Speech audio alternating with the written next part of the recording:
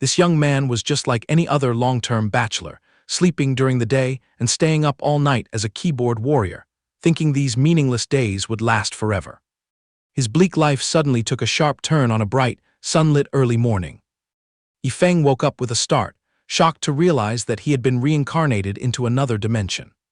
The land he had just set foot on was known as the Xianxia continent. This place revered martial strength as the measure of value. Every household yearned to achieve the Tao and become immortals, and children who had just grown up a bit would fight tooth and nail just to secure a spot in a sect. The moment Yifeng possessed this body coincided perfectly with a disciple recruitment ceremony. The destination right before his eyes was the Xinghun sect, a fledgling faction that had just hung up its signboard about 15 days ago.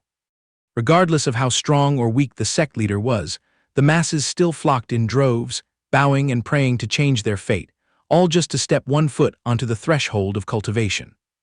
Yifeng was completely clueless about the original owner's abilities, but having kicked the other soul out, his only luggage now was a torn loincloth and an empty brain. Taking this level of skill to a competition was no different from a comedy show, so Yifeng decisively turned around, squeezing against the crowd with the intention of slipping away quietly. He muttered to himself, calculating that he should wander for a few years to adapt to the environment, and then see if his destiny was suited for immortal cultivation. Before he could even take a few strides, the surging sea of people forced Yifeng back to where he started. The cause stemmed from the appearance of the Xinghun sect leader, a person named Luo Tiangsu, whose appearance was surprisingly breathtakingly beautiful enough to topple cities and ruin states. The horde of men below immediately lost their dignity upon witnessing that beauty, wishing they could kneel and beg to join the sect on the spot just to breathe the same air as sect leader Luo. Amidst that chaotic scene, only Yifeng remained completely indifferent, secretly mocking that the ancient's taste in beauty was far inferior to his own. Yifeng inwardly evaluated that if this face were to be compared to the actresses on television, it would be a close match, though her figure was significantly more voluptuous. Thus, the young man smacked his lips and lingered to see what the beauty was going to say. Luo Tiangsu spoke up, declaring that the Xinghun sect was opening its doors to talent today, regardless of age, ability, or innate talent. The crowd below the stage hadn't even had time to cheer and celebrate when she poured a bucket of freezing water over them. There was only one core condition for registration. Within 2 hours, whoever handed over exactly 10,000 low-grade spirit stones would be accepted. This single final statement shattered the life-changing dreams of all the commoners tailing along below. The crowd murmured in dissatisfaction, which quickly exploded into a deafeningly noisy, chaotic marketplace. Is my hearing going bad? Demanding a whole 10,000 low-grade spirit stones? Are you kidding me? Just a single piece is more than enough to feed my entire family for 30 days straight. Good heavens, if I had that kind of wealth in my hands, why the hell would I drag myself here to beg? Your Xinghun sect is clearly a bunch of swindlers. No matter how beautiful the sect leader is, she belongs in the trash. The masses below spat their fill and then resentfully dispersed. The scene shifted so dizzyingly fast that Yifeng stood there dumbfounded, not yet understanding what was going on. He had originally intended to pack up and slip away quietly himself, but at that very moment, the compass of destiny suddenly clicked. The powers that be bestowed upon Yifeng a super cheat software, bearing the title of the Invincible bankruptcy system. The young man was so overjoyed that he almost blurted out a loud shout. Sure enough, the heavens had mistakenly handed the protagonist's halo to him. The plan to wander the streets he had just mapped out was tossed into the trash bin. Who would have thought that the moment he blinked into a new world, he would hit the jackpot with such state-of-the-art equipment? However, the name of this software reeked of risk. Yifeng scratched his head, unable to guess what kind of blessing it brought. As if seeing right through its master's thoughts, an information panel immediately popped up right before his eyes. Dear host, the Invincible bankruptcy system operates exactly as its name suggests. You just need to continuously throw money out the window, and your strength will automatically upgrade. You only need to focus on being a prodigal son. Leave all the remaining trivial difficulties to me. Right after, a beginner character status panel clearly displayed. All of Yifeng's stats at this moment were a big fat 0. He skimmed through quickly and locked his gaze on the bottom 2 lines, which were bankruptcy points and today's wealth-squandering gift, consisting of 10,000 Tier 9 first-grade Heavenly Thunder talismans. This software also boldly declared that it would provide an unlimited supply of funds, ranging from all grades of spirit stones to every current currency in the different world. Yifeng's sole responsibility was to spend it in a reasonable and logical manner. For instance, if he threw money out the window but ended up getting involved in nonsensical, useless matters, not only would he gain 0 bankruptcy points, but he would also be mercilessly deducted. Parallel to the leveling path, every time he cleared sudden requests from the system, he would pocket a fair amount of wealth-squandering bonus points.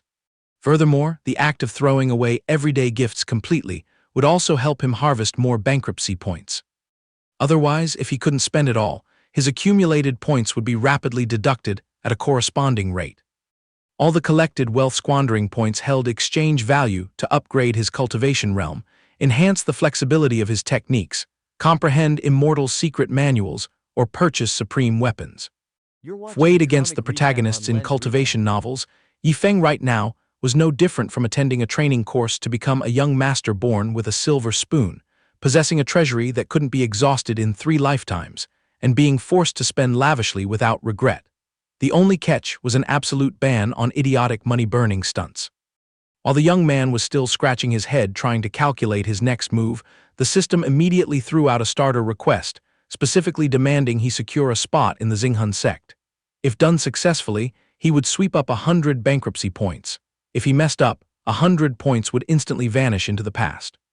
Speaking of Luo Tiangsu, the fact that she threw out that absurd rule actually had deep-rooted origins. Sect leader Luo's foundation originally belonged to the highest nobility. Her father was Luo Wuming, the leader of the Xingji sect, renowned throughout the continent. From the moment she was born, Luo Tiangsu had shouldered the supremely noble title of Holy Maiden, bearing the mission of confronting the reincarnating demonic tribulation. Therefore, achieving the Tao and becoming an immortal was a matter of life and death for this beauty, forcing her into secluded meditation without resting for a single second. The only issue was that Luo Wuming was completely clueless about the grand origins and the mountainous burden of his precious daughter. So, on a fine day, the old man whimsically forced Luo Tiangsu to be self-reliant and establish a sect to temper her spirit. To her, these trivial games were truly a useless waste of time, obstructing her grand endeavor of ascension. For that reason, Luo Tiangsu plotted to throw out an exorbitant entry condition so that the signboard she had just put up would drive away all the guests. Luo Tiangsu's script should have logically gone smoothly. Unfortunately, halfway through, a burden dropping from the clouds named Yifeng jumped out. Just as the beauty was about to pick up her dress and turn her back, Yifeng shouted loudly, "Sect leader, the sect has just opened and must be thirsting for capital to operate. This disciple wholeheartedly offers a tribute of 100,000 low-grade spirit stones." Luo Tiangsu felt as if she had just taken a thunderous slap, absolutely unable to believe that there was still a short-circuited fool left in this world who would accept such an absurd demand. The fortune of 100,000 low-grade spirit stones was neatly packed into a spatial ring. Yifeng obediently offered it up to Luo Tiangsu's face with both hands. The beauty grabbed the item with beads of sweat pouring down, feeling as if the entirety of Mount Tai was pressing down on her shoulders. Her inner self roared crazily, "O Jade Emperor, why on earth did the world produce such an eccentric creature?" On the outside, Luo Tiangsu still maintained a tranquil appearance like an autumn lake, but her insides were in turmoil as she racked her brains for a plan to kick Yifeng out. "Are you truly determined to enlist? In our place right now, we can't even dig up a nest to lie down in. You'd lose your money for nothing and wouldn't even have a spot to practice cultivation." Luo Tiangsu secretly felt smug, thinking this strike was enough to sever that fool's determination.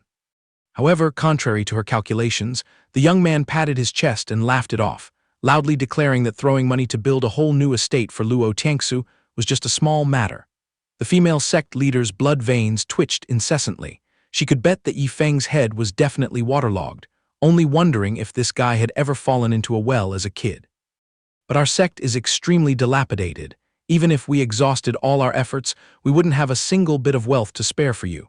I honestly cannot bear to ruin your future of achieving the Tao. What could a proper sect leader like you possibly lack? Anything that can be bought with money, this disciple is willing to gather it all and offer it to you." Yifeng replied with blazing enthusiasm. Luo Tiangsu's drop in blood pressure found another chance to violently flare up. Only at this moment did Yifeng vaguely catch a strange scent, as if the fairy beauty in front of him wasn't the least bit interested in taking him in. Luo Tiangsu gritted her teeth to maintain her transcendent, immortal demeanor, though in reality, her heart was burning like fire. If she weren't tied down by her image, she swore she would grab a stick and beat this nominal disciple to a pulp.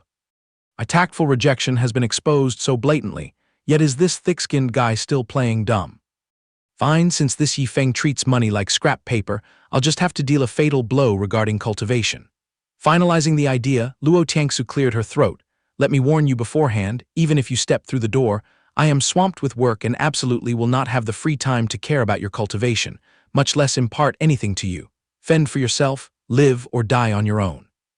What? Yifeng put on an act, his eyes widening and mouth gaping as if terrible news had just crashed down on his head, and then stroked his chin, pretending to be deep in thought.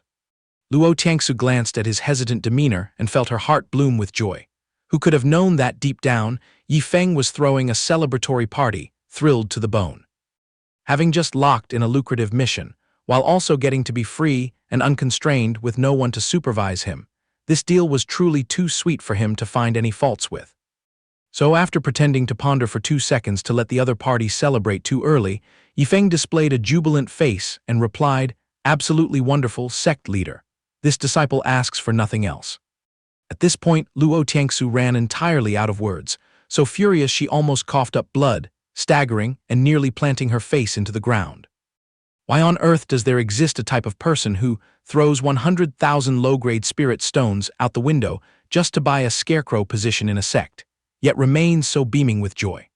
She was utterly bewildered, starting to suspect that Yifeng was a heavenly tribulation descended to torment her old life. Luo Tiangsu came this close to putting a sword to Yifeng's neck and sacrificing him alive just to cool her anger. It was a blessing from 70 generations of ancestors that Elder Bai standing nearby was quick to intervene. Thanks to that, the young man surnamed Yi managed to preserve his little life. The rice had been cooked into a meal. Luo Tiangsu had no way to back out, and despite finding him an eyesore 10,000 times over, she ultimately had to grit her teeth and register Yifeng into the Xinghun sect. The mission completion notification rang out, and he immediately pocketed 100 wealth-squandering points. Not to mention that cheat software also verified that the recent 100,000 spirit stone spending spree was valid and generously tipped an extra 100 bankruptcy bonus points. Although Yifeng was still hazy about the exact use of these bare points, he could faintly feel a path paved with roses beckoning him. For the time being, the invincible bankruptcy system vanished without a trace, issuing no further challenges. It forced Yifeng to take the initiative himself to hunt for places to throw money, and naturally, he had to burn wealth smoothly to pick up points. The young man scratched his head, not knowing what trick to pull next, so he trotted along, tailing Luo Tiangsu, whose face was currently as black as the bottom of a pot. Sect leader, considering the current situation, I am the sole heir of our sect. Then, can I be granted the title of your personal disciple? No, the beauty lifted her chin and flatly refused, don't even dream about it. This sect leader has no concept of taking in a personal disciple. Luo Tiangsu was so melancholic she felt like she would go bald. Despite her nature being aloof from the world and lazy to meddle in affairs, she had still brought this boogeyman Yifeng home. In the future, she would surely have to step in and clean up the messes on his cultivation path. That alone was enough to drain her energy, yet now this brat dared to daydream about the position of a core disciple. In Luo Tiangsu's brain at that moment, only 3 words played on loop, not a chance. Sect leader, but I earnestly wish to be your personal disciple. Just name a price. This disciple's pockets are bulging, and I guarantee I won't negotiate a single cent. Both Luo Tiangsu and the old servant beside her let out a gasp of astonishment in unison. Having rolled around in the mortal world for so many years, this was the first time she had witnessed someone demanding to use money to buy out an elite disciple position. Suddenly, Luo Tiangsu had a flash of thought that this kid was quite comical, so a malicious intent to poke fun at him brewed in her stomach. Despite Yifeng talking big, Luo Tiangsu calculated that, after throwing 100,000 spirit stones out the door, his purse was surely completely empty. It was exactly because of that deduction that she blurted out a sentence digging her own grave. Very well, 100,000 top-grade spirit stones. As long as you toss out enough, this sect leader will close her eyes, break the rules, and take you in as a personal disciple. What? Yifeng's dumbfounded expression made Luo Tiangsu burst with inner joy. She eagerly believed for sure that the colossal number had scared the brat out of his wits. Glancing at Yi Feng's stunned look, Luo Tiangsu smirked, certain that she had just pulled off a spectacular turnaround. 100,000 top-grade spirit stones were more than enough to buy out the entire estate of a mid-tier sect. How on earth could a small fry like him dig up that much wealth? But her clever calculations fell short. She had no idea that Yi Feng's blank face was actually due to being overwhelmingly ecstatic at finding a perfect excuse to burn money. Top-grade goods would undoubtedly convert into significantly more wealth-squandering points than the low-grade ones. The only catch was that the 100,000 mark she proposed sounded a bit too cheap. Yi Feng immediately dug out another spatial ring, stuffed to the brim with 500,000 top-grade spirit stones, and shoved it right into Luo Tiangsu's hand, his mouth running non-stop, adding that 100,000 was the final price, and the remaining 400,000 could be considered a token of sincere respect for his benevolent master. The young man chattered while proudly patting his chest, secretly praising himself for being a natural-born prodigy at squandering wealth. On the opposite extreme, the two words "honored master," as light as a feather, slammed into Luo Tiangsu's back like a sledgehammer. She was disgusted by the ring as if she had grabbed a red-hot coal, and was even more repulsed by the idea of a court disciple. The problem was that a gentleman's word is a bond, not to mention this thick-skinned Yi Feng had thrown a tantrum and resolutely clung to the label of a personal disciple, impossible to pry off. The system immediately jumped its numbers, recording Yi Feng's domineering money-throwing move, and generously chimed in with an extra 200 bankruptcy points. In stark contrast to the disciple's gleeful demeanor, Luo Tiangsu's limbs were weak at this moment, standing rooted to the spot. Mother of God, this is 500,000 genuine top-grade spirit stones. Hauling this mountain of money and throwing it into any bottom-tier sect would make the sect master there willingly kneel down and call him ancestor, no joke. The misery was, embracing this whole fortune meant dropping a rock on her own foot, inviting billions of troubles upon herself, and she hated to the bone the fact of being forced to be the master of this madman. Even so, Luo Tiangsu had to grit her teeth, swallow her pride, and execute the bet. She awkwardly decreed, "From this moment on, Yi Feng rightly sits in the seat of my personal disciple," accompanied by the handing over of the Xianxia sword as a small introductory gift. Even in her dreams, Luo Tiangsu could never have sketched out this ironic scenario. If the martial world were to spread rumors about a mortal brat hauling 500,000 spirit stones to exchange for her personal disciple position, her holy maiden prestige would definitely be flushed down the drain. In another development, Yi Feng was also sweating profusely, encountering a major crisis. He hadn't even warmed up to holding the Xianxia sword when the system snatched away 20 wealth-squandering points. The reason given was that a prodigal child prodigy like him was strictly forbidden from accepting charity from anyone else. Yi Feng told himself he couldn't bear to disrespect Luo Tiangsu, but he felt even more heartbroken over unjustly losing those 20 precious points. After a few seconds of internal struggle, Yi Feng fell to his knees with a thud, offering the Xianxia sword back to its original owner. Honored master, one should not accept a reward without merit. This disciple takes the liberty to not dare accept this divine weapon. In the event that you still insist on forcing this disciple to accept it, then please just call out a price. This sudden swerve truly made Luo Tiangsu catch fire. Do you think everything in this world can be weighed and measured with money? Since you fail to comprehend your master's goodwill, return it here immediately. Saying that, she aggressively snatched the divine weapon back, inwardly cursing Yi Feng for being as blind as a bat. The Xianxia sword was originally a Tier 7 7th-grade spirit treasure, more than capable of suppressing an entire sect. She lowered herself to bestow it, yet this little brat dared to reject it. Choking on her anger, Luo Tiangsu furiously stepped on a cloud and soared away, leaving Yi Feng standing there bewildered, with his mouth shaped like an O and eyes like an A, alongside the old servant. "Elder Bai, it seems our master's brain has a slight problem, right? The estate just opened, why the hell would she look down on money? Keep your mouth shut for me, will you? Maybe if you spout less nonsense, the sect leader might actually feel a bit happier." The old man named Elder Bai stroked his beard and chin, laughing heartily, though deep inside he raised high vigilance against the young man surnamed Yi. Being guarded was only common sense, because a flesh-and-blood mortal possessing such a massive fortune was truly a once-in-a-millennium occurrence. Thinking it over and over, the old man nodded, considering that the appearance of this freak Yi Feng beside Luo Tiangsu might just be serendipity. For so many years, her spirit had been as stagnant as a dead pond without a single ripple. This very thing had tied Luo Tiangsu's path to the Tao into an untamable knot. Now that a fast-talking, eccentrically behaving guy like Yi Feng appeared to make a mess, he might just happen to pierce through that damned barrier. "All right, pack it up, this old man will haul you back to the headquarters," Elder Bai spoke up. Yi Feng scratched his head, mumbled a few words, and then hopped onto the old man's flying sword, tailing closely behind. Even though he was riding the wind and treading the clouds on a divine weapon, throughout the journey, Yi Feng kept yawning constantly because he felt the time was dragging by at a snail's pace.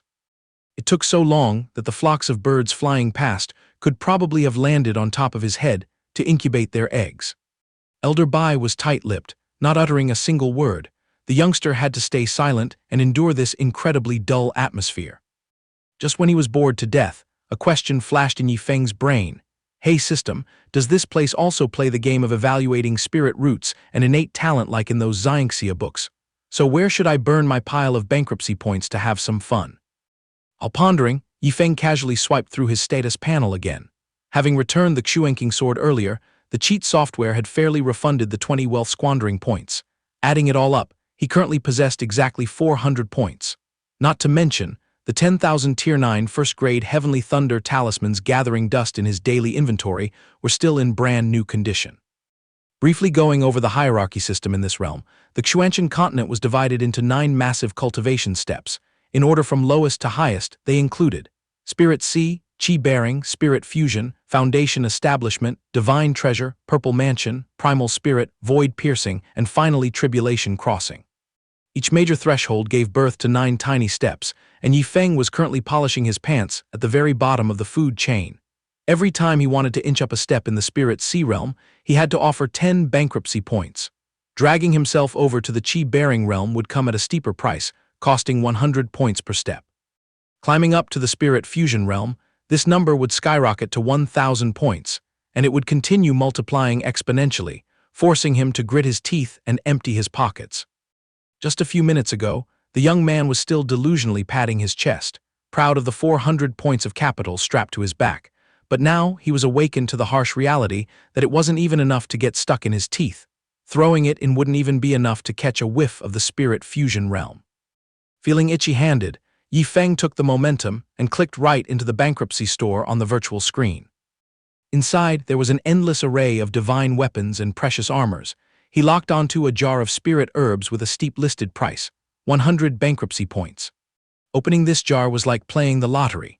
Depending on luck, immortal grass would drop out with grades ranging from the lowest first grade to the supreme 9th grade. Even knowing the exorbitant price, with his gambling blood boiling, Yi Feng held onto the dream of an explosive stroke of luck to grab a 9th grade spirit herb, so he gritted his teeth and prepared to hit the checkout button. But suddenly, a dinging warning sound popped up in his brain. Slam the brakes. Who is a wet behind-the-ears newbie like me trying to flex and scare off by consuming these immortal medicinal herbs?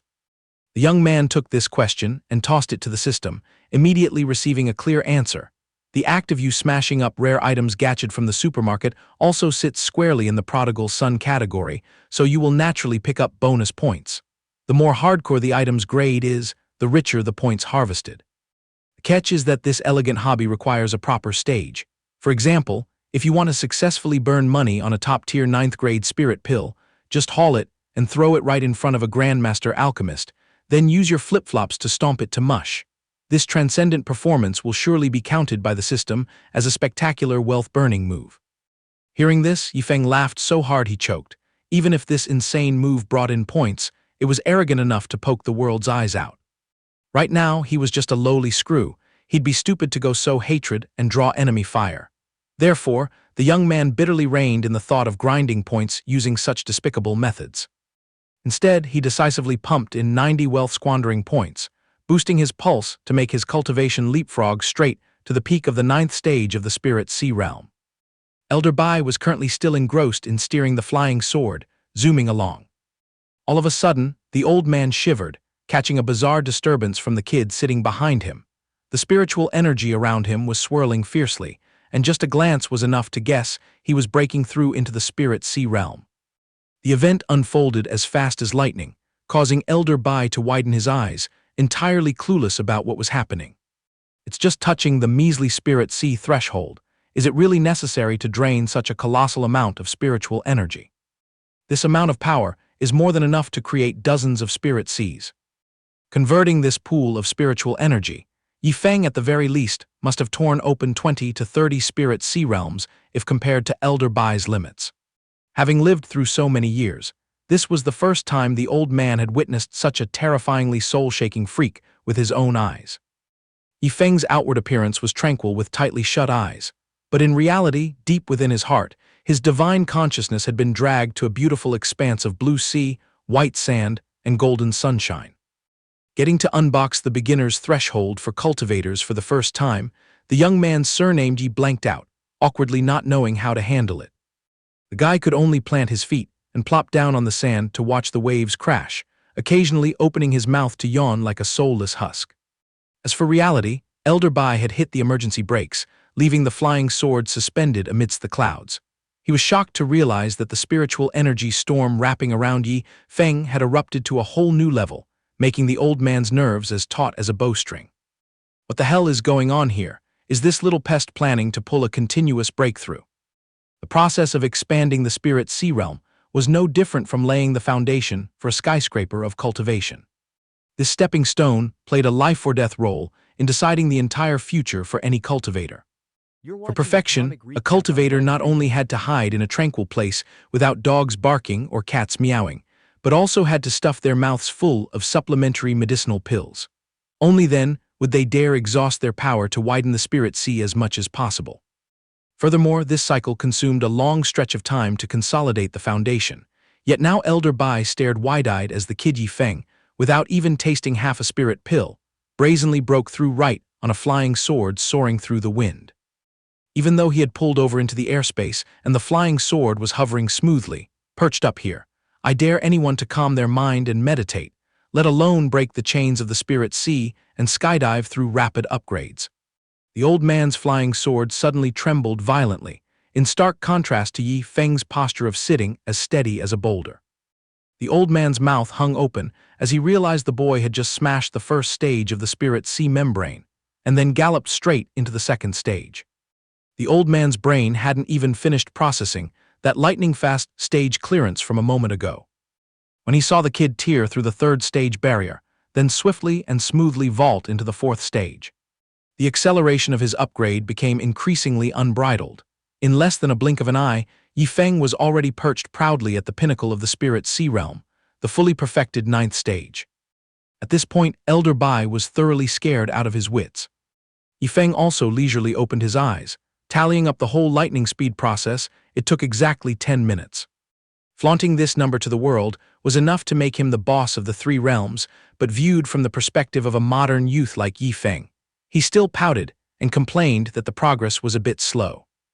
Elder Bai, I just opened my spirit sea and conveniently kicked my way straight to the peak of the ninth stage. It ate up a whole 10 minutes. If Master knew about this, would she scold me for being useless trash? Elder Bai felt as if someone had just smashed a wooden mallet into his face. Dear ancestors, you cleared 9 spirit stages before an incense stick could finish burning. If you call yourself trash, this old body might as well be chopped up for livestock feed. Recalling his glorious youth, Elder Bai once beat his chest claiming to be someone with sky-high talent, stuffed full of nourishing pills, spoon-fed heavyweight secret manuals, and even had a senior expert guiding him hand in hand. Yet he still had to painstakingly grind through 8 whole months just to drag himself to the peak of the 9th stage of the spirit sea realm. Now looking at Yifeng, taking no pills, having 0 manuals, and doing it in a bumpy, turbulent environment, yet he tore through the clouds and broke through at the speed of light. Elder Bai stroked his beard and chin, his eyes interweaving between admiration and extreme wary suspicion towards this monster. No wonder you were so loud-mouthed, rejecting the young Mrs. Guidance earlier. It turns out you had an earth-shattering cultivation manual tucked behind your back all along. Catching the old man's full gaze of admiration, Yifeng went blank like a buffalo seeing a tractor. What cultivation method? Where would I dig up those toys? I don't even have a basic spirit root. Bullshit, Elder Bai shouted loudly, then immediately reached out to grab the top of Yifeng's head to probe the truth. The results returned nearly made the old man tumble off the flying sword. This kid was indeed completely empty. Not even a trace of a spirit root existed. No spirit root, yet easily wielding spiritual energy with such a boom, stretching out the spirit sea realm into a vast, boundless ocean like this. Elder Bai clutched his head in a dead end. Having roamed far and wide his entire life, he had never encountered a brain-cracking case like this. He then tossed his worries to the back of his head, revved the engine, and carried Yi Feng straight back to the headquarters to throw him to Luo Tiangsu for her own evaluation. The moment this duo landed, Luo Tiangsu was already sitting with her legs crossed on a high platform, looking sulky and impatient, her mouth still rambling and mocking Elder Bai for riding a flying sword slower than walking. The old man, bearing a look of extreme excitement, hurriedly recounted the details of the kid sitting precariously on the clouds, successfully breaking through the spirit sea, and taking the momentum to gulp down all 9 stages. The most fatal key point was that, inside his body, one couldn't find a single strand of spirit root to save their life. Hearing this, Luo Tiangsu could not sit still. She hurriedly rushed over to personally uncover the truth. Her reaction was exactly the same as the old man's. The beauty panickingly displayed sheer astonishment on her face. Yi Feng, even your spirit root is withered away, so how the hell did you tear open the spirit sea and sprint all the way to the 9th stage? Yi Feng stood blankly, feeling awkward under the intense interrogation of his master. Was he supposed to blabber and confess that he was a time-traveling tourist and that his upgrades didn't come from blood, sweat, and tears, but from placing orders on the Invincible bankruptcy system? Luckily, right at the moment of desperation, an outside force poked its head in to save the day. The gatekeeper shouted that it was an envoy from the Yuanyu sect. The figure was still out of sight, yet a sharp, sarcastic voice echoed straight from the courtyard into the grand hall. Well, is your Xinghun sect as empty as a haunted temple? You can't even recruit a single disciple for show. You're beyond useless. Luo Tiangsu was fuming with smoke coming out of her head. Taking on the burden of a random disciple out of nowhere was unlucky enough, and now this old geezer from the Yuanyu sect had crawled in to harass her. If this kind of noise kept up, how the hell was she supposed to meditate in seclusion? Irritated as she was, the dignity of the sect leader title still had to be upheld. Luo Tiangsu took a deep breath, reeling in her wrath, and majestically dragged Yi Feng and Elder Bai out to meet them head-on. What business brings dragons to a shrimp's house like ours? The old man from the Yuanyu sect let out a string of gasps the moment he laid eyes on the beauty, his vulgar appearance making one want to punch him. You must be Luo Tiangsu, the figurehead of the Xinghun sect, right? The martial world rumors about the exorbitant price of 10,000 low-grade spirit stones just to buy a consolation ticket into your sect have truly broadened this old man's horizons.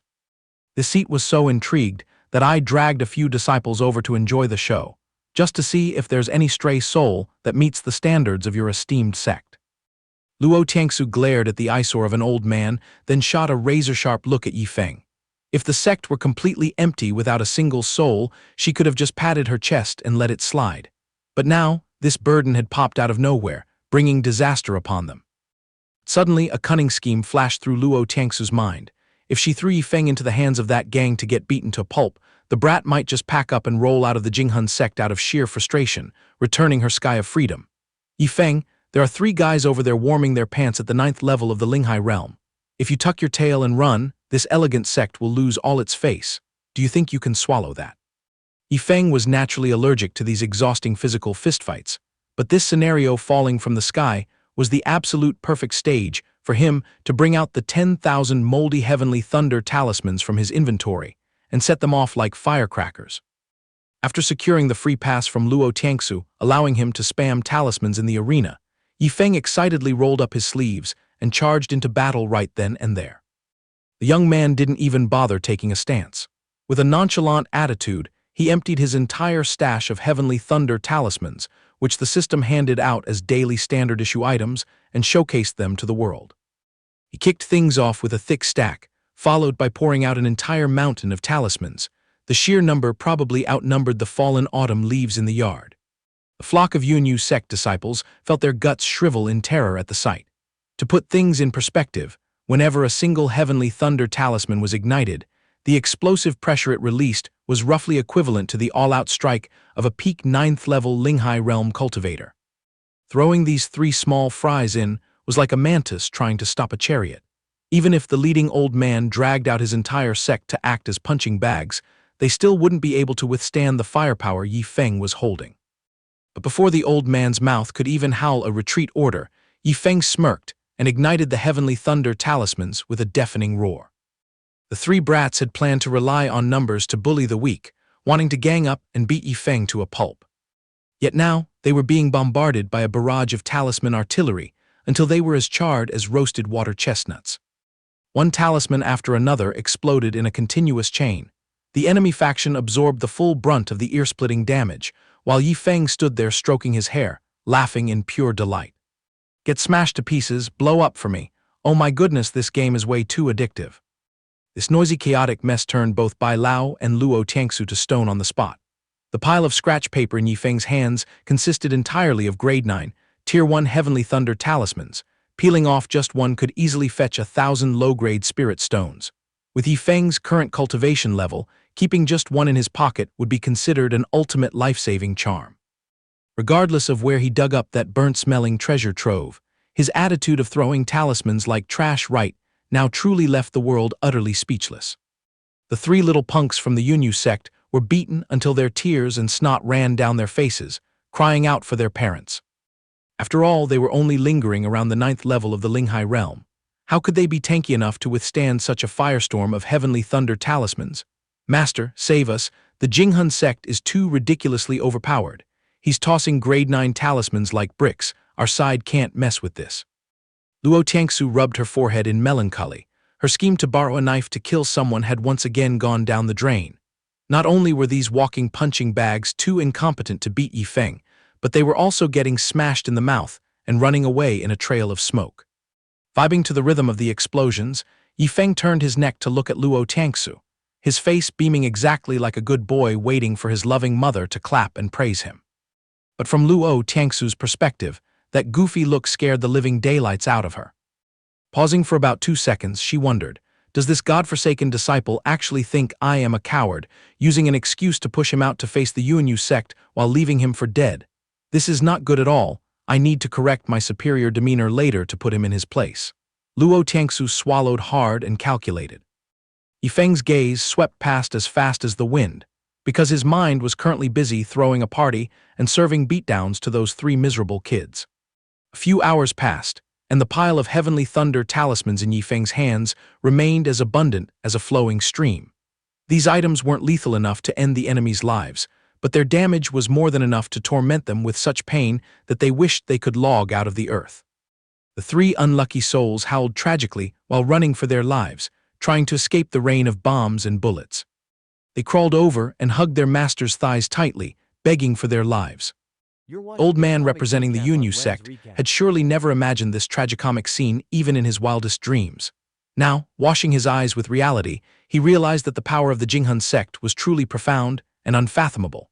No wonder they demanded a whopping 10,000 low-grade spirit stones right at their recruitment opening. He broke into a cold sweat, cursing his own big mouth for foolishly poking into a premium fire ant nest. What's done is done. If he didn't slip away quickly, his three little saplings would surely perish in a foreign land. So he frantically cupped his hands to bid farewell to Luo Tiangsu, then grabbed his three disciples by the scruffs of their necks and leaped into the clouds to escape. Sect Master Luo, my people from the Yunyu sect overstepped and disturbed you today. We will prepare proper gifts and return another day. The martial world is perilous until we meet again. He ran like hell, but unfortunately, Luo Tiangsu had no interest in waving a peaceful goodbye, especially at this exact moment when she was desperate to show off her badass master persona in front of Yifeng. In just the blink of an eye, the pink silhouette had completely blocked the enemy's escape route. HMPH, do you bunch of mice think our Jinghun sect is some sort of chaotic market? You drag yourselves in when you feel like it and run away when your luck runs out. A sharp, cold aura swirled around Luo Tiangsu's body, creating an astonishingly breathtaking scene.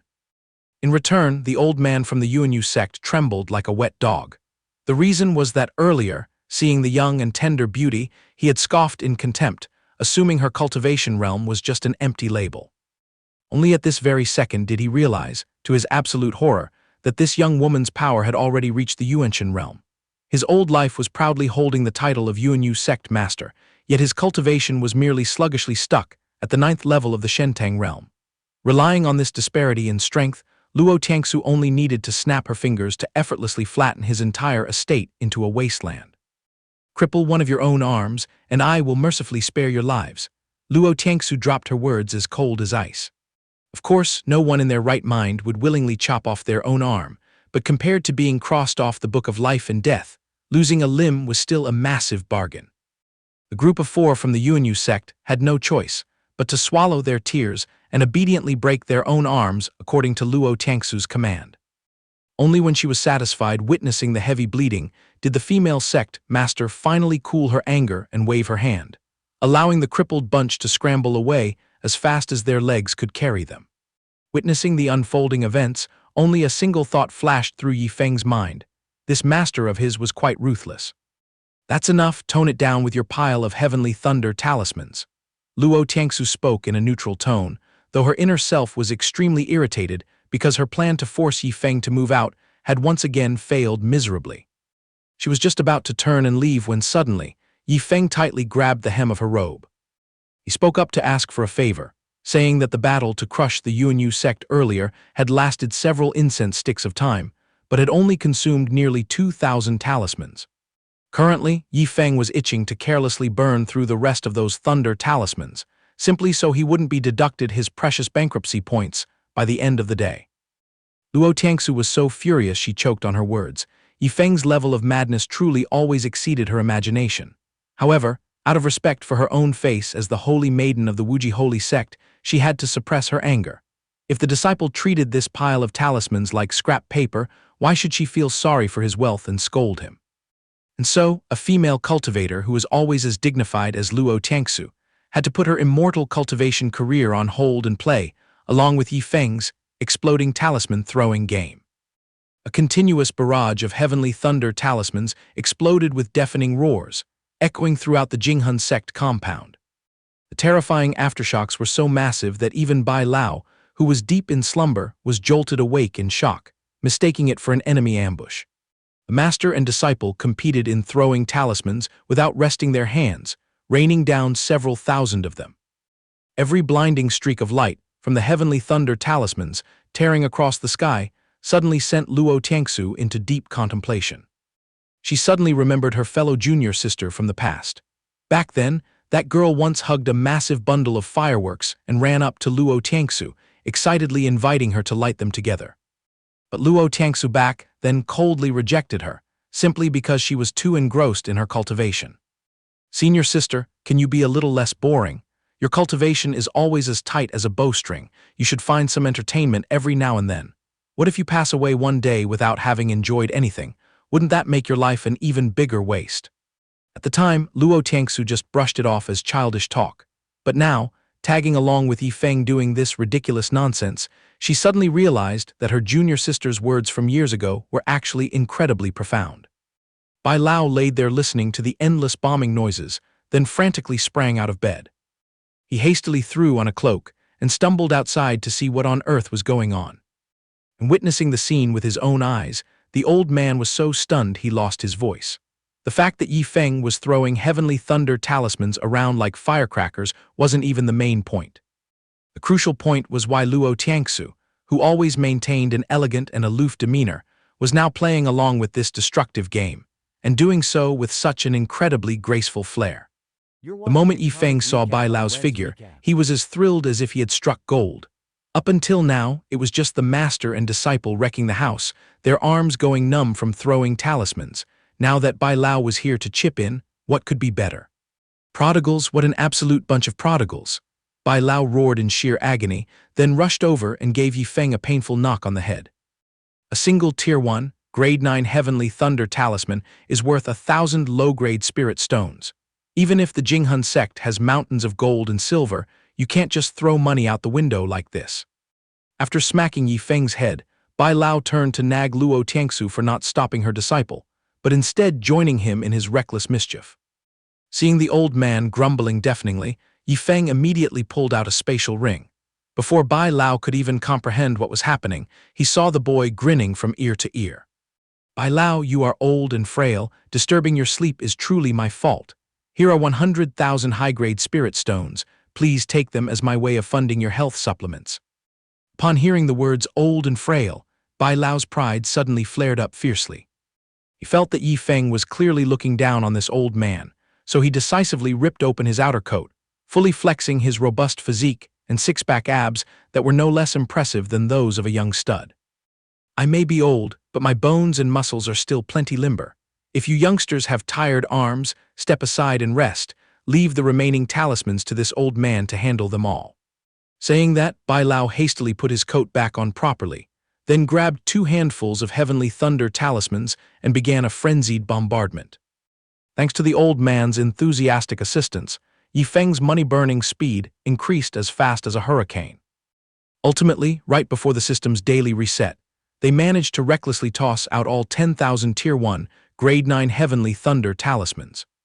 The front courtyard of the Jinghun sect was plowed into total ruin. The power of 10,000 talismans had gouged out a giant, gaping crater. As for Bai Lao, the hero who was boasting about his unparalleled strength just a minute ago, he had now collapsed on the ground, completely drained of energy from throwing talismans. Despite being battered, to save face in front of Yi Feng, he still tried to act like he was perfectly fine, even promising that if any physical labor was needed in the future, just call him. The Jinghun sect obviously only had 3 measly people, yet Luo Tiangsu began to feel that this place was becoming so noisy that chickens were flying and dogs were jumping. The peak was Bai Lao, dignified as one of the 8 majestic grand elders of the Wuji holy sect, yet he willingly sold himself out just for Yi Feng's 100,000 high-grade spirit stones. This is absolutely not about spirit stones, this is about an old man's dignity. Bai Lao even put on a stern face to clarify. In short, Yi Feng had successfully thrown away all 10,000 talismans, reaping 1,000 bankruptcy points from the system in the process.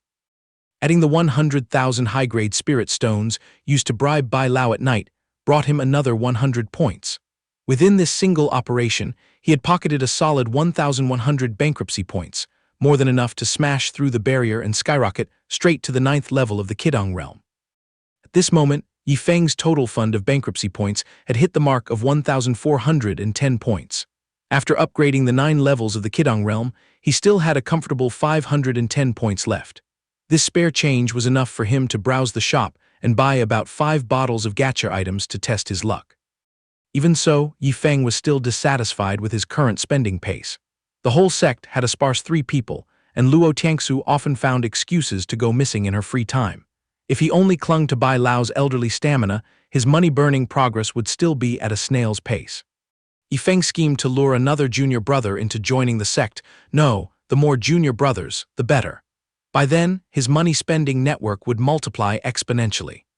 Bankruptcy points would pour down like rain, and in no time, he would zoom his way up to even more formidable realms. Just picturing that, Yi Feng already saw a bright, dazzling horizon waving at him. The heavens seemed to have heard his inner thoughts, for right away, rhythmic knocking echoed outside the Jinghun sect's gate. A young man with a refined, gentle appearance poked his head inside and stammered, "Excuse me, is your noble sect still accepting disciples today?" Oh, look at that! Before he could even put on his sandals to hunt for a junior brother, the junior brother had delivered himself to their doorstep. The junior brother that Yi Feng had been yearning for walked into the Jinghun sect with an incredibly timid expression, because the first thing that struck his eyes was a massive, gaping bomb crater in the middle of the yard. Next was the sight of Bai Lao panting heavily, looking as if he was about to meet his maker. Following that was Luo Tiangsu's face, cold as an iceberg, which at a glance proved she was of the fierce and unapproachable type. And to top it all off was Yi Feng, a guy with an appearance that looked severely lacking in intelligence. The junior brother swallowed hard from the immense pressure. He felt that something was just inherently wrong with this sect. He was debating whether to pull a U-turn and run for his life when he saw Yi Feng swaggering over. Spot on, spot on. Our Jinghun sect is still keeping its doors wide open for disciples. Now, all you need to do is offer my master 10,000 low-grade spirit stones, and you will officially step into the sect with a proper title. After that, if you're willing to shell out an extra 100,000 high-grade spirit stones, you will immediately be promoted to a true disciple of the sect master, just like me. Earlier, he only vaguely felt that Yi Feng was a bit dumb, but after hearing him loudly advertise this sect, he could firmly confirm that the guy standing in front of him had terminal brain damage. Meanwhile, Yi Feng was completely oblivious to the fact that his image in the eyes of his future junior brother was completely shattered. He was just waiting for the guy to complain about being poor. At that point, He could easily splash the cash and fully sponsor the guy's title as a Jinghun sect disciple. The Invincible bankruptcy system instantly read Yifeng's scheme and sounded the alarm. The action he was about to take was classified by the system as unreasonable spending, unless he could come up with a convincing excuse. Otherwise, throwing 100,000 spirit stones at that junior brother would only result in his bankruptcy points being wiped out. Yifeng secretly cursed the system for being so petty and stingy. Honestly, he hadn't thought of a valid reason yet, so he just opened his mouth and spewed some nonsense. The first time we crossed paths, I felt a profound connection with him, just like a long-lost junior brother from a different mother in a past life. I have plenty of money, so what's the crime in shedding a little blood for my junior brother? This lame excuse made even Yifeng's own ears itch, yet that crazy system froze for a moment. And finally, it actually approved that nonsensical justification and unlocked his right to throw money and become the junior brother's sugar daddy. This time, it was Yifeng's turn to be speechless. It seemed this system's intelligence was quite limited. A few slippery words were enough to easily fool it. Catch was that junior brother was already scared shivering by Yifeng's idiotic interface. His original purpose for creeping over here was just to gossip and see if the rumors were true about a newly opened bizarre sect that recruited people regardless of age or cultivation, only looking at their wallets. Who would have thought the rumors were spot on? The Jinghun sect not only measured disciples by money, but even commercialized the true disciple seat. The more he thought about it, the more creeped out he felt, so the junior brother took a step back, plotting a quick escape. But there was no way in hell Yifeng would let a piece of fatty meat served right to his mouth fly away. He used every trick in the book, from hugging his thighs to clingy whining, all to keep him anchored at any cost. Initially, the young man struggled for his life wanting to break free, but suddenly, a voice transmission rang in his ear. Wufeng, listen to Grandpa, just linger at this sect and hand over 10,000 low-grade spirit stones to get a disciple title. That will do. Wait until I have sorted out all matters, then I will come back to pick you up. During this period, just take shelter here to put my mind at ease. Yes, your grandson understands, Grandpa. He respectfully replied to his grandfather via voice transmission. Although the young man named Leng Wufeng was still half skeptical about this weird place, once his elder had spoken, he would absolutely obey. Naturally, Wufeng's grandfather must have known the roots of the Jinghun sect like the back of his hand, to dare and trust his eldest grandson here. Let's not even mention the fact that the sect master was the beloved daughter of Luo Wuming. Just the presence of Bai Lao Bai Tianheng at this sect alone was an ironclad proof of its credibility. Seeing Leng Wufeng change his mind and nod, Yifeng was so overjoyed that he clung to him and refused to let go. In stark contrast to his jubilation, Luo Tiangsu was currently feeling a splitting headache. In her eyes right now, the picture in front of her was a massive burden clinging to a newly arrived burden. She was the genuine sect master and hadn't even uttered a word, yet Yifeng had the audacity to scoop up a disciple on her behalf. The bitter part was, because he was a member of the sect, as the master, she was forced to shoulder the responsibility for all the hot air he blew. However, Luo Tiangsu secretly observed Wufeng for a moment and realized that his demeanor showed no enthusiasm for this place either. Therefore, repeating the old script used to chase Yifeng away, Luo Tiangsu immediately put on a similarly ruthless face. Unfortunately, man proposes, but God disposes. The guy who seemed fed up at first glance actually casually spat out 10,000 low-grade spirit stones without hesitation. Luo Tiangsu's jaw dropped in astonishment. What the hell was going on? Was she really going to have to carry another burden? Why was this guy just as brain-dead as Yifeng? Could it be that, because she had been in secluded cultivation for too long, the outside cultivators had all devolved into a bunch of weirdos?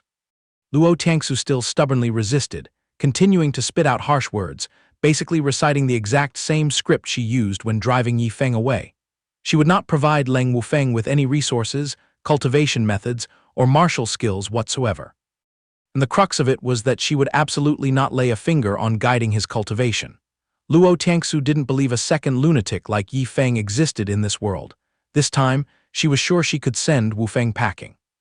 But to her utter surprise, he kept a straight face and replied, "Please rest assured, sect master, this disciple absolutely does not need those trivial things." Good heavens, from his wording to his attitude, he perfectly copy-pasted Yifeng's demeanor from that day. The only difference was that Yifeng was too lazy to cultivate and only favored playing and destroying things, hating being managed, whereas Leng Wufeng was a professional alchemist whose resources and tools had already been spoon-fed to him by his grandfather, so of course, he didn't give a damn about the sect's provisions. Bai Lao, standing there watching his young lady's miserable state, was utterly helpless and could only offer his congratulations that she had just recruited another disciple. At this point, Luo Tiangsu had no choice but to swallow her bitterness and surrender. "I am tired, go rest for today. Tomorrow, I will officially supervise your cultivation." Tossing out that sentence, the Luo beauty staggered as she turned her back and slipped away. Yifeng secretly thought this master must have gone mad from anger. Just a moment ago, she loudly threatened that she wouldn't bother guiding their cultivation, and in the blink of an eye, she finalized a schedule to hold a class tomorrow. Back to Leng Wufeng, Yifeng initially intended to salvage the chance to be his sugar daddy and earn some bankruptcy points, but who knew this junior brother also belonged to the filthy rich category. In that case, he was too lazy to buy that true disciple title for him anyway.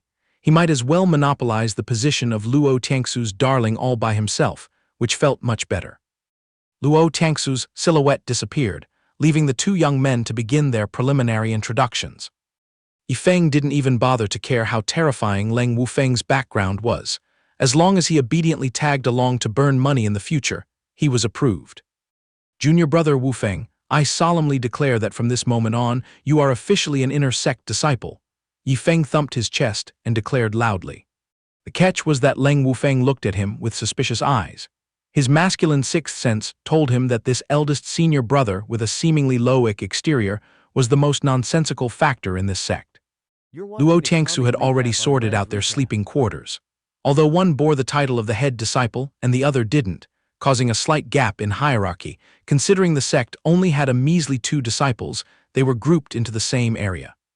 As soon as Leng Wufeng finished unpacking his luggage in his room, he called out and invited Yifeng over to hang out. Without a shred of shame, he brazenly barged right in to snoop around the junior brother's private quarters. The whole room exuded a fragrant scent of medicinal herbs. Right in the center sat a high-end alchemy furnace, which, at a glance, reeked of wealth. Yifeng gasped in awe endlessly, never expecting this baby-faced junior brother to be an alchemist. Leng Wufeng also tossed away his modesty, boasting and showing off his status as a grade 3 alchemist. One must know, labels like alchemist, artifact forger, talisman master, or array master were all highly lucrative professions. Just flashing that title would guarantee at least 3 parts of respect from people wherever one went. The reason was extremely simple. A pill the size of a fingertip, a divine artifact, or a thin talisman was more than enough to determine the advancement path and life of any cultivator. Yifeng was too busy drowning in the word alchemist, so his face went blank. However, Leng Wufeng directed his own narrative, assuming that he had been frightened by his prestigious grade 3 alchemist title. Thus, taking advantage of the momentum, he threw in another strike. "I am also a cultivator currently touching the peak of the 9th level of the Rongling realm." He was absolutely certain that from this second onward, even if Yifeng wore the tag of eldest senior brother, he would still have to act somewhat submissively in front of him. Who would have thought, after his sky-high bragging about his background as a grade 3 alchemist, Yifeng only casually let out a bland "oh," delivering a critical blow to his pride. What the hell, under these circumstances, shouldn't senior brother be hailing him as a peerless prodigy? Why was his face as stiff as a block of wood? "Oh right, junior brother Wufeng, quickly educate me on which among the grade 3 spirit herbs are ranked as the most expensive." Yifeng's sudden question dragged Leng Wufeng right back to reality. Hitting right on his core expertise, he immediately switched to a serious tone and answered, "Let me recall. Demon bamboo grass, purple thunder fruit, phantom lingjai. Even peak grade 9 alchemists rarely get to touch this bunch." Yifeng nodded, then secretly initiated a series of operations on the system's simulated interface. "System, lock in demon bamboo grass, white soul flower, and purple thunder fruit for me. Export 4 bottles of each item right away." He issued clear commands using his consciousness. This batch of spirit herbs drained him of about 1,200 bankruptcy points, but looking at the results, it was truly worth every penny. Seeing Yifeng freeze for a few seconds, Leng Wufeng mistakenly thought this guy had his ego hurt because he couldn't understand the jargon. Yet Yifeng recovered extremely fast, his face even more radiant than before. "Junior brother Wufeng, you've been busy cleaning up all this time, your throat must be parched, right? Let your senior brother go brew a pot of tea to nourish you." Dropping that sentence, Yi Feng ran as fast as his legs could carry him and darted outside. Leng Wufeng nodded slightly, suddenly feeling that this slightly retarded-looking senior brother was actually quite thoughtful and cared for others. He then made up his mind that, for this foolish senior brother, he would refine a few top-tier batches of pills as gifts to assist his cultivation. In a flash, Yi Feng dashed back in. In his hands, he carried a steaming cup of herbal tea. Leng Wufeng leaned in closer, his eyes widening to their limits when he discovered that the core ingredients of the teacup were none other than the 3 extreme-grade spirit herbs he had just been rambling on about. Ignoring the boiling water, he used his bare hands to fish the branches out of the cup immediately. In Leng Wufeng's mind right now, only one word was screaming: prodigal. Good heavens, premium spirit herbs like these, where on earth did Yi Feng manage to snatch them from? In his entire life, he rarely even got to lay eyes on this contraband, yet Yi Feng brought them out to steep tea. What an absolute waste of heaven's gifts. Senior brother Yi Feng, these branches. Leng Wufeng choked as he turned around, about to interrogate him on where he found such treasures. However, the 3 branches of spirit herbs that were just fished out were snatched back by Yi Feng in a flash.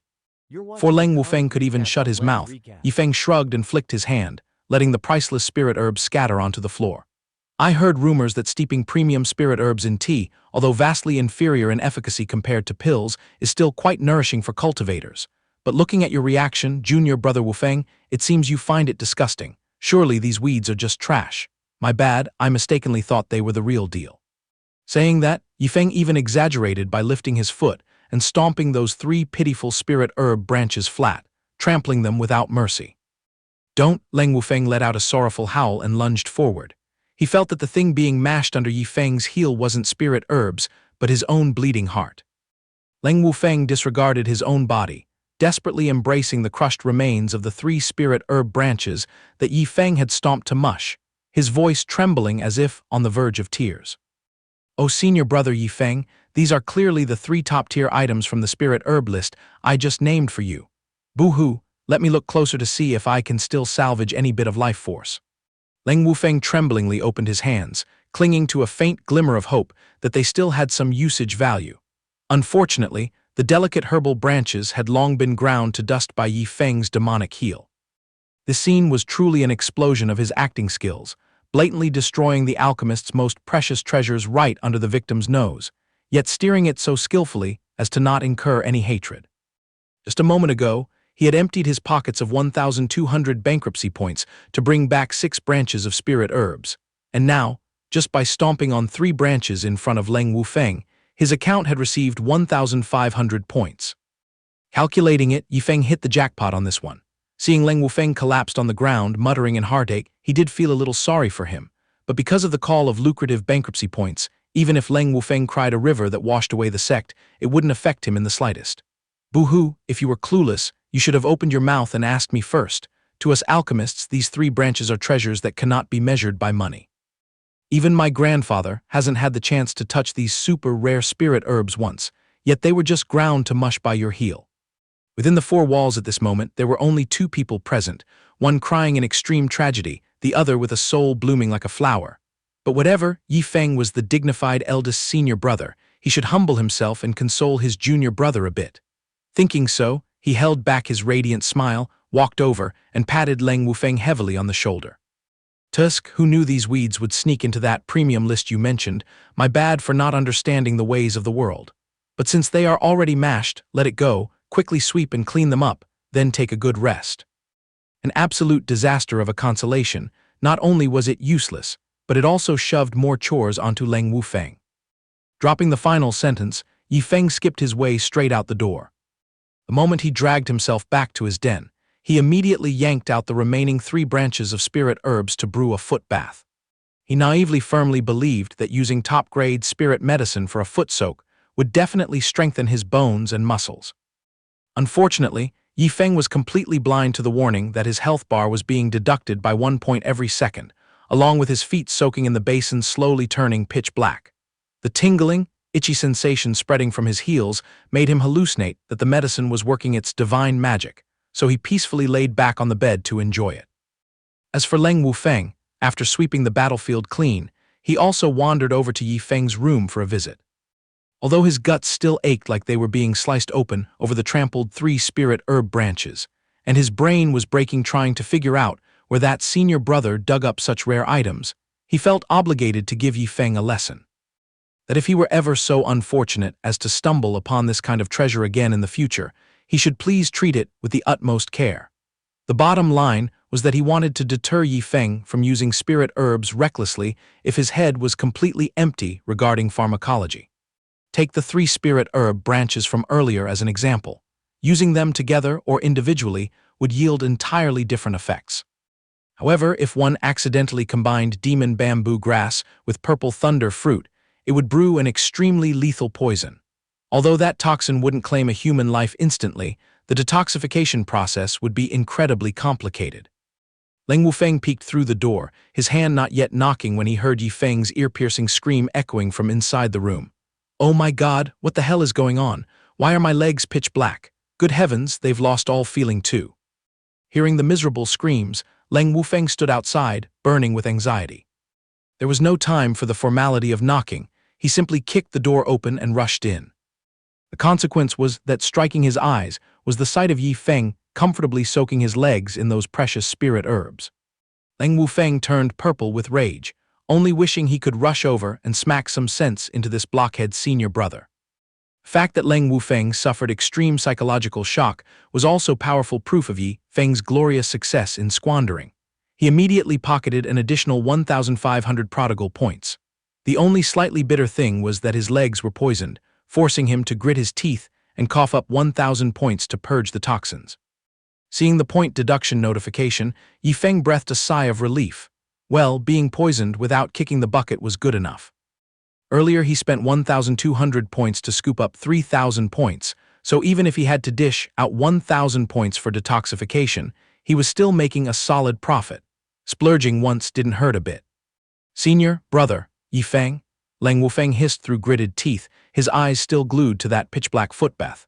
"I came here specifically to warn you that putting Zhuyao grass and Zai Lei fruit together brews a lethal poison, and the purification process is incredibly troublesome."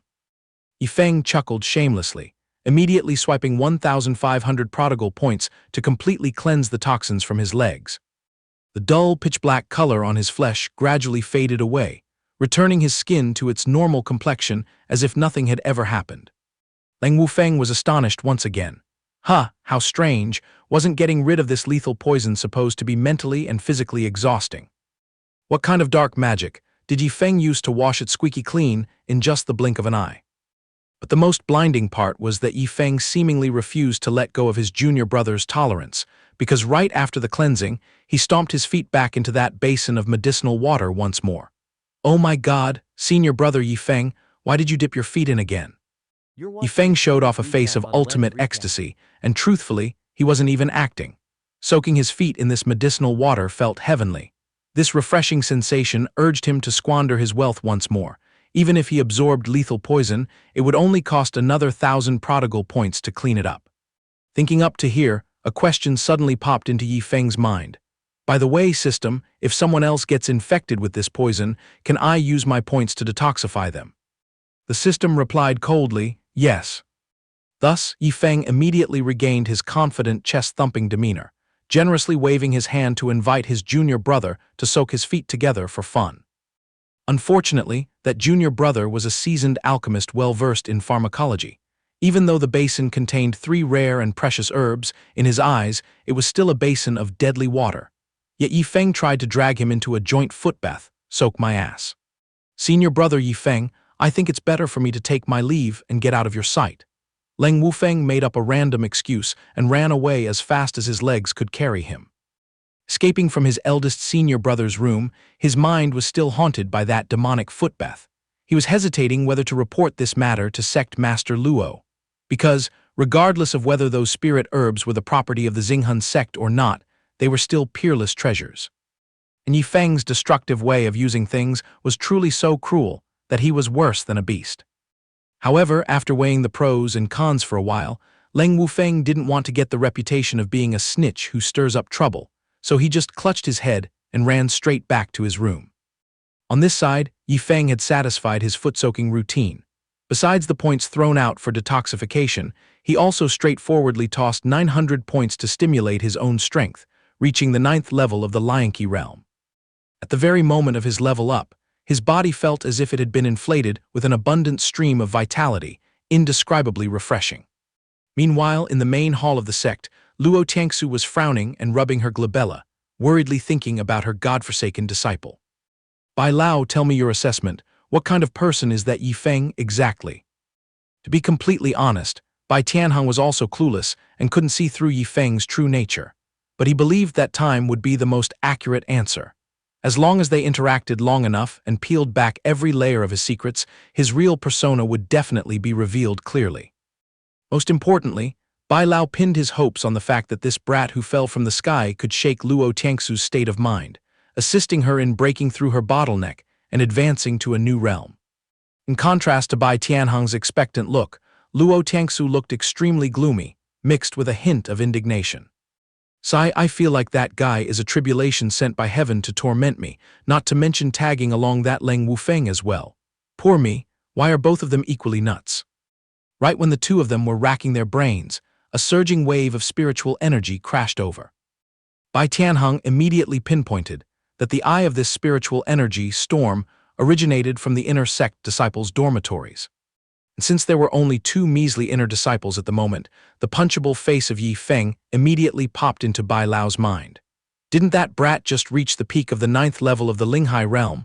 Could it be that he's preparing to level up again? Bai Tianheng still couldn't erase the terrifying memory of Yi Feng blindly breaking through 9 consecutive levels of the Linghai realm while flying on a sword. Suddenly, he had a premonition that this time, he would repeat the exact same horror script as before. The two of them began to hold their breath in anticipation, as the influx of spiritual energy grew increasingly frantic and fierce. Boom, Yi Feng had successfully pierced through the first level of the Qidong realm. Counting just a few split seconds later, he smoothly stepped into the 2nd level. Progressing as smoothly as last time, the subsequent stepping stones were also kicked down at a dizzying speed. To wrap it up, Yi Feng slammed the brakes at the 9th level of the Qidong realm. Just a tiny inch more, and his cultivation base would majestically step into the ranks of the Rongling realm. This time, the total upgrade time was only half of the previous run, leaving Bai Tianheng both gaping in astonishment and utterly thrilled. Yi Feng clearly had no spirit root, nor did he care about the legacy of that master Luo Tiangsu. Yet last time, he unlocked a vast Linghai on his own and leapfrogged 9 levels in one step.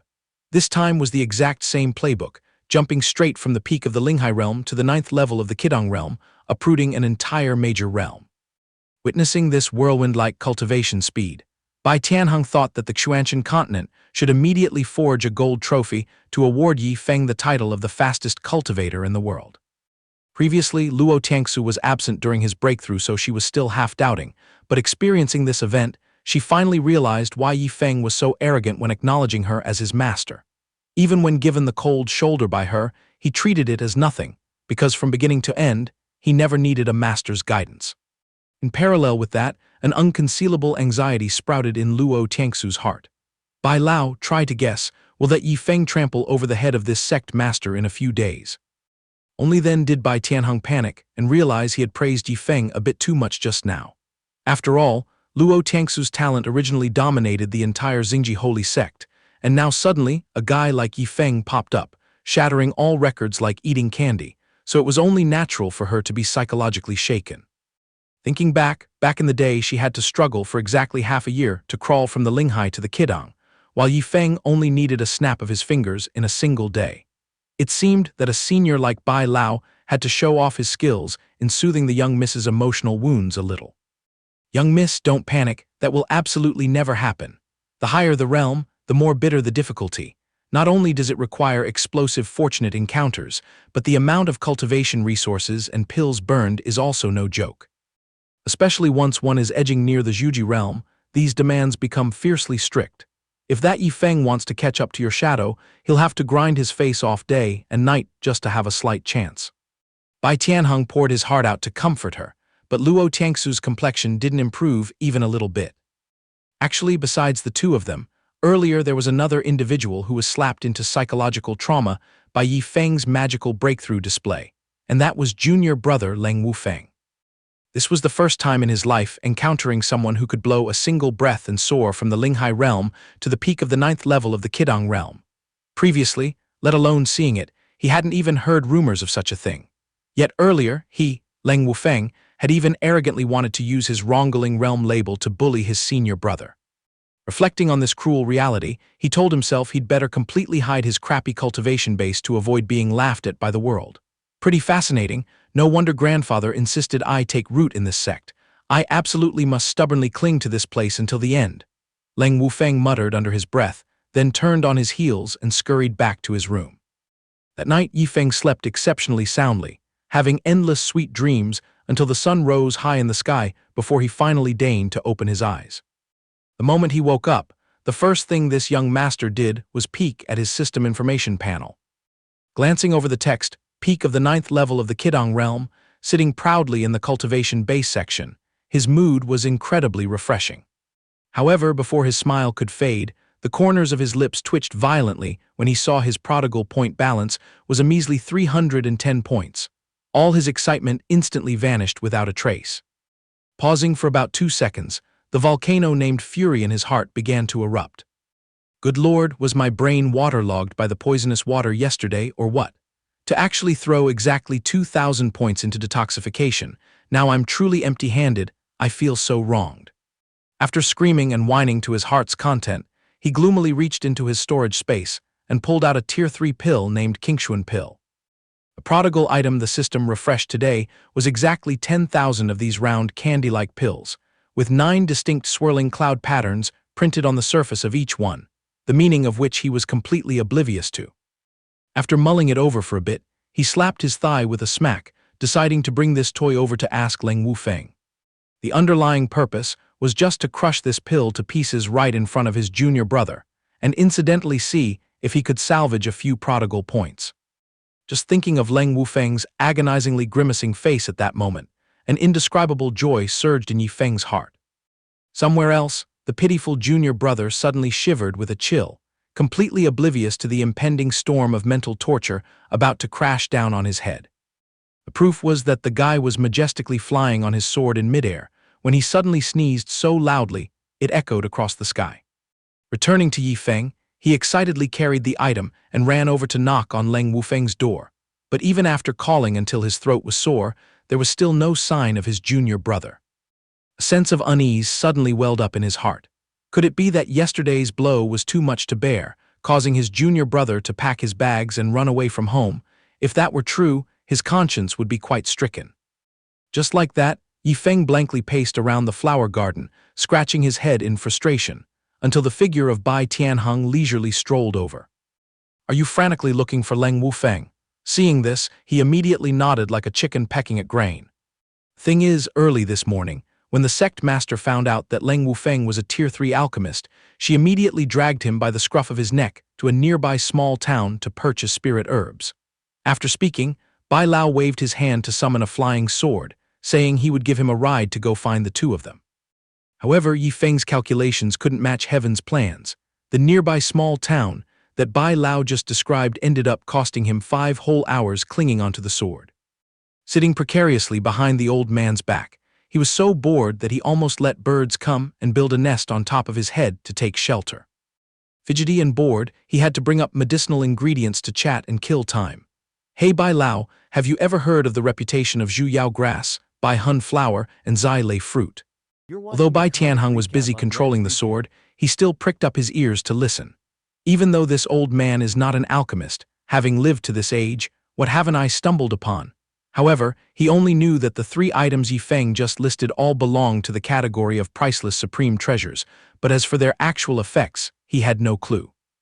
Hearing this, Yifeng scratched his head and gave a goofy smile full of foolishness. So those few blades of grass were that expensive. No wonder when I took them out to boil water for a footbath, junior brother Wufeng barged into the room and cried and yelled, scolding me for wasting heavenly treasures. The sword that was gliding smoothly through the air, just because it heard this nonchalant statement, suddenly hit the brakes so hard the tires would have burned, jolting and jerking backward. Even though Bai Lao was clueless about in-depth pharmacology, his basic knowledge was still enough to realize that his act of using exotic treasures and rare herbs to wash his feet was truly insane. "You little brat, what did you just bark? You dared to use those exceedingly rare spirit herbs to soak those feet of yours." "That's right," Yifeng replied while keeping his composed expression.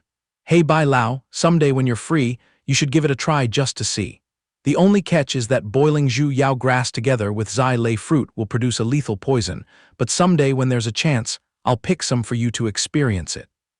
Witnessing the other party's nonstop rambling as he laid out his invitational plan, Bai Tianheng had no choice but to clear his throat and play along. "Since you put it that way, next time you get your hands on that batch of grass, remember to save a portion for this old man." The conversation ended there, and the two of them sank back into a silent world, each harboring their own private thoughts. The flying sword continued to tear through the wind for 5 long, grueling hours, ultimately landing in a bustling and prosperous town. The moment both feet touched the ground, Bai Tianheng shooed Yifeng away to take a free stroll so he could go settle a little personal grievance. Before turning his back, he carefully warned him 3 times that he should only look around and under absolutely no circumstances bring trouble upon himself. The unlucky young master hadn't even had the chance to open his mouth to retort a single sentence. And just like that, he was left standing helplessly in the middle of an unfamiliar street after being stuffed in midair until he was exhausted. In reality, the matter of paramount importance that Bai Tianheng mentioned was nothing more than running off to find some old buddies to clink glasses and drown their sorrows. With his hands tied and no other way, Yifeng could only wander aimlessly, his curious eyes darting around to evaluate every nook and cranny. He had to admit this place was truly lively, with bustling trade and anything one could possibly want. From the blacksmith shops swinging hammers with clanging sounds to the brothels fluttering with coquettish beauties calling out alluringly. It was a pity that this prosperous place couldn't pique his interest, except for a single venue named Tianyu Auction House. This place seemed perfectly suited for Yifeng's money-burning skills, but he was still trembling with fear. After all, the pugilistic world is treacherous, and he didn't have an elder by his side for protection. What if, while happily trading, some thief got green-eyed over his wealth and grabbed his neck to threaten him? Then he'd be dead meat. Fortunately, the Invincible prodigal system was not as useless as he constantly judged it to be. Seemingly reading through the lingering worries in its host's heart, the system then unlocked for him an ultimate privilege called the God of Wealth's Bodyguard Squad. Normally, he wouldn't even notice their existence, but the moment his life was threatened, these guards would immediately emerge from underground and cleanly sweep away all dangerous threats. The heavy stone in his heart dropped with a thud. Yifeng aggressively strode straight into the Tianyu Grand Hall. Since Leng Wufeng wasn't here to be interrogated about the Qingxuan pill, then he would toss it to the auction house's master appraiser to expose its background. He had just poked his face through the door when an observant errand boy rushed out to welcome him. "This young master looks quite unfamiliar. I wonder what matters our humble establishment can serve you with." This young master is holding a few snack candies, a few pills. "I'm not sure if your esteemed house is interested in putting them on the floor." Hearing this, the steward nodded profusely and hurriedly led the way to take him to pay respects to the Tier 6 alchemist in charge of their pricing department. This old man went by the name Cao Anshan. Right as the young master walked in, he was still biting down on his pipe, puffing away vigorously and blowing out thick smoke that made the whole room look no different from an immortal fairyland. "I'm not sure what kind of spirit pill this young master wants to auction, and of what tier." Without saying a word, Yifeng peeled off the wrapper and casually threw the Qingxuan pill onto the table with a plop. At the very first moment, Cao Anshan still acted extremely picky and didn't even bother to glance at it. After all, how could a measly Tier 3 toy catch the discerning eye of a Tier 6 alchemy grandmaster? But when his gaze accidentally swept over it, Cao Anshan's jaw immediately dropped onto his chest, gaping so wide it couldn't close. Because striking his eyes was the symbol of 9 sharp, winding pill veins on its body. His precious smoking pipe was tossed aside carelessly, and Cao Anshan lunged for the pill with a famished look, like a man stranded in the desert who had just stumbled upon an underground spring. Watching the other party's trembling demeanor, Yifeng could also visualize the terrifying nature of what he was holding. Ultimate quality, this is absolutely of ultimate quality. Cao Anshan patted his chest and guaranteed. Crafting a Qingxuan pill demands countless rigorous steps. A single misstep, and the whole furnace goes up in smoke. Although it only stops at Tier 3, specially used to scrub the meridians for cultivators in the Rongling or Linghai realms, its core value lies in the fact that it possesses a full 9 veins. Yifeng let it go in one ear and out the other, not understanding much of it at all. He only drew a conclusion from Old Cow's presentation that 9 veins symbolized near-absolute perfection, and even the most high-grade pill that the old man had ever admired before was merely a Tier 1 8-vein pill. In reality, the supreme realm of the alchemy world is 10 veins, with each vein shouldering 10% of the efficacy. However, the history of the cultivation world has never recorded anyone producing a 10-vein toy, regardless of whether it's low or high tier.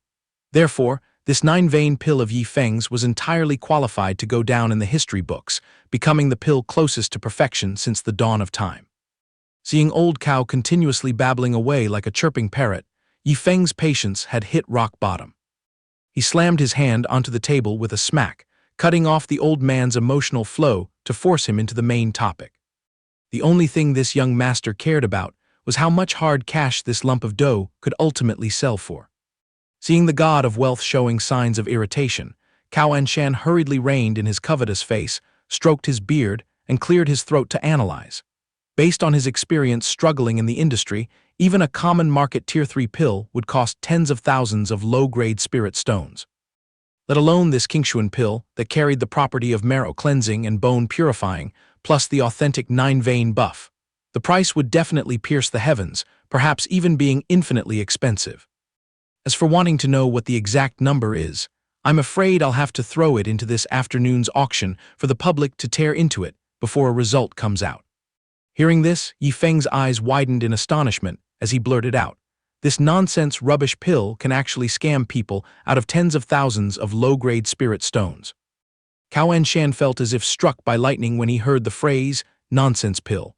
Such a rare treasure had become garbage in his mouth. Then just how massive was the background of this little brat? Old Cow excitedly concluded that he had just struck the biggest gold mine on Earth. If the other party despised it as a throwaway item, wouldn't it be wonderful to just toss it over for him to use? "And will your place open the auction stall?" Yifeng asked sluggishly. "Young master truly has good fortune. Right this afternoon our humble house will host a grand session."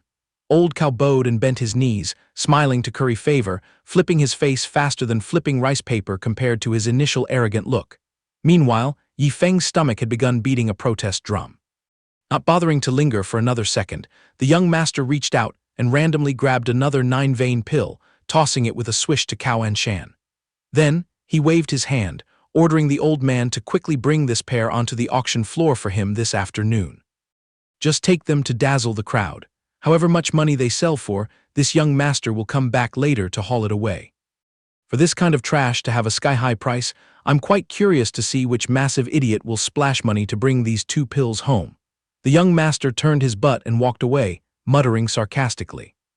Although his volume was low, with Cao Anshan's cultivation base, he heard every single word clearly. His brain immediately went on strike from anger.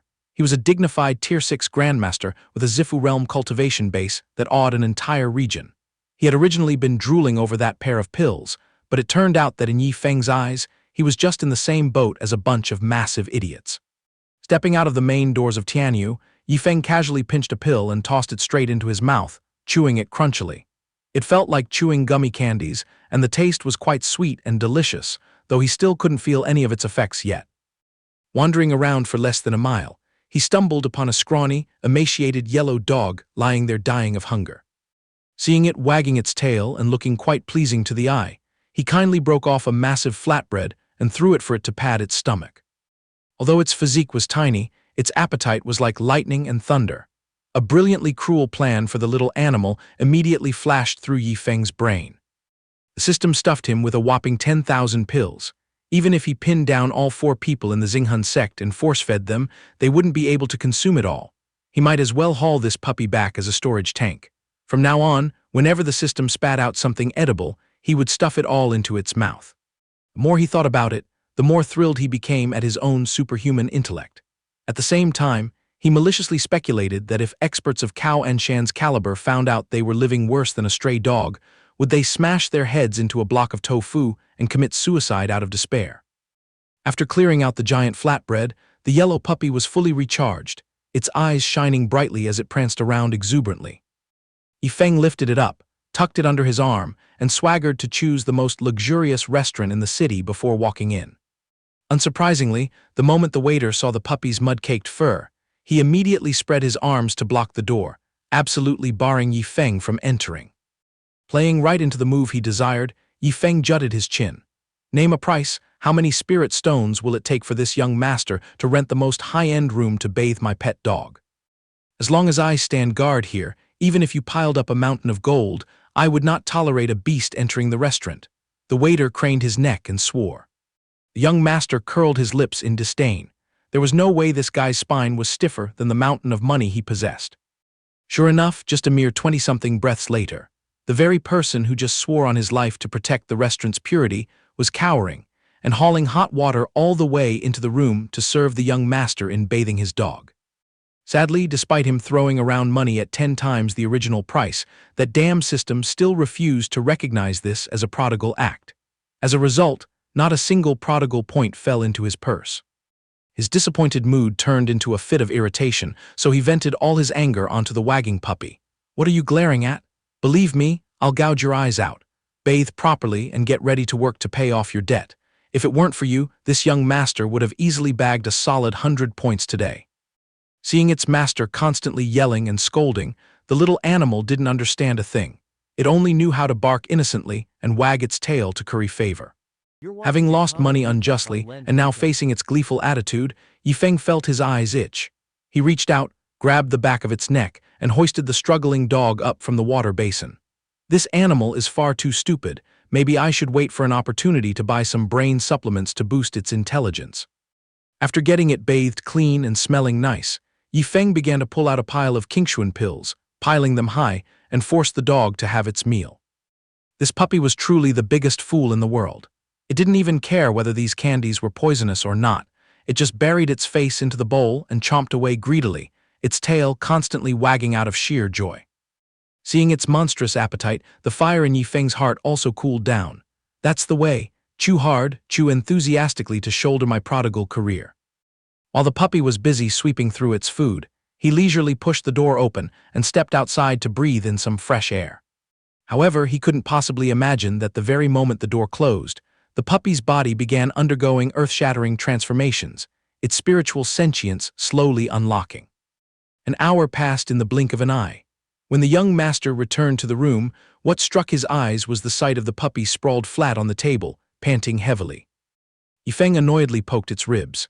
You only ate a little over 2,000 pills and you're already going on strike. However, its appearance right now was exactly that of a painfully stuffed belly pinning its eyelids down. Its eyelids were glued tightly together, yawning incessantly, which made Yifeng feel sleepy as well. Whatever, forget it. Anyway, there's still an abundance of time left before the day is over. I'll spare you and won't stuff you anymore. Saying that, he scooped up the puppy and tossed it onto the bed, getting ready to catch some Z's. While he was sinking into sweet dreams, little did he know that the tiny creature, after consuming thousands of top-grade Qingshuan pills, was beginning to molt into a genuine demonic beast. At the same time, Bai Lao had successfully reunited with his old brother surnamed Xia, the man holding the highest seat at the Tianyu auction house.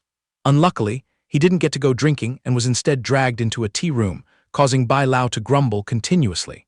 Hey old Xia, I finally managed to sneak away from work to visit you, yet you had the heart to disappear from early morning until late afternoon. Bai Lao babbled until his mouth was tired, but old Xia just remained leisurely and couldn't even be bothered to explain himself.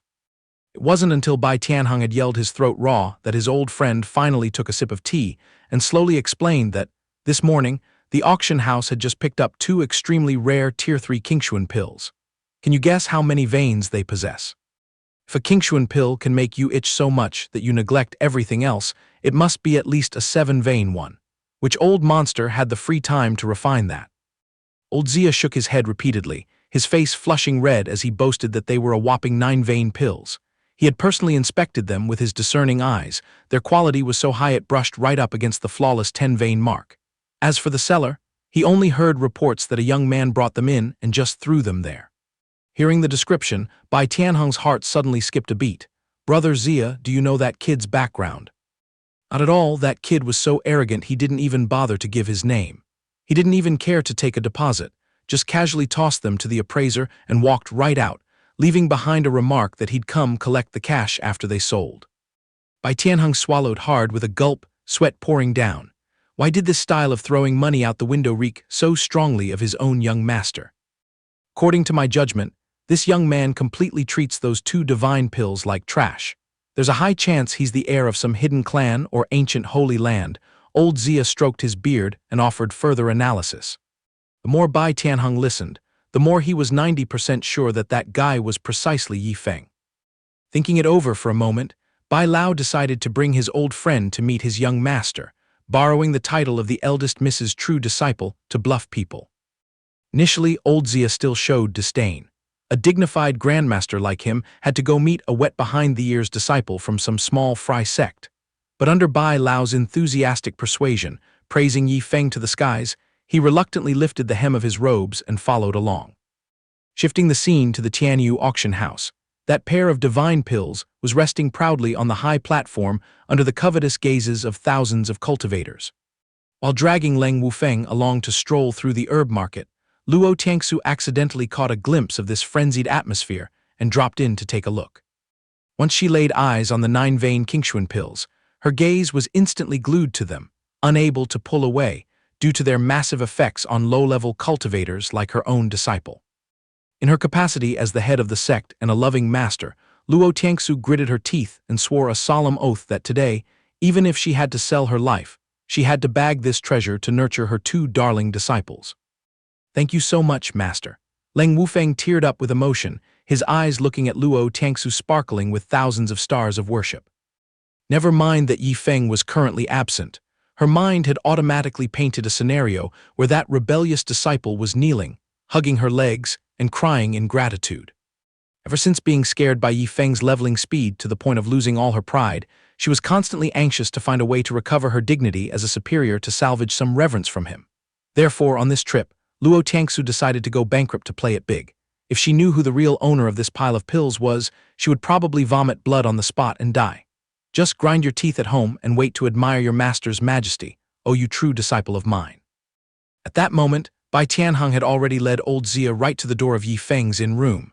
He knocked until his hand was sore, but no one made a peep. Old Zia muttered that the kid was probably taking a nap. But Bai Tianheng's face darkened completely. Bearing the title of a cultivator seeking the Tao, how could he let himself go and burn precious time on sleeping in the middle of the day like this? Annoyed, he raised his foot and kicked the door open. "Yi Feng, wake up right now for this old man." The earth-shattering crash still couldn't wake the young master up, but right upon stepping inside, the 2 old men were hit straight in the nose by the dense, pungent aroma of pills. What struck their eyes was a dog's food bowl placed on the table, but inside it were entirely miraculous spirit pills. Scattered on the floor were also a few half-chewed pills lying around haphazardly. As for their owner, he was snoring loud enough to shake the rafters on the large bed. The yellow dog next to him was also bearing its perfectly round belly, sleeping just as soundly as its master. Elder Bai and Elder Zia were completely petrified by this absurd scene. At that moment, Yi Feng stretched, yawned widely, and crawled up. "Oh, Elder Bai, you finished your work so quickly."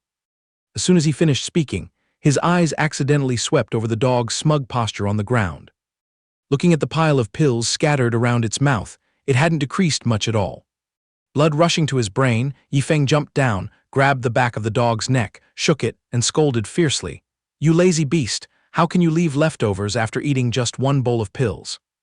Fairly speaking, he was its benefactor, but being stuffed with top-tier pills to the point of burping them up to its throat, what dog could endure that?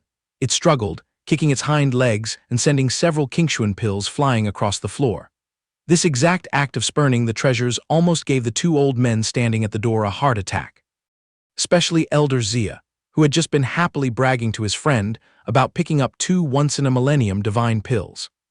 Both old men had lived to this age, yet this was the first time they had laid eyes on such heaven-defying 9-cloud pills. To them, it was a divine medicine meant to be passed down through generations, but here it was being used as animal feed. Even worse, the dog disdainfully refused to eat it. The most shocked person was definitely Elder Zia, bearing the titles of a 9th-grade alchemist and the big boss of the auction house. His excited tone when showing off earlier was enough to prove how much he revered this item. Now, seeing the pills scattered on the ground like trash, Elder Bai could only pat his good friend's shoulder and tell him to look closely. That dog was no ordinary creature. The proof was that the surrounding spiritual energy was automatically weaving into its meridians. For a wild beast to step onto the path of cultivation was extremely rare. Judging by this rate of gathering energy, Bai Tianheng stated firmly that in less than a year, this mortal dog would transform into a demonic beast. Elder Zia rushed over to scan the dog's body, astonishingly discovering that it possessed no demonic beast bloodline at all.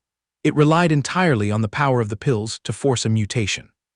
The crucial point was that its body was completely clean, without a single trace of impurities left.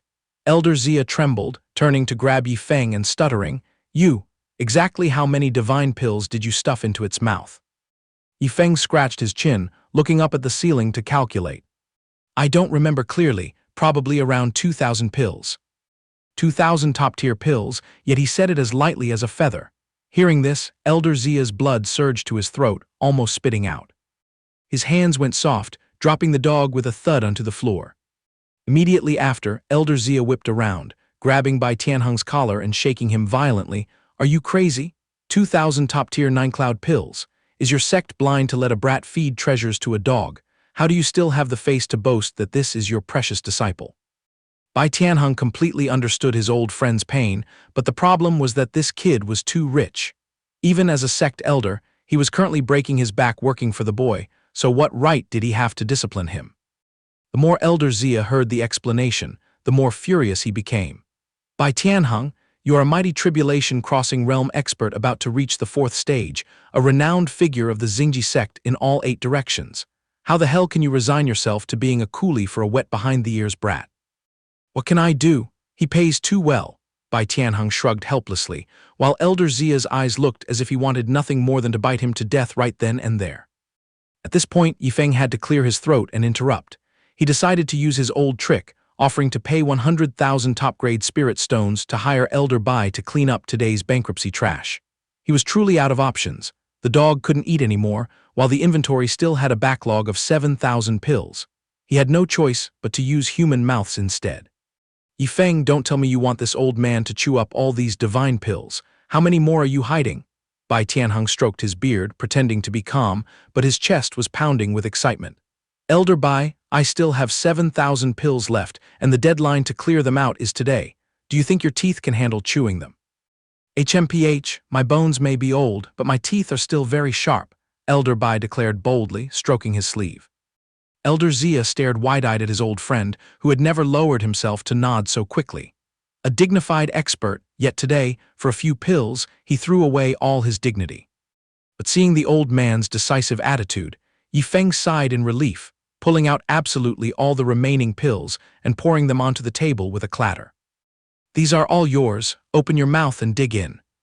Looking at the sparkling mountain of pills, Bai Tianheng's eyes lit up like torches. He lunged forward, grabbing the pills and stuffing them into his mouth like a starving tiger finding fresh meat. Yifeng didn't forget to press the dog's head down, forcing it to lick up the scattered pills, otherwise he would skin it to make a rug. Elder Zia stood by, witnessing one person and one dog crazily destroying rare treasures, sweating profusely as if he had taken a bath, trembling and muttering unconsciously. "Crazy, this whole world has gone crazy." Meanwhile, Yifeng held 2 handfuls of pills, waving them around to cheer like a cheerleader. "Go Elder Bai, go little doggy, let's see who the true pill-eating champion is." Bai Tianheng chewed the pills crunchily, closing his eyes to enjoy. He didn't expect the taste of the 9-cloud divine pills to be so excellent. Although the medicinal power was nothing to someone of his cultivation realm, the flavor was truly a delicacy of the mortal world. Holding a pill in his hand, his nose suddenly tingled, recalling his impoverished youth when he had saved up to buy a 5-cloud pill. A tiny pill back then had drained 1/10 of his fortune, but how could that bitter taste compare to this genuine top-tier stuff? Feeling emotional, 2 streams of old tears slowly fell, leaving Elder Zia behind him scratching his head in confusion. The more Bai Tianheng thought about it, the more he felt sorry for himself, sobbing aloud. "Even though it's only a 3rd-grade item, if I had stumbled upon this mountain of resources 60 years ago then." Yifeng felt a bit guilty, seeing the old man crying so loudly. "Hey Elder Bai, if you can't chew anymore, just spit it out. I'll still pay you the full 100,000 spirit stones as promised." Elder Zia couldn't hold back anymore. He stepped forward to stop him, sighing deeply. "You brat, you don't understand. If we two old bones had had this pile of spirit pills to pick our teeth with decades ago, we would have already crossed the tribulation and ascended to the upper realm. We wouldn't be stuck in this hopeless quagmire. Saying that, Elder Zia's eyes also turned red. He stood shoulder to shoulder with Elder Bai, closing his eyes and gritting his teeth to suppress his sorrow.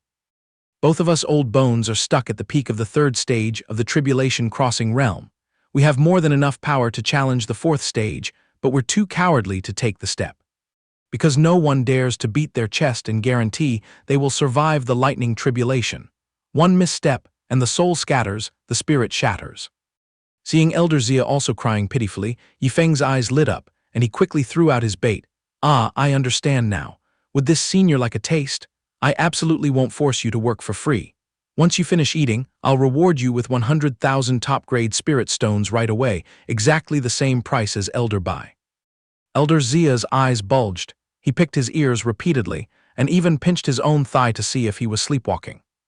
He rubbed his hands together and asked timidly, I'm not a member of your Xinghun sect, yet I still get this treatment," hearing a decisive yes from the boy. The old man's image completely collapsed. He threw himself at the pile of pills, laughing uproariously. "Deal. Giving face to old Bai, I'll sacrifice this old body to lend you a hand." Half a shichen later, Yifeng rested his chin on his hands, boredly looking at the two old men and one dog who were continuously burping. This consumption speed is as slow as a turtle. Who knows when Master and Wu Feng will find their way here? Elder Bai held his belly, which was swollen like a pregnant woman's, making small talk to buy time for digestion. "Little young master, those 2 pills making a storm at the Tianyu auction house were also your goods, right? Burp, I'm too full, let this old man eat slowly." Yifeng leaned against the windowsill and smirked. "Yeah, they're mine. To think those trashy pills could scam hundreds of thousands of spirit stones. I'm keeping my eyes wide open to see which idiot falls for the trap." Elder Zia, who was puffing his cheeks chewing pills, suddenly froze like a stone statue. His brain repeatedly loaded the words trashy pills, idiot. 1 pill cost 1,000,000 spirit stones, and you call that expensive, so you only sold them to laugh in the world's face. At the same time, Luo Tiangsu and Leng Wufeng had inquired about his whereabouts. The master and disciple excitedly carried the pill box all the way there. "Found it. The 3rd room on the east side of the 2nd floor. Your eldest martial brother is in there with Elder Bai. This time, he'll definitely be blown away when he sees his master spending money to buy good things for you all." Wildly excited, Leng Wufeng skipped 3 stairs at a time, charging straight upstairs. As soon as he reached the door, he rushed in to show off. "Eldest martial brother, come out here and see this treasure." Luo Tiangsu walked slowly behind, her lips curling up proudly. "Let me see how your jaw drops later. So what if you have a lot of money? There are some rare treasures you can't buy just by throwing money around. Luckily, this seat had good karma today to snatch it." Approaching the door, Luo Tiangsu frowned upon seeing her disciple standing completely stiff at the threshold, stuttering wordlessly, "Master, you bought pills for us. Why don't you go in and take a look?" Leng Wufeng's face was drained of all blood. He tremblingly pointed into the room. What hit the master and disciple's eyes was a horrifying scene. People and a dog were competing to bury their faces into a pile of top-tier Qingshuan pills, eating to the point of vomiting. At that moment, the sound of Luo Tiangsu's heart breaking rang out with a crack. Her hands went weak, dropping the brocade box. The divine pill she had just auctioned off at an exorbitant price rolled across the floor, hitting Luo Tiangsu's foot with a tap. She clutched her chest, staggering and almost coughing up blood, which scared Leng Wufeng pale. "Master, what's wrong with you?"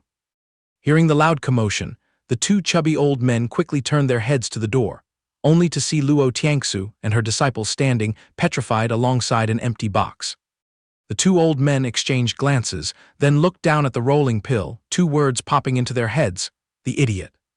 Luo Tiangsu's current expression was as stiff as a mummy, so the sect's living expenses had been sacrificed in the wrong place. She painfully clutched her chest, falling to her knees and muttering, "So the trashy pill my disciple casually threw away was the very thing that a master like me had to fight tooth and nail, bleeding dry, to win at the auction. What a humiliating disgrace." Elder Bai spoke up to comfort her. "It truly is a tragedy, miss." Luo Tiangsu forced a smile that was uglier than crying, wanting to tear Yifeng apart.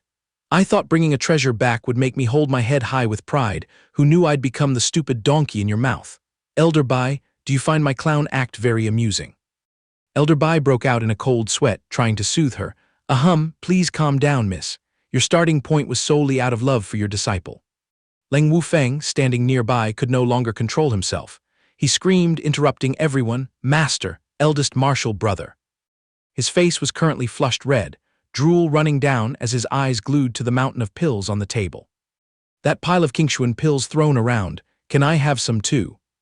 Elder Bai and Elder Xia rejoiced as if their dead parents had come back to life. "Thank the heavens, we finally have a new trash can to share the burden with us." Yifeng approached, whispering amicably into Wufeng's ear, "Make yourself at home, junior brother. Eat as much as your stomach can hold. Your eldest martial brother will cover everything. I won't let you starve." Upon hearing this, Wufeng turned into a beast, launching himself at the pile of medicine, making Luo Tiangsu cry out in panic. "Eat carefully, this kind of cultivation-bursting pill cannot be swallowed recklessly." Unfortunately, he charged at breakneck speed, slamming hard into the edge of the table and causing several pills to scatter onto the floor. Watching them roll toward the resting dog, Wufeng turned pale with terror. "Oh no, the scent of a divine pill holds fatal temptation for a wild beast. I can't let it fall into its mouth." He frantically lunged forward, spreading his hands to scoop them up. His mind screamed tragically, "If I let a stray dog gnaw on a top-tier pill, I'd probably die from coughing up blood in anger. But life is not a dream." Just as the pills rolled up to the dog's paws, it straightened its legs and kicked them far away. That ruthless action caused Wufeng, who was maintaining a frog-catching posture, to freeze on the spot. Not stopping there, the dog even wrinkled its nose and snorted, acting absolutely disgusted by the pills. Witnessing this bizarre scene, Wufeng's worldview collapsed entirely.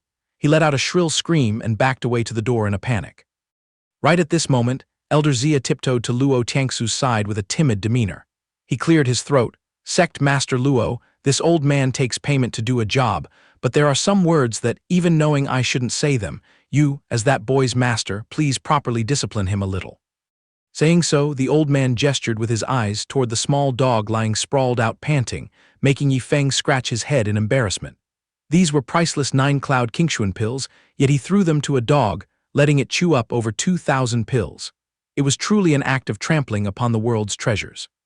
Yet Yifeng casually rubbed salt into Leng Wufeng's bleeding heart by adding a remark, causing the latter to burst into tears, run over, and hug the dog while wailing.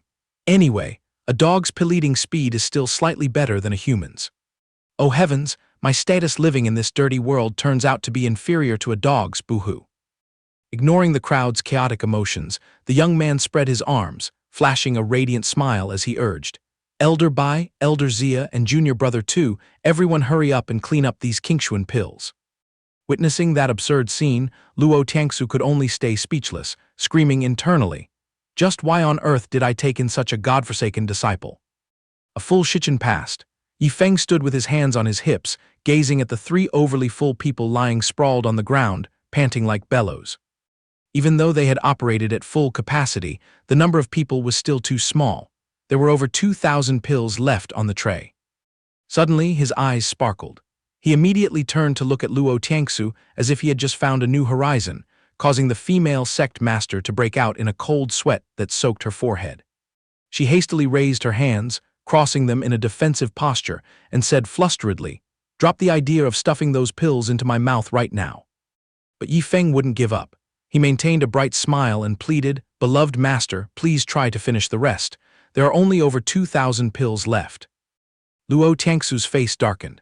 She tremblingly pinched a pill and said, "I am willing to pay a large sum of money to buy up all these remaining Qingshuan pills. With these over 2,000 precious pills, if I offer them to my father's sect, we could definitely nurture countless outstanding experts." As soon as she finished speaking, Yifeng jumped up to object, his mind in turmoil. "Master, it's not that your disciple is stingy and doesn't want to sell, but I truly cannot sell them. This pile is bankruptcy props granted by the system. If I convert them into money, I will definitely get all my bankruptcy points deducted completely." Seeing Yifeng's firm refusal, Luo Tiangsu flared up in anger, springing up and slamming the table with a bang. "I'll buy them for 10 times the price." The 3 floating corpses on the floor jerked their heads up in shock, staring at Luo Tiangsu's ice-cold expression with horrified eyes, rendering her utterly speechless. Annoyance mixed with embarrassment welled up. She told herself, bearing the title of master, why am I haggling over money with my student? Furthermore, this direct disciple with a bizarre background, no matter how you look at him, absolutely does not seem like someone lacking money. While the flames of anger were burning, Luo Tiangsu suddenly paused upon discovering something. Who knew where Yifeng had dug up a handful of roses? He meticulously lined the edge of the plate, arranged the pills in the center into a romantic heart shape, and winked mischievously at her. "Oh, my beloved master, the taste of this thing is wonderful. Are you really determined not to take a single bite? Wait, where did you pull that plate out from?" Although her mind was full of question marks, Luo Tiangsu still maintained her elegant aura, unhurriedly picking up a pill. Then she gently tucked a loose strand of hair behind her ear, bashfully admiring the tiny object resting in the palm of her hand. About a shichen later, Bai Tianheng was crying a river, his tears mixing with snot into a tragic stream. "Thank the heavens and earth, I finally swallowed it all, boo-hoo." Leng Wufeng lay flat like a torn rag on the floor, groaning, "My stomach is about to burst, please let me take a short nap." Two robotic sounds rang out in succession. Ding! Congratulations to the host for successfully hiring Bai Tianheng to spend money. Reward is 100 bankruptcy points. Ding! Congratulations to the host for smoothly hiring Xia Tianyu as a prodigal, receiving 200 bankruptcy points. Looking at the blinking text, Yifeng was as ecstatic as if he had struck gold, his mouth grinning from ear to ear. Immediately, another system panel popped up. Ding! Congratulations to the host for successfully liquidating all of today's bankruptcy props. The rewards include 1,000 bankruptcy points, 3 stalks of 9th grade 9-leaf soul recovery grass, and 5 blocks of 9th grade golden 3-star brilliant stone. Yifeng was completely dazzled by the rapid downpour of rewards. 100 points, 200 points, and then another 1,000 bankruptcy points flew straight into his pocket. And that wasn't all. The system chimed again when he received the 3 stalks of 9th grade 9-leaf soul recovery grass. Ding! This is a rewarded item. Using it to squander will not yield a large amount of points. The host has full authority to decide how to use it. Yifeng felt overjoyed. He smacked his lips in admiration. Excellent, not only did I reap a fortune in bankruptcy points from this mission, but I also scored big with rare and exotic herbs. In another corner, in stark contrast to Yifeng's joyful calculating demeanor, Luo Tiangsu was gloomily resting her chin on her hand, sighing deeply.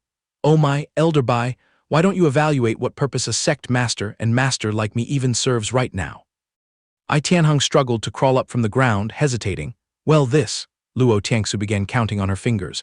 "My disciple cultivates without needing my guidance. He doesn't need me to provide resources, and in my free time, I even mooch off some benefits from this direct disciple." Bai Tianheng stroked his beard and chimed in, "This old man also feels that Yifeng doesn't seem like a disciple of our sect at all. He's clearly a god of wealth descended to earth. It's just that this god of wealth spends money a bit too extravagantly." Talk of the devil, and the devil appears. Yifeng strolled over looking as harmless as a good boy. "Elder Xia, rumor in the martial world has it that you are a great grandmaster of 9th grade alchemy. I wonder if you have ever heard of the exotic herb called the 9th grade 9-leaf soul recovery grass." Catching Yifeng's posture out of the corner of her eye, Luo Tiangsu put her hand to her forehead wearily. "Damn it, this brat is about to put on another show." Like a tornado, Elder Xia lunged over from who knows where. His eyes shone like headlights, giving Yifeng a heart attack. 9-leaf soul recovery grass. How could this old man not know of that immortal herb? Elder Xia got right up in his face, practically yelling into Yifeng's eardrums, spraying saliva everywhere. "The 9-leaf soul recovery grass is a divine medicine that only exists in legends." Poor Yifeng hastily covered both his ears, pleading miserably, "Elder Xia, please just speak slowly, this junior's eardrums are about to burst." Ling a blackboard out from nowhere, Elder Xia instantly transformed into a strict mentor, starting to lecture his reluctant student Yifeng. The 9-leaf soul recovery grass is commonly known in the world as the soul recovery herb. Every single leaf that grows represents the crystallization of peerless medicinal power. Let alone the 9-leaf variety, even the 1-leaf soul recovery herb, this old man has lived this long and has never once laid eyes on it. The soul recovery herb is the core ingredient, the absolute indispensable soul for refining the soul recovery life-saving pill. Hearing this part, everyone's minds immediately conjured up the prospect of refining a divine pill. Elder Xia unexpectedly winked, acting quite comically. "As long as you swallow this soul recovery, life-saving pill into your stomach within 24 shichen, Even if your soul has scattered into ashes, its power is more than enough to drag your soul back from the realm of the dead." As soon as his words ended, the crowd's minds imagined a corpse suddenly sitting up in a coffin, giving everyone goosebumps and nearly making them scream and run away. A literal scene of an orphaned corpse rising from the grave. You're Whenever watching a he dramatic imagined the shape recap of on that immortal Let's Recap. pill, Elder Zia's eyes would blaze as if seeing a gold mine. "I'm not boasting. The soul recovery life-saving pill is absolutely a treasure that any powerful expert in the tribulation crossing realm desperately fights for. As long as you have the divine pill protecting your body, even if crossing the tribulation goes terribly wrong and your physical body is shattered, your soul will remain completely intact. Later on, you just need to find a way to mold a new body and you're set." Suddenly, an illusion flashed by. A young man with a face that just begged for a beating, his body as skinny as a withered radish, strolling leisurely towards a horde of evil spirits, while on the outside, a bearded man stood watching with envious eyes. After talking endlessly, Elder Zia wearily leaned both hands on the table, took off his glasses, tossed them aside and pressed, "Anyway, what did you bring this up for? This old man is starting to get suspicious. Could it be that you, little brat, are carrying that exotic herb on you? If he didn't hold it in his hands, I bet he wouldn't bother asking." At this time, Elder Bai leaned close to Elder Zia's ear and whispered, "Hey, old Zia, do you know much about things like the bamboo demon grass, the white soul flower, and the purple thunder fruit?" Elder Zia nodded in response. "I do. Although those three types of grass belong to the rare category, large and prominent sects will more or less hoard a few stalks, therefore." Elder Bai then delivered a shockwave that petrified Elder Zia for 5 full seconds. "Yesterday, this little brat used all 3 of those spirit herbs to brew water for a footbath." Elder Zia trembled and muttered, "What the hell is going on?" Right after that, Elder Zia's face turned ashen. He shrank into a corner, muttering complaints. "What a waste, truly hateful, too hateful." Elder Bai seized the opportunity, rushing forward to grab Yi Feng's shirt tightly and shaking him hard. "Yi Feng, do you really have the 9-leaf soul recovery grass in your hands? This old man doesn't care about the other stuff, but this legendary divine herb, you must never ever use it to boil footbath water, do you hear me?" Yi Feng's eyes widened in surprise. He left his mouth hanging open, acting as clueless as a turkey, and casually pulled out 3 stalks of grass dismissively. "Well, I have 3 stalks right here. Taking out one to brew footbath water probably won't hurt, right?" Deep down, he was thrilled, telling himself, "Even though I'm labeled a prodigal god of wealth, a god of wealth must know how to enjoy life." Using 3rd-grade spirit herbs for a footbath was already mind-blowing. How could I pass up on this peak 9th-grade stuff? Elder Zia clumsily lunged forward to stop this sinner of the ages, his expression extremely stern. "No, absolutely forbidden." Looking at Yi Feng's indifferent, unrepentant face, Elder Zia was so furious his cheeks puffed up like pumpkins, and he shouted until his throat went hoarse. "Yi Feng, do you really hold 3 stalks of the 9-leaf soul recovery grass? Name a price. No matter how much money, this old man will buy all 3 exotic herbs. Even if I have to sell my entire fortune and go bankrupt, I am willing." The 9-leaf soul recovery grass is a treasure that can be crafted into an immortal pill capable of snatching a life from the hands of the Grim Reaper. Throwing it into a footbath basin isn't simply trampling on nature's creation. It is the act of a madman. Specks of golden light fell like rain. Ignoring Elder Zia and Elder Bai's uncontrollably greedy attitudes, Yi Feng bolted as fast as his legs could carry him straight toward Luo Tiangsu. He eagerly offered a stalk of the 9-leaf soul recovery grass with both hands. "Master, this disciple sincerely offers this divine herb to show his filial respect to you." Luo Tiangsu stared in shock, stuttering, This thing." She tremblingly received the divine herb, her mind in a mess. 100,000 top-grade spirit stones to sit comfortably in the direct disciple's seat, 400,000 top-grade spirit stones as an apprenticeship greeting gift, and now throwing in a priceless stalk of 9-leaf soul recovery grass. At this rate, what earth-shattering things will I squeeze out of this Yi Feng in the future? Suddenly, a scenario formed in her mind where Yi Feng would pull her tightly against his muscular chest, whispering sweetly, "Master, from now on, just obediently rely on me." Luo Tiangsu's cheeks instantly flushed red like the evening sky, and she panicked. "Stop, why do I have this premonition like I'm being kept as a sugar baby by my disciple?" The embarrassment in her heart reached its peak. The top of her head felt like a volcano spewing thick smoke. "This is absolutely not okay. No way, I absolutely cannot pocket this stalk of 9-leaf soul recovery grass." But immediately, Luo Tiangsu shook her head rapidly. "Wait, that's wrong. In the future when I face the heavenly tribulation, I will definitely have to rely on the soul recovery life-saving pill. On the other side, Yi Feng waved the 2 remaining stalks of herbs, smiling slyly. For this second stalk of 9-leaf soul recovery grass, I will grit my teeth and use it to brew footbath water. Whoever stops me, I'll beat them. As for this third stalk, Elder Bai, from now on, if you're willing to help me shoulder a few heavy, strenuous chores, then there's a huge chance this herb will end up in your pocket. Elder Bai was so overjoyed that his whole body shook uncontrollably. Oh, this old man gets a share too.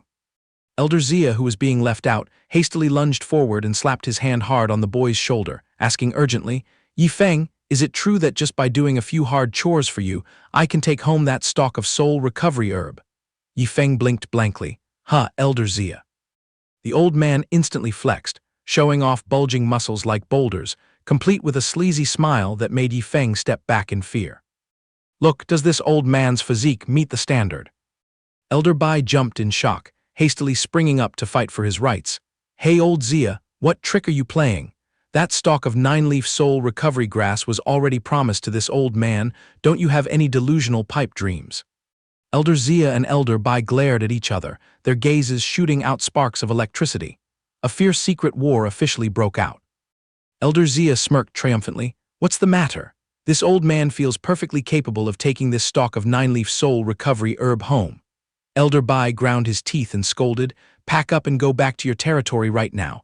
Our sect's internal affairs will be decided by me alone. Retreating to a corner, on the bed lay a body with a bruised and battered face, yet his mind still dreamed about the prospect of 2 pairs of feet snuggling into the same basin of warm water. If senior brother Yi Feng uses the 9-leaf soul recovery herb for a footbath, could I drag myself over to ask to soak with him for a bit? Down below, Elder Zia rudely shoved Elder Bai hard to the side, turning his head to spit out a glob of saliva.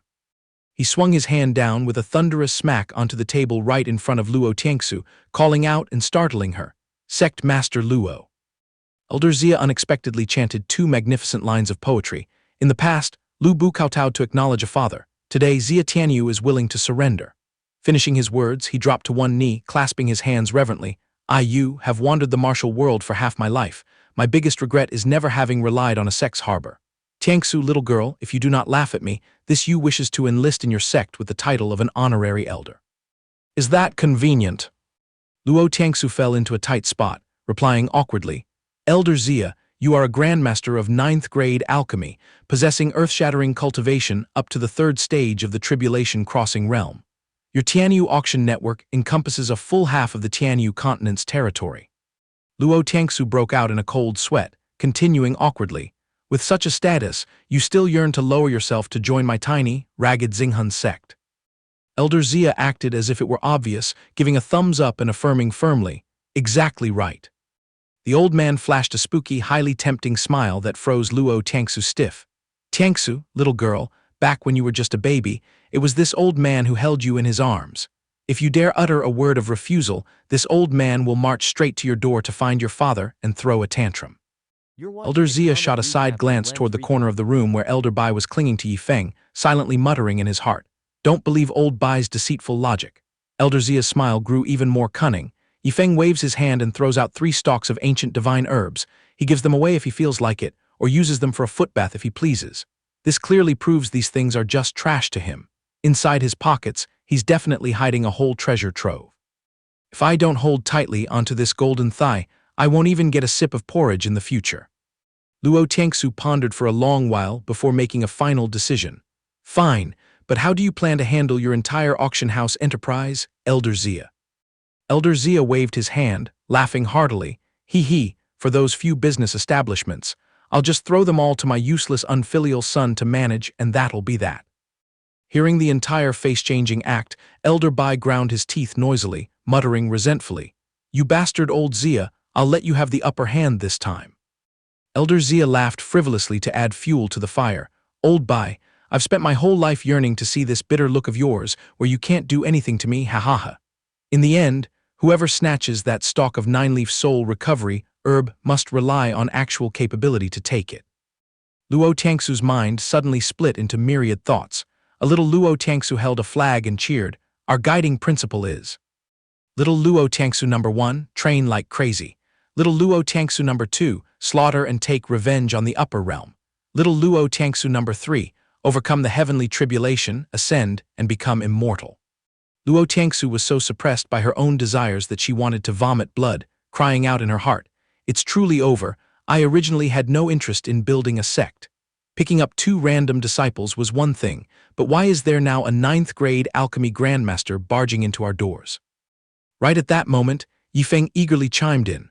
"Oh, I almost forgot. Has anyone here ever heard of something called the Golden 3-Star Radiant Stone?" The 3 figures behind him instantly turned into bloodthirsty demons, lunging forward in unison to grab him tightly. "Did you just say you have the Golden 3-Star Radiant Stone?" Yifeng was so scared that his limbs went limp, stammering while waving his hands. "No, where would I get that? I was just asking casually, I swear."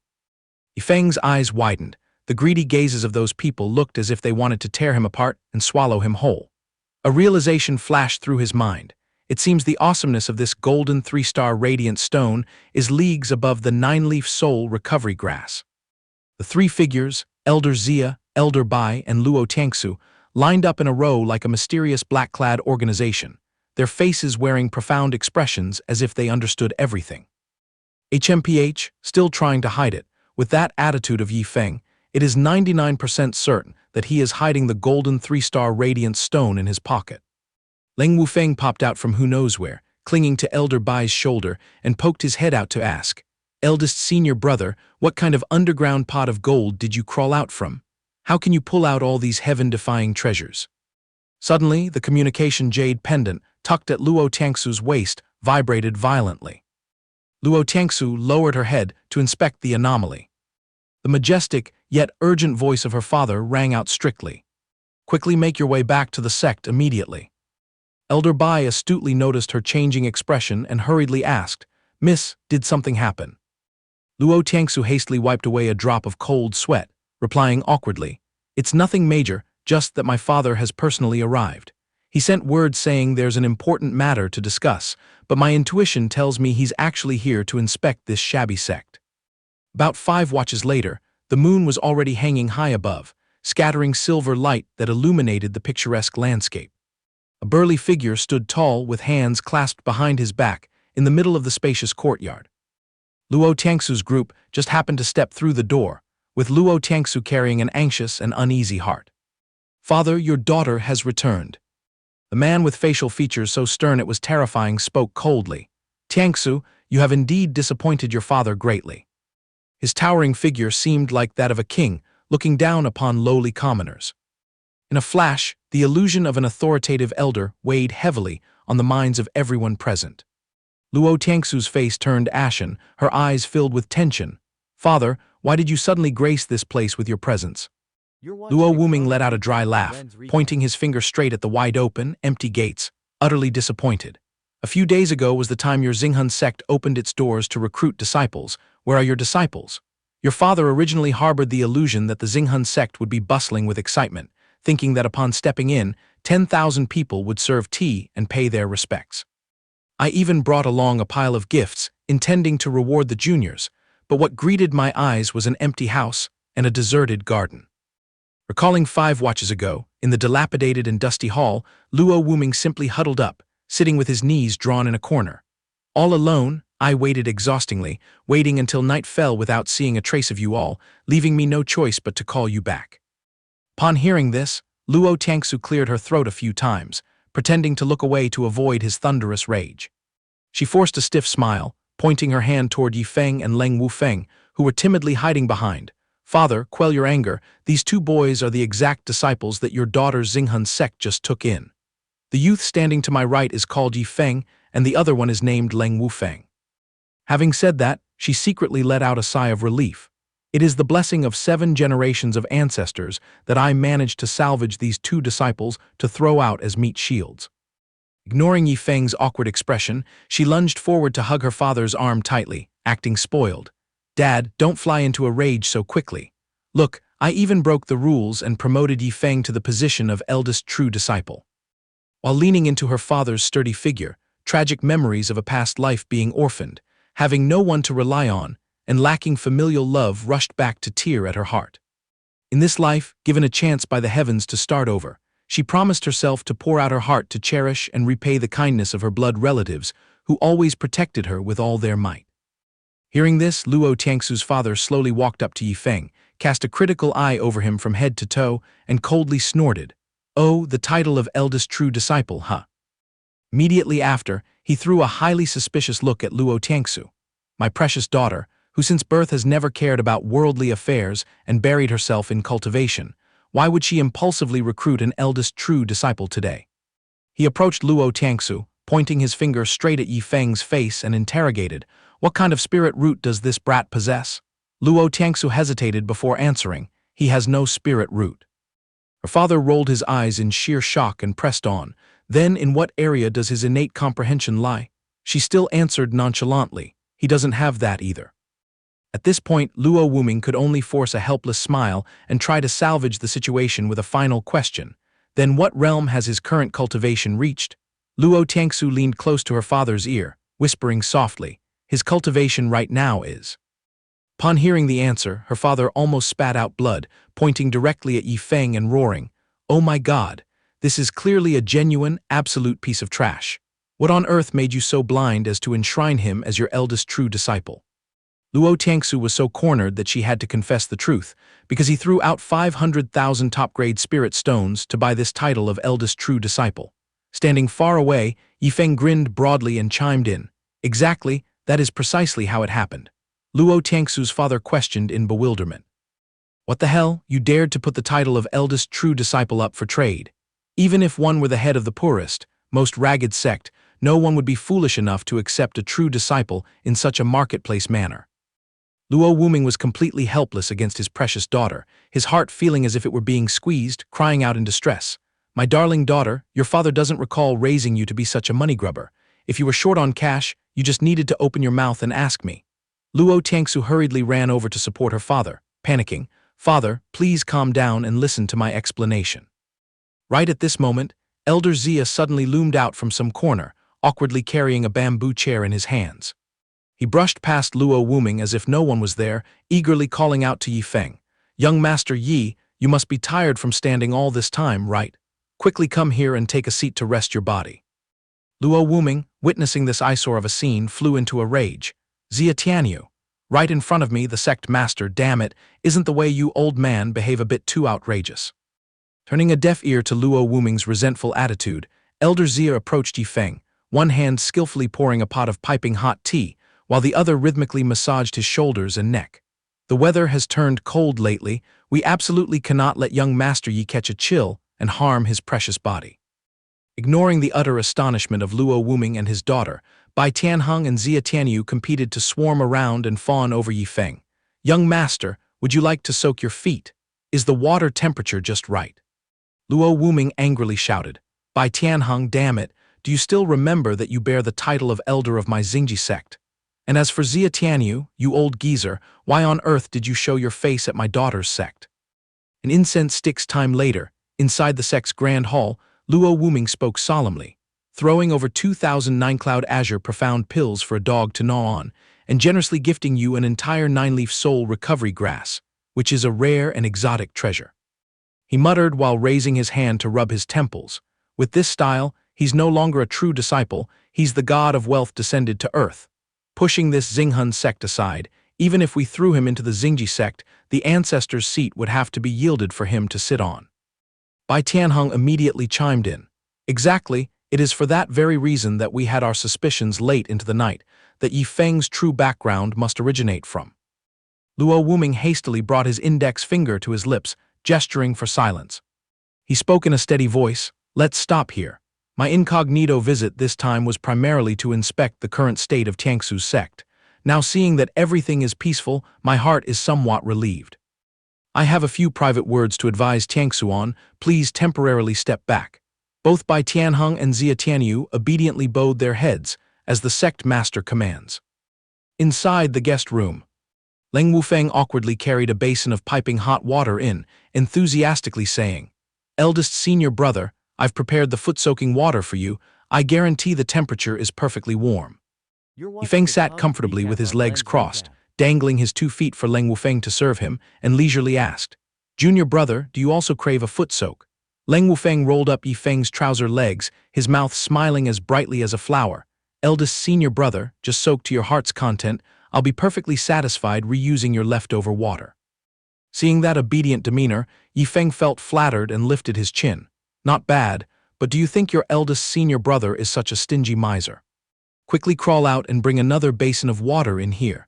As for that 9th grade herbal branch, us Marshall brothers will share it, half for each. Leng Wufeng's eyes welled with tears from being moved. Then I thank you 10,000 times over, senior brother. Right on the roof, 2 black silhouettes sneakily pried open the roof tiles, aiming their peeping eyes downwards. It turned out those 2 thieves were none other than Bai Tianheng and Xia Tianyu. Bai Tianheng spoke in a sinister tone. Yifeng really isn't playing tricks, he actually pulled out the 9-leaf soul recovery grass to boil foot-soaking water. Xia Tianyu lay flat beside him, clutching a swollen bump from a tile that just hit him, groaning. This old man's heart is bleeding in waves right now. A beautiful dawn broke, gentle breezes caressed past, sketching out a serene and peaceful picture. Yifeng refreshingly stretched to relax after a night of full sleep. Welcoming another radiant day, his face brimmed with vitality, his mind clear and bright. It truly lives up to the name of a 9th grade spiritual elixir. Just using it to brew foot-washing water has made my spirit so clear today that it is utterly invigorating. Yifeng rubbed his nose, his face beaming with satisfaction. I have to nod and admit that the root of the 9-leaf soul recovery grass is truly overpowered. The amount of medicinal properties that seeped through my pores was probably less than 1,000th, yet it was enough to wash away a bit of impurities in both my body and soul. Saying so, Yifeng raised his hand to touch the system's control panel to review. The bankruptcy points stash currently rests at 2,510 points. Well, I'll just hoard it there for now. His fingers swiftly swiped across the screen, his eyes intently checking today's bankruptcy item inventory. 10,000 yellow springs sword intent fragments. He frowned in deep thought for a moment and then muttered in doubt. What the hell is a yellow springs sword intent fragment? Yifeng curiously pulled out a transparent crystal block. He shifted his eyes toward the furry yellow dog that was yawning widely and waved his hand. Puppy, dart over here. In a blink, the dog dashed right in front of him, sticking out its wet tongue eagerly as if waiting for its master to bestow a blessing. Yifeng pressed the crystal toward its furry forehead. The system's instruction panel clearly states that you just need to smash it directly into the forehead to use it. The dog stared in confusion. Suddenly, the crystal block knocked sharply against its head. Power capable of moving mountains and filling seas erupted, radiating a blinding light that swept across every nook and cranny in the depths of its sea of consciousness. The yellow dog was instantly swept into a myriad of illusions containing thousands of phantom figures, dancing around in countless bizarre postures. Countless exquisite sword techniques etched deeply into its mind, making its eyes look sluggish as it blinked continuously. Yifeng, seeing its unusual expression, lifted it up by its tail fur, suspending it in midair. He threw it a disdainful look and muttered, "Hey dog, did you just drop a stink bomb? But honestly, injecting this yellow springs sword intent into you doesn't seem to have caused any useful transformation at all." Yifeng scrutinized it for a moment, his eyes gleaming with excitement. System, hypothetically, if the bankruptcy items aren't squandered away, how should they be dealt with? Do I have the right to consume them myself? In his heart, Yifeng was extremely conflicted right now. Even though throwing it to the puppy didn't show any ripple effect, this young master has consumed a mountain of Xianxia web novels. Anything labeled with yellow springs sword intent sounds like a top-tier item just by the name, something money might not even be able to buy. Instantly, the system coldly popped up a notification panel. Ding, if used on oneself, the system will deduct a massive amount of bankruptcy points. Yifeng's face twisted in shock. Damn it, deducting a massive amount. His demeanor became one of not knowing whether to laugh or cry.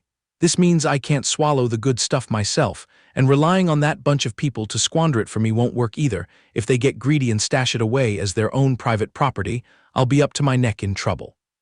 Yifeng grudgingly grabbed the yellow dog by the scruff of its neck and dragged it away, striding straight toward the guest room not far away. Trail behind me and get inside right now. Inside the desolate stone chamber, Luo Wuming tentatively asked his precious daughter, Tianxu, have you ever slightly considered tossing those 2 brats into the Heavenly Dao battlefield to gain some experience? Luo Tianxu widened her eyes. The Heavenly Dao battlefield, father. She rested her chin on her hand, pondering for a while before speaking. Truthfully, your daughter can't really pass down any decent teachings to them. With Yi Feng's strength, I am completely at ease, but as for Leng Wufeng, I fear he would easily lose his life in there. Luo Wuming rubbed his chin in calculation, his demeanor revealing a sense of dilemma. Leave it be, your father will dispatch a few inner sect elites over here to escort them into the heavenly Dao battlefield. However, what reason makes you feel at ease regarding that guy Yi Feng? As soon as he finished his sentence, Yi Feng's insolent face appeared in his mind again. Even though he possesses rare and exotic treasures that would make even almighty experts drool, at the end of the day, he is still a mortal shell. Dropping into the heavenly Dao battlefield, at the very least, a measly demonic beast or a petty cultivator would have more than enough power to crush him to death like squashing an ant. Luo Tiangsu looked up at her father, her eyes earnest. Father, Yi Feng merely lacks a spirit root. He is by no means an ordinary commoner. With his latent potential, stepping foot into the heavenly Dao battlefield is absolutely more than enough to keep him alive. Luo Wuming waved his hand dismissively, firmly rebutting, how ridiculous. Someone who does not possess a spirit root is exactly a mortal piece of trash. Stop speaking up for that Yi Feng. Luo Tiangsu raised her voice to explain. He's not just a person without a spirit root, but has already cultivated to the peak of the 9th stage of the Qi mobilization realm. The scale of the spirit sea he opened is 20 times more massive than mine. Initially, I also thought Elder Bai was talking nonsense, but the truth displayed before my eyes forced me to be completely convinced. Luo Wuming appeared even more harsh. This is even more utterly absurd. Back in the day, the width of your spirit sea shattered all the records of the Xingji sect, and even startled the old ancestor into coming out of seclusion. He added a firm sentence. Where would a mortal get the ability to tear open their dantian and open up a spirit sea 20 times greater than yours? These words are truly a fantasy. Right at that moment, an ear-piercing sound suddenly tore through space. The entire crowd jolted in shock, turning their heads in unison to look toward the source of that earth-shattering noise. A gloomy, ghostly illusion of an ancient bridge suddenly materialized, accompanied by a dead-silent voice echoing back. The Yellow Springs Road, the soul-crossing bridge, the sword comes to slaughter, mortals and immortals shall fall. The crowd immediately utilized their Lightfoot techniques to dash over. This is the exact coordinate. Luo Tiangsu shouted loudly, Elder Bai, Elder Xia, have you two also run over here? Where is Leng Wufeng? An aged voice hurriedly replied. Indeed, this surge of sword intent radiates an overly tyrannical killing intent. How could little Wufeng endure it? So only the two of us old bones had to risk our lives to rush in here. Luo Wuming stood proudly in the center of the array formation, authoritatively commanding. Elder Bai, Elder Xia, you two quickly come support me in activating the defensive barrier. At that time, Luo Tiangsu's group had successfully broken into the core of the array. Is this the location? How strange, why can't I sense the aura of any other cultivator at all? It's 99% certain that it's that guy Yi Feng pulling some ghostly tricks again. Luo Tiangsu pointed her finger toward the corner of the yard. Over there, who else could that figure shrinking its neck in the corner be if not Yi Feng? Following the direction of Luo Tiangsu's hand, dozens of eyes simultaneously cast their gaze toward the base of the wall. Striking their eyes was the sight of Yi Feng carelessly playing with the small dog at the edge of the yard, leaving everyone agape in astonishment. As expected, it is once again that god of plague, Yi Feng. Two elders and Luo Wuming stared blankly. Initially, they absolutely did not realize that the source emitting that world-destroying Yellow Springs sword intent actually came from a beast of a dog. Does a measly puppy have enough foundation to comprehend this incredibly profound and domineering Yellow Springs sword intent?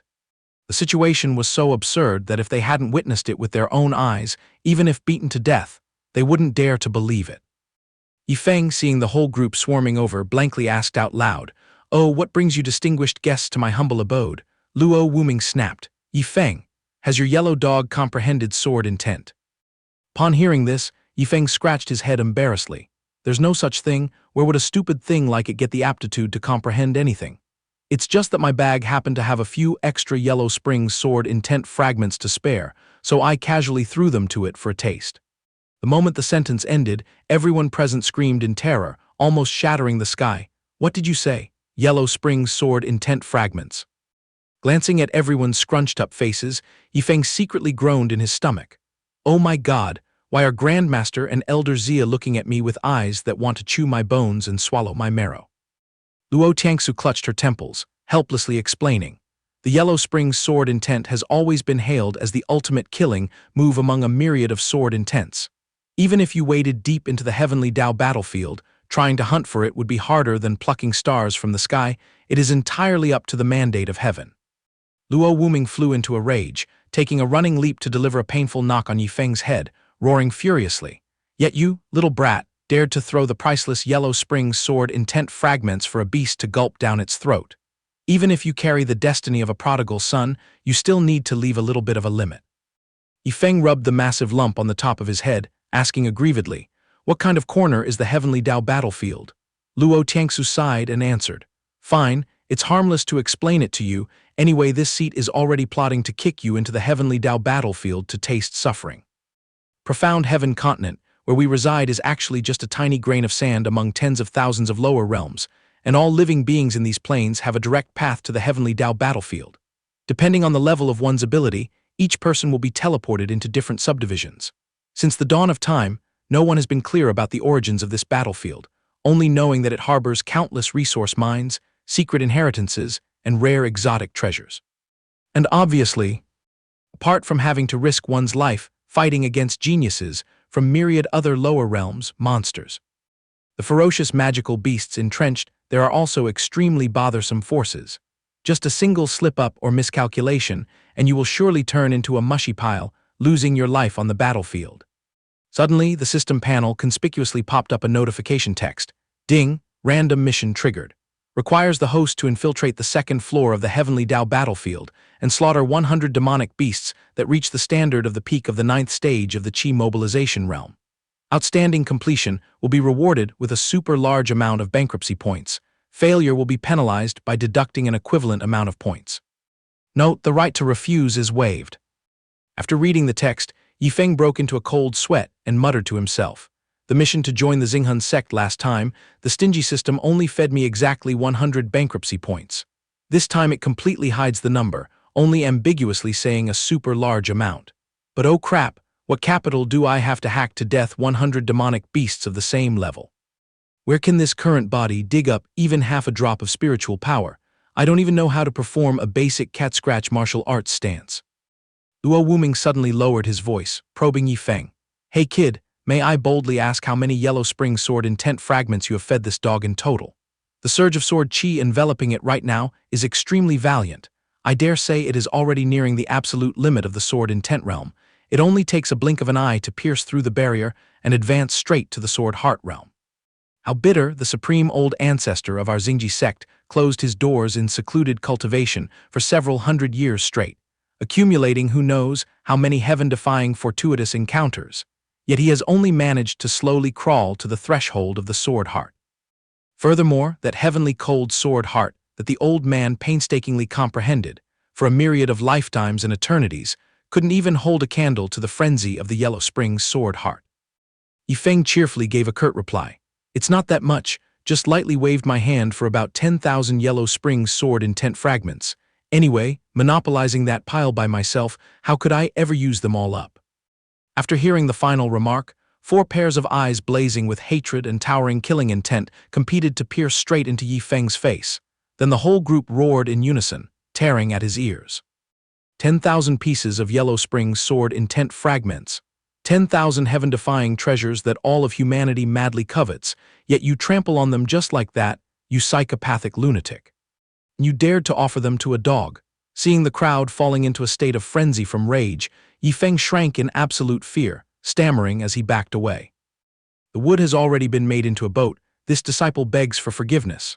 Although his mouth was apologizing, deep down he was smirking secretly, apologizing just for the sake of it. Next time I'll still go all in.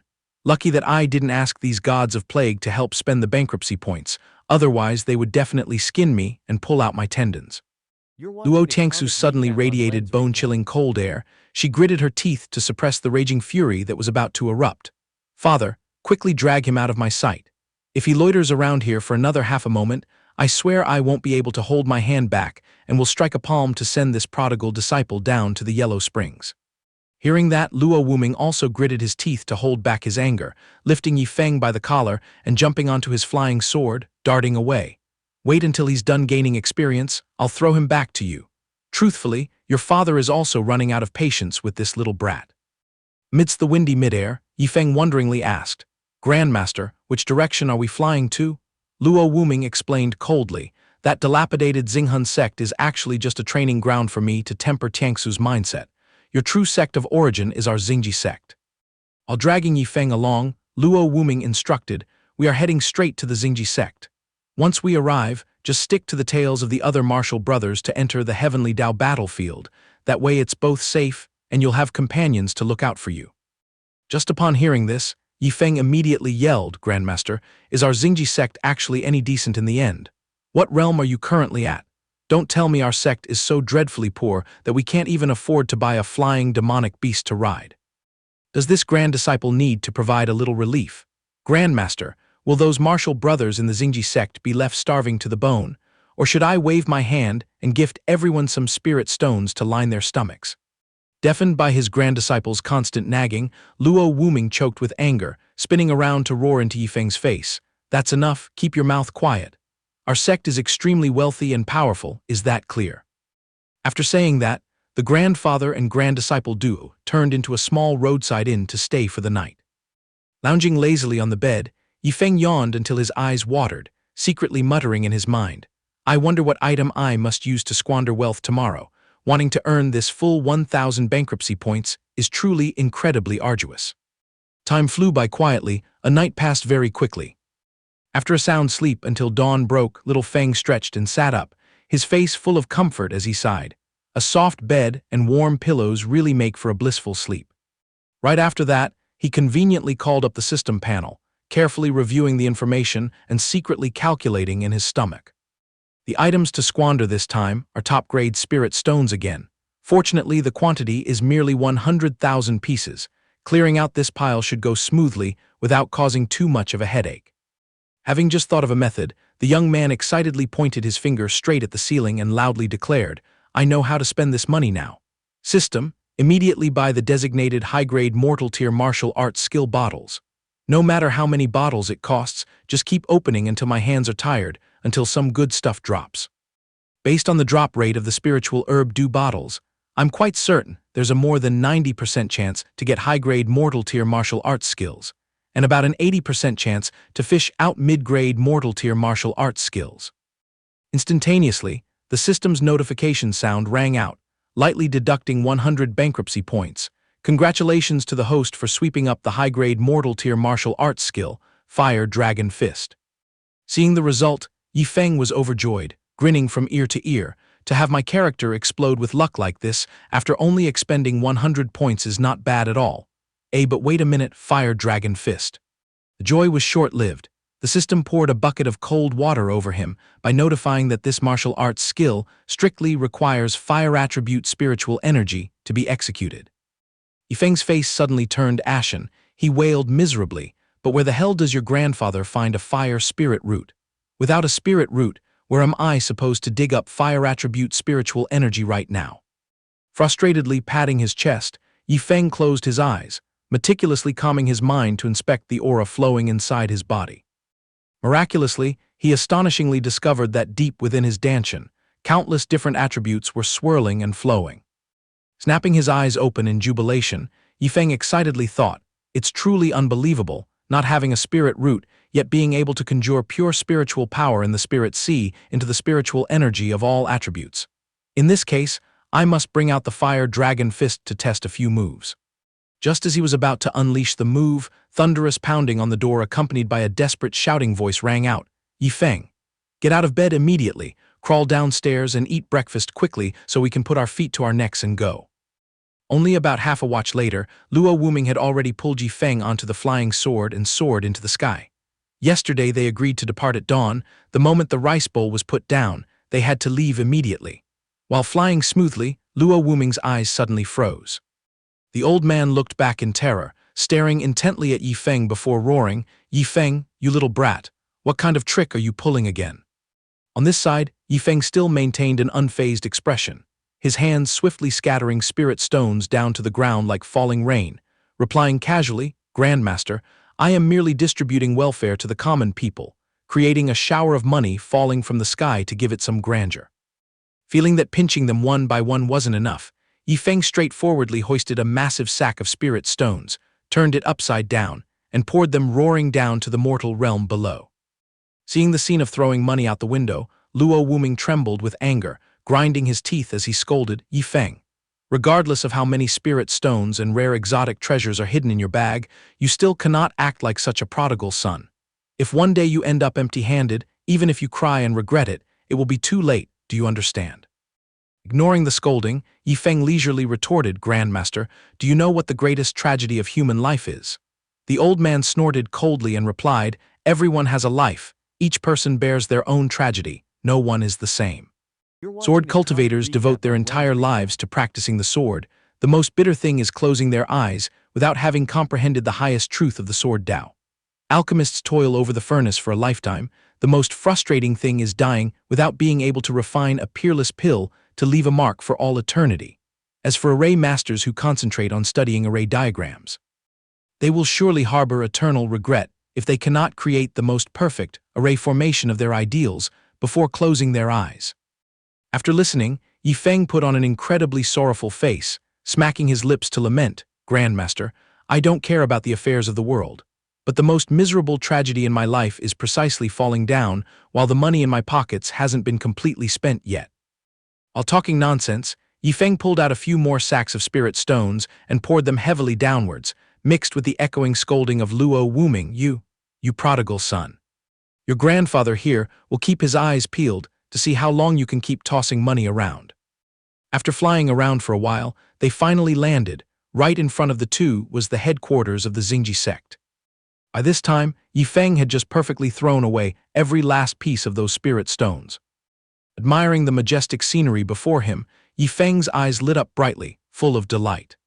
Thinking it over and over, our Xinghun sect back home is truly a desolate wasteland, completely lacking the qualifications to be compared. Upon approaching the main gate, Luo Wuming immediately called out to the elder on duty, Deacon Song. After the greeting, Luo Wuming pointed at the youth and introduced him. This kid is the true disciple of the eldest miss. In a few days he will accompany the other martial brothers up to the heavenly Dao battlefield. Yifeng, during the few days you stay here, you are forbidden from causing trouble. Behave yourself for 3 days and then set off. You hear me. Once the instructions were finished, Luo Wuming rode his flying sword and vanished into the distance. Yifeng, left alone, hurriedly clasped his hands in greeting Deacon Song. This junior is Yifeng. For the next few days of freeloading here, I must brazenly trouble you. The other party genially replied, oh please, it's just a trivial matter. Following the old man for a stroll around, Yifeng suddenly perked up his ears upon hearing earth-shattering cheers echoing from afar. His curiosity aroused, he pointed in that direction and asked, Deacon Song, what fun activity is happening in that corner that so many folks are gathered? The old man chuckled heartily and replied, today is the day the inner and outer sect disciples drag each other out to spar in martial arts. If you're free, go over there and watch them compete for some visual entertainment. Hearing this, the system instantly popped a notification, emergency mission activated, inviting the host to become the arena master, sweeping away all opponents in the same realm. Instant reward of 500 bankruptcy points upon success. Failure will result in a clean deduction of 500 points. The right to refuse is granted. Faced with this bargain, all the teachings about behaving himself from his grandmaster just now flew completely out of Yifeng's brain. He chuckled inwardly. These 500 points were exactly what he needed, like a pillow to a sleepy head. He was currently broke, so only a fool would pass up this gamble. Stepping inside, Yifeng saw the disciples swarming around the arena like ants eager for gossip. He boldly strode onto the stage, his overflowing confidence throwing the crowd below into a frenzy. Where did this guy pop out from? He wasn't even wearing the Xingji sect uniform, but still dared to crawl onto the martial arts arena. Was he trying to issue a challenge? Or was he someone from another sect coming to kick up a fuss and smash the dojo? Standing tall in the middle of the arena, Yifeng put his hands on his hips and loudly declared his name. I am Yifeng, cultivation base at the peak of the 9th stage of the Qidong realm, the eldest true disciple of my esteemed master Luo Tiangsu. Today I plant my flag here to defend the arena. I invite all senior and junior brothers to come up and give me a good fight. Fellow disciples below the stage were absolutely astounded upon hearing this. What? He is the Holy Maiden's true disciple. Oh my God, rumor has it that the Holy Maiden ran away from home to establish her own sect. Who knows what kind of talent this total stranger has to catch her eye? If I could be the Holy Maiden's disciple, I'd willingly give up 10 years of my life. Just as the crowd was buzzing, a figure leaped onto the arena, aggressively making a statement to assert dominance. Seeing that familiar face, the disciples below immediately erupted into loud cheers. Meng Yang has arrived. What a badass. Rumor has it that this guy has been in the sect for less than 3 years, yet he has grinded his cultivation all the way to the peak of the 9th stage of the Qi-Dong realm. The cultivation method he uses is mid-grade earth rank, and even the gear he carries is low-grade earth rank. A good show is knocking at the door. Let's see how much real strength this so-called true disciple of the Holy Maiden actually has. Hearing the crowd flatter his opponent, Yifeng nodded, acting like an adult. Wow, it seems your reputation in the sect is pretty resounding. I guess I can temporarily approve. Meng Yang arrogantly turned up his nose. It took me less than 3 years to climb to the peak of the 9th stage of the Qi-Dong realm. I wonder how much time brother Yifeng here spent. Yifeng smirked, acting extremely suave, and replied nonchalantly, me. From the moment I opened my spirit sea to hitting the ceiling at the peak of the 9th stage of the Ling Hai realm probably took somewhere around 10 minutes. Then jumping from there to the peak of the 9th stage of the Qi-Dong realm was a bit more sluggish. It took a whole 20+ minutes. After hearing that boastful statement, Meng Yang completely froze, his face blank as he asked back, "What kind of nonsense have you been spouting just now?" On the battlefield, there was only the rustling sound of dry leaves dancing in the wind, which also seemed to hold its breath before this godly display of bragging. At this moment, Yifeng leisurely clasped his hands behind his back, standing idly opposite Meng Yang. Below, the audience began to clutch their stomachs and sneer. 30 minutes. It takes me a freaking 30 minutes just to take a dump in the latrine. Another person rolled their eyes and pursed their lips. Ridiculous, this guy must be delirious. Meng Yang is an S-tier genius who grinded for 3 years, and he says it took him 30 minutes. Someone else let out a long sigh. Boasting is one thing, but Yifeng, spinning a breeze into a hurricane like this, is just too arrogant and conceited. I don't understand the ins and outs of how the Holy Maiden brought this nonsensical talker back to be her core disciple. Some even gnashed their teeth in frustration. If cultivation were that easy, then the countless monstrous geniuses of this Xianxia continent would have all been trampled under your heels by now. Yifeng narrowed his eyes and looked around, taking in all the disparaging remarks before clicking his tongue and saying, "HMPH, when I tell the absolute truth, you guys don't even bother to believe it." Meng Yang, unable to stand the eyesore any longer, shouted, "Cut the nonsense and taste my attack." With that said, he burst with speed and charged straight ahead. The crowd gasped in admiration. Oh my god, Meng Yang is even using the low-grade earth rank movement technique Shu Yun Bu. Yifeng merely snorted, clenching his hand into a fist, and a scorching aura immediately enveloped his knuckles. Punch tore through the wind and shot straight forward. The phantom of a massive, blazing fire dragon roared as it blasted out, opening its gaping maw as if wanting to swallow Meng Yang whole. Realizing the might of the Hu Long Quan, Meng Yang paled and cursed, "Damn it, what the hell is this?" He hastily raised his hands to channel his energy and block the scorching heat, gritting his teeth as he muttered, "This is bad, it's too fast to dodge. I have to use Fen Lang Jian to block the damage." With no time to overthink, Meng Yang swung his sword frantically, slashing a powerful strike toward the fire dragon's head. He roared, "Sever it from me." A stream of freezing sword chi tore through the air and soared away. The two forces collided, creating an earth-shattering explosion. The deafening sound shook eardrums, and a violent gale swept past, flattening everything in the vicinity. The gossiping audience had blinding dust whipped straight into their faces. A few of them panicked, spreading their trembling arms and yelling, "This is bad," quickly set up a formation to protect the junior brothers. The aftermath was so terrifying that a few disciples standing at the forefront tumbled over.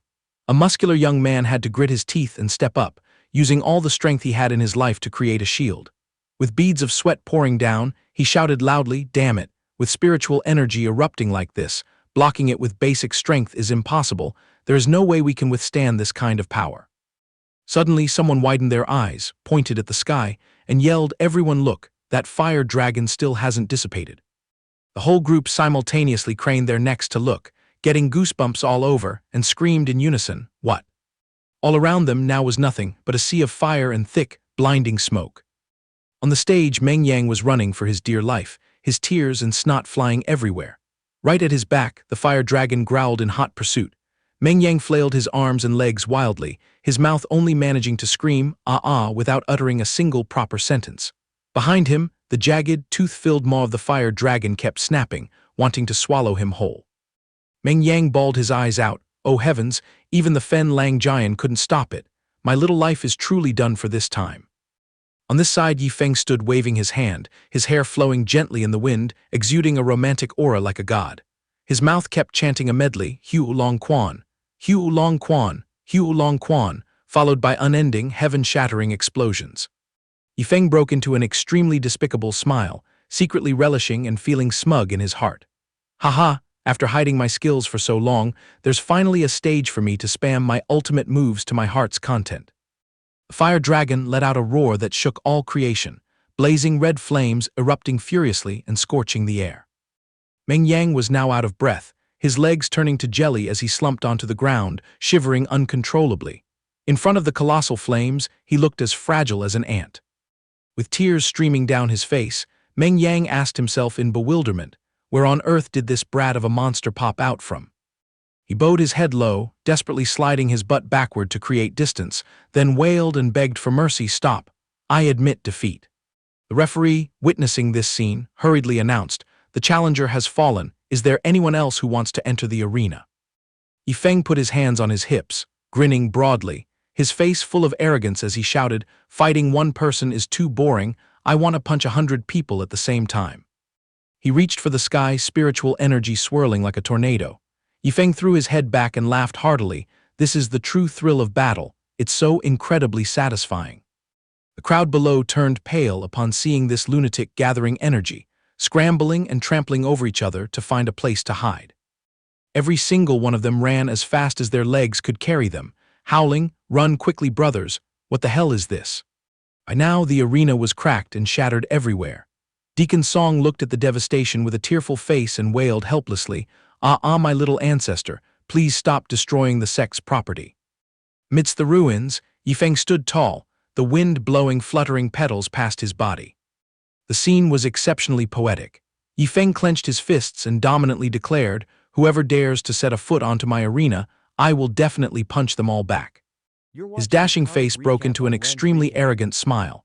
Looking at the destructive power from his hands, he thought to himself, indeed, just spending money to ruin things would never let me taste the refreshing flavor of battle. This kind of bloody hacking and slashing is the true, authentic flavor of a Xuanhuan world. Seeing this, Deacon Song frowned, gritted his teeth, and ordered, all disciples at the peak of the 9th stage of the Qi Dong realm charge up for me.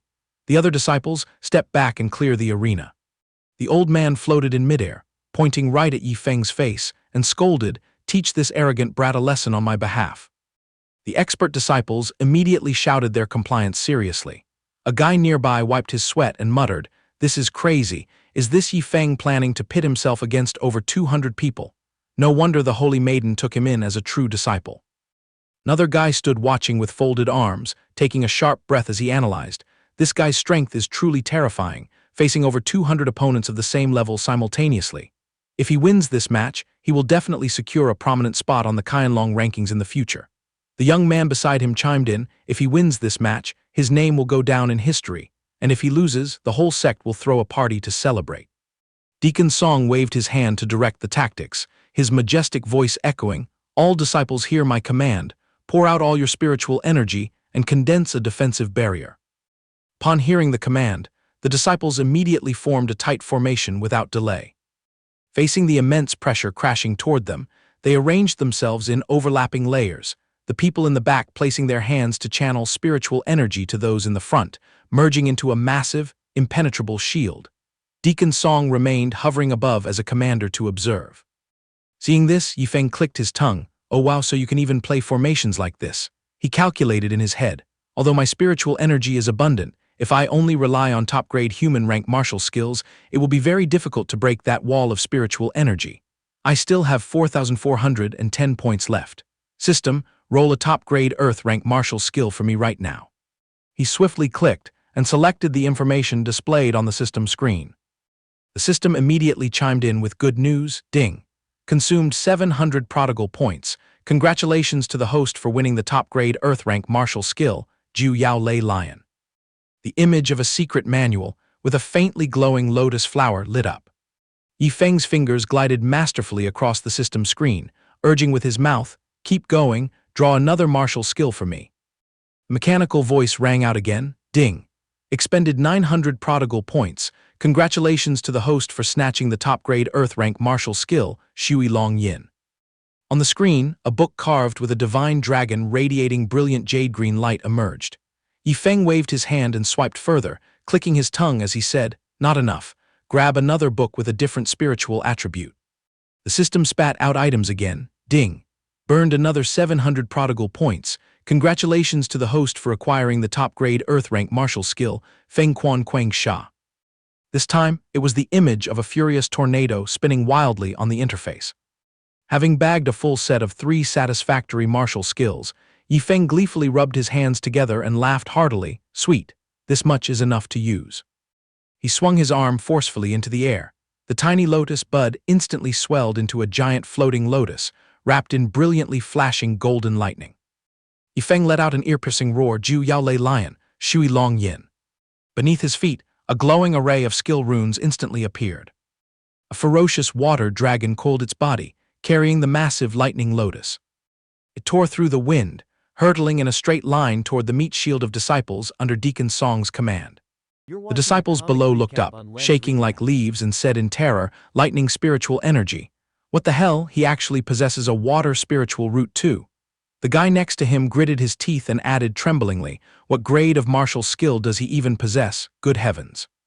A few onlookers standing on the fringes saw the scene of heavenly lightning descending, roaring water trails, and the eerie lotus patched together, causing them to drop their jaws in dismay. Where did this monster of a kid run out from? How does he possess a whole 3 types of spiritual roots?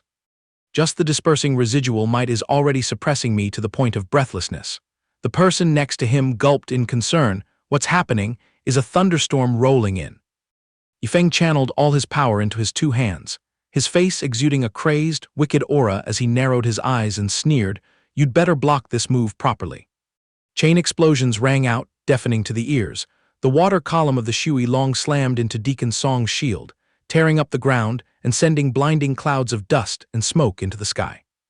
Even though they had united their hearts and poured all their strength into it, against Yifeng's terrifying power, the disciples below were still pressured to the point of wincing and whining. "My spiritual energy has bottomed out. I'm about to collapse." Witnessing that horrifying scene, Deacon Song's jaw nearly dropped as he muttered in terror, "This Yifeng, he actually has a 4th spiritual root up his sleeve." Yifeng stepped forward again, rolling his shoulders to gather force. The source of power from him tore through space, forming a gigantic tornado that enveloped the pink lotus inside. He roared in excitement, "Your grandpa here isn't finished yet." The disciples below turned to stone upon hearing that, their jaws dropping as they cried without tears, "Mom, there's more."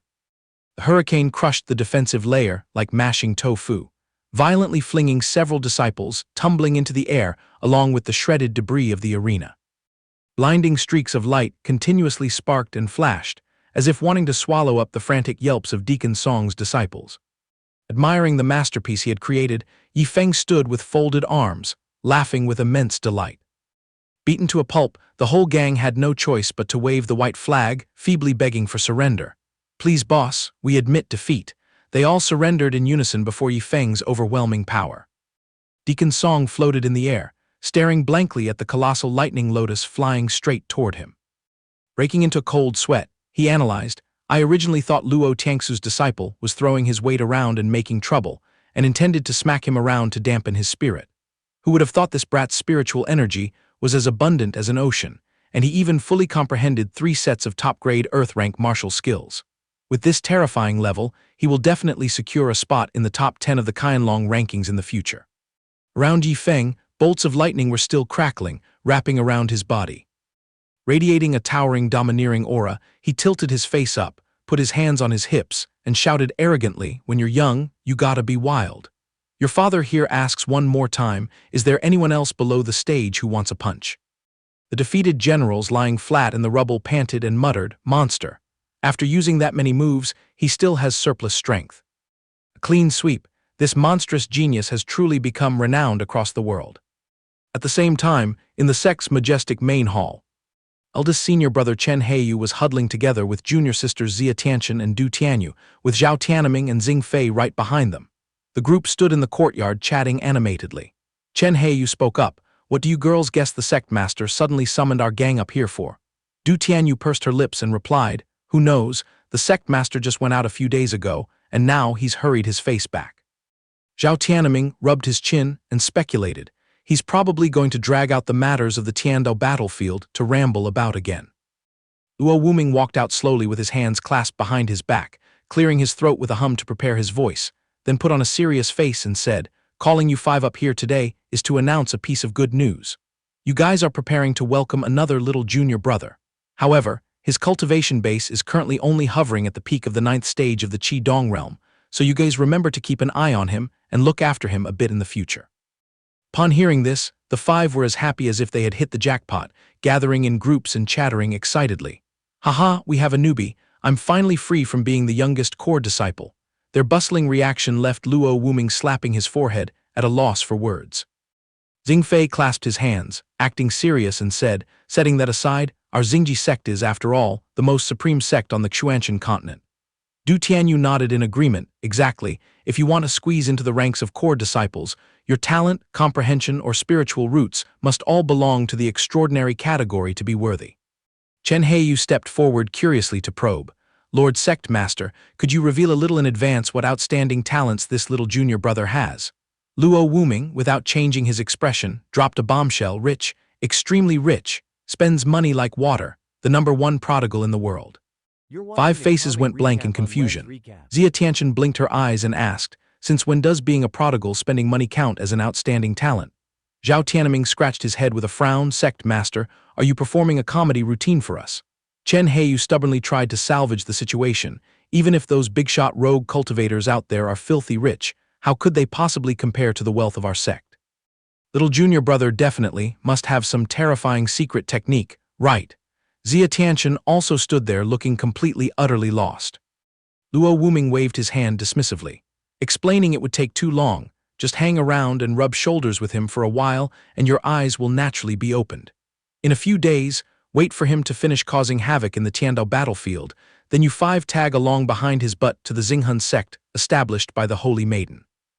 Looking at his dumbfounded disciples, Luo Wuming covered his mouth and chuckled, adding an instruction, oh right, don't say I didn't tip you off in advance. When you have free time, keep your eyes wide open and be a little observant. Just the pinch of wealth slipping through the cracks of this little junior brother's fingers is enough to keep you all well-fed and warmly clothed for a lifetime. Recalling the image of the arrogant boy sitting leisurely on a pile of gold earlier. Luo Wuming secretly slapped his thigh, praising his own brilliant intelligence. Wow, sending these five to serve Yi Feng, not only can we mold out 5 bottom-ranking powerhouses, but the sect will also slurp up all those massive resources to smash into cultivating the next batch of disciples. The old man, in high spirits, tilted his face to the sky and laughed triumphantly. Ha ha ha, you bunch of idiots might even be worse than a dog. If any of you had managed to snatch that Huanquan sword in tent last time, you'd already be one step into the clouds by now. Hearing the sect master speaking in riddles, the whole group had blank expressions, their brains completely failing to process the information in time. Seeing them standing there looking stupid, Luo Wuming pursed his lips and gave a thumbs up to mock them. Tusk tusk, there are some things you just have to trip over yourself to get wise about.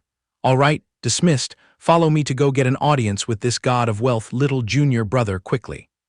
Luo Wuming turned his head back to shoot the disciples a sharp glare. Engrave my words carefully. He is your living god of wealth. In the future when you interact with him, be smart and flatter him carefully. Being scolded, the group looked at each other furtively, then huddled up again to whisper. Mommy, 4 types of spiritual roots. Senior brother Yi Feng is truly too terrifying. Comprehending 3 top-grade Earth-rank martial skills in one fell swoop, our senior brother's comprehension is truly not to be underestimated. Luo Wuming walking ahead, hearing the disciples whispering, stroked his beard and smiled triumphantly. Boxing with 200 guys all by himself, this brat Yi Feng is truly a monster descended to Earth to trample on the self-esteem of all living beings. Xia Tianchen frowned, feeling a bad omen, and wondered aloud, I just feel like something is wrong. It seems we are missing some important detail. Hearing this, Chen Heiyu immediately stepped up to pry Sect Master Luo Wuming. Just lay your cards on the table.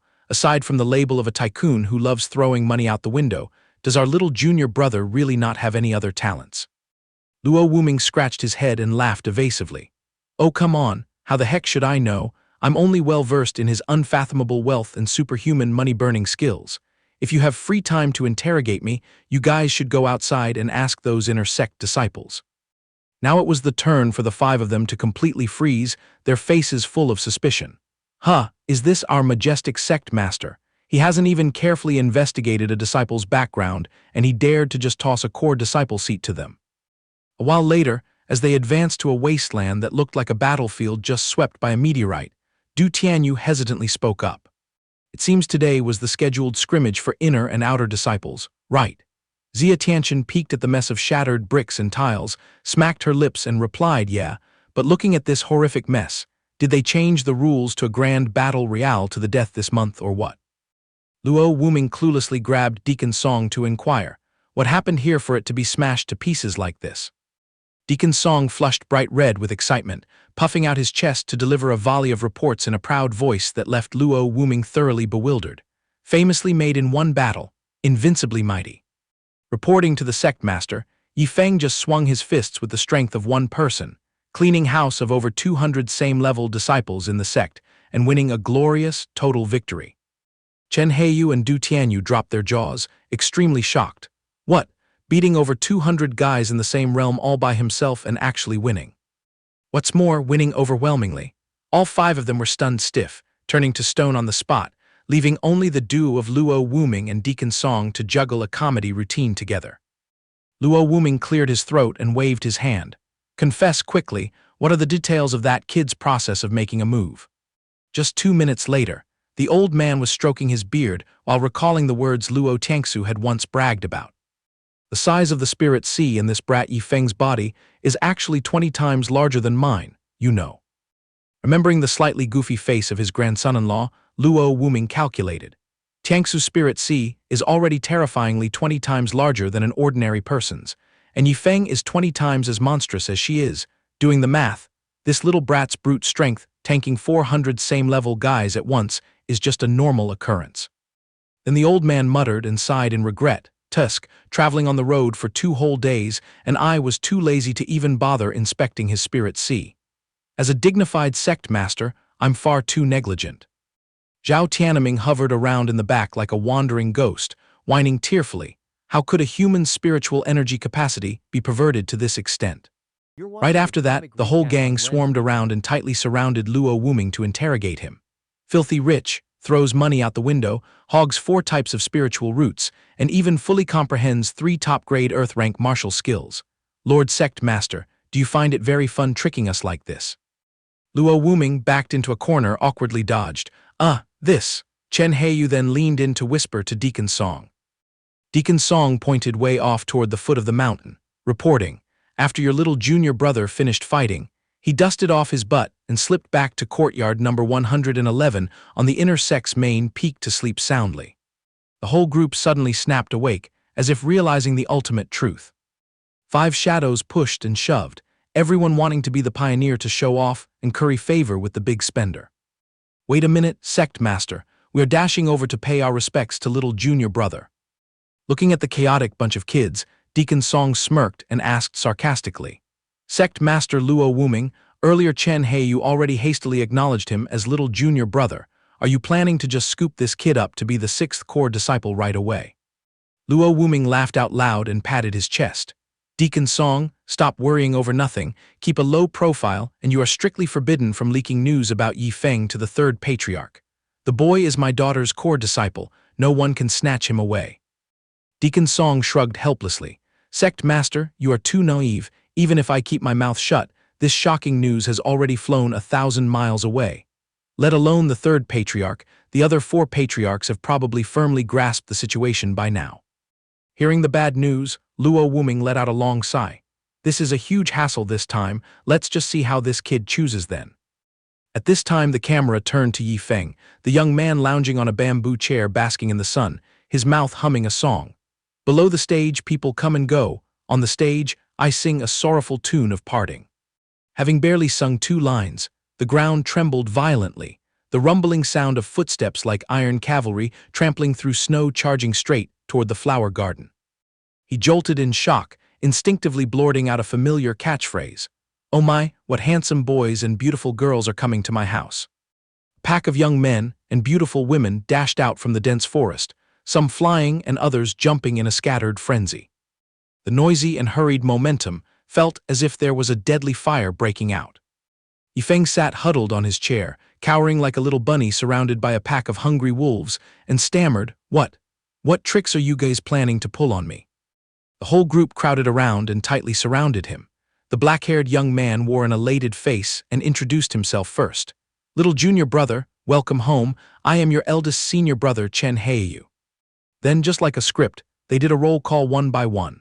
"I am second senior sister Xia Tianchen. I am third senior sister Zhao Tianming.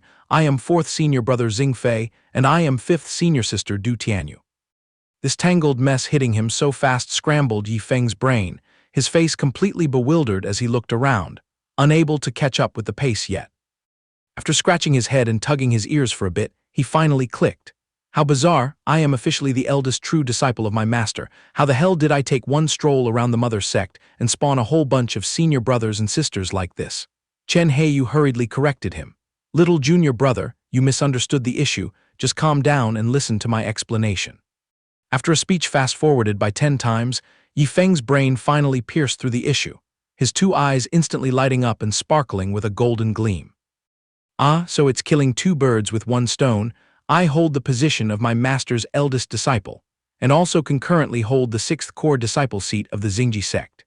His face suddenly turned quite wicked as he called out inwardly, "System O system, arriving here as a fresh-off-the-boat little junior brother, handing out a little welcoming gift to these older brothers and sisters shouldn't break the rules, right?" Seeing the system remain silent, Yifeng pushed his luck. "Hey system, my senior brothers and sisters are all premium geniuses. Gifting them a casual 100,000 top-grade spirit stones each as a debut present surely isn't too outrageous, huh?" A notification chime rang out, ding. The quantity perfectly matches the prodigal's standard. Hearing the melodious mechanical voice, Yifeng was thrilled. "Oh, wonderful. I only intended to use my sweet talk to bait the system and see if it allowed it. Who would have thought I'd successfully exploit the loophole so brilliantly like this?" Meanwhile, the group of senior brothers and sisters each had their own different pieces of thoughts. Zhao Tianming, seeing him shaking his leg, felt guilty and nudged him. "Oh no, with our little junior brother's towering talent, he must have been scared pale by our backgrounds." As for second senior sister Xia Tianchen, she rested her chin on her hand, mesmerized by his good looks, and Du Tianyu smiled secretly because she finally escaped the fate of being the youngest sibling. He turned his face back, smiling radiantly to curry favor with the older brothers and sisters. "My dear senior brothers and sisters, today as we siblings meet, here is a tiny token of my sincerity. I hope everyone won't laugh at it." In the hands of the 5 people suddenly landed a circular object radiating blinding light, like a ring. Chen Heiyu took the lead to pull the ring out and test it. "Let me pour a little spiritual energy in to open shop and see." The moment he looked inside, his eyes bulged as big as bowls, his jaw dropping as he screamed at the top of his lungs, "Oh my heavens, 100,000 top-grade spirit stones." The other 4 simultaneously turned into statues staring at Yifeng, the air suddenly turning freezing cold, their minds screaming. "Good heavens and holy spirits, as senior brothers and sisters, we haven't even given him a single gift, yet upon first meeting, this little junior brother just smashed us right in the face with 100,000 spirit stones." Right at this moment, Luo Wuming also dropped down from the sky to butt in and poke fun. "I told you so, this guy is rich, extremely rich." But looking at Yifeng's face at this moment, it perfectly resembled a face high up to the roof. Is it here? Spending money to the max like this will definitely trigger a hidden reward. Sure enough, not beyond expectations.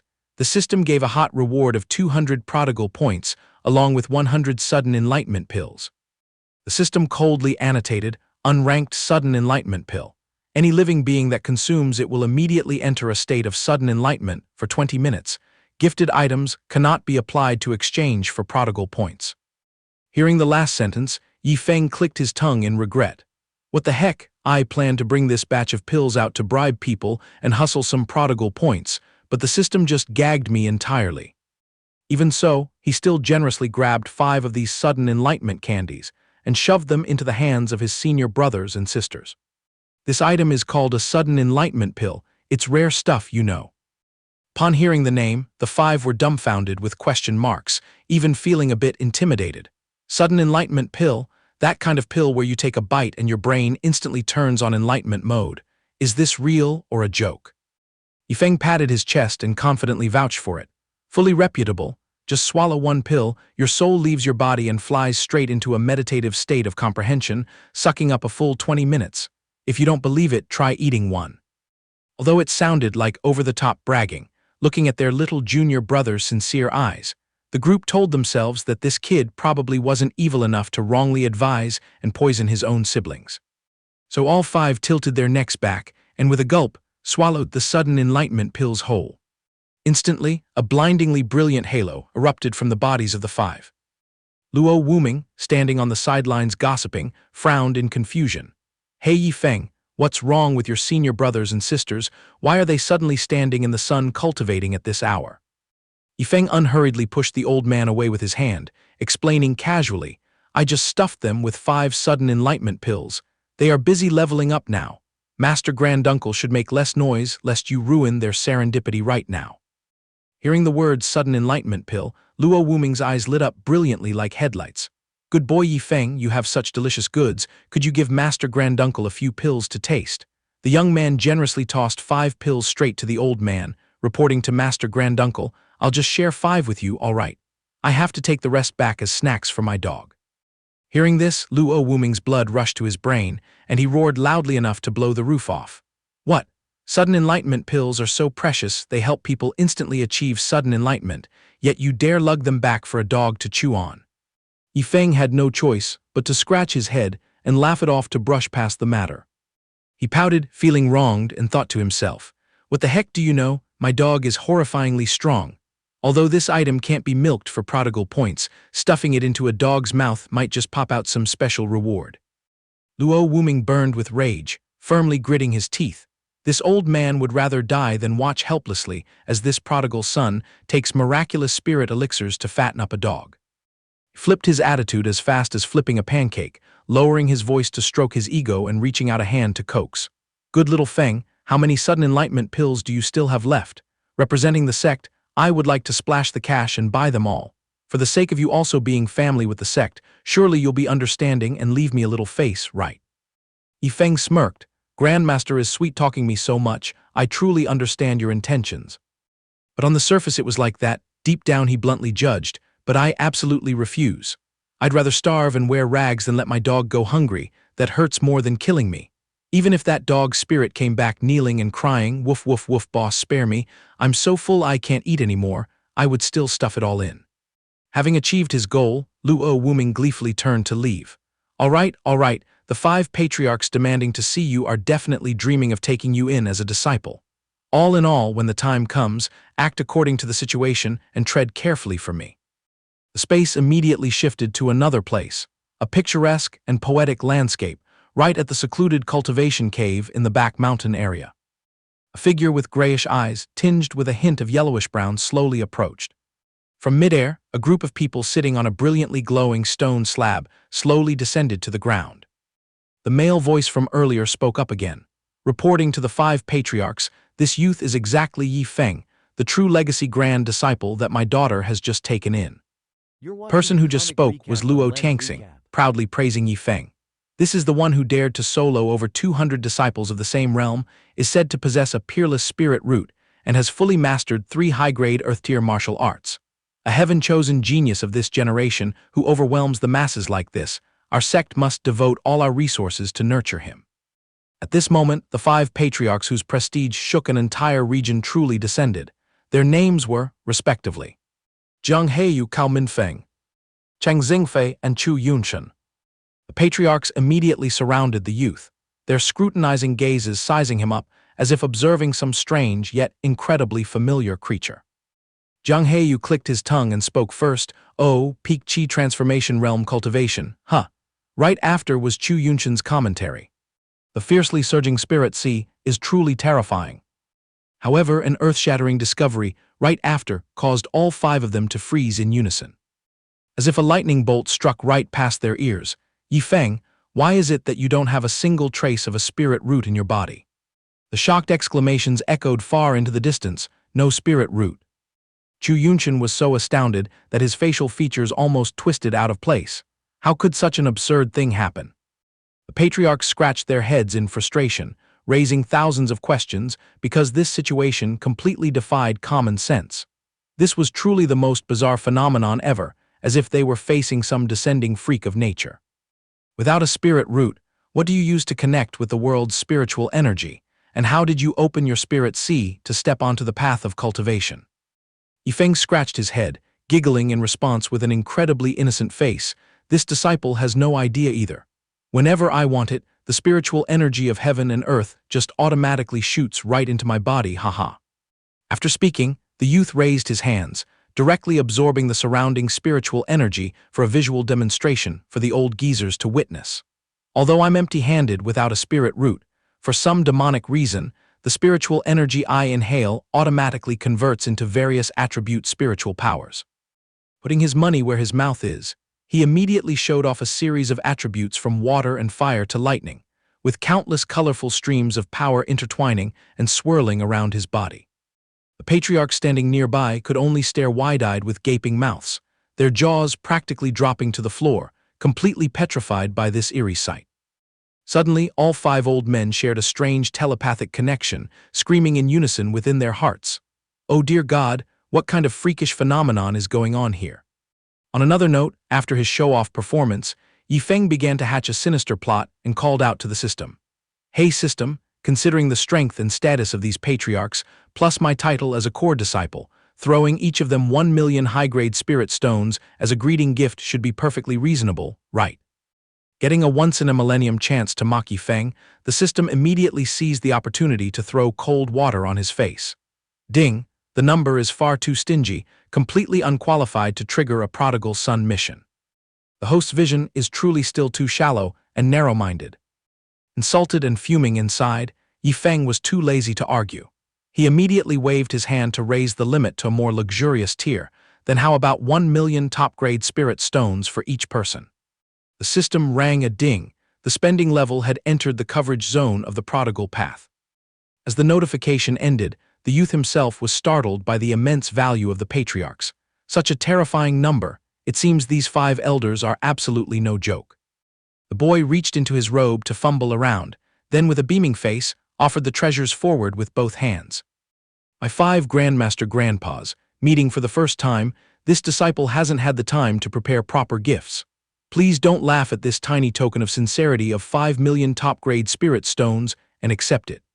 Hearing this, Luo Tianxing stood there dumbfounded like a statue, stuttering, unable to form a sentence. What the hell?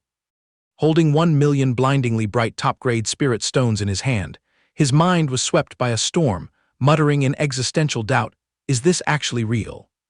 Is this truly a fortune that a junior barely grazing the peak of the 9th layer of the Qi transformation realm could possibly carry? Right then, Luo Wuming popped out from who knows where, cheerfully running over to leech off the hype. Reporting to the 5 patriarchs, haven't you all been stuck in your deep-rooted bottlenecks for decades of falling leaves? Taking advantage of the situation, he dug out 5 epiphany pills he had snagged from Yifeng and offered them up. With these 5 miraculous pills, please don't argue anymore, just swallow them, and you'll immediately dive into a state of Tao enlightenment. Another worldly supreme treasure struck their eyes, leaving the elders paralyzed with shock. Epiphany pills, no less. Hearing this, Yifeng immediately jumped up and roared, Grandmaster, you're backstabbing me. Meanwhile, Luo Wuming put on an incredibly rogue face, secretly gloating in his stomach, who told you to refuse selling the epiphany pills to this old man before, serves you right. The moment the patriarchs swallowed the pills, tens of thousands of feet of radiant light exploded, completely outshining the previous display by the senior brothers and sisters 100,000 times over. Frightened by the pressure, Luo Wuming obediently retreated, waving his hands to tell everyone to back off a bit lest they ruin the old master's good fortune. In the blink of an eye, the time of 20 incense sticks had passed. The 5 super elders slowly awakened, their faces clearly showing unsatisfied regret. There's still a thin layer of fog left, it really just lacks that tiny bit of heat. Luo Tianxing hurriedly cast a thirsty glance at those 2 and rapidly asked, just how many epiphany pills are you 2 still hoarding? Luo Wuming immediately sidled over to stand shoulder to shoulder with Yifeng, hastily replying, "My pockets are completely clean, but little brat Yifeng's fortune here is definitely still overflowing." The shameless old man immediately turned and winked mockingly.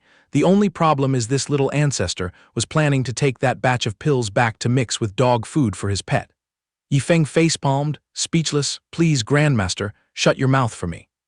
The crowd behind them popped their eyes out, howling like slaughtered pigs. What kind of madness is this? Feeding immortal pills to a dog? What an absolute waste of heavenly treasures. Luo Tianxing cleared his throat loudly to quell the chaos. "Yifeng, our sect has always had proper rules. We absolutely do not use numbers to bully the weak. The spirit pills belong to you. You can throw them wherever you please, but we beg you a million times over, please don't pull that stunt of feeding them to dogs anymore, okay?" Hearing this, the crowd behind nodded like pounding garlic, expressing deep agreement. From Yifeng's perspective, this group looked exactly like a pack of wolves waiting to tear him apart for a snack, making him sweat profusely. "I still have 90 epiphany pills in my pocket. Letting the dog chew them all would admittedly be a bit wasteful. How about I just save around 40 pills? Let's negotiate gently, everyone." Luo Tianxing glared, shooting daggers at Luo Wuming, who was mindlessly munching on watermelon. "Luo Wuming, you are a dignified sect master. A disciple is throwing money out the window to this extent, and you just stare like a frog without correcting him." Luo Wuming casually tossed the watermelon rind aside, taking the chance to expose a series of his martial grandson's glorious feats. Reporting to the great patriarch, this brat even used soul-returning grass to boil footbath water, and used fragments of yellow spring sword intent to line his dog's bed. The items are his own property. If he insists on destroying them, even if this old man grew 3 heads and 6 arms, how the hell could I stop him? The shocking news had just reached his ears when Luo Tianxing spat out a mouthful of blood and fell backward. The whole crowd around them stood with jaws dropped in an O shape, completely stunned. Yifeng alone remained standing stiff as a log, his head full of question marks, totally not understanding what kind of play this crowd was putting on. After recovering his wits, Luo Tianxing forced out an appeasing smile to bargain with him. "Yifeng, can we discuss this a little? The Epiphany Pill is a rare exotic treasure. Even if you hoard it in your pocket, no one will blame you. Just please don't throw them to dogs anymore." The youth threw a sidelong glance at the old man, secretly pouting in his heart. It's just a negotiation, no need to be so dramatic. He crossed his arms in deep thought. Could a fantasy world script be this deceptive? Why are the people in this sect unbelievably kind-hearted? Back in my past life, remembering the days of binge reading those web novels, whenever the protagonist revealed even a tiny bit of good loot, the whole world would inevitably covet it and gang up to tear him apart. But thinking back, although my master barely taught me anything, she was willing to empty her pockets to buy the expensive pure profound pills for her disciple, not to mention Lao by always blabbering about his philosophy of ignoring worldly affairs. It's hilarious thinking about it, haha. In a hidden corner, Bai Tianheng glanced at Luo Tianxu, whose face was as black as the bottom of a pot from surging fury, and merely muttered affectionately, "This stinking little brat." Even the senior brothers and sisters in Xinjiang, who had eaten their fill of defeats from me, actually treat me like a treasured idol. Meng Yang even threw an arm around Yifeng's shoulders, excitedly raising a thumb in flattery. "Little junior brother, this move of yours is truly unrivaled." And counting this old grandmaster, and these 5 patriarchs whose prestige shakes the 4 directions as well. Piecing everything together, the youth unconsciously smiled and breathed a sigh of relief. Taking shelter in a sect like this really isn't bad at all, entirely devoid of cowardly plots and backstabbing.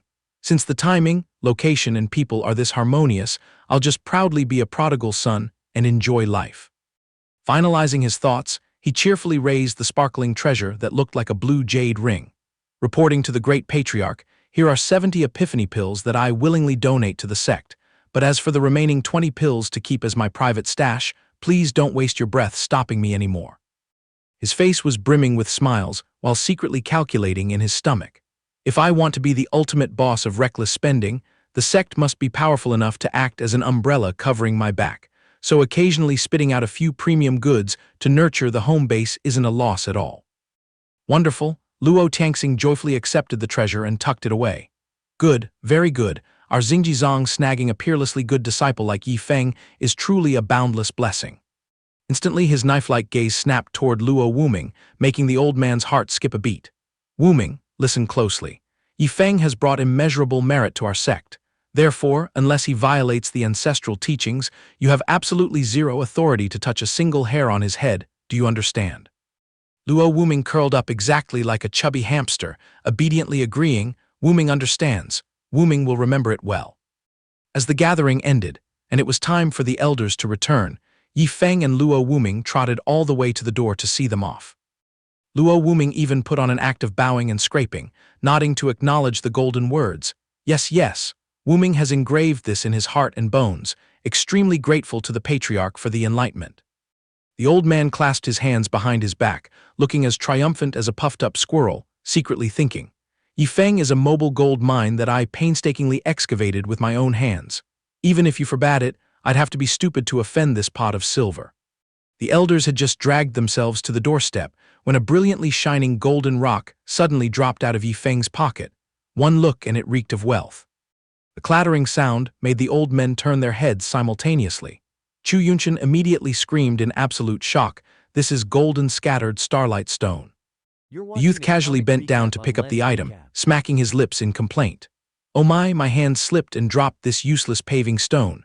But deep down he was smugly chuckling to himself, bearing the title of the #1 prodigal son. If I don't carry a few items that make the martial world drool, what class would I have left? Luo Wuming widened his eyes and yelled, "You stinking brat, you actually hoarded golden scattered starlight stones." Yi Feng pouted and blatantly stated, "Grandmaster, it was Master's gang blabbing to you again, wasn't it?" Every single old man crowded around.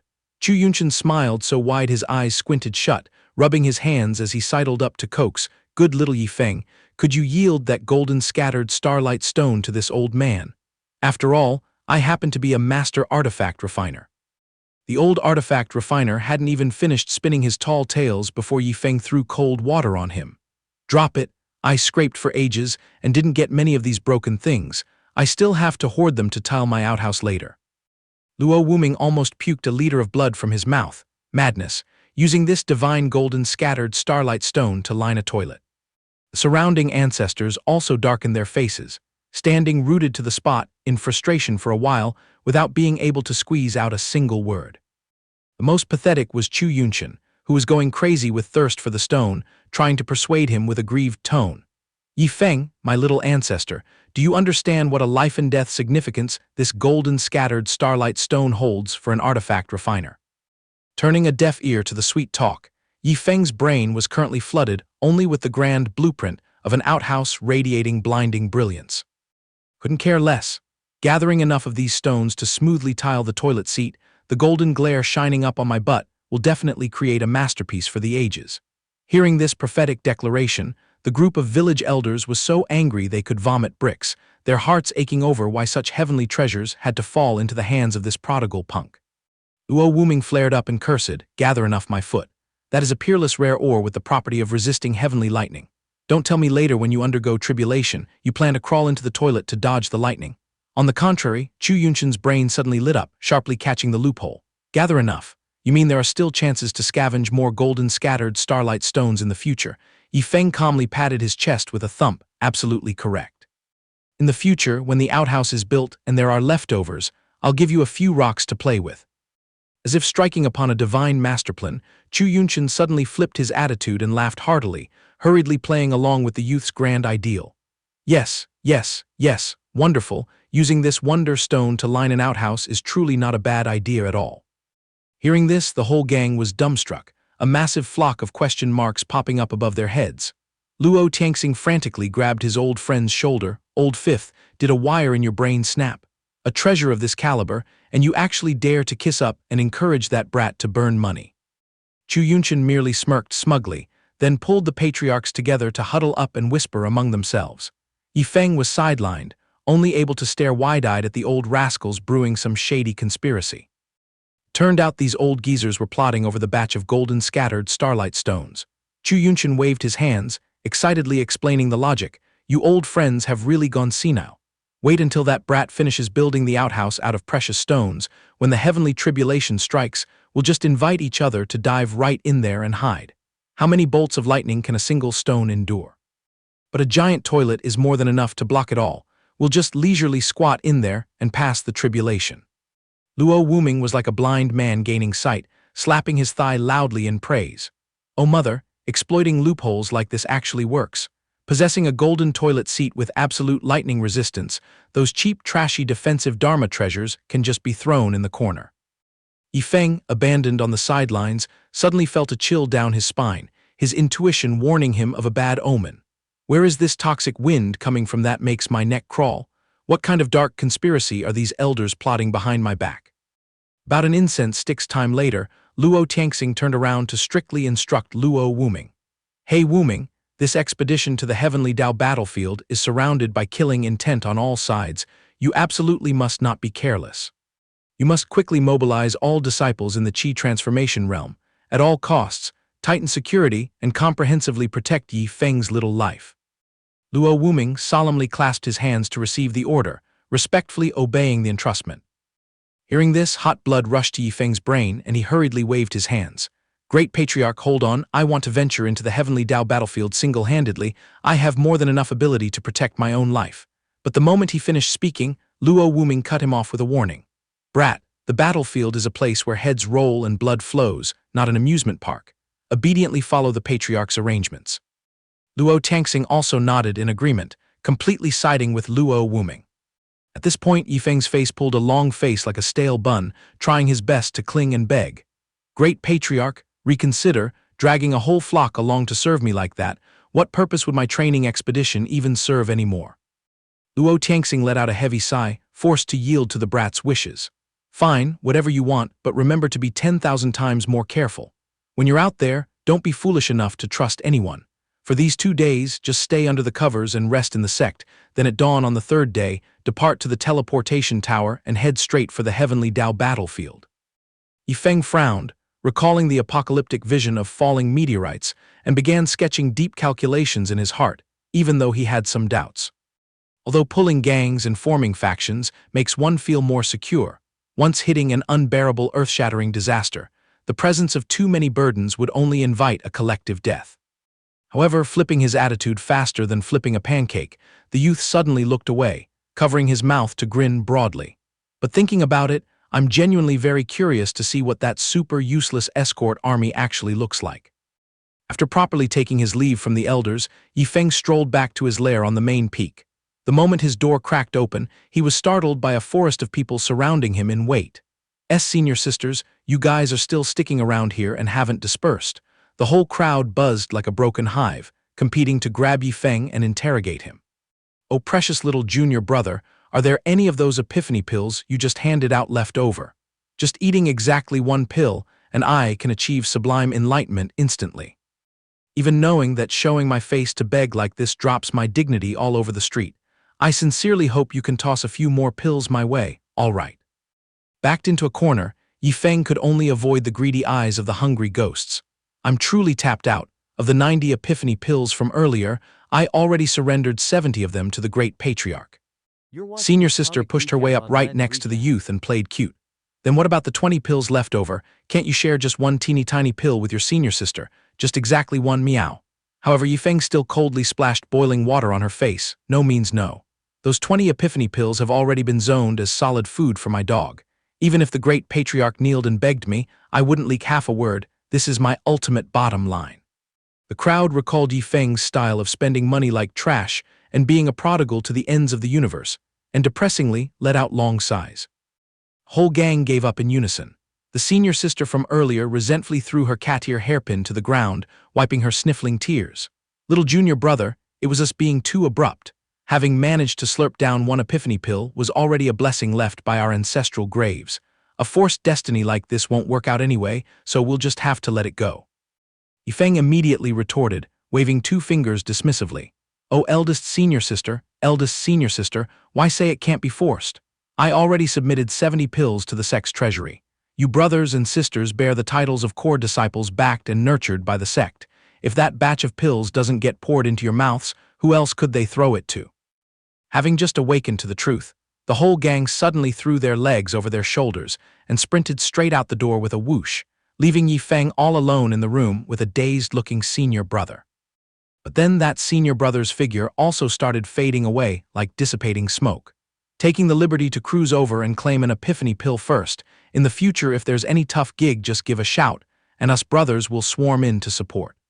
After speaking, that violent guy smashed a massive hole through Yifeng's ceiling and vanished into thin air, the echo of his voice still ringing crisply, "I'm out." Leaving a speechless Yifeng looking up at the gaping, leaky hole in the tiled roof, screaming in despair. "Hey, at least you should have patched the roof for your junior brother before bailing." Sighing wearily, the youth had no choice but to pour himself a glass of red wine, crossing his legs in a figure four as he looked up at the moon to ponder life. The existence of a godly tycoon smashing properties is ultimately just tedious, boring, and drowning in this pile of tasteless money. The system's interface frame suddenly popped up, poking with a question. "Hey host, what corner did you dig that bright red wine glass out of?" Yifeng paused, suddenly remembering the crucial issue. "Hold on a second, system. Earlier I just threw tips of a whopping 1 million top-grade spirit stones to each patriarch. Why haven't I seen the rewards drop yet?" The system immediately spat out words in reply. Reporting, the reason is that those 5 super grand patriarchs haven't wholeheartedly accepted that wealth, and are even scheming to return it intact to the host. Therefore, this money-burning transaction is still in a suspended pending state, unable to record the final result yet. Hearing this, the youth cursed furiously in his head. What the hell, have these old fossils lost their brains? Someone offers money right to their mouths, and they still pretend to be noble and reject it. Right at that moment, Luo Tianxing's hoarse voice echoed out. "Yifeng, does this old man's visit disturb your autumn dreams?" Yifeng jumped in fright and turned his head, catching sight of Luo Tianxing looming behind him since who knows when, and hurriedly greeted him. "Oh my, it's the great patriarch visiting, no bother at all." And he excitedly stepped closer to the patriarch, warmly preempting him. Reporting to the great patriarch, "Please just spend that batch of top-grade spirit stones this disciple gifted you recklessly. Don't stand on ceremony. I've hoarded countless warehouses full of that scrap. You trekking all the way here in the middle of the night couldn't possibly be to return the items to me, right?" Luo Tianxing held out the bag of spirit stones in his hand, seriously explaining. "Our great Xingji Zong hasn't reached the dead end of needing to siphon wealth from a junior yet. You just keep this fortune for yourself for self-defense." Yifeng resolutely pushed Luo Tianxing's hand back, laughing heartily as he spat out each word full of arrogance. "Although this disciple is clueless about the sect's treasury situation, I dare bet that the total assets of this entire sect combined probably doesn't even equal the loose change in my piggy bank." Immediately, the youth put on a worldly facade, patting Luo Tianxing's shoulder to lecture him on the philosophy of getting rich. "Great patriarch, don't be shy. In the future, if the sect is short on cash, just give me a holler. However thirsty you are, I'll pump that much in. My boundless spirit stone mine is more than enough to sugar daddy this sect for countless generations. Please cherish such a kind-hearted prodigal son." Luo Tianxing awkwardly scratched his cheek, hesitantly probing about an even more luxurious item. "Oh, since you're talking so big, I wonder if your treasury stocks any spirit crystals." Yifeng blanked out and asked back, "What the heck is a spirit crystal?" Seeing his clueless look, the old man begrudgingly explained. "It is the core energy source to maintain the life of our grand sect defending array, but unfortunately the treasury has been drying up lately." In reality, he just wanted to test how deep this brat's money pit was, but just in case he accidentally spat out a little bit of spirit crystals, the sect would be able to overcome this dire crisis. Xingji Zong has always borne the title of a top-tier powerhouse on the Xianxia continent, but this land is boundlessly vast. Over tens of thousands of years, countless mortal enemies have secretly risen to nearly equal their power. What's even more tragic is that, for the past few centuries, the output of spirit crystals that Xingji Zong managed to grind out from the Heavenly Dao battlefield has been dropping uncontrollably. Understanding the situation, Yifeng stroked his chin and smiled gleefully, immediately connecting his brain with the system. "Hey system, sect brothers are basically flesh and blood. Me generously spitting out 10 billion top-grade spirit crystals to nurture the family should be perfectly reasonable, right?" The robotic voice snapped back sharply. "Does the host even know how to spell the word dignity? 10 billion crystals, even if this shabby sect threw them into a pond for hundreds of years, they wouldn't use them up. The maximum allowed limit is exactly 100 million crystals, no more." Doused with cold water, Yifeng still stubbornly haggled. "Oh come on you, just look. The fellow disciples here are all die-hard brothers as close as hands and feet. Do me a favor and widen the purse strings a little." "Don't even dream about it." Ruthlessly shut down, the youth narrowed his eyes in thought. This damn system actually knows how to haggle. It seems it isn't some mindless block of wood. Later, when I'm bored out of my mind, I definitely have to drag it out for a verbal sparring match for entertainment. Sighing in surrender, he had to finalize the last option. All right, as you wish, locking in 100 million top-grade spirit crystals. Ding, transaction successful. 100 million top-grade spirit crystals have been generated. On the outside, Luo Tianxing witnessed Yi Feng's face going from grimacing to smiling foolishly and secretly broke into a sweat. Spirit crystals are exclusive treasures in the heavenly Dao battlefield. Seeing this behavior, he definitely doesn't have any. Better slip away. If I press too hard and the brat goes crazy, it'll be a huge mess. The old man was just about to turn on his heel when Yi Feng yanked out a brilliantly glowing orb, lifting his chin as he called him back. Great Patriarch, don't rush back to the palace just yet. Please wash your eyes and admire this petty fortune consisting of 100 million top-grade spirit crystals. Luo Tianxing felt as if lightning had struck right at his crown. His limbs turned to jelly, his teeth chattering against each other as he parroted, 100 million. The old man staggered, turning around to walk on, using his pinky finger to dig his eardrum while muttering in confusion. Haha, truly old age and failing strength, deaf ears and blurry eyes have conjured up hallucinations. Yi Feng crossed his arms, confidently blocking his old age crisis. Great Patriarch, cut the acting, your hearing still has plenty of juice left to squeeze. The old man turned his head back with 1,000 question marks floating in the air, his mind screaming fiercely. Even mortgaging the deed and selling out this entire Xingji Zong wouldn't scrape together such a terrifying amount of spirit crystals. The youth waved the treasure in front of the old geezer's face. Luo Tianxing hesitated, half believing and half doubting, as he released his divine sense to appraise whether it was the real deal or a fake. His divine sense had only probed for a few seconds before his entire body convulsed violently, as if touching high-voltage electricity. Hidden deep inside that tiny orb was a vast miniature world filled with rivers of top-grade spirit crystals, the emitted light so blinding it could poke blind anyone's dog eyes. Hastily retracting his divine sense, Luo Tianxing staggered far backward, his soul seemingly still refusing to re-enter his body. At that exact moment, the system's bell also chimed deafeningly. Ding, warmly congratulating the host on successfully burning money again. The converted reward includes 200 prodigal points and an array secret manual, the ultimate fully customized version of the 9-star sword array. Yi Feng dazedly frowned and thought, what kind of upgraded toy array is this again? Luo Tianxing's trembling hands tightly hugged the 100 million spirit crystals, his legs shaking like a lottery drum unable to stand firm, stuttering out his question to the youth. Yi, good little Yi Feng, this colossal mountain of top-grade spirit crystals, is my little ancestor truly willing to tribute it for the sect to use together? Glib-tongued a fake response while scheming in his stomach. This disciple naturally dedicates this fully, but I boldly suggest you just flip the switch of the grand sect-defending array and let it run through the night. Whenever the tank runs dry, just holler my name and I've got it. Deep down in his heart, he was overjoyed as expected, facing the power of money. Not a single ghost can keep their dignity. Hearing that destructive tone, Luo Tianxing couldn't even stroke his chest in time, glaring and roaring. Stop right there, top-grade spirit crystals are life-saving treasures. With the sect safe and sound, where would we find a reason to burn money so pointlessly? Yi Feng stuck out his butt and swaggered, showing off an incredibly punchable face. Tusk, the great patriarch's vision is still too narrow, truly a stingy demeanor. These 100 million crystals in my eyes are just like a drop in the ocean. Today I can toss out 100 million, and in the future I'll easily spit out the same amount. Just go ahead and smash it all wildly for me. The kid's logic reeking of a pyramid scheme twisted Luo Tianxing's mind, joy, anger, sorrow, and delight intertwining chaotically, truly out of words to scold him. Yi Feng kept his arrogant swagger, leisurely adding another stab. Oh, there's still a whole pile in the warehouse. Whenever the sect slurps it all clean, just drag your face over to find this disciple, and I'll have the goods. Gripping tightly onto the orb holding 100 million glowing spirit crystals, the old man's eyes welled with crocodile tears, looking up at the blue sky and howling loudly. Let it be decided then, from this moment on, our Xingji Zong's 9-star sword array will be powered to run eternally, never shutting down. Catching a vague mention of the name 9-star sword array exactly like the reward the system just handed out, the youth frowned, searching his memory. So the barrier protecting our home sect is actually the 9-star sword array.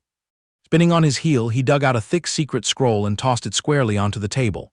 "Great Patriarch, I just picked up this array blueprint. Take a quick look and see how it is." Luo Tianxing tiptoed over to inspect it, exclaiming in terror, "This thing is." Hugging the secret manual in his hands, the old man's entire body convulsed like he was having a seizure, lines of rapid deductions flashing through his brain. This is precisely the perfect customized version of our sect's 9-star sword array.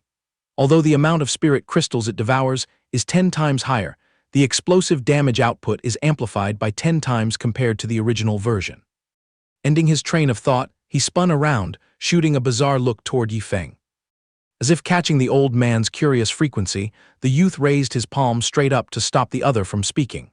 "Grand Ancestor, please put your questions away, because even if you ask, I am completely clueless and have no idea how to explain it." Luo Tianxing seemed too used to this brat's nonsense, so he let out a long sigh. "Forget it, I'm too lazy to interrogate you." Holding the secret manual tightly with one hand, he fumbled around his waist with the other. With a snap, a sparkling jade token fell out and was pressed right against Yifeng's chest. "Listen to the decree. From this moment on, you will sit grandly on the honorary elder seat of our Xingji sect." Yifeng scratched his head in utter bewilderment. What the hell is an honorary elder? Luo Tianxing pointed straight at his face with absolute certainty. "Exactly right. Your current status is completely on equal footing with us 5 old fogies here." Then he thumped his chest, using himself as living proof to boast about the majesty of that jade token. "With this token in hand, even if that little brat Luo Wuming bumps into you, he will have to obediently bow and call you Elder Yi." The youth hurriedly waved his hands frantically, his face wrinkling like a monkey eating ginger. "Grand Ancestor, please spare me, don't shove any more work onto me. I couldn't care less about some illusory elder seat. I just dream of peacefully being a carefree prodigal son. Besides, I bear the title of my master's head disciple. If I leap up to become an elder, how could I even have the face to face him?" A speechless scenario flashed through his brain. He vaguely visualized the nonsensical philosophy of great figures. Taking on overwhelming power means the pile of troubles on your shoulders will be as huge as a mountain. Luo Tianxing, as stubborn as a leech, refused to let it go and forcefully insisted. "Refusing won't work. What kind of decency would it be if the sect took all your favors but remained ungrateful? Let's settle it like this. This intimidating title will only be known by Wuming and us 5 old bones. It absolutely will not disturb your daily routine of eating and ruining things." Yifeng pursed his lips in thought, his attitude doing a complete 180 compared to earlier. "Since the Grand Ancestor is pressing the issue, I guess I'll accept the deal, but let's agree beforehand, aside from throwing money out the window, I refuse to participate in any miscellaneous chores in the sect." Hearing this, Luo Tianxing gleefully sealed the deal on the spot. Right at that moment, Luo Wuming kicked the door open and barged in like a tornado, his mouth blabbering loudly without any filter.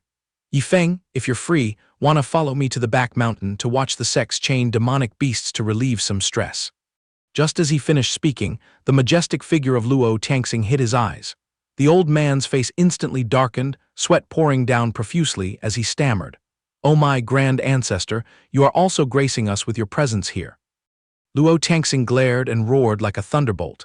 "Insolent, is the name Yifeng for your foul mouth to just yell randomly? You must respectfully call him Elder Yi, you hear me." Luo Wuming's brain couldn't process it in time, standing frozen like a dummy, staring in horror at the furious Grand Ancestor.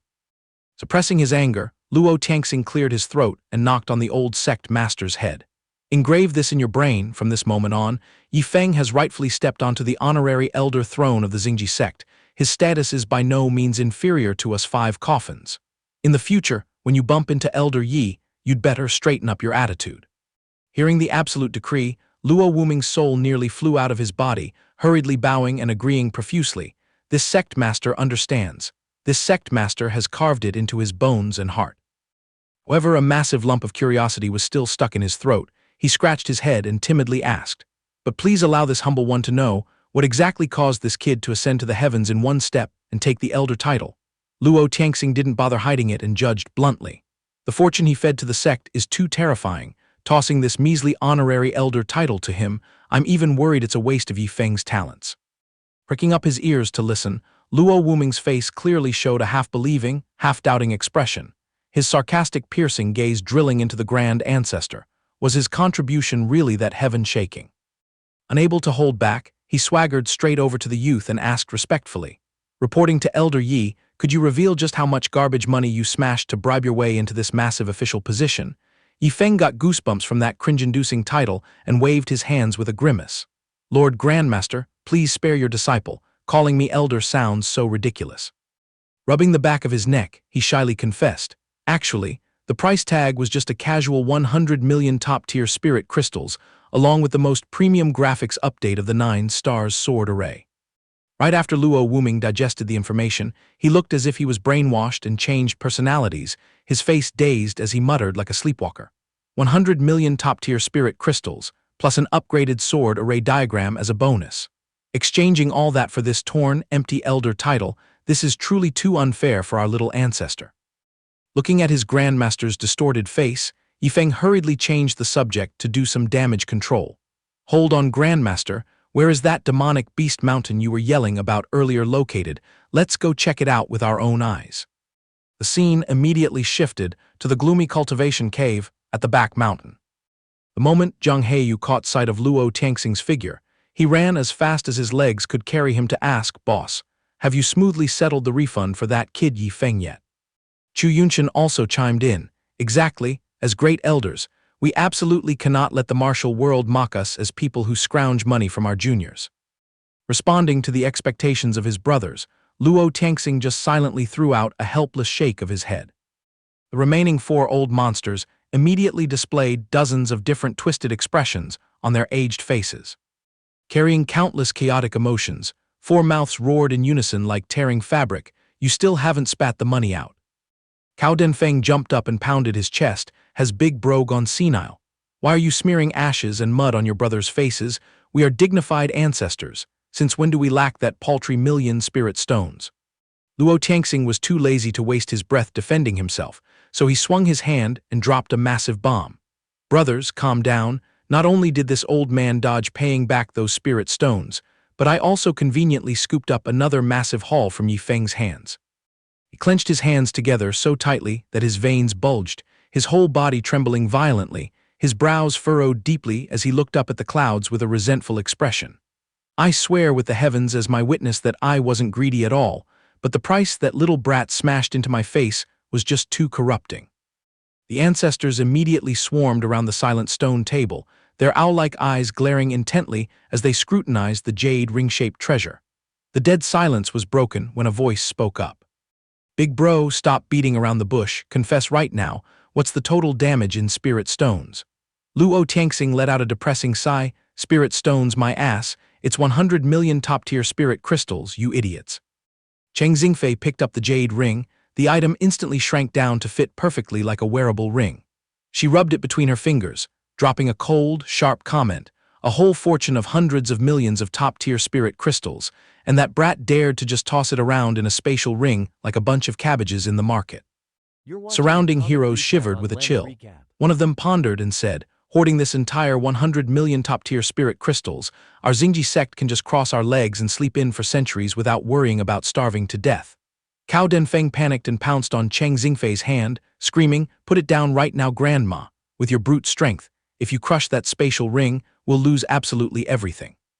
Luo Tianxing smoothed his collar, puffed out his chest, and declared confidently, "Wrong, starting today, I am going to pull the switch to keep the sect protection grand array running continuously, anywhere and everywhere, never turning it off."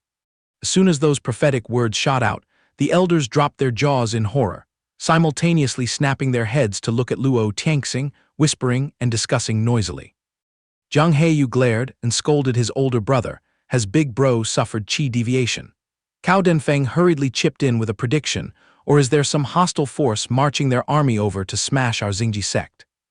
Luo Tianxing waved his 2 index fingers, showing off a mocking expression that perfectly imitated Yi Feng. "Tusk, your mindsets are way too low-level. A measly 100 million is nothing. When the funds run dry, just open your mouths and ask for more, simple as that." Cheng Xingfei squeezed her forehead in frustration, her tone bitterly exclaiming, "That little brat just joined, and his seat isn't even warm yet, but why do I feel like our entire group of elders has turned into a bunch of beggars?" The elders nodded like pounding garlic, showing deep sympathy. Luo Tianxing suddenly reached behind his butt and fumbled around, smiling slyly as he fired one last shot. Right, that kid Yi Feng also generously slipped me the upgraded version of the 9 stars sword array. It consumes 10 times more, but the destructive power is also multiplied by 10. The old man's face lit up radiantly. Once activated, even if the enemy is at the peak of the 9th layer of the Tribulation Transcendence realm carrying their body here, at best they will lose arms and legs, at worst their soul will scatter and disperse. Just as he finished speaking, his hand threw the mysterious scroll flat onto the table. The group of heroes bulged their eyes out staring at it, unable to hold back as they howled. What did you say? In a parallel development, at that exact moment, deep down at the bottom of the demonic Beast Mountains Valley, Yi Feng and Luo Tianxing were slowly strolling along the towering cliffs inside the nether cave. Luo Tianxing turned sideways and thoughtfully introduced. Yi Feng, inside this dark prison, countless demonic beasts possessing miscellaneous powers are imprisoned. The deeper you go into the heavy grounds, the more terrifying their strength becomes. Yi Feng scratched his chin and wondered, then why does the sect waste effort sealing them? Wouldn't slaughtering them and pulling the weeds by the roots be much cleaner? Luo Tianxing suddenly raised his voice, his tone tinged with a thorny, murderous aura to serve for life-and-death experiential training sessions, of course. Any disciple harboring dreams of descending the mountain to roam the martial world is required to overcome this trial of chained demonic beasts. If they can't even beat a bunch of sealed cripples, then sticking their faces out into the outside world will only make them food for wolves and tigers. Following his pointing finger, a picture soaked in blood and sweat instantly unfolded before Yi Feng's eyes. A large number of disciples took turns unleashing all sorts of dazzling skills to fight a life-and-death battle for survival. Some struggled to endure the brutal claws of the demonic beasts, while others exhausted their remaining strength to counterattack and tug-of-war. The scene was incredibly chaotic. Standing before that fierce life-and-death battle, Luo Tianxing leisurely added a profound sentence. In this incubator, if they accidentally slip and fall, they can still keep their lives and come back, but out there in the sinister world, why the hell would the Grim Reaper give them a chance to turn around? Hot blood boiled. This was exactly the playground that Yi Feng had been craving for so long. He rubbed his hands together and restlessly enticed. Grandmaster, in 2 days I have to throw myself into the Heavenly Dao battlefield. How about dropping me in there to flex my hands and warm up my bones and muscles a bit? Hearing this, the old man curled his lips indifferently and shooed him away. Just drop it. Leave these tiny monsters alone so your other brothers still have something to practice with. Deep in his heart, the old man calculated the pros and cons. With Kid Yi Feng's perverted kind of strength, throwing 200 demonic beasts of the same realm at him would just be like toys for him to pluck their feathers for entertainment. He absolutely cannot be allowed to meddle and ruin things. Youth refused to give up, grinning cheekily and pointing toward the more perilous lair. Then Grandmaster, please allow me to step into the Spirit Integration Realm's war zone, is that okay? The old man immediately acted deaf, looking up at the ceiling playing dumb and muttering. My, what the heck did you just say? Oh wow, today has white clouds and golden sunshine, pretty nice weather, huh? Yi Feng could only stand there rubbing his hands in resentment. His sly face started spinning, looking for a dirty trick or base scheme. Grandmaster has completely ignored me, and my current prodigal point stash is a measly 2,810. Looks like if I don't fire a cannon and create an earth-shattering, heaven-shaking earthquake this time, it won't cut it. Early the next morning, Chen Dayu was leisurely controlling the flying ship, while Yi Feng was lounging with his legs crossed, deeply in thought. What tier of demonic beast does the corpse of that purple thunder mad lion actually belong to, and how should it be butchered and processed to look cool? He stretched, stood up, scratched his head and ears, and asked, Eldest senior brother, how are the corpses of demonic beasts usually cooked and processed? Chen Dayu glanced at his junior brother, his tone gentle as he explained. Demonic beast corpses, people usually use spiritual energy to extract the pure essence blood from the corpse. The only catch is that concentrated blood essence only maximizes its effectiveness for those brutes who follow the body cultivation path. Yi Feng rubbed his chin and curiously asked, so what exactly is considered a body cultivator? Chen Daiyu's eyes were steadfast, passionately explaining, those are the ones who borrow cultivation methods to forge their flesh and skin, absorbing the spiritual energy of heaven and earth so their physical bodies can constantly shed their mortal shell. In his head immediately appeared images of men with bulging muscles. The combat power of these people is incredibly terrifying, and demonic beast essence blood is the ultimate tonic elixir for them. Yi Feng nodded foolishly, so that's how it is. Eldest senior brother, then what if I take the demonic beast meat and roast it to eat directly? Chen Dayu froze, 10,000 question marks popping up above his head. Roast it to eat. The Q&A session between the two was exactly like Tang Sanzeng and Sun Wukong. Chen Dayu patiently advised, the stronger the demonic beast, the more arduous it is to refine the essence blood. If you take it to roast directly, I'm afraid the body will only be able to absorb less than 1% of the spiritual energy. With petty demonic beasts it's fine, but taking a great demon to roast is truly a waste of heavenly treasures. Yifeng twisted and stretched while yawning loudly. So does our sect have anyone who is a body cultivator? Chen Dayu glared at him. Let me finish talking first. He had to continue popularizing knowledge for his naive junior brother. The fifth ancestor is precisely a body cultivation powerhouse at the Tribulation Transcendence realm. This is closely related to his identity as an artifact refiner. Legend has it that since he was 10 years old, he had already. Before Chen Dayu could finish his sentence, Yifeng had already grabbed his stick and slipped far away. He blankly reached out his hand and called after him, "Hey, wait, don't leave yet." An ominous premonition suddenly flashed through his mind. This little junior brother. Could it be that he's hiding the corpse of a super great demon and is really planning to take it to roast and eat? At the martial arts training square, the crowd gathered to ask the moment they saw Yifeng's figure.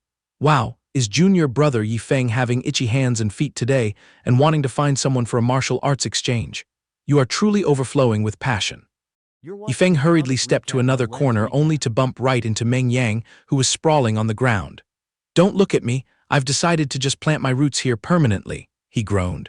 The surrounding disciples could only stare wide-eyed, completely clueless about what was going on. Yifeng sprang up, nimbly leaping across each rooftop. He tossed the spatial ring into the air, laughed gleefully, and raised his voice loud and clear. "Oh, senior and junior brothers, put all sparring matters aside today, come over here and help me carve some meat. Today I am fully covering a barbecue feast." The whole gang stared at each other with frog eyes in dumbfoundment. Suddenly, the ring flashed brilliantly and exploded with a deafening crack. Thick, blinding dust billowed out, covering an entire corner of the sky. The crowd ran for their lives, screaming as they fled. "Oh my God, the arena I just took the effort to repair. What the hell is this?" The whole gang's eyes widened into circles, standing frozen for a long while before snapping back to their senses. Looming in the middle of the ground was a colossal demonic beast corpse. Is this a real corpse, good heavens? Confirming that it was indeed a real demonic beast, the crowd immediately burst into an uproar. Few almost thought I was wiped from existence. Yifeng stood proudly on top of the beast's head, shouting loudly, "Brothers, roll up your sleeves and lend a hand. I can't handle this chunk of meat all by myself." The crowd below noisily responded, "All right, I'm coming right over. Count me in as a sous chef." Everyone was fired up, eagerly wanting to pitch in. One guy carried his sword and rushed over, slashing straight at the beast's body, but with a clang, the sword snapped in half. He clutched his head and wailed miserably, "Yifeng, this thing's scales are as hard as diamonds. My precious sword is completely ruined." In another corner, a guy was sobbing while lighting 3 incense sticks, lamenting, "I already tried aiming for the thinnest patches of skin, but my family heirloom sword is a goner too. Junior brother Yifeng, I'm afraid we won't be able to get this into our mouths." Looking at everyone's tragicomic situation, it was truly like fat dangling in front of a cat's mouth, but impossible to eat. Yifeng scratched his head in distress, forced to seek help from the system in his belly. "System bro, do you have any weapons that are a bit sharp? Lend them to me for a while, otherwise I'll have to admit defeat to this burden." A ding sounded in his head, startling him. Notification, temporarily issuing from the warehouse to lend the host 100 meat cleavers, please enjoy. Yifeng froze, scratching his nose in confusion. "Wow, tossing me a full 100 pig-slaughtering knives, are you trying to tell me to open a slaughterhouse or what?" He pulled out the bag of knives, awkwardly looking at his sobbing brothers, and hesitantly said, "See, senior and junior brothers, stop trying to hack at it. Use my tools here for now." The crowd blinked in astonishment. Holding the pitch-black blades and waving them around a few times, they were bewildered. Can this black lump of iron really cut meat? The group scrutinized them to their heart's content, when suddenly one person swung his arm and sliced right through a chunk of beast scales with a zip. His eyes lit up like headlights. "Junior brother Yifeng, this knife is terrifyingly sharp. Such stiff armor, and it slices through it like slicing a piece of tofu." The others also burst into a roaring cheer. "Yifeng, the skin of this beast is being stripped completely clean so easily. These knives are absolute monsters. Hearing this, Yifeng smiled so wide his eyes disappeared, feeling extremely satisfied. Unfortunately, some nosy guy accidentally sliced his own flesh, blood spurting out like a fountain. Yifeng was speechless, clutching his forehead and groaning inwardly, hopeless. These cleavers look so cheap, but they really hide their true skills. The corner of his mouth twitched into a mischievous smile, his sly eyes blinking as if he was brewing some chaotic scheme. The system bell rang again, ding, a reminder that these are temporarily borrowed goods, temporarily borrowed. After using them, they must be returned to the warehouse, otherwise, a heavy amount of prodigal points will be deducted. Yifeng frowned and muttered, "Deduct a heavy amount. System, you are way too stingy and miserly. Looks like after eating later I'll have to act like a debt collector and get every single knife back." After a while of toiling away at butchering the monster, everyone gathered tightly around a large bonfire. They chewed loudly while clicking their tongues in praise of how delicious it was. Yifeng lifted his chin smugly, throwing up 2 fingers in a pose, feeling that he had just successfully organized an ancient-style barbecue picnic. Everyone stared at the glistening fatty meat, gulping heavily. Rumor in the martial world has it that grilled meat wrapped in flatbread is mind-blowingly good. At the same time, 10 miles east of the Xingji sect, the tranquil void was suddenly torn to shreds, forming a pitch-black rift. From that surging torrent of energy, a proud figure stepped out, none other than Luo Kai. He smirked triumphantly, "Luo Wuming, your father is here to sweep through your place." But Luo Kai suddenly froze when he saw the barrier membrane in the distance. What the hell is this? Is the Xingji sect facing a sect-exterminating disaster? He looked up at the deep blue, clear sky.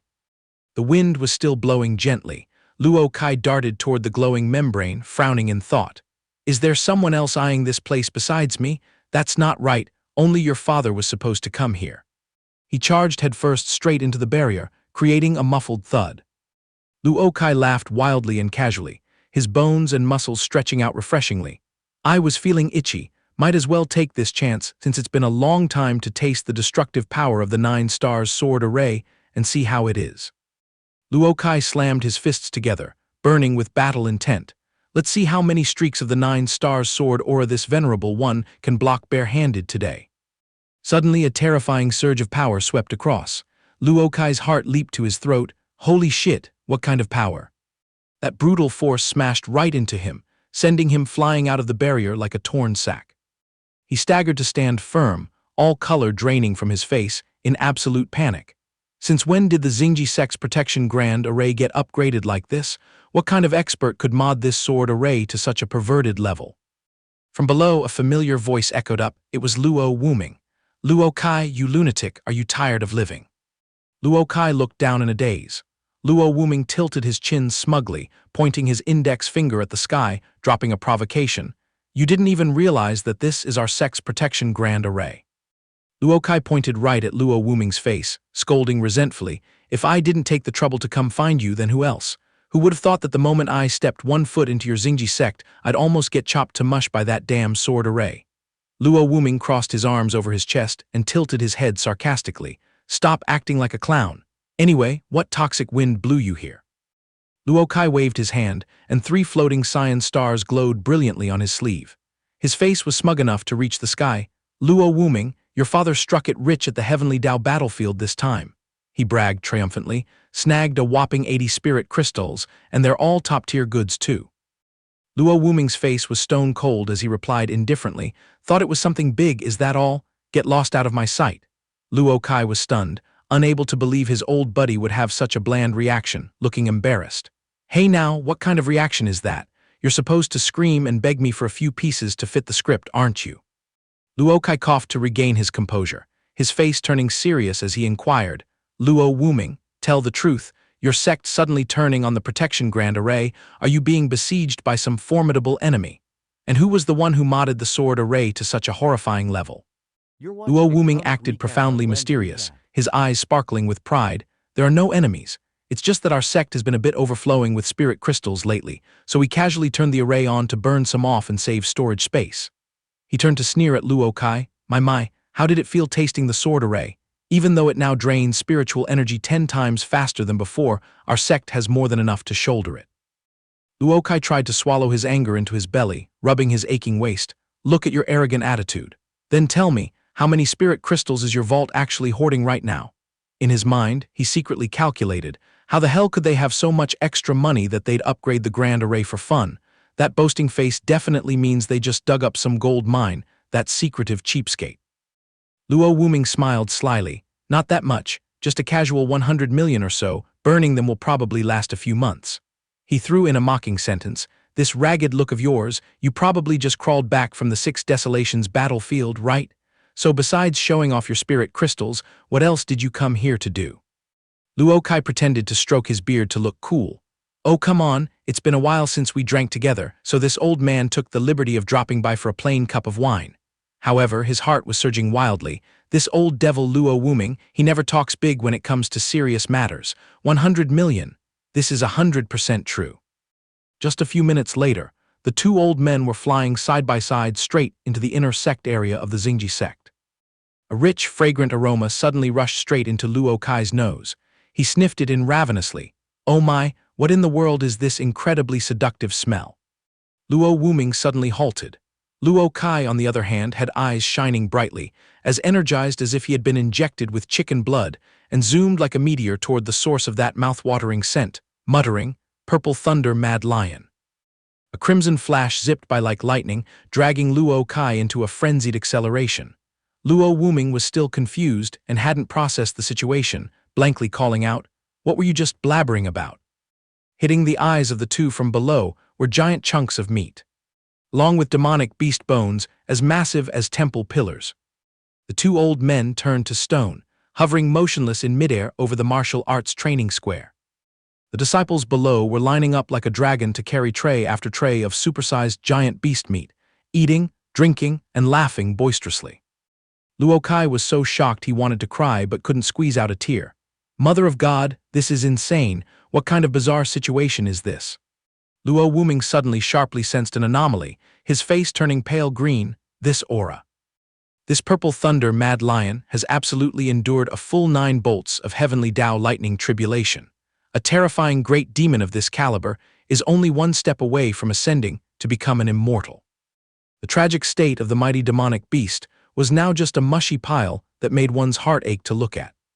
Luo Kai scanned his eyes around the square, dumbfoundedly asking, "Hold on, what kind of monkey business are your disciples doing down there?" He stared fixedly for a moment before deadpanning a conclusion. "Looking at this, it seems like they are throwing a barbecue party." Luo Kai lost control, grabbing Luo Wuming's collar tightly and shaking it frantically. "They carved up a terrifying great demon to make meat skewers," he roared aggrievedly. "Luo Wuming, since when was your Xingji sect so filthy rich that you use this thing as bar snacks?" Luo Wuming let his arms hang loose, answering gloomily, "Filthy rich my ass, this is 100% the work of that prodigal son Yifeng, who else could it be?" Right at that moment, a junior disciple cheerfully carrying a plate of plump meat glided past, and Luo Kai's eyes popped out the moment he caught a glimpse. What the hell is he using to carve the meat? Luo Wuming also squinted his eyes to follow the sight.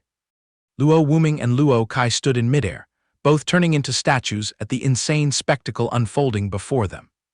Down below on the ground, the disciples were swiftly slicing meat, diligently starting fires and grilling it with a sizzling sound in an incredibly professional manner. The continuous sound of knives sliding smoothly through the meat made Luo Kai grind his teeth with a grating noise. His face scrunched up, stammering, "What kind of divine weapons and sharp tools are being used to slice meat, old buddy? Your sect is giving me a severe culture shock." Luo Wuming frantically pulled out a voice transmission token, muttering in sheer panic, "The more terrifying a great demon's strength is, the more priceless the extracted essence blood becomes. If this reaches the 5th ancestor's ears, it's game over. I have to report to him right now." Saying that, Luo Wuming madly screamed into the voice transmission token, his tone as urgent as a house on fire. "5th ancestor, fly over here quickly. Yifeng is throwing another destructive tantrum," he frantically explained. "The corpse of a purple thunder mad lion that endured 9 bolts of heavenly lightning. He is currently slicing it up for skewers to treat the whole sect. If you're too slow, there won't even be a single bone left to chew on later." Luo Kai was intensely curious. "Luo Wuming, who is this Yifeng you've been muttering about? Why on earth do you have to invite the 5th ancestor to handle it? As the sect master, you can just fly down and knock him on the head, right?" Luo Wuming trembled violently, his face as stiff as a mummy. You think I don't want to go down and beat him up? You're Luo watching a Wuming comedy grimaced, recap on his eyes Manhua. welling up with extreme resignation. Yi Feng was originally a disciple from our sixth core sect, but out of nowhere, he smashed 100 million top-tier spirit crystals into the sect's face, conveniently tossing an upgraded version of the 9 Stars Sword Array secret manual along with it. He ground his teeth, venting his frustration, so the entire sect had to close their eyes and break the rules to appoint him as an honorary elder. Now even when I see his face, I have to respectfully say yes sir to Elder Yi. I dare you to figure out how to manage him. At the forbidden area behind the mountain, where the scenery was picturesque, spiritual energy swirled peacefully. The elders were calmly in secluded cultivation. Chu Yunshan suddenly went crazy and roared a string of grumpy curses, instantly shooting down the mountain like an arrow, his eyes blazing fiercely. Everyone's hearts leaped. Luo Tianxing hurriedly called out, "Number 5, what kind of fit are you throwing?" Cheng Xingfei scrambled to fly after him. "Stop him, quick!" Chu Yunshan howled in grievance. "Big bro, tell me, is the corpse of a great demon that endured a full 9 bolts of lightning tribulation my very lifeblood or what?" 3 elders hastily rushed over to pin Chu Yunshan down, coaxing, "Fifth brother, take a deep breath, calm down." Cheng Xingfei tightly hugged his leg, nagging, "What the hell are you doing thrashing around like that?" Luo Tianxing paused, turning his head in shock. "Endured a full 9 bolts of heaven and earth lightning tribulation. Is that even a question? A spoil of war from a great demon of that tier." Luo Tianxing stroked his chin beard and frowned, judging seriously. For the body cultivation path, its value might even surpass an enlightenment pill. Chu Yunshan sobbed, crying a river. "Now our sect is possessing a completely priceless great demon corpse like that," he hiccuped while complaining, and yet it was dragged out by thousands of disciples as drinking snacks and half of it is already gone. The elders turned completely to stone, shouting in unison, "What?" Luo Tianxing panicked and coaxed Chu Yunshan, "Then pull up your pants and let's go quell their riot right now." Chu Yunshan rubbed his eyes and sniffled. "It's 100% that Kid Yi Feng dragging the goods out to ruin again. He's showing off by sharing it for thousands of people to roast and eat. What are we brothers supposed to do now?" Luo Tianxing hurriedly stroked his sparse beard, flustered and awkward. "Cough, we've milked quite a lot of premium goods from that Kid Yi Feng anyway. Jumping out now to snatch his food back would be too humiliating. After all, the stuff is his." Zhang Heyu smacked his lips and nodded in agreement. "Big bro is absolutely right. Although it's being roasted for drinking snacks, sharing it for thousands of disciples to eat will also make the entire sect's strength skyrocket. Calculating it, it's actually pretty beneficial." Luo Tianxing let out a long breath, gently comforting. "It's just heartbreaking for number 5. How about we brothers sneak down and grab a bite too? Chewing a bit of meat is still a better bargain than just standing and watching a great demon corpse of this size." To be honest, I've never tasted it either. A few minutes later at the martial arts training square, an epic eating rivalry between Luo Wuming and Luo Kai officially began. The 2 old men competed to stuff meat to see whose stomach was more bottomless, while the surrounding disciples howled and cheered loudly. "Go! Sect Master is always the best." The 5 superior elders floated above looking down at the ground, only able to look at each other and smile wryly, completely speechless. Luo Tianxing frowned awkwardly. "Oh man, what kind of childish games are those old geezers playing now?" Clang, clang, clang, 3 crisp gongs rang out, announcing the end of the food-stuffing contest. Both Luo Wuming and Luo Kai ate until their bellies were tight as drums. Luo Wuming was so full he was waddling, his belly button popping out. He fell flat on his back on the floor, looking just like a giant ball ready to roll away. Luo Kai slapped his thigh and laughed uproariously, putting on the arrogant air of a winner, roaring, "Ha ha ha, this venerable one definitely won." The crowd of disciples swarmed around, cheering noisily. "Senior Luo is too badass, so fierce." The atmosphere in the square was boiling, as lively as a festival. Right in the middle of the lively drinking party, from the clear sky, the figures of the patriarchs suddenly descended. Luo Wuming hurriedly and humbly cupped his hands, obediently bowing deeply to welcome them, sweat pouring down his face. Greetings, patriarchs." His mood was trembling with fear, while in the corner the disciples were still cheering wildly, completely ignoring the presence of the big bosses. Luo Kai shot a side glance at Luo Wuming. The patriarchs landed smoothly right next to where Yi Feng was standing. One patriarch stroked his beard and asked with a kindly smile, Well, is Yi Feng throwing a barbecue party again?" Another patriarch patted his shoulder affectionately and playfully scolded, "Why didn't you call us old men over for a bite of such good food?" Yifeng casually spread his hands, answering nonchalantly, "I didn't, but if you gentlemen are in the mood, just jump in and eat with everyone for fun." Luo Kai leaned close to Luo Wuming's ear, covering his mouth and whispering sarcastically, "Oh Luo Wuming, who would have thought that a dignified sect master like you would be so invisible and have zero weight in your own home?" Hit right in the sore spot on the spot, Luo Wuming glared furiously at his old friend, hissing through his teeth, "You shut your mouth." Over 2 hours of eating and drinking passed, the great demon was now nothing but a dry skeleton, yet the fifth elder still refused to let it go. He patted the skeleton loudly, saying happily, "Good Yifeng, then this old man will take this rack of bones home." Yifeng bowed obediently, "Yes, please help this junior clean it up, fifth patriarch." Luo Wuming slung his arm around the muscular Luo Kai's neck, dragging him over, and introduced him to Yifeng with a bright face. "Elder Yi, this is Luo Kai, my best bro, currently a body cultivator at the fourth stage of the Tribulation Transcendence realm." Yifeng's eyes widened in surprise, thinking he misheard, stuttering blankly, "What, Elder Yi?" Seeing him dumbfounded, Luo Wuming abruptly turned around and glared, roaring at his best friend, "Why haven't you called him Boss Yi yet?" Yifeng covered his mouth, muttering to himself, "Ah right, the Grand Patriarch once issued an order forbidding Grandmaster from calling my name directly. He has to respectfully call me Elder Yi whenever we meet." Thinking so, Yifeng still kept his manners, cupping his hands and bowing 90 degrees respectfully. "Junior Yifeng greets Senior Luo." Seeing this, Luo Kai also hurriedly bent down and cupped his hands to return the greeting, saying clumsily, "You are too polite, Elder Yi. This old man doesn't dare accept it, doesn't dare." Yifeng smiled as brightly as a flower. "You are Grandmaster's childhood friend, so naturally you are my senior." Luo Kai looked dumbfounded, stupidly retorting, "Huh, Luo Wuming respectfully calls you elder and you call him Grandmaster." He muttered while drawing the confusing, twisted family tree of the three of them in his head, eventually speechless, standing frozen, not knowing how to react. Luo Wuming had no choice but to speak up to resolve the awkwardness. "Yifeng is the true disciple of my precious daughter, so I naturally became his grandmaster.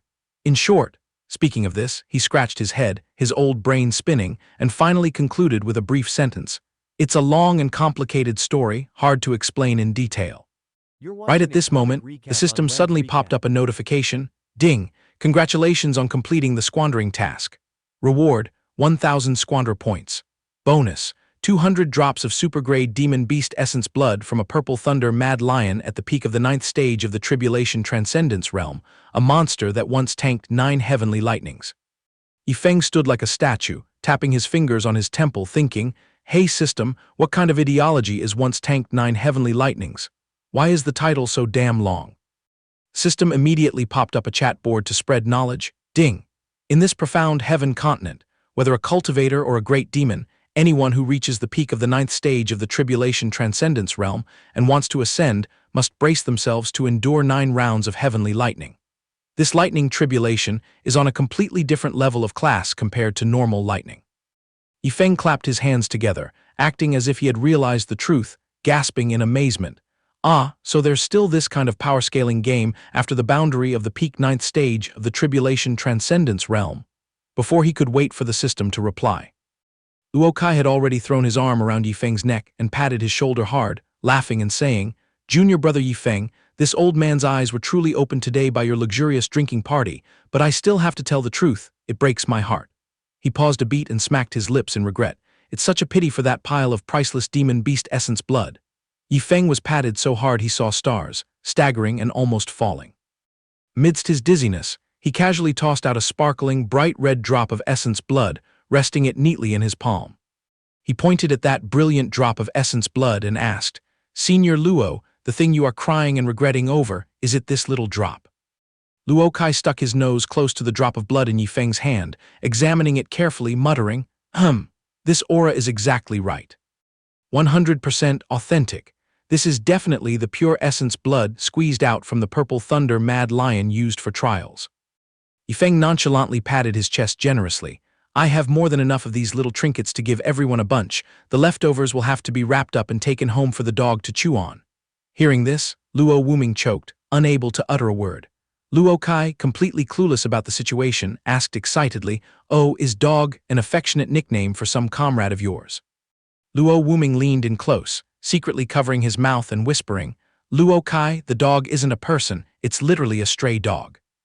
Hearing this, Luo Kai broke into a cold sweat, sighing inwardly, "Truly, when a man achieves the Tao, even his poultry and dogs rise to heaven." As if those shocks weren't enough, Luo Wuming dealt another blow, "And that dog is pretty badass too. It once swallowed over 2,000 drops of third-grade 9-cloud profound pill, so it has evolved into a demon beast now."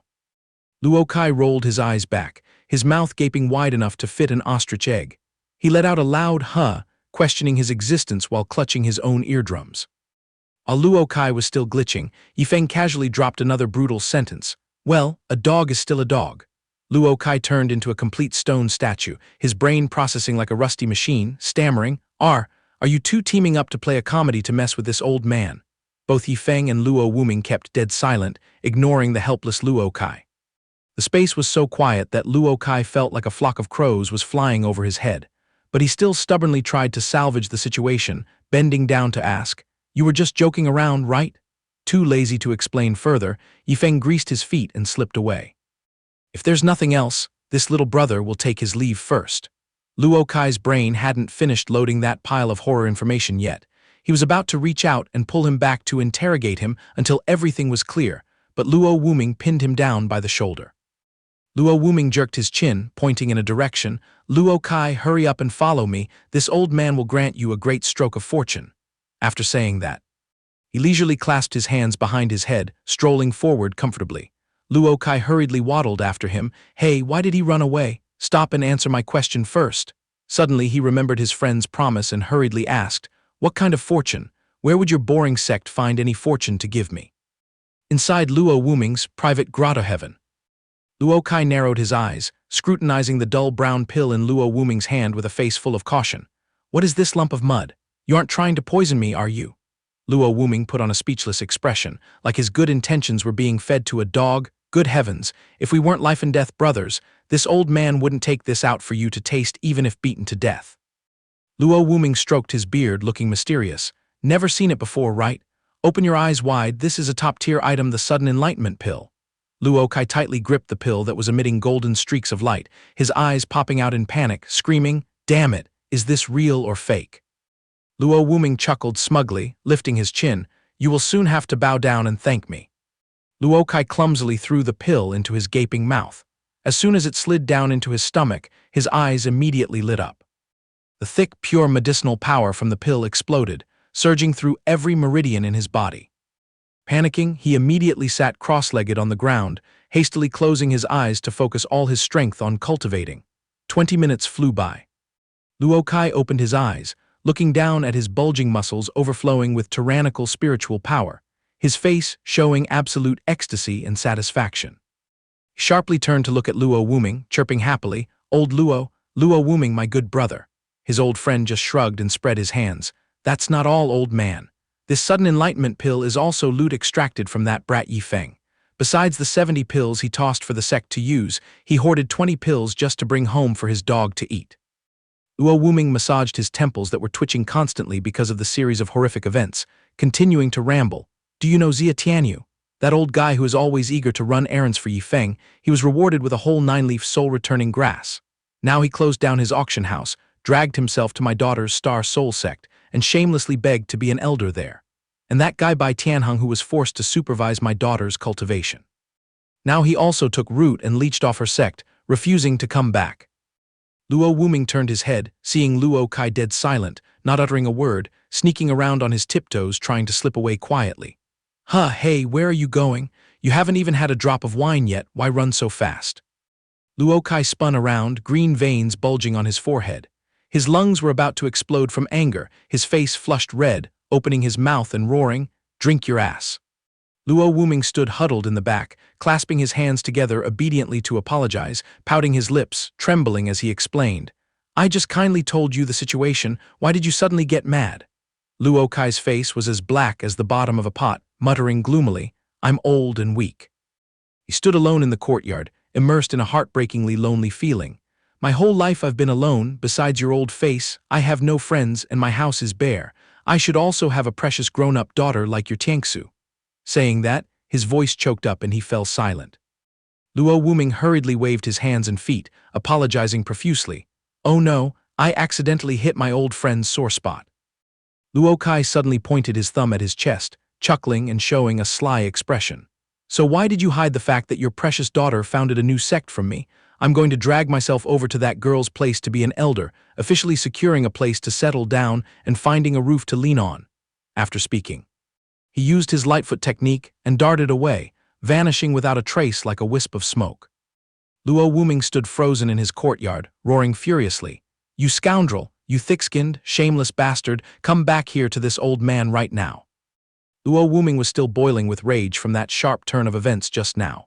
HMPH, in the past, who was the one thumping his chest, swearing to the heavens and the seas that he would never join any faction in his life, who was the one running his mouth saying he loved freedom and hated being tied down.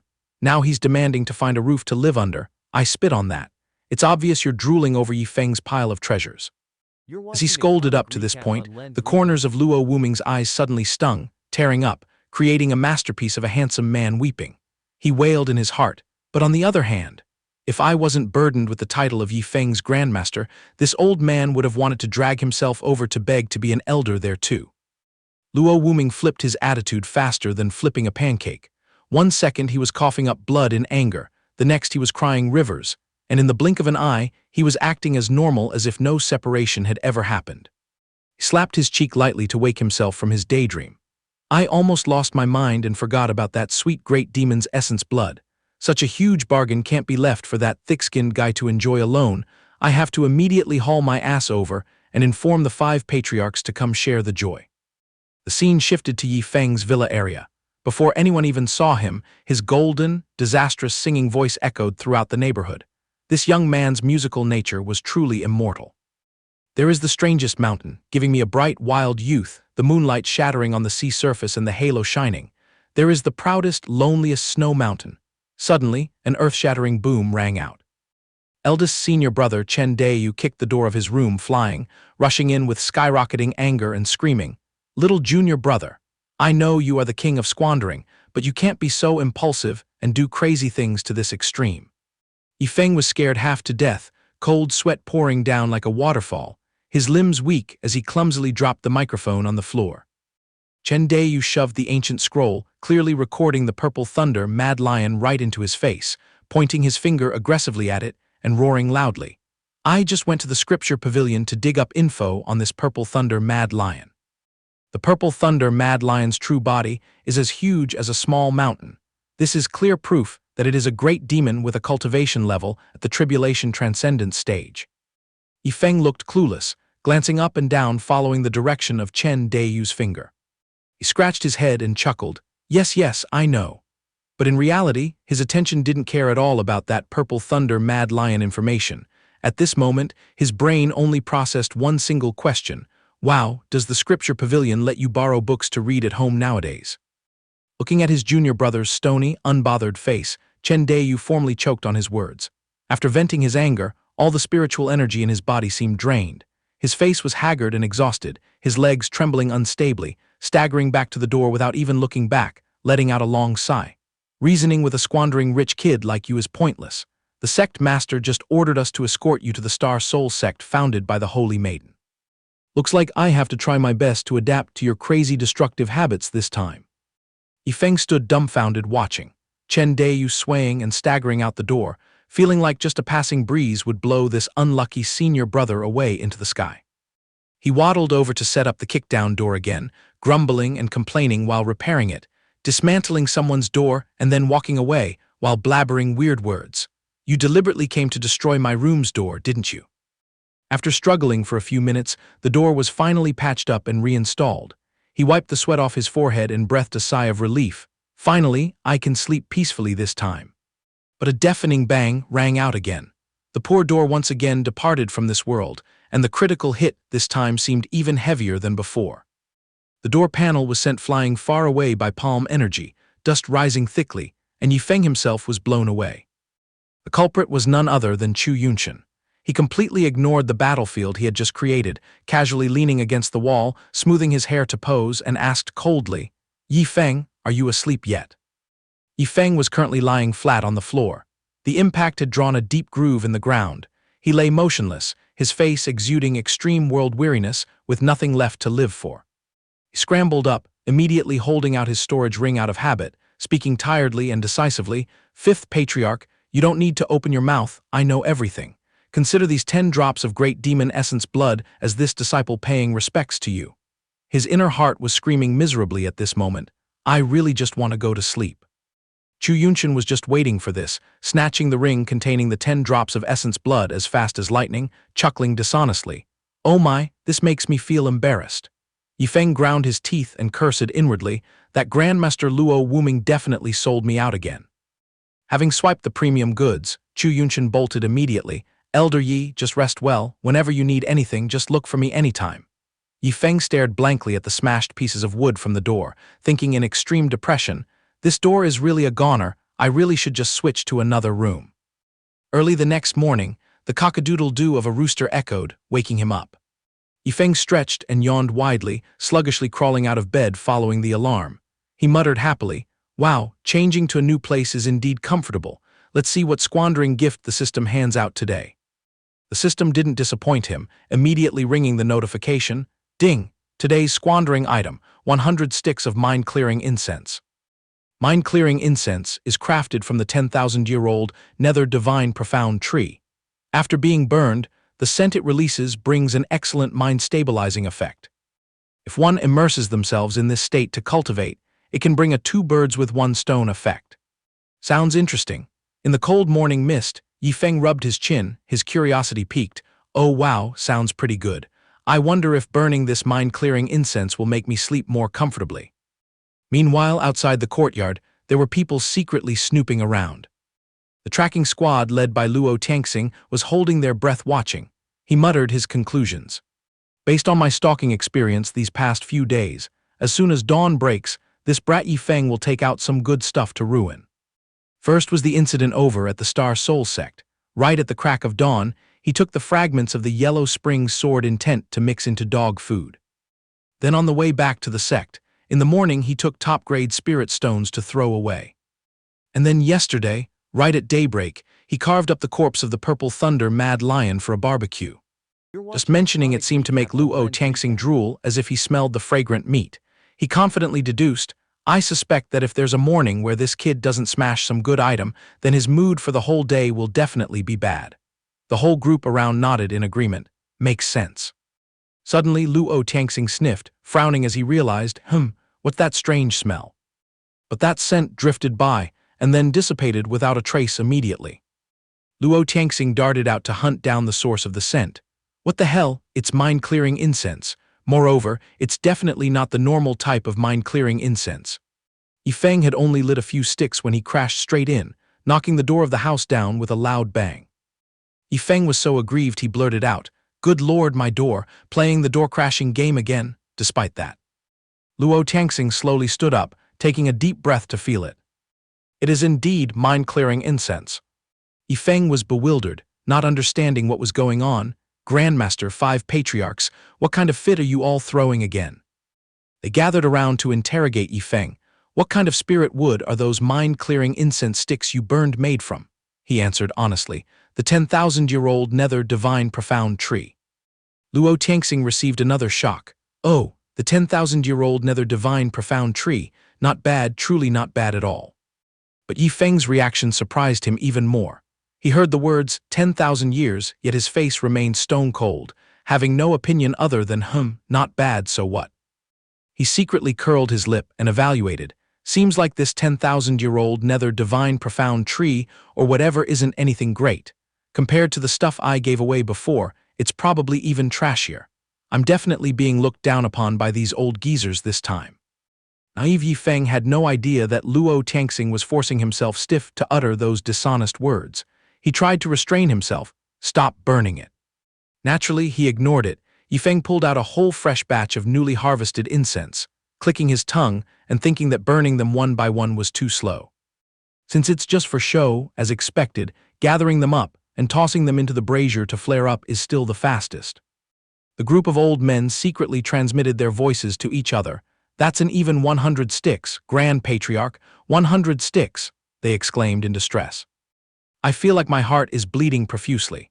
Burning one stick is one thing, but throwing 100 sticks in to burn all at once, the difference is huge. Ironically, the very mind-clearing incense meant for calming was making them twist themselves into knots out of pity for the wasted treasure. They held their heads, going crazy with anxiety, while a snoring sound rang out next to them. Ignoring the unusually contorted expressions of his guests, Yifeng had already rolled over and started snoring at some point.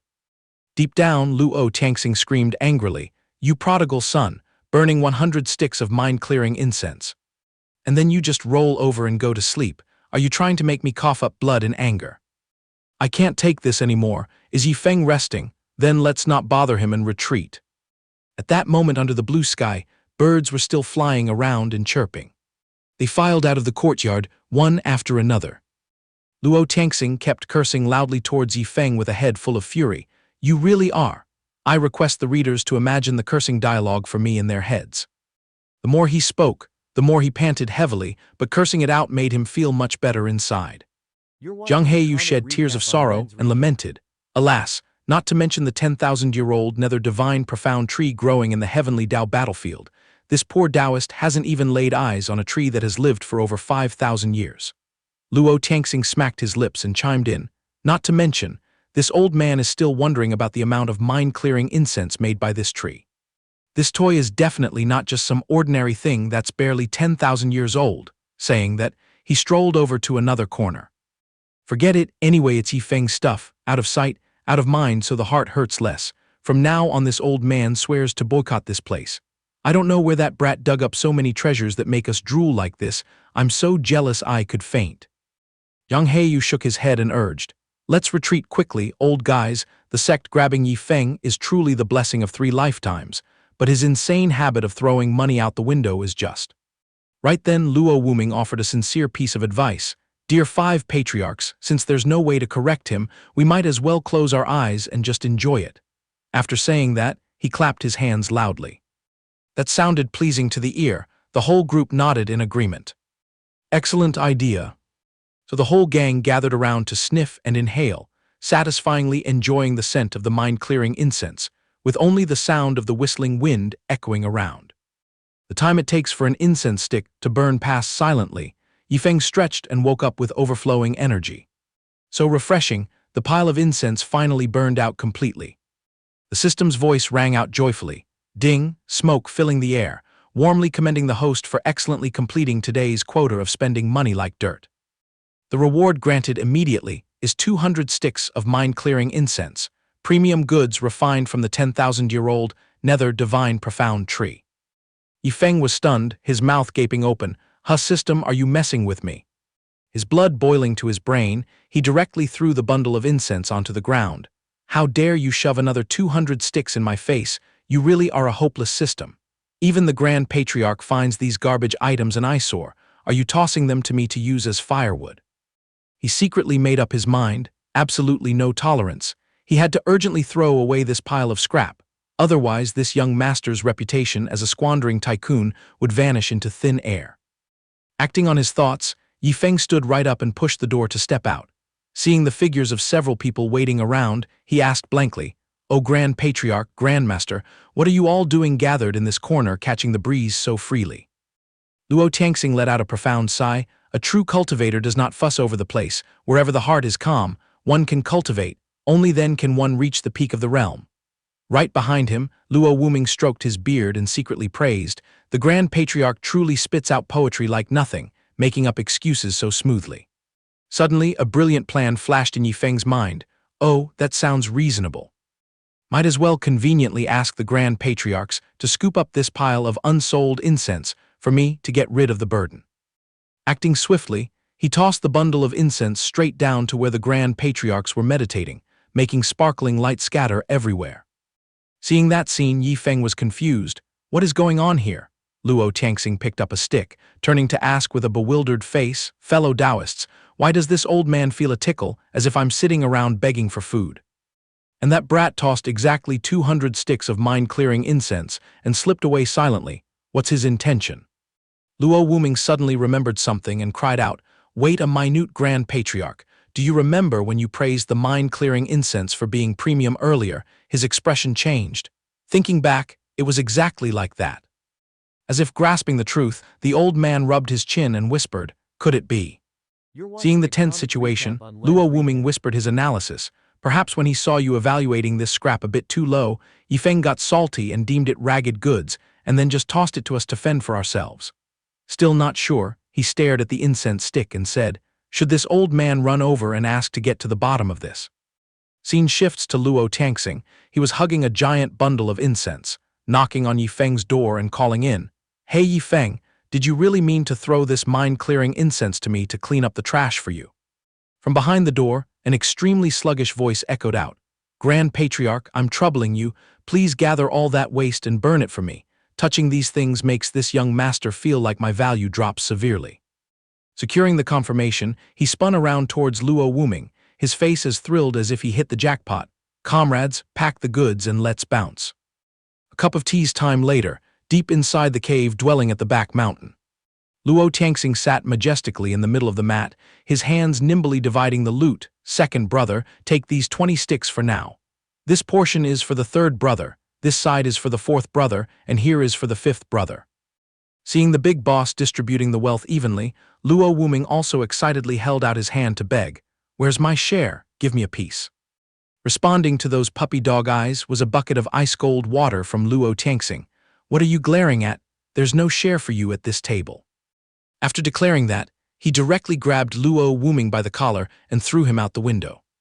Frozen by the ruthlessness, the old man's face turned blank as he muttered, "So unjust, we clearly went begging as a flock, why do I have to starve? I would be satisfied with just 10 sticks given as alms." As if finding gold, a patriarch stepped forward, fanning his tattered robes, grinning widely.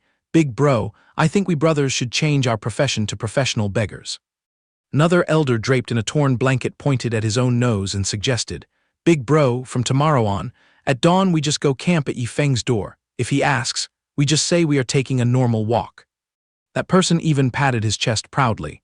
"Although the beggar sex reputation sounds a bit unclassy, if we can fish up treasures like this every day, this old man is willing to be a beggar for life." The others far away also joined in giggling. "Truly, being a beggar gets you rich quick." Luo Tangxing heard that and burst out laughing. "You old bones are quite spicy. Running your mouths demanding to go begging, but deep down you're just afraid Yifeng will throw all the good stuff out onto the street and make the sect go bankrupt." He turned to the door, smiling faintly as he instructed Luo Wuming.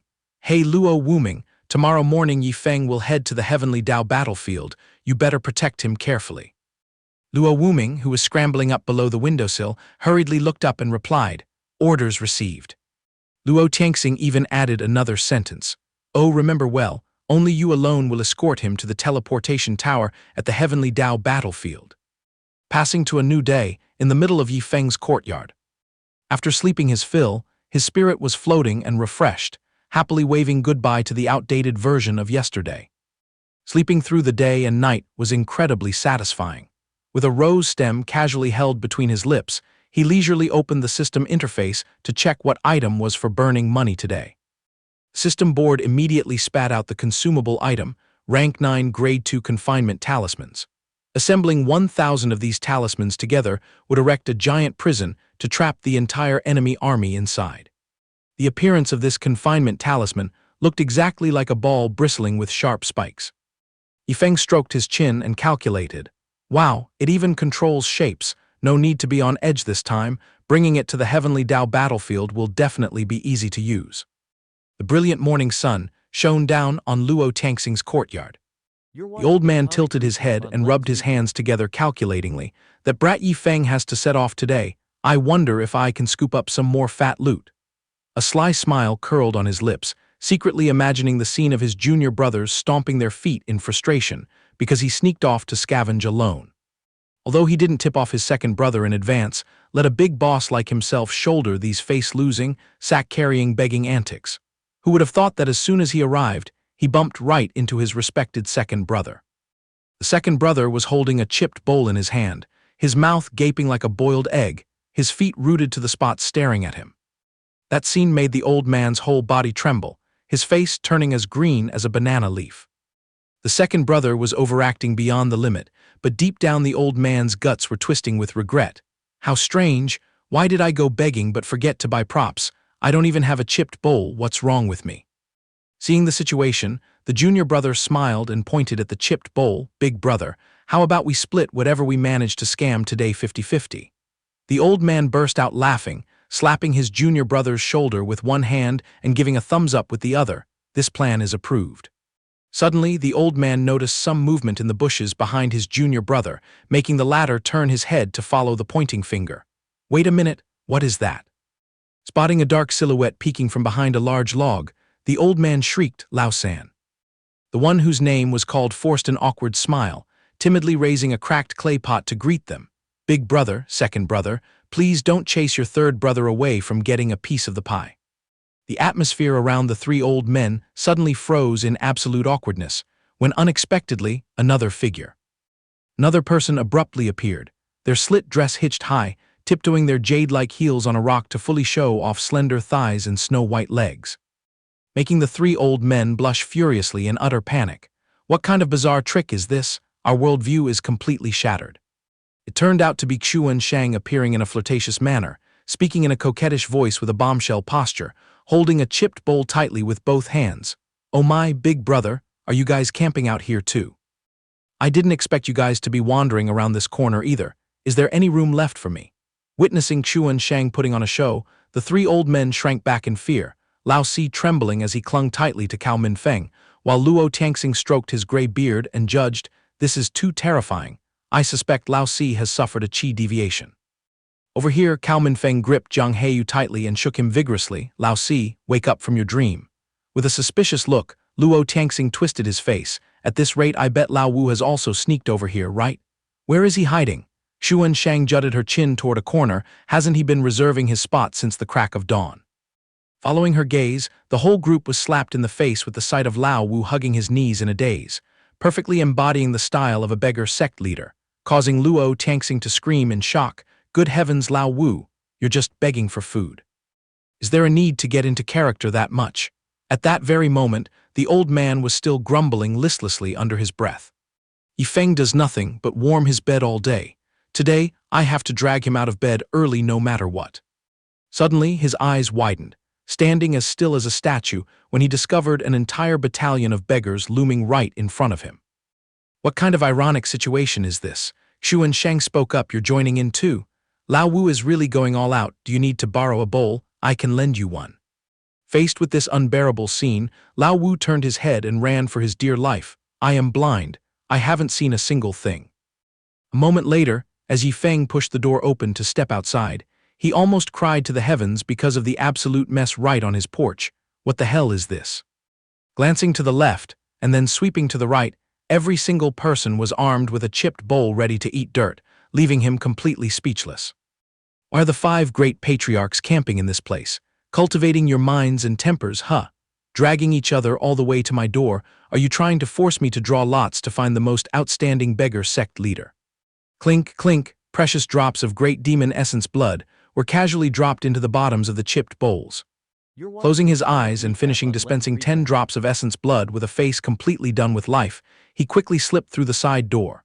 Being a judge for a beggar beauty pageant is too exhausting, and it drains my wallet too. It's impossible to find a disciple as filial as me even if you searched until your eyes hurt. Anyway, it's time to go pay respects to my master. Back in the corner of the yard, the 5 great patriarchs were grinning from ear to ear in sheer delight. Haha, hit the jackpot.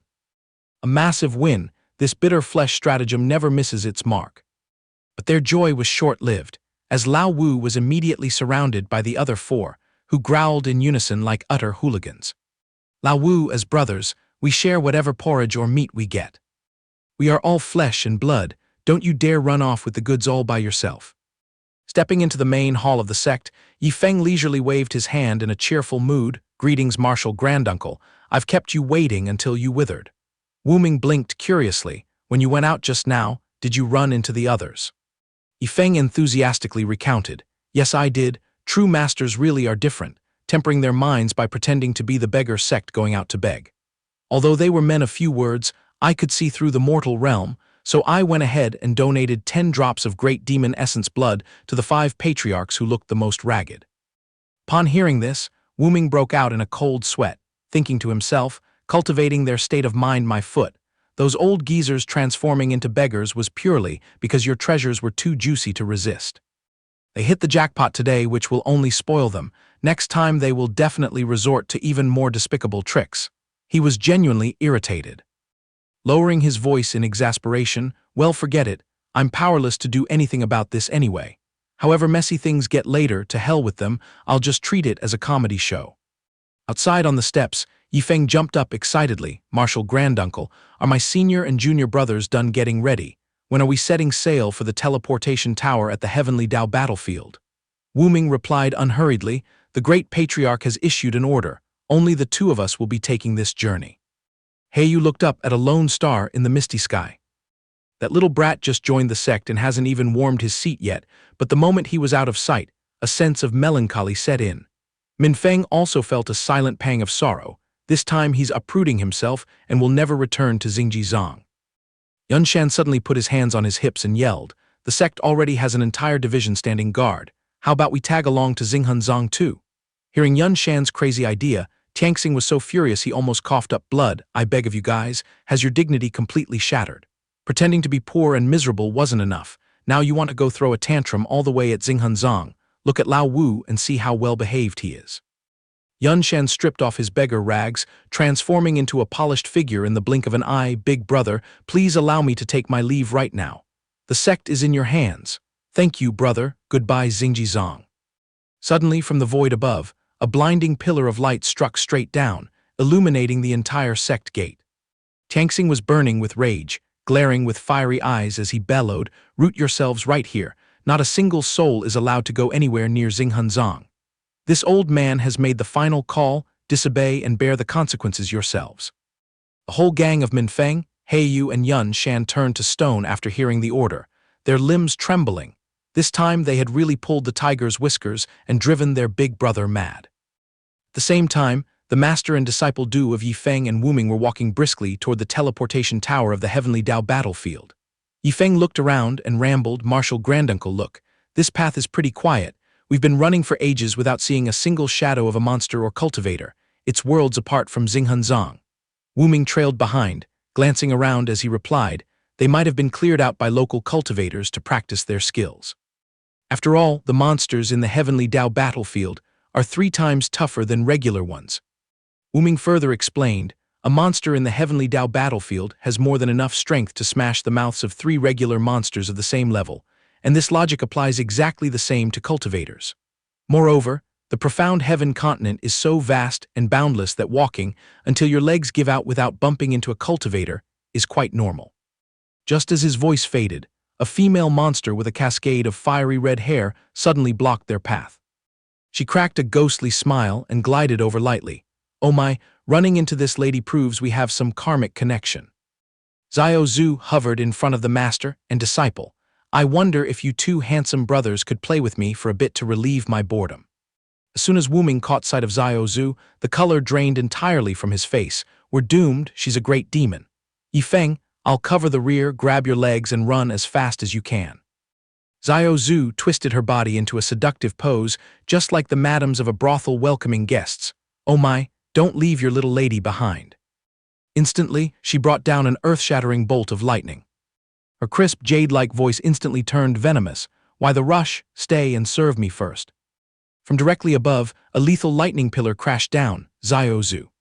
She furiously pointed her claws at the master and disciple. This time you won't escape even if you grow wings. Wu Ming gritted his teeth and frowned. This is no joke. The power of a great demon who has overcome the lightning tribulation is truly terrifying. Xiao Zhu stuck out her blood-red tongue and licked along the handle of the fan in her hand. How about we negotiate a deal? What do you say? As long as you can dig out something that pleases my eyes, I will graciously open a path of survival for you. Wu Ming clenched his fists in a defensive stance. Who could ever believe the sweet talk of demons and monsters? But before he could launch an attack, heaps of crimson essence blood bounced up one after another from a small box. Xiao Zhu's eyes widened in disbelief at the pulsating essence blood in the box, startled out of her wits. What the hell is this? On this side, Wu Ming grabbed Yifeng's collar and growled, Yifeng, is your brain waterlogged? That was just a trick by that demoness to deceive you. Now that you've exposed your precious goods, she'll be even more relentless in taking your life." Despite Wu Ming's frantic state, Yifeng calmly sat down on the ground, the corner of his mouth curving into an incredibly sinister smile. "Rest assured, Marshal Granduncle, if she tries to play dirty, it will just play right into my hands. When the time comes, I'll wring her neck myself.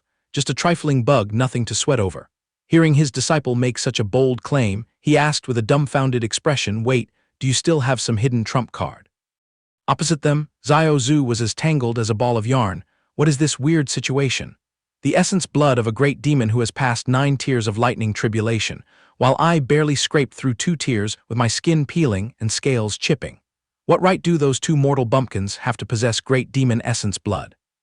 Therefore, Xiao Zhu decided to tuck her tail and flee immediately, casually swiping Yifeng's batch of essence blood before dashing off. "I'll spare you guys this time." Alarm bells were ringing in her head. These 2 definitely have a terrifying background. Survival comes first. I can't afford to do anything stupid. Watching the box slowly pop open, although Wu Ming's mind was full of question marks, he knew time was of the essence. Let's scram quickly, regardless of whether she goes back on her word or not.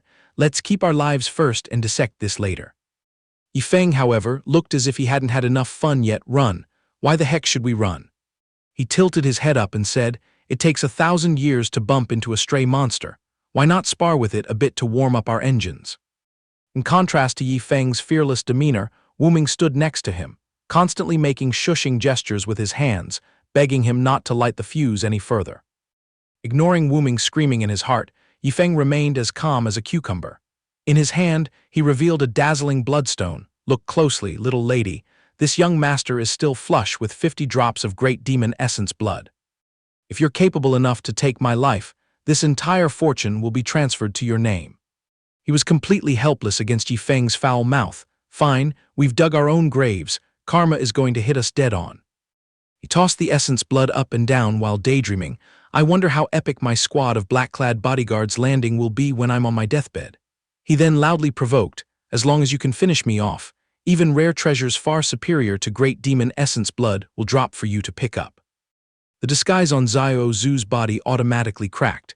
She turned pale and thought, "This guy is definitely a freak. He must have terrifying forbidden arts planted all over him. If I lay my claws on him, not even my ashes will remain." Xiao Zhu frantically unfurled her magnificent but razor-sharp wings to catch the wind. Yifeng pointed in surprise. "Oh wow, a giant mantis. Marshal Granduncle, do you know the origins of this monster? It looks pretty sharp." Wu Ming wiped his pouring sweat. "That's a blood demon mantis. As long as it can suck powerful blood, its strength will upgrade insanely. This kind of demon is extremely tough, incredibly hard to chew." The next second, Xiao Zhu turned her tail and sprinted as if chased by ghosts. "I am a dignified great demon, yet I was scared into revealing my true form. How humiliating." After a desperate sprint without daring to look back, Xiao Zhu pulled into a desolate patch of weeds, panting heavily as she muttered, "Flying all the way here, I must have lost my tail by now." She smiled in contentment, admiring the loot in her hands. "It seems I was being too cowardly, wasn't I? What if they just got lucky and picked it up like a blind dog finding a bone? The class difference of a great demon is not something those small fries can match." Xiao Zhu carefully tucked the essence blood drop into her ample cleavage. "Whatever.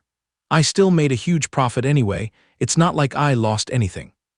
Right at this moment, an eerie voice echoed from somewhere near her ear, sailing and rushing across the 4 seas, wandering freely without a care.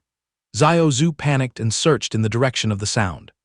It turned out to be Yifeng riding on Wu Ming's neck, the human carriage tearing through the wind and charging straight at her, shouting loudly, "Destroy the evil demon."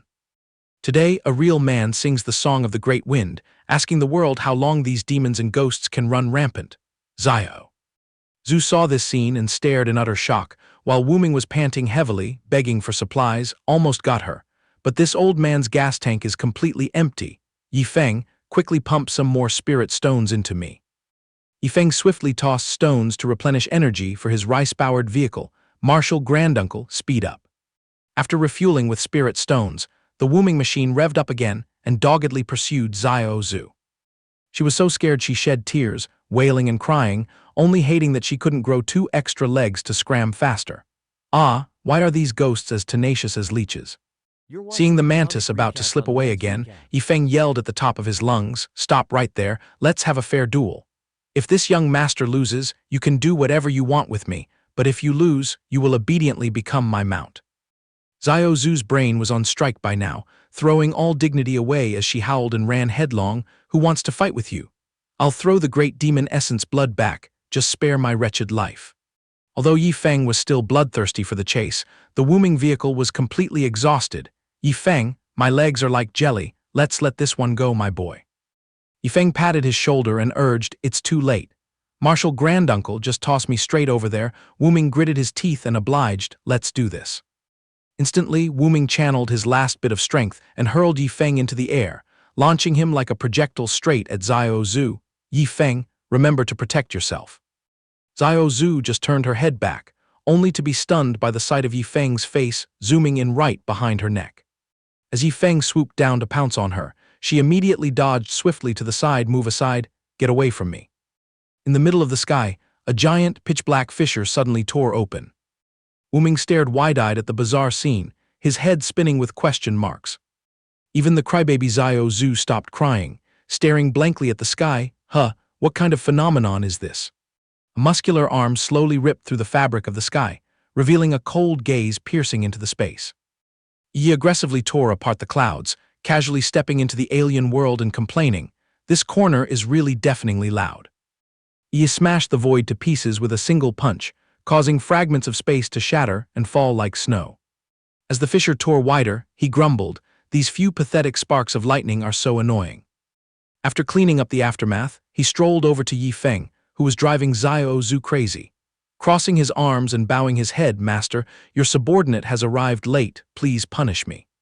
Yi Feng grinned broadly and waved his hand. It's fine, you popped up at exactly the right moment.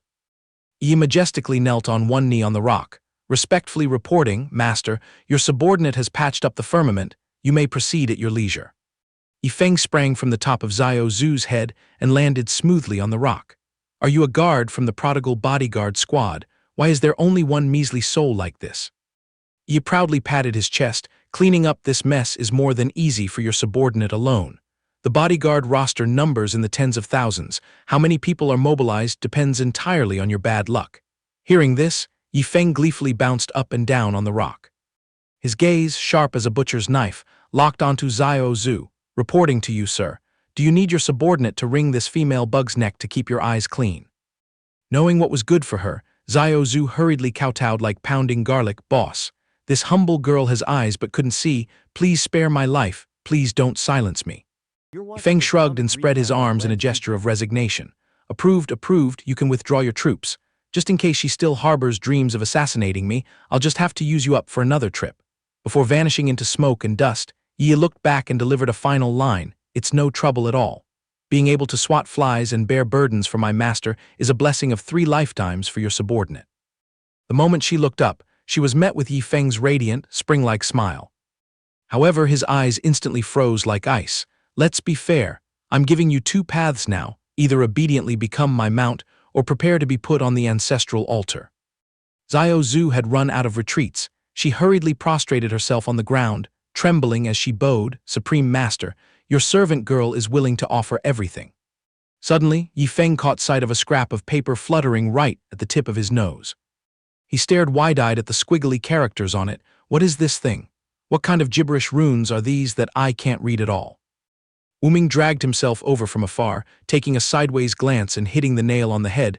That's a heavenly Tao contract. Just drop a single bead of blood on it, and that demoness will be collared and submit to you forever. Yi Feng then finally realized, letting out a long ah. Zhu peeked her eyes open and looked up at the two with an extremely aggrieved and pitiful appearance. But Yi Feng completely ignored her, bringing his finger to his mouth and biting down hard. He squeezed a drop of fresh blood onto the contract and burst into loud laughter, spending a tiny bit of blood plasma to score a top-tier battle beast. This deal is super profitable. The contract instantly glowed brightly, initiating the cord of life and death bondage. Xiao Zu's face turned as red as a tomato. She groaned and gritted her teeth to endure it. Bitter medicine truly cures the sickness. When the contract piece vanished into nothingness, Xiao Zu's entire body was tightly wrapped in tens of thousands of glowing red lightning bolts. The system panel immediately popped up a notification frame. throwing flowers to congratulate the host for securing the blood of the mantis queen, truly a joyful event worth celebrating. Yifeng reached out and patted Xiao Zu's burning forehead. From this moment on, this young master is officially your ultimate boss. Listen clearly, I am Yifeng. A while later, both master and disciple were perched comfortably on the back of the mantis Xiao Zu. Wu Ming suddenly broke the silence. Yifeng, I know full well that your roots are way up in the upper realm, but ultimately, what divine entity is your true identity? Yifeng felt a bit awkward being put on the spot. He scratched the back of his neck and deflected. Martial granduncle is joking again. I'm just my master's precious core disciple. Hearing this, he burst into space-shattering laughter. Tianzu is truly blessed to have caught a goose that lays golden eggs. The hearty laughter startled Yifeng into turning his head to look at the old man. He tapped a rhythm in his head, so Martial granduncle doesn't even care to pry into my household register. The sun's shadow gradually slanted towards the west. At the teleportation tower transit station, in the heavenly Dao battlefield, Yifeng cast his eyes around and clicked his tongue. Martial granduncle, this place is as crowded as a festival. Wu Ming nodded, a completely normal occurrence here. Although the heavenly Dao battlefield reeks of the aura of death, each cultivation realm has its own designated farming zone, so this particular corner is surprisingly peaceful. He pointed at the distant mountain range. Because of this, the number of disciples flocking here to scavenge for cultivation resources is as vast as a mighty army. Yifeng drifted into imagining himself sitting majestically, proclaiming himself king and overlord at the peak of the battlefield, single-handedly taking on 200 martial brothers that would be incredibly majestic and awe-inspiring. He rubbed his forehead and pondered for a moment. Hey system, if I get beaten to a pulp in the heavenly Dao battlefield, will the prodigal bodyguard squad pop out to protect me? The system caught the signal and replied instantly. The prodigal bodyguard squad squats on all heavenly Dao rules. You just need to snap your fingers and they'll be there to rescue you. After reading the notification, Yifeng's lips curled into an utterly wicked smile. Here is the master plan, absolutely perfect. This time this young master is going all out to party. He rubbed the back of his neck, then swaggered forward, not forgetting to instruct Xiao Zu, in a bit, you escort Martial granduncle back to the sect. No need to plant yourself here waiting for me. Xiao Zu obediently bowed low. Your command is my wish. Husband, oh wait, I mean master. Wu Ming covered his mouth and chuckled. Oh boy, I just want to grow wings and fly straight back to boast to those elders. Snagging a great demon that has survived 2 lightning tribulations to bring back as an offering to the sect, the prestige of Xingjizang will soar to the blue clouds this time. A cup of tea's time later, Yifeng's countenance looked somewhat on the verge of a breakdown. Standing all alone in a desolate wasteland where dogs eat rocks and chickens eat gravel, he asked himself, this junkyard is supposed to be the heavenly Dao battlefield. From the bushes near where Yifeng was rooted, a whispering voice emerged, are you a new friend? Although he hadn't yet clearly seen the face of the hidden person, Yifeng maintained his polite routine. Precisely, this little brother is popping his cherry in the heavenly Dao battlefield for the first time. Li Fei swung from a branch and landed on the ground with a thud. What level are you at, kid? Do you need this big brother to lead you by the nose through the stages? I'm the boss of this turf. He just swept his eyes over the windbag in front of him and immediately gauged him to be at the 9th tier of the chi-moving realm. The two checked each other out with eyes blazing with electrical sparks, lips sealed without uttering a single word. A few seconds later, both rushed forward to shake hands and shouted, blood brother, let's team up. Li Fei's true nature was as murky as sewer water, not bright at all. He sneered inwardly, is this kid naive or just mentally deficient? Open his mouth and he spills everything, or is he packing some serious heat, which is why he is so shamelessly carefree? In reality, Yifeng was also playing the role of an innocent white rabbit. Trying to dig a hole to bury me, huh? Calling me brother right after meeting, come to think of it, I've been transmigrated for so long and haven't had the taste of sending anyone logging out yet. This is truly a disgrace to the transmigration community. Li Fei slapped his thigh loudly, coaxing him, wow, a total newbie daring to venture alone, I really respect that. Let's do this, whenever we snag a good bargain, we brothers split it 50-50, brother, is it a deal? Yifeng also switched faces and played his part flawlessly, nodding in agreement while secretly turning his head away.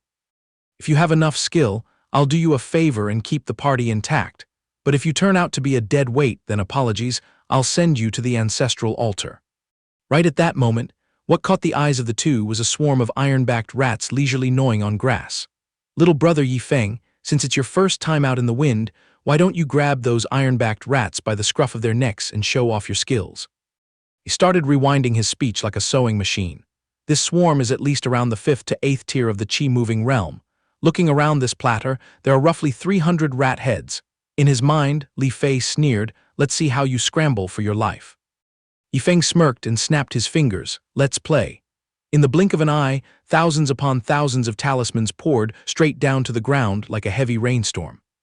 Li Fei's jaw dropped as he shrieked, "Oh my mother, brother, did you throw out this pile of talismans to perform a lion dance?" He stared wide-eyed, examining them closely, then stammered, "Good heavens, they're all second-grade 9th-rank array talismans." Yi Feng, whose hands were forming mudras, turned to him with a slight smile. "What lion dance? It's simply crushing flies with a sledgehammer to make it quick." The fat rats in the wasteland squeaked chaotically in a frenzy. Streaks of lightning and thunder crashed down, roasting several of their comrades to a crisp. A chubby rat was crushed by a tree trunk, writhing and shrieking, "Spare this rat." Yi Feng didn't even bother to blink, coldly stomping out its hope of survival in a single note. Li Fei looked at the battlefield littered with rat corpses and almost wet his pants. "Oh boss, you casually tossed out 300 deafening suppression talismans in one go. Are you hunting beasts or just burning money for fun here?" Half an hour passed. Yi Feng sluggishly stood up, wiping a thin layer of sweat from his forehead, and asked jokingly, "Well then, big brother Li Fei, was this little brother's performance passable?" He swallowed hard as he recalled, "That birdcage array of yours, I just gritted my teeth and sneakily hit it once. If I hadn't squeezed out all my vitality, I wouldn't have been able to chip even a single corner of it. Did you set up that bunch of cages to intimidate me, or are you deliberately showing off your filthy wealth? Please, for the love of God, can you tone down your money-burning habit just a little bit?" Yi Feng had already hauled his butt quite a distance ahead. "Li Fei, why are you still standing there like a statue? Move your heels." He suddenly snapped back to reality and panicked as he tagged along. Wait, where are we going, brother? Are you scoffing at this pile of dropped monster cores?" Li Fei yelled in regret. The blood and gore of these petty monsters might be a bit trashy, but if you squeeze them dry, you can still sell them for spirit stones. Are you really just going to act rich and waste it all? Yi Feng rubbed his glowing sword blade and sneered, "I didn't expect brother Li Fei to be this destitute and impoverished. Fine then, that whole junkyard is all yours." Hearing the sarcasm, Li Fei's face stiffened awkwardly, gritting his teeth as he cursed inwardly, "Just keep playing your role as a phony tycoon. All the grinders who come here are desperate for resources. This monster junkyard would fetch a huge sum of money if gathered up. Let me open my eyes wide and see how long you can keep up this act." Right at that moment, a pitch-black figure was bouncing and gliding rapidly toward the two youngsters. The masked man in black instantly locked onto his juicy prey. He dashed like the god of wind to block Yi Feng and Li Fei, shouting, "Hey you two chickens, if you don't want to log out yet, puke up all 6 piles of iron-backed rats for this seat." Yi Feng threw him a contemptuous look. "What hole did you crawl out of? Your guts are as big as the sky to dare show your face and block my path to rob me." However, in his stomach, he was waving flags of joy. "Sweet, I finally snagged a punching bag to test my skills. I guess I'll just have to send you off for a bit." Masked Man was too lazy to fight with words, directly erupting his spiritual energy and lunging fiercely at Yi Feng. But when he crashed into the dense array of talismans, his face turned pale and his soul flew away. "How bizarre, I clearly just saw that guy unleash all 300 talismans. How are there still a whole bunch popping out now?" The torrential rain of talismans left the robber with no time to even grab his pants and run. A volley of earth-shattering and sky-shaking explosions flared up in a flash once again. After struggling for a while, the masked man was just about to pierce through the prison barrier. Damn it, the 13 layers of locks are finally broken. There is only this single last cage left. But at the exact moment Yi Feng strolled over, unfurling another thick stack of talismans in his hand, the robber's survival health bar plummeted straight into the negatives. He threw his head back and let out a gut-wrenching scream. "No." Li Fei, hiding in a corner, stroked his chest and exhaled. "Thank goodness I pretended to be submissive earlier. If I had pulled this guy's tiger whiskers, I'd be beaten to a pulp by now." The hidden man, stuck fast in the cage, cursed in resentment, "This is bullying people too much. What the heck is so great about using weapons? If you have any real skill, let this seat out. The two of us will charge in and fight hand-to-hand to the death." Yifeng didn't even bother to let him utter another half-word, decisively swinging his blade to pierce right through the enemy. The corners of his lips curled up into a cold smile, casually dropping the words, "You don't have enough skill." Standing a short distance away, Li Fei took in the opponent's fluent stabbing and slashing, secretly terrified in his heart. The moves are indeed a feast for the eyes, but his way of striking is far too ruthless. The young man shrank back, twiddling his two fingers together, his entire body trembling as he muttered to himself, "I actually thought Yifeng was a pure and kind-hearted youth, who knew it was all just an act. I almost fell for that small herbivore interface. That facade is worlds apart from the towering murderous aura he's exuding now." Yifeng gleefully shoved a stack of golden talismans into the other guy's hands, saying generously, "Brother Li Fei, just pocket this pile of talismans. If you run into any trouble, just pull them out and throw them relentlessly for me. Don't be stingy." Li Fei smiled awkwardly, reaching out with both hands to accept them. "Ah yeah, I got it." Looking at the stack of talismans sparkling with metallic light, he silently sighed. Holding such a pile of protective treasures, no wonder Yifeng couldn't be bothered to scavenge monster corpses. The guy is genuinely a tycoon with too much money. Meanwhile, Yifeng was rubbing his chin, anxiously calculating. "I almost completely forgot. There are merely 5 hours left until the new day, and I still have a backlog of over 9,000 talismans left to burn." The clock hands spun rapidly, and in a flash, Yifeng and Li Fei had completely wiped out the horde of monster beasts in the vicinity, successfully consuming the entire pile of stagnant props. 5 hours passed. Yifeng lay exhaustedly with his arms and legs spread out on the ground, panting heavily. The system panel chimed with a pleasant ding, reporting that the host had completely blown through today's prodigal quota. The reward is 1,000 prodigal points and 100 enlightenment pills. The young man shed his burden, muttering, "I finally finished throwing away that pile of debt." Li Fei stood nearby looking radiant, eagerly praising, "Brother Yifeng, your talismans are incredibly convenient to use. They saved us so much effort. This time, thanks to your blessing, my pockets are stuffed with the harvest." He calculated mentally, the loot farmed all night combined wouldn't even amount to a small fraction of the money burned on talismans. A figure of Brother Yifeng's caliber must definitely be a favored seedling of some major faction. Absolutely must not offend him under any circumstances. Yifeng sluggishly propped himself up to sit straight, pulling out a pitch-black medicinal pill and flicking it over to the person opposite him. "Zio Fei, I won't let you suffer a loss. Swallow this enlightenment pill. I will stand guard and protect you." Li Fei held the tiny pill, repeating blankly, "An enlightenment pill." Li Fei anxiously calculated in his head, what is the meaning of this? What if it's highly toxic poison? But if I refuse this domineering guy, he might just whip out his treasures and roast me alive. The young man decisively shut his eyes tight, tossing the medicinal pill straight into his mouth, telling himself that life and death are destined, wealth and honor are up to the heavens. As the medicine slid down his throat, a miraculous rush of enlightenment suddenly hit him, making his mind brighten up completely. "Oh wow, what is this floating sensation?" Yifeng rested his chin on his hand and urged, "Are you really stupid or just pretending? The enlightenment pill is only effective for exactly 20 minutes. If you don't circulate your energy right now, you'll waste a gift from God." Hearing this, Li Fei clumsily plopped down and sat cross-legged to meditate, muttering that "You are absolutely right, brother." Watching that scene, Yifeng felt bored and thought to himself, "I only gave it to you out of charity because I have too many enlightenment pills in stock. Anyway, I still need to save 20 pills to nourish the pet dog at home." Far away in the distance, the yellow dog shivered and shed tears as it barked woof woof, implying a plea for its master to spare its life. "Don't force-feed me anymore." Exactly 20 minutes passed, and the medicinal power of the enlightenment pill completely dried up. Only then did Li Fei regretfully let out a long breath. He gritted his teeth and frustratingly blamed himself. "Why on earth did I suddenly space out when I entered the state of pure wisdom, wasting a whole 2 minutes of my life for nothing?"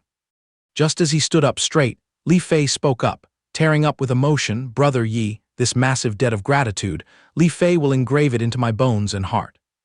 Yifeng, who was originally clasping his hands and watching the drifting clouds, was suddenly startled out of his wits by his sappy tone.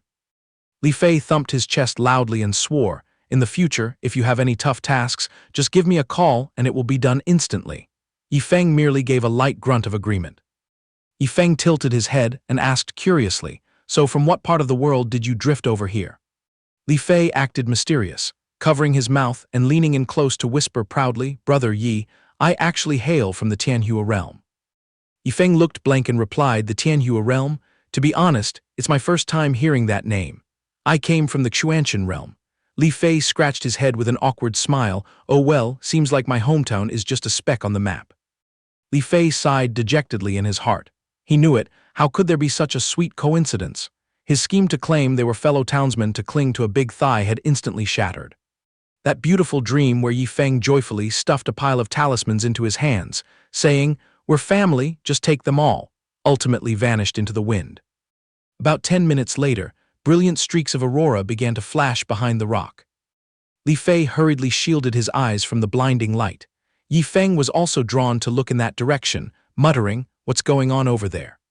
Li Fei excitedly hoisted his pickaxe and slid down nimbly to the depression. "Brother Yi, we've hit the jackpot this time." Meanwhile, Yifeng still stood up high, wearing a face as clueless as a deer in headlights. Li Fei gleefully swung his pickaxe, chipping away at the glowing rock, and cheered, "Spirit crystals. Even though they are low-grade by my rough guess, there must be around 2,000 of them." Yifeng, however, looked completely indifferent. "If you like them, just take them all. I'll pass." Hearing this, Li Fei stopped his pickaxe, a basket of question marks seemingly popping up above his head. "Brother Yi, since you look down on everything, I'm really curious, what exactly did you grope your way here for?" Yifeng spread his arms wide and dropped a casual sentence, "Just taking a stroll and throwing money around for fun. I have plenty of premium stuff. How could these measly resources in the Tiandao battlefield ever catch my eye?" Li Fei was utterly speechless, grumbling inwardly. How could someone speak so nonchalantly yet be so infuriating? The guy hugged the glowing rock tightly and pressed, "Brother Yi, if you have excess money and love throwing it around, why don't you visit Tiandao City?" Yifeng immediately perked up his ears. "Tiandao City? What kind of entertainment hub is that?" Li Fei patted the other's shoulder enthusiastically and explained in detail, "Tiandao City is the most wondrous place in this Tiandao battlefield. Treasures, rare herbs, and secret martial arts manuals are countless there. As long as your wallet is thick, you can summon the wind and rain. It is truly the absolute true love for big spenders. The best part is that security there is top-notch, so you don't have to worry about getting mugged by rogue cultivators." He smugly pulled out a dazzling golden card and waved it in front of Yifeng. "However, to step through the city gates, you must hold a Tiandao token in your hand. I happen to own one, but unfortunately, it only grants a one-day stay." Yifeng stared at the item, asking curiously, "Which corner did you pick up this treasure from?" Li Fei scratched his head and chuckled, "I got lucky and fished it out while wandering around the ruins. Deep down, I really crave going there too, but rumor has it that things in Tiandao City are absurdly expensive. With my flat purse, going in would just be a waste of the pass, so I kept it hidden away. Who knows, it might serve as a life-saving amulet in the future." Li Fei generously handed over the card, which emitted a sparkling aura. "You magnanimously bestowed upon me the enlightenment pills. That favor is as heavy as a mountain. It will be hard to cross paths again in this vast sea of people, so please accept this Tiandao token as a gift, Brother Yi." Yifeng caught the flying card, and with his other hand, smoothly tossed over a jade-green gourd. "Hold on, this young master isn't in the habit of taking freebies. Take this entire jar of enlightenment pills as a return gift." Li Fei cupped his hands and bowed repeatedly, thanking him profusely. "Thank you, Brother Yi, thank you. I knew from the start that you were a generous and heroic figure." Yifeng couldn't even be bothered to look at the guy's antics. He brought his index finger up to bite it while grumbling inwardly, "What kind of godforsaken world is this where you have to swear a blood oath for every little thing?" The moment the drop of blood touched the card's surface, the object flared up and shot into the sky. Golden lightning bolts accompanied by a colorful mist instantly burst forth, enveloping Yifeng and making him jump in fright. Li Fei stood rooted to the spot. In the blink of an eye, his benefactor's figure had evaporated from the mist. The chubby guy tentatively called out, "Brother Yi." Receiving no response, he gleefully tipped the pill bottle into his hand, secretly rejoicing that he had traded a useless pass for a whole 30 enlightenment pills. This deal was an absolute steal. At the same time, in another dimension, an anomalous lightning bolt suddenly tore through the azure sky. The bolt of lightning quickly twisted into a swirling band of white light, blending brilliantly with the fresh green hues. The streak of light slowly expanded into a spatial vortex, mercilessly spitting Yifeng out onto the ground. He grimaced, rubbing his sore backside and yelping. Just as he cracked an eye open to look at his surroundings, he was so shocked that he blurted out, "Oh my God." Struggling to crawl up and dust himself off, he was stunned to realize he had set foot in Tiandao City. The passing crowds shot him dirty looks like they were staring at an alien, whispering, "What crack did this country bumpkin crawl out of? Is his brain right? Better stay away from him for safety." Ignoring the world, Yi Feng was currently immersed in a melody echoing in his ears, subconsciously twisting his limbs and dancing to his heart's content. In a hidden corner far away, two guys had been scrutinizing him for a good while, wondering what this insignificant Qi Tribulation realm punk was doing in Tiandao City. Noticing the stares, Yi Feng felt a bit embarrassed. He quickly took off his stylish sunglasses, muttering, "Are the people here all out of their minds?" Suddenly, an ear-splitting argument erupted from ahead, immediately drawing his gossipy nature. "Damn it, man, what kind of trash talismans are you drawing? Have you even gotten a single stroke right?" Leaning in closer, he saw two burly men glaring at each other, looking like they wanted to eat each other alive. Well, that guy's spiky hairstyle looks exactly like a Super Saiyan character. He widened his eyes in awe and sighed, "Oh dear Lord, is this a bootleg Super Saiyan?" He quietly shimmied to the side to avoid the crossfire, muttering complaints. "I thought Tiandao City had good security and fighting was banned." Right then, a middle-aged man leaning nearby happened to catch his nosy demeanor. The older man rested one hand on the hood of a sleek luxury car, speaking with utmost leisure. "Those two are just comparing their skills, it's not a life-and-death battle. One is from the Zunzi realm, the other from the Bansi realm. Whenever they do business, they end up brawling." The old man's indifferent tone contrasted sharply with the scene of punches flying and smoke billowing behind them. Yi Feng hugged his head in fear, scurried closer, and stammered, "Big bro, what's the situation here?" The man sniffled, still leaning heavily on his flashy ride, and casually offered, "Wanna catch a ride, brother? The starting fare is 5 Tiandao points." Yi Feng scratched his head in confusion and asked, "Big bro, what kind of unit is a Tiandao point?" Upon hearing this foolish question, the driver's face instantly darkened. He barked angrily, "Good grief, you live here and don't even know what Tiandao points are. You must be fresh meat, right?" Saying that, he aggressively yanked the car door open, ducked inside, and zoomed off, leaving behind a fading trail of scolding. "So annoying, wasting my breath on a country bumpkin." Leaving Yi Feng standing rooted in the middle of the street eating dust, he grumbled pitifully, "I just asked a polite question. Why did that old geezer get so prickly?" The camera lens now aimed straight at the headquarters of the Tiandao Bank. Yi Feng had fumbled his way there. He puffed out his chest majestically in front of the grand lobby, nodding smugly, "Finally found it. This is absolutely the right joint." The moment he stepped over the threshold, a teller greeted him politely.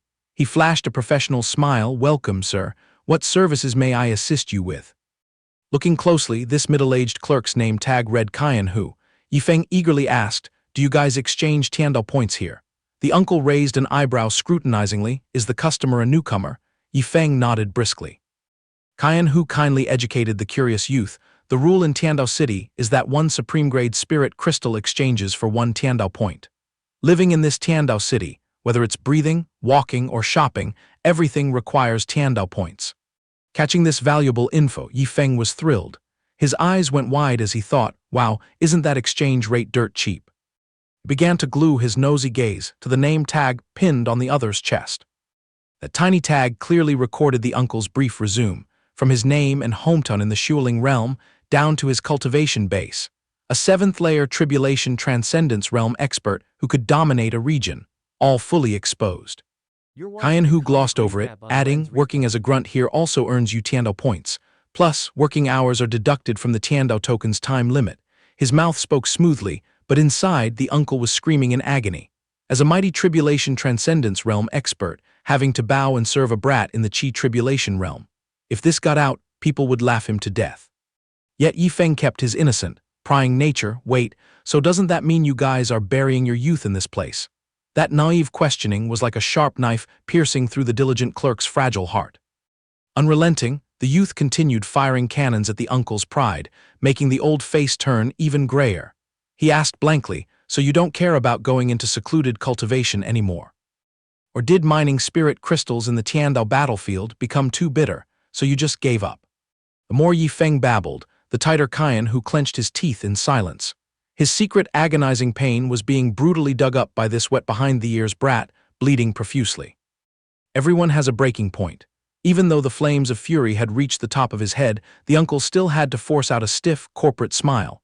He gritted his teeth and tactfully chased him away. "My apologies. If you have no need for transactions, our bank cannot accommodate you. Please show yourself out." Just as he turned his back, Yifeng immediately spoke with absolute confidence. "Wait right there." Hearing that voice, Qianhu furrowed his brows deeply, thinking irritably, is this brat planning to throw a tantrum here? In the very next second, he leisurely pulled out a space ring glowing with emerald light, arrogantly declaring, "I'll use this fog magic card. Please help me convert 100,000 supreme-grade spirit crystals into Tiandao points." The moment he caught the keyword, 100,000 supreme-grade, the teller went into hyperdrive. His eyes squinted into slits that clearly displayed the word God of Wealth, and he cried out in shock, "Oh heavens above, really?" Afraid the VIP would change his mind, Qianhu seized the opportunity to snatch the emerald ring from the other's hand and sprinted off to process the paperwork. His mouth didn't forget to shamelessly flatter, "Please wait just a few seconds, young master. This humble one will have it done instantly." Witnessing that 180-degree attitude drift, he chuckled inwardly. This cultivation world sure reeks heavily of materialism. In the future, I must definitely hunt down a pair of Tiandao tokens to bring my master to this wonderland and let her spend money till her hands get tired. In just a blink, the uncle came sprinting back, respectfully offering a dazzling gold card with both hands, bootlicking to the max. "Young master, your Tiandao card is ready, please accept it." Witnessing that Godspeed service, he dropped his jaw in awe. The card issuance process here is insanely fast. But how does the swiping mechanism work? Before he could clear his confusion, Qianhu hastily shoved the item into his hands, clasping his own hands together in fawning praise. "Sir, if you have any questions regarding the rules of Tiandao City, please feel free to command me. This humble one promises to thoroughly resolve all your concerns." Finishing his sentence, he joyfully plotted in his mind, "Even if I have to lick his shoes, I must cling to this walking gold mine." On the opposite side, Yifeng fiddled with the card, his head still buzzing. He muttered an assessment, didn't expect the Tiandao card to integrate such high tech.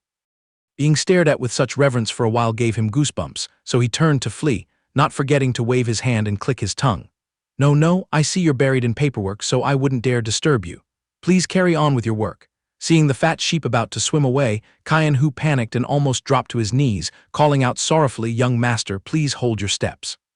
Deep down, he screamed tearfully, "How could you have the heart to abandon this loyal servant, O God of wealth of my heart?" After a short stroll, the young man set foot in a bustling plaza. Looking up at the skyscrapers, he marveled excitedly, "This masterpiece is definitely the product of some senior transmigrator. The urban planning is just as magical as a modern metropolis." Suddenly, a booming loudspeaker system urged passers-by to hurry and donate money to their dream idols. Anyone who finalized an order would have a chance to snatch a gift box bearing the superstar's mark. That sensational announcement instantly captivated the boy. Clutching his powerful gold card tightly, his face stretched into a truly lecherous smile as he checked out the virtual beauties. He smugly whispered, "The money-spending style to hire idols is exactly like back in my hometown. Even though little sister Donghua Dai Huang is pretty hot, and baby Chi Chi Zai is so sweet, the true love of my heart is still solely my lady Shijai." Just as he eagerly prepared to swipe his card to throw money at his goddess, a blood-red light carrying murderous intent suddenly loomed right behind his neck. Before he could figure out what was happening, his entire body was swallowed up by that bizarre energy vortex, unable to resist or utter a single word. The bitter consequence was that, even though his account had been deducted to buff his idol, he would never get to lay a finger on that tempting reward. Time progressed to the second day in the Tiandao battlefield. His landing spot was nowhere else but the jagged crater that Li Fei had been laboriously digging earlier. Kicked back to reality, he threw his head back and roared in fury, "Li Fei, you absolute scammer. How dare you trick this young master with a one-day limited ticket? Why did I get kicked back here after only half a day? I'm pissed to death. I hadn't even claimed my idol's benefits yet." After cursing into the void, a fragment of memory flashed through his mind about Li Fei's words, "I scavenged this toy from a ruin." He caressed the surface of the golden card, his eyes lighting up as he muttered, "Ruins, huh?" He nodded, analyzing to himself, right, that Fatso did brag that he stumbled upon the Tiandao token while exploring ruins in the Tiandao battlefield. Racking his brains, he immediately dashed toward that area, grumbling threats, "Guess I'll have to try my luck dumpster diving. If I catch that fatty Li Fei this time, I swear I'll beat him until his own mother won't recognize him." At that exact moment, Li Fei, who was happily strolling along, suddenly let out a massive sneeze. A cold chill ran down his spine.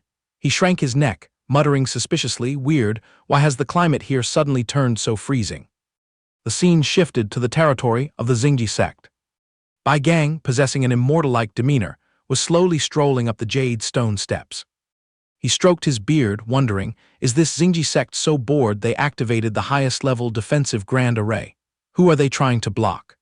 Catching the complaint, a sect elder waved his hand, opening a gap in the barrier to let him in, teasing with a smile, "What ill wind brought you to visit our humble abode today, old friend?" Getting mocked, the old man opened his mouth to bicker but stopped and swallowed his words. Instead, a bitter stream of memories surged in his mind. Oh man, 30 years flew by like nothing. Back then, wandering in the Tiandao battlefield, I accidentally picked up that golden ticket and ended up rooting myself as a workhorse in Tiandao City for 30 whole years. Tightening my belt, scraping by on every penny, afraid to eat and afraid to buy clothes, I finally gathered enough dough to bring back a pair of defensive Dharma treasures that can even block a heavenly tribulation. Who would have thought, the moment I packed my bags, stepped out of that godforsaken place, and returned to the Tiandao battlefield, I was dumbfounded to realize that time in the mortal world had only passed by the blink of an eye. After sighing and groaning, he continued to ponder. He thought about finding old Tianxing to ask about the truth, but telling such an absurd story might make people think his brain was waterlogged. Seeing his old buddy standing there like a wooden statue, the fellow disciple grew impatient and urged, "Grandpa Bai Gang, if you have something on your mind, drag your carcass inside for a drink of water and spill it. Why stand at the door catching the wind?"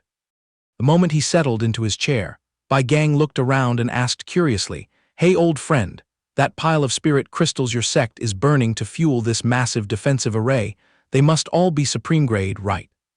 Overhearing that question, an incredibly punchable disciple rudely interjected, "That's right, we grow them at home, so we only use supreme grade spirit crystals to power the grand array. I bet you've never even touched one in your life, huh, senior? Later, this junior will take pity and toss you a few pebbles to broaden your horizons."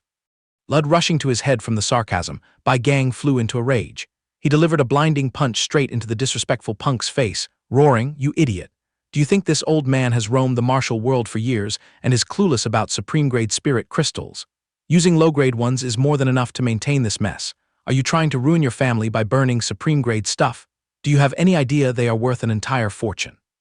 Taking the full brunt of the old man's godly strike, the cultivator clutched his swollen face and wailed, "Ouch, ouch, please go easy on me, senior. My nose is broken. It hurts so much." Waiting for the storm to pass, he tearfully rubbed his bruised cheek and groaned pitifully, "So unjust. I was just joking, did you really have to hit me, senior? I didn't know anything." Ignoring him, the old man directly pulled out the pair of Dharma artifacts he had bled and sweated to buy, showing them off with a raised chin. "Open your dog eyes and behold. These two miniature pagodas are super invincible defensive gear. Each pagoda has enough power to tank one heavenly Tao lightning tribulation. With them in hand, surviving the 7th wave of lightning tribulation is child's play." To bring these two burdens home, this old man had to grit his teeth and fork out over 3 million supreme-grade spirit crystals. You hear me? Hearing that explosive boast, an old geezer nearby curled his lips in sheer skepticism and mocked, "Old Bai Gang is hallucinating again. Where in this world can you find rare treasures that can block lightning tribulations? You probably got scammed by some shady merchants until your brain turned to mush." Having a bucket of cold water dumped on him, Bai Gang's flames of grievance flared up intensely again. He swung his hand and knocked the other guy on the head, snapping, "You frog in a well, what the hell do you know? In the Tiandao battlefield, there's a talisman called the Tiandao token. Thanks to it, people can enter that sacred Tiandao city. Once you step inside, as long as you carry a sack of supreme-grade spirit crystals, even a great god about to achieve immortality would have to kneel and lick your shoes." Feeling the sting of the hit, the old geezer snapped awake, rubbing the lump on his forehead and nodding. "You mean those glowing rocks are the currency in Tiandao City?" Finishing his sentence, his brain began to paint a picture of a bustling metropolis, and he mourned, "It's the damn truth. But inside, they allow you to do odd jobs for food. This old man broke his back working as a servant for 30 agonizing years, yet when I packed up and left, the timeline outside had only moved a single second." Smelling the magic of Tiandao City, the old geezer's eyes lit up. He hurriedly slung a sack containing over 90 million supreme-grade spirit crystals he had hidden for so long over his shoulder, and urged hastily, "Bai Gang, What are you dawdling for? Pull up the anchor and let's go." Seeing his buddy completely ignore the main point of the story, Bai Gang roared in frustration, where my heartfelt words just fed to the dogs. "The bottom line is you need a Tiandao token. Without a ticket, don't even dream of seeing the city gates." Hearing the shout, the guy scratched his ear blankly and cursed inwardly, "Damn it, there's such a strict rule." Next second, the guy deflated like a balloon, slumping onto the stone floor and crying, "I'm taking a huge loss this time. How am I supposed to consume this pile of 90 million spirit crystals?" Catching that monstrous number, Bai Gang's jaw dropped to his navel. Clutching his bald head, he stammered, "Dear heavens. Did you rob a bank or something to hoard such a colossal mountain of supreme-grade spirit crystals?" In another development in the Tiandao battlefield, Li Fei was taking a stroll when he faintly heard Yi Feng calling out to him. Thinking he misheard, the chubby guy dug out his pinky to clean his ears carefully. He mumbled to console himself, "I clearly just parted ways with Brother Yi about half an incense stick of time ago. How could my heart ache with such longing that I'm hallucinating like this?" Before he could compose himself, a louder shout echoed, calling his name a second time. At this moment, he jolted awake from his dream. "Wow, no joke, it's crystal clear that Brother Yi is calling for me." Just as the thought ended, the fat guy turned his neck and realized Yi Feng's figure was sprinting towards him at breakneck speed, shouting his name loudly. Seeing an acquaintance, Li Fei happily waved his hands wildly and responded, "Brother Yi, I'm right here. I missed you so much I could cry."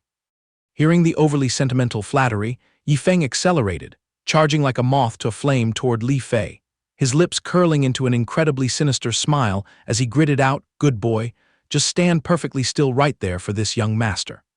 As for Li Fei, this fool hadn't caught a whiff of the impending danger at all. He still wore an innocent, guiltless expression, scratching his head. Li Fei, overjoyed like a drowning man finding a log, watched Yi Feng run over. "Oh, Brother Yi, we've only been apart for 30 minutes, but my heart withered like dry grass. I missed you to death." Yi Feng kept a stone-cold face, not bothering to reply, thinking to himself, "Since you want to die so much, this young master will send you to the Yellow Springs to fulfill your wish." Without a word, Yi Feng drew his longsword and slashed a razor-sharp arc straight at Li Fei's stomach before the fat boy could even close his mouth. Li Fei's face turned pale green. Holding his head, he screamed in panic, "Mother of God, Brother Yi, what are you going crazy for?" Radiating killing intent, Yi Feng unleashed a barrage of sword strikes while cursing through gritted teeth. "Your grandpa here spent 30 minutes scouring this Tiandao battlefield for you. You damn fatso, how dare you lead me by the nose? That damn Tiandao token was only good for half a day." Li Fei jumped around like a circus monkey to dodge the lethal slashes, frantically making excuses. "Brother Yi, calm down and listen to my explanation. I swear I was played too. Initially, while scavenging in a ruin full of corpses, I found a half-dead guy clutching a Tiandao token. The guy spat out words like a machine gun, so I had to use some dirty interrogation tricks to pry the info from his mouth. After swiping the item, I genuinely believed it was valid for a day. I bet that dying bastard intentionally set a trap for me, or he himself hallucinated that all Tiandao tokens lasted for 14 hours. Hearing the plausible explanation, Yi Feng immediately slammed the brakes on his slaughtering actions. He casually tossed the sword behind his back. "HMPH, out of respect for our acquaintance, I'll reluctantly spare your life." Escaping a calamity, Li Fei chuckled and leaned in to ask, "By the way, Brother Yi, what did you experience during your half-day trip? What does that Tiandao city look like?" The fat guy secretly rubbed his chest, feeling a chill. "Thank my lucky stars for 70 generations that I didn't trade the ticket for 13 pills." Looking at him, Yi Feng let out a long sigh, 30% helpless and 70% exhausted. "If we calculate exactly, you only wandered around for 30 minutes. How is that half a day?" He narrowed his eyes suspiciously and interrogated, "Does your hometown teach science at all?" Li Fei scratched his chin blankly and shot back, "Science? What kind of plague is that?" Yi Feng gave him a bone-deep pat on the shoulder. "Tusk, with your education level, explaining until my mouth goes dry wouldn't sink in anyway. But you must engrave this into your brain. To survive in Tiandao City, you absolutely must stock up on supreme-grade spirit crystals. Remember, supreme-grade, cheap trash won't get you past the gates." Hearing this, Li Fei secretly gulped and muttered, "Are you kidding me? Where is a nobody like me supposed to dig up a luxury item like supreme-grade spirit crystals?" At that very moment, the system screen suddenly popped up. "Report, today's squandering reward is a shard containing death sword intent, condensed with 1,000 layers of sword intent." This is the crystallization of a sword god's comprehension of the sword Tao, reaching an unprecedented realm. Yifeng blinked in astonishment. Say what? It's already the second day. He whistled excitedly, tossing the death sword intent shard in the air. Haha, getting rid of this junk is a piece of cake. If only my pet dog was here, that would be great. He glanced over at Li Fei standing dumbly next to him, and for some reason, the guy suddenly looked exactly like a fattened pig waiting for slaughter. Yifeng cleared his throat and probed, Hey, Li Fei, you pursue the path of a sword cultivator, right? Li Fei frantically shook his head in denial. Oh please, what sword cultivator? Swinging lumps of iron makes your arms sore. I have no interest in that. The corner of Yifeng's mouth curled up into an evil, spine-chilling arc. Aha, so you hate being a sword cultivator, huh? Catching that look, Li Fei felt a chill down his spine, stammering without managing to squeeze out half a word. Just 3 seconds later, the fat guy tucked his legs and sprinted for his life like he was being chased by ghosts. Seeing his prey fleeing, Yifeng pumped his legs in close pursuit, roaring, Li Fei, stop right there. Li Fei only managed to throw back a flimsy excuse, spare me, brother Yi. I just remembered I left something at home. By some magical means, Yifeng was suddenly sitting in a supercar, stomping the gas pedal to the floor, drifting the steering wheel in hot pursuit. Li Fei, there's nowhere to run. Stand still for me. The aggressive four-wheeled machine roared and closed in right on Li Fei's butt, terrifying the boy to the extreme. The fat guy ran while wailing like a 3-year-old, spare my life, brother Yi. Even if you beat me to death, I won't be a sword cultivator. Yifeng casually stuffed chunks of sword intent into the golden piggy bank's belly, murmuring the count, 9,433, 9,434, 9,435. Turned into an unwilling piggy bank, Li Fei screamed tragically, let me go, brother Yi. I don't want to squeeze out my oil and fat. But before he could finish whining, Yifeng pinched his mouth to gag him. Bear with it, it's almost fully liquidated. Yifeng's steady counting blended with Li Fei's choked sobs echoing around, 9,436, 9,437, 9,438, until the sound that salvaged Li Fei's life rang out, done. Yifeng decisively pressed the last shard of sword intent into the golden pig's belly. Dusting off his hands, Yifeng looked ecstatic, sweet, finally cleared out all the squander points. Well, accumulated 5,810 points already. Just regaining his senses and returning to his original form, Li Fei panted heavily and wheezed, brother Yi, you stuffed all those supreme resources into me. Isn't that just throwing pearls to swine? As Li Fei staggered to stand up straight, his entire body radiated a fiery red aura. I know perfectly well that I'm as strong as an ox right now, but I've never liked swinging a sword. Just look for yourself. Suddenly, a violent burst of power blasted everything away, scaring the souls out of a flock of sheep grazing nearby. The unlucky sheep standing too close to Li Fei were instantly roasted into fragrant barbecue by the heat wave. The panicked baaing of the livestock echoed everywhere, and the crimson light dyed a vast expanse of the sky. Witnessing the gruesome scene he himself had created, Li Fei broke into a cold sweat, muttering, this destructive power is 10,000 times scarier than I anticipated. I'm dead meat. If my old master catches a whiff of this sword intent, he will definitely chain my neck and drag me into the sword cultivation furnace. My days of eating and sleeping lazily will be thrown into the trash. Yifeng gleefully slapped the fat boy's back. Hey Li Fei, between brothers, there's no need to politely thank me. You were lucky to stumble upon this fortuitous encounter. From now on, focus on secluded cultivation. Who knows, one day you might reach the peak of man and sword uniting as one. Li Fei turned back and glared at Yifeng with a face as wrinkled as a monkey eating ginger, crying out in repetition, O Mother of God, man and sword uniting as one. He turned away to hide the tear rolling down his cheek. The old sect master, hailed as the sect's greatest genius in comprehension, has been cultivating in seclusion for hundreds of years and hasn't even touched the edge of that realm.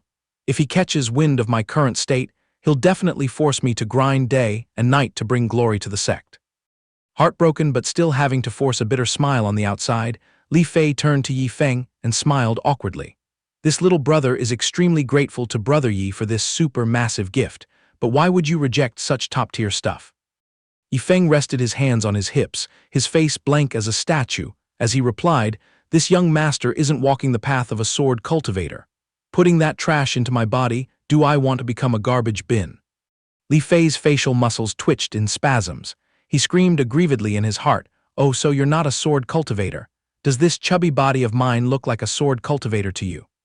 Too lazy to waste words, Yifeng waved his hand, summoning a sea of floating lotus flowers that completely surrounded the two of them. Let's go. If the mess is sorted out, let's continue sweeping through the second floor of the Tiandao battlefield. Witnessing the magical lotus array with his own eyes, Li Fei's eyes widened and his jaw dropped as he screamed, "Oh my god, isn't this the supreme earth-grade martial art, the Ninyao lightning lotus?" The guy babbled endlessly. "This trick has always been the strictly guarded trump card of our laming sect. How can you perform it so smoothly?" Difeng raised an eyebrow in surprise. "Huh, you know the origins of this move." Li Fei scratched his ear awkwardly. "Of course I do. You carry the dual lightning fire spiritual root. But the problem is I've been gnawing on that manual for a whole month and still haven't figured out a single character to get started."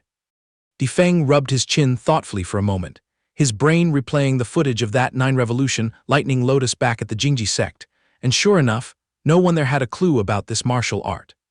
They only vaguely guessed that its power was at the upper-grade earth level, and they even boasted that it was personally crafted by me.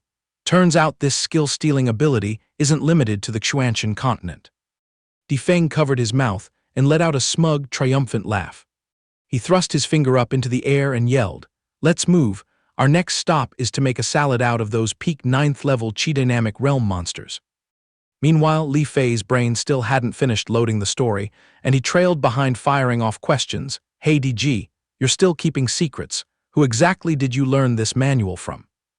At this time in the second ring of the Tiandao battlefield, a group of cultivators were hiding behind massive boulders, peeking at the two figures of Li Fei and Difeng who were cheerfully whistling. One of them muttered in frustration, "Where the hell did that pair crawl out from, acting all high and mighty, scaring me so bad I nearly pissed my pants and wanted to run back to kindergarten. Damn, their power is just ridiculously op." Ignoring the murmurs coming from the distant rocks, Li Fei and Difeng continued strolling leisurely.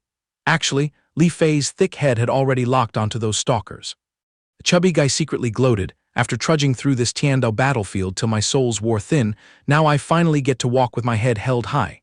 It felt great, but caution is still better.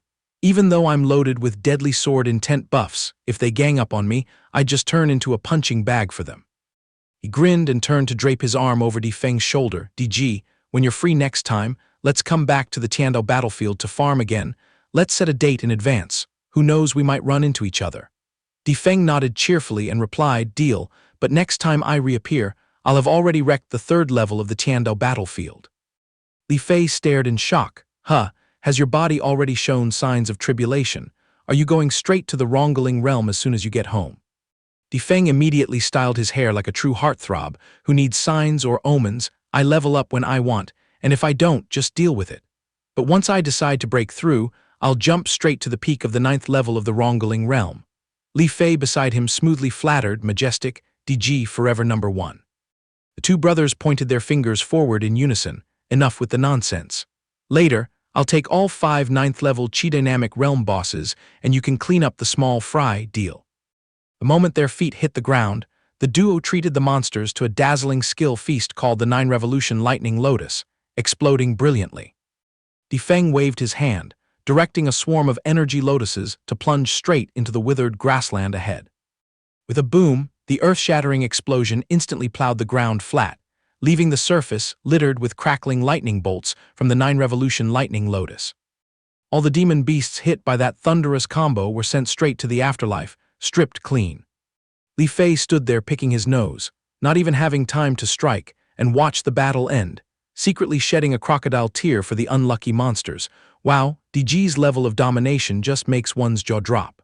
Not stopping there, the fat guy nearly popped his eyeballs out when he saw Difeng tensing up to unleash another wave of 9 Revolution Lightning Lotus.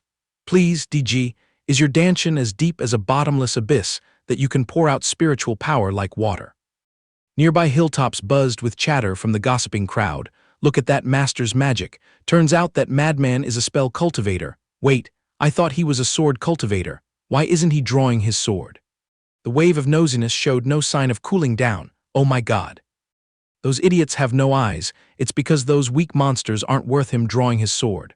Who would have thought that chubby guy was hiding such terrifying strength, truly a hidden dragon?" Catching those random whispers, Li Fei was fuming inside. cursing, "Damn you all, I'm not a sword cultivator, I just got sword intent stuffed into me. You think I'm craving that lousy title?" 2 long days passed, and Difeng was still enthusiastically farming exp from the demon beasts. After chopping off the head of the last monster, the system interface immediately chimed with the familiar ting. "Congratulations to the host for successfully clearing 109th level Chi Dynamic Realm monsters on the second level of the Tiandao battlefield map, earning 50 break points into the wallet. The total accumulated break points are now 10,810 points." He waved his hand in satisfaction and internally roared, "Awesome, finally fattened up the 10,000 point mark." Difeng leisurely wiped his sword with a cloth, a smug smile curling at the corner of his mouth. "System, look how hard that fatty has been working lately. It's only fair to reward him with 10,000 top-grade spirit stones, don't you think?" In the distance, Li Fei was panting like a bellows, sweat pouring like rain. "DG, I'm a bit slow cleaning up, can't keep up with your pace." Just as he was whining about exhaustion, the system panel suddenly flashed a line. "Ding, the target has reached the peak of Death Sword intent, the quantity is fully valid." He turned to Difeng with a pout. "DG, I've been stuck in this damn place for almost 2 months. The sect rules require me to show my face back home." Difeng raised an eyebrow in surprise. "Oh, your sect is that strict about time management." Li Fei scratched his head glumly. "The rule is clear, if I'm missing for more than 2 months, they'll assume I've died in some ditch." His face looked pitifully dejected. Thinking about it, apart from rogue cultivators, every sect has these kinds of binding rules. Difeng nodded understandingly and said, "Fine, since they're calling, I won't hold you back and make you look bad." With that, he tossed a storage ring into Li Fei's hand. "You've worked hard running around these past few days. Take these 10,000 top-grade spirit stones and spend them well." He waved his hand generously. "All right, go on, the green mountains remain and the blue waters flow, fate will bring us together again." Li Fei gripped the gift emotionally and shouted tearfully, "DG." Tears streaming down his face, he respectfully clasped his hands and bowed. "You are like my reborn parent, one day I will surely repay you." At this moment, Difeng's figure had already faded into the horizon, leaving the space quiet and solitary. Suddenly, the system rang out crisply. "Ding! Congratulations to the host for successful spending, pocketing 200 break points, plus a gift of 10,000 Death Sword intent fragments." Difeng heard this and wanted to scream. "That fatty has run off. What am I supposed to do with all this stuff you're stuffing me with? Even if I throw away all these freebies, I won't gain a single point." He stood there dazed and dejected, resigning himself to sit down and absorb that pile of useless gifts, muttering as he did, "What a pain, I'll just have to use them myself, truly ill-gotten gains." From behind a rock, 2 guys had been secretly spying on him. One rubbed his hands gleefully. "That fat sword user is gone, now only that arrogant fool wasting his spiritual power remains." The other sneered in agreement. "I've been watching him for days, I guarantee his spiritual power is completely drained without any chance to recharge." Not far away, a man with the look of a leader cleared his throat to assert authority over the crowd gathering around. "No matter if he's the darling of heaven, I don't give a damn. We're all low-level cultivators, no power, no backing, no reputation. Our only way out now is to kill that brat and loot everything." That nameless ringleader with silver hair continued to incite. "A fat prey delivered right to our mouths, are you just going to stare blankly?" Hearing that, the henchman's greed flared up, buzzing with discussion. "Taking down a famous genius, this is a big score. That kid slaughters demon beasts like cutting grass, the essence blood in his pouch must be piled high." The silver-haired guy added more fuel to seal the deal. "Just say it, do we do it or not? This is a once-in-a-lifetime opportunity, blink and it's gone."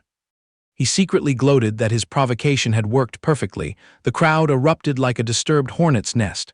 "Let's go, brothers, send him to King Yama. The good stuff is mine, that martial arts manual has to belong to me. Get out of the way, whoever steals my prey will regret it." While the bandits rushed forward like mad dogs, Difeng let out a long yawn, stretched and grimaced. "So noisy my head hurts, this bunch is even more numerous than the 100 contestants in the sect tournament." Waiting for the rewards to finish integrating, he rubbed his chin and chuckled.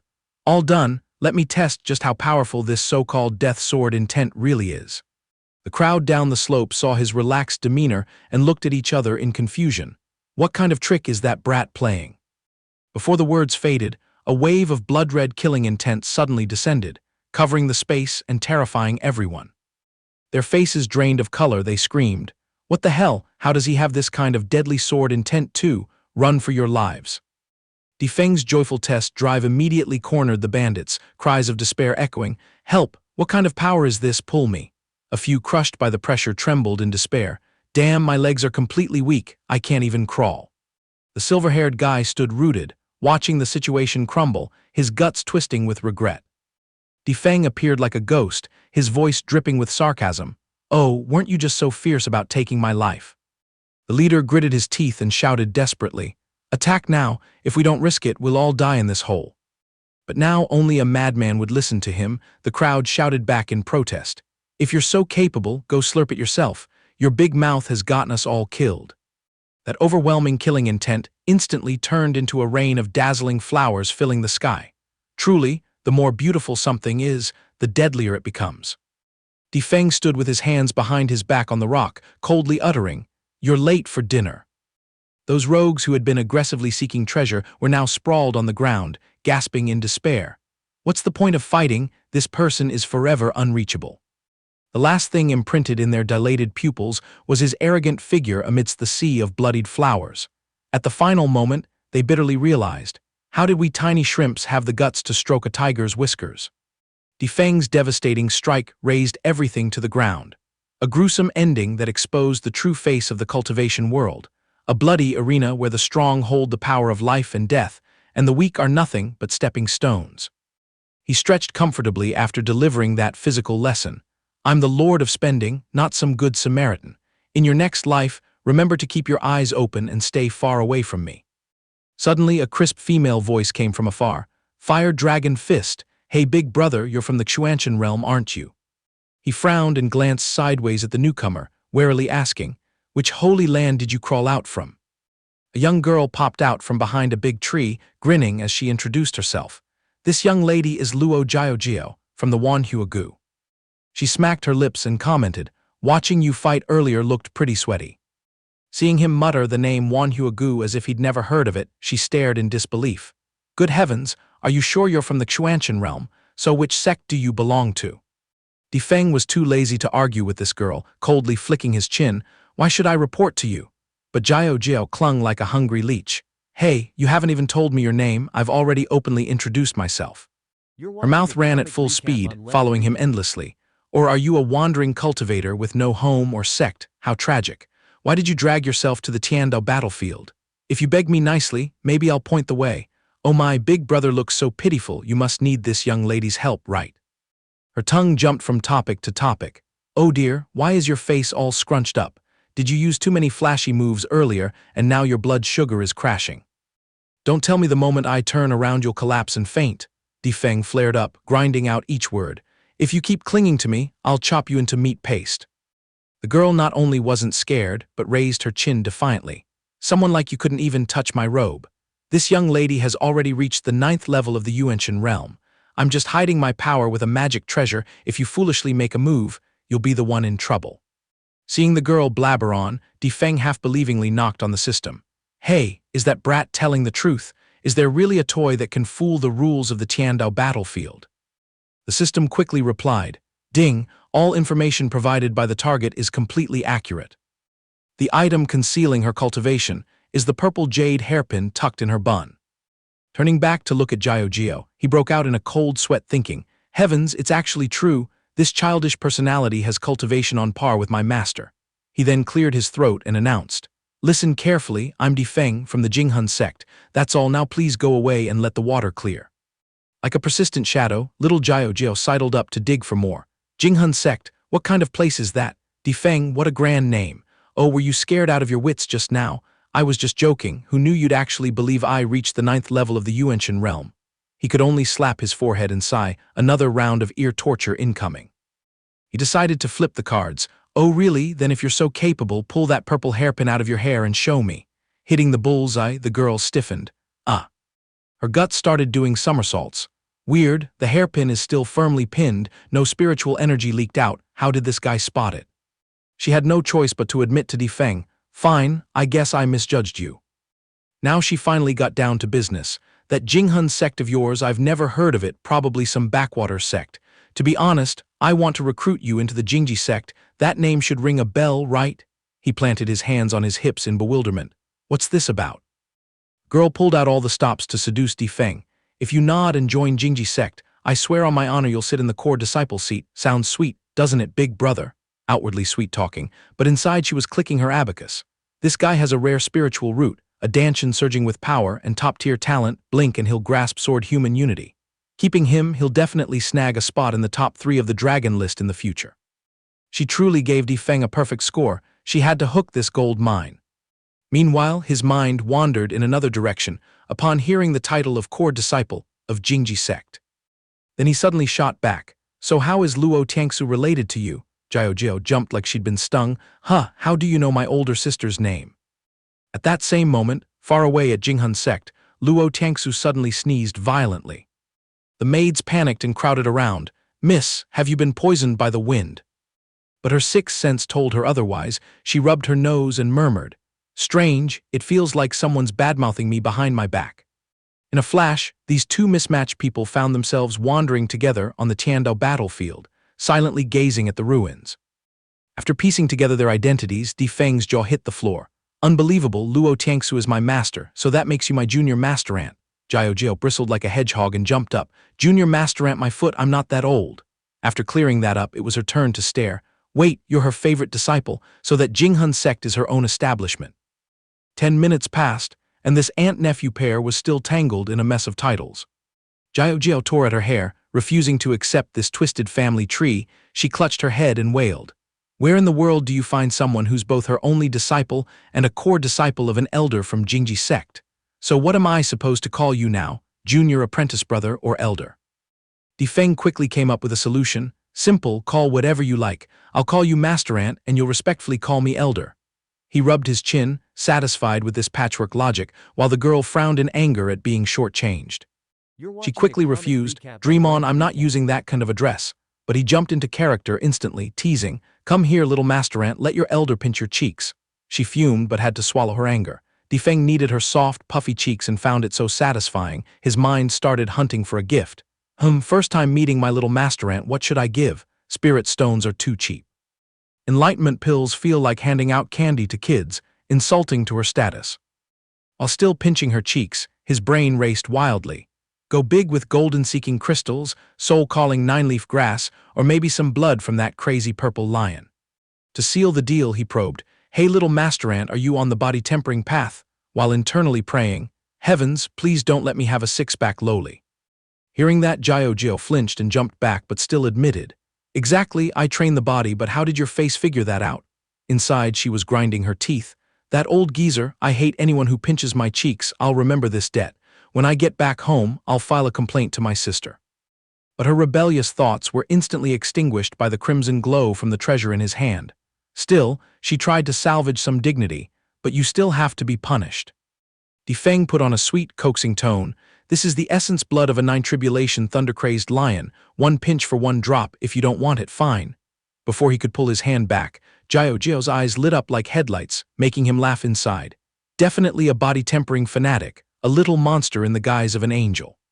Flipping faster than a pancake, Jiao clung to Difeng and whined, strangers are strictly forbidden, but Dijij can do whatever he likes. A little pinch won't lose any flesh. He played along cheerfully. This top-grade essence blood is respectfully offered to my adorable little master aunt. Watching Jiao obediently hugging the blood vial, Difeng assessed. This girl trains the body, might even double as a blacksmith. With such a cunning little devil, if I don't rein her in early, she'll cause me endless trouble someday. Action speaks louder. He pretended to slip and drop a blue jade stone to test Jiao's reaction, while she was absorbed in admiring the precious blood vial. He deliberately yelled loudly, oh no, that precious golden-seeking crystal fell somewhere.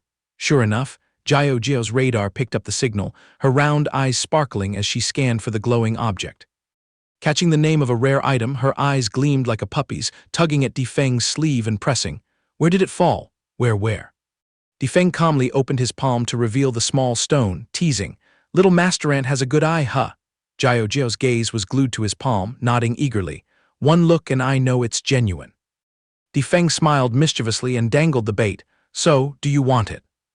Jiao, like a toddler seeing candy, nodded frantically. Yes, I want it so much.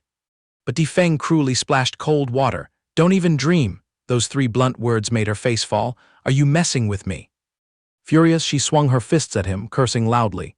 You bastard, tricking me. You scumbag, that shameless cheat who took advantage of pinching my face. The harder she hit, the more he seemed to enjoy it, even deliberately provoking. More, yell louder, I'm savoring this. But the price of arrogance came quickly. Within 3 beats, he was punched and his nose bled, his smile crooked. Difeng's face was dazed, his eyes lifeless like someone tired of living, his brain only left with one painful truth. That ox-like punching power is definitely body tempering. Having failed to get the gift, all obedience flew out the window, and Jiao began to mock Difeng. Big brother, with that weak body, how did you catch my sister's eye as her favorite disciple? And on top of that, you sit comfortably as an honorary elder of Jingji sect. Difeng puffed out his chest proudly. Because I'm loaded. 55,000 top-grade spirit stones bought me the core disciple title, another 100 million top-grade spirit stones, plus a life-saving sword formation manual bought me the honorary elder position. Watching him wave his arms and brag, Jiao wiped her cold sweat, thinking, could those titles really all be bought with money, and why does he have to talk with such dramatic flair? Suddenly, heavy footsteps on the ground broke the atmosphere, and a sharp female voice rang out. Shameless boasting. Have you ever even touched a top-grade spirit stone in your life, and you dare claim 100 million? Do you have any idea how huge that number is?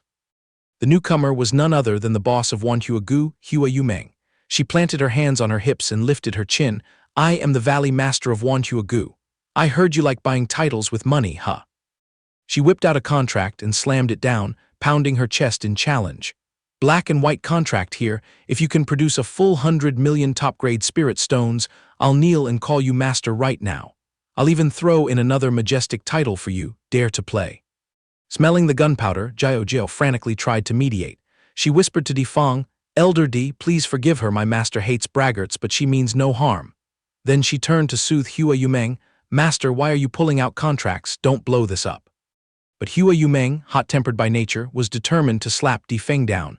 I'm sick of it. Every word that comes out of this guy's mouth gets swallowed hook, line, and sinker. Jiao, wipe your eyes clean. Don't let some scum like this lead you by the nose. Jiao still tried to explain. He's an honorary elder of Jingji sect, master. Please go easy. Hua Yumeng showed no respect. Honorary my foot. I'm going to tear that glib tongue of his out today. The girl broke out in cold sweat, praying her master wouldn't actually throw hands. At this point, Difeng finally responded calmly.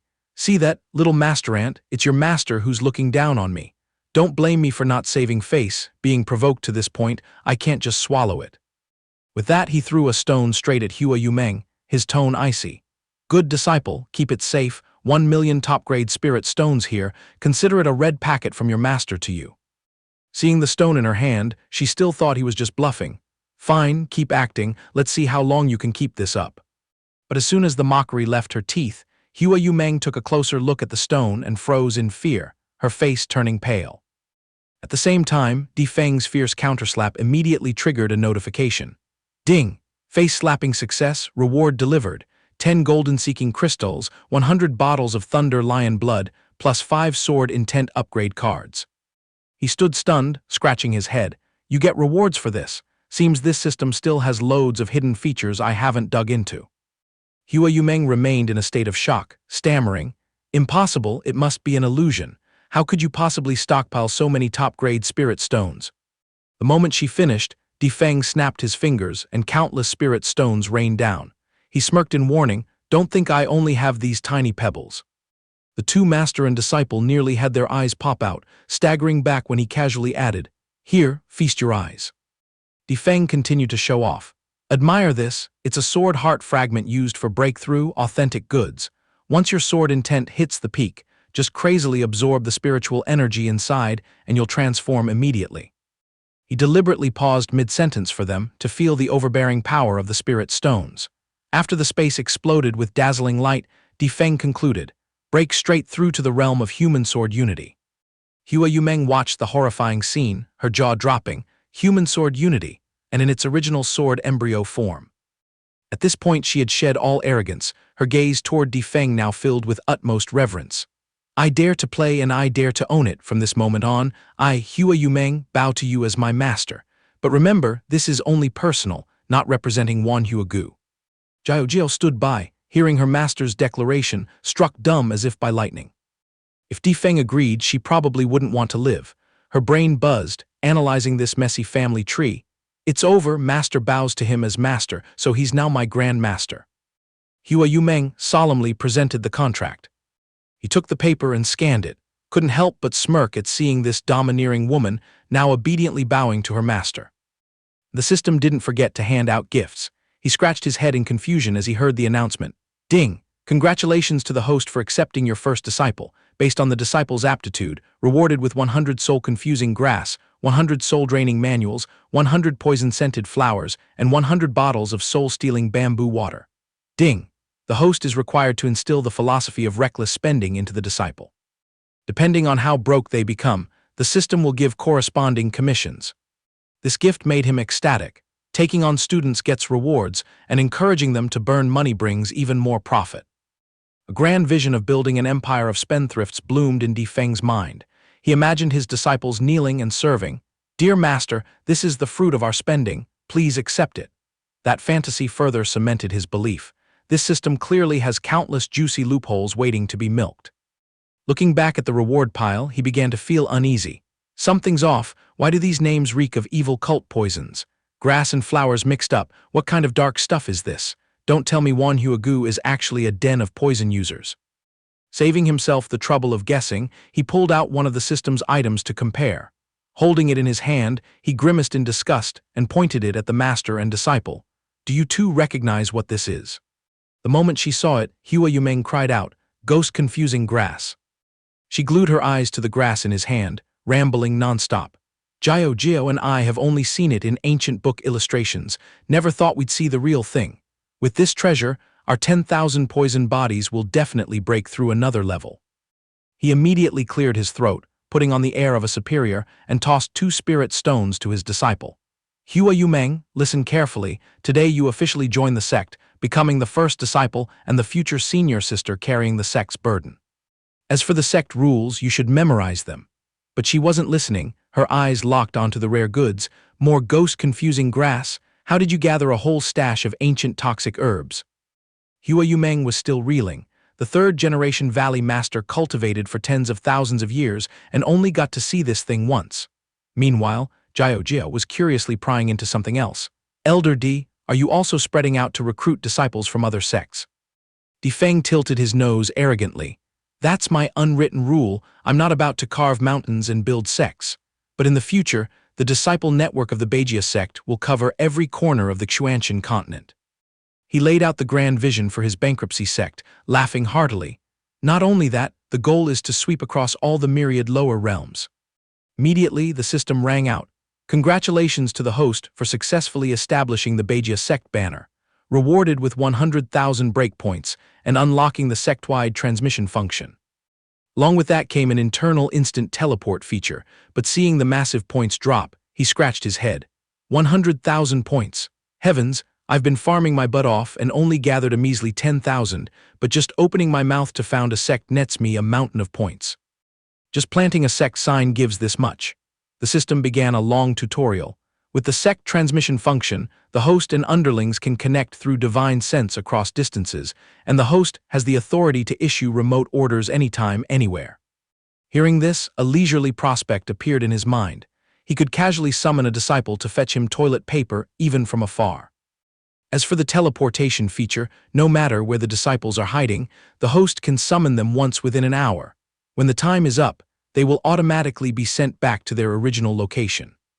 So from now on, even if the disciples were in the middle of slurping noodles, they would still hear their master's sudden call for service echoing in their ears. Second feature made him immerse himself even deeper into a distant fantasy. Wait a minute, if I recruit underlings from other worlds, wouldn't that give me a ticket for interdimensional travel? Then I could go anywhere. Our sect's slogan will be, Beigia sect multiverse coverage is no longer science fiction. With a resounding reputation across thousands of worlds, clients who try it are guaranteed to praise it. Hua Yumeng covered her mouth to hold back a laugh upon hearing the sect's name, Prodigal. Eventually, both master and disciple of Wanhua Valley couldn't hold it in anymore and burst out laughing. A sect named Beigia sect, just hearing it makes you want to laugh your head off.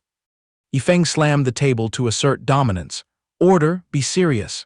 He adjusted his clothes, acting like a teacher endlessly preaching the philosophy of squandering. Then he dug deep with a pop quiz. Hua Yumeng, sitting in the eldest martial sister's seat means you must digest our sex rules. Let me test you. If I throw this bunch of ghost bewitching grass at you, how do you plan to use it? Hua Yumeng was stunned and confused. Let me think. She stammered her explanation. When cultivating, I'll take out a little bit of grass to use.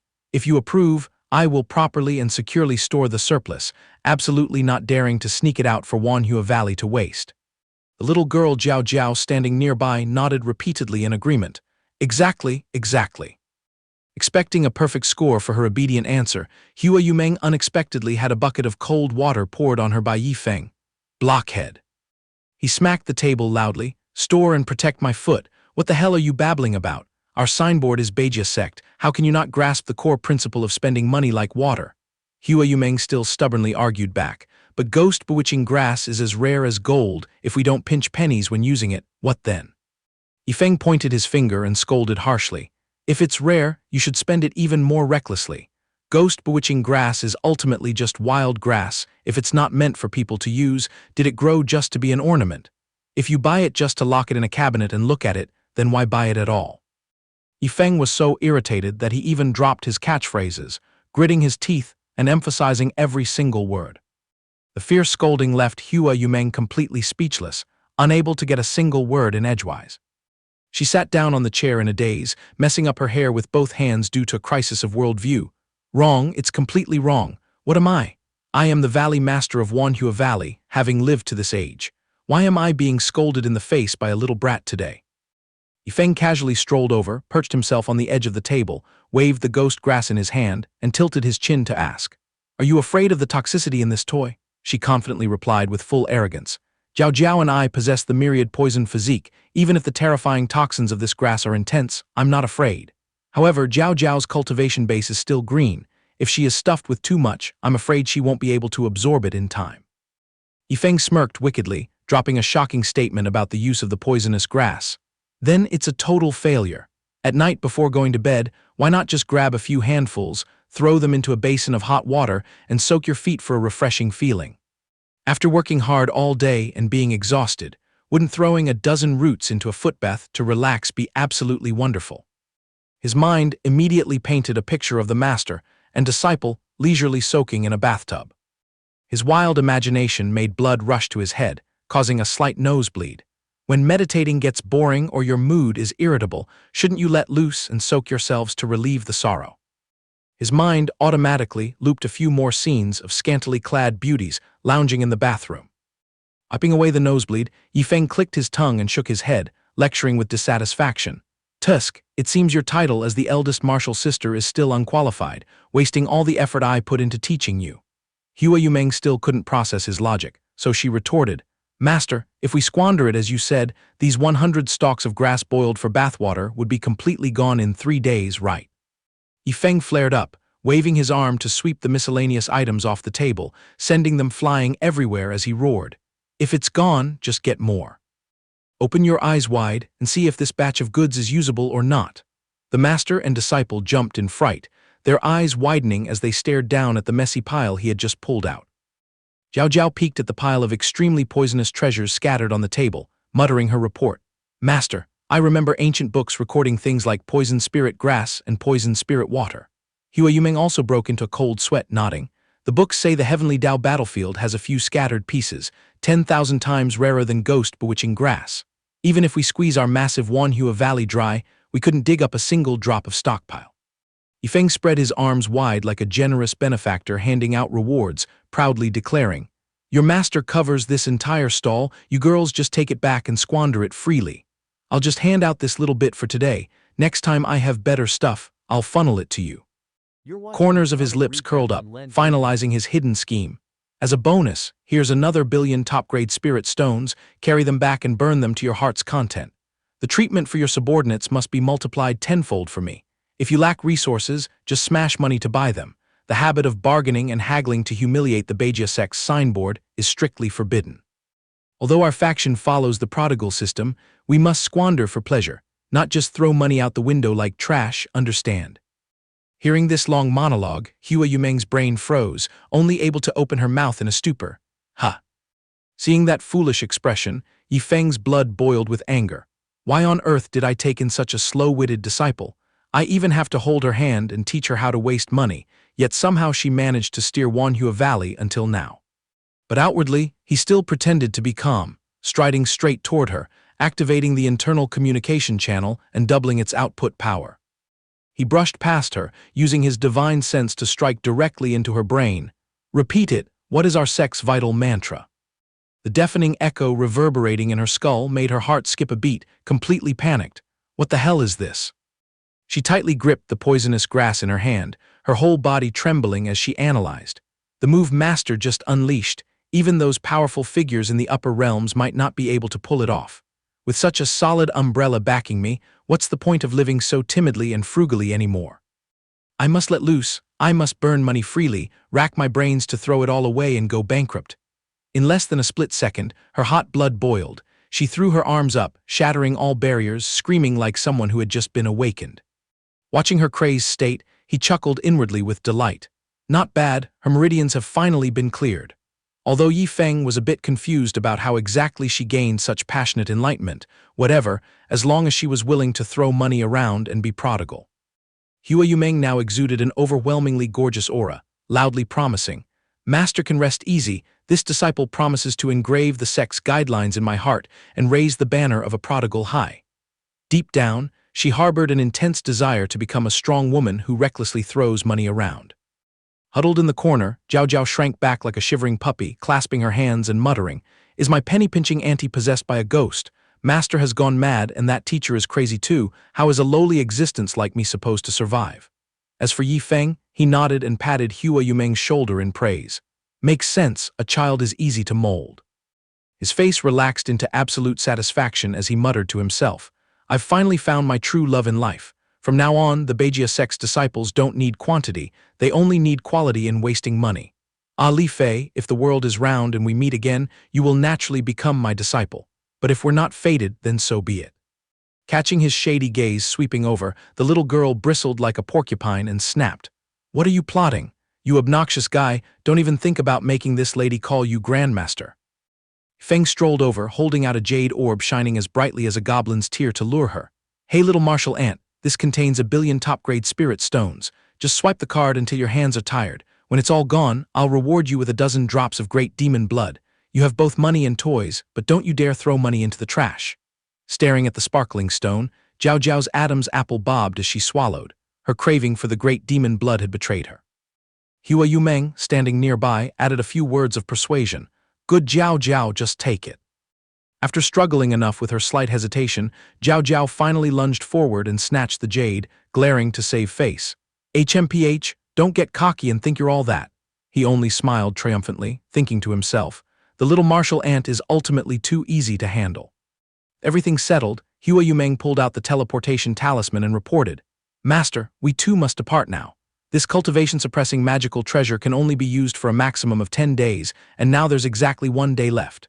Zhao Zhao's face flushed red. She tugged at her master's clothes, looking back to taunt.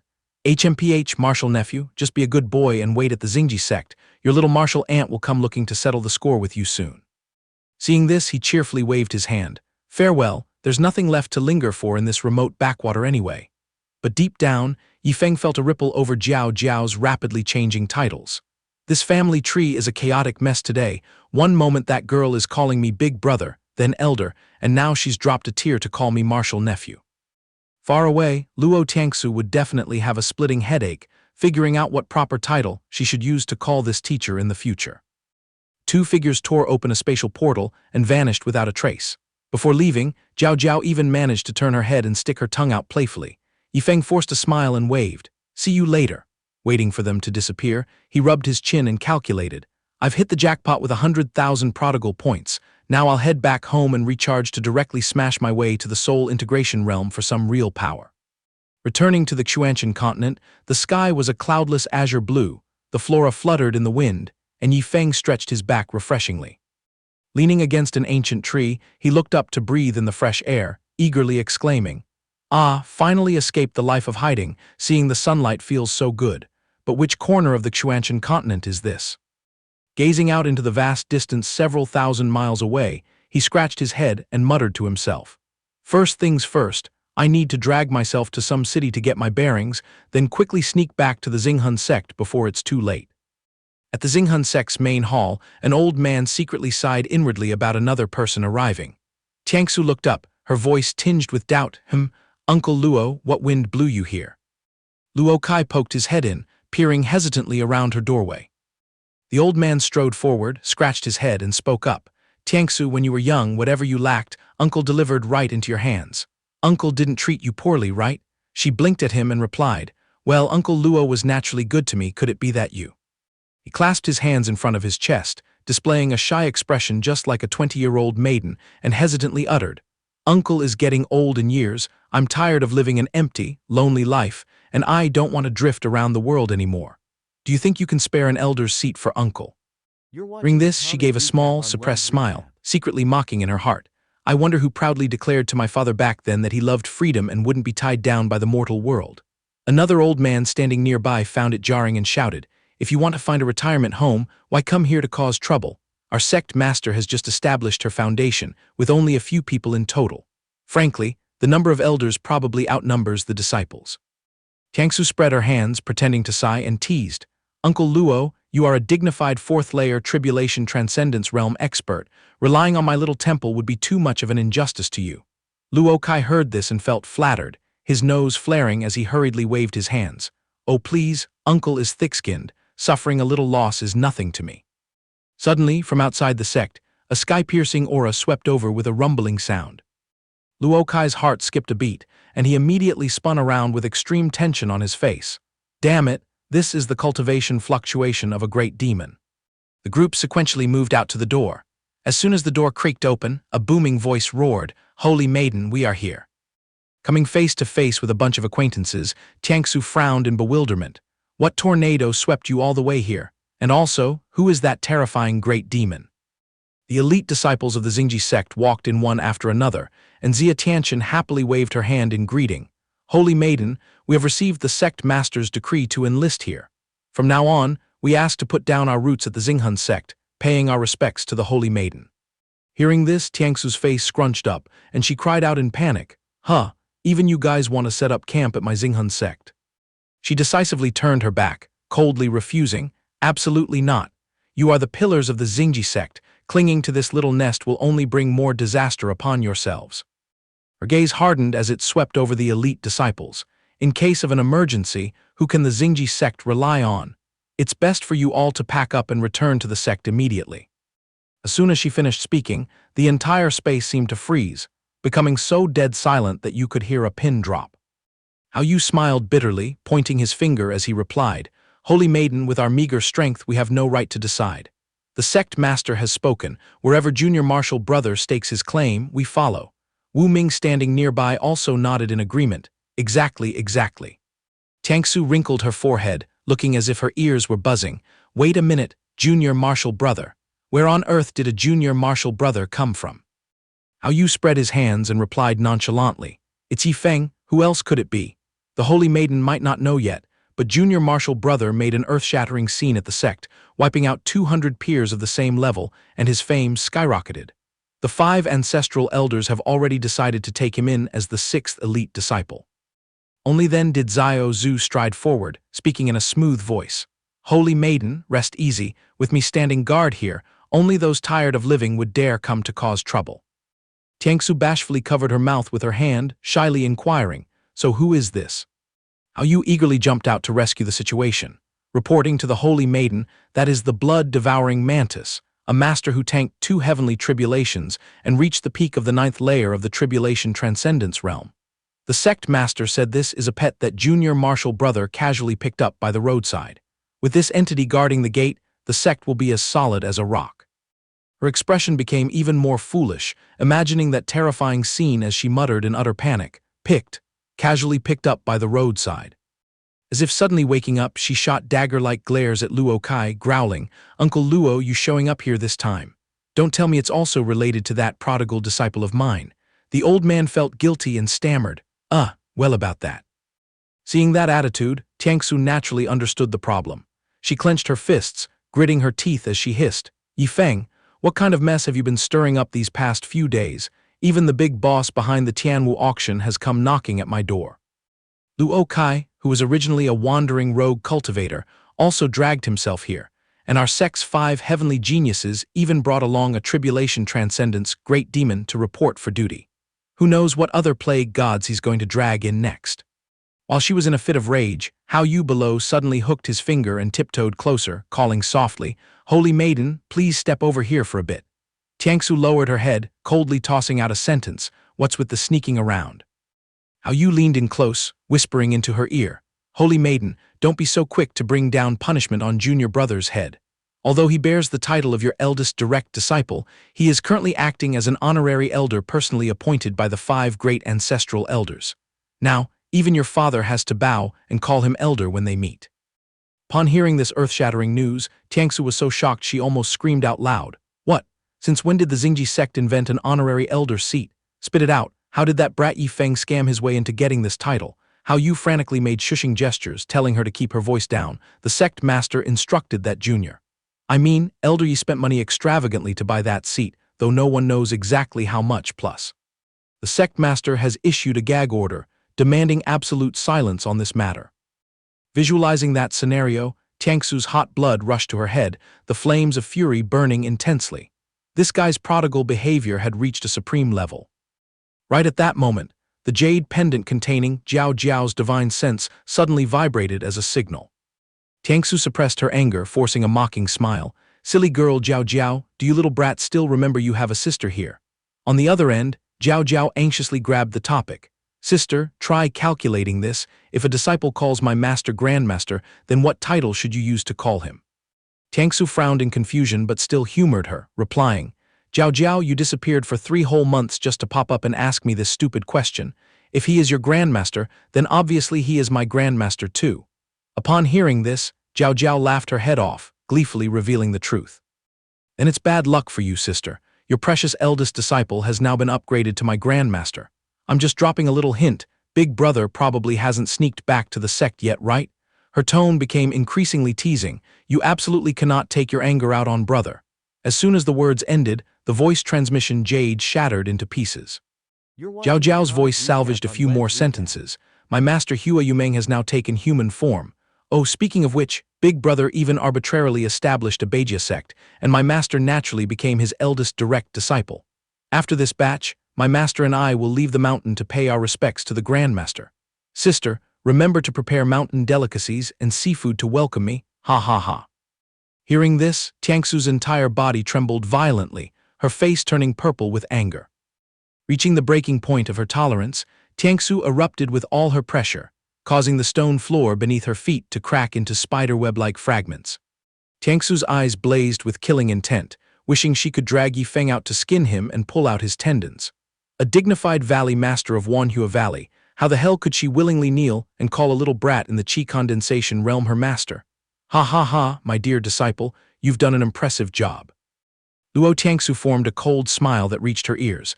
"Uncle Luo, since you have the interest to freeload in this dilapidated Xinghun sect, then be my guest. But let me make it clear beforehand, this seat will cut off all your cultivation benefits." The group standing huddled outside the purple light timidly murmured in reply, Then we'll have to trouble you." A toddler hiding behind the broken tiles secretly peeked at Tiangsu, muttering, "Holy maiden, we don't ask for much luxury. Keeping this little life is already the blessing of 3 lifetimes." Tiangsu's resentful back gradually disappeared, followed closely by the little kid and a few old men. She left behind a sharp sentence, "Elder Zia, please arrange food and lodging for these useless freeloaders." The little boy clasped his hands and respectfully shouted, "Obeying your orders." Tianwu also nodded in acknowledgement. A moment later, the crowd at the Xinghun sect had completely dispersed, and the entire campus fell into a creepy silence. The old servant, seeing his young miss with a scowling face, bowed and cautiously asked, "Miss, what exactly happened?"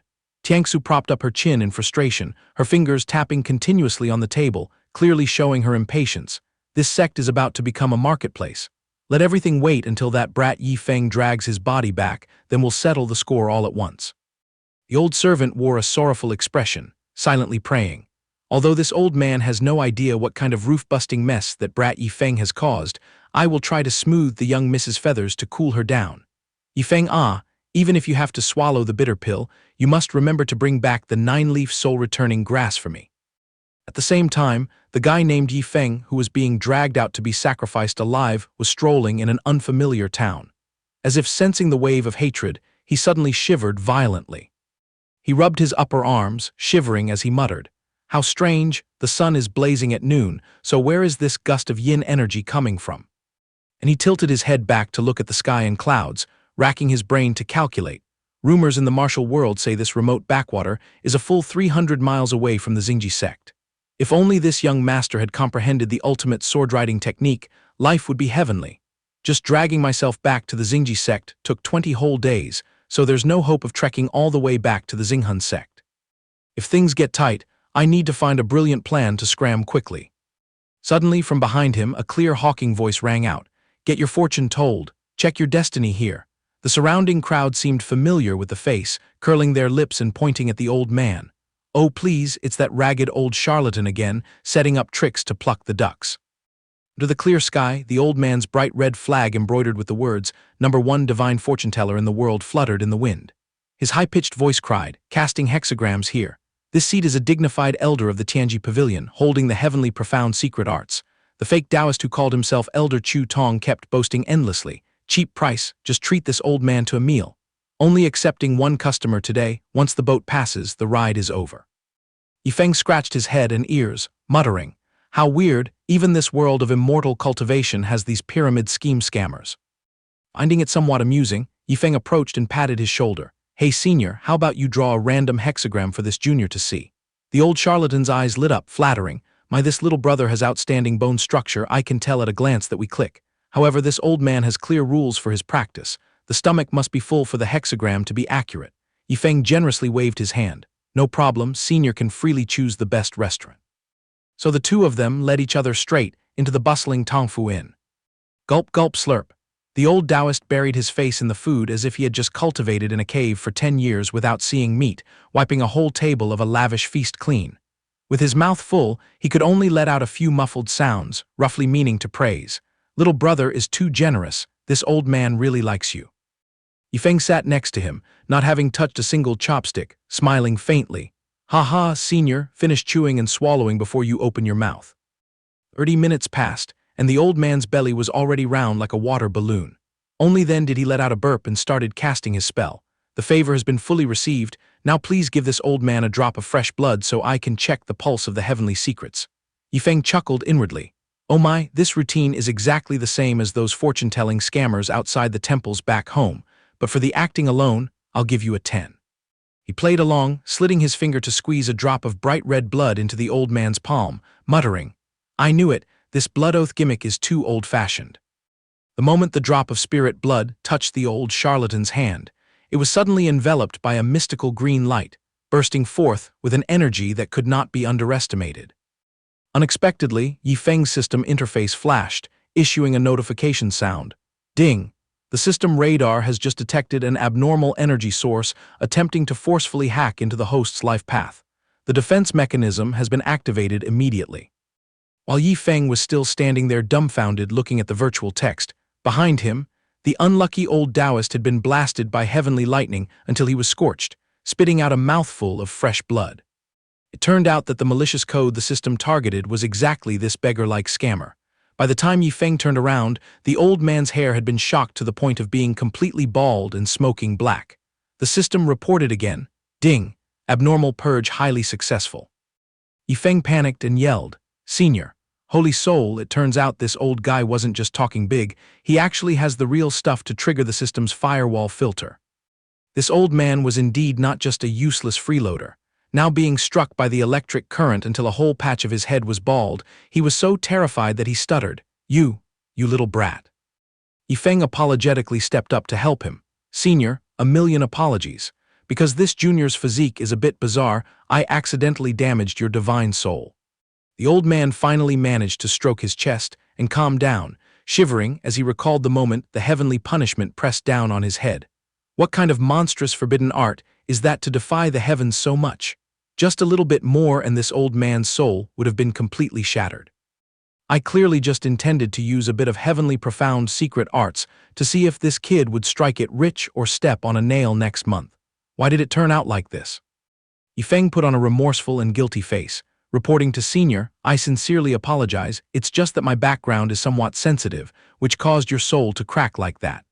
The old Taoist stepped back 3 paces, raising his hand to block as if seeing an evil spirit. Stay away from me. Don't you come close, let me try taking a breath to see if I'm still alive first. Yifeng came up with an idea, whispering sweetly. What a coincidence, your humble servant happens to be hoarding a branch of spirit herb, which is surely more than enough to patch up your torn soul. He thought to himself, thanks to this ragged old man, I unlocked a hidden feature, so giving him a branch of spirit herb can be considered paying the service fee. As soon as the old man heard the words 9-leaf soul-returning grass, his jaw dropped to the floor, staring blankly in shock. Surprisingly, this old Taoist still had some sense of shame, waving his hands continuously. Little brother, this item is too heavy.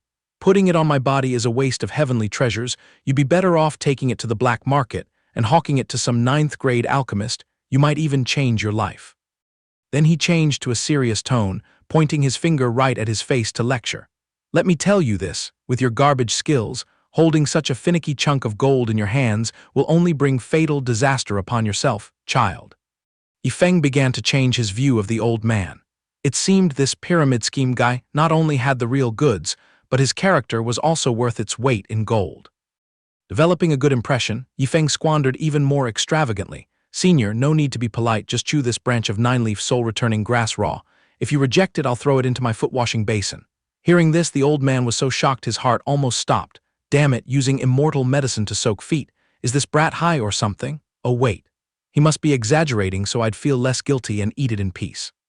After pondering for a while, the old man stopped playing hard to get, receiving Yifeng's sincerity with both hands, holding the branch tightly and cherishing it like his great ancestor. Immediately after, he stuffed it into his mouth and chewed furiously like a starving man coming back to life. That savage scene involuntarily made Yifeng associate it with the neighbor's cow chewing hay. System screen danced joyfully again with a rain of gifts. Ding! Congratulations to the host for successfully unlocking 2 hidden features. Reward, 10,000 prodigal points, accompanied by 100 bundles of 9-leaf soul-returning grass, plus 100 heavenly profound secret arts enlightenment pills. The old man was currently in extreme euphoria, enjoying the sweet taste of the grass like relishing an exotic delicacy. On the other side, Yifeng was staring blankly in deep thought. The system seemed quite generous with resource drops lately. If he opened a few more hidden chests, the gifts would probably be even more terrifying.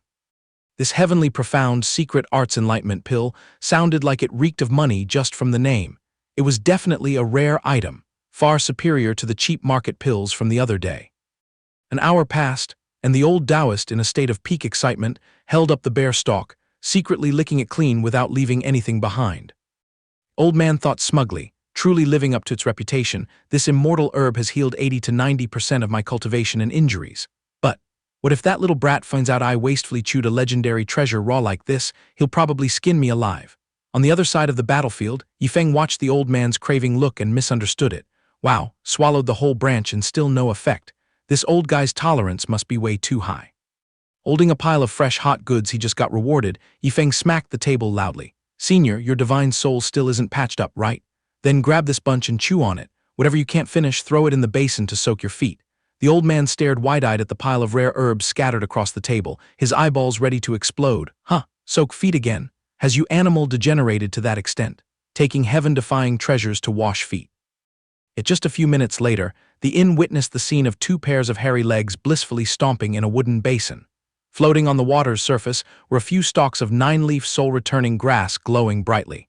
Oh my, this feeling is truly intoxicating. The old Taoist and Yifeng lounged on the soft couch, half closing their eyes to enjoy the feeling of ascending. In life, if you have money, you must know how to spend it for pleasure. Chu Tong grinned from ear to ear, nodding in praise. Little brother, your mindset is top-notch. Human life is short. You must live it up outstandingly like this, yes, just like this. Outwardly he was laughing, ha-ha, but inside his stomach was bleeding and weeping. Heaven destroy the earth, swallowing divine medicine raw was already a crime. Now bringing it to boil water to wash stinky feet is truly committing a grave sin. How could his smelly feet be worthy of touching this holy relic? Yifeng rubbed his wet hair with a towel while curiously interrogating. Hey old Chu, tell me the truth, are you an original elder of the Tianji Pavilion? Why would a big shot with such high status almost starve to death in this remote corner? He cleared his throat, putting on the mysterious air of an expert. I won't deceive you, this old man is indeed one of the pillars of the Tianji Pavilion. This incognito trip to Fenghai City is actually to execute an earth-shattering secret mission. Hearing this, Yifeng's eyes lit up. A secret mission? System, can you scan what conspiracy this old man is hiding? The translucent blue interface popped up again. Ding, unlock the skill to steal heavenly secrets, requires the host to be directly entangled in the web of destiny. Ding, detected that Chu Tong once used the heavenly profound secret arts to peek into the host's book of destiny. Ding, conditions met, initiating the heavenly secret wave detection mode. Yifeng let out an O in delight. Well, so this feature even has the trick to hack the heavenly Dao system. To think that just treating old Chu to a meal managed to extract 2 hidden tricks, conveniently unlocking the mission progress as well.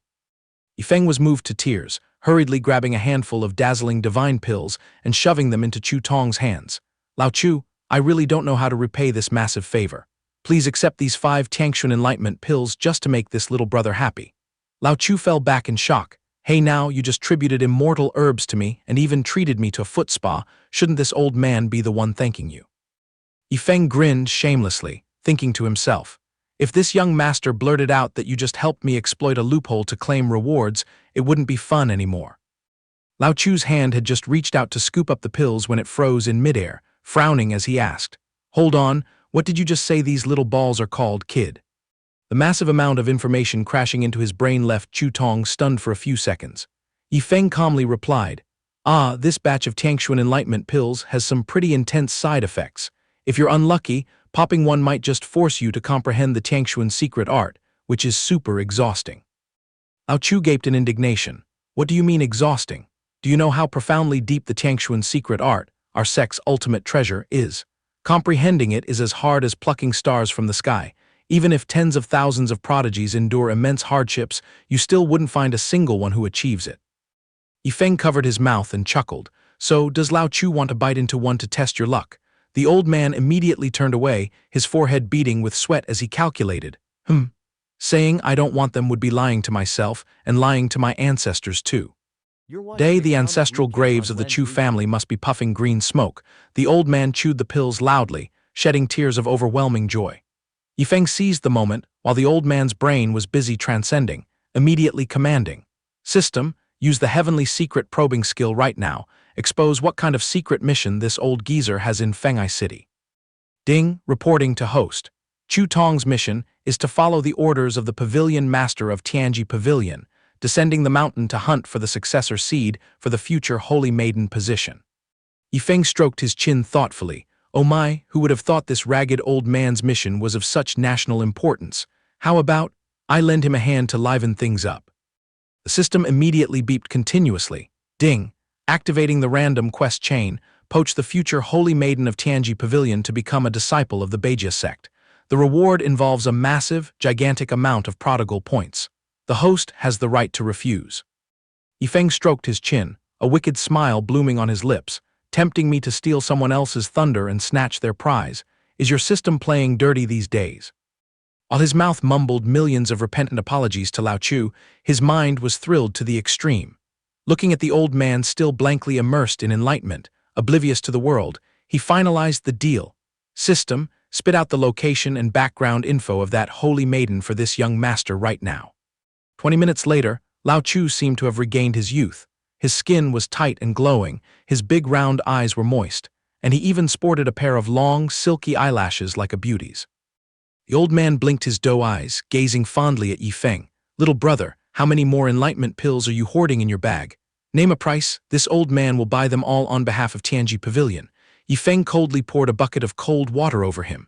I do have quite a bit of stock left in my bag, but even if I were selling my body, it wouldn't be your turn to buy. Wait, what do you mean? Lao Chu displayed a bewildered face with 3 giant question marks attached, staring at Yifeng. Yifeng leaned in close to his ear, whispering bewitchingly, because this young master has already designated this batch of pills as a betrothal gift for Yi Langsu. Lao Chu was so shocked he jumped. What the hell? How could you see through this heavenly secret? The furious old man grabbed his foot-washing basin and turned to leave. Yifeng scrambled after him, haggling. Hey, I have a perfectly reasonable plan here. Let Yilangsu join both sects. You handle the teaching, and we'll cover all the training expenses. Chu Tong's face turned beet red as he roared. Preposterous. A holy maiden is personally nurtured by Tianji Pavilion. Absolutely no two-timing to join your evil cult. Lao Chu puffed his cheeks and muttered. Crap. This old man must run for his life to fetch the holy maiden. I absolutely cannot let this sly brat snatch her away. Inside, Yifeng was laughing his head off, smugly rubbing his hands. Sweet, the fat fish took the bait. Thinking about it, Lao Chu was quite pitiful. How did Tianji Pavilion do their fortune-telling that they forgot to check the date and time? That holy maiden hasn't even bothered to show up in Fenghai City yet. Even if he turns this town upside down, it's just like finding a needle in a haystack. After 2 hours of trudging along, Yifeng was dead tired, wanting to collapse right on the street. If only someone were here to massage his back and shoulders, it would be heaven. Suddenly, he felt terribly nostalgic for that fat guy Li Fei. In his mind flashed the vision of the chubby, doughy guy with bun-like cheeks whiningly calling out, Brother Yi Tilda. Suddenly, Yifeng shook his head to dispel that chilling thought, wondering to himself what the wild goose about to fall into his trap and become his second disciple looked like. Right at that moment, from the gloomy darkness of the forest, a slender silhouette faintly approached. Yilangsu wore a thin layer of silk, stepping out gracefully and fluidly amidst a swarm of fluttering fairy butterflies. She was truly a marvel of beauty. Yifeng immediately kicked Li Fei's greasy face into the chicken coop. A fresh, beautiful girl with a smoking hot body like this is what truly deserves to be this young master's darling disciple. Ah, Li Fei, consider our master-disciple destiny severed. From now on, my sect will only recruit beautiful female disciples. You just settle for being a coolie. A proud and radiant velvet rose, as if beckoning bees and butterflies. Yifeng pinched a rose branch in his hand, striking the pose of a romantic male god leaning casually against a rough tree trunk, and dropped a teasing remark. Well, where is the young lady off to in such a rush? Care to linger with this young master for a bit? Yilangsu shot a sideways glance at the stranger, lifting her chin arrogantly. Speak quickly if you have something to say. He held the rose branch in the corner of his mouth, acting out the vibe of a domineering CEO. Allow me to introduce myself a bit. I am Yifeng, the founder of Beijia sect. Fate brought us together today. Seeing that the young lady possesses an extraordinary disposition, I want to take you in as my darling disciple. Don't you think this idea is brilliant? Yilangsu bit her lip tightly, trying to hold back a mocking burst of laughter. But in the end, she still burst into giggles, leaving Yifeng utterly bewildered. Wait, what was wrong with my pickup line? Or is she so shy that she went crazy? Yifeng tagged along shamelessly behind her, whistling loudly to the sky, brazenly flirting. So, you're overwhelmed by my male god aura, aren't you? Langsu brushed her hair and smirked. Oh, very deeply. I've never seen any lunatic name his sect something as brain-dead as the bankrupt sect. However, Sect Master Yi, it seems your cultivation is hovering around the trashy chi condensation realm, right? Even though starting a sect doesn't require profound cultivation still. She tilted her head slightly, the corners of her lips curling up in mockery. If I may ask, what pathetic capital do you have to demand taking this lady in? Her gaze suddenly turned piercingly cold. Do you know that this old lady has already reached the 8th layer of the Foundation establishment realm, you idiot? Yifeng stroked his chin, scoffing disdainfully. Only Foundation establishment? Then your inner strength is truly a bit flimsy. Hearing this, blue veins popped out on her forehead as she gritted out every word. Flimsy. Spread his hands, smiling wryly to comfort her. After all, your future eldest senior sister is already sitting pretty at the peak of the 9th layer of the Tribulation Transcendence realm. The skill gap between you two is ridiculously huge. But don't feel inferior about it. Our sect mainly values the ability to spend money. You can just take your time practicing how to beat people up. Hearing that insane logic, her brain went on strike, completely speechless.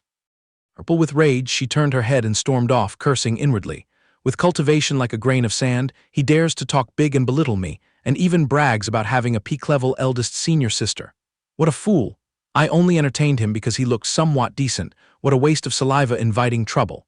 Yifeng dejectedly chased after her, calling out, Hey now, don't just leave. He activated his flex mode, lecturing her as if he were right. This master lacks nothing but resources. Unlimited cultivation expenses, this master will take care of it all in the future. Hey, why are you ignoring me? Are you trying to play hard to get, wanting it but pretending to be shy? She just kept striding forward, her face seething with murderous intent as if she wanted to eat someone alive. The moment she caught the keyword, "play hard to get," her facial muscles twitched uncontrollably. She spun around, screaming with contempt. "Does this old lady need to play hard to get with a massive idiot like you? What damn value does a pig-brained guy like you have for me to play tricks?" Deep down, she gritted her teeth. "If it weren't for this devastatingly handsome face saving you, I would have crushed you to death 8 lifetimes ago." He just stood there with his hands clasped, chuckling goofily as he took the scolding. Blinded by anger, she stretched out her hand to challenge the arrogant fool. "Fine, you boast about having lots of wealth and resources, right? I'll give you a chance. Spit out 100 top-grade spirit stones right now, and I, Yilangsu, will immediately kowtow and call you master." Her face exuded a demonic aura, a silent warning. "If you can't cough them up, I'll skin you and make you a toy doll." The soft voice of a little girl echoed in her mind warningly. "Oh, sister, don't let that guy trick you." Then she felt a pang of sadness. Or is it ultimately because I'm too dead broke? Why does everyone shout sky-high prices? Langsu crossed her arms, smiling sarcastically as she waited to see how this brat would solve the dilemma. Yifeng completely ignored the challenge, his eyes glued to her flat chest, poking his 2 index fingers together, muttering critically. "The plumbing is a bit dry, huh? Sure enough, this structural scale gets absolutely crushed by your eldest senior sister." Having said that, he still generously threw out a dazzling bag of spirit stones. "Take it, babe. Consider it an introductory red envelope this master is gifting you." Meanwhile, she narrowed her eyes suspiciously. "This little punk was just checking out my chest, wasn't he?" Then she looked down and wondered, how on earth can he complain my stuff is small? It's poking out like this, and he calls it small. A shower of spirit stones poured down profusely, clattering all around her, emitting a blinding light that illuminated a whole corner of the forest. Brain went on strike for a moment. What do I do? Am I really riding the tiger and forced to enter the Beijia sect for this deal? A master weaker than me, where do I hide my face in shame when I go out? Or should I just grab the money and run?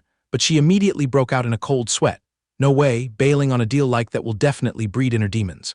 When it's time to transcend tribulation and my state of mind gets scorched black by lightning, it'll be too late for regrets. Langsu suddenly remembered a fatal loophole. She rubbed her chin, scheming thoughtfully. Wait a minute, he just bragged that I have a senior sister at the peak of the tribulation transcendence realm, right? If a mighty figure like that bowed her head without hesitation, then what am I forcing myself for? Yifeng stood there blankly, seeing her smirk and probe. Sect Master Yi, you said my scale and eldest senior sisters are drastically mismatched. So back then, how many spirit stones did eldest senior sister demand as a bribe to submit?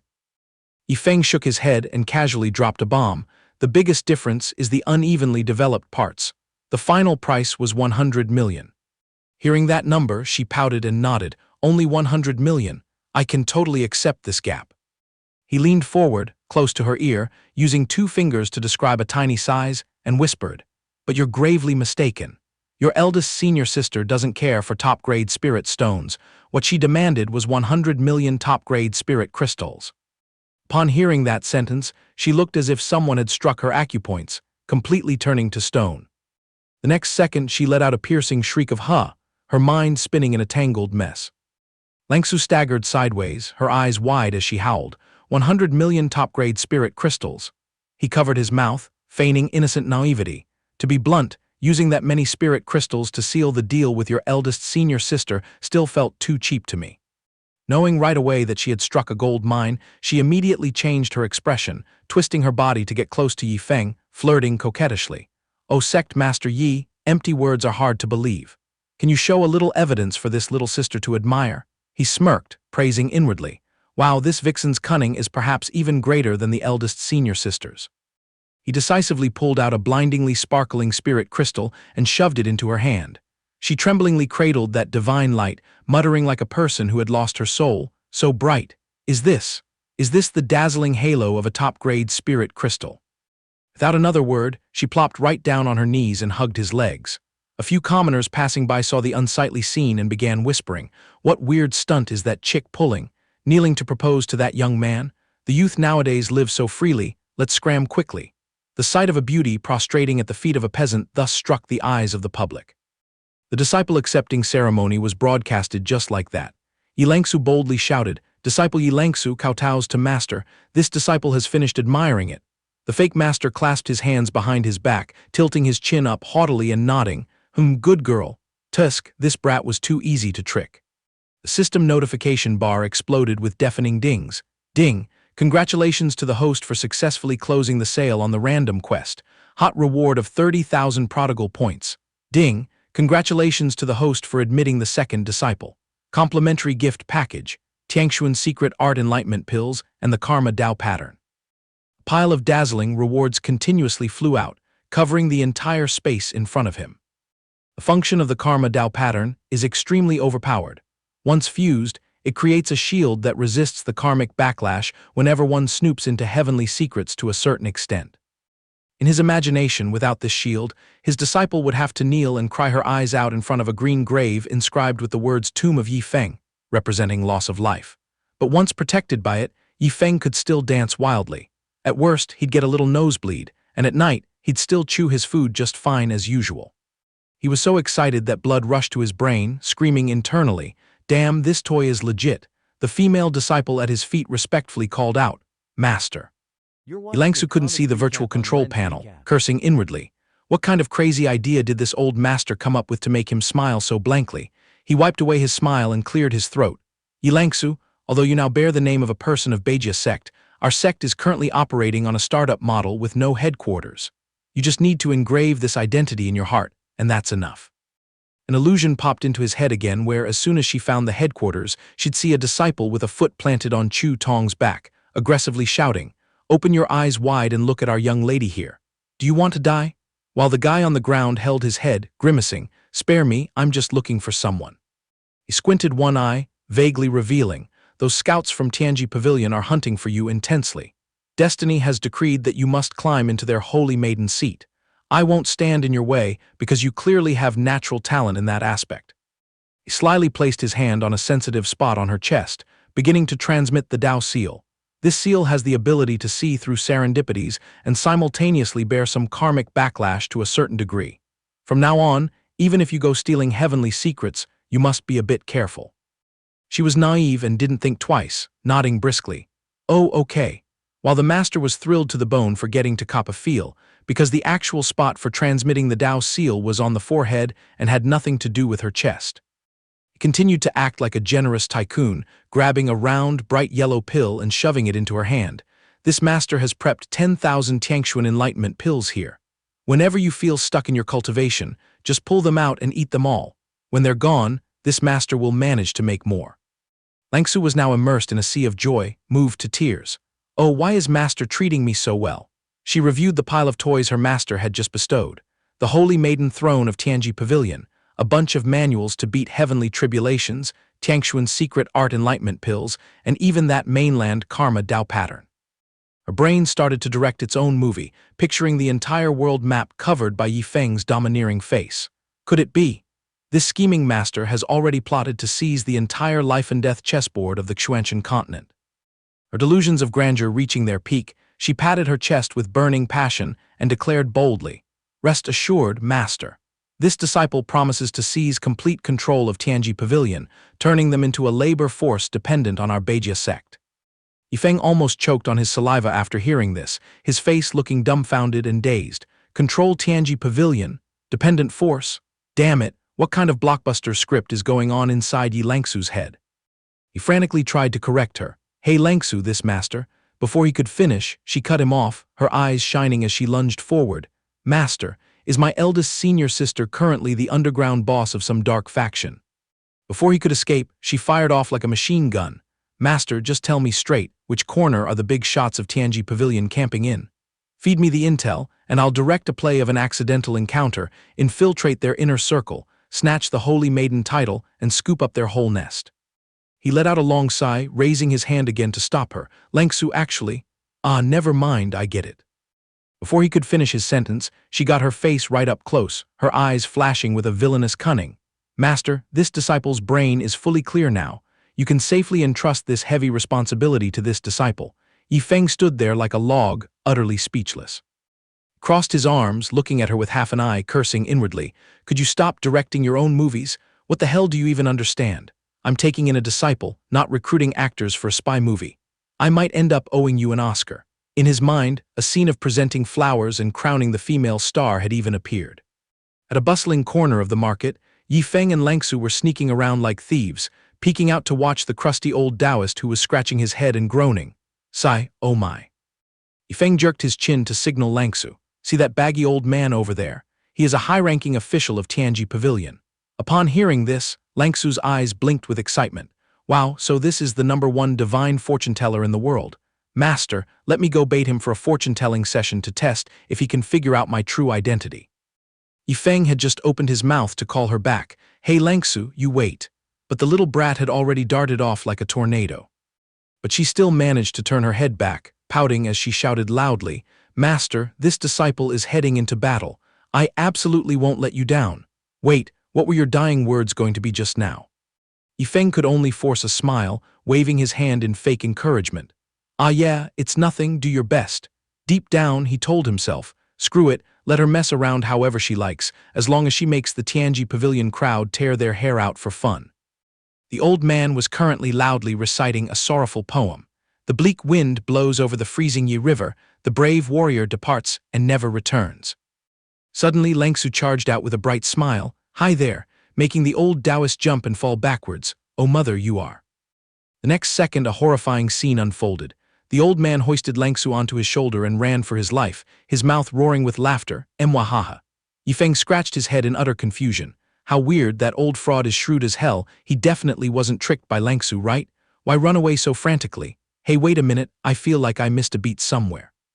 Holy crap, Yifeng clutched his head and ruffled his hair in panic. Oh man, I completely forgot to activate the walkie-talkie voice transmission function and the sect teleportation feature for Yi Langsu.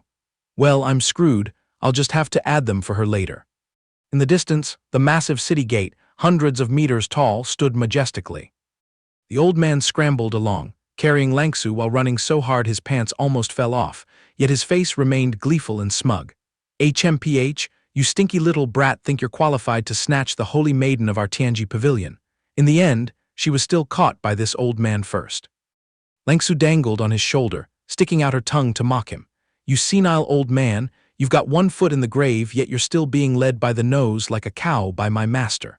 Your garbage fortune-telling tricks aren't nearly as accurate as my master's calculations.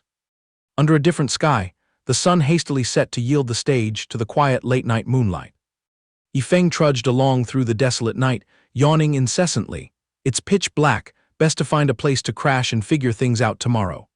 Sweeping his gaze around, he immediately spotted a dark stone cave.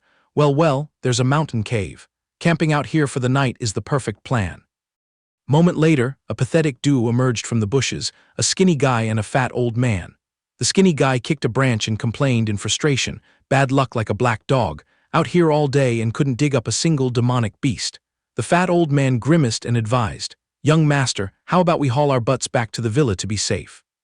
This skinny guy was precisely the useless young master of Jingyu Villa, named Zhang Heng. He swung his hand and smacked the fat old man on the head. You fat pig, is it your turn to dictate how this young master does things? Fat old man, being a Tao protector, could only cower and bow his head. This subordinate wouldn't dare. But in his heart he cursed incessantly. You stupid, all brawn no brains little punk with trash spiritual roots who acts arrogant all day, you're only good at squandering money and ruining things. What the hell do you know about cultivation? Damn it, if it weren't for the villa master's orders, I wouldn't even stoop to carry shoes for a piece of trash like you. The two unlucky figures crept closer to the exact mountain cave where Yifeng was sleeping soundly. Zhang Heng narrowed his eyes and pointed. Hey, there's a stone cave over there. We'll camp in the forest tonight. I swear if we don't hunt down a demonic beast, we definitely aren't going back. If I return empty-handed, those bastards at home will just take the chance to mock this Zhang Heng as a piece of trash even more. Fat old man walking behind harbored the intention of knocking this brat out and dragging him back, secretly sneering. HMPH, a trash spirit sea realm like you has the delusion of soloing a demonic beast. Even if you really lugged a corpse back, only a dog would believe it. You're just deceiving yourself and others. What a laughable piece of trash. If you didn't have your old man's umbrella to shield you, could you survive for even 2 days, boy? Suddenly, Zhang Heng waved his hand to signal silence, gesturing to the fat old man. SHH, get your ass over here and look at what the hell this is. The fat old man jolted in surprise, stammering, what is it? He gave the skinny guy a highly suspicious look. Young master, did you spot something shady again? But the skinny guy just stood there petrified, keeping dead silent without squeezing out a single word. Zhang Heng and Lao Pang peeked from outside the cave entrance. Both couldn't help but stare in astonishment upon discovering that inside, Yifeng was snoring away, sleeping soundly on a block of spirit stone, radiating a gorgeously brilliant light. Zhang Heng rubbed his hands together, his eyes narrowing in sheer joy. Stroking his chin, he spoke smugly. "I've learned a killer move now. The prodigal brat inside really knows how to play. Why was I so out of ideas that I never thought to arrange spirit stones into a bed to sleep on?" Hearing this, Lao Pang beside him frowned in amusement, secretly mocking in his mind. "You useless thing, you refuse to absorb anything good and only copy the habit of throwing money out the window." Having lost all patience, Zhang Heng clearly revealed his insatiably greedy and cold-blooded nature, ordering in a low voice, "Lao Pang, now that you've learned the trick, quickly send him to meet his maker. Tonight, this young master absolutely must rest on that top-grade spirit stone bed." Lao Pang felt a bad premonition and sincerely advised, "Young master, this guy's background seems very formidable. Who knows, he might have an expert backing him up behind the scenes." Lao Pang still hesitantly advised further that for the safety of both of them, it was best not to strike hastily. However, Zhang Heng snapped assertively, "I said kill, so kill. I don't have the time to repeat my order a third time, you hear me?" This left Lao Pang with no choice but to bite the bullet and obey despite his anxious inner turmoil. "Yes." Two quickly charged in, Lao Pang taking the lead and gathering all his strength to unleash a killing blow. His hand suddenly expanded to a gigantic size, just like the Wuzhai Mountain subduing the Monkey King, accompanied by a series of cracking white lightning bolts carrying lethal power. The useless Zhang Heng, hiding stealthily behind his back, suddenly blurted out an inappropriate remark. If there were a beauty by my side during this scene, it would be 10 out of 10. The gigantic palm force became increasingly overwhelming as it hurtled towards Yifeng, yet this young man continued to snore away, completely oblivious. With sleeping habits like this, he'd probably keep snoozing even if the sky collapsed. Suddenly, a gust of wind carrying terrifyingly destructive power, surging with a pressure 10,000 times greater, swept violently across the spot where the two men stood, kicking up a blinding cloud of dust that obscured all vision. The attack happened in a flash. One could only catch a glimpse of a golden streak tearing through the wind, followed immediately by the sight of fresh blood splattering and dyeing the cave walls red. Right at this moment, a cold, razor-sharp sword tip was already drenched in red, each reeking drop of blood sliding down the blade and dripping onto the ground, pooling together. The dust gradually settled to reveal a tragic scene. Zhang Heng and Lao Pang had met a sudden, violent death with countless bleeding wounds. The owner of that terrifying burst of power earlier was none other than Yi Yi holding a sword. He casually dropped a remark. "Oh wow, that was close. These two third wheels almost disturbed my master's sweet dreams." His vigilance was so high that just a faint buzzing sound was enough to make him jolt. He immediately whipped around, glaring and probing aggressively. "What the hell is this thing?" It turned out to be merely a tiny mosquito, completely harmless and carrying not a trace of killing intent. Upon discovering this, his razor-sharp gaze softened slightly. Raising an eyebrow in curiosity, he muttered, "A tiny creature like a mosquito managed to slip past my death warning barrier? Thinking about it, that's actually pretty fascinating." Catching the mosquito neatly in the palm of his hand, his mind immediately took flight, fantasizing about spreading his wings and soaring freely through the blue sky. A bold thought flashing by, he decided to release the mosquito, letting it fly straight toward where Yifeng was sleeping soundly. He rubbed his hands together in delight, muttering, "Absolutely brilliant, let it buzz around and bother my master. Who knows, maybe because of this, I'll get ordered to go outside for a stroll and get some fresh air." Morning came. After a less than peaceful night's sleep, Yifeng scrambled up, stretching and yawning widely to welcome the dawn. However, using spirit stones as a mattress left his entire body sore and aching. He grimaced and complained, "Next time I absolutely must demand the system sponsor a soft blanket. Sleeping on this stone bed hurts my back like hell." Right at that perfect moment, the system chimed to alert him. He stroked his chin, reading aloud in a thoughtful manner. "A rank 9, 6th grade talisman named Tianlei Talisman. This item hides power equivalent to an all-out strike from a peak rank 9 Purple Palace Realm expert. My family's prodigal points are currently abundant with over 140,000. The time to upgrade my strength has arrived." Suddenly, a bold idea flashed in his mind. He snapped his fingers with a sharp crack and excitedly shouted out, "Spend 90,000 right now." A feeling of floating euphoria surged to the extreme. He laughed heartily and announced, "Burn all 99,000 prodigal points and push my cultivation straight to the peak of the rank 9 Foundation establishment realm for me." The space suddenly shifted to a magnificent rocky mountain, where a hazy aura of soothing green was emanating. Inside the silent cave, Yifeng closed his eyes tightly, calming his mind to break through the cultivation boundaries, surrounded by a surging aura as scorching as lava. He compressed all the spiritual energy in his body. The most crucial moment of sublimation had finally arrived. Right in the center of the circular formation, full of mysterious symbols, a jade-green stalactite slowly condensed. The azure true chi spun rapidly around the stone like a small tornado. He poured all his mental focus into completing the final push of the upgrading process. The floating stone shot upwards, dragging the array runes below into a frantic, chaotic spin, radiating a blindingly piercing light. Instantly, the sparkling green stalactite darted straight into the heart of a tiny lotus bud. As soon as the lotus bud received the stone, it tightly closed its petals. Right after, the entire lotus flower burst into a light so dazzling that one couldn't look directly at it. Just a moment later, the tiny lotus bud had expanded into a gigantic lotus pedestal, leisurely blooming petal by petal. Yifeng sat peacefully right in the center of the flower pedestal, marking the perfect completion of his power upgrade process. Maintaining a leisurely and carefree expression, he slowly opened his eyes, his razor-sharp pupils darting back and forth to observe his surroundings. Feeling his cultivation reach the peak of Rank 9 Foundation establishment, joy clearly showed on his face. He clenched his fists and proudly exclaimed, "I did it." Waiting just as dawn broke, Yifeng's excited shouts shattered the silence of the cave, this feeling of upgrading all at once. Surpassing 2 major realms in one go is so damn satisfying. I've finally reached the peak of Rank 9 Foundation establishment. This young master truly is a rare genius. But then he pretended to tremble, wiping away bitter tears. What a pity, breaking through in such an earth-shattering, badass way, and not having a single spectator to stand and applaud is so sad.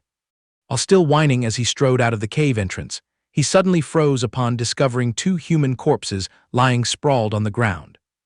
Yifeng was dumbfounded, then frantically lifted his foot that had just stepped in a pool of blood to check it. His face turned pale as he cried out, "Hello, what kind of ridiculous script is playing out here? I just dozed off for one night, and waking up in the morning, I'm gifted with 2 extra corpses like this. Could it be that my holy level up requires these 2 dead people as a reluctant audience? The system is messing with me, isn't it?" Pinching a dazzling yellow bug with his fingers, Yifeng muttered his guess. These 2 were clearly killed by another faction. It must have been my secret bodyguards who made the move. But where on earth did this insect come from? Still twiddling the bug, Yifeng muttered with a baffled expression, "Thinking too much gives me a headache. Whatever, let them be. The most urgent thing right now is to pack up my bags and run away quickly." At another wedding venue, the groom was timidly putting a diamond ring on the bride's finger and whispered, "Master, your disciple offers all his assets to you. Will you marry me?" The bride smiled and nodded, "I am willing to give myself to you." The old sect master standing nearby pulled out a handkerchief, dabbing his tears with overflowing emotion. "My precious baby, you must live a truly fulfilling life." Yifeng hugged Tianzu, rubbing his cheek against hers cheesily. "My dear master and wife, let's work together and give birth to a whole football team." Tianzu bashfully turned her face away, her cheeks blushing with shyness. "I will obey your every word." Suddenly, Tianzu jolted in panic and shrieked, "This seat absolutely does not want that." Then she shot up and sat straight, her chest heaving as she panted heavily. The scream made Yifeng, who was lying next to her, groggily wake up and ask in a daze, "Wifey, what's wrong?"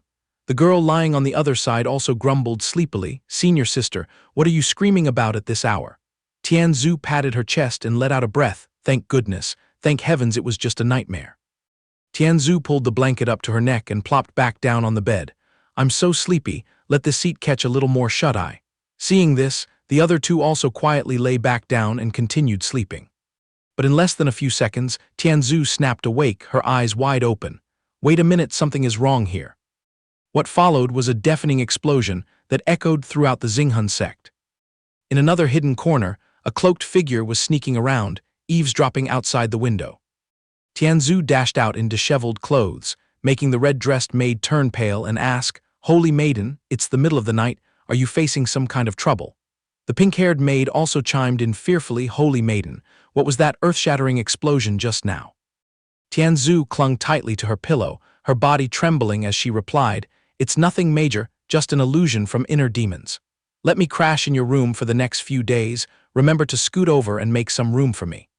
The two maids stared blankly at Tianzu's retreating back and hesitantly replied in unison, "Yes, my lady." In the middle of a desolate forest, Yifeng was sprawling on the grass, muttering, "I wish there was a comfy carriage parked right here. My legs are falling off from walking." Right at that moment, Yifeng's eyes caught sight of a bustling group of people passing by. "Wow, it's a merchant caravan, and they even have horse carriages." Without half a second of hesitation, Yifeng scrambled up, waving his hands and hollering, "Hey brother up ahead, please hold on a moment." This abrupt action made the caravan leader, Meng Tangyu, frown and ask defensively, "What is your name, sir? And why are you blatantly blocking our business route?" Yifeng patted his chest and quickly replied with a bright smile, "My brother, this young master here wants to hitch a ride with your caravan." Meng Tangyu immediately brushed him off, murderous intent evident on his face. "Do you think this seat would easily accept some random nobody with an unknown background into the merchant caravan? Men, ignore him and keep moving." Yifeng scratched his head in embarrassment and muttered, "If I had known, I would have just thrown money around to set up my own badass caravan. How could my brain be so slow as to miss this idea before?" He irritably kicked a roadside stone flying, snorting decisively. At the next town, this young master absolutely must create his own merchant guild, buy luxury carriages, and hire a whole crew of maids to massage and serve me to the teeth. Suddenly, a horse driver ran over to strike up a conversation. "Hey brother, are you really that desperate to travel with our caravan?" The question made Yifeng narrow his eyes suspiciously and reply, "So what? Is there a problem here?" The guy hopped to the ground and pointed at a figure strolling toward them, saying, "Our young master declared that he will grant you an opportunity. As long as you can defeat him in a spar, you will get a spot on the carriage." Hearing this, Yifeng rubbed his chin in delight. "Oh, is there really such a sweet deal in this world?" The newcomer puffed out his chest and announced his name. This young master is Huang Xiaofei, with a cultivation base at the peak of the 9th stage of the divine cash realm. Hearing the introduction, Yifeng narrowed his eyes to evaluate him. Looking at this blonde-haired guy from top to bottom, he doesn't exude the slightest aura of a merchant guild's heir, but he still politely returned the greeting. "I am Yifeng, peak of the 9th stage of the foundation establishment realm." Huang Xiaofei smirked disdainfully and teased, "Brother, later when you lose flat on your face, don't go crying and scolding me, Huang Xiaofei, for bullying the weak." The provocation left Yifeng speechless and helpless. Huang Xiaofei shrugged and waved his hand arrogantly. "This young master is generous enough to let you attack first for 3 moves. You can use whatever cheap tricks you want. This kind of treatment is a great bargain for you, isn't it?" This arrogance made Yifeng's blood boil. He immediately whipped out a thick stack of golden talismans, thinking to himself, my, daring to show off your bossy attitude in front of me. If I don't beat you to a pulp, it would be an insult to my main character aura. Then don't blame me for being heavy-handed." Meng Tangyu suddenly lunged forward, shoving Huang Xiaofei to the ground while shouting, "Young master, be careful. This guy has heavy murderous intent." This caused Huang Xiaofei to fall hard on his butt, yelping in pain. Meng Tangyu took a defensive stance and snapped warily, "It's just a martial arts spar. Even if my young master gets knocked out, he will still let you join the caravan. Lugging out a whole bunch of heavy-duty talismans like that, aren't you pushing it too far?" Huang Xiaofei sat nearby rubbing his butt and asked naively, "What talismans, candied haws?" But he was immediately cut off by Meng Tangyu, "Young master, please stop interrupting." Yifeng rolled his eyes and hurriedly explained, "I just took this stack of talismans out to show off for fun. I'm not harming anyone." At the same time, he secretly activated the heavenly secret detection function to see if the promise that Huang Xiaofei would take him in regardless of winning or losing was true or false. The system quickly chimed in with a ding, reporting to the host, "The words that guy just blurted out are completely true." This notification made Yifeng jump slightly. "Tusk, it seems that this time it is this young master measuring the heart of a gentleman with the mind of a petty man." Meng Tangyu still didn't lower his guard. "Those 8 talismans must be your secret self-defense weapons. Claiming you took them out for fun is a story you should use to coax children, maybe they'll believe it." Huang Xiaofei, lying nearby, kept babbling nonstop, "So are these candied haws sugar-coated? Are they sweet?" Yifeng wearily let out a long sigh, "If you guys insist on being suspicious." Saying that, he waved his hand and tossed the entire bunch of talismans far behind his back, detonating them all to create a series of earth-shaking sounds. Then he bared his teeth in a bright smile and added, "In that case, allow me to light some fireworks as an apology gift to you all. This is purely my personal artistic passion, and true art is." The heaven-shaking explosion made Meng Tangyu drop his jaw in shock and roar, "Holy crap, this madman actually detonated them." Meanwhile, Huang Xiaofei sitting nearby widened his eyes in admiration and gasped, "Wow, candied haw fireworks." The shockwave from the explosion successfully caught the attention of everyone in the distance. Everyone scrambled around asking each other, "Did an earthquake just happen over there?" Meng Tangyu rubbed his forehead, surrendering unconditionally. All right, I bow down to you. I hope you can overlook my recent disrespect." After the violent greeting, Yifeng pulled out talismans and handed them out one by one to every member of the caravan. Step right up, step right up. I hope you fellow brothers and friends can join hands to help this traveler out." Huang Xiaofei naively tugged at Meng Tangyu's clothes and wondered, "Manager Meng, what's this guy's intention in handing out hundreds of candied haws to everyone?" Meng Tangyu trembled as he held the stack of talismans in his hand, explaining with tears welling up in his eyes, "Young master, these are genuine talismans, not lollipops. The value of a single one of these equals hundreds of millions of low-grade spirit stones." Feng on the other side was still screaming himself hoarse like a pyramid scheme salesman. "I earnestly ask all of you to join hands with me in creating an explosive artistic masterpiece. Throw all those heavenly thunder talismans in your hands into the sky, let the lightning shatter the night." The crowd holding the talismans just exchanged glances, silently cursing, "Is this guy's brain flooded with water? Or is he tricking us so he can sell scrap metal?" Behind Yifeng, a blinding halo suddenly flared up. He puffed out his chest, bursting with narcissism as he thought to himself, with such a large crowd, using their hands to squander wealth is the perfect move. Later, if I tip them some travel expenses, the system will rain down rewards. This young master is truly the #1 expert at throwing money out the window. However, Meng Tangyu standing next to him was left speechless, sweating bullets. This young man casually tossed out a whole pile of peak 6th grade talismans. When it comes to being filthy rich, even our young master wouldn't be able to carry his shoes. Meng Tangyu timidly tried to return the stack of talismans. "Brother, this gift is too massive, please take it back." But before the words could leave his throat, Huang Xiaofei excitedly jumped up and asked, "Boss, you're not joking, right? Then this young master is really going to throw them." Making Meng Tangyu completely freeze up, while Yifeng gleefully gave an okay hand sign. "Absolutely correct, hurry up and chuck them all into the sky." Saying that, Yifeng took the lead, waving his hand to fling a talisman straight into the air, shouting, "Oh brothers, listen to my command and launch the talismans together." The surrounding crowd was also swept up in the atmosphere, simultaneously tossing the talismans into the sky, creating a large-scale chain explosion as lightning crackled furiously, tearing through space. An unlucky bird flying past was also spun around by the blast pressure and plopped down onto the ground. The dust cleared to reveal a giant pitch-black crater. The gathered crowd whispered among themselves, "Holy crap, the explosion literally dented the ground." Others clicked their tongues in awe. "This is the first time in my life my horizons have been broadened. That guy played so big he burned millions of spirit stones worth of talismans to a crisp in the blink of an eye, so surreal." Another person smugly boasted, "When I go back to the village this time, I can brag to my neighbors that I personally summoned the thunder and lightning to create this miracle." In another corner, Huang Xiaofei clutched Meng Tangyu's hem and bawled loudly, making him dumbfounded. "Manager Meng, in the future, if my father scolds me for being a prodigal son, you must step up and clear my name. My level of burning money is still way too green and amateurish."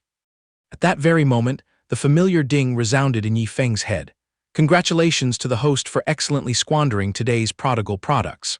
The reward received is 10,000 prodigal points, along with the divine ability, good and evil Buddha. Accompanying the reward was a projection of a divine monk with closed eyes and clasped hands in a merciful pose. But horrifyingly, a human skull covered in sharp horns was dangling by his waist. He shrugged, smiling smugly to himself. "Oh my, the system is so generous today, even handing out a peerless divine ability."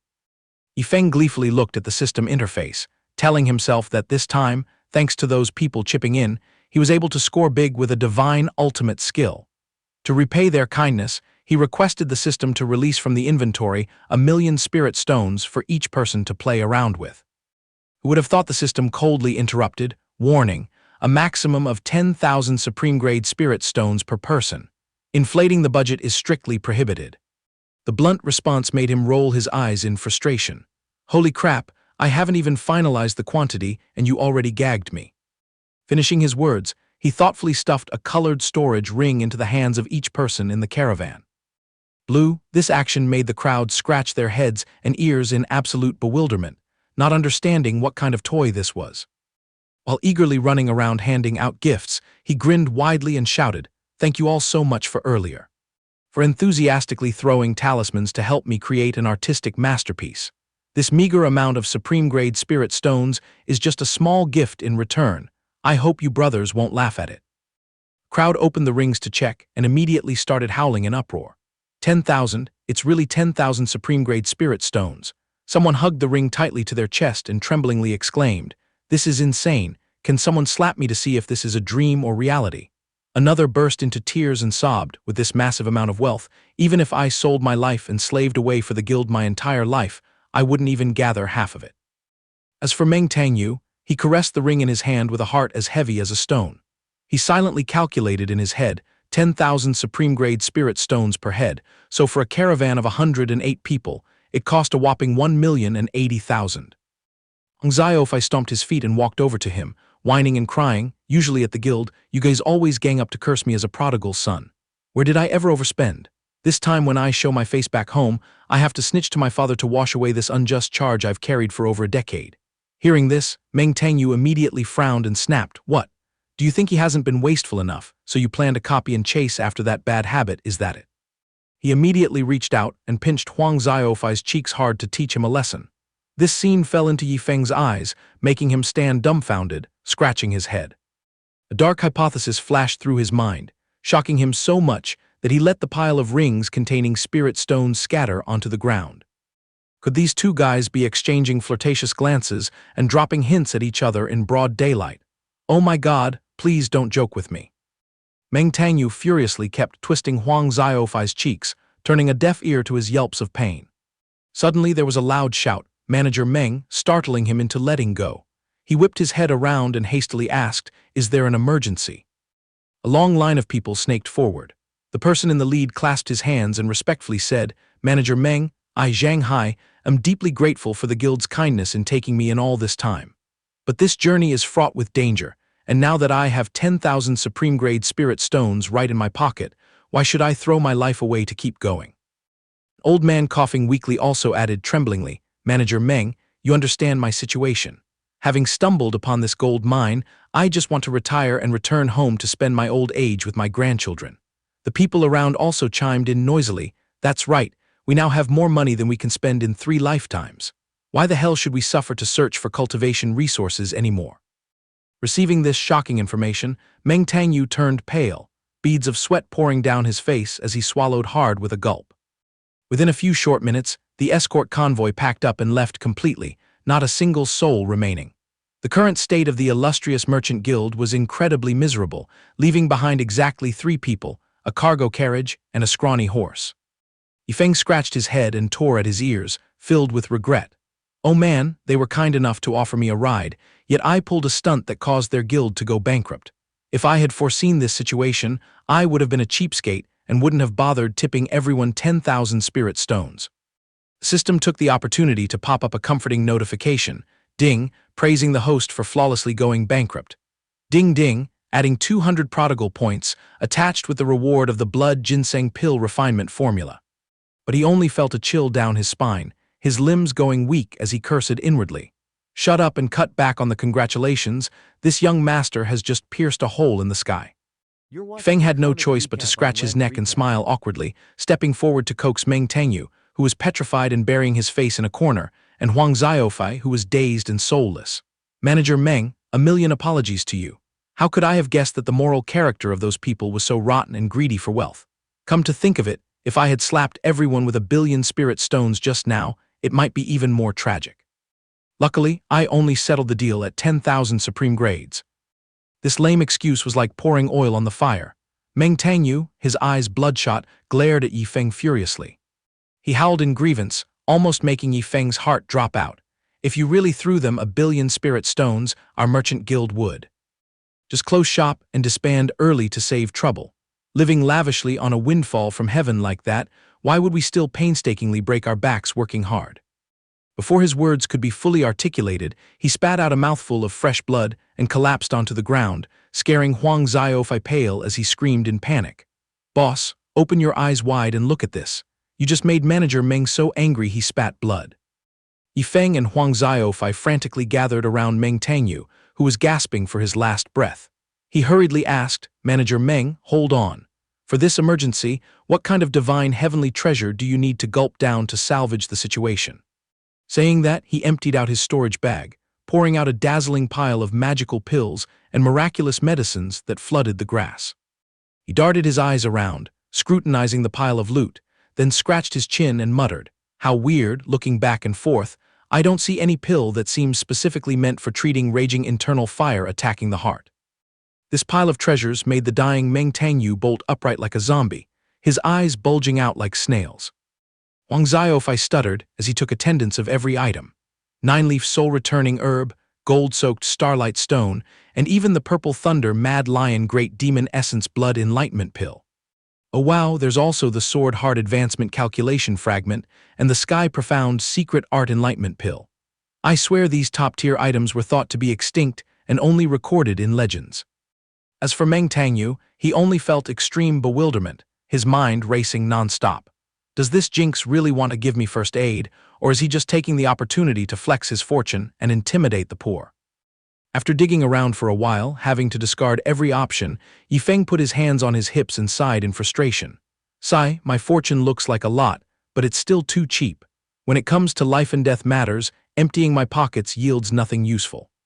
That exclamation, heavily tinged with the trampling of human dignity, left the duo of Huang Xiaofei and Meng Tangyu completely speechless, unable to argue a single word. Yifeng turned back to seek help from Meng Tangyu. "Manager Meng, take your own pulse and diagnose the illness. Tell me quickly what kind of fairy medicine you need to swallow. This young master promises to handle everything from A to Z at the same time." He secretly opened the system's department store to search. But Meng Tangyu just curled his lips and thought to himself, "Tusk, planning to pull out your wealth-flaunting habit again, aren't you?" He hurriedly shook his head to decline, saying, "My chi and blood are in chaos, assaulting my heart meridians. To settle this, I have to stuff an 8th-grade blood ginseng pill down my throat. Specifically, it must be of 5-vein quality or higher to suppress the internal injury." Upon hearing the medicine's name, Yifeng suddenly paused and smacked his forehead, remembering. "Blood ginseng pill? Wait, the pill-forging formula the system just threw at me a moment ago was also named blood ginseng pill, wasn't it?" He rejoiced as if he had struck gold, immediately typing a direct command into the system's interface. "Seal the deal for 10 8th-grade blood ginseng pills for me, ignore the price, and just bring them all out here." In the blink of an eye, a jade slip containing the pills dropped out of nowhere with a thud. Yifeng grinned from ear to ear as the system's digital panel beeped, announcing the total cost of 80 unlocked. Deducting 8,000 prodigal points in exchange for exactly 10 8th-grade blood ginseng pills of extreme purity, reaching the 9-vein standard. However, looking at this number, Yifeng curled his lip, complaining and glaring at the system. "What the hell is this? A loss of only 8,000 points. Where did you hide the rest of the high-end pills, you stingy bastard?" The system could only display a helpless line of text. "I'm also completely clueless about this matter, host." Huang Xiaofei impatiently nudged Meng Tangyu. "Manager Meng, giving such a tough math problem is no different from driving someone into a dead end. This boss just naturally likes to show off a little bit." He had to shrug and reply, "All right, fine. Later I will be lenient and won't mock him anymore." On this side, Yifeng was furious, grabbing the system's imaginary collar and roaring. "You scamming system, is it true that a while back, when I unboxed the Earth-grade ultimate skill, you also secretly skimmed off the top from me?" Pushed to the limit, the system recklessly played the evasion card. "Please stop tearing me apart, hurry up and return to reality, someone is looking for you." Meng Tangyu stroked the brim of his hat and smiled to make peace, saying, "Brother, if you can't dig up the medicine, don't worry about it. I was just joking around a bit. After all, that type of blood ginseng pill is nearly extinct anyway." Unexpectedly, before he could finish his sentence, Yifeng stuck his omnipotent hand out, waving the magic pill right in front of Meng Tangyu's face and showing off gleefully. "Manager Meng, I dug up a blood ginseng pill from the bottom of the chest." This made him jump in shock, almost falling backwards as he gasped, "Good heavens, where did you dig up such an authentic blood ginseng pill? Don't tell me it has even reached the legendary 9-vein realm." Feng anxiously urged him, Manager Meng, what are you just standing there for? Open your mouth and swallow it quickly while it's hot. This pill made Meng Tangyu sweat bullets as he thought to himself, a treasure this rare, even if I throw out mountains of money, I wouldn't be able to find one. Therefore, he hurriedly waved his hands in polite refusal. Young Master Yi, truthfully, my internal injury is just average. Meditating and adjusting my breathing for a bit will heal it right up. Touching this supreme-grade magic pill would be a reckless waste of heaven's gifts. This reaction made Yi Feng stare blankly in bewilderment. Precious, what the hell kind of value does this cracked and chipped candy have? Hearing this, all the blood drained from Meng Tangyu's face. Cracked your head. Those are the one-of-a-kind pill veins reaching the 9-vein level, you destroyer. Meanwhile, Huang Xiaofei scratched his head in curiosity. Well, I guess in the eyes of a tycoon like him, this pill is just trash. Wait, hold on, what kind of trick is Brother Yi planning to play? Yi Feng flicked his hand and tossed the magic pill right toward the scrawny horse, whistling and calling out. Tusk, good little horsey, open your mouth and eat some candy, sweetheart. The horse neighed in delight, rearing up to snatch the pill and munching on it crunchily. Seeing that scene, Meng Tangyu shrieked at the top of his lungs like a slaughtered pig, stop. Immediately, the system popped up a lively notification. Ding, detected a squandering action reaching maximum standards. Congratulations to the host for sweeping up 3,000 hot reward prodigal points. The text made Yi Feng smile as brightly as a blooming flower. Although the money-burning process was a bit harsh, compensating with such a lucrative return on investment, calculating roughly, I've already profited a full 19,000 points. Fired up, he continued to grab a few more pills, tossing them whoosh-whoosh toward the horse. Keep it coming, little horse, gobble up a few more to fatten up. This action thoroughly sealed the words of the two people standing next to him. Both turned to stone, staring with their jaws dropped. Meng Tangyu tore at his hair and wailed mournfully, 1,000 bows, 10,000 bows to you, young master, please stop doing this wasteful thing. Meanwhile, Huang Xiaofei could only shed tears of immense regret. However, Yi Feng didn't bother to care about the world. He just carelessly kept throwing, while the horse opened its mouth to chomp on the magic pills like chewing peanuts. Yi Feng turned his head back, grinning and baiting him. Manager Meng, you despise this 9-vein blood ginseng pill for being chipped. But before the words left his lips, Meng Tangyu had already lunged over, snatching the pill and shoving it straight down his throat, yelling, Stop this ridiculous charade right now. I'll swallow it, happy now. As soon as it slid down his stomach, his entire body immediately glowed with brilliant light. He smacked his lips, evaluating, oh my, the flavor is actually quite catchy, no joke. Huang Xiaofei put his hands on his hips and sneered. Manager Meng, in the end, you've also degenerated into the kind of greedy person you always criticize. As for Yi Feng, the system's sound reported noisily again. Ding, accurately grading the squandering process. Welcome the host for burning money smoothly, adding a hot 30 prodigal points for one 9-vein blood ginseng pill. Note, free bonus pills will not be converted into return points. Yi Feng stroked his chin, thoughtfully calculating. It looks like Manager Meng's internal injury is just like a mosquito biting stainless steel. Throwing that 9-vein pill at him earlier was truly a waste of resources. But with a surplus of 1,000 pills like this, how am I supposed to clear the stock quickly? Suddenly, a cunning master plan popped into his head. His face instantly transformed into the wicked smile of a fox spirit, tempting Huang Xiaofei. Young Master Huang, tell the truth. You're also drooling to taste the flavor of this 9-vein blood ginseng pill, aren't you? Huang Xiaofei jolted in shock, pointing at his own face. I actually get a cut of a treasure of this caliber too. Yi Feng threw an arm around Huang Xiaofei's neck and stuffed the pill straight into his hand. Chew it quickly, my warehouse is full of these cheap candies, you can even eat them instead of rice. This made the girl awkwardly accept it, stammering, thank you for looking after me, Brother Yi. Meanwhile, Meng Tangyu stood scratching his head in confusion. Oh my god, can you really eat magic pills to fill your stomach? Just a few minutes later, while the horse leisurely grazed outside, the trio was already comfortably seated inside the carriage, chatting animatedly. Yi Feng lounged back, crossing his legs in a figure four, secretly enjoying himself. Wow, this lifestyle of throwing money out the window is incredibly satisfying. The face-slapping law is indeed formidable. Huang Xiaofei clasped his hands and respectfully declared, Brother Yi, from now on, you are officially my Huang Xiaofei's sworn big brother. If you need anything done, just give me a shout. This little brother promises to bite the bullet and brave fire and smoke. Yi Feng laughed heartily, slapping his thigh continuously, sweet as a peach. This big brother accepts this little brother.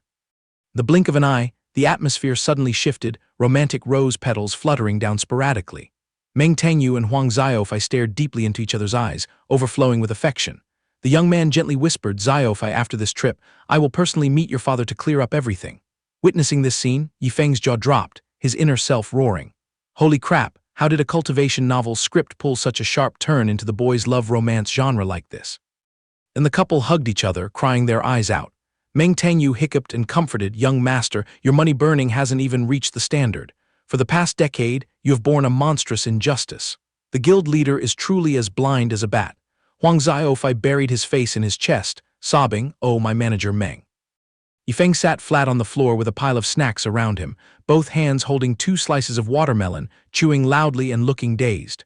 "Wait, so in short, this isn't a love confession." Then pinched a blood ginseng pill, lifting it to scrutinize it, and asked curiously, "Oh, by the way, let me ask about this. You guys keep praising this pill as a once-in-a-millennium treasure, but what exactly makes it so exquisite? After all, its grade doesn't even touch the threshold of the 9th grade." Meng Tangyu wiped his tears and slowly explained. "The expensive thing isn't the pill, but the refinement formula of the blood ginseng pill, young Master Yi." Yifeng raised his eyebrows in surprise, repeating the formula. Meng Tangyu nodded, presenting the details meticulously. "Young Master Yi, this medicine's ability to suppress injuries is incredibly overpowering, sitting comfortably at the top of the pill pantheon. Unfortunately, from the herbal ingredients to the furnace forging technique, everything is overly common. Only the blueprint for the mixing ratio has evaporated from the world. As a result, nowadays, whenever one pill is swallowed, the world loses one pill. That is why it became a rare commodity." His eyes were glued to the magic pill, radiating a miraculous light, lying idle in the only remaining gold-plated box. Yifeng pulled out a crumpled, heavily wrinkled wad of paper and said casually, "That piece of paper recording the refinement ratio of the blood ginseng pill that you said was lost to time. This young master is holding the original copy right here." This made Meng Tangyu drop his chin and scream in horror, "Are you kidding me?" Holding the battered piece of paper upside down, Meng Tangyu frowned and scrutinized it. "I'm not familiar with these technical diagrams. We'll have to rely on an expert to open a furnace and test refine it to verify. However, I, Meng Tangyu, completely place my trust in young Master Yi." On the contrary, Huang Xiaofei narrowed his eyes in suspicion, asking repeatedly, "Boss, is this formula 100% reliable?" Yifeng patted his chest with a thud, affirming, "It's 100% the real deal, of course. Furthermore, I've decided to transfer the copyright of this secret manual to your merchant guild." That promise made Huang Xiaofei thrilled to the core. With tears streaming down, he hugged Yifeng tightly. "Absolutely amazing. Thank you so much, boss." Yifeng immediately held up a finger to haggle over the ratio, "But I have a condition. This young master must get a commission from the future medicine sales revenue. Additionally, a portion of the profits must be extracted as an offering to my sect." Huang Xiaofei nodded firmly, agreeing instantly. "It's as easy as pie. Allow me to represent my father to seal this contract right now." Yifeng's mind immediately soared, fantasizing about the prospect of the goddess Luo Tiangsu affectionately giving him a peck on the cheek, whispering softly in praise. "This master truly has 3 lifetimes of blessings to fish up such a good, gentle, and understanding disciple like you." Laughing so foolishly that he even drooled, Yifeng muttered his calculations. "Master, please rest assured, your disciple will exhaust all his strength to turn the Xinghun sect into the #1 in the world. Wow, this is truly a project that will consume quite a bit of wealth, sweat, and tears."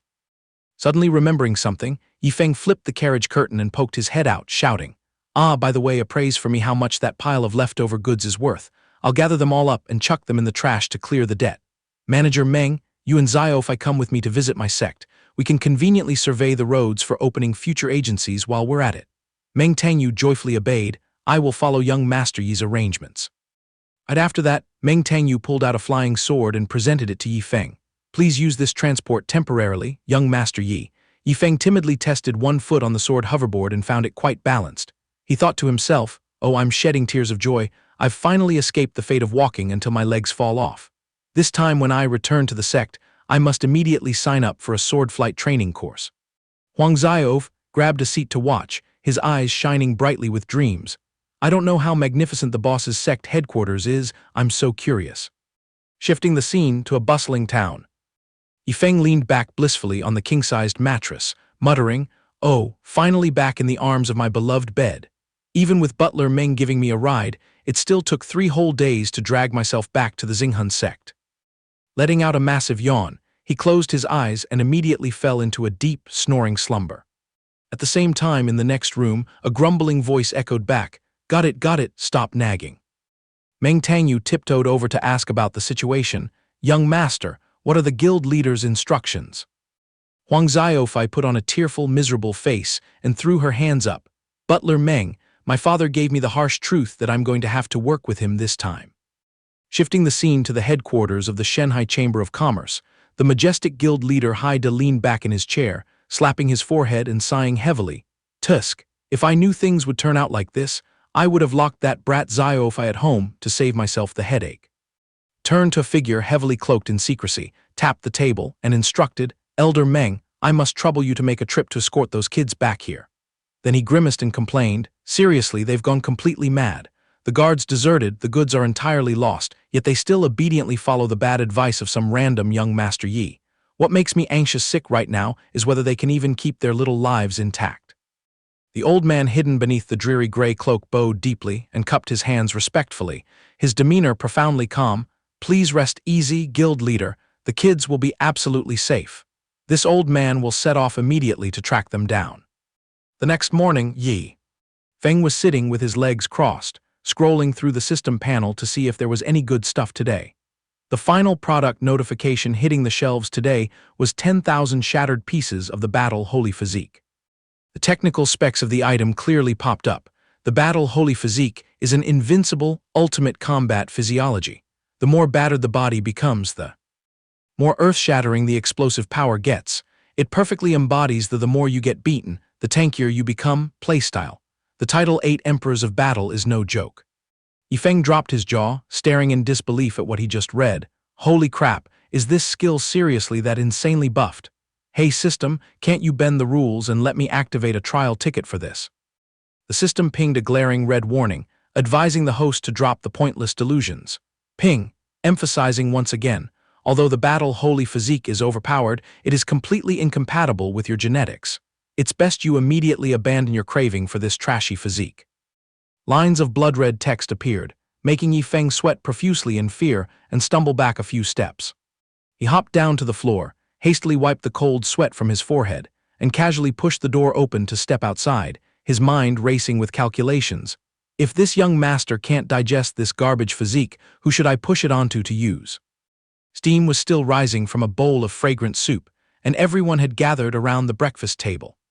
Seeing Yifeng stroll in, Huang Xiaofei immediately jumped up, pulled out a chair, and eagerly invited him. "Brother Yi, hurry up and wash your hands to join the meal.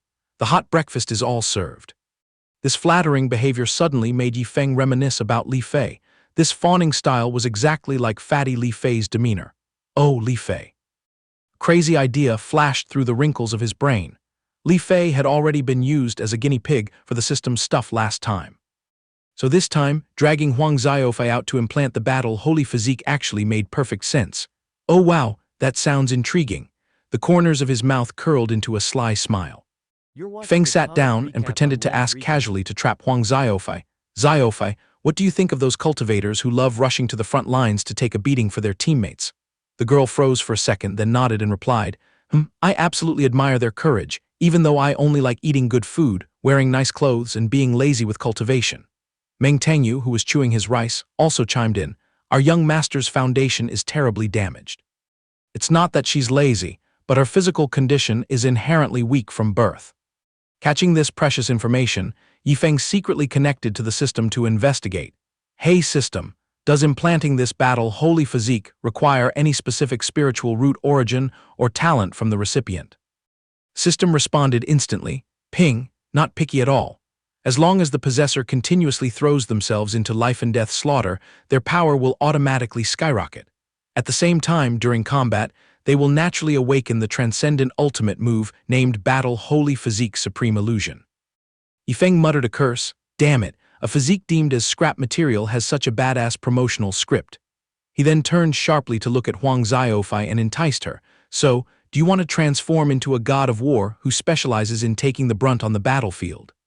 As soon as those words reached Huang Xiaofei's ears, her brain only sent out signals to run for her life. She waved her hands frantically, saying, "Brother Yi, stop playing such cruel jokes. My little life can't be used for experiments. I won't hide it from you. I'm a total noob at fighting, but when it comes to running away, no one in the world can beat me." Yifeng narrowed his eyes, smiling slyly like a fox pouncing on a rabbit, and bared his teeth menacingly. Well, is that so?" Huang Xiaofei trembled so much she stuttered. "I swear it's true." The girl got goosebumps, shrank her neck, and muttered, "Why is Brother Yi looking at me with those creepy eyes? Tone it down a bit, will you?" Yifeng paused for a beat, then started throwing around a fabricated story. "Let me tell you too a tale. Once upon a time, there was a handsome guy who possessed 10,000 fragments of death sword intent. However, he found it disdainful, so he sought out a chubby guy who bitterly hated sword cultivators to force him to use that deadly sword intent. The other two perked up their ears to listen, thinking to themselves how someone could be so thick-skinned as to self-proclaim as a handsome guy. Yifeng enthusiastically made up a second story, talking about the battle holy physique, a physique born to dominate the battlefield. He talked endlessly, describing its power in minute detail, and then concluded that this heaven-defying item was also in the hands of that handsome guy. Unfortunately, he only fixated on stuffing this physique into someone who sucked at fighting but could run away fast as lightning. Hearing this part, Xiaofei's heart skipped a beat. The girl immediately realized who was being sarcastically targeted. "If you want to name names, just be straightforward about it," Xiaofei sulked and complained.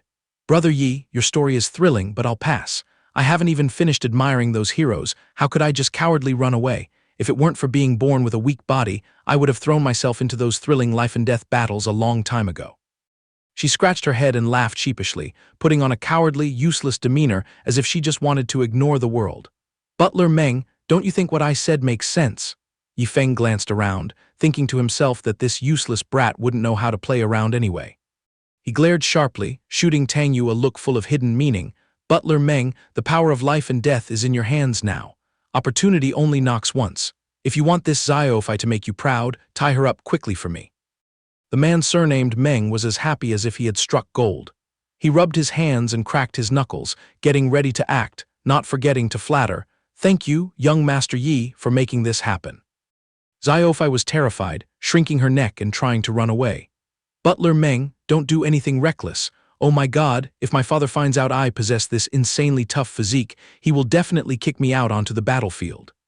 The image of her old father in her mind was truly a terrifying nightmare. Xiaofei was pinned flat on the ground like a frog, her face flushed bright red, sweat pouring down. She howled tragically, "Oh my God, murder, help me. Let me go right now, I don't want this, Brother Meng." Tang Yu frowned and frustratingly loosened his grip, causing the girl to roll across the floor from the momentum. She sprawled miserably on the floor, letting out a pitiful ouch. Yifeng leaned forward, acting like a commander directing the man surnamed Meng. "Later on, just pin her down tightly like that for me." He replied with a fake smile, "Young Master Yi, I'll have to trouble you with this matter then." Busily ran around the room, fully equipping himself with a mask and gloves, looking highly professional. As for him, he tightly clamped down on Xiaofei, who was constantly crying and screaming, "I don't want to go to the front lines, I'll ruin the grand plan." Seeing this, he quickly coaxed her. "It's all right, young master, it'll be over in a flash, just rest assured. Young master, you just whispered to me, guaranteeing it won't hurt a bit. You're the bravest person around here after all." A dazzlingly bright golden crystal was pressed right in front of Xiaofei's face, making her widen her eyes in terror. A bone-piercing, flesh-tearing pain struck her. The brilliant crystal slowly slipped into her body and vanished right into the center of her forehead. Xiaofei writhed in agonizing pain, muttering, "Who said it would be over smoothly in a flash? Why does it hurt to the high heavens like this?" before passing out. Seeing the girl's face turn completely purple, Tang Yu asked anxiously, "Dr. Yi, is Xiaofei's condition okay like this?" He waved his hand with a confident expression. "Progress is very smooth. Just stay calm and observe a bit more." Outside, strange murmurs and commotion began to arise. "What kind of bad omen is that? Why has the sky turned blood red? Don't tell me a disaster is about to fall upon us." Inside the room, after fully swallowing the crystal, Xiaofei's body suddenly erupted with an immense, oppressive aura. Her entire body was covered in a layer of glowing golden skin, looking just like a statue cast from solid gold. An ironclad steed, and a long blade severing sorrow, blood dyeing white hair deciding heaven and earth. The encroaching darkness is merely the beginning of chaotic times. The curious crowd outside was immediately blown away in all directions, by this terrifying surge of power. Tang Yu narrowed his eyes to assess the situation, clicking his tongue in awe. The battle holy physique truly has terrifying power. But a moment later, he frowned in concern. If the young master remains stagnant, it would be a total waste of this heaven-defying physique. Just then, the system popped up a new notification. Ping! Congratulations to the host for successfully throwing money out the window with today's batch of products. The reward received is 1,000 prodigal points, along with 3 sets of the 9th grade Yin-Yang Enigma array flags. Seeing the pile of rewards, Yifeng jumped up and yelled loudly, "System, what kind of monkey business is this? You call this ruining the physique?" Sparkling golden flag appeared, illustrating the 9th grade Yin-Yang Enigma array flag. Simply by injecting spiritual energy, one could deploy an array powerful enough to imprison even a peak 9th stage tribulation transcendence realm powerhouse for 10 whole hours. This was a one-time consumable item, accompanied by a small side note. Unactivated items will not be counted towards separate prodigal rewards. After hearing the explanation, Yifeng narrowed his eyes and scrutinized it. My, this bargain seems pretty sweet.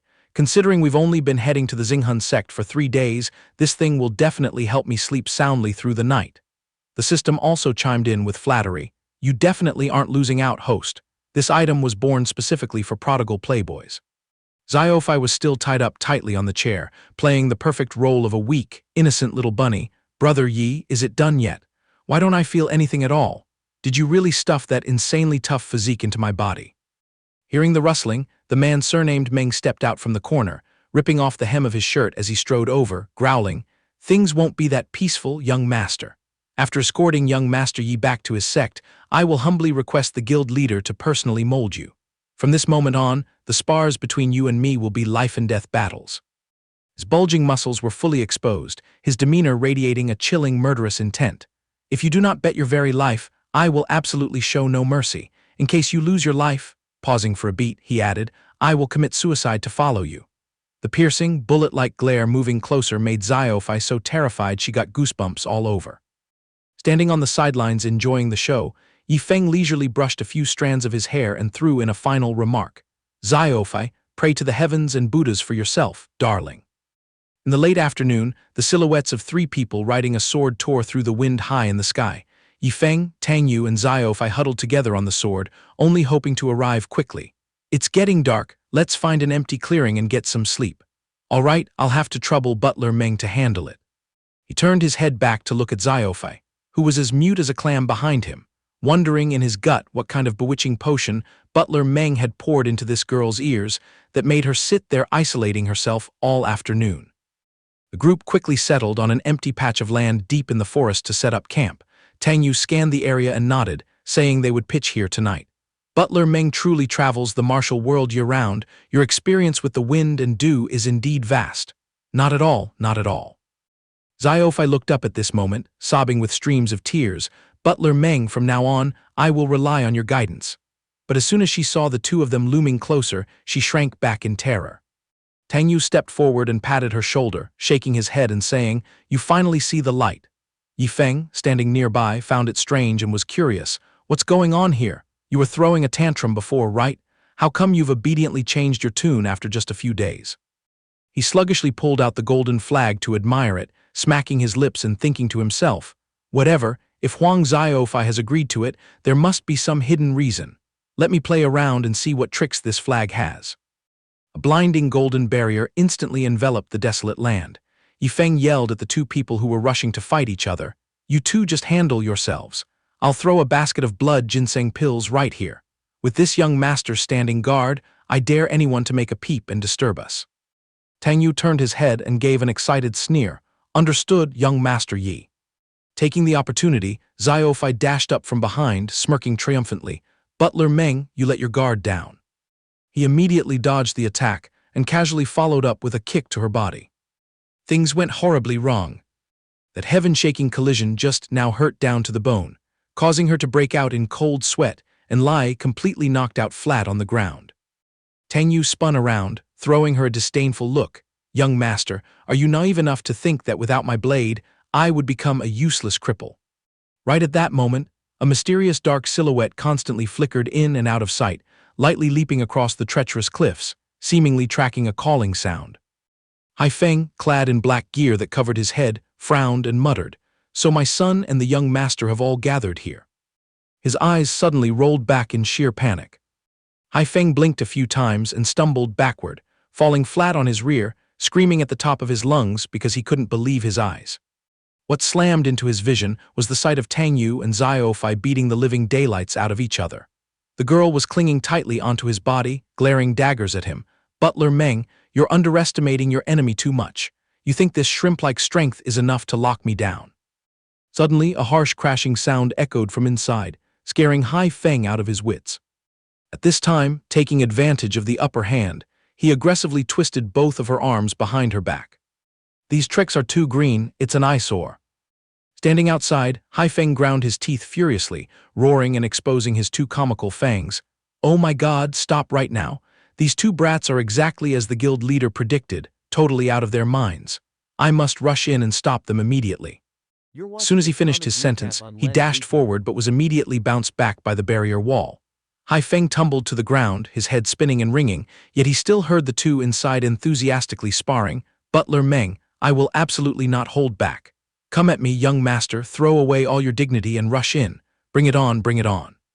At this point, Hai Feng could only sit paralyzed on the ground, so speechless he couldn't even squeeze out half a word. He stared blankly at the glass-like cage in front of him and the two bloodthirsty individuals inside, feeling so helpless that he had to scream out in frustration. "Damn it, where did this come from? What kind of array formation and array flags are these? Enemies are bound to meet on a narrow road. I am completely clueless about array formations, and I run straight into a heavy-duty array flag. The heavens really know how to mock me." Suddenly catching sight of Yi Feng sleeping soundly inside the barrier, a scheme flashed through his mind. Hai Feng's eyes suddenly glinted with extreme cunning. "HMPH, this brat must be that young Master Yi the guild leader warned about, right? Casually tossing out a top-tier array flag, this guy is indeed not simple." It seemed the sounds of slaughter inside had quieted down, successfully drawing his attention. The two were squatting down, glaring at each other, seemingly having beaten each other to their heart's content. Abruptly, Xiaofai drew out a blindingly golden sword, her face tilted up with pure arrogance. Hai Feng, standing outside, was scared out of his wits this time, his jaw dropping in horror. "Oh heavens and earth! If you're fighting bare-handed, stick to bare hands. Why on earth are you pulling out swords and blades now?" Tang Yu charged straight at her, and both sides continuously exchanged harsh sword strikes, the expressions on both their faces exuding absolute exhilaration. The old man stood outside anxiously pounding on the invisible wall of the barrier. "I told you to stop. Have these brats snapped all their nerves? Damn it, this wall is as hard as rock." Just 5 minutes later, both figures inside had collapsed like felled banana trees. The ground was cracked open in large chunks, making the old man slump down and sigh in relief. "It's over. Thank the heavens the battle is finally over." But as soon as he saw the two of them rustling and crawling back up, his eyes widened in dismay. "Something's wrong. What kind of trick are they planning to pull now?" Hai Feng strained his eyes to look at Xiaofai as if looking at an alien creature, thinking to himself, "Is this really the effeminate little kid Xiaofai that I watched grow up? Wait, that thing. Blood ginseng pills, the two of them." Now they were perched on a rock, laughing hysterically, munching on pills like they were chewing candy. "That sword is quite sharp too, isn't it? Hee hee." Time slowly ticked by for another 5 minutes. The crisscrossing wounds on their bodies scarred over at a terrifying speed, and their auras flared up blazing hot again. "Butler Meng, let's go all the way. I'm starting to get a taste for the battle holy physique. Hit me again." Hai Feng now gave up on everything, despondently leaning his back against a tree. "Psychos, these brats have definitely gone truly insane, using incredibly expensive pills to treat some mere flesh scratches. What a bunch of prodigal losers." By this time, the sun had risen to its peak, casting blindingly bright rays. Yifeng stretched and woke up, rubbing his eyes and yawning broadly. "Huh, still sparring? Don't tell me you two fought through the entire night." He turned to scrutinize the slumped figure sitting at the base of the tree on the other side of the barrier veil. Hai Feng also shot a spiteful glare toward him, his eyes burning with raging murderous intent. He nimbly pulled out the flag and laughed in amusement. "Thank the blessings of my past 3 lives that I threw down this array flag last night. Otherwise, those two would have been dead meat.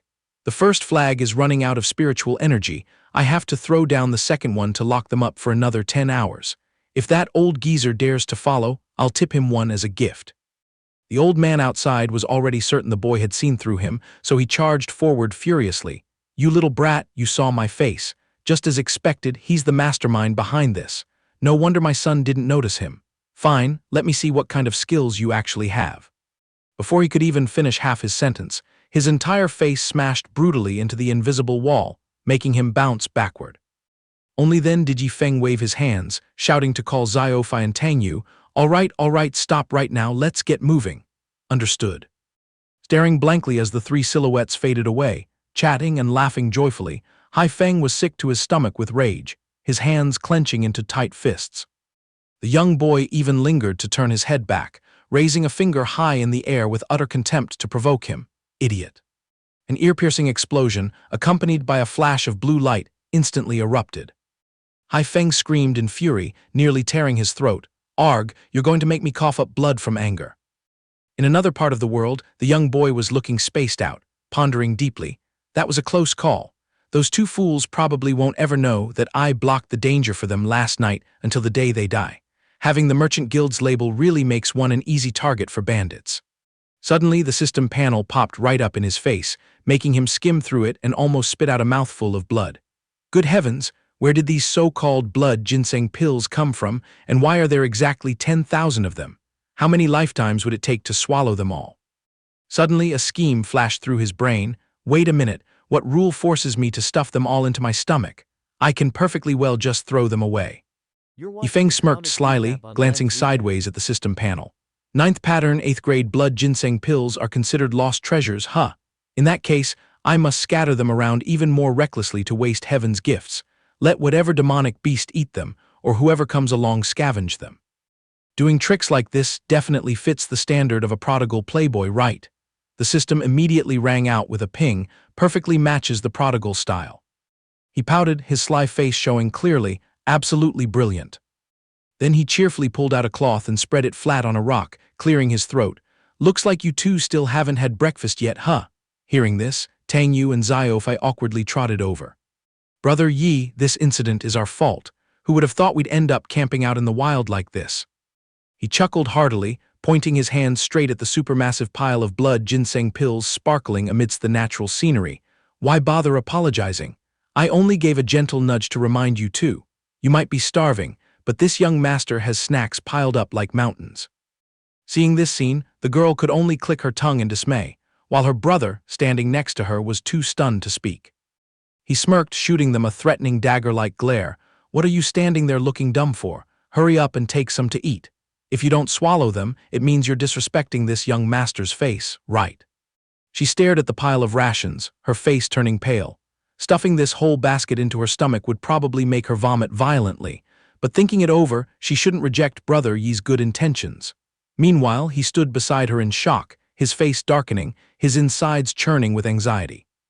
After a full hour had passed, the two of them ate until their stomachs were round and bursting. He whined and pleaded, "Young Master Yi, spare us, we really can't swallow any more." He nodded with a sinister smile. "Since your bellies are full, get up and do some exercise. This young master still has a backlog of over 9,000 pills left. Butler Meng, you take charge of steering and clearing the path, and Xiaofai, you help me toss the rest of these blood ginseng pills outside." The moment those words entered her ears, she was shocked to the core, her eyes wide open as she stared at him intently. She panicked and tried to stop him. "Brother Yi, playing it this big will ruin everything. What if some scavenger picks them up? Wouldn't that smash our guild's monopoly on selling blood ginseng pills? Moreover, this batch is completely top-tier 9th pattern goods." His eccentric face let out a sigh of disdain. "Xiaofai, oh Xiaofai, you carry the title of the guild's young master, but where has your business sense flown off to?" He suddenly pulled out a suit jacket and intellectual glasses from nowhere, holding a pointer to preach earnestly. "Even if this pile has the 9th pattern label on it, in the end, there are only exactly 9,000 pills. Eating one means losing one. The population of this Xianxia continent is as dense as ants. How could this tiny amount of pills ever be enough?" Finishing his words, he used his hand to push the frames of his glasses down the bridge of his nose, looking at her. "Don't blame me for speaking harshly and criticizing your family's guild." Put his hands on his hips, speaking loudly and clearly to educate the two clueless individuals. One nodded like a woodpecker chopping wood, while the other stood there blankly letting every word sink into his brain. Suppose we throw the secret manual to your alchemists, could they even squeeze out a 9th pattern blood ginseng pill? And even if they managed to produce one, where would they find VIP customers to buy it? In the end, wouldn't they still end up trudging around trying to offload 5th, 6th, and 7th pattern goods? Right. He picked up a blood ginseng pill to inspect it closely. Therefore, the more recklessly we throw them away, the scarcer the remaining stock becomes, and the further and higher the ripple effect will fly. He stood up straight, adopting the posture of an elite standing atop 10,000 heights, making the other two look at him cross-eyed in awe. Rarity makes a thing valuable. The rarer the goods, the more people will flock to buy the lower-grade pills that the guild releases when they are finally revealed. The evening of the next day, in the depths of the treacherous wilderness, Yifeng leaned comfortably against a tree trunk, loudly issuing orders to the two loudspeakers. "Since you two are free, keep beating each other up." Both immediately shouted in unison, "Understood, sir." His face fell into a frown, his fingers poking at the system screen as he muttered, "So boring, I overspent this time, and aside from those prodigal points, I didn't scavenge any decent rewards at all." He twisted his mouth into a grimace, reached out to pull the cloth, and ignored the sight of the two people thumping and kicking each other behind him. "Bring it on, push it to the limit. You two are seriously a burden that makes this young master's head ache. Tonight, I'll just have to sacrifice my sleep and stay up all night to stand guard for you." Suddenly, the notification panel popped up with advice. "The host can rest easy and go to sleep.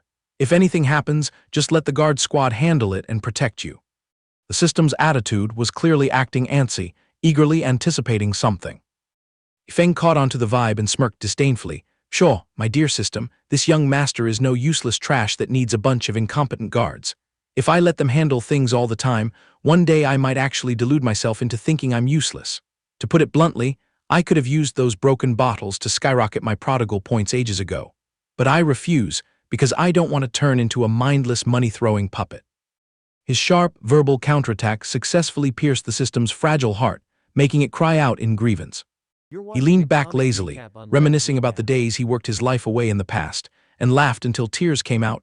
"In my past life, I grinded my face into the dirt all year round. It was incredibly rare to treat myself to an all-night gaming session, but who would have thought that just closing my eyes for a nap would send me flying through time and space to this Xianxia continent?" He casually crossed his legs, muttering about how recklessly spending prodigal points and receiving a meager salary were bizarrely similar. Suddenly, a bright truth flashed before his eyes. "In this place, I have to establish an era where I can leisurely enjoy the beautiful scenery while swiping points just for the thrill of it." In some dark, obscure corner, a sinewy hand was tightly clutching a glowing red piece of jade named the Blood Spirit Jade, a treasure specifically used to sniff out and track down targets. That person was none other than Hai Feng. His face was ashen gray and his breath puffed out like fire. "Thank heavens, I finally caught their tail. Blessings of 3 lifetimes for having the Blood Spirit Jade, otherwise it would have taken forever to pinpoint the nest of these brats." Suddenly, a spherical pill flashed a blood-red light, successfully capturing his attention. He snatched the pill, scrutinized it for a moment, and then his eyes widened, his jaw dropping in astonishment. Well, isn't this the legendary 9th pattern blood ginseng pill?" Casting his gaze further into the distance, he saw a whole forest of 9th pattern blood ginseng pills lying scattered about in a mess. This desolate sight shocked him to his core. He rubbed his eyes a dozen times, still thinking he was hallucinating.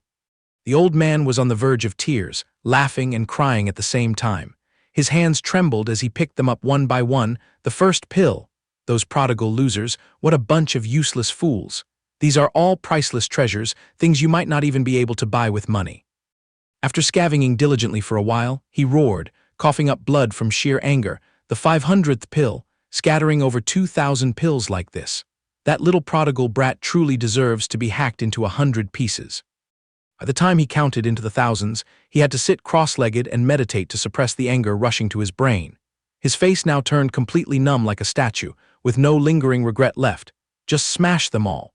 Blood ginseng pills falling into the hands of just anyone can be considered as useless trash, right? I'm too exhausted to even bother picking them up anymore. Dawn broke, and the chorus of roosters crowing tore through the thick morning fog. He opened his mouth for a massive yawn, rubbing his eyes as he groggily woke up. "What's with all the racket? I slept so deeply I forgot about the world. Is it broad daylight already? He turned into stone on the spot, faced with a highly misunderstanding-prone classic pose of that pair of lovebirds. Oh my, be gentle now, Butler Meng. He opened his eyes wide in shock, his stomach screaming internally, this is too careless. It's a blessing that the old geezer hasn't dragged himself here yet, otherwise, he would have disrupted Xiaofei's cultivation. Unfortunately, the moment the name left his lips, that old geezer appeared looming like a ghost. He lifted the girl up, tossing out a teasing remark, "Young master, your movements are still too weak." The old man was stunned, so moved that two thin streams of tears fell. The heavens have eyes. I have finally found my way here, my child. Immersed in this sea of familial tears as he was, the moment his eyes caught sight of the boy's face, he immediately glared, rolling his eyes as if wanting to pierce a hole through the boy's skull, making him jump in fright.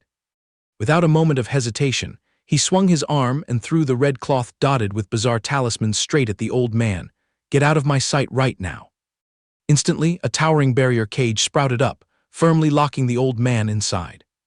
The little boy stood outside laughing heartily, even sticking his tongue out to provoke the old man. You miserable old geezer, if you've got the guts, drag your body here and keep chasing after this young master, let's see what you can do. Hai Feng was so infuriated that his blood boiled. Grinding his teeth together, he hissed, You arrogant little brat. No matter where you scurry off to, this old man will leave no stone unturned to drag you out by the neck. Xiaofei boasted with a beaming face, Yi Ji, look. After 2 straight nights of grinding and fighting, I've absorbed 1% of the essence of the battle holy physique. Once I fully merge with this physique, I'll unleash its true power for you to see. Yi Feng also grinned widely and replied, The reputation of the battle holy physique is truly well-deserved. Anyway, let's wrap it up and hit the road quickly, no resting tonight. If the skies and seas remain calm, we'll reach the Star Soul sect tomorrow. At this point, the whole group suddenly looked bewildered, full of question marks. Xiaofei voiced his confusion. Well, that's weird. Hasn't Yi Ji always treated his golden sleep like a precious treasure? Tang Wu quickly chimed in to cover for him. Whatever young Master Yi decides must have his own reasons. It's not your place to question it. In the blink of an eye, 10 minutes later, the trio was seen riding flying swords, slicing through the wind in the high skies. Yi Feng let the wind blow through his hair, his mind calculating how to wastefully spend on today's prodigal item, a heaven-tier high-grade cultivation method named the Demon-Subduing Precious Record. He flipped through the Demon-Subduing Precious Record, muttering critically to himself, well, my first time getting my hands on a heaven-tier high-grade item. This must be the pinnacle martial art of the Xuan Tian continent, right? How do I squander this thing in the coolest way possible? Yi Feng racked his brain, coming up with all sorts of schemes. He pictured the scenario, just tossing it away is as old as the earth, way too bland. How about tearing it to shreds? That's also lacking in creativity, no breakthrough at all. After racking his brain for a moment, a sudden ding went off in his head. He had a brilliant idea. Turned around to ask Xiaofei, putting on an incredibly comical expression. Hey Xiaofei, roughly calculating, you haven't gone to relieve your bodily needs for a few days now, right? Huh. Xiaofei froze, silently cursing this brother of his. What was wrong with him, bringing up such a deeply private matter right in broad daylight? Tang Wu, sitting on the sidelines, hurriedly interjected to help the girl out of the awkwardness. Young Master Yi, as cultivators, a few remnants of food and drink can easily be burned away using spirit energy. There's no need to relieve ourselves like those worldly mortals. Exactly, Yi Ji. Although my cultivation level is lagging, I'm more than capable of handling such minor body cleansing tricks. This part left Yi Feng scratching his head in confusion. What kind of illogical character-building nonsense was this? Out of the blue, while the seas were calm, this guy shoved his big face in and firmly asserted, No, you absolutely do not have that ability. This heart-stopping situation made Xiaofei turn pale with fear, making her panic so much she unconsciously tensed up her whole body. Xiaofei blushed deeply, her stomach churning. Good heavens, is Yi Ji playing such a cruel joke? I'm caught in a dilemma now, should I refuse? But wait, Yi Ji has looked after me so attentively. Am I really going to let this tiny bit of humiliation be hard to swallow? After a fierce internal struggle, Xiaofei had to swallow her pride, pretending to clutch her stomach. Yi Ji, suddenly my stomach hurts so much. Hearing the final confirmation, Yi Feng immediately broke into a highly mischievous smile. The young girl broke into a cold sweat down her spine. It was clear as day, he was definitely plotting something. The plot wasn't far-fetched at all. He directly handed her the demon-subduing precious record and instructed with utmost care, "Go relieve yourself, and remember to use this book to clean up the mess." She was dumbfounded. What on earth is going on? How could he even come up with something this bizarre? In an empty corner of the wilderness, the wind was blowing coolly. Xiao Fei hid behind a large rock to do her business, her face red as a tomato. "Oh heavens, calculating it, it's been over a dozen years since I had to relieve myself in such a mortal way." Having free time, she casually flipped through a few pages of the book to study while doing her business. "Wow, this book is truly mysterious, even though I don't understand a single word written here."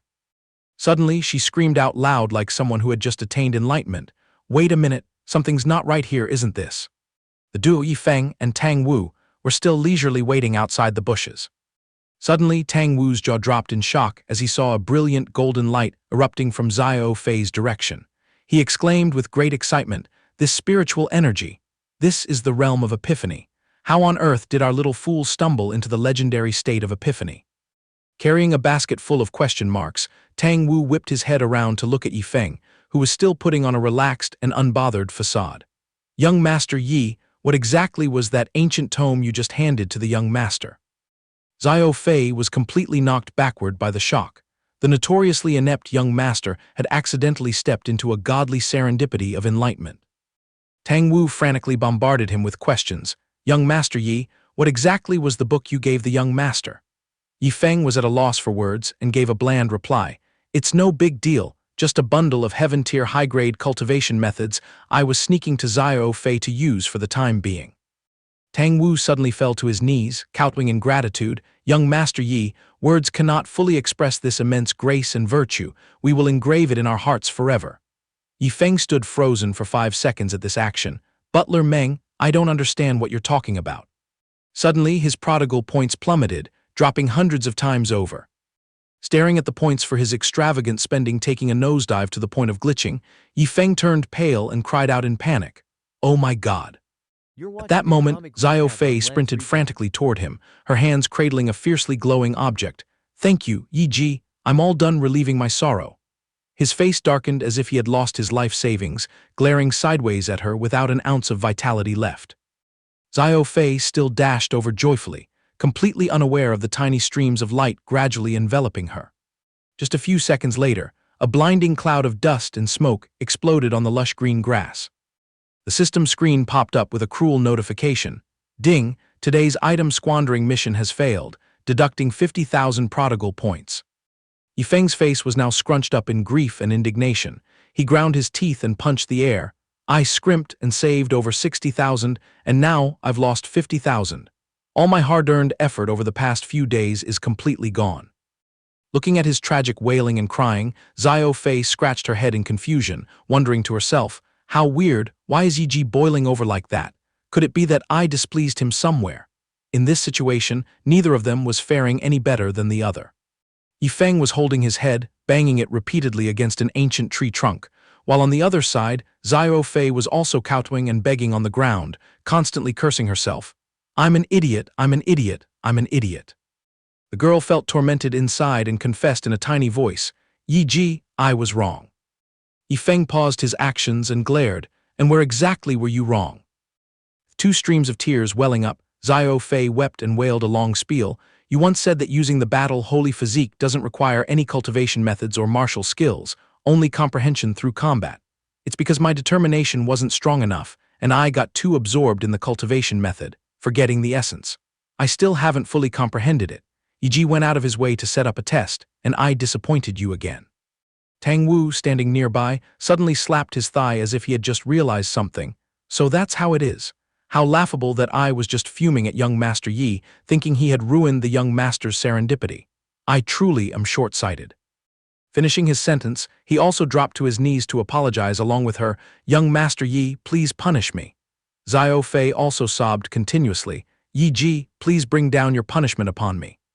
Yifeng looked at this duo directing and acting out their own drama, feeling 3 parts helpless and 7 parts speechless. He let out a forced laugh and retorted, "What the hell is this? What test? I'm just a prodigal son, what does any of that have to do with me? Butler Meng, do you want to play out your own drama again?" Yifeng suddenly thought of the little girl Ling Zhu. Mentioning this brought up how dramatic it all was. Her gentle voice kept echoing in his ears. Master, your disciple has infiltrated the enemy's inner circle. You probe me, I probe you. The law of karma is truly random. We just keep toying with each other. The profound mystery secret art is complete trash. Thinking up to here, Yifeng frustratingly dug his fingers into the tree bark. How do I get that obedient trait like my second disciple? Seeing Yifeng continuously banging his forehead against the tree, Tang Wu and Xiao Fei stepped back and whispered to each other. Young master, it looks like young master Yi is truly enraged this time. I just realized it too. It seems I've really disappointed Yi Ji this time. Yifeng, after torturing himself until his bones and muscles were exhausted, muttered, Everyone's a method actor, huh? If you want to act, then act. This young master isn't playing anymore. His deep voice rang out, Enough, let's go quickly, I'm over it, let's hit the road. Xiao Fei sprang up, declaring her determination loudly, Yi Ji, from now on I swear I will never disappoint you again. One day I will become a sharp sword that slashes through all enemies. Hearing these words, the hot blood in Yifeng's body started boiling again. Get out of my sight. I just want to break the game, stop bothering my peaceful days. Xiao Fei stubbornly craned her neck and added, Yi Ji, whether you need it or not, I will risk my life to cultivate. Yifeng couldn't endure it any longer, bending down to pick up a rock and throwing it straight at Xiao Fei. Stop your nonsensical babbling. The evening glow was gradually fading away at this time. In a certain mysterious place, a ceiling wall suddenly cracked open. A captive imprisoned within laughed maniacally and joyfully. Ha ha, I've broken out. The man swung his arm and slammed it down, making the ground shake violently, grinding his teeth as he hissed. I will kill you. I definitely must kill you. In another development during the night, while the Du Xiao Fei and Tang Wu strained their eyes to steer. Steering the flying sword, the young man Yifeng had curled up and was snoring soundly. The two of them suddenly gasped. Such a powerful presence, we're almost there. The Star Soul sect definitely hides quite a few almighty experts. Finally, I get to witness just how grand Yi Ji's Star Soul sect is. At the crack of dawn, before the sun even showed its face, the roosters were already crowing loudly. The group of three had already loomed at the front gate. Yifeng waddled over and pushed the door, grumbling, Damn it, spider webs have covered the whole door in white. Tang Wu stood outside with a blank face, asking, Where did all the grandeur go? Xiao Fei stood stiffly, I have no idea either. The moment their feet stepped inside, a streak of black aura lunged straight at them in attack. From within it, an incredibly seductively dressed woman appeared. Tianzu flew into a terrifying rage, darting forward to take Yifeng's life. The freezing tip of the sword instantly pressed against his throat, making him break out in cold sweat from terror. The distance between the sword and his throat was paper-thin. After about a quarter of an incense stick's time, trembling with fear, he finally managed to whisper, Master, I've returned. She glared fiercely and hissed, Yifeng, so you still know the way back to the sect. Sweating profusely, Yifeng shivered and squeezed his eyes shut. I'm dead, I forgot the script. Whatever, forget it. System, get your ass out here and save me, I'm in danger. The razor-sharp blade had already slightly nicked his skin. At this moment the system popped out to report, analyzing an extremely severe injury. If the host cannot see it clearly, please use a magnifying glass to observe. The host is requested to stay calm and find a way to defend yourself. The Prodigal Guard squad won't intervene this time. Good grief, what kind of instigation is this? I want out, sob. Suddenly a crowd of people rushed over loudly, shouting, Holy Maiden, please show mercy. Wait, technically, they hadn't even seen the figures at the door, but had already heard the clamorous shouting. Although somewhat scared, Yifeng still took a risk and turned his head to ask, Master Tianzu, why are they here? HMPH, exactly, why are they here? Wait, Master, I'm actually the one asking you. She pressed her face close to Yifeng, interrogating him with a tense expression. What did you return to the sect for? To mock me? Yifeng, you're quite the obedient disciple. One trip down the mountain and you snatched away 5 core disciples of the sect, carried off an elder, and conveniently abducted the sect's guardian demon beast to bring back. Having been busy scolding him all this time, she finally swept her gaze and noticed the two strangers, immediately freezing and pointing. Wait, who are they? Tianzu, without waiting for an answer, pressed the sword back against his neck. Don't tell me they also just joined the sect. Seeing this, Tang Wu and the others standing outside turned pale and waved their hands to intervene. No, it's a misunderstanding. Hearing this, the lady finally retracted her sword. Phew, good thing they aren't. For the sake of outsiders being present, I'll temporarily leave you a shred of dignity. The old sect master has cooled down. A once-in-a-millennium opportunity has arrived. Little ye didn't get scratched anywhere, did you? Do you need to use my healing ointment? What kind of nonsense were you doing to look so ragged? Tianzhu and Yi Feng both let out a cold snort simultaneously, thinking to themselves why someone who just popped out was acting so overly eager. It didn't stop there. They suddenly turned around and bickered with each other. You dare glare at me? You're the one who glared first. I haven't even lifted a finger yet. Xia Tianyu, along with Xiao Fei and Tang Wu's group, were so stunned and shocked that they screamed out loud. The old man pointed a finger at his own face, looking bewildered and full of question marks because he didn't understand a single thing. At the same time, Tang Wu and Xiao Fei began whispering. He is clearly the big boss behind the Tianyu auction house. Why would he wander into this tiny sect? How on earth would I know about that bizarre nonsense? Yi Feng then stepped out to act as a bridge. Let me introduce both sides. These two distinguished guests are from the Divine Sea Merchant Guild. The young man cheerfully pointed to each person, speaking affably. This is young master Huang Xiaofei, and this is chief steward Meng Tangwu.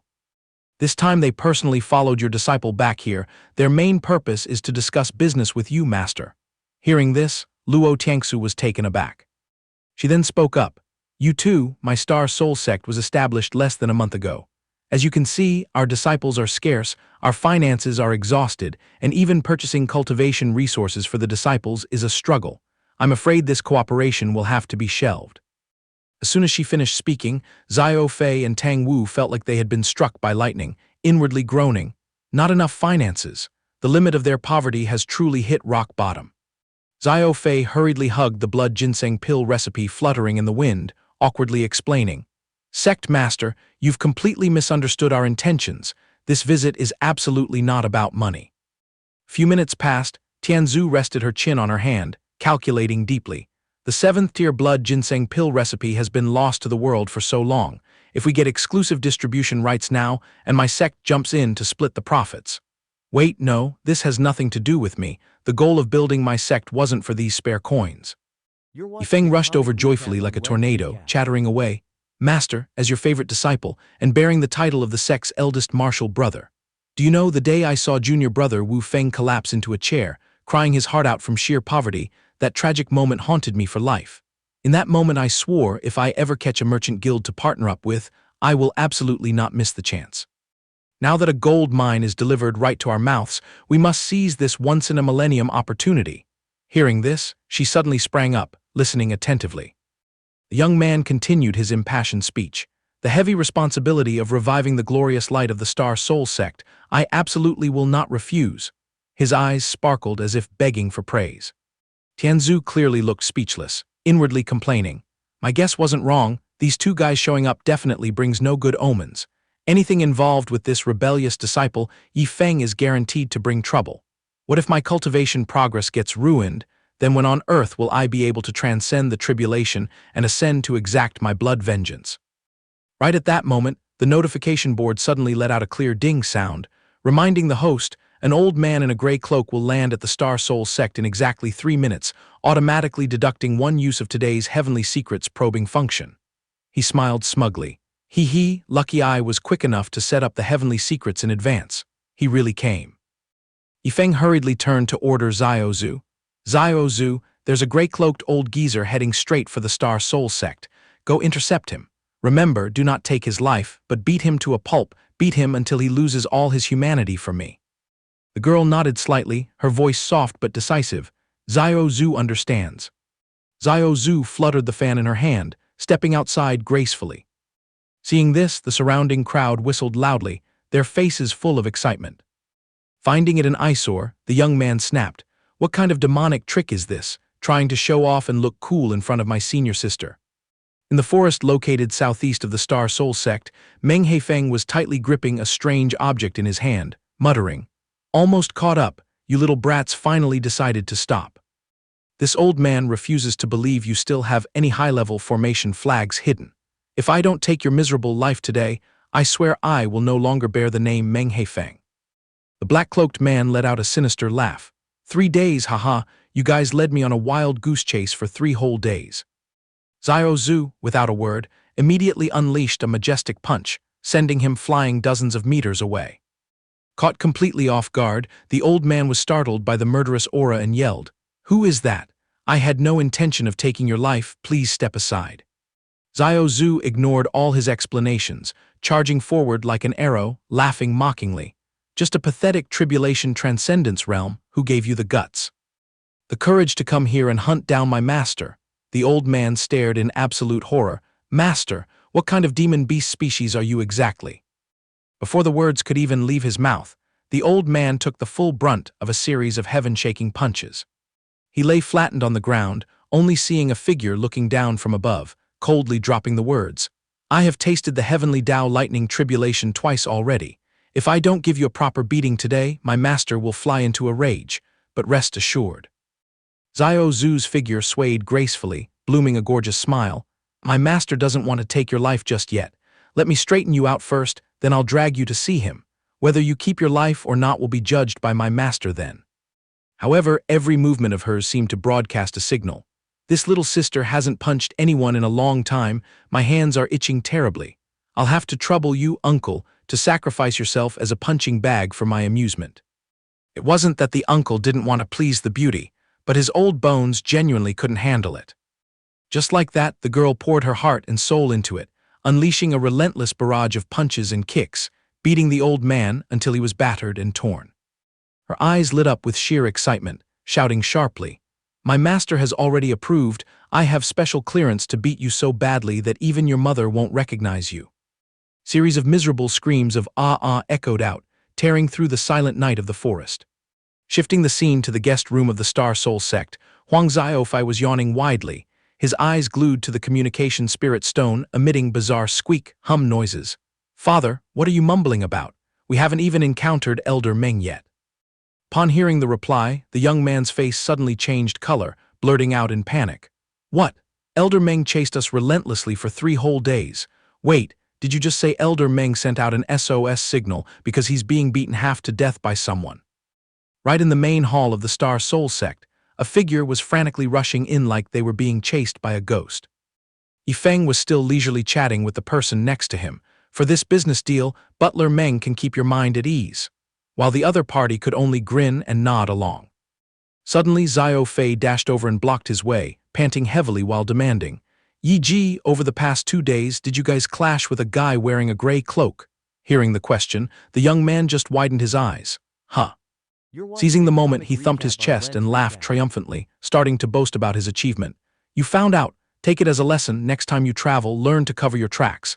If I hadn't stepped in, you guys would have been chopped into pieces ages ago. He trailed you guys for 3 days straight anyway, no need to thank me." Hearing this, Xiao Fei instantly turned to stone. Immediately after, the young man's face turned pale as a sheet, his voice cracking as he screamed, "Yi Ji, it's a huge misunderstanding. Hurry up and call your person back. That old man is Butler Meng's father. He's absolutely not an enemy." Hearing the dreadful news, the other two blinked as if their souls had been sucked dry, shouting a loud "huh" in unison out of sheer shock. Just as the words faded, a strange object plummeted from the sky with a loud crash right in front of the crowd. The old man's figure appeared in an indescribably miserable state, feebly reaching out a hand and groaning, "Save! Save me!" That was his way of making an entrance before the 3 of them.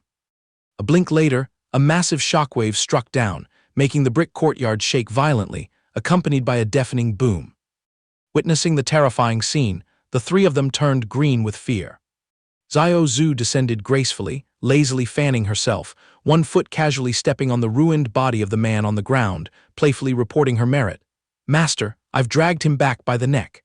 I completed this mission exceptionally well, didn't I?" Meanwhile, the person serving as a floor mat writhed in agony, letting out a tragic bleg sound. Tang Wu scrambled frantically, rushing to his father's side at the speed of light. The other 2 young men could only stand rooted to the spot, their mouths hanging wide open in shape of an O. The young man, with tears welling up in his eyes, choked out, "Father, are you still okay?" The old man lay dying, his mouth babbling meaningless words, "Flowers, branches, sky, wind, clouds, my wife." Sitting beside him, he was in absolute panic. "Father, what nonsense are you saying?" His hands hovered awkwardly in the air, not daring to touch for fear of hurting him. After saying that, the old man passed out right on the spot. Seeing his father go limp, he clutched his head and looked up at the sky, screaming in sorrow. I can't believe there would come a day when the black-haired must tearfully send off the white-haired so soon. Father. Yifeng and Xiao Fei, standing nearby, also broke into a cold sweat, completely at a loss on how to handle the situation. Xiao Zhu alone tilted her head in confusion, vaguely realizing, "Oh no, it seems I've just caused a massive disaster."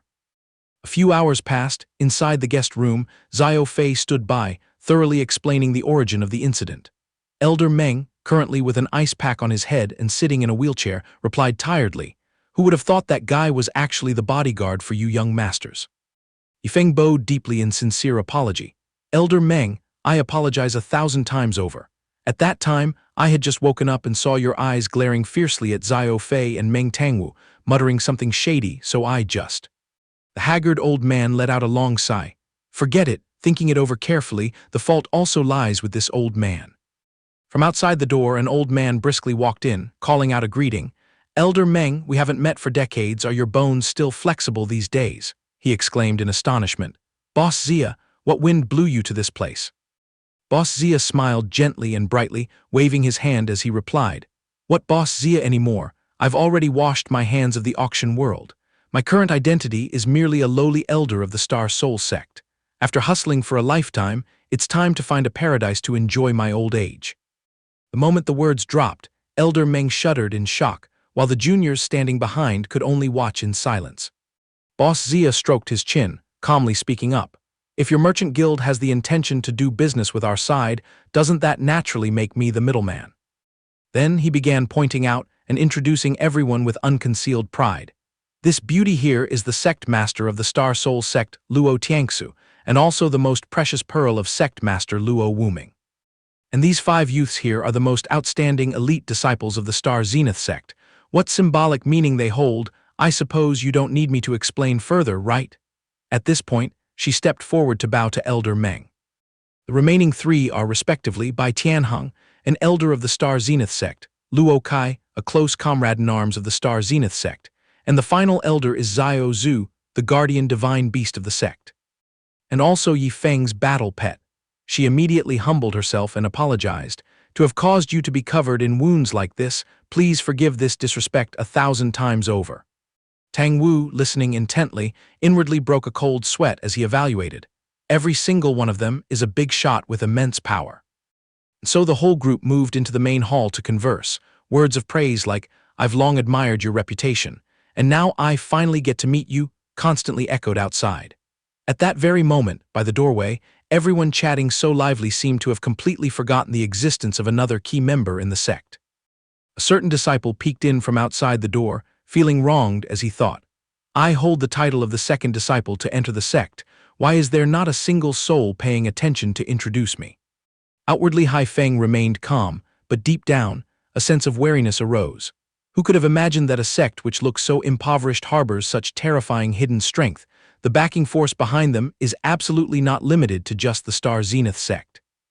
Xiao Fei stood petrified all the way in the back. Under the pressure of numerous big shots, the boy didn't dare breathe a word. Suddenly, from the main door, a wave of evil black aura billowed in, within it hiding bizarre, bloodshot eyes glaring intensely inside. Haifeng shuddered, trembling as he deduced, "What is this tyrannical aura? Could it be that deep within the Star Soul sect, there is yet another sword master with heaven-defying talent hidden away?" Xiao Fei panicked and turned to ask Tang Wu, "Butler Meng, is this expert an almighty powerhouse or another one of Yifeng's fellow disciples?" Tang Wu also broke into a cold sweat under the terrifying pressure, his voice tense. "I'm really not sure about that." Suddenly, a 4-legged creature covered in golden fur darted in like an arrow. Tang Wu and Xiao Fei locked eyes with the creature, their jaws practically hitting the floor, completely speechless.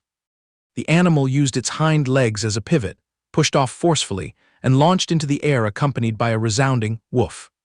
It turned out to be a golden-furred mutt, with its long tongue hanging out, whizzing past their faces at the speed of wind.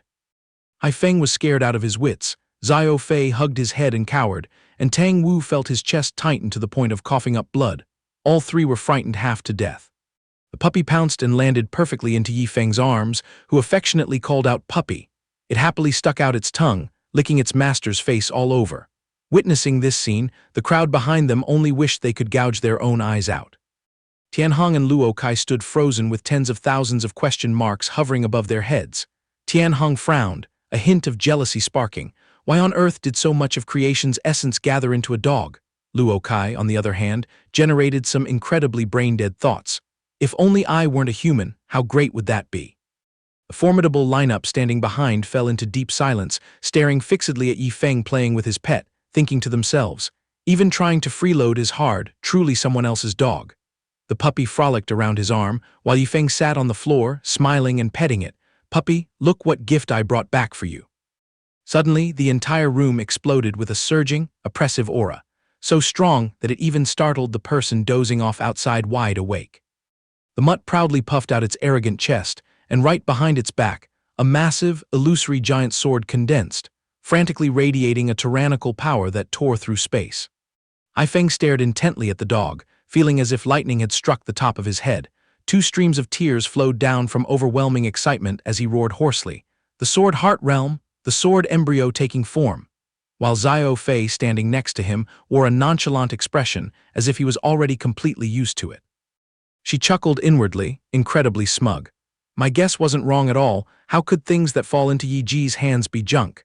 He was generous enough to toss even a heaven-defying physique like the battle holy physique to me like garbage. Tianzu, however, choked on a lump of anger in her chest, telling herself to calm down. I must stay calm, absolutely do not blow up. The wealth is earned by him. If he wants to ruin it, let him be. The only catch is, if the Grand Patriarch saw this scene, I'm afraid his blood pressure would spike and he'd drop dead. Luo Kai stroked his chin, his face showing a look of amused contemplation. I thought this kid carving up a great demon to roast and eat was already the pinnacle of destructiveness. Who knew he still had such terrifying goods stashed in his pockets? How you stood beaming behind Tang Yu and Hai Feng, acting like a senior passing down his experience. Calm down, don't panic. These trivial tricks of our junior brother are just basic operations. Just sit down and have some tea. Truly the peak of perfection. Not everyone can handle this insane level. You'll get used to it gradually. But looking at Tang Yu and Hai Feng's faces, it seemed their souls hadn't returned to their bodies yet. After resting and recovering their senses, Hai Feng cupped his hands to take his leave. Sect Master Luo, it is getting late. This old man takes the liberty to bring the young master home first. Tang Yu stood quietly by his side. Tiangsu looked surprised. Oh, aren't you staying at the Xinghun sect for the night? Hai Feng smiled politely and declined. Thank you for your kindness, but the rules do not allow it. At the foot of the mountain, the night had swallowed everything, leaving only 3 solitary silhouettes walking on the desolate path. Wrapped tightly in a black cloak, Hai Feng took the lead and spoke in a deep, raspy voice. Spit it out. What kind of secret transaction have you two been doing with the Xinghun sect under the Merchant Guild's name? Xiao Fei, trailing behind, muttered softly. Father, so you had a sharp eye and saw through it all. He held up a glaringly yellow paper labeled Top Secret and shot a sharp glare. Even if that brat holds a whole basket of 9 marked blood ginseng pills, I am still highly skeptical of this pill recipe. Besides, you absolutely obey him. I'm afraid the reason isn't simply because of this torn recipe, is it? Tang Yu gave Xiao Fei a thumbs up and winked encouragingly. Go ahead, lay your cards on the table. Instantly, the aura around Xiao Fei transformed drastically, condensing behind him into a giant, dazzling golden phantom. He explained, this is the core reason why I am completely loyal to Brother Yi.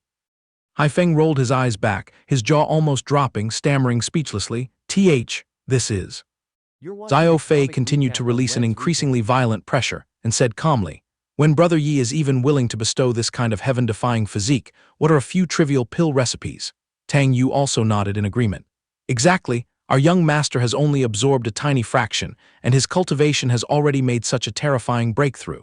Not to mention that top-tier heaven-grade cultivation technique, just a glance is enough to comprehend the Tao. Hearing this, Hai Feng almost bit his tongue and roared, where is that top-tier heaven-grade secret manual? Xiao Fei smiled mysteriously, exuding the demeanor of a wealthy tycoon, and replied nonchalantly, that is used for emergencies when we run out of toilet paper, it's quite handy. The old man's mouth hung open, standing frozen in place. What the hell, using a precious treasure to wipe your ass? Hai Feng rolled his eyes all the way back, his body seemingly shrinking into a dry twig, and hurriedly shouted, let's go. If that pill recipe is authentic, I must drag the guild master there to negotiate a deal. Taking only a small cut of the profit is too stingy. They gave us face and paved the way, our side cannot be thick-skinned beggars. At the very least, sharing 2 or 3 parts with our partner is the only reasonable thing to do. The 2 young men following him just kept their mouths shut without commenting. Back in Luo Tiangsu's study at the Xinghun sect, she sat quietly before her desk, while Yifeng knelt to report, his voice trembling. "Master, you kept this disciple behind. Do you still have any teachings in mind?" Tiangsu stroked her treasured sword and said coldly, "My obedient, direct disciple, I really underestimated your abilities. Just a few days after leaving the sect, how many identity tags have you gathered for yourself?" She began to list his offenses, naming his titles one by one. A core disciple, then an honorary elder, and even more outrageous, establishing your own sect, and even taking the Valley Master of Wanhua Valley as your disciple. Tiangsu shot him a glare as sharp as a dagger. "Open your mouth and tell me, how should I address you now to be proper? As my disciple, an elder, or my master?" Yifeng immediately put on a pitiful, crying expression, and threw himself forward to throw a tantrum. The system was very tactful at this moment, automatically buffing a romantic atmosphere effect, as if saying, "Let me open your eyes to see what a truly high-quality lifesaver looks like."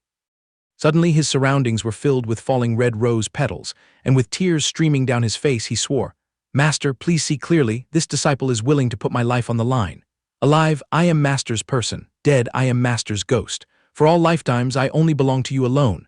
Yifeng secretly wiped away 2 lines of hot tears, reassuring himself, "Master is icy on the outside, with a sharp tongue but a soft heart. As long as I devote myself to building the sect, there will definitely be a day when I melt the ice in her heart." Tiangsu smiled faintly. Indeed, a few ripples of emotion had appeared in her heart. She thought to herself, although his behavioral habits often make me want to cough up blood, ultimately, Yifeng is still the unique disciple that I personally taught. The silhouettes of the 2 seemed to float in a meadow full of flowers, each gust of wind carrying a storm of petals swirling in the sky. A romantic fairy tale scene so flawless that not a single speck of dust could be found. Yifeng dragged his knees closer to her, whining to explain, "You've wronged me, Master. That Valley Master of Wanhua Valley shamelessly begged to take me as his teacher only because he lost a spar. That so-called sect I founded was just for amusement. I'm also tired of this honorary elder title. I really can't stand being manipulated by those 5 great ancestors." Tiangsu waved her hand slightly, sighing in defeat. "All right, get up. Don't kneel forever.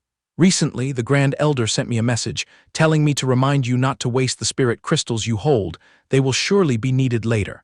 By the way, do you know that a highly mysterious land is hidden inside the Heavenly Dao battlefield?" Yifeng dusted off his knees, stood up, gave a thumbs up and said decisively, "Master, are you about to mention Tiandao City?" Tiangsu was startled and let out a surprised, "Eh?" He shyly poked his 2 index fingers together, scratching his head. "Actually, I already took a trip there. Unfortunately, that Heavenly Dao token only allowed a half-day stay. It was heartbreaking, time ran out before I could even cause any havoc." She immediately turned her body away, her eyes wide open and her jaw dropped, screaming inwardly, "I was planning to drop a hint to spark his curiosity. Who knew this god of plague had already swept through that place, while I haven't even set foot there once?" She subtly glanced over, pretending nothing happened, to listen to him continue rambling. "Master, that Tiandao City is incredibly fun to hang out in. Let me tell you about it." So Yifeng started to pour out a string of fascinating descriptions, just like dropping pickup lines on a modern, trendy girl. He painted a luxurious prospect with expensive designer bags laid out before her eyes, making Tiangsu unable to help her curiosity, pricking up her ears and hanging onto his every word. Yifeng patted his chest loudly, making a bold promise. "Master, just relax. Wait until your disciple returns to the Heavenly Dao battlefield. I will definitely snatch a few Heavenly Dao tokens for you. When that time comes, I will escort Master to Tiandao City for a wild time. Those so-called tribulation stage big shots, I will make them line up to serve tea and pour water for Master from A to Z." The surrounding space suddenly had a few dreamy lotus flowers floating about. Tiangsu covered her mouth and chuckled, secretly acknowledging, the words Yifeng uttered must have come from the bottom of his heart. Having a disciple so wholeheartedly devoted to me, thinking about it is quite satisfying. The heart in her chest pounded wildly, thump, thump, and her subtle smile made Yifeng's face turn completely red. He howled inwardly, "A change! Indeed, there's a breakthrough. The look in Master's eyes is far more affectionate than before." Realizing she had lost her composure, Xianxia embarrassedly covered her face and cleared her throat to hide it. All right, you can step out first. Whenever there's a clue about Tiandao City, I will immediately report it to the Grand Elder to handle. In her heart, she was so embarrassed she wanted to dig a hole and hide in it. The young man seeing this just chuckled and replied, "Yes, master." Yifeng stepped out of the study happily and carefully closed the door. He looked up at the sky and told himself, I finally dug up a little opportunity to nurture my relationship with master. Haste makes waste, I have to let it simmer slowly. Suddenly from behind, Luo Kai poked his face out with a sinister smile and reached out to grab his shoulder. I've been ambushing here for my entire youth.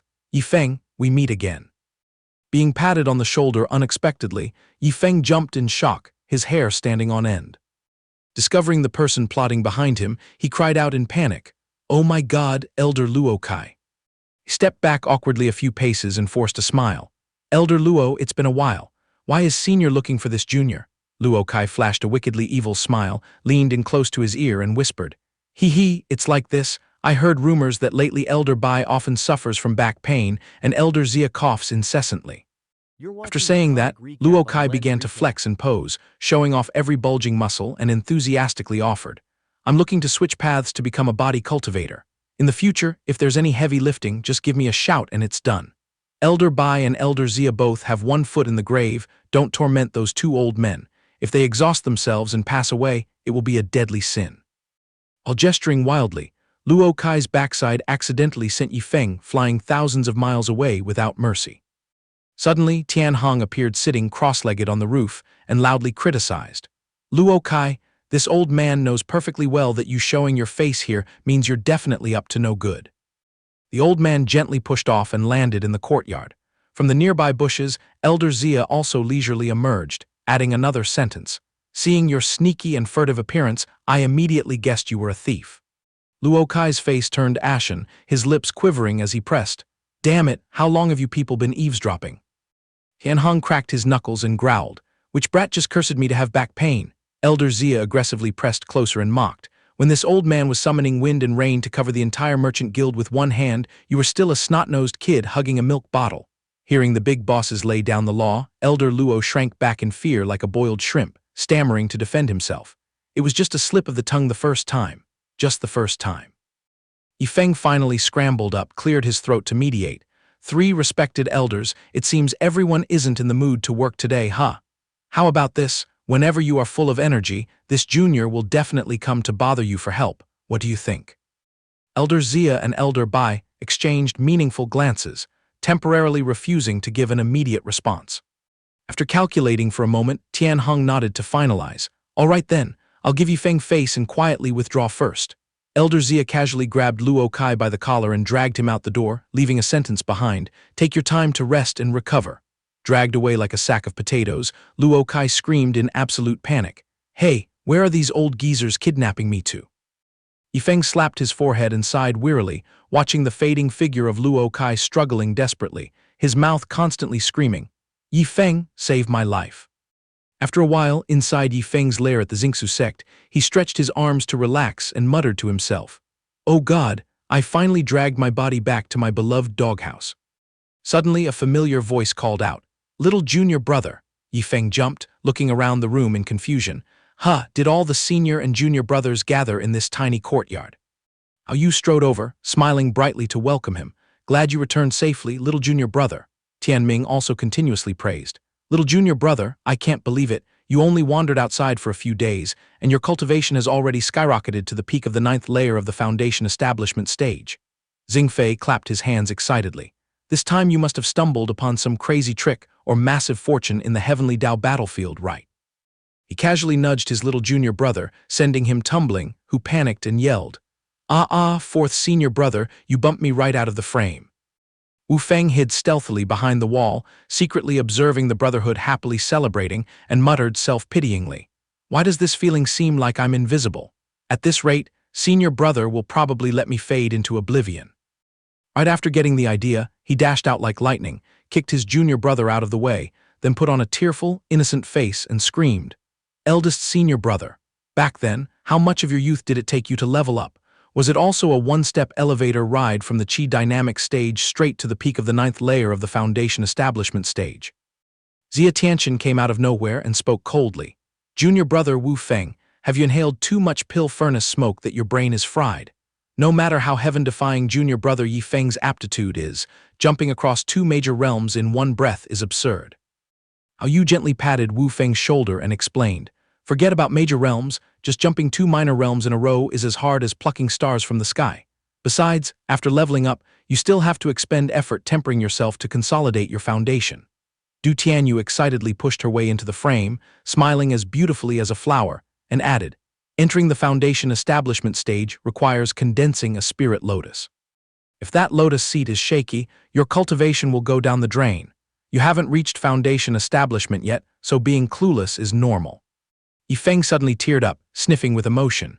In this world, only junior brother Wu Feng truly understands me.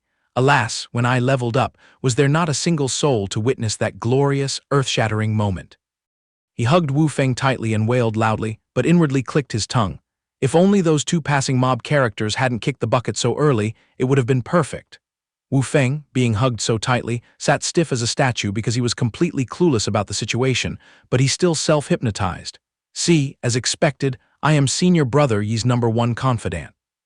How Yu's face darkened, probing suspiciously. Junior brother Yi Feng, what are these words of yours implying? Don't tell me that Wu Feng's bragging just now was actually true. Du Tianyu also cried out in panic. Oh my god, is little junior brother being serious? Chen Heiyu and Du Tianyu's curiosity piqued, and they eagerly clung to him. Little junior brother, what kind of magic did you use in the end? Hurry up and pass the secret manual to us. Yi Feng hurriedly threw a smoke bomb to change the subject. Oh hey, junior brother Wu Feng, you've chewed on 2,000 or 3,000 nine-marked azure profound pills for so long, and your body has been exquisitely cleansed. Why are you still lazily refusing to ram straight into the foundation establishment stage? Wu Feng immediately caught the signal and talked incessantly. It's also thanks to the overbearing blessings of the azure profound pills for the spirit fusion stage that I was able to forge this pure and flawless physique. This great life-changing fortune is entirely bestowed by senior brother Yi Feng. The young man winked slyly. Eldest senior brother, the root cause is that I already wanted to break through to the foundation establishment stage, but unfortunately, Master forced me to sleep on thorns and taste gall waiting for you to drag yourself back. After all, the matter of condensing a spirit lotus is a life-and-death issue for the path of cultivation. Yi Feng hearing this, his excitement flared up. He slapped his thigh loudly. So that's how it is. But the problem is, right now my pockets are completely empty without any good goods to buff you with. Well, just stretch your neck out and wait patiently for a little longer.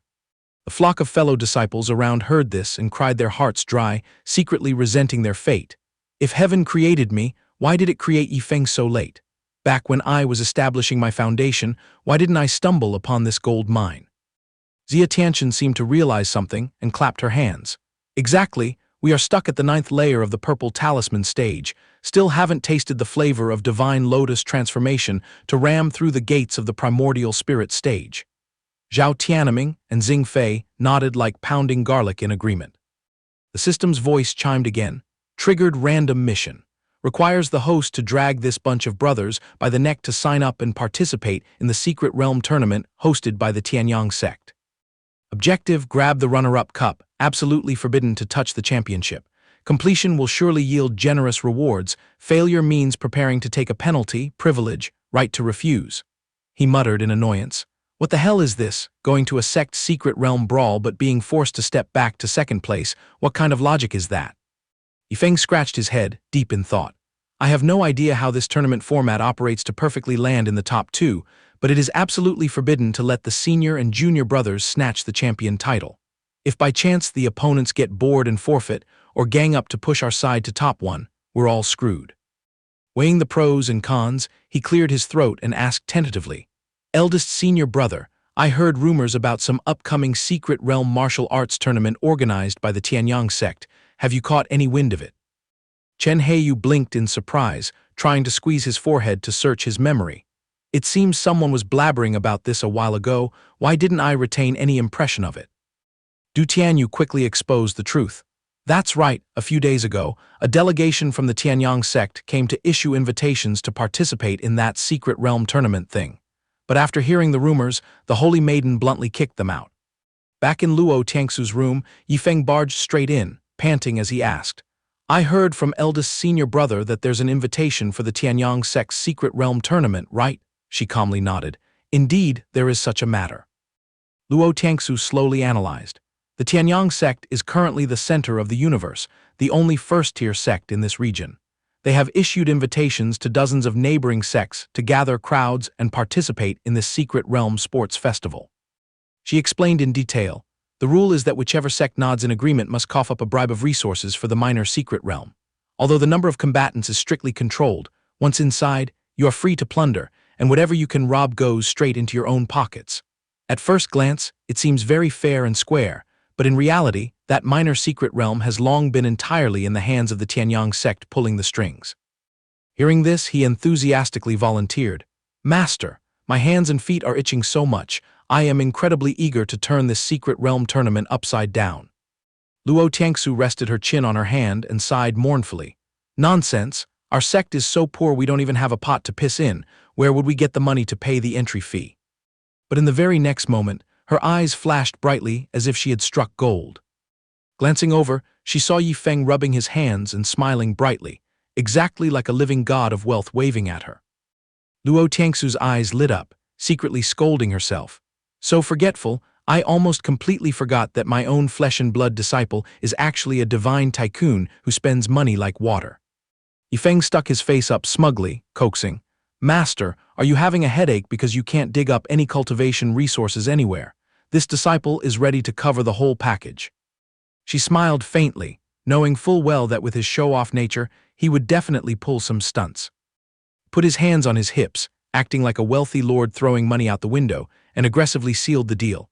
"I'll throw out 50 enlightenment pills, add another 50 stalks of 9-leaf soul returning grass, smash down 30 golden hidden star brilliant stones right now, and scoop out a whole 100 drops of great demon essence blood just for fun."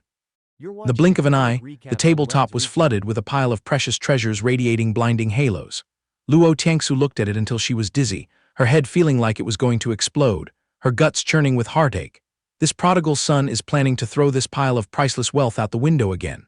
Even if the other sects emptied their pockets, they probably couldn't compensate for a single drop of that great demon essence blood. Yi Feng grinned widely, jutting his chin out to ask, "How about it, master? Are these travel expenses enough to use?" He fanned himself waiting for Luo Tiangsu to finalize the order, secretly laughing wickedly in his heart. "Let me see, when the opening ceremony arrives, those disciples of those country bumpkin sects will definitely go crazy with drool when they admire this pile of goods." Completely contrasting his carefree demeanor, she ground her teeth, hissing uncomfortably, "Enough, it's extremely abundant." Luo Tiangsu spoke craftily, "Then you obediently hand over all these goods to the sect's treasury. As for the resource fee for this competition, your master naturally has a way to manage." In her stomach, she was calculating with an abacus. "Didn't you love playing the role of a divine tycoon? This old lady will confiscate all your assets to the public fund. Let's see what you can use to waste money once you're stripped totally clean." But Yi Feng was no amateur. He sniffed out the danger and waved his hand to sweep up the pile of items, speaking glibly. "Oh my master, this disciple feels that this batch of goods is not qualified to be submitted to the noble sect's treasury." The table instantly became empty without a speck of dust again. Luo Tiangsu was so disappointed her face turned pale, furiously cursing in her heart. "What the hell is going on? I ordered it to be confiscated into the sect's warehouse, and you dare to secretly hide it. Are you trying to rebel?" Yi Feng immediately used his silver tongue to justify. "So unfair. It's because this disciple knows perfectly well that master will feel regretful again and hide this pile of junk carefully like treasures. As a good disciple, I absolutely will not allow these rags to pollute the noble space of our treasure vault. It's better if I destroy them cleanly." Hearing this, she froze, her brain completely going on strike at Yi Feng's definition of junk. Saying that, the young man rolled up the entire pile of wealth, stuffing it back into his cosmos bag, preparing to sneak away. "If master has the elegant mood to use the 9-leaf soul, returning grass to boil water for a foot bath, just give me a shout. This disciple will definitely personally bring it over to serve you." Being hit right in her dark heart, Luo Tiangsu choked on a lump of anger in her throat and had to grit her teeth to compromise. "Fine, if you're so desperate to participate in that mud pit of a competition, I approve. But you must spit out that entire batch of goods and hand it over to the sect. Whichever style you want to destroy them in, I will obediently follow your wishes. Are you satisfied now?" Seeing himself unexpectedly granted the privilege to do as he pleased, the crazy blood in Yi Feng's body boiled up again. He rubbed his hands smugly, weaving his dream. Master has always been famous for being extremely stingy. If this time I can drag her into tasting the feeling of throwing money out the window, I bet she'll get addicted to it. Having dipped her toes in once, there's bound to be a second and a third time. Wait until then, I'll just carry this wealthy tycoon label around to scatter bait and freely grind affection points with Master. The glaring system panel popped up a text exposing him. Hey host, wasn't your original intention to bring these resources to? Yifeng shot a disdainful look at the system screen. What qualifications does that grand sect secret realm tournament have? Just some cheap parlor tricks. How can they compare to currying favor with my master? After listening to his brainwashing for a while, the artificial intelligence system actually nodded, feeling that this argument was incredibly reasonable. He eagerly dumped the pile of wealth onto the table exactly as before, patting his chest generously. Deal. Since Master has spoken, I offer it all up. Luo Tiangsu carefully picked up one pill, fondling it to probe. So how should we handle these 50 enlightenment pills? Yifeng waved his hand sharply and declared boldly. Divide them evenly, 2 for each person to crush and chew, and throw the surplus into the doghouse for the puppies to snack on. She tried to restrain herself, pointing to the other item, and this pile of 9-leaf soul-returning grass. He maintained his arrogant posture. Just apply the old formula, boil it all into water for washing feet. Distribute 2 stalks to everyone, whatever is left over, bring it out for the dogs to soak their paws. Bang! A deafening explosion rang out due to the violent aura released from Luo Tiangsu's wrath, making the tables and chairs shake violently. Yifeng shivered, tiptoeing to probe. Master, please calm your anger. How about I save a little to drop into that secret realm? In his heart, he was screaming in panic. Oh no, it seems I overestimated Master's mental endurance threshold. Luo Tiangsu forced the corners of her mouth into a kind smile that sent chills down the spine, hissing through her teeth. No need, your master thinks your way of scattering money is extremely reasonable. Trying to swallow her anger, Luo Tiangsu shifted direction. Then, where do you plan to burn these 3 golden hidden star brilliant stones? He quickly answered, just take them to forge some knives for fun. She widened her eyes in astonishment. I didn't expect you to still harbor great ambitions regarding weapons. So, do you plan to forge assassination daggers or self-defense swords? Yifeng put on a naive, guilty smile. Spot on, forge a few meat cleavers for the sex cafeteria, and conveniently make some hoes to till the soil in the spirit herb garden. Luo Tiangsu desperately pinned her last hope on the great demon essence blood, and Yifeng scratched his head hesitantly. That is for watering the F. Oh wait, never mind. It's for giving immediate rewards internally within the sect. Whoever grinds and levels up fast or makes selfless contributions, take it out and distribute it. Seeing Luo Tiangsu's facial expression relax as if satisfied, he breathed a sigh of relief, concluding inwardly. Well, it's Master's first time trying to be a spendthrift. Her aptitude is still too green. I shouldn't press her too hard. Luo Tiangsu immediately sent a sound transmission, ordering Elder Bai to hastily herd all the disciples to gather right at the Great Hall. The weather outside seemed to be exceptionally beautiful. She frowned and interrogated those 2 guys about where they learned this prodigal habit when they had only known each other for a couple of weeks. He had to scratch his head and confess that he just stuffed blood ginseng pills down their throats until they vomited profusely. She pressed to see if there were any other tricks, but deep down she had completely relaxed because now that she held the pill recipe in her hands, those trivial blood ginseng pills were nothing to worry about. Would have thought Yifeng played even bigger, stating blatantly that he threw the top-tier heaven-grade cultivation manual to Huang Xiaofai to wipe his butt, forcing Luo Tiangsu to grit her teeth and tell herself that the item wasn't that rare anyway. Yifeng did not hesitate to deliver the final fatal blow, calmly stating that seeing Huang Fei looking as frail as a scholar who couldn't even tie up a chicken, he conveniently gifted him the battle-holy physique. Luo Tiangsu was so furious that her whole body trembled, muttering to refuse to believe this horrifying truth. She secretly calculated, isn't this thing very similar to a battle lunatic? Previously, there were rumors about a guy with that physique going up to challenge his own master. Ignoring severed arms and legs, the guy still fought like a maniac. The deeper the wounds, the more terrifyingly his power exploded, to the point that his master, despite being a whole major realm above, ultimately had to swallow the bitter taste of defeat. Luo Tiangsu bit her lip, secretly hoping that everything was just a coincidence, and turned to ask Yifeng what exactly made that battle holy physique so overbearing. He shrugged and summarized that it was nothing major, just that there was no need to bury one's head in cultivating techniques or martial skills. The more you get beaten, the tougher you become, and the more tragic the injuries, the more horrifying the energy eruption. She choked and stared blankly. It was definitely that freakish thing. After a period of mental struggle, Luo Tiangsu had to swallow her anger and soften her voice to advise him. That item is absolutely not to be underestimated, since it has already been given away. At the very least, you must build a good relationship with that brat Huang Xiaofei. His future prospects will surely be vast.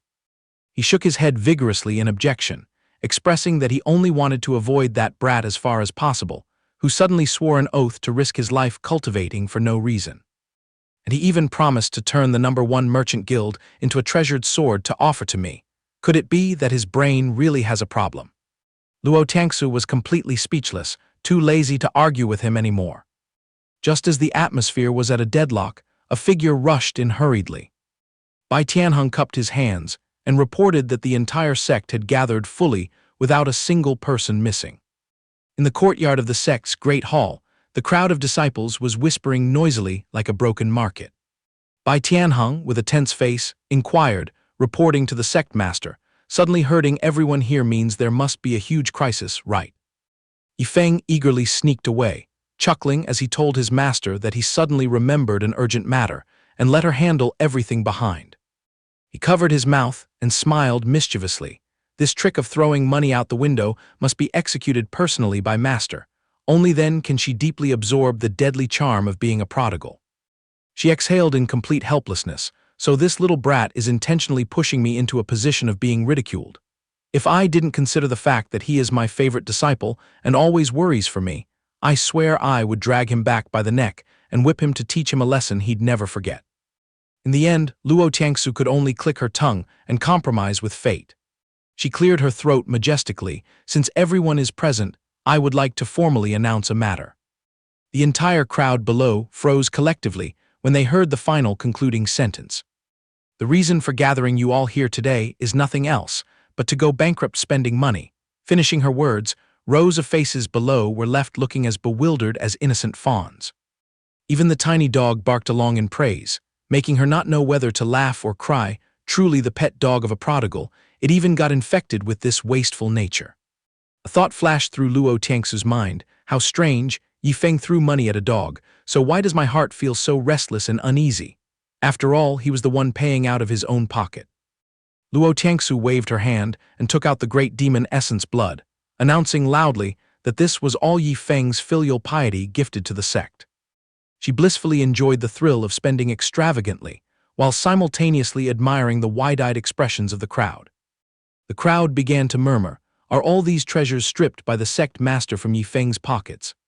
Everyone gasped in awe, their eyes burning with craving and admiration. Luo Tiangsu quickly adjusted her solemn demeanor and spoke unhurriedly. "Yifeng only asked me to distribute the blessings on his behalf. Each person will pocket 2 epiphany pills, along with 2 stalks of 9-leaf soul return herb." Du Tianyu scratched her chin and asked in return, "Holy maiden, calculating it, aren't there still 28 portions left over? How do you plan to handle those?" Luo Tiangsu awkwardly grasped for a random excuse. "If there is a surplus, just hand it all out. I'll give those leftover epiphany pills to the little yellow dog as snacks." Zia Lao muttered in frustration. At this rate, how can a human life even compare to a dog's life? She quickly steered the conversation elsewhere. "Yifeng also entrusted me with 100 drops of great demon essence blood to be used as rewards to encourage the disciples to boost their cultivation, and to treat the dedicated elders. No one objects, right?" Luo Kai grinned broadly and waved his hands in flattery. "We absolutely wouldn't dare to have any objections. The sect master is the best." She nodded and ordered, "Since everyone agrees, let's dismiss here. Bai Lao, please step up and help me distribute these." As soon as the crowd turned their backs, they began buzzing with gossip. This meeting was truly a nerve-wracking experience. Who knows what earth-shattering rewards will be tossed out during the year-end gathering. Luo Tiangsu took out the gold-seeking Starshan stone and held it in her hand. But her face wrinkled in deep sorrow, not knowing what on earth she should forge this rare precious stone into to do it justice. Suddenly, her brain clicked and flashed with a brilliant plan. Luo Tangsu remembered an old acquaintance, her eyes immediately lighting up with joy. That's right, this matter can only be resolved by relying on that young lady. In a corner of Feng City, there was a woman working vigorously, hammering away to forge weapons.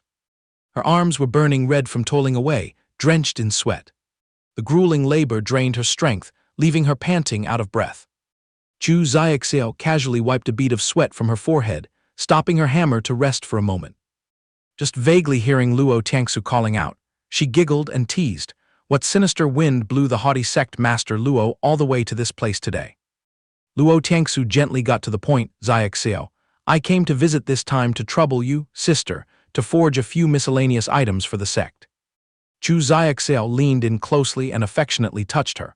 "Come here and let your sister feel you up to see how you've been doing lately." Taking a mile when given an inch, she teased further, "Tangsu in what lifetime will you ever fix this cold and blunt attitude of yours? Besides my father and me, I bet no one else in this world would bother to put up with you." Luo Tangsu pouted and retorted, "It's not that tragic. My beloved core disciple is still more than capable of pampering me." As soon as Chu Xiaoxiao heard the words beloved core disciple, her eyes shone brightly, her mind churning out tens of thousands of nosy questions, but what she was most curious about was what that guy looked like. She laughed ringingly and continued teasing, "Wasn't that Leng Wufeng you brought over the other day just a small fry disciple? Who would have thought my little sister was sneaking around hiding another core disciple?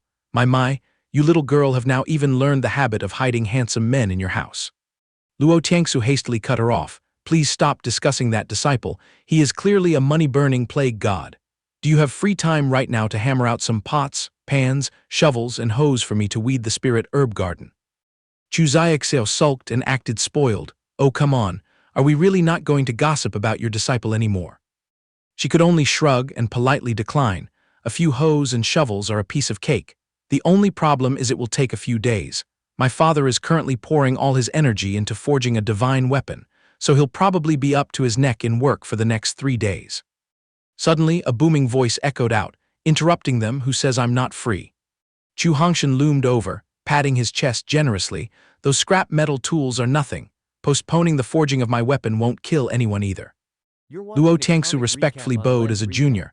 Chu Hongshan laughed heartily and asked whether those 5 old fogies were dead or alive, to which she gently reported that the 5 great ancestors were still eating well and sleeping soundly. He turned his face and instructed, "Xiaoxiao, roll up your sleeves and help Tangsu. Hammering out a few pots and pans will be done in the blink of an eye." Luo Tangsu hesitantly stammered, "Chu Baba, although we are only forging ordinary household items, this junior has a slightly delicate request." Chu Hongshan waved his hand and laughed heartily, "Nonsense, if you have any demands, just spit them out." Luo Tangsu slowly pulled the item out of her bag. "This junior wants to ask Xiaoxiao to mix these chunks of spirit ore into the casting." Both father and daughter of the Chu family widened their eyes and dropped their jaws, gluing their gazes to the thing that just appeared. Staring fixedly at the 3 glowing stones in front of him, Chu Hongshan stammered, "Did those 5 old geezers of yours smuggle this damn thing out?" Chu Xiaoxiao also gasped in shock, "Oh my gods and ghosts, isn't this the legendary gold-seeking Starshan stone?" Rolling the blindingly bright gems in her hands, she asked in astonishment, "Is your brain waterlogged or something? Why do you want to smash these precious treasures into pots and pans?" Chu Xiaoxiao imagined the scene of wielding a knife in a kitchen corner and laughed to the point of tears.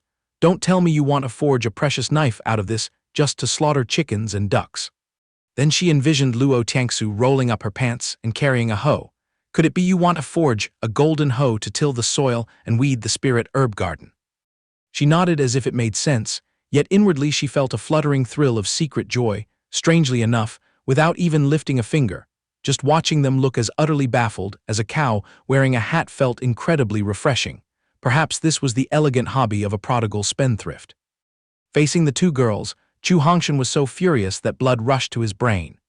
He threw a kick, crushing the patch of dirt beneath his feet, and roared like thunder, "This frustration is going to be the death of this old man." At that exact moment on a street corner in Feng City, Yifeng was munching on a meat skewer, nodding and marveling at how absolutely fire the food here was.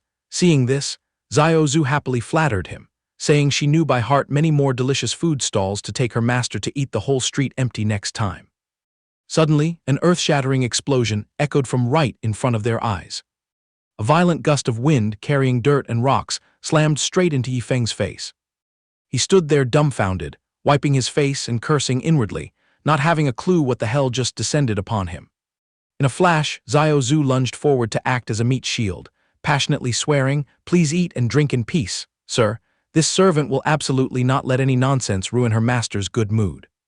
Staring in the direction of the thick smoke and dust, Yifeng waved his hand and pointed, saying the tremor came from that corner over there. "Hurry up and drag yourself over to see what the drama is." Xiao Zhu immediately bowed her head and obeyed. And so, one person ran as fast as their legs could carry them, while the other dashed and flew swiftly to the scene. As soon as he landed, his eyes rolled back in denial of the scene before him. Chu Hongshan, seething with murderous intent, and his face red with rage, was standing there glaring daggers at Luo Tiangsu. Yifeng panicked and broke into a cold sweat. "Oh no, my master is standing right in the teeth of the storm." In reality, it was just a case of showing off before an expert. On the other side, Chu Hongshan was screaming and demanding to grab his blade to skin those 5 old fogies of the Xingji sect alive. Opposite the infuriated old man were Luo Tiangsu and Chu Xiaxia, sweating profusely as they hugged his waist to hold him back. In the blink of an eye, Chu Hongshan flipped the broadsword onto his back and roared indignantly that the rare and hard-to-find treasure, the gold-seeking Starshan stone, is something people kill each other to scavenge bit by bit on the heavenly Dao battlefield. Yet you girl demand to smash it into a kitchen stove and a crappy hoe blade. Is this the ruined morality that your masters took the pain to teach you? His face wrinkled with resentment. This old man has eaten more salt than rice, but has never witnessed a prodigal act as horrifying as this. Today I must go confront them and expose everything. Luo Tiangsu frantically waved her hands to explain that this matter had nothing to do with the 5 great ancestors. The gold-seeking Starshan stone was actually the property of the honorary elder. Unleashing a machine gun volley of words, Chu Hongshan dismissed her explanation. "Honorary my ass? Who is he? What corner is he hiding in?" Leaving her frozen and tongue-tied, unable to squeeze out a single word. Suddenly, 2 silhouettes leisurely walked through the blinding dust. The whole group jolted in surprise and turned their heads to look. It turned out to be Yifeng wearing an aggressive expression, shouting at the top of his lungs, "Which bold bastard dares to touch a single hair on my master?"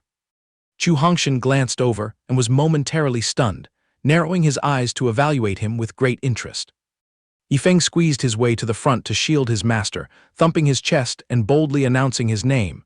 "I, Yifeng, the beloved core disciple of the Xinghun sect, have arrived to protect you." Turned to coax Luo Tiangsu, making her blush completely red. "Master, please stop sticking your nose into other people's business. Luckily your disciple was taking a walk nearby. If anything happened to you I would regret it for the rest of my life." She was tearfully moved, hurriedly and softly correcting him. "Yifeng, actually there is a bit of a misunderstanding." Before the words could escape her lips, Yifeng cleared his throat and barked at Xiao Zhu to quickly carry his master away to a safe place. He didn't want to let her witness a bloody and gory scene. Xiao Zhu smiled and lifted her up effortlessly, leaving Luo Tiangsu dumbfounded and speechless. Luo Tiangsu was simply tucked under Xiao Zhu's arm and carried away out of sight. Yifeng unhurriedly pulled out a chair and sat down with his legs crossed casually, pointing his sharp hostility at the rude old man, accusing him of daring to blatantly snatch things and threaten his master.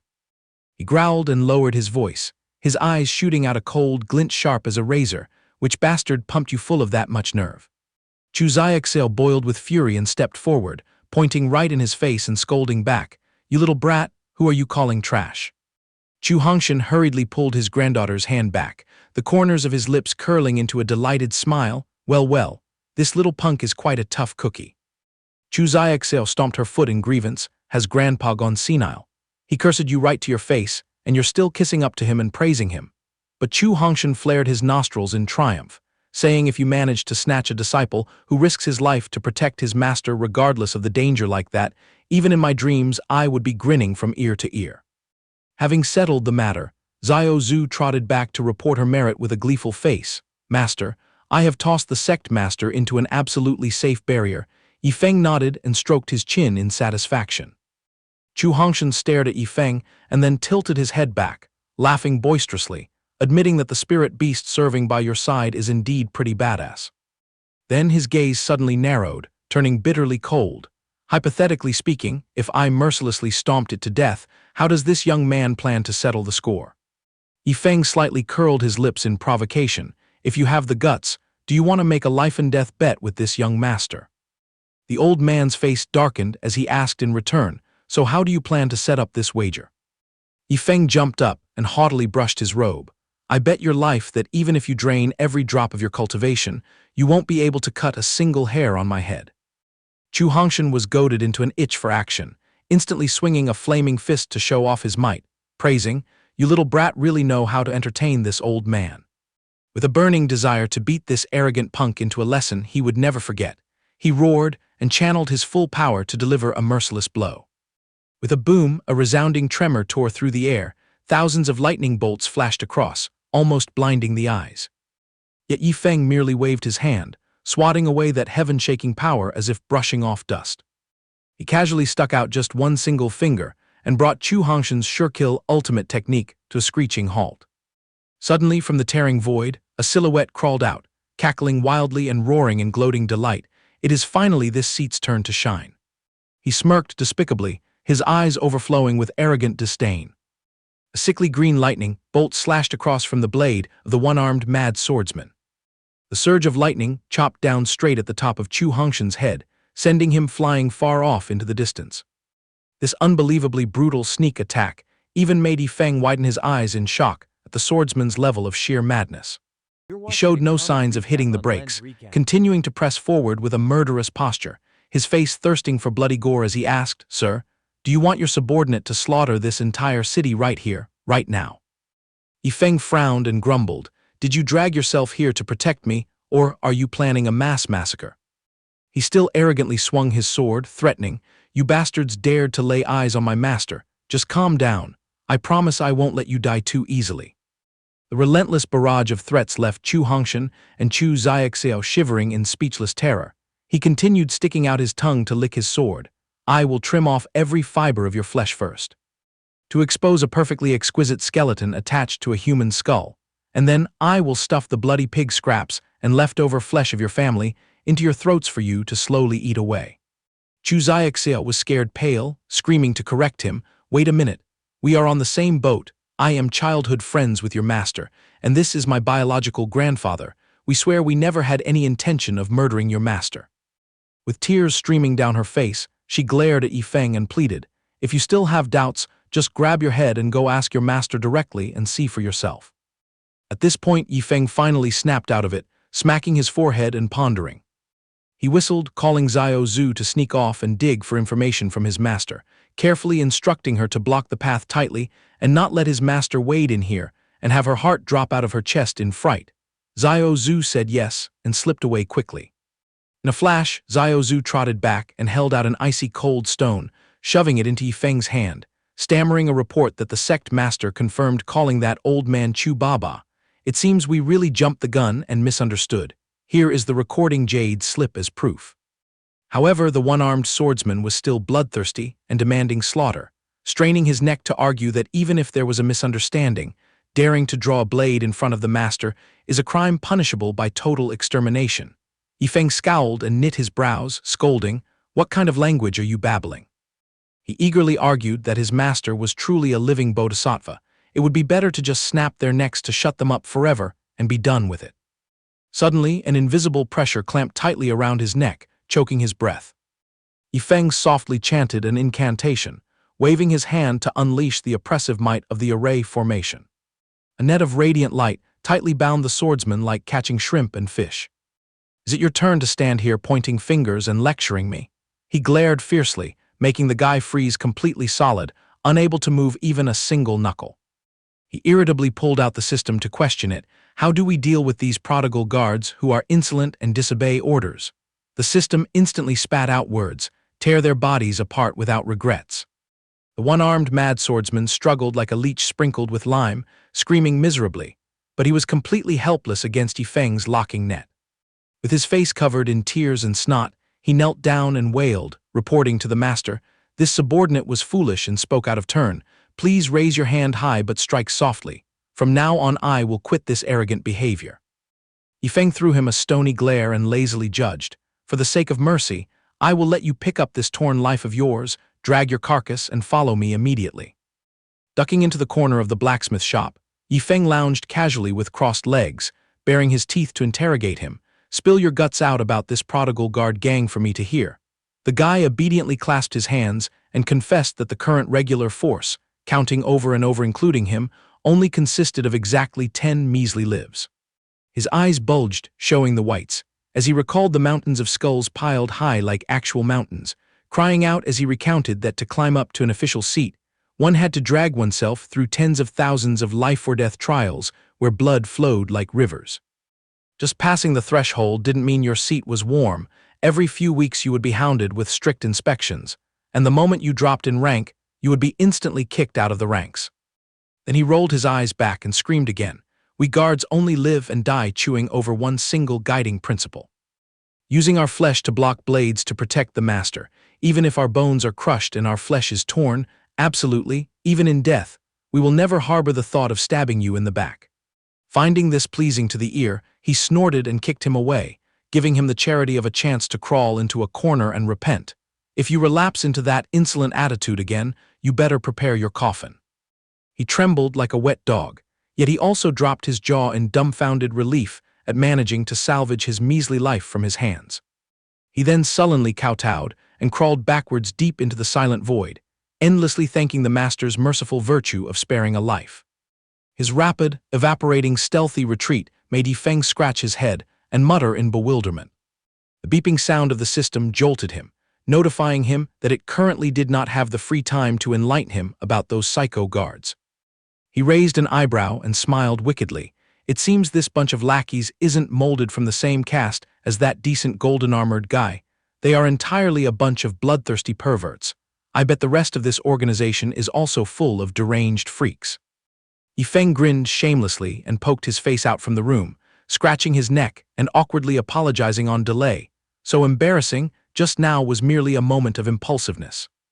Then he jerked his chin and pointed at the blindingly bright pile of stones sprawling on the table, bluntly offering a deal that as long as everyone erased their memory of the recent chaotic mess, these 5 chunks of gold-seeking Starshan stone would change hands. Xianxia forced a crooked, awkward smile, pouring out a barrage of interrogations. "What kind of creature are you exactly? Getting close to Tiangsu, what shady scheme do you have? If you don't vomit out the truth, I swear I will expose and humiliate you no matter what." Chu Hongshan was quick-handed enough to tightly cover his granddaughter's mouth, gleefully blinking and nodding in agreement with his sweet deal without missing a beat. Yifeng craned his neck and called out, instructing Xiao Zhu to carry Luo Tiangsu back to the front lines. On the other side, Chu Xiaxia stomped her feet and bristled like an angry cat from being unjustly gagged, snapping at her grandfather. "What's wrong with you?"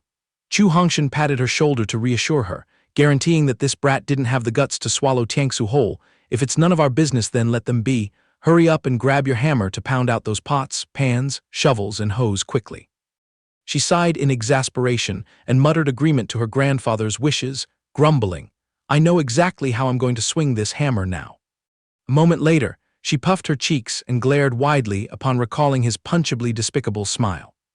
"Just you wait, this young lady will pack a mat and take root at Tiangsu's sect to monitor you, in order to put a stop to all your groping schemes."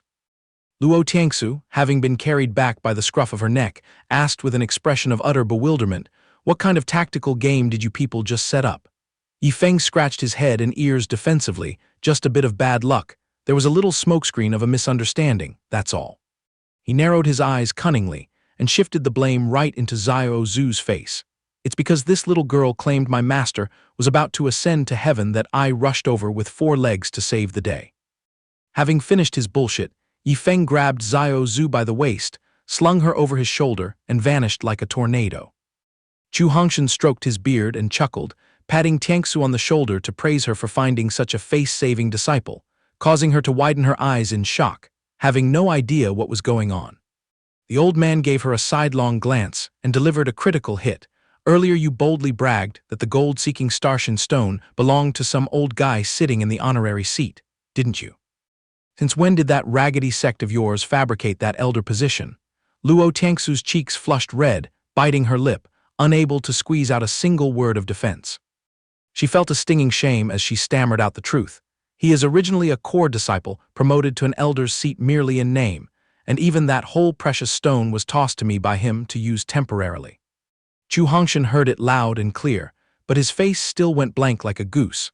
Have those 5 old geezers gone completely incurably insane, or did that brat Yifeng display some earth-shattering talent? Chu Xiaoxiao, standing by eavesdropping, jolted and yelled out, so it turns out this older sister has to bow her head and call him elder too. Luo Tiangsu blushed betrayed and whispered shyly, it's because he accidentally swung his hand and slammed down 1 billion supreme-grade spirit stones, forcing the Xingji sect to spend wildly without restraint. Patting his chest in relief, the old man mentally calculated the number that had just entered his ears.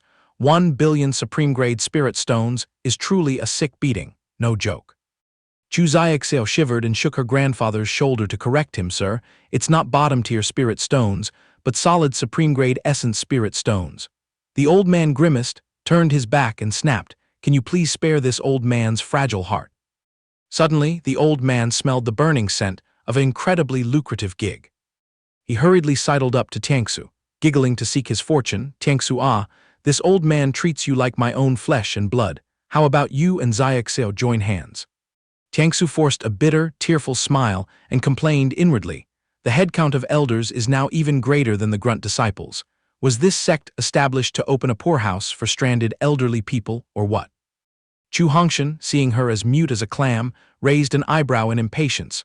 What the hell is this girl still hesitating about? Or is this old man speaking a foreign language that doesn't reach your ears? She drooped gloomily and racked her brains. We are really doomed this time. The Xinghun sect is about to turn into a high-end nursing home. Brought his beak close to Luo Tiangsu's ear, whispering and pouring honey, your tiny sect hasn't fully fledged its wings, yet to suppress the martial world. I am a dignified 9th-grade artifact refiner with over 100 years of broad connections, bringing in a massive salary in return. This honeyed persuasion seemed to hit right at the bull's of her heart. As decisive as a nail driven into a pillar, Luo Tiangsu jolted and abruptly spun around to face the old man. She squeezed out a smile as radiant as spring flowers, swiftly closing the deal that from now on, if the sect brings items for forging, we will absolutely rely entirely on this great benefactor here. The old man, having hit the jackpot, smiled so wide his eyes squinted shut, his heart blooming with joy, so it's a pinky promise, all settled and no backing out, right? Chu Hongshan dragged Chu Xiaoxiao by the scruff of her neck, tagging along closely behind Tiangsu, making her break into a cold sweat as she muttered, why do I suddenly have the premonition that I'm being herded off to be sold too? Cutting the scene to another gathering spot, a few fierce-looking, scarred silhouettes appeared.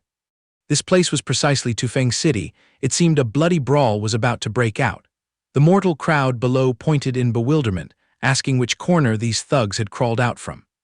The commoners were in a panic, completely clueless, gathering together to gossip animatedly, speculating that some idiot must have poked the fire ant nest of the master of Jingyu Villa. Rumors in the martial world said that Zhang Shufeng had just successfully transcended the heavenly Tao lightning tribulation, his level now leaving those shabby, third-rate tribulation crossers far in the dust. On the rooftop of the Zai Pavilion, a gang of lackeys prepared to plunge into the bloodshed. The ringleader strained his neck and roared, urging them to gun the throttle to the max and charge. Rumor has it that the root cause of this chaotic mess involved Yi skewering that brat Zhang Heng stone dead. The person standing up there pointing fingers was exactly Zhang Shufeng, the biological father of that brat Zhang Heng. He ground his teeth fiercely and shrieked, whichever bold bastard crushed my son to death, I will dig up their ancestral graves. The entire swarm of underlings below joined in like they were possessed, howling for blood debt for the young master, their battle cries shaking a whole corner of the sky. Drifting back to Zaifeng City, Yifeng dragged his feet, sighing short and long. This is way too boring, other than stuffing food down one's throat. Is there not a single decent form of entertainment in this damn place? The servant girl watched Yifeng's listless posture and pondered. The master suffers from an occupational disease of being addicted to burning money. Being stuck in this tiny boondock, where he can't spend billions, will definitely kill his mood. All of a sudden, her eyes flared with a blinding flash of inspiration. She cheerfully suggested, last time when you went to gather spirit herbs with your junior brother, this servant sniffed out that the North City market area was bustling with activity. As soon as he heard this, His eyes lit up brightly. Does this dump actually have a place that fancy? I don't give a damn about the quality of the goods, as long as I can throw money out the window. This young master approves of it all. Just as he showed his face at the north gate of the bustling market, the shouting and aggressive haggling slammed into his ears, making his head spin. The market street had everything from the finest gold to the lowest dregs, offering all sorts of things from pills and weapons to flirtatious courtesans singing and dancing. Nothing was lacking. Yifeng and Xiao Zhu stood there stiff as statues, not yet accustomed to the overly aggressive, chaotic rhythm of the locals hustling for business. First, he wandered into a weapons stall, but clumsily trying to lift, one almost sprained his wrist because it was way too heavy. Xiao Zhu immediately dragged him over to another stall to spare him the embarrassment. Suddenly, the damn notification of the system popped up, startling him. The mission this time is to secure the purchase of a scrap metal token containing the top-secret Heavenly Dao token. Hearing this, he anxiously darted his eyes around, rummaging through every nook and cranny of the market stalls to hunt down that blasted Heavenly Dao token. He slammed on the brakes and skidded to a halt when he spotted the memorial tablet-like token. Yifeng stared wide-eyed, glued to the flimsy token lying neglected under the counter, and immediately asked for the price. The stall owner, Li Xiaming, seeing a juicy prey, smirked cunningly. Finally, a clueless golden deer has blindly crashed into this useless burden. He cradled the token and boasted extravagantly, "Young master truly has a keen eye to scavenge this antique from the Heavenly Dao." This old man nearly lost all his teeth. He furrowed his brows, his face clearly showing a grumpy and irritable expression. "Cut the nonsense and spit out the price quickly, old man." Seeing him so hostile, the stall owner also got intimidated, timidly throwing out a random steep price of 3 million low-grade spirit stones with no bargaining allowed. And the moment the sentence ended, Li Xiaming mentally slapped himself, wondering what if milking this sheep too hard makes it run away. Yifeng's face darkened completely, bitterly cursing in his head. "Walking until my heels burn only to spend a measly 3 million low-grade spirit stones is way too cheap." The old man, seeing him dead silent, tearfully coaxed him. "Oh, come now, young master. If it hurts your wallet, we can always shave a little off the top." Li Xiaming stammered, intending to smoothly add that the price was a bit steep, but totally worth it. Yet before the words could escape, a heavy spatial ring was forcefully shoved right into his mouth. He snatched the token, turned on his heel, and walked away nonchalantly, leaving behind the phrase, "There's more than 3 million in there. Keep the change." The old stall owner stood rooted to the spot, inspecting the ring and unable to believe he had just scored such a massive windfall. Li Xiaming jolted and glanced after his silhouette. How can there be someone in this world so clueless and stupid at haggling? Or does this piece of scrap contain some super overpowered secret manual? Itching with curiosity, he fawned and tailed him, smoothly asking in a low voice, "Hey young master, tell me the truth. How much is this item really worth? How many bricks did this old man miss out on?" He just kept walking leisurely and tossed out the words, "This item is priceless to this young master. I don't give a damn if it's 3 million measly spirit stones or a king's ransom. I would grit my teeth and snatch it at any cost." Xiao Zhu stayed close by, rubbing the token and covering her mouth to giggle. The old merchant, upon hearing that he could have drained 3 million top-grade spirit stones to close the deal, turned completely to stone, staring blankly at the brat, giving a smug smile before quickly slipping away. Li Xiaming's demeanor instantly transformed into cunning greed, salivating over those 3 million high-quality spirit stones, muttering that he couldn't just let a piece of fat meat delivered right to his mouth slip away so easily. Just as he turned his back and lifted his heels, Xiao Zhu smelled the stench of a dirty, treacherous scheme wafting from the corrupt merchant. She immediately leaned into his ear and warned, reporting to Master, "Someone wants to block our path. It seems that mortal geezer wants to weed us out." Yifeng didn't even bother to furrow his brow but merely smirked. Does that stubborn old man dare to stroke the tiger's whiskers? Finishing his words, he acted carefree again, whistling and skipping straight upstairs, telling them to book a luxurious room and set up a feast waiting for him to haul his carcass over. Xiao Zhu tilted her head and stared blankly. Although that old man is just a small fry, how come being tracked for assassination makes her master as euphoric as hitting the jackpot? Loitering in the dark corners for about an hour, Li Xiaming had pulled some strings in the underworld to hook up with a hired thug, bringing a club to intercept Yifeng in order to extort ransom money for the token. The notorious underworld thug known as Hu Laodai had a gleeful face smelling the overwhelming scent of money, yet he still glared and threatened the old merchant. "You better not be leading this seat by the nose. If this gig turns out to be a bust, watch out. My fists don't spare anyone." The two partners in crime, wearing cocky boss-like expressions, barged straight into the lobby of the Zai Pavilion. Just like that, they followed closely behind each other, loudly stomping up every step of the stairs. While aggressively swaggering through the corridor, suddenly from the opposite room echoed out some sensitive sounds. Master, stuffing it, that deep will ruin everything." The two perverted old men lurking outside the door were bombarded with those provocative sounds, to the point that their imaginations flew wildly, causing them to spray nosebleeds everywhere. The actual situation inside was that Xiao Zhu was watching Yifeng busy playing a block-stacking game, and grumbled, complaining that a robbery should at least score 2,000 low-grade essence stones, which converts to 100,000 top-tier spirit stones, isn't offering this kind of petty bribe way too pathetic. Casually continued stacking each wooden block and smacked his lips in response. "Do you think they can easily carry their lives back after swallowing my money? In a bit, keep a close watch. The moment they take the bait, you dash out and chop their heads right off." His mouth smiled radiantly, but his heart was flooded with the stench of blood.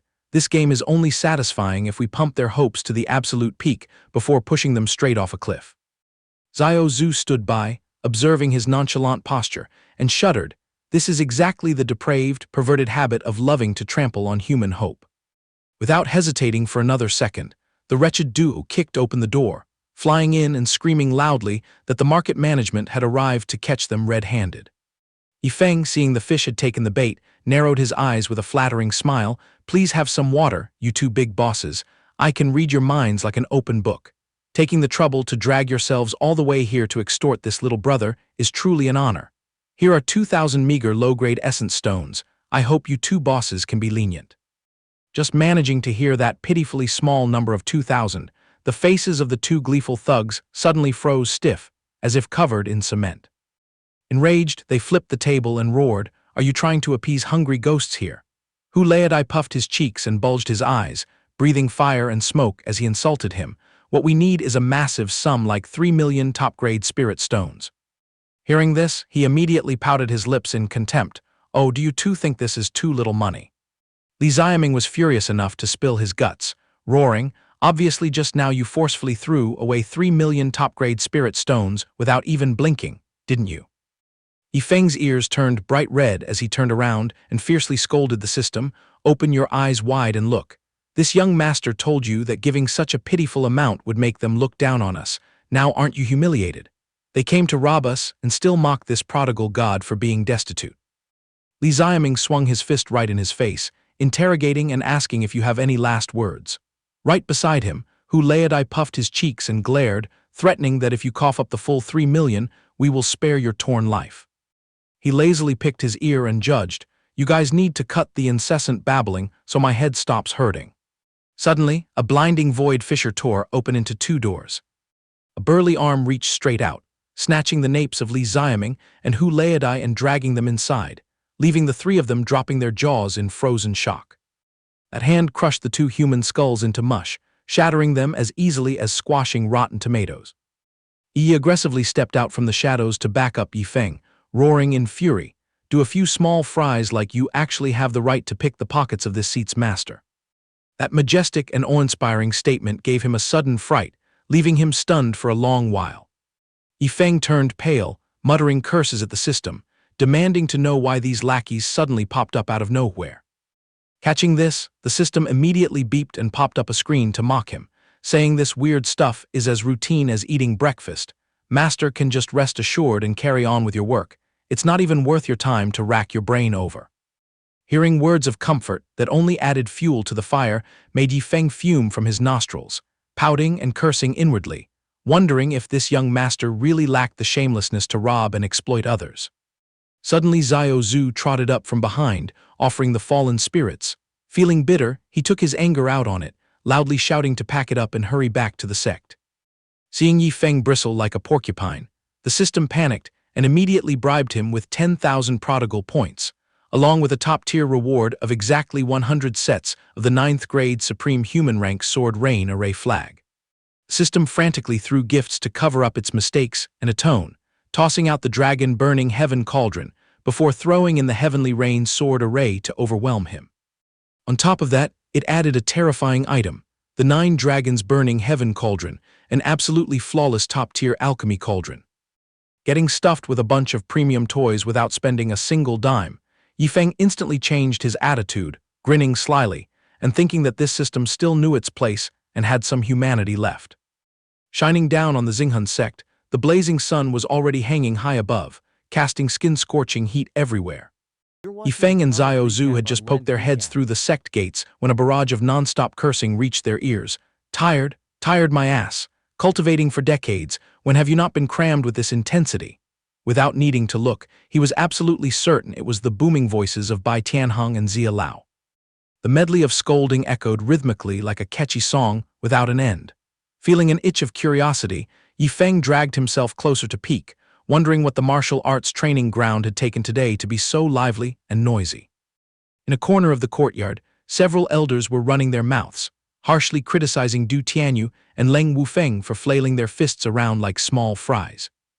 Yifeng shrank back behind the wall, gulping nervously with his head full of question marks, unable to process the bizarre scene before him. On this side, Leng Wufeng was drenched in sweat, his hand holding the sword hilt trembling like he was strumming a lute, muttering that he was about to drop dead. Gritting her teeth to struggle through the exercise, Du Tianyu, who was dragging herself along next to him, was also dizzy and swaying like a roly-poly toy. Suddenly, this guy burst into tears like a 3-year-old child, with snot running down his nose, throwing away all his dignity and sprinting desperately toward Yifeng. "Beloved eldest senior brother, you finally showed your face back here. Please save our lives. Those 3 old geezer elders have gone crazy and are biting wildly today." The whole swarm of underlings clustered tightly around Yifeng like ants on a piece of candy. Some were crying, while others were screaming noisily for him to save their lives, making his face turn green and breaking him out in a cold sweat. From the core disciples to the junior brothers, everyone went mad, swarming and grabbing at Yifeng, throwing him into sheer panic. Having run out of options, Leng Wufeng resorted to a pitiful bribe, pleading, "Senior brother, save me, and tonight I will come over to serve you, give you a massage and scrape the wind for you." The 3 tough old men caught a glimpse of Yifeng's shadow entering the door and immediately stretched their mouths into a sickeningly perverted smile to welcome him, making him both bewildered with curiosity and so terrified that he just wanted to run for his life. Bai Tianheng smirked with hidden meaning, announcing that a special training curriculum had been prepared exclusively for Yifeng. Meanwhile, the young man was still being held tightly by his fellow disciples, screaming incessantly, "Let me go, I don't want to train at all." Suddenly, a piping hot cup of tea flew straight toward him from nowhere. Both Bai Tianheng and Zia Lao attentively surrounded Yifeng, asking all sorts of caring questions. This enthusiastic attitude successfully made the kid completely forget the threat known as training.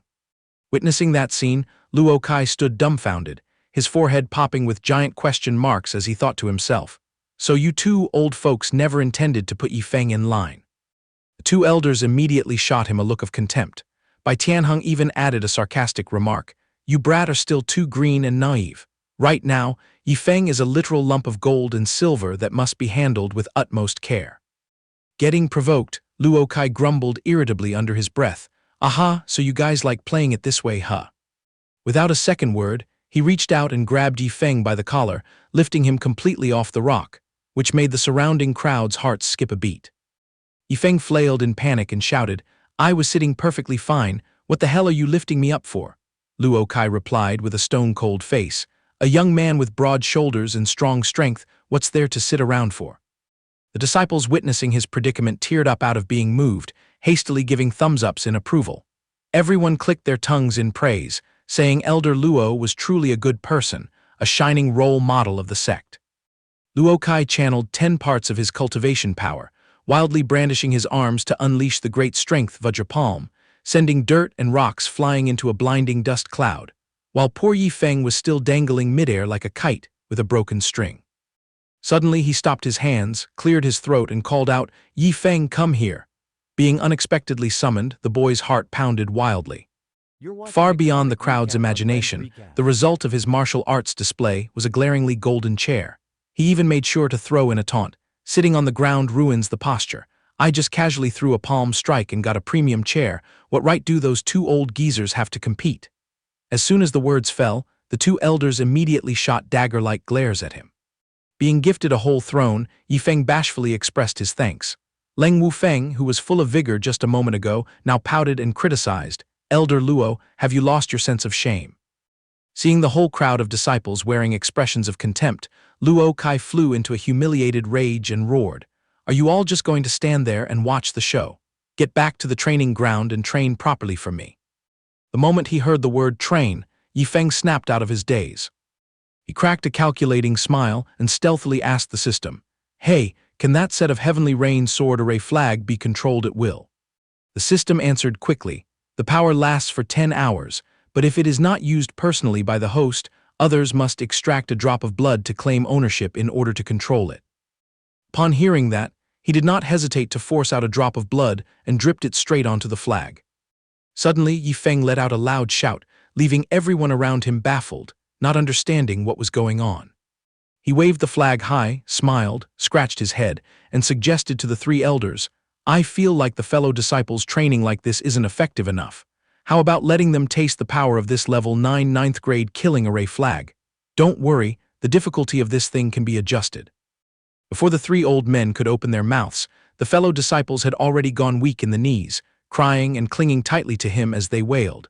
Oh Yifeng, Yifeng, are you planning to trample the flowers and crush the willows, forcing us to our deaths? Observing from the outside, Luo Kai's face also turned pale green, secretly worrying, isn't playing it this big a bit too cruel? I only wanted them to temper themselves. I never had any intention of sending them to heaven. Suddenly, he raised the flag high again and shouted loudly, making everyone widen their eyes in curiosity. Yifeng's entire body was covered in dirt and dust at this moment, awkwardly muttering, Elder Luo, your acting up to this point is deep enough. Yifeng put on a righteous facade, standing in the middle of the crowd and sighing heavily, as long as it helps everyone become stronger, what is enduring a little storm? For the sect's future, my heart has truly worn out far too much. Luo Kai was speechless and cursed inwardly, is the skin on your face made of city walls? But outwardly, he played along, at the end of the day, it is a tempering array formation, suffering a little is only good for you all. Xia Tianchen whimpered, this is basically trying to take our little lives. Chen Heiyu, on the other hand, comforted himself, thank heavens it's just an array flag, consider it the junior brother going extremely easy on us. But right after that, Yifeng dropped another fatal bombshell. It's a pity that this item only works for about 10 hours. I'm afraid such a short amount of time isn't enough to squeeze dry everyone's potential. Chen Heiyu's face turned ashen like dead embers, and he looked up at the sky and roared, O sect master, O holy maiden, this sect is impossible to stay in anymore. Eldest senior brother, your mouth is truly as toxic as a black crow. Hurry up and save us and take us back. A confused sound echoed from the sound transmission jade. Before Chen Heiyu had time to explain, Yifeng affectionately patted him on the shoulder. Yifeng leaned close to his ear and whispered, Eldest senior brother, from now on, the authority to manage the team will be entrusted to you. What do you think? Catching the scent of power, Chen Heiyu was delighted and immediately stuffed the token he was holding right into Yifeng's hand. Having done that, the guy tucked his legs and ran away. He even turned his head back, confidently patting his chest and declaring, guiding the junior brothers with a few basic moves, as the eldest senior brother, I naturally cannot refuse this noble responsibility. At the same time at the Xingji sect, Wuming was staring down at the shiny golden token in his hand, furrowing his brows and wondering to himself, what's the deal with this toy? In short, should I trudge over there and bring those brats back? Luo Tianxing approached to probe, what did the disciples over there say? He shrugged and replied nonchalantly, nothing major, the kids are just homesick and want to come back. Luo Tianxing jolted and reprimanded him, why didn't you report such earth-shattering news earlier? Zhang Heiyu, standing next to them, chimed in to flatter, that's right, just toss hot news like this over to me and it'll be handled. Wuming froze, entirely speechless. Luo Tianxing casually stepped out, casually bringing up old man Zigang, my old friend just visited the sect. I'm taking him on a tour around the place, surely you guys don't object, right? The whole crowd gathered to mock him. This old geezer is just waiting for an excuse to slip away. He truly is thick-skinned and shameless, knowing no bounds to his disgrace. A few hours later, in a deserted forest, Luo Tangxing grabbed Zi Gang by the neck and launched into the air, scaring the soul out of his old friend, who screamed hoarsely, "Old Luo, hit the brakes. Flying like this, I'm about to puke my guts out." Hearing that, Luo Tangxing slammed on the brakes, tearing through the wind midair. The consequence was that old Zi Gang got motion sickness and vomited miserably on the spot. After emptying his stomach, he held his belly and cupped his hands in apology. "Sorry about that, that breakneck speed was too much to handle." Once his soul had returned to his body, Zi Gang curiously asked, "I understand you rushing over to the Xinghun sect, but enlighten me, why is a grand expert like you roaming the streets wearing this beggar sect leader outfit?" Luo Tangxing stroked his beard, glared, and yelled, "What the hell do you mean, beggar clothes? Are your eyes on the soles of your feet? This is a battle robe that brings victory." Zi Gang showed an expression of extreme disgust. "What? A victorious battle robe that looks torn and reeks like this?" Luo Tangxing grinned cheekily, "Not to be rude, but was that pile of calming spirit incense I gave you the other day good?" Zi Gang's eyes lit up at the mention of the good stuff. "I haven't even had the chance to beg you for more. That amount was used up in a flash." Luo Tangxing grinned broadly and boasted, "Let me let you in on a secret. To get that incense, I had to disguise myself as a miserable wretch and scam that brat Yi Feng to salvage it. See how reliable I am." Zi Gang instantly leaned in, tugging at his clothes and whining, "Dear old Luo, share a disguise set with me." Luo Tangxing hurriedly protected his clothes, stepping back and scolding, "Take your hands off. I only bought exactly one set of this gear, don't even think about looting it." And so, the two white-haired old men loudly chased each other around just because of a set of rags. At the same time, at the Xinghun sect, the disciples under Yi Feng's command were dragging themselves on the ground, crying out miserably, "Oh gods, save us, my vitality is completely drained, I'm about to ascend to heaven." Someone bitterly cursed, "The eldest senior brother is truly a traitor to his brothers." Meanwhile, Chen Heiyu remained nonchalant, scratching his ear. I'm also struggling and enduring this together with you guys, I'm so wrongly accused." Leng Wufeng lunged over, tightly hugging Yi Feng's thigh and wailing, "Eldest senior brother, as expected in this world, you are the one who loves me the most." Yi Feng chuckled awkwardly and waved his hand. "Junior brother Wufeng, you're being a bit too narcissistic. I only called you out here to ask you a few things. Once we're done, you still have to crawl right back into that purgatory furnace." Hearing this bolt from the blue, Leng Wufeng stammered in panic, "Eldest senior brother, you went through the trouble of calling me out, please, by all means, don't tell me you want to ask about alchemy knowledge." He winked playfully and nodded. "Bingo, congratulations junior brother, you hit the jackpot." Just as Leng Wufeng was still crying and clinging tightly to his thigh, a majestic figure stepped forward. Showing no mercy for the weak, Zia Lao swung his leg and kicked Leng Wufeng flying straight into the killing array, then stroked his beard and majestically declared, "This old man is a dignified 9th-grade alchemist. If you have any doubts, kid, just boldly consult me." Yifeng smiled stiffly and cupped his hands. "In that case, I'll have to bother Zia Lao's precious time." A moment later at the elder's courtyard, Zia Lao widened his eyes in astonishment and asked, "Yi Feng, where the hell did this cauldron pop out from?" To satisfy his curiosity, he glanced quickly at the system interface and fluently recited by heart, "This is the 9 Dragons Burning Heaven Cauldron, a masterpiece capable of refining myriad types of spirit herbs, borrowing the fire mastery from the sun and moon's spiritual energy to condense it into world-shaking divine pills." Zia Lao froze for a few seconds, muttering in disbelief, "What do you mean cooking thousands of spirit herbs and even burning up the spiritual energy of heaven and earth? Kid, are you just talking big with this old man?" And he slapped his thigh and roared with laughter. "Oh Yi Feng, this piece of scrap metal is at best ranked at the tier 4 heaven, earth, black, and yellow grade. If you want to refine thousands of spirit medicines at once, you must at least use a heaven-grade item.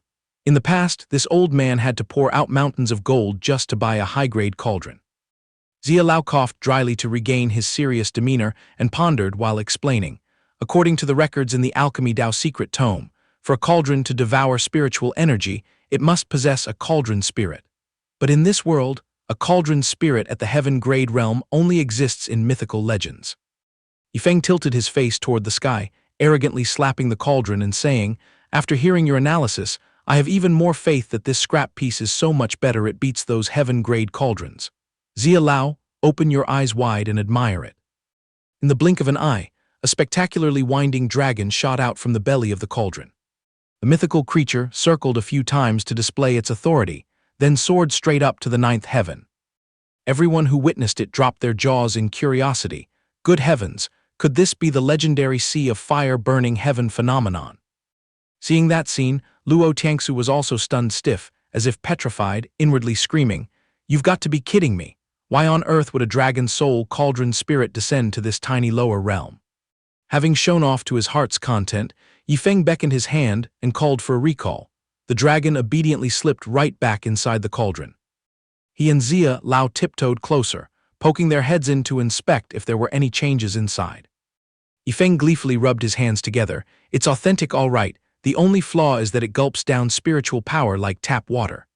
Zia Lao, holding his forehead, was speechless. "I knew it. From the moment you pulled this furnace out, this old man smelled an ominous omen. Premium stuff naturally comes with burning through your wealth." Luo Tiangsu landed straight down from the sky, gritting her teeth. "Yifeng, only a mischievous brat like you could pull off these stunts." She stepped forward to scrutinize it and asked, "This pot is what just shot out the cauldron spirit a moment ago, right?"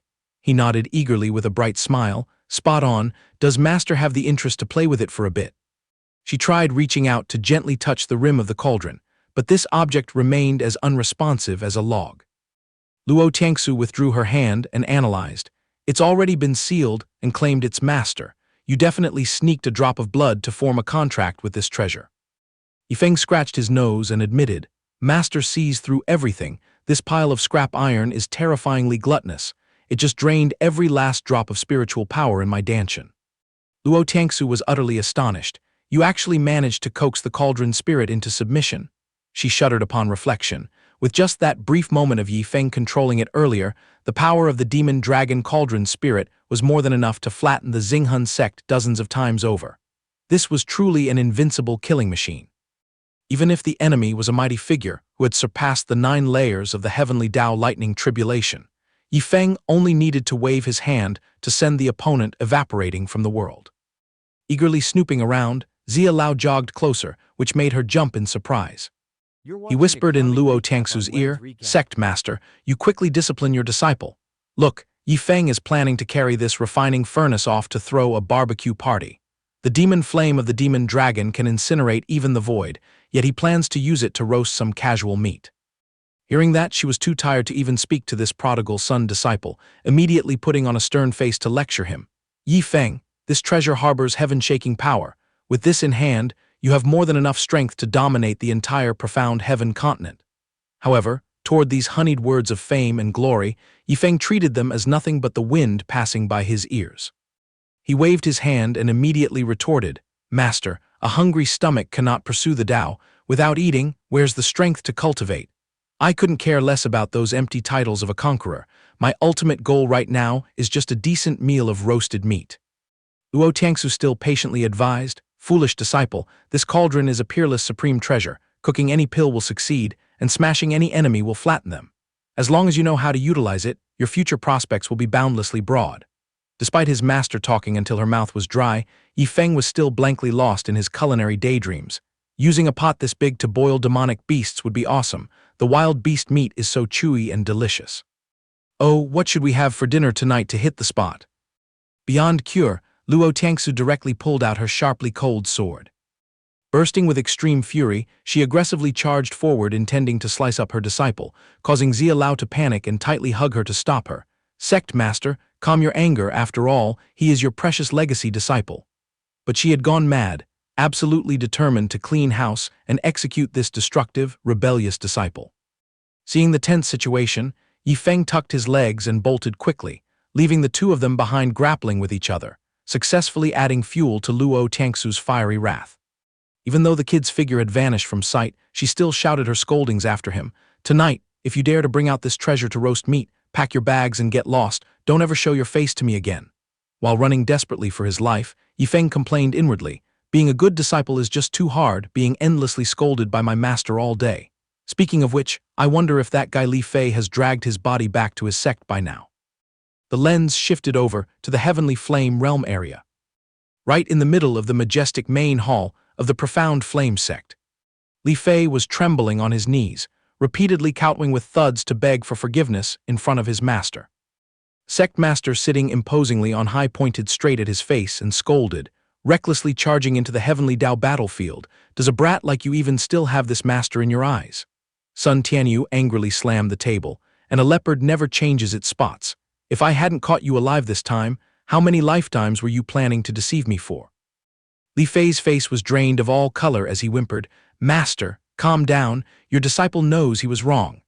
He broke into a cold sweat upon seeing Sun Tianyu's murderous aura slowly descending upon him. His rough hand slammed right down on the top of his head, making Li Fei jump out of his skin. Sun Tianyu picked Li Fei up by the neck, hanging him midair like holding a scrawny chicken, and coldly decreed his holy edict.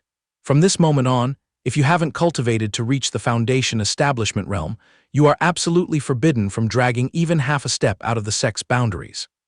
Suddenly, a burst of laughter echoed from outside the door, and Wang Chengxian strode forward, raising his voice to ask, which sword cultivator friend has deigned to visit our profound flame?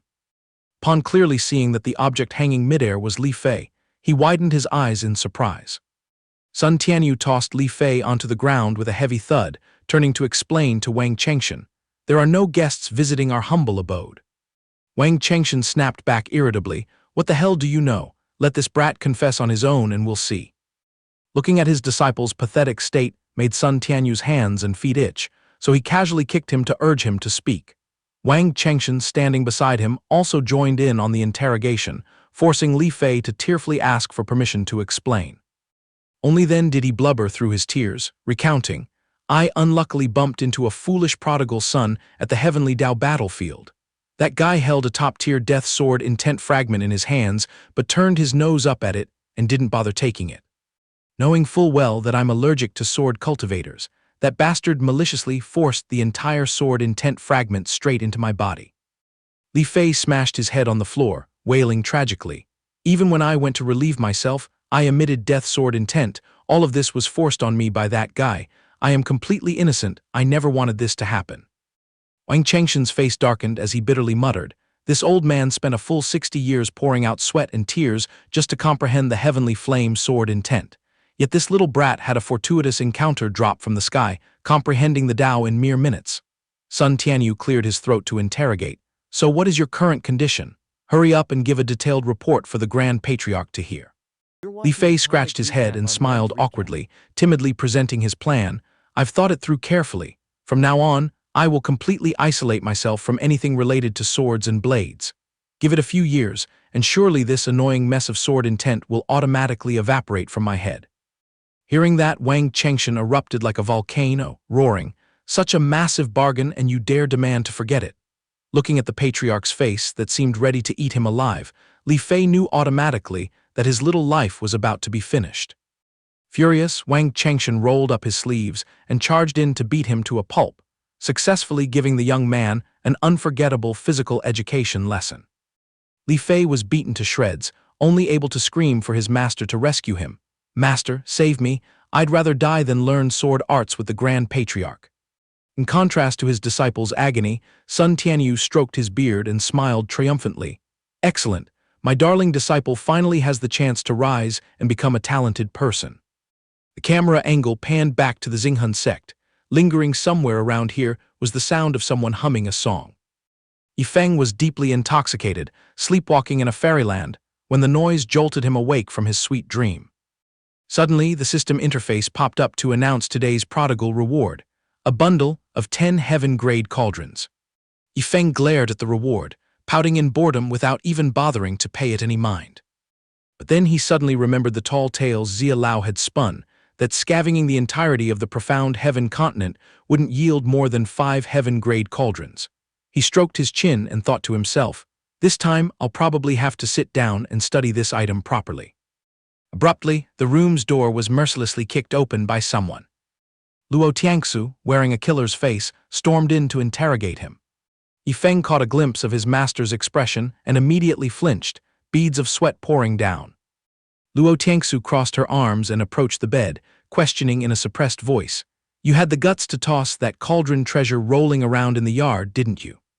Hearing that, Yifeng breathed a sigh of relief, thinking it was something disastrous, and calmly replied, Oh, it's just a broken pot. Surely you don't expect me to carry it to the altar and worship it. Luo Tiangsu held her head in helplessness at the logic of this bizarre student, muttering, Offering worship to a cauldron of this caliber would mean there's truly a problem with the nerves. Seeing the atmosphere seem tense, Yifeng hastily poured honey to extinguish the fire. All right, calm down, master, just treat the torn pot out there as trash. So now, let's suppose I whip out 10 more heaven-grade cauldrons. Could you advise me on how I should squander them to look cool? Luo Tiangsu snorted disdainfully. Stop with your delusions of grandeur. Where in the world would you pull out such a preposterous hypothesis? She flared up again, pointing a finger at his face.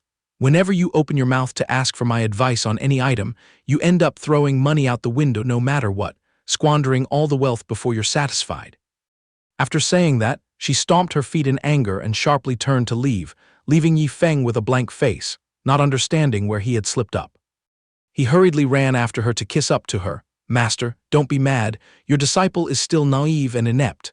I hope Master will be generous and point the way for me. Luo Tiangsu plugged her ears and ignored him, making a vicious oath in her heart. I've endured this past my limits. From now on, out of sight means it doesn't exist, to spare myself the exhaustion of dying from anger.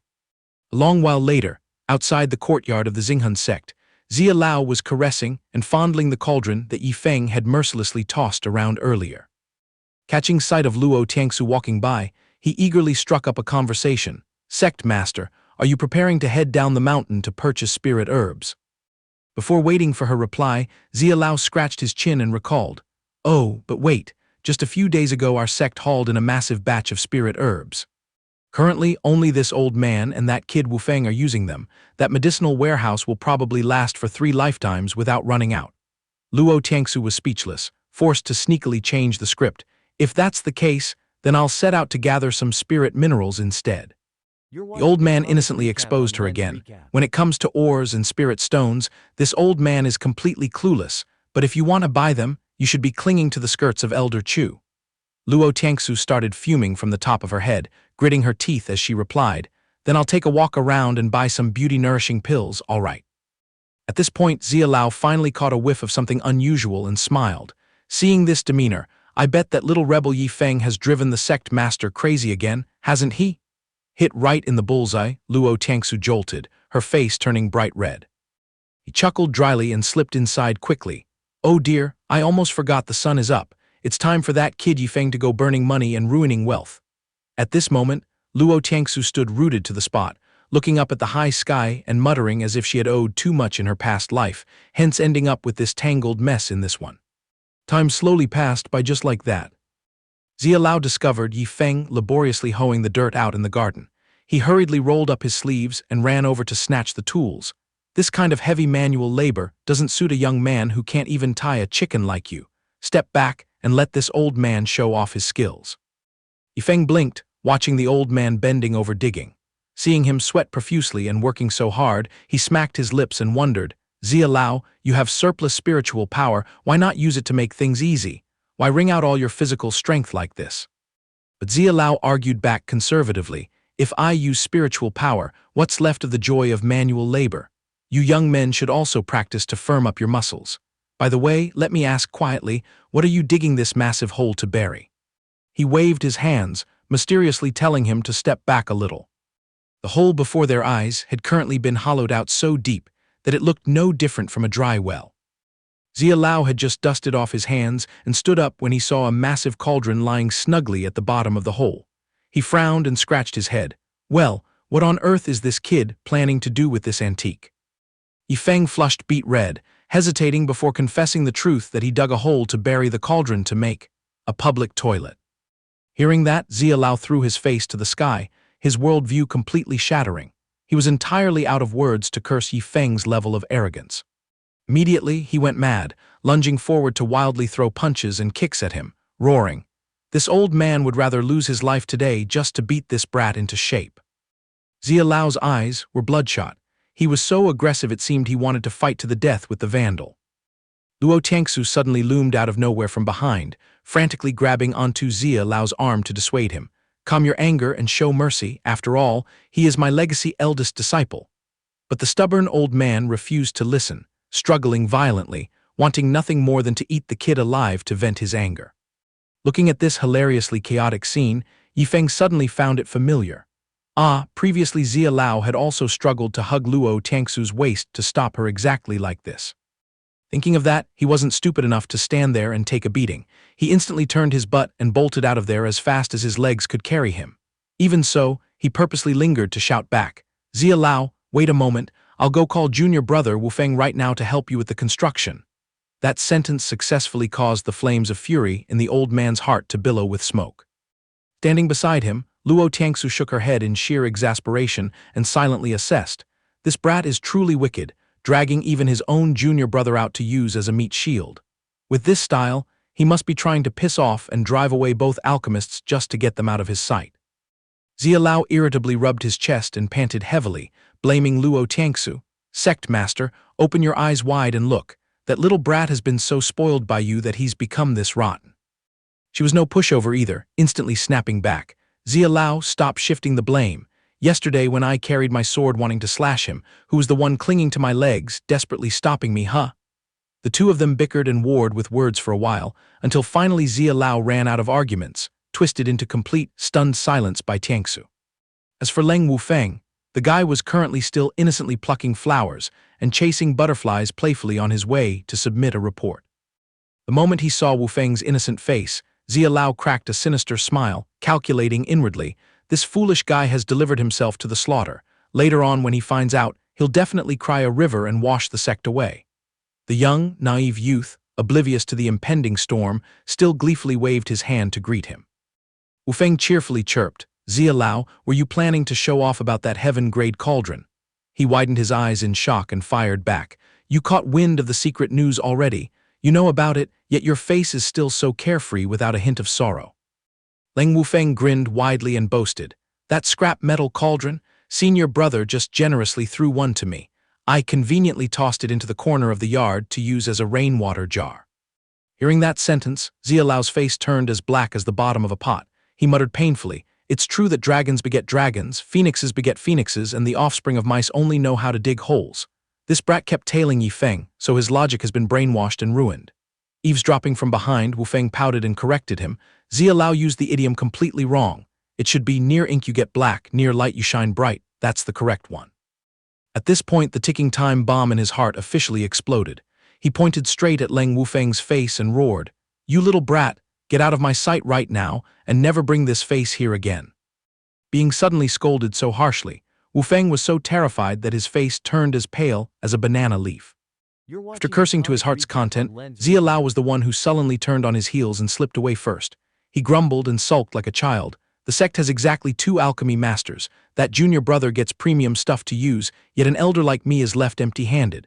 If I had known it would be this ungrateful, I'd rather have staked myself at the auction house to relax."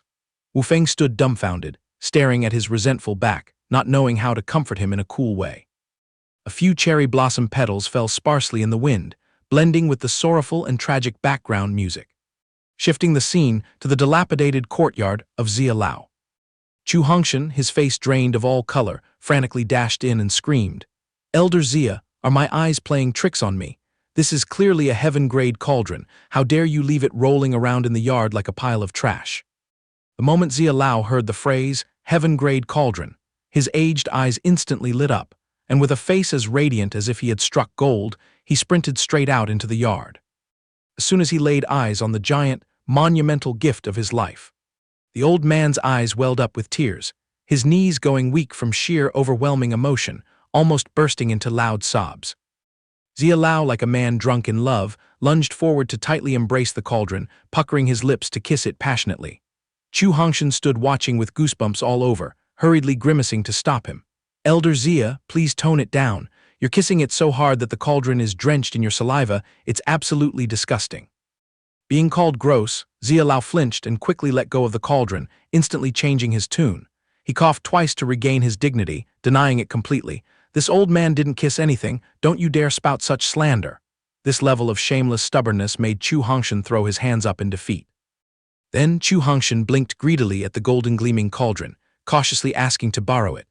"Truth be told, I have harbored the dream of forging a heaven-grade cauldron with my own hands for a very long time, but unfortunately, the previous items I worked on were all only at the king-grade level."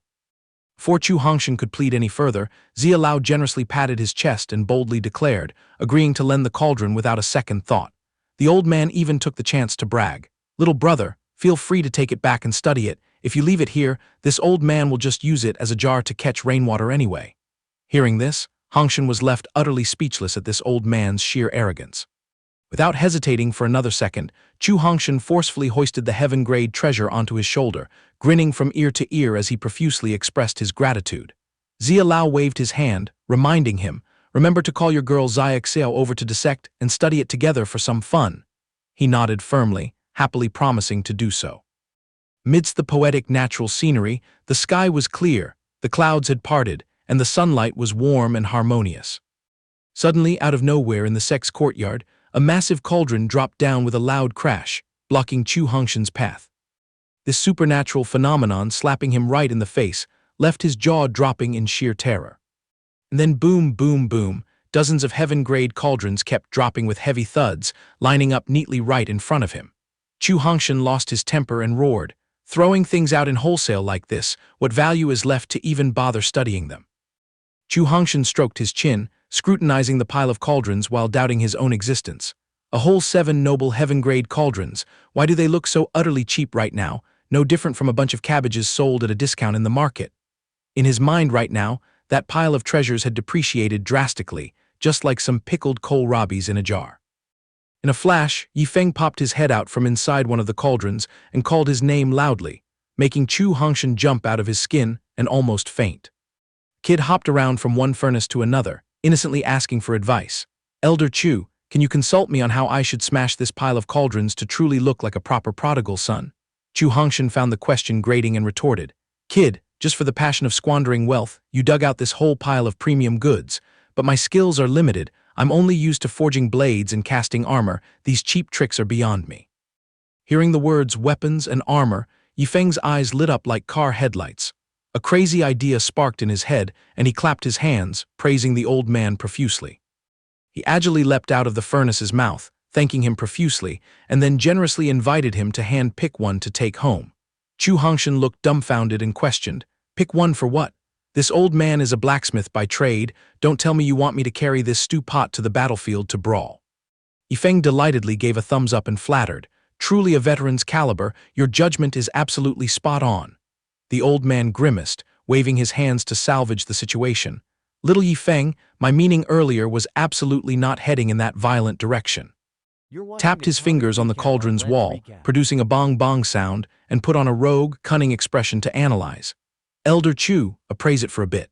This heaven-grade cauldron has terrifying thickness. Its weight is beyond question. Taking it out to bash enemies on the head or using it as a shield to block attacks makes it the true epitome of perfect offense and defense, right?" His boasting words were instantly translated by the old man's brain into a comical scenario, lifting the whole cauldron to smash it straight into an enemy's snout, and when being ganged up on, acting like a turtle retracting its head and diving right into the furnace to hide from debts. Chu Hongshan frowned and grimaced, warning him, there is no madman in this world who would use a cauldron for such violent antics. Yifeng was too lazy to argue, just scratching his head and laughing it off to drop the matter. But the young man remained stubbornly persistent in asking, "Then let me ask you, Elder Chu, if you used all the strength in your life, how long would it take for you to punch a hole through this furnace?" The old man awkwardly scratched his cheek and confessed, "Even if I punched until I go into my grave, I might not be able to pierce it. With my current level, I'm completely helpless. I couldn't even leave a basic scratch." In a split second, Yifeng flipped backwards several times to distance himself, putting on an extremely regretful look and sighing, "Wow, truly useless. Such a tanky, durable cauldron like this, yet it can't be used as a weapon. What a waste." This profoundly unorthodox statement left Chu Hongshan in utter bewilderment, his brain failing to process it in time. Yifeng generously waved his hand, tossing one straight to him as a souvenir, then scurried off to find Bai Tianheng. Suddenly striking it rich with such a windfall, the old man who was already bewildered now froze completely like a statue, leaving him utterly alone among a bunch of premium cauldrons. At this moment, he finally snapped back to reality, slapping his thigh with a loud smack in admiration. Turning this noble object into a turtle shell armor, this caliber of thinking could definitely only be conceived by those prodigal sons. Well then, I'll just carry one over to return it to Elder Zia. The scene smoothly transitioned to a crystal-clear sky, with fluffy white clouds and a gentle breeze caressing by, carrying a strong essence of soul-healing vibes. Inside the grand hall, all the sect members were wearing dumbfounded expressions.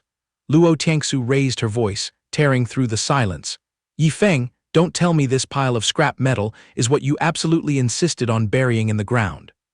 The young man held his head high, flashing a smile as bright as spring blossoms, and reported, Master, look closely. This is a heaven-grade cauldron reinforced with high-strength steel belts. Its toughness defies all forms of destruction.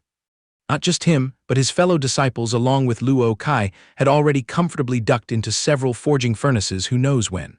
She frowned and doubtfully asked, Where did you dig up a whole mine of cauldrons like this? And what's with turning them into protective turtle shells for the whole group?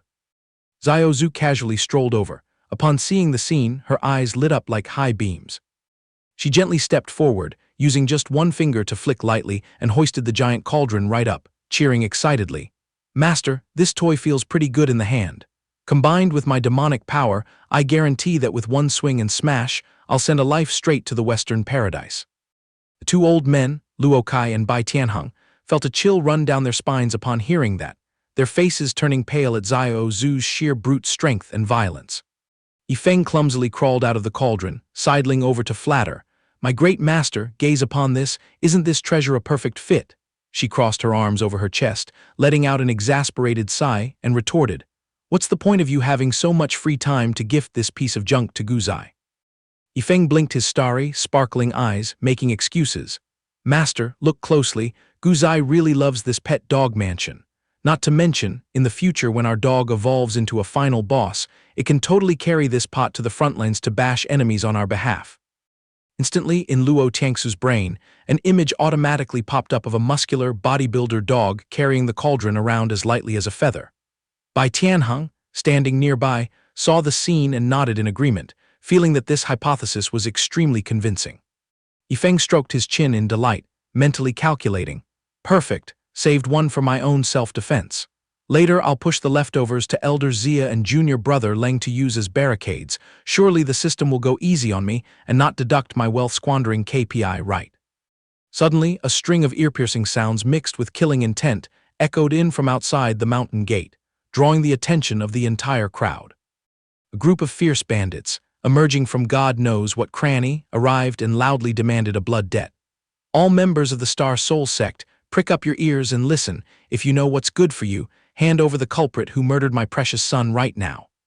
The leader, Zhang Xufeng, aggressively beat his chest and threatened, If you still dare to stubbornly hide the person, today I, Zhang Xufeng, swear to level this dilapidated sect to the ground, sparing no one. The whole group inside the sect exchanged bewildered glances, secretly wondering, Are these nobodies from the Mirror Moon Villa? Without half a second of hesitation, Chu Hongshan and Zia Lao felt their hot blood rush to their brains, veins popping all over their foreheads, getting into a stance ready to fight to the death with that group of people. Luo Tiangsu frowned, her face as cold as ice, exuding a killer aura. Such audacity, daring to show your faces right at the mountain gate to cause trouble. Yi Feng didn't miss the chance to make a snide remark either, poking his head out to advise Tiangsu to remember to carry the cauldron along to boost her defensive buffs. She annoyedly snapped her head back and roared, Shut your mouth right now, you're forbidden from mentioning that scrap metal pot in front of me.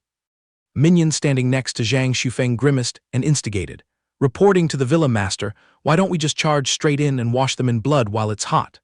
The lackey on the other side also chimed in, continuously fanning the flames to make the boss's fire of hatred burn even brighter. He hissed through gritted teeth, his voice sinister as he spoke, Annihilating the sect is a given, no one will be spared. But I have to play a psychological game to trick them into personally handing over the culprit first, and then slowly corner the whole lot of them into a path of deadly despair. Suddenly, the subordinates pointed their fingers forward, frantically calling their boss to look. The lineup of the Star Soul sect faction had already spread out in a horizontal row, standing imposing in the courtyard, setting up a formation ready to welcome guests. A pack of bandits looked down from above, clutching their stomachs and rolling on the floor laughing, mockingly sneering. Have the people of this sect lost their minds? Going into battle, and each of them is carrying a bronze vat like that, they might as well change their damn name to Great Cauldron Sect to match the Feng Shui. Standing down in the courtyard, Luo Tiangsu was so furious that she trembled uncontrollably, her guts twisting in bitter regret for her moment of impulsiveness. listening to the instigation and bringing this ridiculously cheap cauldron out to show off. Zhang Xufeng let out a heaven-shaking roar. "All of you shut your muzzles for me." The oppressive pressure radiating from his words made the lackeys recoil, falling as silent as mice. He swept his gaze to evaluate the ranks below, his eyes suddenly stopping as he showed a look of apprehension. After all, that guy over there is exuding a formidable aura. He's no ordinary figure. The target that fell into Xufeng's sights was no stranger. It was none other than the old man Chu Hongshan. With a physique as massive as a beast, bulging muscles, and a thug-like face, he emanated a terrifyingly overwhelming presence. He cleared his throat and yelled back at the crowd above. "Zhang Xufeng, listen carefully. This old man doesn't care about whatever bullshit reason you have. Anyone who dares to mess with the Star Soul sect will only meet a dead end. Today, even if a great immortal were to descend, there is no way they could save your dog life." Xufeng frowned and squinted to look very closely to see what kind of divine being this burly old man was. With such terrifying strength, he had more than enough power to crush these lackeys into dregs in just the blink of an eye. Hongshan patted his chest and majestically declared, "This old man is Chu Hongshan. Even Shi Qianfeng had to kneel and owe me 3 great favors. Now that I have made a move, not even the heavens can stop me." The moment they heard that infamous title, the pack of lackeys were scared pissless, their morale plummeting instantly without breaks. Zhang Xufeng's heart skipped a beat, cold sweat pouring down as he internally screamed, "Damn it, Chu Hongshan, why is that monster stationed in this place? Didn't the martial world rumor that he likes being a lone wolf, not tied to any sect?" He started to panic, mumbling as he tried to open his mouth to explain himself. Chu Hongshan glared and roared to interrogate him. "If you have a fart, let it out quickly." Xufeng trembled and stammeringly explained, The thing is, my precious son was harmed by a villain. I followed the traces of the mother-child bug and accidentally wandered into this territory." Right after he finished speaking, Chu Hongshan tilted his head back and let out an eardrum-shattering roar. Then he curled his lips into a disdainful sneer, pointing right at his face and scolding, "Oh, Zhang Xufeng, who are you trying to lead by the nose here? If you want to deceive people, you should at least use an excuse that doesn't sound completely absurd." Chu Hongshan cleared his throat, starting to show off his detective skills to expose him. "Do you think this old man is blind, not knowing that your precious son always has a Dao-protecting expert sticking to him for protection? Meanwhile, my impoverished sect only has a measly 2 students. One is at the 9th level of the Spirit Fusion realm. The other is barely at the 9th level of the Foundation Establishment realm. Do you think they ate a leopard's gall or something to have the skill to finish off your son?" Zhang Xufeng frantically waved his hands. "I completely understand that logic, but the bitter truth is..." Before the words could fully leave his mouth, Chu Hongshan cut him off and exposed the truth. "Don't even think about pulling a fast one on me. This old man knows the rotten faces of your Mirror Moon Villa all too well." He swept his sharp gaze toward the lineup of elders on his side, interrogating, "Did any of you old-timers get so bored that you impulsively went and slaughtered a little brat?" All the elders simultaneously shook their heads vigorously to deny the crime. Zhang Xufeng, his face turning red and purple, strained his neck and scolded, "A bunch of liars, you people are covering up for each other." Right after he finished speaking, Luo Tiangsu coldly waved her hand and issued a command. "Charge together, send them off on their final journey." Zhang Xufeng astutely recognized the terrifying pressure, trembling uncontrollably as he blurted out, "Run away now, they are all Tribulation Transcendence realm monsters." He had just turned his rear to escape when bong, a massive heaven-grade cauldron smashed straight down onto the top of his head. Luo Kai carried the cauldron on his shoulder as lightly as a joke, laughing heartily and praising, "Good stuff, using this vat to bash people on the head is truly satisfying to the max." Fighting side by side right behind him were the dynamic duo by Tianheng and Zia Lao, both coordinating smoothly to launch attacks and cleanly sweep away the bandit remnants. The 2 old men struck ruthlessly without holding back, randomly showing off their martial arts moves while cursing and humiliating them until they couldn't even lift their heads.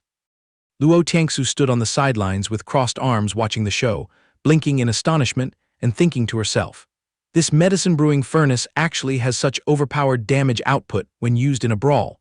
Maybe after this incident I should pocket one for myself too." A scenario automatically popped up in her head, herself carrying the giant stew pot, wearing a fierce expression and chasing her enemies until they ran for their lives. In an instant, Tiangsu snapped back, freezing and shuddering. Never mind, my pure maiden image will collapse. If people label me as a violent shrew, it'll be a disaster.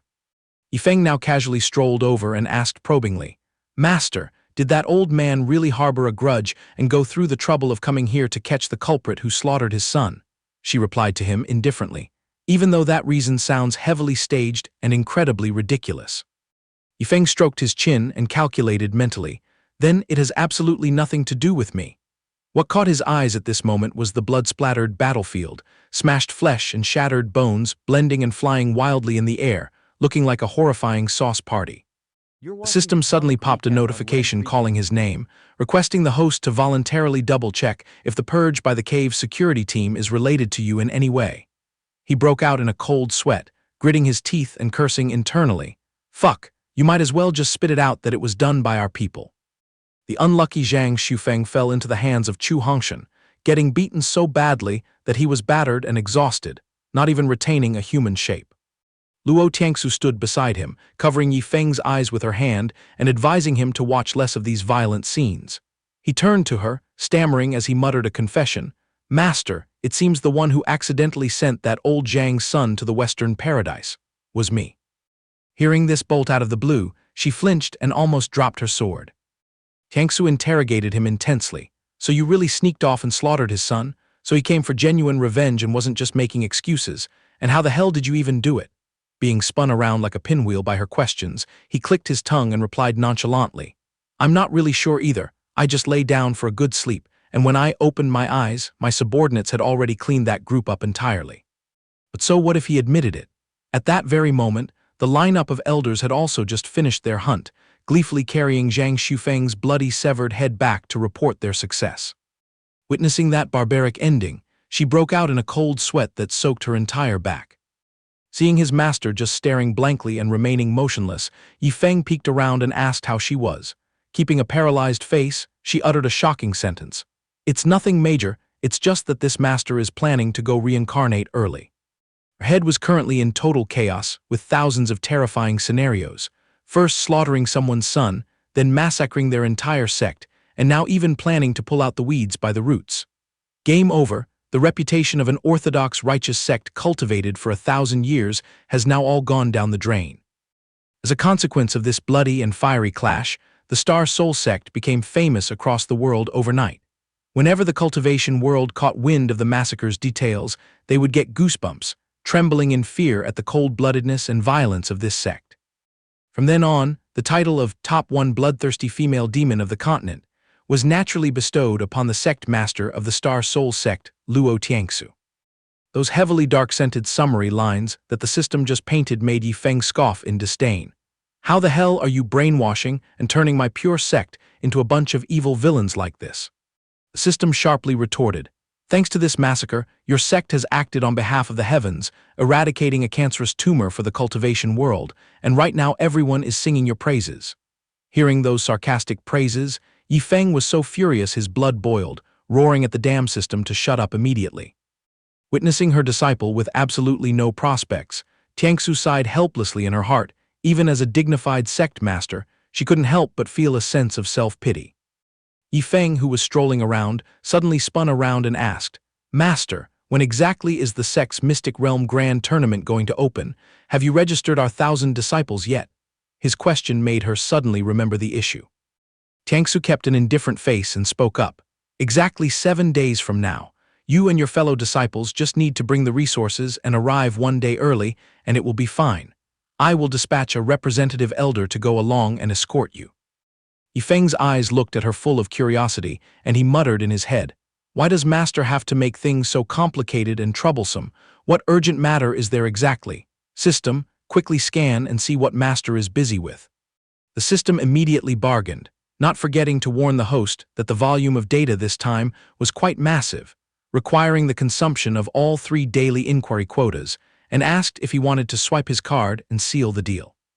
Without bothering to hesitate for another second, he nodded firmly. The system started pouring out a stream of information. It turned out that his master in her previous life was the renowned Holy Maiden of the 6 Palaces. During a trip wandering the martial world to experience life, she unfortunately got swarmed and ganged up on by people from the Grand Void Sword sect, Pinglai Fairy Island, and the Heavenly Martial sect. The mechanical voice continued to reveal the aftermath of the tragedy. Xianxia, thanks to her great fortune and resilient life, relied on a sect's ancestral relic to shelter her divine soul, and from there, she gained the chance to reincarnate. Finally, she successfully reincarnated in her own childhood form. The sole goal that made Xianxia bury her head in grinding her cultivation every day was to attain the Tao early and ascend straight to the upper realm. The flame of hatred urged her to carry her sword and settle the score with the grievances of the past. After digesting her tragic past, Yifeng choked up, unable to utter a single word. Suddenly, the system added a shocking comment out of nowhere that Luo Xianxia once had a Tao companion. This shocking news made him almost drop his jaw, shrieking loudly before bursting into laughter like a fool. Seeing him all tangled up, it finally stopped teasing and corrected itself, stating that whether it was back in the upper realm or after reincarnating to grind her levels again in this world, being single was still the ultimate truth of her life. Realizing he was being led by the nose, Yifeng's blood rushed to his brain, and he cursed profusely. "You bastard system, how dare you set me up? I was just curious to see what my master was up to. You could have just dropped a sentence saying she was cultivating, and that would be it, acting all high and mighty about massive information." Scolding aside, but deep down in his heart, he was still anxiously worried about Luo Xianxia. He gritted his teeth and muttered, "Grand Void Sword Sect, Pinglai Fairy Island, and Heavenly Martial Sect, this young master has pinned these names down." His boiling anger made him swear a vicious oath in his gut. "One day I will drag this entire sect to transcend their tribulations and ascend to the upper realm. When that time comes, those who once made my wife shed tears will all have to pay with blood." Right when his emotions were surging, the system suddenly popped out and set off fireworks. Congratulations to the host for successfully sealing the deal with a Tao companion. The accompanying reward is 100 million piping hot marrow cleansing pills. This type of marrow cleansing pill has the function of completely washing away all impurities in the body, helping the user forge a flawlessly pure spirit body. No matter how premium a pure mystic pill is, when compared to the marrow cleansing pill, it's just like comparing a gutter to the ocean. However, its downside is that it must be chewed in insanely massive quantities to take effect, and furthermore, its taste is truly foul-smelling. Yifeng knitted his brows tightly, grumbling and twisting the system's words. "Your complimentary goods were shipped a bit too late. I already considered her my Tao companion 8 lifetimes ago." The system coolly replied, "Rest assured, the next time you recruit another Tao companion, the system guarantees lightning-fast delivery." Right after hearing that provocative sentence, Yifeng's blood boiled, and he immediately threw an invisible kick at it, shouting loudly, "You still want there to be a next time? This heart of mine will forever only be engraved with the name of my master." This moment, a flash of light crossed his mind. The world rumors that Guzai possesses a pure spirit body, sucking in the heaven and earth spiritual energy like a water pump. But looking at this situation, that dog's body still can't be considered absolutely pristine. In an illusory corner, an imaginary version of Wu Feng was crying and whining, "I am your dignified blood brother, yet my position in your heart ranks below a dog." Echoing with the murmurs of people, Yifeng's brain clicked incredibly fast. He vaguely guessed that the system had secretly read his mind, wanting to share the burden for his master, which was why it specially spat out this pile of marrow-cleansing pills. Right at that moment, the silhouette of Xiao Zhu stroking her dress glided by, igniting a bold idea in his head. With the speed of a tornado, Yifeng reached out and tore a piece of fabric right off her, then ran for his life, only having enough time to leave behind a single sentence, "Borrowing a piece of your dress to wrap some medicine." Xiao Zhu indignantly stomped her feet, pointing her finger straight at Luo Kai's group in the distance and resenting, "The clothes of those guys over there are so hideous, why didn't you go and tear theirs?" He grinned and replied from afar, "Because those old men's clothes are both tattered and smell like armpits." Her nose stung, tears welling up because she was so aggrieved. Earlier, no matter how fiercely she charged into the battlefield, she didn't even lose a single strand of hair. Yet the gorgeous outfit worth a whole 2 million high-grade spirit stones that she had just put on was unjustly torn apart. Yifeng trotted towards the elders, flashing a beaming smile. "Esteemed 4 elders, this junior has some hot goods I want to offer as a token of respect to you." This sales pitch made the old men prick up their ears, their hearts filled with curiosity and anticipation. He immediately and swiftly offered a pinch of glaring green powder, which even to the naked eye exuded a highly unstable, murderous aura. Chu Hongshan felt a chill down his spine just glancing over it, while Bai Tianheng and Zia Lao's faces turned pale, feeling as if their blood sugar was plummeting without breaks. Afterwards, the four big bosses along with Yi Feng gathered in a closed room, surrounding that mountain of spiritual medicine. He was extremely enthusiastic in urging the senior elders to try it out. Luo Kai, belonging to the action faction, tossed a pill straight into his mouth, smacking his lips as he chewed, and commented that the taste was somewhat rancid. Seeing that, Bai Tianheng eagerly urged Zia Lao to take a taste, but Zia Lao wisely found a way to pass the burden to his two old friends. Yifeng cast a probing gaze at the system in his consciousness. Hey, hasn't today's destruction project already been completed? Where has my reward drifted off to? The mechanical voice instantly responded that there was still one alchemy furnace he was holding in his hand that hadn't been brought out to be smashed. Yifeng caressed the furnace, the corners of his lips curling up in smugness. Almost messed up the job, but it's just smashing an alchemy cauldron with a chipped lid. What's the big deal? Carrying the alchemy furnace, Yifeng swaggered outside, leaving the four old men staring at each other in bewildered confusion. As for Luo Kai, due to his greed of shoving too many pills into his stomach, he was now hugging a pillar, vomiting out green and yellow bile. Yifeng flew into a rage, pointing his finger at the furnace and roaring, "It's all because of this piece of trash. Quickly spit out the destruction reward for this old master." Having said that, he used all the strength in his life to hurl it fiercely onto the ground, and the poor furnace shattered to pieces before it even had time to leave any last words. The clattering sound echoing inside made the four elders hiding in the room tremble in fear. Their brains automatically jumped to a conclusion, convinced that because they were picky and complaining about that pile of medicine, they had infuriated the young man. Especially for Chu Hongshan, the lingering memories of the times Yi Feng went berserk like a beast were still a terrifying nightmare in his mind. Fear suffocating their rationality, the four old men threw away all their dignity, frantically grabbing handfuls of pills and shoving them into their mouths to chew and swallow, ignoring that disgusting flavor that made their stomachs want to regurgitate. Instantly, the system's chime rang out, warmly commending the host for successfully spending the entirety of today's bankruptcy quota. The attached gift was 1,000 accumulated points, along with a set of Zai Mi Xuanyi. As soon as he heard the loot dropping into his inventory, his soul was already dancing joyously. Yifeng immediately planned to offer this set of Zai Mi Xuanyi to Luo Tangsu. This was originally female clothing.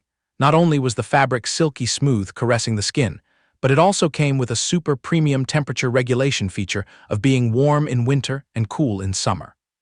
Just letting his soul wander to imagine the beautiful sight of his master wearing a thin dress, 2 streams of nosebleed already raced to spray out like a fountain, while his face bloomed with an endlessly vulgar smile. The system seized the opportunity, going ding-ding to drop a side mission. Random requirement: offer the Zai Mi Xuanyi as a gift to Luo Tangsu.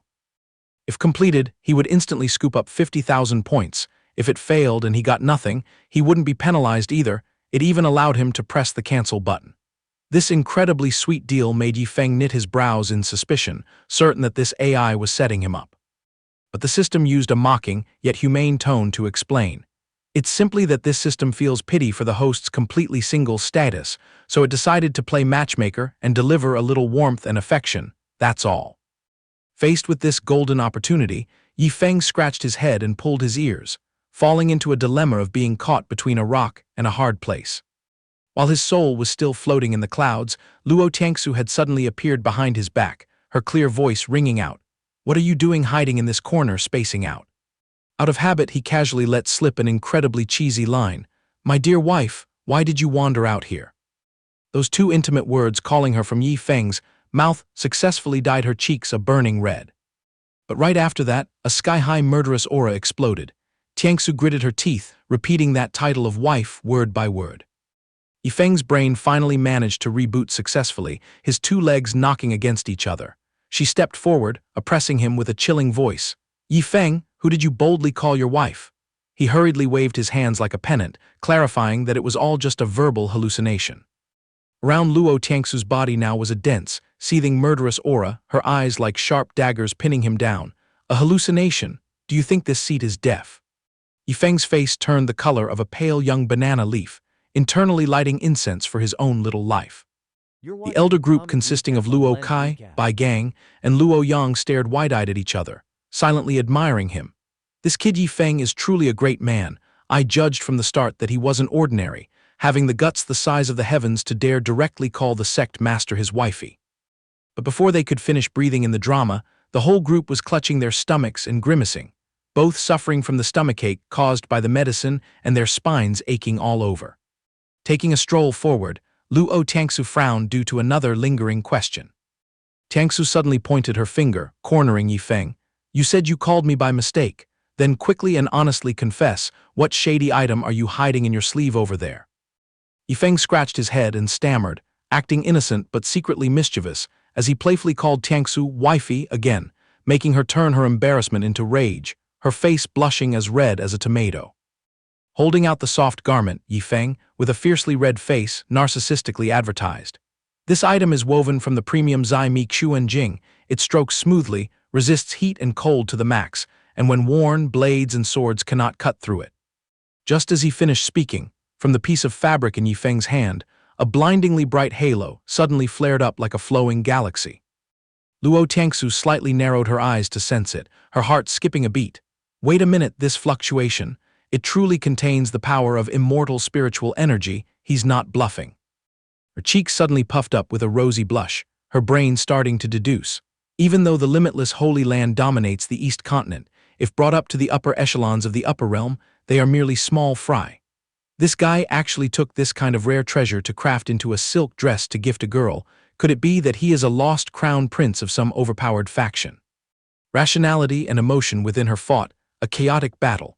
But this item made from Zai Mi Xuan Jing truly held a horrifyingly immense value. Trying to maintain her cold demeanor, Tiangsu said decisively, "This gift is too heavy, I won't accept it. And drop those nonsensical titles right now. From now on you are strictly forbidden from uttering the word wifey." Yifeng obediently nodded his head repeatedly like a chicken pecking at grain. Nevertheless, deep down Yifeng was laughing in triumph. Master is just acting tough verbally, but she is already a bit swayed. This Zai Mi Xuan Jing item is truly great bait. This opportunity only comes once in 1,000 years. I must be thick-skinned and press the issue. No sooner said than done, Yifeng lunged forward, wrapping his arms tightly around her and falling backward, whispering sweetly, "Wifey, we need a private nickname when there's no one around. You can call your husband whatever you like, but your husband only wants to call you wifey." Luo Tangsu struggled to push him away in embarrassment, throwing out a threat. "Keep personal and public matters separate. Disobey me one more time, and I will immediately strip you of your title as a true disciple." Yifeng smugly lifted his chin, arrogantly declaring, "Luo Tangsu, I am now using my authority as an elder to issue an order, forbidding you from stripping away my true disciple label." She pursed her lips, her cheeks flushed red with anger. You're using your power to bully others." Yifeng pressed closer, tightening his embrace, and smiled wickedly. "Is the elder label not enough? Then I'll just bring out my identity as the patriarch to command you." Luo Tangsu couldn't take it anymore and unleashed a palm strike, sending him flying into the wall before she turned on her jade-like heels and left. Yet Yifeng just rubbed his butt and got up, still smiling proudly. The ancients were never wrong. Being handsome isn't as good as being shameless. If you want to woo a wife, your skin must be as thick as a city wall. Glued to Luo Tangsu's elegant back, he happily fantasized. With the piece of Zai Mi Xuan Jing that I secured from wifey, it won't be long before the boundaries of our love draw closer, and then on some beautiful day, I'll just carry her straight to bed to consummate the marriage. While immersed in his spring dreams, Yifeng suddenly woke up, bouncing up like a spring. He screamed in panic, "Oh my, where did those bald geezers and that pile of marrow-cleansing pills from earlier vanish to?" About 10 minutes later, at the disciples' residential campus, Yifeng aggressively kicked the door open and stormed into the empty place, shouting loudly, "Junior brother Wu Feng, hurry up and drag your ass to the sect's main hall. Your big bro has a massive gift for you guys. Stop wasting time grinding your butts practicing those useless killing arrays." Yifeng froze, scanning the area before feeling a bit guilty. Weird, what is the whole gang gathering here for? All of a sudden, Leng Wufeng dropped to his knees and kowtowed so hard it made a loud thud, startling Yifeng into dodging to the side. Wufeng's eyes were brimming with tears as he sobbed and cried out, "Eldest senior brother, is it because my vision was too short-sighted?" Yifeng stood as stiff as a log, completely clueless. Wufeng hugged his thigh tightly and bawled, I remember the days when you casually tossed out 100,000 supreme-grade spirit stones just to buy the sect master's true disciple position, and I kept secretly cursing you for being a filthy rich idiot with too much money. Wu Feng's crying grew even more miserable. Now I thoroughly understand, it turns out the biggest idiot in the world is actually me. Chen Heiyu stood on the sidelines, smirking mockingly, only spending 100,000 spirit stones to secure the holy maiden as a wife. Junior brother's methods truly live up to his reputation. Xia Tianchen didn't hold back either, chiming in, the ice monument of the Xingji sect could indeed only be shattered by our junior brother. Yifeng's face twisted, wanting to cry but having no tears. Du Tianyu pulled out a storybook, hugging it to her chest as she squealed in excitement. Who would have thought the melodramatic novel plot of a domineering master falling for her little disciple would actually come true in real life? Hearing this, the idle bystanders nearby had their eyes lit up, clamoring to borrow the book to read. Heiyu and Tianyu gave Yifeng a thumbs up in praise before quickly slipping away. He could only force a stiff smile, secretly cursing in his head. These old geezers are really such nosy gossips. Just wait and see if this young master doesn't stuff marrow-cleansing pills down your throats to cure your meddling habits. A moment later, back at the main hall of the sect, Chu Xiaxia stormed in furiously, hands on her hips, screeching, Yifeng, what kind of despicable things did you finally do to my senior sister Luo Tiangsu? Yifeng waved his hand, teasing lightly, save it if you have the guts, then hurry up and offer your blessings to us husband and wife. Fury burned in Xiaxia's eyes as she snapped, I, Chu Xiaxia, would rather go out and eat dirt or get struck by lightning right on the head than accept your charity. Yifeng gently patted his chest in relief, muttering to himself that this shrew seemed 10,000 times harder to deal with than his master. A while later, Yifeng walked in to see Luo Tiangsu sitting on the high seat with a proud and ethereal expression. Standing imposingly below with his hands clasped, Yifeng flashed a wicked smile, directing a script in his head. Keep up the attitude, my beloved wifey. Act cold and aloof for now, but the day you ascend and face a tribulation up there, I'll play the peerless hero descending from the void, bringing the entire sect's fleet to back you up. By then, you'll willingly surrender your heart to me. Snapping out of his thoughts, Yifeng turned to grab the hem of the person's clothes next to him. Xiao Zhu, take off your clothes and let me borrow them for a bit. She panicked, covering her body tightly, and shrieked, Are you crazy? I just bought this outfit. Xiao Zhu's eyes welled with tears, choking out a plea. Master, please spare me, can't we pluck the feathers of some other demonic beast instead? My clothes are all torn up. Yifeng stopped joking, laying out several bundles on the table for Luo Tiangsu and presenting his pitch. This whole pile is marrow-cleansing pills. The medicinal efficacy completely blows those trashy, pure, profound pills out of the water. As long as you down enough of them, I guarantee everyone will undergo a metamorphosis into a flawless spirit body. A fat dog eagerly trotted over, sticking its snout out to sniff, only to be kicked flying by Yifeng. Get lost, you stupid mutt, obediently wait on the sidelines. I'll let you chew on the leftovers later. Leng Wufeng suppressed a mocking laugh. Finally, the tragedy of having a character worse than a dog has been broken, truly a tear-jerking sight. Chu Xiaxia rushed over to grab Luo Tiangsu's hand, firmly stopping her. Sister, whatever you do, absolutely do not shove this cursed thing into your mouth, absolutely forbidden. Tiangsu picked up a pill, examining it closely, her mind torn, but the temptation of an impurity-free spirit body is too great. I crave strength, and he has delivered a treasure right to my mouth, how could I bear to reject it? Seeing her sister seemingly swayed, Xiaxia angrily turned to glare at Yifeng. Fine, let this young lady be the guinea pig to see if your dirty medicine is as miraculous as the rumors say. Yifeng, just you wait. Casting aside her hesitation, she closed her eyes and threw a pill straight into her mouth. Yifeng crossed his arms with a smug smile, calculating in his head the scene where Xiaxia would have to bow her head in praise of him shortly. However, reality was far from a dream. The disastrous taste made her eyes roll back, instantly foaming at the mouth. Xiaxia collapsed into the puddle of liquid she just spewed out, one hand still struggling to reach forward, weakly whispering philosophy. The path of the great Tao is endlessly long, the crystallization of effort will converge, you guys absolutely must not give up. Chu Hongshan frantically scooped up the fainting Chu Xiaxia, shouting until his voice went hoarse. Xiaxia, grit your teeth and wake up for Grandpa. Yifeng stood watching, breaking out in a cold sweat, secretly doubting, what the hell is the taste so disgusting that she actually overdosed on it? Yifeng quickly grabbed a pill and shoved it straight into Gu Zai's snout, ignoring the crowd's wide-eyed criticism. What kind of medicinal pill makes you foam at the mouth after eating it? That girl is just overacting. Ignoring public opinion, he encouraged his pet. Gu Zai, this is the glorious moment to prove your value as a spirit beast. After only chewing half a round, Gu Zai's face had already turned as green as a banana leaf. The next second, it vomited like a gushing waterfall. But the devil Yifeng wouldn't let it go. He roared, "Don't play dead, Gu Zai, try to stuff more in, swallow it." Gu Zai fainted with its 4 legs in the air, yet Yifeng stubbornly shook and called out to it, "You stupid mutt, who did you learn to fake injuries from?" Yifeng raised his hand and smacked its butt, threatening in frustration, "Stand up right now, no running allowed. Until this young master beats you to death today, you are not allowed to close your eyes." Several elders backed away, holding their stomachs and chuckling, highly amused by this comedic farce. 30 minutes passed. Gu Zai was vomiting its guts out and couldn't stomach another pill, but Yifeng still held its neck, forcing it to eat. "You stinky mutt, top-tier goods are right at your throat, and you don't even know what's good for you. If I didn't want to elevate you to the ranks of a divine beast, when would it ever be your turn to taste this supreme item?" Yifeng secretly questioned the system. Everyone's constitution is different, so to sum it up, exactly how many marrow-cleansing pills do they need to smash to successfully forge this so-called flawless physique? The system loudly responded, "The marrow-cleansing pill handles all types of constitutions. Just stuff a full 100,000 pills into each life, and it's an auto-success." Yifeng flipped out. 100,000 pills.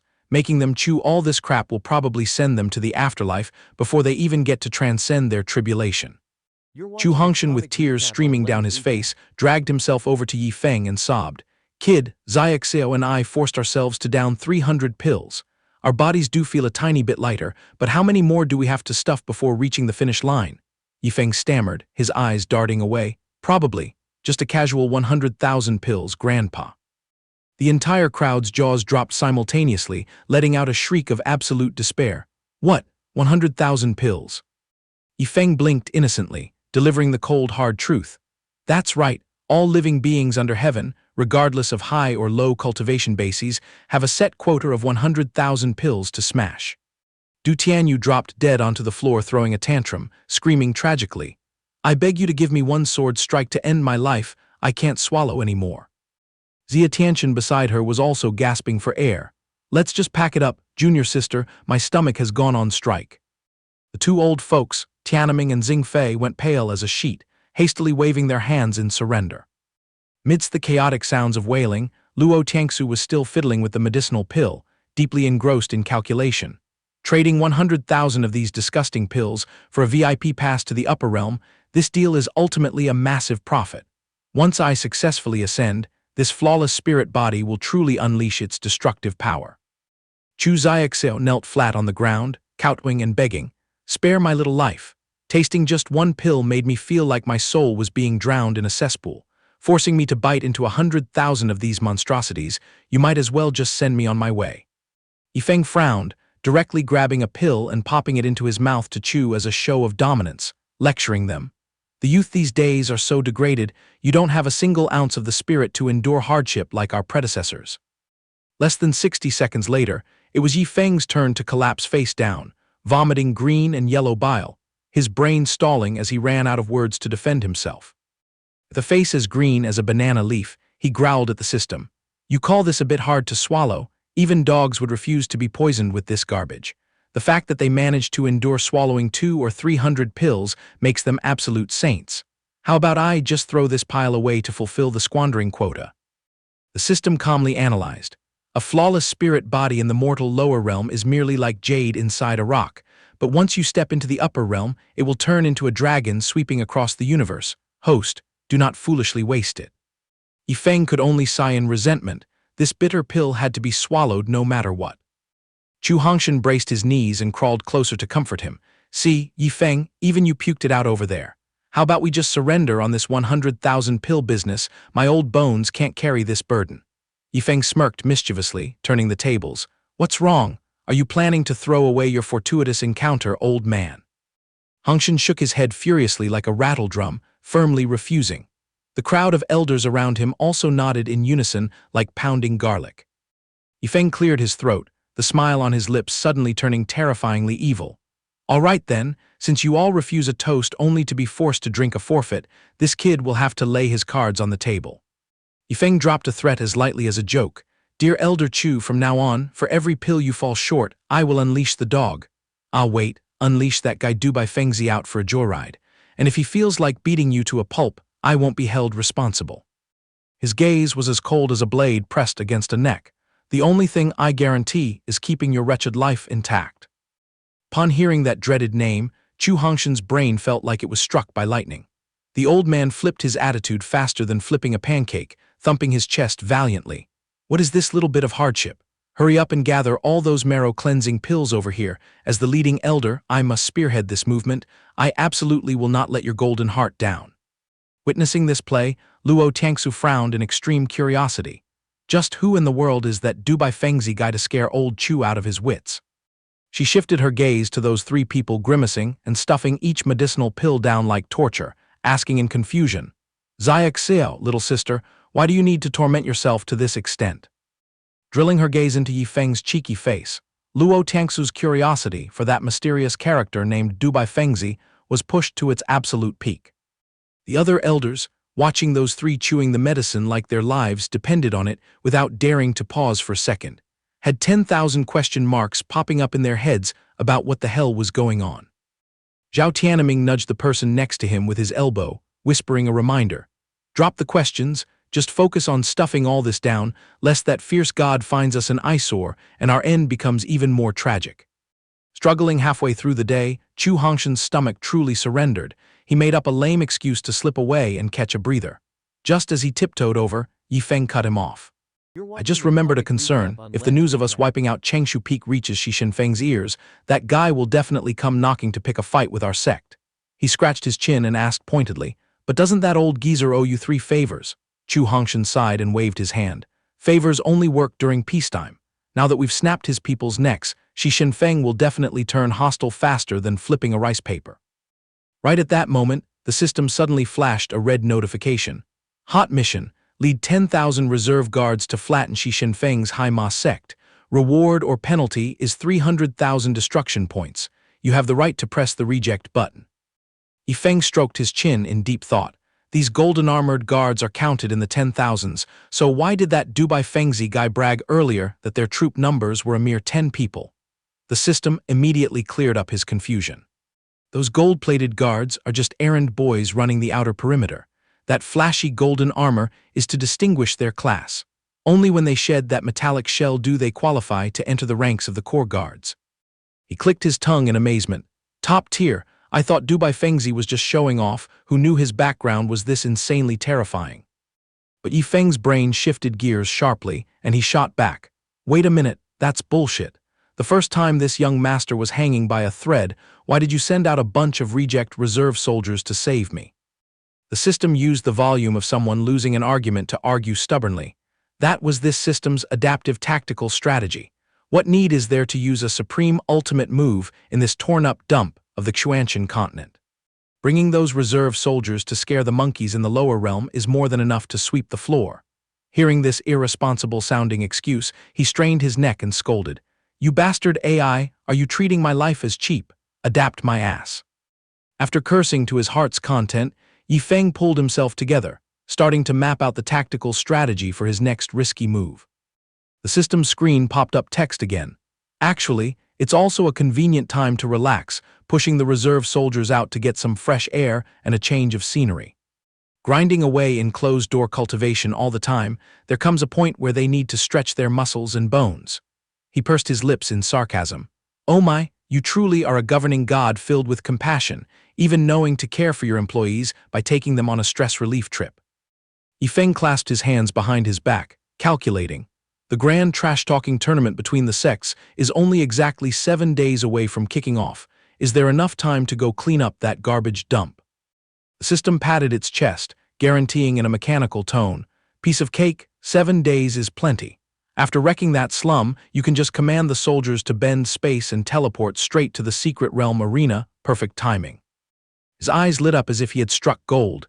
This scheme is absolutely peak. Sneaking in there, I'll wipe out all the resources, leaving just a little residue for those mortals to fight over. Everyone will have to suffer the fate of being a fanboy bowing before this young master. Riding his high, he threw his head back and yelled, "Wifey, I want to." Before the last word could spill out, an icy sword blade was already resting neatly against his blood vessel. Luo Tiangsu gritted her teeth and glared. "Bark one more time if you dare." Having learned a bloody lesson last time, he quickly shrank his neck and steered away. "Respected master, I meant that I want to borrow Elder Chu to go out and handle some business." She gave a crisp nod and turned to walk away, leaving him standing there in a daze, completely let down. "Hey wait, master, I haven't even given a specific report on where I'm going. Don't you feel a tiny bit of heartache and concern for your disciple's life?" Luo Tiangsu faintly curled the corners of her lips into a cold smile. "When a grandmaster like you heads out to enforce justice, what right does a small fry like me have to interfere?" Feng slowly instructed, "Rest assured, master, each of these spatial rings holds plenty of 100,000 pills. Everyone just take your sweet time and enjoy. Miss Xiao Zhu, don't try to hover around and look for scraps." Xiao Zhu bristled and fired back. "If you already had such fancy spatial rings, then why did you rip this lady's clothes?" Hearing this, Chu Hongshan beside them was so dumbfounded his eyes went wide. So it was all a game of rounding up numbers. Then does that mean this old man has been calculating completely wrong this whole time? He hooked his finger, dragging Chu Hongshan along, not forgetting to look back and wink teasingly. "This young master is going on an undercover trip. Don't miss me so much that you cry at home." Bai Tianheng and Zia Lao heard the shocking news and were so thrilled they almost burst into tears of joy. They had finally grabbed an excuse to escape that disgusting pile of immortal pills for a few days. Chu Xiaoxiao stood huddled in a corner, her eyes filled with unease as she thought to herself, "With Grandpa following this jinx, will he be able to return in one piece?" Leaving the palace halls, Chu Hongshan sat steadily on the flying carpet, asking Yi Feng where their destination was. The young man didn't rush to answer, but instead scrutinized the setup under his butt, curiously asking, "What kind of Dharma treasure is this flying doormat?" The kindly old man explained, "It's just a toy for aerial travel. Just stuff spirit stones in and it flies through the night. Everyone in the cultivation world buys one to keep their hands free and save the effort of squeezing out spirit energy." Yifeng slapped his thigh with a smack, cheering excitedly, "Sweet deal. The thing this young master has in the most abundance is spirit stones. Just let this young master cover the gas money in full." He secretly celebrated scoring this automatic scooter. From now on, he was exempt from torturing himself to learn sword-riding flight. Chu Hongshan stroked his beard proudly. "This is this old man's third-grade supercar, specifically used for road trips. Flooring the gas pedal puts it on par with a spirit-melding realm powerhouse, giving you plenty of leisure to enjoy the flowers and catch butterflies while flying." The smile on Yi Feng's lips died out. He pursed his lips and judged, "Crawling slowly like a turtle like this, dragging this antique out, will we even make it to the High Ma sect within 7 days?"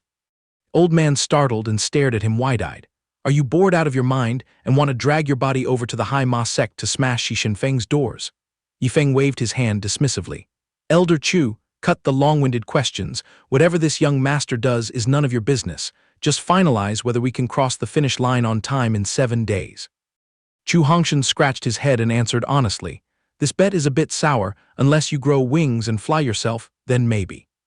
As dusk fell, amidst the desolate deep mountains and secluded valleys, an unidentified object tore through the wind and pierced the clouds, crashing wildly toward the ground. Yi Feng clung tightly to the edge of the third-grade flying carpet with both hands, his face pale as the vehicle darted forward with the wind-tearing speed of a rocket. Once the fear passed, he screamed in thrill, "Freaking awesome! This is what you call a joyride. Elder Chu, is there a town ahead? Pull over so we can drink and rest our feet for a bit." Chu Hongshan panted heavily from behind, drenched in sweat, crying internally because despite possessing the majestic and awe-inspiring cultivation of the tribulation transcendence realm, he now had to transform into a human-powered engine pulling a rickshaw for this brat. The elder's strength poured into his pedaling legs, pushing the flying carpet to shoot forward like a spaceship, breaking through the atmosphere. Exactly 2 hours later, standing on the steps of a tavern, Yi Feng patted Elder Chu on the shoulder, reminding him to gather his strength and stuff the medicinal pills into his mouth. The old man agreed profusely with his mouth, but his heart was bitterly shedding tears. He had run away from home, yet the debt of those disgusting marrow-cleansing pills still haunted him relentlessly. Yi Feng slapped his forehead, suddenly remembering, Hiding exotic delicacies like the marrow cleansing pills all for myself would truly be a crime against my conscience. I must toss some for my precious disciple and little Marshal Ant to taste together to feel at peace. He calculated that bearing the title of a gracious master, while being stingy and miserly, would get him cursed to death by the world. Without hesitation, he activated the sect's teleportation token, locking onto the coordinates and charging straight to Hua Yumeng's location. A deep blue portal of light ripped open, sucking Yifeng right in and dumping him with a thud into a wet and steamy place overflowing with water. As enemies are bound to meet on a narrow road, the coordinates were planted right in the middle of his eldest disciple's wooden bathtub. Yifeng flashed a shameless smile, so bright even the sun would have to hide, teasing, "Eldest disciple, turn your jade-like back around here so your master can conveniently give you a little scrub." She let out an ear-piercing shriek, scolding fiercely, "You perverted hooligan, go die." Space froze in the blink of an eye. Despite soaking bare in the water, Hua Yumeng was extremely decisive, unleashing a divine kick aimed straight at Yifeng's face. Unfortunately, with the view from below being far too seductive, 2 streams of nosebleed helplessly poured down from him. The entire springtime scenery was laid bare without missing a single corner. Suddenly, out of nowhere, Dubai Fengzi popped his head out, flexing his bulging muscles, and declared loudly, "I am the course soldier carrying the official name tag of the Prodigal Son Squad." Her furious scream echoed, shattering eardrums.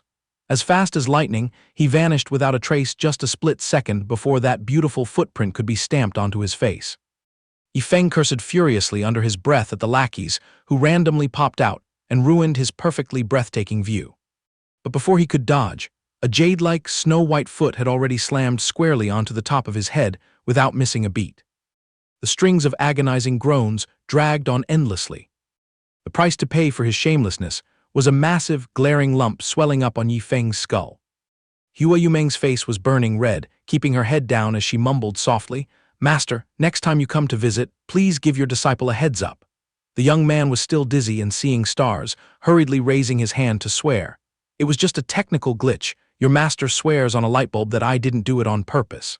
She suddenly snapped out of it, blinking as she asked, "By the way, master, you waded through streams and trekked through forests to find your disciple. What are your instructions?" Yifeng pulled the pile of marrow cleansing pills out of his pocket, loudly handing over the task. "Inside this ring are 200,000 medicinal pills packed ready. You and Jiao will split them, 100,000 each. Chew this pile up, and I guarantee your physical bodies will immediately transcend into flawless spirit bodies." Hua Yumeng received the treasure with both hands, her eyes filled with determination. "Worry not, master. Your disciple swears to stuff down every single one without leaving a single pill behind." Yifeng clasped his hands, getting ready to depart, casually reminding her, "The job's done. I'm slipping away first. Shut down the trade business with the High Ma sect people these days. That bunch is about to be turned to ashes anyway." The lightweight words made her reach enlightenment instantly. It was absolute certainty that their master was gearing up to go sweep the High Ma sect clean. The moment Yifeng's back disappeared, she immediately sent a voice transmission to Jiao. "Drag out all the supply brokers of the High Ma sect and chop them to pieces for your sister. Once you're done making mincemeat out of them, haul yourself to my room immediately. There's an emergency." 10 minutes later, as the boudoir door cracked open to welcome Jiao, Hua Yumeng eagerly brought out the entire basin of marrow cleansing pills, presenting them right to her face. Jiao blinked her curious eyes, excitedly picking up one pill and popping it into her mouth to taste just what kind of flavor an immortal elixir had. The moment she chewed through the outer shell, her soul was blasted all the way up to the 9th heaven from the sheer shock. Jiao's eyes rolled back as she foamed at the mouth, dropping dead onto the floor, sending Hua Yumeng into an absolute panic, grabbing the little girl and shaking her frantically. "Oh my God, little ancestor, are you still alive?" The little girl weakly crawled on the tiled floor, her pale lips trembling as she wailed. "Grandmaster, what did Jiao do wrong that you had the heart to poison me? It would have been better if you just scolded me and gave me a clean slash to let me pass on peacefully." Looking at the girl's miserable state, Hua Yumeng broke out in a cold sweat, patting her chest in self-delusion. Thank goodness I was cunning enough to trick this wretched girl into being the guinea pig first. Otherwise, as a jade maiden, if I were to throw up my guts for the disciples of Wanhua Valley to admire, then the fairy image I've built all this time would be completely flushed down the drain. The innocent Jiao was still clueless about the situation, weakly grabbing the hem of her sister's dress. "Master, were you forced by villains to take poison? If there's a hidden truth, please wink to give me a signal. Your disciple will risk her life to protect you." Hua Yumeng stroked her hair, shutting down the conspiracy theory. "Drop it. These goods were personally express-shipped over by the Grandmaster himself. No rambling questions allowed. Your mission is to stuff it all into your stomach. There's a total of 200,000 pills. Slice it in half and each takes a share. You are not allowed to spit out a single one." Hearing this, Luo Jiao was jolted wide awake, springing up like a coil as she roared. 200,000? An astronomical figure like that. Grandmaster is tired of living and wants to drag me down to the underworld to be buried with him, right? Hua Yumeng smiled, gently petting her to console. "Bitter medicine cures the sickness. Grandmaster gave this out of love. You better eat it without leaving a single trace for me." Jiao panicked and waved her hands. "Master, hit the brakes first. Give me 10 seconds to connect a distress call to Big Sister Luo Tiangsu." As soon as the jade slip signaled a connection, the sound of dry heaving that bruised the liver and purpled the intestines echoed from the other side. "Why are you calling your sister?" Hearing the familiar sound, the little girl's face turned ashen. She resignedly turned to look at Hua Yumeng. "Never mind, let's just get to business, Master. Even my biological sister is on the verge of death. Who else could possibly save us now?" As dawn peeked over the mountains, Yifeng let out a long yawn, stretched and crawled up, cheering enthusiastically. "Today the sky is blue, the clouds are white, the sun is golden, and my mood is soaring. Let's see what we can smash today to cure this boredom." The system immediately reported the list of consumable goods for the day. Today's loot is 10,000 fragments of weapon refining Dao comprehension. Once these goods are absorbed, one's comprehension of forging tools skyrockets, more than enough to create low-tier artifact spirits for spirit artifact Dharma treasures. Yifeng frowned in deep thought. These toys are considered taboo goods in this dump of a lower realm. It took a lot of effort to dig them out. How should I spend them to properly match the title of a prodigal son? Right at that moment, Chu Hongshan popped out from the bushes and asked quietly, "Kid Yifeng, it's bright and early, what are you stressing over?" The old man harbored secret suspicions. He had previously heard old Bai's rumors that this brat burned money through the window every single day. He wondered what kind of extravagant stunt he was planning to pull today. Carrying the title of a weapon refiner, Elder Chu had spent his whole life dreaming of reaching the absolute peak of forging art glory. Elder Chu stroked his beard, reminiscing emotionally. "I remember in my humble beginnings, I had a burning desire, but now that I've scored a heaven-tier furnace, my weapon refining dreams have basically reached the absolute pinnacle." Yifeng cut him off. "To sum it up, Elder Chu is planning to wash his hands and retire from the martial world, right?" The concluding remark left the old man staggering, unable to process it in time. He magically flicked out a jade-green fragment, tossing it straight at the old man. "Elder Chu, catch the hot stuff." Chu Hongshan's eyes widened and his jaw dropped. "Good heavens, this is a comprehension fragment of the weapon refining Dao. Yifeng, this old heart has already cooled its passion. A treasure of this caliber, you should just pass it on to a youth with ambitions." He shoved the treasure firmly into the old man's palm, grinning wickedly. "Looking around, in this entire realm, I see only you as having the right feng shui for it." Chu Hongshan jolted as he realized the truth. "So it turns out you little brat are treating these old bones like a paper shredder." Yifeng smiled until his eyes were slits, declaring bluntly, "If you fully absorb these 10,000 comprehension fragments, forging an artifact spirit will be as easy as flipping your hand. But the deal is, from now on, all the broken pots, pans, and trays in the sect will be exclusively contracted to you." The old man bristled and cursed out loud. "You little brat, do you take me for a scrap metal welder? Stop slandering my talent. If for the empty title of Chuanshan Continent's #1 blacksmith I have to suffer the humiliation of patching pots, then I'd rather retire." He flashed a cunning smile full of calculation. Yifeng slowly rolled up his sleeves, dropping a casual remark. "How about I just take a knife and chop off this left arm for good, then go find a master to learn a one-armed sword technique?"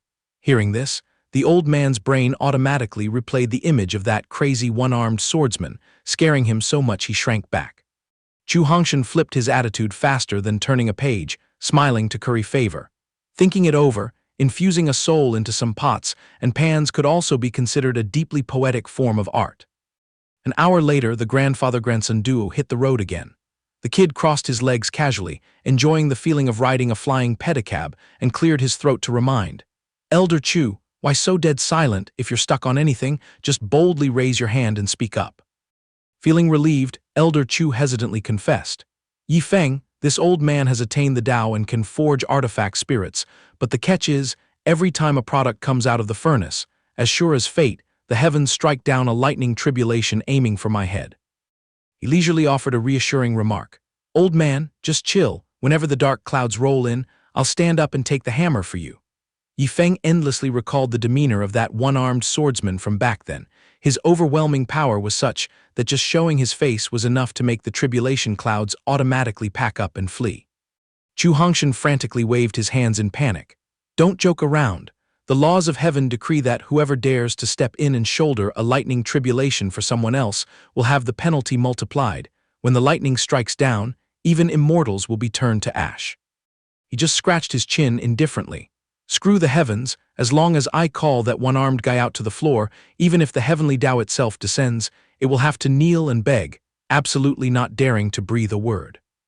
Elder Chu harbored a stomach full of confusion. Even though this brat Yi Feng normally spent money like dirt, he never talked big without basis. Just how terrifying was this kid's background to possess mercenaries who dared to pluck the whiskers of the heavenly Tao? All of a sudden, he slapped the old man's shoulder to hit the brakes. Elder Chu, hit the brakes. Look down and see what faction that trio furiously soloing over there belongs to. Looking out from the aerial coordinates, they could catch a full view of 3 young men in tattered clothes being sandwiched in a siege by a pack of ravenous wolves. Chu Hongshan squinted at the logo on their clothes and clicked his tongue. Looking at that uniform, they must be the decoys of the Black Demon sect. Their status isn't low either, probably inner sect disciples, no joke. Those brats are dead meat clashing with the frost-profound wolves. Yi Feng turned to him out of curiosity and asked, so what rank is the cultivation base of those people and beasts? The old man stroked his beard and nonchalantly judged. Weighing both men and beasts, every single one of them is stuck at the peak of the 9th level of the Foundation establishment realm. Upon receiving the information, he immediately bounced up like a spring, dusted off his hands, and laughed gleefully. Just when my hands are itching, I'll borrow these creeps to test the firepower of the Buddha of good and evil skill I just grinded for. Chu Hongshan glanced at Yi Feng, secretly plotting his own cunning schemes. Finally, this troublesome brat is willing to make a move. The elders at home keep spreading rumors that Yi Feng is unfathomably deep, so today this old man must verify for himself if his strength is as tyrannical as the rumors say. On the ground, the Black Demon sect party was struggling in a bloody battle with the demonic wolves. Xia Hai wiped his blood and cursed. Unlucky as a black dog, just dragged our bodies out the door and we're already being torn apart by these 5 beasts. If you brothers have any secret trump cards, pull them all out now. Hold back and we'll all go see Yama together. Hearing this, Xia Kong and Xia Chu immediately boiled with rage. Xia Hai, all the provisions for entering the Heavenly Tao battlefield this time are in your hands, yet you still dare to open your mouth and ask for our trump cards. Let me tell you, if you intend to stab us in the back, even if we have to go to the grave, the 2 of us will tightly hug your legs and drag you down to act as our cushion. Xia Hai could only throw them a frustrated look and mutter resentfully in his stomach. In that tense moment, a resounding roar suddenly echoed from behind. The 3 Taoist masters can just slowly step back, leave these 5 beasts to me. Seeing someone willing to be the scapegoat, Xia Hai beamed with joy. Oh my, what a blessing, there's actually a brave hero volunteering to come to our rescue. Without hesitation, Yi Feng dashed right into the middle of the ferocious wolf pack's encirclement like a bolt of lightning. Instantly, he began to mutter an incantation. Good and evil give birth to one another, yin and yang cycle, reversing karma. The young boy just stood there motionlessly with a leisurely demeanor, his mouth still mumbling the spell without missing a beat. The pack of vicious wolves felt an invisible pressure radiating from that small figure, suddenly losing their nerve and stepping back in high alert. The moment the incantation finished, the wolves seemed to be possessed. Their eyes turned bloodshot, and ignoring their prey, they frantically turned around and tore into their own kin. Witnessing that bloody scene, the Black Demon sect cultivators were so terrified that all color drained from their faces. Good heavens, this supreme divine ability is too terrifying, truly evil. Let's dip quickly, brothers. Yi Feng slowly turned his head, smiling dangerously. Oh my, the play isn't over yet, who allowed the audience to leave without permission. His gaze carried a soul-piercing divine might, making the group look as sluggish as if they had lost their souls the moment they made eye contact, obediently blurting out their true thoughts. We are enlightened, scum like us truly waste space on earth. Our hearts yearn to be good people, so we've decided to use our deaths to wash away our sins. Sneaking behind the flying carpet, Chu Hongshan hurriedly raised his voice to stop him. Yi Feng, please withdraw that ghostly divine ability. This Buddha of good and evil skill is making this old man's heart skip a beat. Hearing his trembling voice, he dazedly looked back and asked, "Huh, Elder Chu, don't tell me you also want to commit suicide to atone for your sins." It was not until Yi Feng turned off that surge of power that he looked in shock at the collapsed people around him, stammering, "Yi Feng, be honest. You basically don't know how to use this move, do you?" The boy innocently nodded right away. "You're absolutely right, I just brought it out to test it for the first time." Chu Hongshan swallowed his saliva, trying to calmly analyze. Living to this age, this old man has heard of all sorts of bizarre divine abilities, but this kind of evil heavenly Tao of good and evil is truly something I've witnessed for the first time. He stroked his beard in thought and deduced, "I reckon, a person who is naturally good-hearted but forced to harbor evil thoughts will go mad and slaughter their peers. Conversely, if a villain suddenly wants to be a good person, they will also lose their mind and end their own life." Yi Feng clapped his hands loudly, his face lighting up as if he had just discovered the ultimate truth of the universe. At that exact moment, the system's familiar mechanical voice chimed in, "Ding, a heavenly Tao token has been scanned." The corners of his lips curled into a delighted smile. "Don't tell me these nobodies just scavenged this from the heavenly Tao battlefield. This is truly like tripping over a gold nugget while walking on the street." Admiring the ice-gold heavenly Tao token in his hand, Yi Feng rejoiced inwardly. "Collected 2 pieces, this time I can finally take my wife on a honeymoon." Chu Hongshan poked his head out and curiously inspected it. "What is that piece of scrap metal in your hand?" He happily showed it off immediately. "It's a rare item, old man, a genuine heavenly Tao token." Hearing that, the old man quickly reminded him, "Since there's a heavenly Tao token, aren't you going to take the rest of their belongings?" Yi Feng waved his hand and sighed, looking thoroughly disgusted. "Oh please, bringing those trivial things back will only clutter the house. To me, they are nothing more than absolute trash." Chu Hongshan silently rubbed his chin, sweating profusely, telling himself, "Trash, huh? Perhaps this old man needs to go back to vocabulary class to redefine that word." Having wrapped things up, the two leisurely continued their unfinished journey. While biting his lip to steer the flying carpet, the old man turned to probe. "Hey Yi Feng, tell the truth, besides that headache-inducing Buddha of good and evil skill, do you have any other secret ultimate moves hidden at the bottom of the box?" The boy narrowed his eyes and asked back challengingly, "So, would a death sword intent that has reached the sword heart realm be considered an ultimate move?" Hearing this, Chu Hongshan rolled his eyes in shock and screamed, "What? You even play the sword cultivator route? Don't tell me you also just casually nurtured that sword intent." Yi Feng waved his hand dismissively in denial. "No way, I don't have the free time to be a sword cultivator. That thing just naturally spawned. Besides, even if I were a sword cultivator, so what? But come to think of it, the fact that I managed to raise a dog that comprehended the sword heart realm is the true peak of art. It is the #1 dog sword of this Xianxia continent." Seeing the carpet wobbling, he panicked and yelled, "Oh my God, Elder Chu, hit the brakes. Hold on tight to the flying spiritual artifact, we're about to crash." Chu Hongshan's face was still blank, having not yet recovered his senses, mumbling like a madman, "Even raising a dog can break through to the sword heart realm. This old man has cultivated until my gallbladder nearly burst and still haven't seen a trace of it. Good heavens, don't tell me my comprehension ability is worse than a dog's." Right at that moment, the jade pendant hanging by his waist suddenly flashed with continuous light. Lifting the jade piece to examine it, he turned to report, "Yi Feng, it's that guy Shi Shinfeng sending me a sound transmission." The boy yawned repeatedly, replying in a bored tone, "Message him back to go home and scrub his neck clean. In 6 days, I will turn his black demon sect into a pile of ashes that will permanently evaporate from this Xianxian continent." At the same time, inside the gloomy main hall of the Black Demon Sect, leader of the Black Demon Sect, Shi Shinfeng, upon hearing the message, slammed the table and roared in fury, "Chu Hongshan, did this crazy old man eat a leopard's gall to dare open his mouth and bark so loudly? Guards, quickly issue an order to summon all disciples back here one by one. I must keep my eyes wide open to see if that old fool has 3 heads and 6 arms to claim he can level the Black Demon Sect."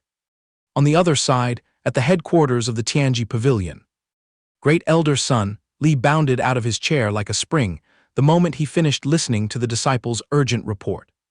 His face turned pale, his voice trembling with deep reverence. Heaven's secret has been set. In 6 days, the Black Demon sect will be completely wiped out from the Xianxian continent. This is indeed the will of heaven that cannot be defied. 2 elders standing nearby broke into a cold sweat upon hearing this and hurriedly asked, "This is bad. What about the Tianji Pavilion's secret treasure currently resting over there?" The old former sect master Zhou Shanheng had to pay an exorbitant price just to borrow it for 3 years. If we show our faces to demand it back before the deadline, I'm afraid he'll flip the table and bite back. Yilangsu leisurely walked over, just in time to catch this noisy discussion scene. She frowned in thought. Is this the attitude of the elders of the Tianji Pavilion? I've been back for quite a while now, but it seems this great elder still hasn't even bothered to look at me with half an eye. HMPH, so annoying. Sun Li leaned on his cane and stood up straight, his voice resolute. What other choice do we have? We must bring the secret treasure back within 6 days, otherwise we'll lose it completely. I'll just have to risk my life to open the heaven-peaking mirror and divine who has the fate to carry that item back. Peeking from afar, Yilangsu widened her eyes and thought to herself, "Oh, the heaven-peaking mirror, huh? Rumor has it that it's one of the 3 top-tier toys of the Tianji Pavilion. The martial world rumors say that every time you turn that mirror on for divination, it instantly shaves off a few years of your lifespan. Looks like this great elder geezer is quite the player," she muttered with great interest. Seizing the opportunity, the girl immediately patted her chest and boldly volunteered. "Great elder, just toss that mirror to me so I can play around with it."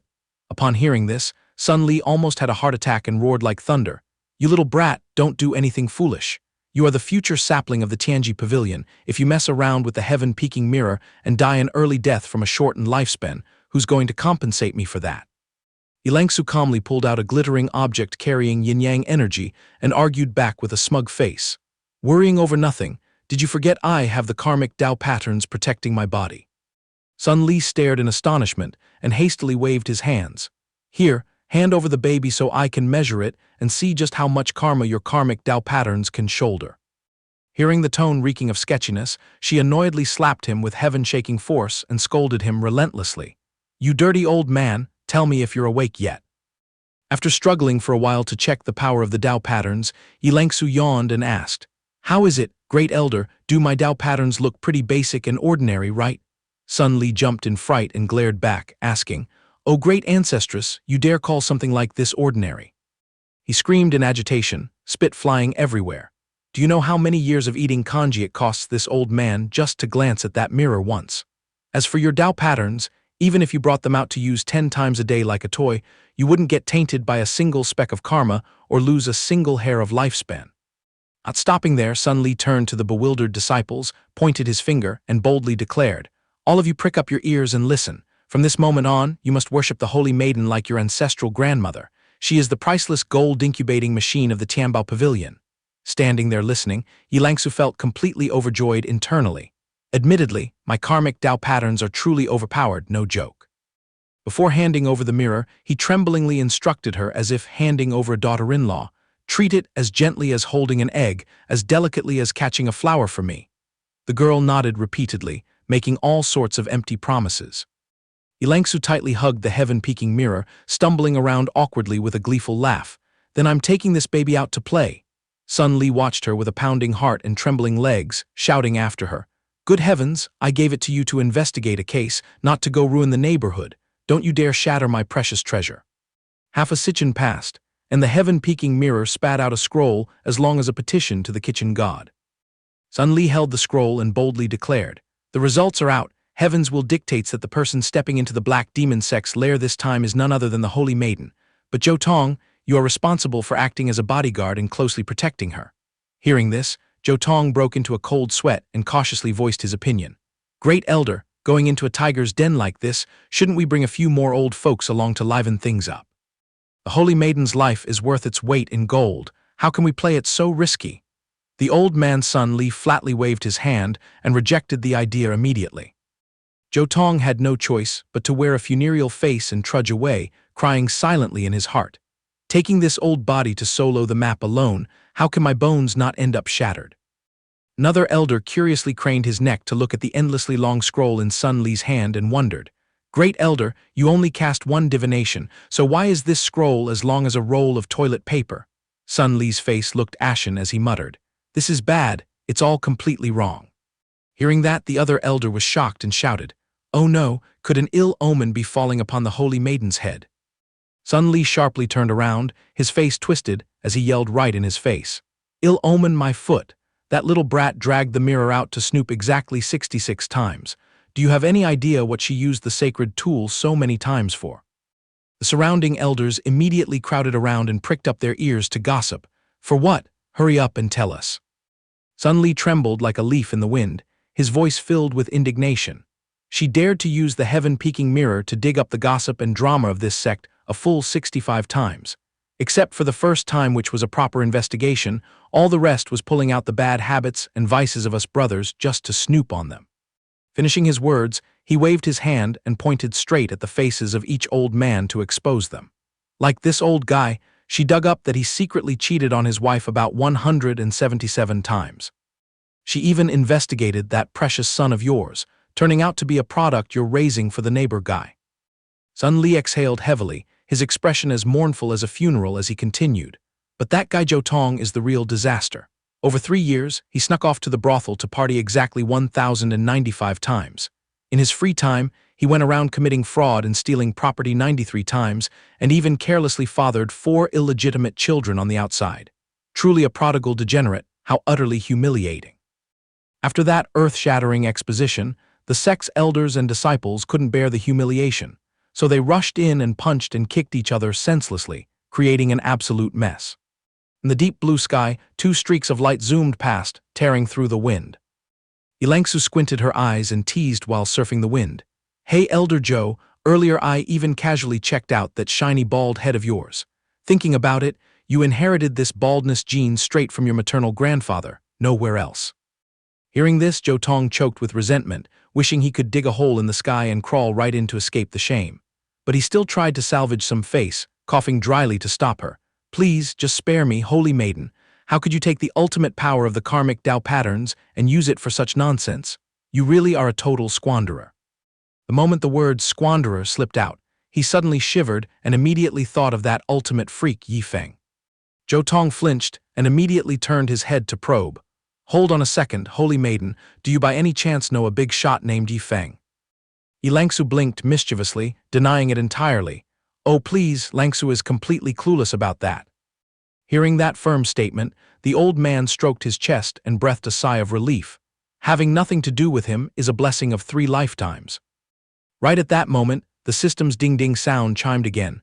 "Congratulations, the host's second disciple, Xianxia, has just successfully executed a legendary act of squandering. Reward, 800 prodigal points, accompanied by 200 golden starglint stones." In another development, Yifeng was sitting around yawning in boredom while scrolling through the system's notification panel. Upon scrolling to that line of text, his eyes lit up in praise. "Well, well, my second disciple is quite productive at her job, a bright future lies ahead." Yifeng smirked with a hidden meaning. "But it's so strange, Xianxia has only been gone for a moment. What kind of squandering stunt did she pull?" The system coldly threw out the results. Xianxia used the karmic Tao patterns to snoop around and expose people's private lives. Based on our criteria, this action is classified under the high-tier squandering category. He burst into satisfied laughter, endlessly praising this talented disciple in his heart. Then he casually tossed a heavy bag over to Xianxia. "Here, inside are 200 golden starglint stones." The old man stared in surprise and happily asked back, "You're so generous, are you planning to reward this old man?" Yifeng extinguished his smile instantly with a cold expression. "Elder Chu, are you having delusions of grandeur?" He leisurely delivered a shocking verdict. "Take this pile of stones back to the sect and try to build a truly magnificent toilet. If there's any left over, build an extra gazebo next to it to catch the breeze." Blood rushing to his brain, he furiously yelled, "Yifeng, is there something wrong with your head? Do you know how rare and exotic of a treasure the golden starglint stone is, yet you want to use it to build a place for defecation?" He pouted, pretending to be innocent. "Oh come on, the ancestral grandpas of the Star Soul sect have already nodded in agreement. Why are you suddenly jumping up and down?" Xianxia shook his head vigorously, not believing his ears. "Bullshit. How could the seniors play along with you in this crazy stunt? This old man has to go ask and get to the bottom of this. True to his word, he immediately pulled out a sound transmission talisman and called back to the headquarters. Hello, that guy Yifeng is actually bringing golden starglint stones to build a latrine pit. Are you people at home planning to stop him or what? But the voice echoing back from the other end of the line consisted of ruthless scoldings, making him freeze for 5 seconds, dumbstruck and unable to argue back a single word. Swallowing his grievance, the old man despondently dropped a sentence playing along with Yifeng. This old man truly is a frog at the bottom of the well. My vision is too short-sighted. Such a precious item was indeed born to build outhouses. Yifeng laughed gleefully, his eyes narrowing into slits, and continued to add fuel to the fire. See that? I was absolutely right. So how did those old guys chew you out? Tell me for fun. Chu Hongshan, flushed with embarrassment, ignored the question entirely and hurriedly hit the gas to accelerate the carpet. Cough cough, it's getting dark, let's just find a random cave to crash in for the night. Cutting back to the luxurious backyard area of the Shanghai Chamber of Commerce headquarters. There, the figures of 2 young men could be seen sweating profusely as they exchanged martial arts moves. Meng Heifeng respectfully bowed and reported, Sir, that pill recipe has been verified as the real deal. On another note, please scold the young master less. He has really learned to tighten his belt lately. Huang Dahai frowned and immediately retorted, Elder Meng, you're praising him for being frugal? That prodigal son has been throwing money out the window since he was a kid. Are you still unfamiliar with that? Elder Meng raised his eyebrows and threw him a judgmental look, reporting to the president, that is only because you have never encountered a squanderer who has reached the supreme realm. Have you ever tasted the feeling of living a life that's even worse than a dog's? After hearing this, Huang Dahai retracted his gaze, his tone sharp and resolute. If the pill recipe is this precious, I will have to personally condescend to visit the Star Soul sect and throw them a little bit of profit to smooth things over. I might as well take the opportunity to wash my eyes and see exactly what that ultimate prodigal looks like. At dawn the next day, in the middle of a dense forest, just as the first rays of sunlight broke through, a lightning strike tore through the space with a resounding boom. Chu Hongshan, who was snoring loudly, jerked awake and muttered, How strange, it's barely morning and some crazy cultivator around here is already trying to transcend a tribulation. Seeing him walking over half asleep, Yifeng cheerfully waved his hand. Good morning, Elder Chu, sleep well. The old man rubbed his eyes, staring intently at the stack of bright yellow papers glowing and sparkling in his hand, and asked curiously, What is that flashy mess of talismans you're holding? Yifeng didn't answer, only lightly flicking his wrist to toss those talismans soaring into the sky. Immediately, violent lightning bolts shot out wildly from the surface of the talismans, lighting up an entire section of the sky with a blinding, radiant yellow light. Chu Hongshan's jaw dropped as he shrieked in terror. Good heavens, can heavenly Tao lightning tribulations actually be stuffed into talismans? The incoming shock made him stagger, firmly believing that he was still sleepwalking, so he quietly turned on his heel, intending to drag himself back into the cave. I'm definitely not awake yet. This old man needs to roll up in a blanket and sleep a bit more. These hallucinations are way too terrifying. Yifeng hastily grabbed his clothes and pulled him back. Hey, no sleeping in. The sun is already shining on our butts, Elder Chu. We still have to go show off our prestige today. Chu Hongshan grimaced upon hearing this and muttered, What do you mean show off prestige? Traveling with you is no different from taking a step straight into a wooden coffin. Old man sighed, resigning himself to riding the tiger he couldn't get off. But looking at the pitch-black clouds sparking with electricity overhead, he swallowed his saliva and tentatively asked, Yifeng, that pile of lightning isn't just going to casually strike right down on our heads, is it? Yifeng flashed a wide, reassuring smile. You can walk with your head held high. These tribulation clouds are as obedient as puppies. If I tell them to strike east, they wouldn't dare zap the west. Unexpectedly, just as he finished speaking, a glowing golden rune smashed straight down from the sky onto the ground with a massive crash, making the old man panic and scream wildly. The ground shook violently, sending dirt and rocks flying everywhere in a blinding cloud. This tremor spread all the way to the Tianji pavilion, causing Sun Li, who was sitting down, to jump in shock. His vitality surged wildly, and with a gulp, he coughed up a mouthful of fresh blood. His aged figure collapsed onto the floor, his eyes turning blurry from extreme panic. What kind of monster has descended upon the world to dare manipulate even the power of the heavenly Tao like this? In a flash, 3 short days had passed. This time in the guest room of the Black Demon sect, Zhou Tong was pacing restlessly like a headless chicken, advising, "O holy maiden, we've been planted here for 3 days now. If we don't snatch the secret treasure and dip quickly today, we're guaranteed to lose our lives."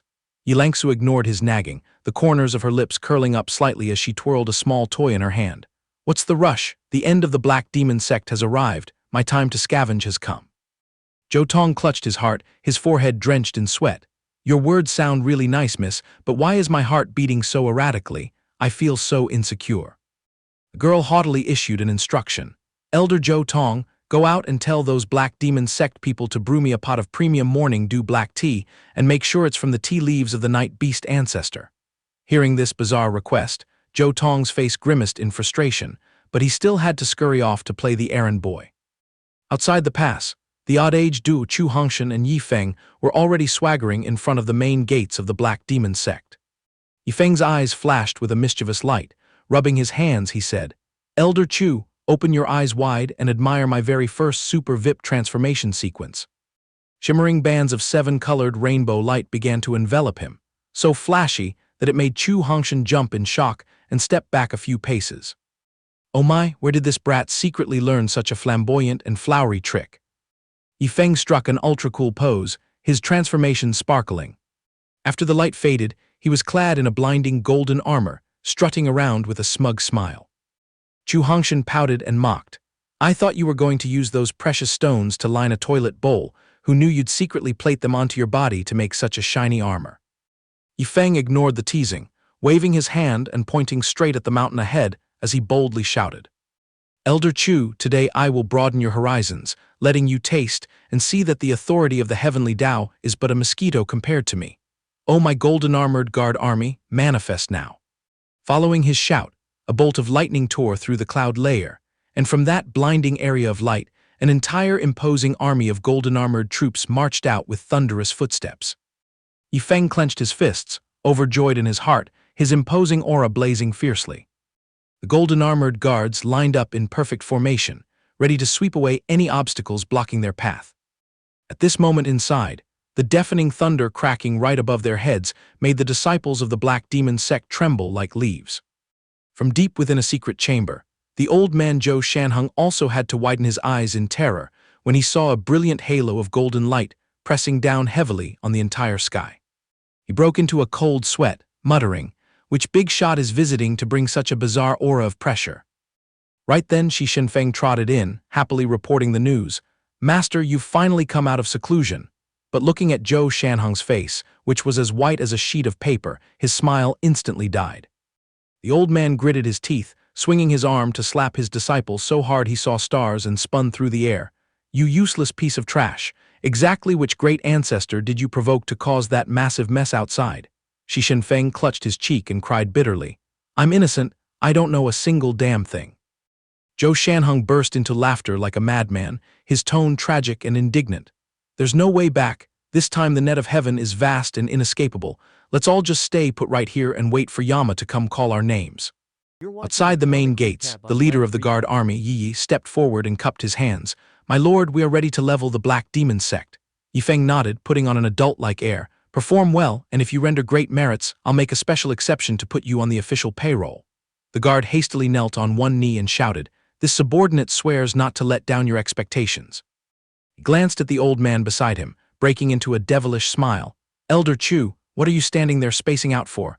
Go up and be the vanguard to lead the way. If you have any personal grudges with these Black Demon sect folks, just use the wind to break the bamboo and settle them completely." The old man chuckled slyly like a weasel that had just struck fat. He boldly patted his chest and firmly asserted, "Today, Elder Chu, feel free to point your fingers and give orders. Whoever you target, I'll have the army chop them into minced meat." Having landed a huge backing, Chu Hongshan immediately got fired up and stroked his beard. "Well, well, with your words, today this old man won't be satisfied until I completely muddy the waters." On the other side, Zhou Shanheng tightly gripped the weapon in his hands, straining his eyes as he waited for the hidden enemy to reveal themselves. Even though his guts were churning like a lottery drum, he still gritted his teeth and feigned a heroic stance. "Let me keep my eyes wide open to see who has the ability to sit on the head of the heavenly Tao. If this old life gets buried in the hands of an expert like this, it can be considered prestigious enough, not a wasted life." The moment he kicked the door open and walked in, Chu Hongshan crowed loudly, This old man is here to collect debts, you little brats. He enthusiastically waved his hands, pointing fingers and calling out the names of every unlucky fellow in sight. Borrowing a tiger's might, the old man yelled obnoxiously. It truly is an unstoppable stroke of luck. Even in my dreams, this old man never expected there would be a day where I get to sit at the top table, ordering a big shot around to clean up trash like this. Upon seeing his enemy, Zhou Shanheng felt extreme indignation and screamed in resentment. You damn brute Chu, a dog relies on being near its house and a chicken relies on its coop. You are bullying people too far. Yifeng stood with his arms crossed, indifferently uttering a single word, kill. The close guard Yi scratched his head dumbly. Reporting to you, my lord, should we mince them or boil them whole? Yifeng glared at him intensely, letting out a long sigh. Whether you like them grilled or stir-fried, do it yourself. Do you really need me to teach you such menial tasks too? Suddenly, a flash of inspiration hit Yi's mind. Master, look at those pitch-black tribulation clouds squirming up there. How about we instigate those heavenly thunderbolts to smash this black demon sect's lair to pieces for convenience? He slapped his thigh hard in praise. Approved. You've got some brains in that head. This idea of borrowing flowers to offer to the Buddha is totally top tier. I'm starting to like your personality. Hearing the praise, Yi wagged his invisible tail wildly in sheer delight. Suddenly, the system popped up with a warning again. Ding! Please note, your second disciple is currently freeloading and rooted in the Black Demon sect. Kindly show some mercy lest you accidentally roast your own family. Yifeng raised an eyebrow in surprise. Oh, so that girl Yi Langsu is also wandering around in this dump. Instantly, he changed his tone and instructed. A few of you go scour the place to find the girl Yi Langsu and cover her rear safely. As for the rest of you, just go wild. Let these frogs at the bottom of the well taste what the heavenly Tao's lightning is like. A sly, deeply villainous smile bloomed on his lips. For this scum to get chopped into firewood by heavenly thunder is already considered an honor, nothing to regret at all. At once, countless intricate bolts of lightning struck down on the disciples' heads, like heartless scythes of the grim reaper crashing straight into the Black Demon sect. Thunder and lightning flashed continuously, smashing everything flat into the ground without caring who the targets were. Seeing that apocalyptic scene, Zhou Shanheng's eyes bulged out like snails, sweating as if he had just bathed. It's completely over, my god. The entire sect was submerged in a blinding aura of light, as if a massive hole had just been torn in the sky and collapsed straight onto the ground. Inside the guest room, Zhou Tong peeked out from behind the window frame, watching the bloody fireworks show out in the courtyard. He complained inwardly. Thunder is booming like crazy outside, yet the holy maiden can still sit here bouncing her knee and sipping tea. Are this girl's nerves made of steel? This isn't good. This old man needs to poke his head out and investigate. However, the moment he stuck a foot out of the door sill, the chaotic and desolate scene before his eyes turned him to stone on the spot. Quick as lightning, he pulled his leg back and slammed the door shut with a bang to preserve his life. Seeing his bizarre behavior, Yi Langsu raised an eyebrow and asked, "Oh my, Elder Zhou, aren't you going to gossip anymore?" Zhou Tong trembled like a leaf in winter, his teeth chattering as he replied, I'm not going out anymore. Admiring the view from in here is plenty safe." Yi Langsu scratched her chin and mumbled under her breath. It is pretty weird. The heaven-peaking mirror led me by the nose all the way to the Black Demon sect, and even specifically instructed me to hide under the covers in the room and wait for someone to hand the secret treasure right to my mouth. What kind of play is going on out there after all? Meanwhile, the outside had been completely plowed into a mangled mess, losing all shape. Zhou Shanheng fell, exhausted, onto the cold ground with a thud. His eyes were glassy, filled with a melancholy sense of broken dreams. The 1,000-year estate of the Black Demon sect turned into a junkyard under my hands in the blink of an eye. Yifeng stretched his arms triumphantly, smirking as he ordered. The feast is almost cleaned up. You two fly over and finish off that old man to wrap things up.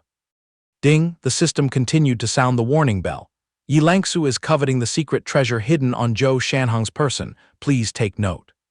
Yifeng stopped in his tracks and shouted furiously. Wait a minute. Did this old geezer eat a leopard's gall to dare steal from my disciple? You two, drag him out and give him a proper massage. Beat him half to death, just leave him with one breath. Zhou Shanheng held his head, crying out unjustly. I am wronged. Who is your disciple? When did I ever steal anyone's things? My disciples were chopped into 8 pieces by you guys, and now you're making up stories to humiliate this broken sect too. Ignoring the old man's cries of injustice, The two guards rushed forward, unleashing a flurry of kicks that left his face swollen, lying flat like a cockroach. He was beaten so badly that he spat out both blood and teeth, pleading while choking back tears. "Please, great masters, have some mercy and let this old man log out peacefully." Yifeng snorted coldly, crossing his arms and scolding. "You're already a punching bag and you still dare to bargain? Boys, hit him harder for me." Catching sight of Yi leaning against a tree, munching on a cake, he pointed his finger. "What are you still eating for? Get in there and massage that old man's bones, stretch his muscles out and let's see." Upon hearing this, Yi immediately threw away his half-eaten cake and eagerly jumped into the fray. He swung his fists, pounding heavily as if venting his anger. Every punch that landed on Zhou Shanheng produced a satisfying cracking sound. After a severe beating that lasted for a few hours, Yifeng finally clapped his hands and smiled mockingly. Well, the bones of the Haimo sect leader are quite tough. I admit I underestimated you." Zhou Shanheng gasped weakly. "This old man is begging you, just tell me straight what you want me to spit out. Who exactly is your disciple?" He casually replied without missing a beat. "I don't even know what the heck that item is, but my precious disciple is named Yi Langsu. She's currently working as the saintess at that rumor mill, Tianji Pavilion."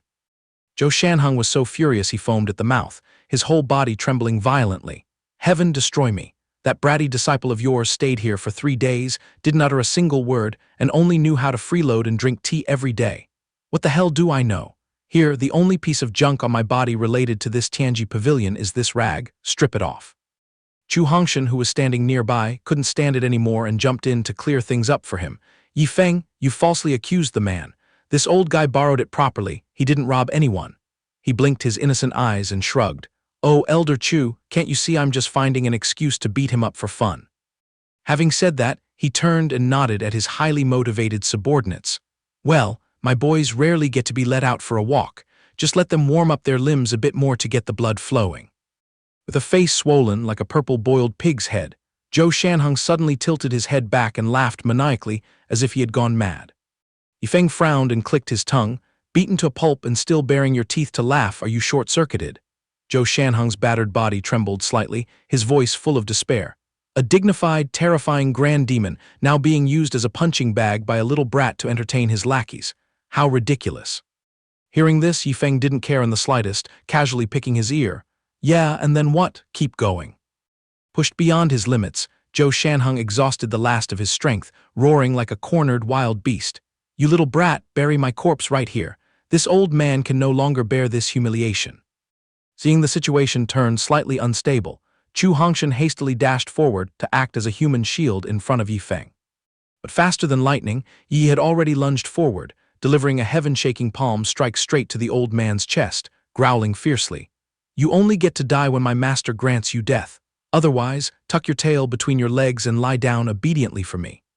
Chu Hongshan scratched his head in frustration, his worldview completely shattered. He cried internally, "What kind of crazy world is this? Where did all the logic go?" Yifeng, seeing the beautiful rescue, delightedly patted the subordinate's shoulder. "Hey handsome, what's your name?" Yi stood as straight as a statue, his tone robotic. "Reporting to my master, a lowly soldier like your subordinate has no right to bear a name. Only when I become an official guardsman will one be issued."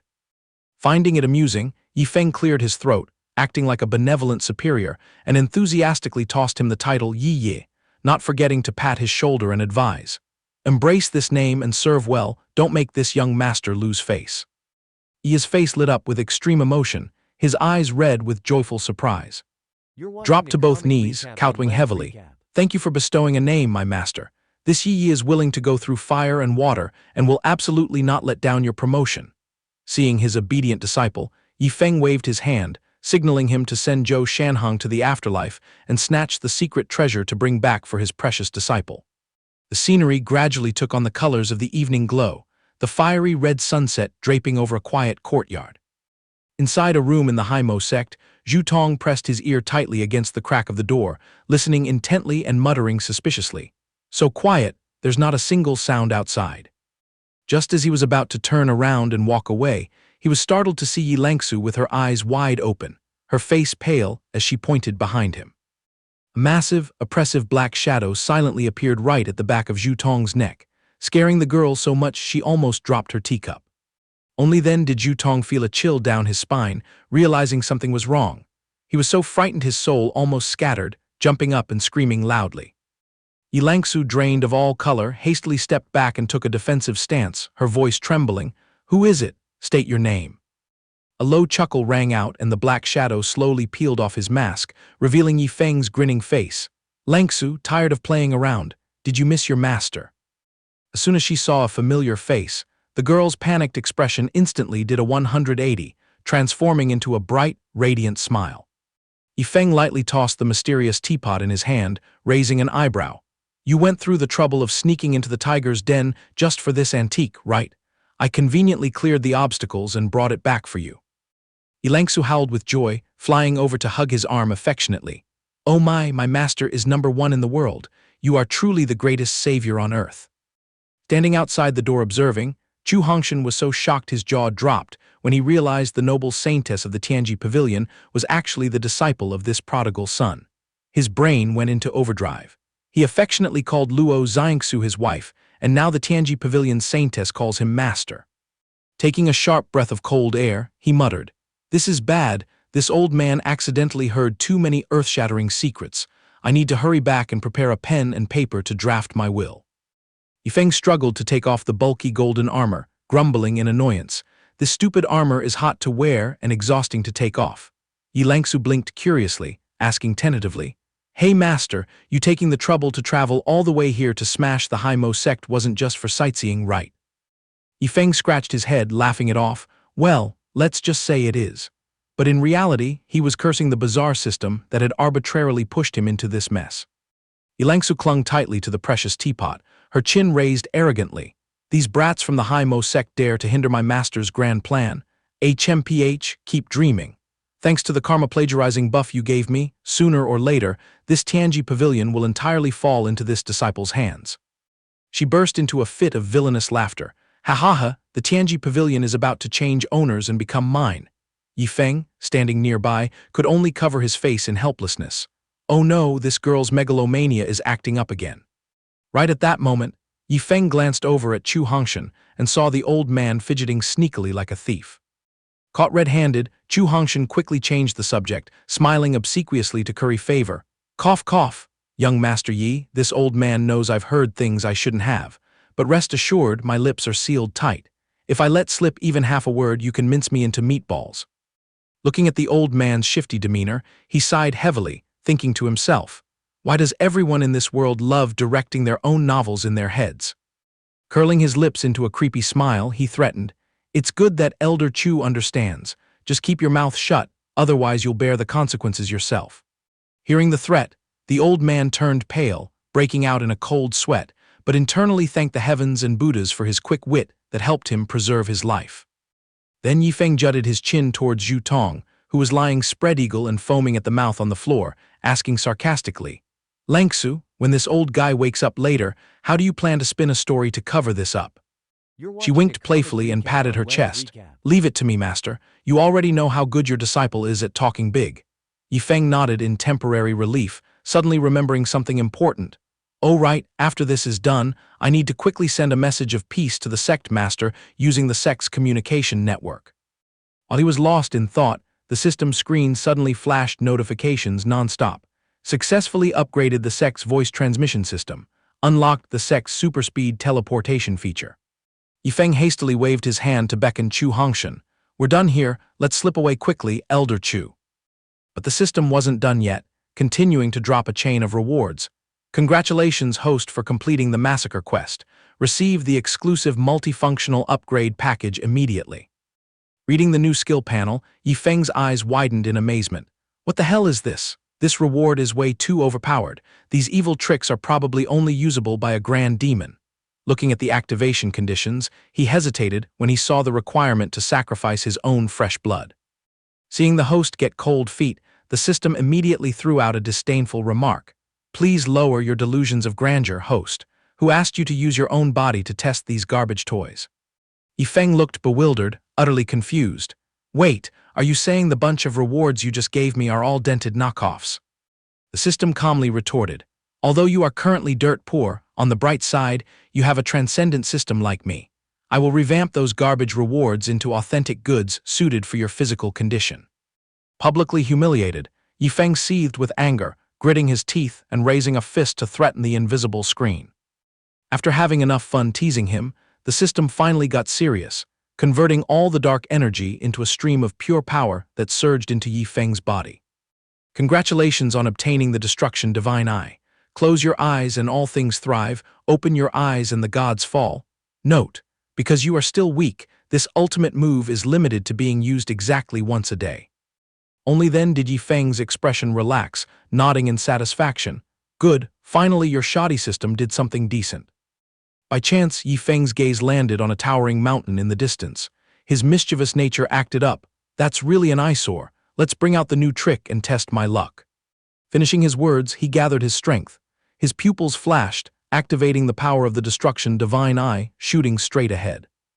A blinding ray of destruction tore through the sky, followed by an earth-shattering explosion that created a terrifying aftershock. Yifeng nudged Chu Hongshan's shoulder, jutting his chin proudly. Hey Elder Chu, did you see something just get vaporized? The old man beside him was still staring slack-jawed, as dumbfounded as a cow in a hat. Following Yifeng's gaze, he squinted into the distance, frowning in confusion. Look at what? Did something grow over there? The old man rubbed his eyes until they bulged like two small cups, staring intently at the distant mountain range, unconsciously muttering as if telling a fairy tale. How bizarre! Obviously there was a huge mountain right in front, with trees and streams on it. Before he could finish his sentence, his face changed colors like a chameleon, screaming in terror. Mother of God, what the hell is this? Where did the mountain peak fly off to? Ignoring the completely shocked old man, Yifeng nonchalantly pulled out a pitch-black flag radiating freezing dark energy from his pocket, excitedly shoving it into his hands. Oh come on, who cares about that broken mountain? Elder Chu, in consideration of your hard work running errands with me, I'm rewarding you with this 10,000 souls blood-devouring banner. It's a legitimate self-upgrading item. Who knows, after ascending to the upper realm, it might even advance into an immortal artifact. Chu Hongshan held the flag, his hands trembling violently. The 10,000 souls blood-devouring banner. Handing me this toy that reeks of evil sex, aren't you forcing me to become an evil cultivator? Look at this. A bunch of skulls on here are baring their fangs and brandishing their claws, wanting to jump out and eat people alive. The swirling dark energy scared the old man into a heart attack, cold sweat pouring down his face. In truth, Yifeng also felt a chill down his spine, but he still had to force himself to brag and look cool. What are you afraid of? The evil spirits lingering in this flag are all premium selections from grand demons who have slaughtered tens of thousands of lives. It's very imposing. Your only job is to drop a few drops of blood every day to feed them, and they'll become super overpowered for you to see. Hearing this, Chu Hongshan finally patted his chest and let out a sigh of relief. Oh, so they're all the spirits of demonic scum. As long as it doesn't involve the innocent souls of good people, I can rest easy. After a moment of hesitation, he gritted his teeth and accepted the treasure. Seeing that he took the bait, Yifeng quietly slipped away, waving his hand to tactfully shoo the old man back to the sect to store the item. Meanwhile, at the Tianyang sect, inside a majestic main hall, Sect Master Chen Jingfeng was crossing his arms and monitoring the progress. Is everything in order? His trusted lackey cupped his hands flatteringly. Reporting to the sect master, everything is ready. Once it gets dark, your subordinate will move all the cultivation resources straight into the demon suppression cave. After saying that, the sect master threw his head back and laughed savagely. Ha ha ha! After waiting for so many years, the day the heavenly demon ancestor breaks out of his cocoon has finally arrived. The day the ancestor steps out, if this continent doesn't kneel and surrender, their sects will be entirely exterminated. Let's see who dares to beat their chest and announce their name against our Tianyang sect. His obnoxious laughter echoed, shaking the entire hall. Scene shifted. A few hours later, in a desolate location, Yi respectfully took his leave to carry out his mission, leaving Yifeng stranded in an unfamiliar secret realm. He crossed his arms, looking at the blatantly obvious cave in front of him, smacking his lips. If the system lured me to a cave displayed this openly, I can figure out with my toes that there's a trap waiting inside. Right at that moment, the system's neon board flashed, signaling, today's prodigal mission, consume 200 soul spirit orbs. His eyes instantly lit up. A series of sparkling purple amethyst spheres appeared, hovering around him. This was a luxury toy filled with pure spiritual energy, crafted by mighty figures specializing in soul cultivation. The system started its long-winded habit, firing off a rapid-fire rap, about the divine uses of the pile of soul spirit orbs, making Yifeng's ears ring. Chanting sutras again, he yawned, patiently listening to the system ramble on about how overpowered this item was for forging weapons, refining pills, drawing talismans, and setting up formations. Going crazy from listening, Yifeng irritably interrupted.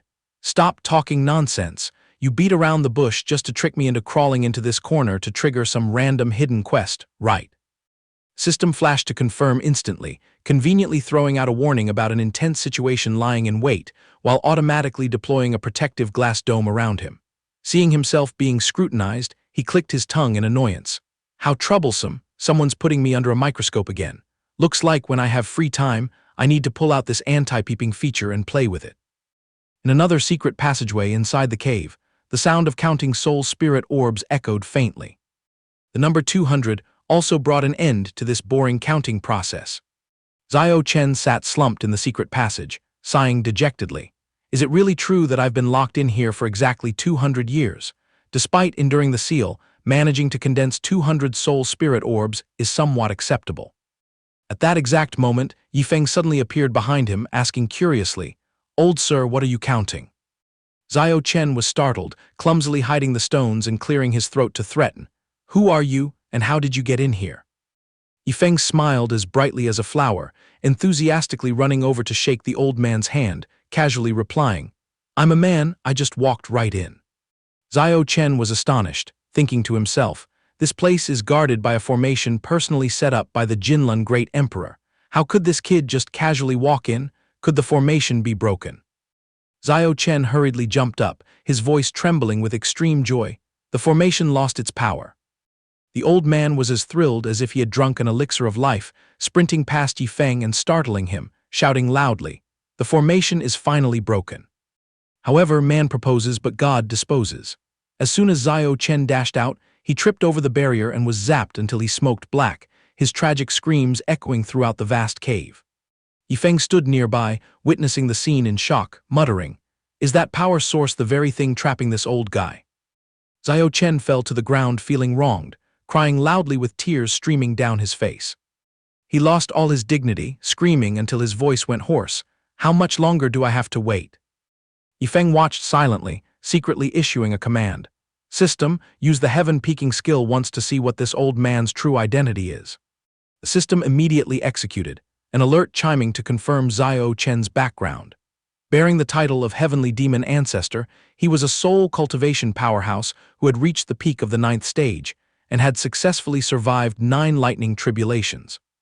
The reason was that 200 years ago, he accidentally offended Ding Yi, the true disciple of the Jinlun Great Emperor, so he was locked in this place, severing his path to ascend to the upper realm.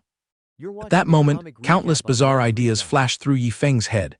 He calculated excitedly, "So he's actually a mighty soul cultivation expert. You really can't judge a book by its cover. If I squander soul spirit orbs right in front of this old man, would it count as prodigal behavior?" Acting upon his idea immediately, he leaned in closer and probed, "Senior, do you know about soul spirit orbs?" Xiao Chen frowned and replied, "Not only does this old man know, but I also possess a whole pile of them." Instantly, Yifeng excitedly pulled out a massive purple amethyst crystal, bigger than a human head, and asked, "Then does Senior have a soul spirit orb as giant as this one?" At this point, Xiao Chen was terrified, his eyes widening as he exclaimed in shock, "Why on earth does something this gigantic exist on the Xianxia continent?" Yifeng took the opportunity to show off, swinging his arm to throw the soul spirit orb like he was shooting a basketball, his tone nonchalant. "Well, it's only at this level." Xiao Chen, watching from the side, was frightened out of his wits, flusteringly shouting, "Good heavens, what are you doing? You can't throw that." The soul spirit orb shattered into pieces, and countless captive souls surged out in a rush. He was so angry he flew into a rage, roaring, "Have you lost your mind? Without spiritual energy shielding it, a soul spirit orb will shatter with just a light bump. Do you understand its priceless value?" He raised his hand, wishing he could give this brat a painful smack. Yifeng easily dodged the attack, calmly replying, "Although soul spirit orbs are rare, they are useless if you can't take them outside. I was also thrown in here for offending Dingyi, so it's better to bring this out for some fun." Hearing this, Xiao Chen was stunned, a slight glimmer of comfort arising in his heart at meeting someone who shared his fate. But soon after, he lowered his head and muttered, "No wonder you could slip into this formation. That Dingyi is truly useless. So many years have passed and he still hasn't managed to ascend. If I ever get the chance to escape this place, I swear I'll find a way to take his life." Sitting next to him, Yifeng opened his eyes wide, looking at him in astonishment. Suddenly, Xiao Chen remembered something and pressed him. "Wait a minute, what did you mean earlier when you said bringing out the soul spirit orb for some fun?" The kid's face lit up, starting to act mysterious. "Open your eyes wide and watch this." A tick later, he shouted loudly, bringing out a standard basketball hoop. Xiao Chen screamed in fear, questioning him. Yifeng laughed heartily and replied, "Playing basketball, of course." In a flash, he had changed his entire outfit, appearing incredibly stylish and handsome. Rhythmic music blared out, and his body swayed with the ball to the beat in a highly professional manner. Yifeng didn't even hesitate to throw in an extra skillful hip shake for the audience to admire. Seizing the dazzling moment, he thought smugly, "Finally got the chance to use this move." Xiao Chen stood watching with a bewildered expression, but still offered words of praise. "Even though this old man doesn't understand a single thing I'm watching, every movement of this kid seems to surge with power." Yifeng and Xiao Chen competed so intensely in basketball that they forgot all about the world around them. Currently, the score leaned in Yifeng's favor with a 1-point lead. Xiao Chen yelled with extreme excitement, "Just one last shot." Right as the final ball went through the net, the system chime immediately announced its congratulations on his excellent completion, and the reward received was 1,000 points or 1,000 soul spirit orbs. While Yifeng was gleefully feeling smug, Xiao Chen, still brimming with energy, hurriedly asked, "Out of toys already? This old man still hasn't had enough, let's play another round." He mischievously replied, "This junior is out of stock. I wonder if senior has any orbs left." Xiao Chen fell into the trap, pulling out every single one of his small soul spirit orbs, muttering, "I have some, but my treasures are a bit small. Figure out what game we should play." The kid was as sly as an old fox, smiling and saying, "With this tiny size, playing table tennis is the perfect fit." In his mind, he mocked, "Addicted after losing, aren't you? Then don't blame me for being ruthless." An incredibly dramatic and passionate table tennis match immediately broke out. The epic battle lasted for several hours. When it ended, both were exhausted, sweating profusely and out of breath, as Xiao Chen shouted in delight. "After 2 centuries of being locked up here, today is the most refreshing day this old man has ever felt." Xiao Chen's voice suddenly dropped in sadness as he spoke. "This secret realm opens once every 100 years and closes for 100 years. Our boring days are about to start again." Breaking his train of thought, he changed his expression back to excitement and probed, "Kid, do you know if there is a faction called the Tianyang sect in the outside world?" Yifeng nodded, implying he had heard the name. Xiao Chen flashed a sinister smile and recounted, "That sect is absolutely terrible. They even schemed to harm me in the past. So I threw them some scraps, bragged and called myself the heavenly demon ancestor, promising to back them up when I escaped. Those idiots immediately rejoiced as if they struck gold, burying their heads into gathering resources for me. In short, before the secret realm closes completely, we have to tell them to get lost from my sight." Yifeng had a sudden realization, laughing inwardly. This Tianyang sect is just a bunch of unpaid scarecrows, duped for a whole century, and even that demon title is fake. How flashy. With such outstanding talents, it would be a total waste not to chop that sect to pieces. Despite his thoughts, he prioritized finding an escape route, so he spoke up. "Senior, is the seal inside this demon suppression cave truly unbreakable?" The old man pointed straight at the sparkling green crystal suspended from the ceiling, revealing the answer. "That is the source of the formation, but give up your pipe dream. I've wasted countless efforts and didn't even leave a scratch on it. The Jinlun Great Emperor dared to leave the formation's eye so exposed up there because he is overly confident that no one can touch it." Hearing this, Yifeng reached a peak of excitement, activating all his senses, and secretly made a bet in his mind. "An item created by an upper realm mighty figure. I wonder if this destruction divine eye is strong enough to pierce it." In the blink of an eye, the sturdy crystal suddenly exploded into thousands of fragments right before Xiao Chen's stunned eyes. Individual crystals rained down on the two of them as the old man screamed in panic. Overwhelming joy surged, mixed with a hint of skepticism, as he roared, "That hateful suppression just evaporated." Instantly, his sharp senses caught the distinct shift in aura inside the cave. Just as he had always desired, a wide-open exit appeared, revealing the high, clear blue sky right before his eyes. Xiao Chen froze and whispered, "2 full centuries. Have I finally been untied today?" Yifeng leaned against the cave entrance, smiling encouragingly. "Senior, why don't you step outside and take a look around?" Xiao Chen dashed out with hurried steps, charging straight toward the quiet, beautiful night sky. Across the dark sky, a meteor streaked by, radiating a brilliant light that illuminated every corner. Xiao Chen tilted his head up, endlessly admiring the beauty of heaven and earth. Suddenly, Yifeng was scared out of his wits, because in his line of sight, the old man Xiao Chen had suddenly rejuvenated into a fresh-faced youth, seriously offering words of gratitude. A chill ran down Yifeng's spine. Unable to believe his eyes, he blurted out, "Good heavens, young man, which deity are you?" He quickly rubbed his eyes vigorously to dispel the illusion in front of him. A second later, Yifeng's eyes widened in shock, guessing in amazement, "I'm screwed. That destruction divine eye the system gave me must be bugged, making me hallucinate. I need to go home and get into bed early." On the opposite side, Xiao Chen was confused, not understanding why this kid kept staring at him like he was an alien object. Right in the upper realm, inside the Jinlun Palace, the Jinlun Great Emperor sat majestically on his imperial throne, his tone arrogant and mocking. "Unbelievable that in the measly lower realm, someone was born who could smash my soul-devouring grand formation. Excellent, things are getting interesting now." Meanwhile, on the Xianxia continent, deep inside the Mihun Valley, there was an ancient tree radiating a brilliant light from its golden leaves.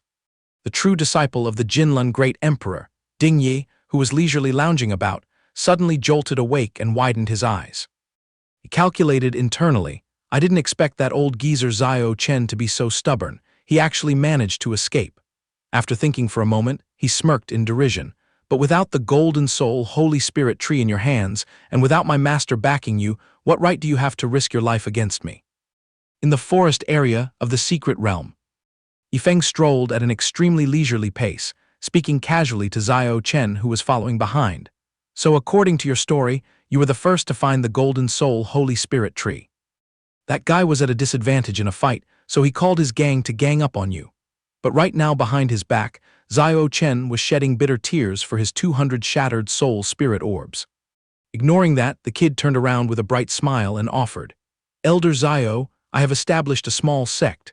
The number of disciples hasn't even reached 10, and the sect master is just dragging along at the nascent soul stage. I wonder if you would be willing to condescend." Kid trailed off, but it was enough for Xiao Chen to catch his drift. He smoothed his hair, pretending to be dignified, and nodded. "Well, all right, since this old man currently has nowhere to go anyway. As a dignified tribulation stage soul cultivator who has endured 9 lightning tribulations, dropping by your place to take the position of an elder is reasonable enough." Sealing the deal, Yifeng casually gossiped on the way. "Later on, you'll definitely go settle the score with that Dingyi, right?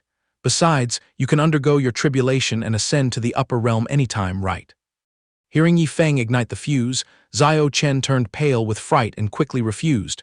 "No thanks. In the 1 in a million chance that I get caught by the Jinlun Great Emperor, the outcome will be worse than going to hell. I'd rather commit suicide. It'd be much better." Seeing this, Yifeng pouted his lips and mockingly threw stones. "You are a dignified senior, yet your guts are as small as a rabbit's." But as soon as he turned around, he excitedly messaged the system. "This old guy Xiao Chen's cultivation base is terrifying.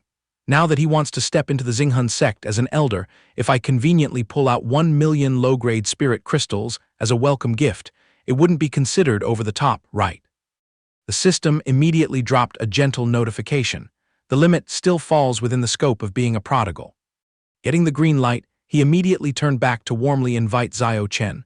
"Since Elder Xiao has taken the steps to join our sect, as the true disciple, this junior naturally must show some sincerity to welcome you." Having said that, he waved his hand and brought out 1 million low-grade spirit crystals. "Please don't laugh at this paltry sum of money." As if struck by lightning, Xiao Chen stammered in shock. "What is the meaning of this? Could it be that after 2 centuries, the economy of the Xianxia continent has completely collapsed?" Hearing that question, Yifeng frowned and thought, "Logically, this old guy should be curious about where I dug up so much money." The old man broke into a cold sweat, thinking to himself, "This kid is not normal at all. If he is embroiled in a feud with the Jinlun Great Emperor, wouldn't I be putting my head on the chopping block?" After pondering for a moment, he hastily waved his hands and pushed the gift back. Before the refusal could even escape his mouth, Xiao Chen heard Yifeng leisurely interject. If Senior disdains it, then this Junior will just have to toss these 100 soul spirit orbs to someone else who is fated. Xiao Chen's eyes lit up like headlights, changing his tune faster than flipping a pancake. How could I bear to refuse? I can't even wait to join our sect, wishing I could immediately dive into the embrace of our big family. Looking at his attitude, Yifeng was speechless and almost spat blood, concluding, as expected, the power of money can bend any sense of shame. Right at that moment, the system's notification chimed again, congratulating the host on successfully triggering a prodigal act, rewarding 300 prodigal points and 100 bottles of soul-cleansing water. Along with it came a detailed note explaining the miraculous effects of this item. Examining the reward, Yifeng couldn't help but feel that this batch of soul-cleansing water was tailor-made specifically to serve Xiao Chen. He decided to test the waters, asking, Xiao Lao, if your divine soul were to be cleansed to absolute perfection, how would your cultivation realm change? Xiao Chen answered immediately, that is a rare treasure capable of purging all impurities within the divine soul. Immediately after, he patted his chest and confidently asserted that if he were to use that toy, he swore he would shatter the void and ascend, and even if the heavenly king himself descended, he wouldn't be able to stop him. Yifeng observed his attitude and silently clicked his tongue, figuring he couldn't just throw this to the old man to act like a prodigal. The brothers in the house hadn't even gotten a taste of it yet. The system eavesdropped and took the chance to mock him. Is the host getting cold feet? He irritably snapped back, shut your mouth. A giant gourd suddenly materialized. Xiao Chen turned to Yifeng and said, this is my mode of transportation, hurry up and climb on. Saying that, he settled onto the gourd and waved his hand to urge the kid. He gleefully hopped on but stumbled and almost fell, ultimately having to cling tightly in a prone position so as not to be thrown off. This time, Yifeng finally explained to Xiao Chen that this whole thing was actually just a sparring event to pick out the top scorer in the sect's secret realm. Whoever found this spirit stone would proudly claim first place. Xiao Chen nodded in agreement. That makes sense, considering I've already looted every single valuable in this secret realm. I'm afraid the Tianyang sect crowd is going to get beaten to a pulp by the other sects later. A brutal scenario played out in his mind. The Tianyang sect team being swarmed and battered by the mob, a scene as chaotic as a tangled mess. The morning sun gradually emerged, its dawn light casting a golden glow over the area outside the secret realm. Yifeng was still curled up snoring loudly, while Xiao Chen opened his eyes wide in eager awe. It brightened up so fast. Xianxia continent, this old man has officially made his comeback to the martial world. Suddenly, a chill ran down his spine. His sharp senses detected someone launching a sneak attack from behind. What met his eyes was the sight of Xiao Zhu charging straight at him, hugging a giant gold-plated cauldron, fiercely wielding that pot as a lethal weapon. The little girl growled threateningly, "Who is this old geezer with the audacity to kidnap my master?" Unfortunately, Xiao Chen was still bewildered, having no clue what was going on, and immediately took a defensive stance to block. The earth-shattering noise woke Yifeng up. He groggily rubbed his eyes, witnessing the tense, sword-drawn standoff before him. He frantically yelled, "Stop right now, we're all on the same side." Hearing the intervention, both of them froze in sheer astonishment.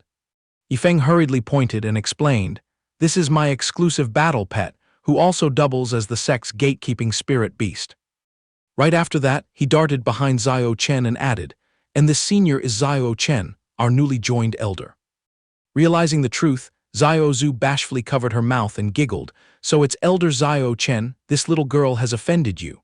But his eyes remained glued to that massive cauldron, and he pressed, "What is the intention behind that treasure in your hands?" Xiao Zhu didn't hesitate to enlighten him. She waved her hand and said, "This is a heaven-tier cauldron. Every elder gets one as a weapon to bash people. It feels extremely smooth."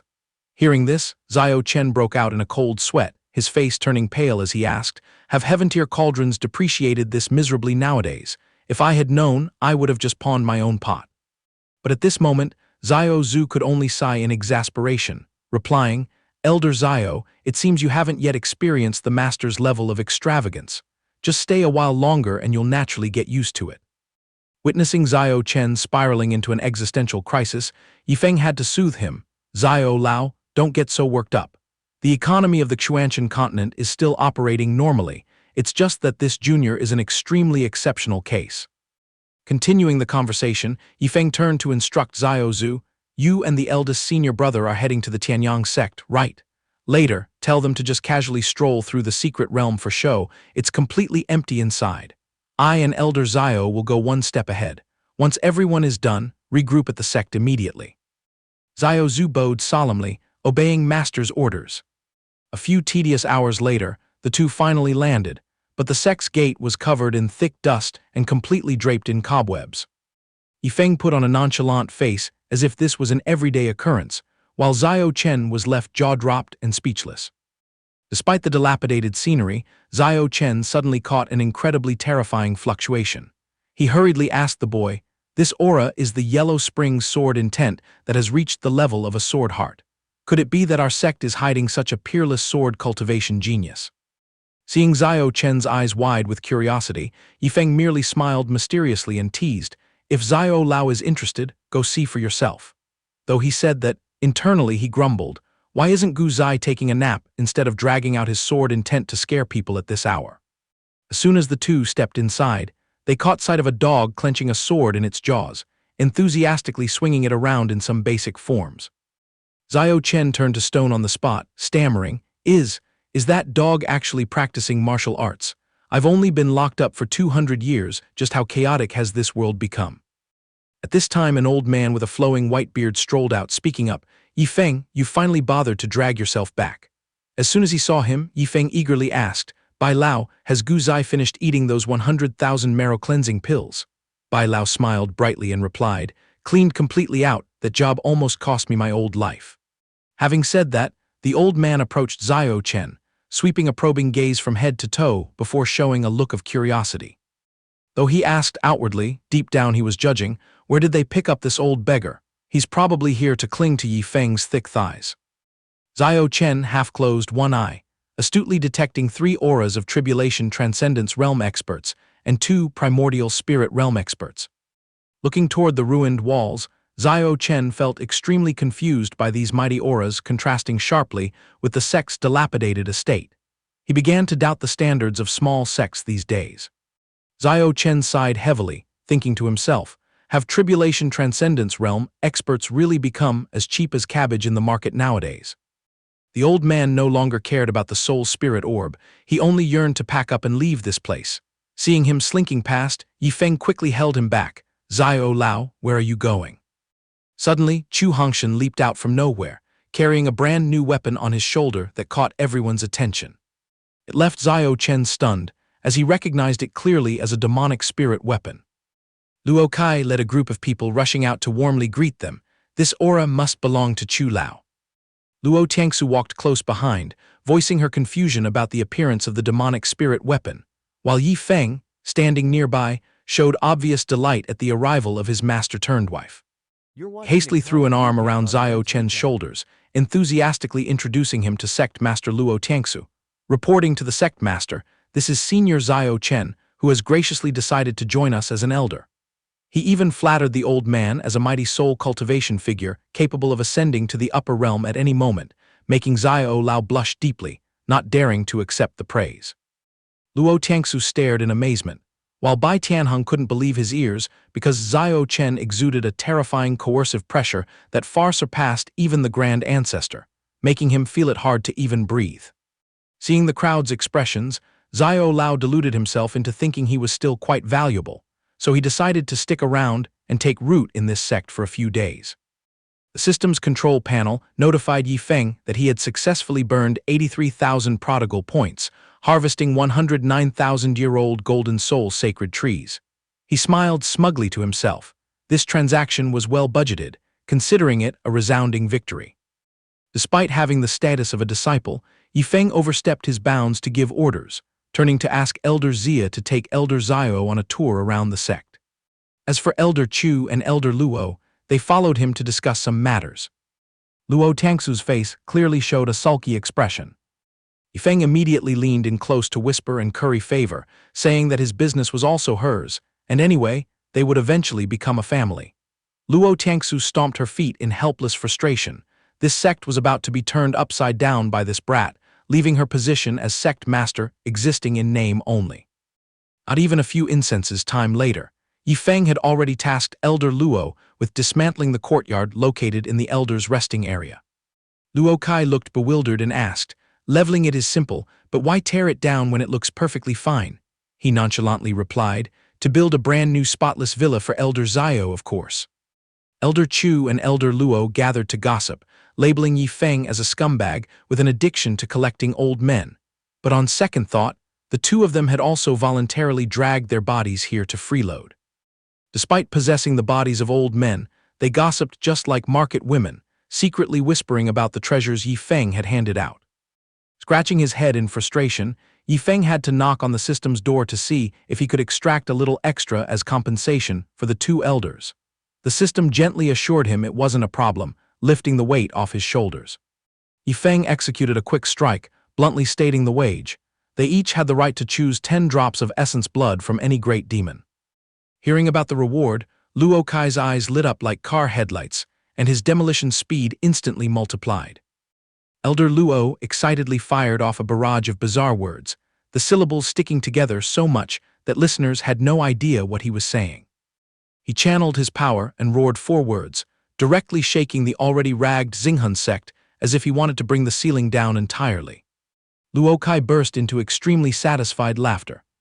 He patted his chest and reported to Yifeng that he and Chu Hongshan had flattened the courtyard as neatly as an airport runway. The construction speed of the two old monsters was so fast that Yifeng could only clap his hands in admiration. Luo Kai peeked at the row of radiantly glowing golden trees behind Yifeng, curiously asking about this weird bunch of plants. He guessed that the boy planned to plant an entire orchard for Elder Zio. Yifeng smiled mysteriously and bragged, "This whole pile consists of 9,000-year-old golden soul sacred spirit trees, intended to give Elder Zio the shock of his life."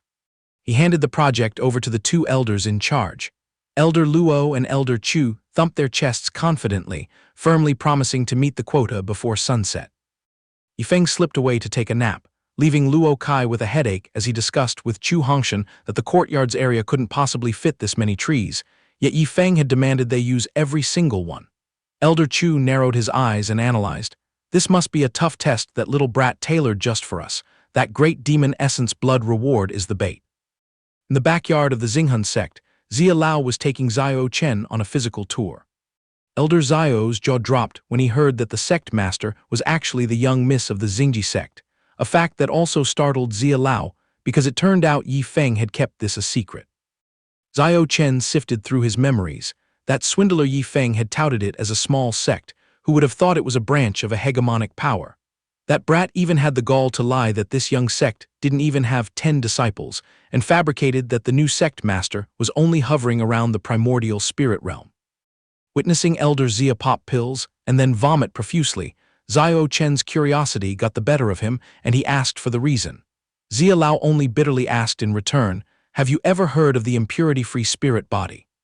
Zio Chen mumbled an acknowledgement that the impurity-free spirit body was indeed a physique pampered by the immortal Tao world, but since he pursued soul cultivation, he didn't care much for it.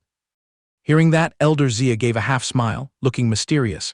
"Sooner or later, you'll also have to taste a pill that smells even more disgusting than biological waste." Zio Chen was dragged to a restroom built from heaven-tier cauldrons, the foul stench wafting up making him wrinkle his nose and twist his face as he asked, "Whose courtyard is this? As a dignified immortal cultivator, why do they still keep the habit of using a latrine?" Peeking inside, he nearly fainted when he discovered that the toilet bowl was made of a heaven-tier cauldron. He immediately concluded this was definitely Yifeng's handiwork. Seeing the old man catch on quickly, Zia Lao dropped another earth-shattering piece of news. Yifeng was gearing up to use gold-seeking star brilliant stones to build another outhouse. Rumor had it that once completed, anyone taking a dump on it would transcend their tribulation as easily as flipping their hand. Hearing this, Zio Chen felt his brain was about to explode at Yifeng's level of burning money without blinking. He frustratingly yelled out that back in the day, he had to grit his teeth and survive 18 bolts of lightning tribulation to crawl from the 1st to the 9th layer, which was his greatest capital to show off to the world. Now, Zio Chen could only stubbornly argue, anything not achieved through genuine strength is just useless fleeting clouds. Elder Zia couldn't be bothered to explain, casually shoving a pill into Zio Chen's hands and telling him to take it to cool down, but Elder Zio quickly backed away in high alert, suspecting this was the very same foul-smelling pill from earlier. Fortunately, Zia Lao hadn't lost all his humanity. That pill was actually an enlightenment pill. He had been hoarding it and not daring to eat it, though its taste was considered quite decent. Just as he swallowed it, Zio Chen felt his taste buds explode, and sure enough, he immediately entered a wondrous state of enlightenment. Zio Lao nodded and praised it endlessly. Zia Lao then poured cold water on him, revealing that this enlightenment pill was goods distributed by Yi Feng, and that the brat even fed it to Gu Zai to open its spiritual intellect. Zio Chen was left speechless, looking up at the sky and groaning, "He's a prodigal son to this extent, and none of you are doing anything to fix him." Treating that naive question like a joke, Elder Zia smiled with a hidden meaning and interrogated the reason Zio Chen had arrived at this place. Could it be that Yi Feng didn't bribe you with any treasures along the way? Zio Lao immediately recalled the blatant pyramid scheme pitch and Yi Feng's sweet-talking temptations, and choked, unable to utter a single word. Elder Zia patted his shoulder, advising him there was no need to hide it, as Yi Feng had always been very generous with his own people. After that, he continued leading Zio Chen toward the elders' communal housing area. Just as they reached the gate, the two stumbled upon the sight of Luo Kai and Chu Hongshan sweating profusely as they dug dirt to plant trees, their mouths babbling in heated debate. One stroked his chin, claiming this tree trunk looked like premium goods, while the other scratched his head in cluelessness because they had never seen this plant species before. Stepping closer to observe carefully, Zio Chen's eyes almost popped out as he realized that these were authentically rare and hard-to-find Golden Soul sacred spirit trees. He frantically scrambled over, shouting in a hoarse voice, "All of you, stop right now for this old man." Hearing the shout, Chu Hongshan and Luo Kai contemptuously curled their lips and glared at him. Then the two old men ignored him entirely, violently swinging their giant axes to chop away at the ground. The old man's mouth formed an O, and his eyes widened, his guts twisting in agony as he screamed, "Good heavens, these are super premium Golden Soul sacred spirit trees. Destroying them so recklessly will surely get you struck black by heavenly lightning." Luo Kai, annoyed by the noise, pursed his lips and retorted, "This pile is to build a mansion for you. If heavenly lightning strikes, your old life will take the full brunt of it." Hearing this, Zio Chen instantly shut up, dumbfounded as he asked, "This thing is to build a tomb. Wait, build a house for me." Without hesitating for half a second, he flipped his attitude faster than flipping a pancake, lunging forward to snatch the axe right out of Luo Kai's hands. "Give me the tools." This old man's greatest passion is carpentry. Luo Kai looked dumbfounded and mocked. "Huh, didn't someone just open their mouth and curse about being punished by heaven?" The old man's face lit up as he squeezed out an incredibly punchable smile. "Well, this old man has already been scorched by lightning dozens of times in the past, so I'm used to getting struck a few more times." In a flash, several hours passed, and a dazzling, gold-plated villa had proudly risen up. The crowd of spectators all fell into depression. Is this the privilege of an expert about to ascend? In comparison, the shacks we are huddled in are no different from the slums at the bottom of society. Suddenly, Luo Kai let out a loud "oh" that made the two people beside him jump out of their skin. Looking as serious as if he had just realized a universal truth, he whispered to the other two, "I've found out the reason why Zio Lao gets to enjoy overwhelming wealth while we are left starving." He cleared his throat, put on a solemn look, and boldly stated, "The reason is that we've been too slack in our cultivation." Saying that, he sidled up to Chu Hongshan, patted his shoulder and said, "Elder Chu, your cultivation base far surpasses mine. Even Bai Lao and Zia Lao are the same, yet our compensation packages are still measly. Could it be that our grinding intensity just isn't hot enough?" Elder Chu looked baffled and full of doubt. Could this be the hidden message that little brat Yi Feng is sending? Zio Chen, standing nearby, shot a sideways glance at the two crackpots, coldly laughing in his heart. "Although I haven't known Yi Feng for long, I'd bet my head that the kid just has a sickness for throwing money out the window, and there's absolutely no profound meaning behind it." Yi Feng's room was situated deep within a serene and utterly tranquil forest. Inside, Yi Feng had just woken up yawning when he took a direct slap to the face from the system. All Golden Soul sacred spirit trees have been used for their intended purpose. No extravagant spending behavior recorded, reward revoked. He was so stunned that his facial muscles twitched violently. Not counted as prodigal, reward revoked. How could it be so absurd? System, what kind of trash script is playing out here? The system ruthlessly poured cold water on Yifeng. The target Zhao Chen not only happily accepted the house, but also proactively contributed his labor to build it. This entirely violates the criteria of destruction, and thus cannot be approved as a prodigal act. He sat there blank-faced after hearing this, thinking, true, that old man Zhao Chen is crazy in the head. If he could even use a soul spirit orb to play dodgeball until it shattered, what does a tree matter to him? He angrily bit his blanket, trembling as he cursed, damn it, I calculated wrong this time. That old geezer Zhao Chen really is a drift king who doesn't follow the rules. When night fell, the bright moon shone down radiantly. Lurking at the edge of the Xinghun sect, two figures suddenly popped up, stealthily peeping inside. The two dark shadows tiptoed along the base of the wall, continuously muttering, "Are you sure our sneaking in like this won't alert the snake in the grass? Let's just lay low and see what happens first." Chu Hongshan was hiding securely behind a large rock. He had already spotted those two shady figures and instantly slapped the label of trespassing vandals on them in his mind. Luo Tianxing narrowed his eyes to survey the directions. The aura in this direction is 80 or 90% likely to be Yifeng's. The old man pointed his finger toward another corner.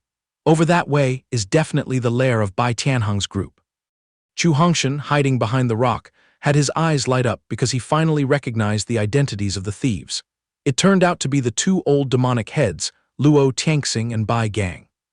The two old men paused when they reached an area that was glowing brilliantly. What hit their retinas was a treasure hall cast in blinding gold. That golden light was so glaring that the two men's eyes almost watered. Luo Tianxing and Bai Gang stared in astonishment, their tongues tied. What kind of freakish construction is this? The two of them dazedly felt their way around, observing every nook and cranny of the courtyard. Luo Tianxing clasped his hands and sighed. The construction of this private residence is just way too luxuriously wasteful. Hearing the other old man criticize its appearance, Bai Gang flew into a rage, grabbing the other's collar and roaring, "Luxurious my foot! Does your brain only have room for the word luxurious?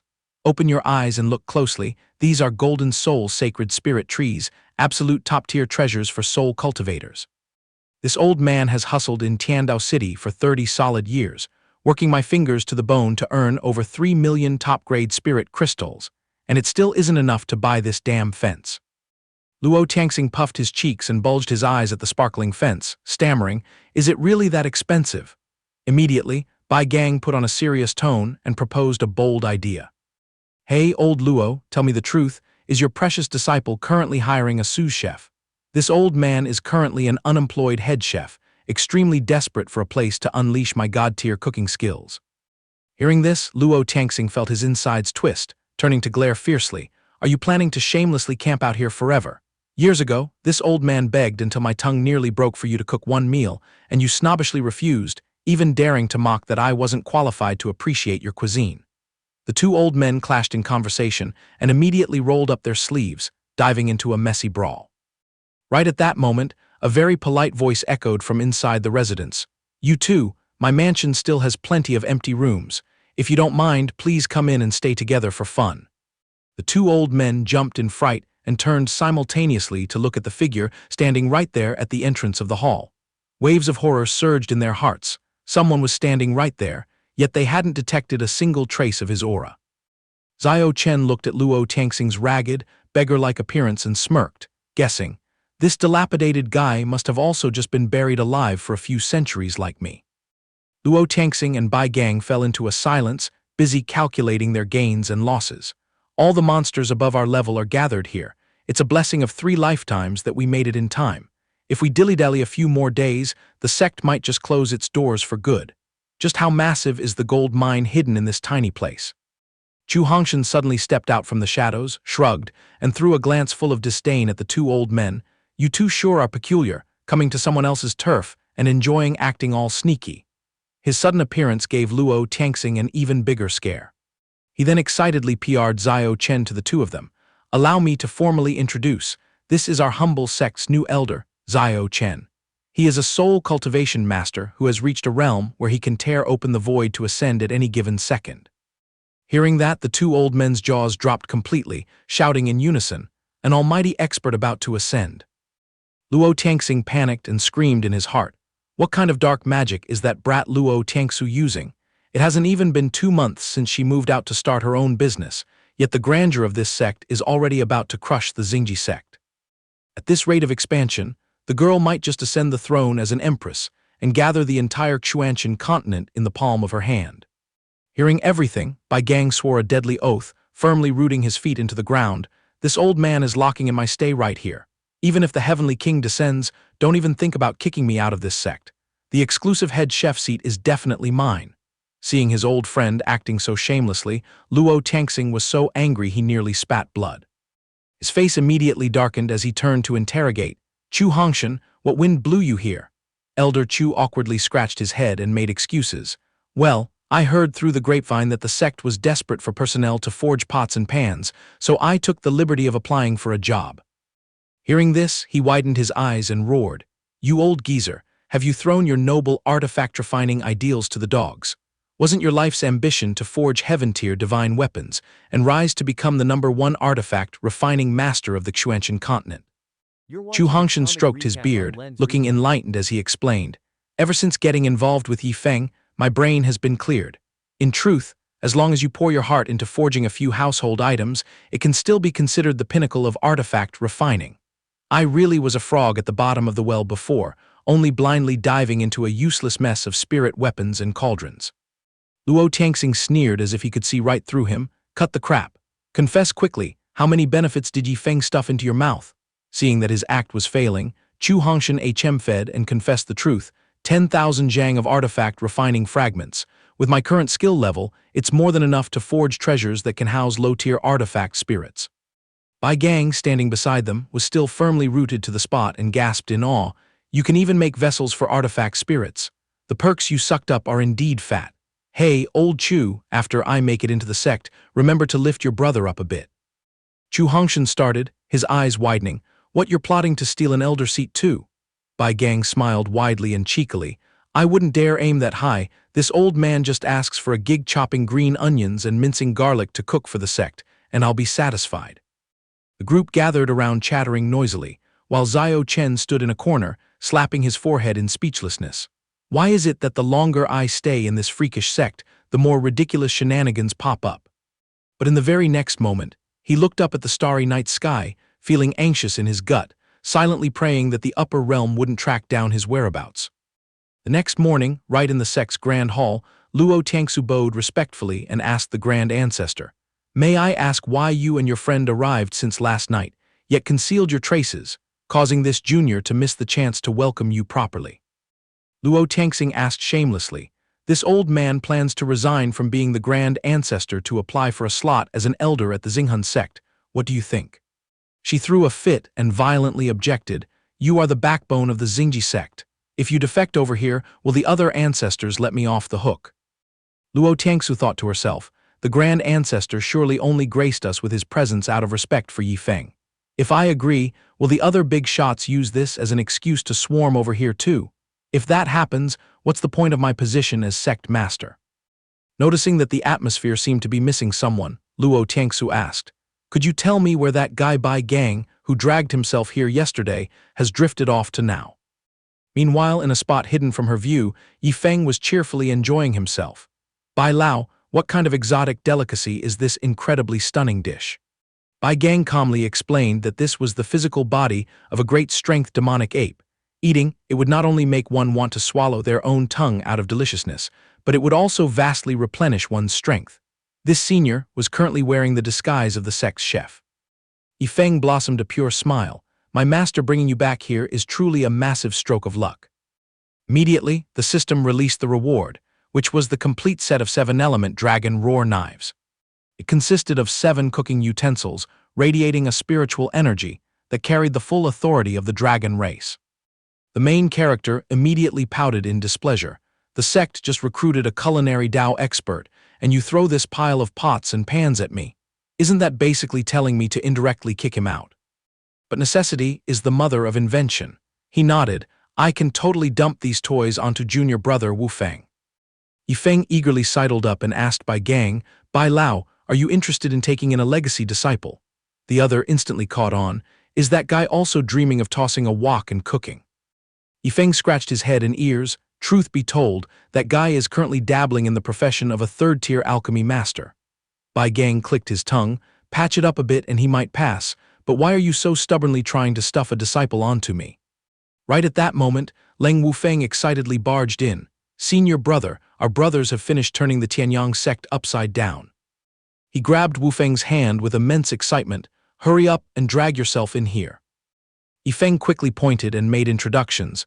Junior brother Wufeng, you've always taken care of my stomach in the past. Let me formally introduce you. This formidable figure is Bai Lao, the newly appointed supreme head chef of our sect. The young man's eyes welled with tears after hearing that. Head chef, I can retire. I can finally discard the fate of meddling with all those random chores. Leng Wufeng took a deep breath, feeling as if invisible wings of freedom were embracing his body. Who knew Yifeng would immediately pour cold water on him? Junior brother, I have no words for your destiny with the Tao of Alchemy. Taking advantage of this heaven-sent opportunity, you should take Bai Lao as your master and switch your major to the culinary arts. The young man's jaw dropped to the floor. You're urging me to give up my future of draining the alchemy furnace just to huddle in the kitchen stir-frying vegetables. Yifeng completely ignored that attitude, decisively shoving the dazzling golden chest right into the boy's hands. The moment Leng Wufeng's fingers brushed against the handle of the meat cleaver, his soul was violently shaken by the terrifying coercive pressure surging within. Brilliant streaks of light layered and pierced through the clouds, laying bare the absolute divine might of the Thunder Dragon Soul, Dark Dragon Soul, and Ice Dragon Soul. Blinding bolts of lightning frantically bombarded down upon the Xingji sect. Luo Tiangsu's face darkened. What kind of dirty trick is that prodigal disciple Yifeng pulling now? At the slightest provocation, he drags out dragon-souled spirit weapons to flex on the world. Inside the elder's courtyard, Xia Tianqian ran around in a panic. Everyone, things are going south. That's the heavenly Tao's lightning and thunder up there. Zhao Chen sighed heavily. I knew this sect was a chaotic mess. Just 2 days after setting foot in here, they've already invited the heavenly Tao lightning tribulation to pay a visit. In a hidden corner, the system happily reported the completion of the task for Yifeng. He understood perfectly well that those dragon spirits had obediently submitted to his junior brother as their master. Leng Wufeng banged the gongs and beat the drums, his limbs turning to jelly. These onion-chopping knives actually contain souls. You've spoiled me too much, brother, but what are we going to do about those lightning clouds right above our heads? Bai Gang was so covetous that his eyes turned bloodshot. What does that lightning tribulation veil matter? If I could just snag a set of top-tier kitchen knives like these, I'd close my eyes and smile in the afterlife, even if the lightning roasted me to a crisp. Yifeng smirked mischievously. Just 3 measly dark thunderclouds, what was there to fret about? Meanwhile, countless panic screams echoed from the disciples of the Star Soul sect. They all thought they were doomed this time. Suddenly, a sharp purple light cleaved through the roaring thunderstorm in the void. Chu Hongshuang widened her eyes in sheer astonishment. The one-armed swordsman proudly revealed himself, leaving behind a wicked, arrogant smirk. He tilted his chin, provoking heaven and earth, daring it to strike down another lightning bolt if it had the guts. With just a bone-chilling shout, those dark clouds cowered and scurried away with their tails between their legs, returning the boundless, clear sky to the world. Having resolved it cleanly, the cold one-armed swordsman tore through space, calmly stepped in, and vanished without a trace. Luo Tiangsu was shaken to her core. Why would such a terrifying, almighty being appear in this lowly mortal realm? Even if placed in the upper realm, our infinite holy land wouldn't dare offend someone of that caliber. In the blink of an eye, the senior expert was nowhere to be seen. Yifeng eagerly trotted over. Master, you didn't lose a single hair, did you? She immediately pressed him. Explain to me, what was the deal with those ostentatious dragon souls just now? Leng Wufeng hastily interrupted. Those were the dragon souls residing in the set of kitchen knives eldest martial brother just bestowed. He coaxed me into kowtowing to Bai Lao as my teacher so I could switch to the culinary path. Luo Tiangsu got a headache just listening to this. If you feel like you can't swallow the path of alchemy, I won't stop you, but let me ask honestly, do you really think you have the knack for pots and pans? The young man puffed out his chest arrogantly. Eldest martial brother was absolutely right. Having innate talent or not doesn't matter at all. Leng Wufeng lifted his face, immensely smug. Just by stuffing myself with enough culinary enlightenment fragments, I have more than enough power to dominate the martial world. The young man chuckled inwardly. I tossed Wu Feng 100 fragments, and now the lad can toss the wok to make 4 masterpieces. Junior brother, you better cook properly so I can be proud of you. Bai Gang stood muttering to himself, what kind of trick could turn a clueless fool into a master chef capable of cooking 4 dishes in the blink of an eye? From this moment on, I swear to serve Yi Feng with utmost devotion, cooking his meals and pouring his drinks. Whoever dares to stop me from feeding him, I will never forgive them. Luo Tiangsu glanced over and saw him. Senior Bai Gang, since when did you slip into our sex lineup? The old man jumped in fright. Oh crap, my cover is blown. His lips trembled, his limbs shook, but he was completely speechless. Yi Feng slyly jumped in to clear his name. I'm totally innocent in this matter. I even assumed this old man was an insider sent by you. Luo Tiangsu waved her hand, tactfully shooing them away. Everyone get out, Yi Feng stays right here. Luo Tiangxing, who was still lingering to gossip, was grabbed by the collar and dragged away by Bai Gang. A dead silence enveloped the entire main hall. Luo Tiangsu spoke clearly and firmly. Yi Feng, I can easily see through the fact that you are harboring a whole basket of secrets.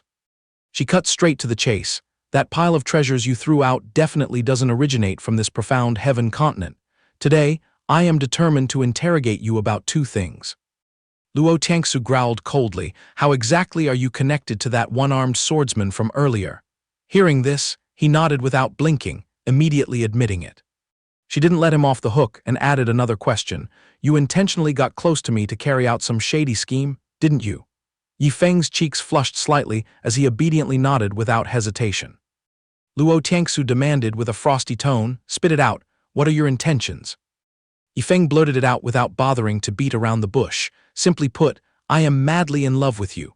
I yearn to marry you and share the same bed with you until our hair turns gray. She was so stunned that she flared up in anger. Unable to maintain her composure, she roared, get out of my sight right now. The system sneered and exposed him. Isn't your heart just scheming to share a bathtub and roll in the same bed with your master? What love are you talking about? He bit his lip and grumbled, if you want to cast a bait to catch a big fish, you gotta sugarcoat it a bit. Yi Feng immediately covered it up and steered the conversation elsewhere. Master, how about we call Bai Lao to whip up a few dishes? We can sip and chat. His cooking skills are top-notch. Left with no choice, she mumbled in agreement to humor him. Bai Gang gleefully grabbed his knife and dashed straight into the kitchen area. As soon as they settled around the dining table, he started up again. Master, aren't you curious about what secrets I'm hiding? Luo Tiangsu shot back coldly. A nosy nature can easily get one's head chopped off. Yi Feng knew perfectly well that she was holding back so hard she was about to choke. He dropped his frivolous demeanor and asked seriously, Master, have you ever heard of the Infinite Holy Land? Luo Tiangsu widened her eyes in horror. The Infinite Holy Land. She knitted her brows tightly. How on earth is this brat so well informed about that place? Don't tell me he has sniffed out the fact that I am the reincarnated Holy Maiden of the Infinite Holy Land. Exactly how much dirt does he have on me? Yi Feng blinked innocently. You just need to rest assured that I will never backstab you. That's enough. Since I have 2 Heaven Dao tokens jingling in my pouch, why don't we master and disciple take a trip there to relax and relieve our boredom? Luo Tiangsu softly exhaled, secretly reassuring herself. This fool just boldly claimed he was infatuated with me and harbored no malicious intent. I must remain steady. I absolutely cannot tremble. She raised an eyebrow probingly. Yi Feng, does this Heaven Dao token actually work out here in the real world? Do we really have to drag ourselves into the Heaven Dao battlefield? He shrugged nonchalantly. I'm clueless too. Let's just take a risk and test it out. Then the 2 of them simultaneously pulled out their tokens and placed them squarely on the table. In an instant, a dense mist swirled up and enveloped the space. The surrounding world began to twist and transform. When the light returned, Yi Feng was already standing right in the middle of a strange, bustling metropolis. He cheered as if he had struck gold. It's the real deal, Master, works like a charm. But after looking around for a long time, there was no sign of Luo Tiangsu. Who knows where she got teleported to? A driver poked his head out to solicit business. Hey brother, wanna catch a ride for a few spins? Dirt cheap, only 5 Heaven Dao points a trip. As soon as he closely examined Yi Feng's face, he rolled his eyes and choked. It's your unlucky mug again. Catching the guy's bitter expression, Yi Feng grinned and said, this time, this young master fully understands how Heaven Dao points work. Put it on my tab. The driver's eyes nearly popped out of their sockets. Does Senior really have a massive fortune on him? He laughed generously. Brother, just step on the gas and swerve around, deduct as many points as you like. I'm dying to dig someone up. The driver stammered, sweating profusely. Young master, this Heaven Dao token at most only allows you to roam around Heaven Dao City for a full half day. Even if I burn out the engine, I won't be able to search this entire place. Yifeng's jaw dropped. Is this damn place really that incredibly vast? The young man frowned and muttered, knew it. When push comes to shove, I still have to rely on the system's heaven-peaking trick to get things done. On another street corner, Luo Tiangsu was staring blankly, her eyes glued to the storefront of a merchant guild. Her eyes almost fell out. Isn't this godforsaken thing the golden soul Holy Spirit tree that Yifeng brought out to carve a courtyard for Elder Zio? It's 9,000 years old, and even a fallen branch is listed at a whopping 100,000 Heaven Dao points. She rapidly calculated in her head. Converted, it's roughly 50,000 top-grade spirit stones.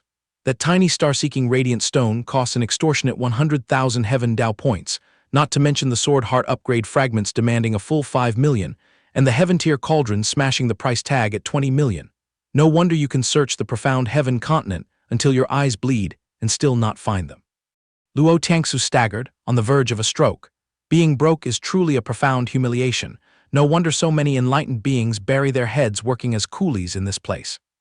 Yifeng came running over, panting heavily, hollering for his master.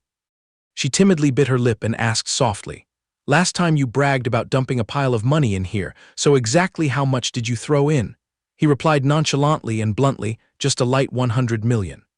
That many digits were enough to crush Luo Tiangsu's spirit, leaving her dizzy and swaying.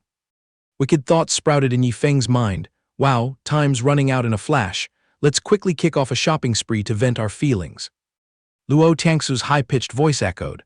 Quickly gather 3 golden star-seeking radiant stones and sweep up the broken antiques for me too. She waved her hand like a true wealthy lady. Wrap up that pile of trash spirit herbs carefully. I'm buying the whole lot. Li Fei caught a whiff of that familiar overbearing aura and subserviently said, "Is this lady truly decided? This transaction is too massive. Please swipe your Heaven Dao token so I can go call the shopkeeper to attend to you." Yifeng immediately rushed up, warmly shaking his hand and calling out his name. Recognizing an old acquaintance, Li Fei also beamed with blatant joy. He leaned forward and teased, "A little fry like you actually gets to hold a Heaven Dao token." Li Fei's face fell. "Please don't rub salt in the wound, brother. Bringing it up just brings me to the verge of tears." The whole story was recounted. It turned out that right after he dragged himself back to his sect, that death sword intent was dug up by the Grand Patriarch. He whispered dejectedly, "The old man shoved a massive hunk of iron into my hands and forced me to swear a blood oath to make it my master." Ironically, that greatsword was holding the Heaven Dao token in its mouth. Sick of being squeezed dry, I had no choice but to hide away here, serving plates and washing dishes. Yifeng pulled out a fragment used for breaking through the sword heart from his pocket. He chuckled and sidled up. "Little brother disdains sword intent, right? Take this treasure to unlock straight to the sword heart realm. I swear in the future, if there's any chance to break through to the sword domain, I'll save you a piece."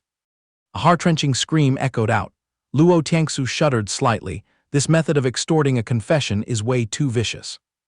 Yifeng pinned Li Fei down with his arm and added, "Let's see if your mouth still dares to grumble at this young master." The young man trembled like a leaf and sobbed, "Spare my life, brother Yi. This little brother will take root in this place and absolutely never show my face at the sect again."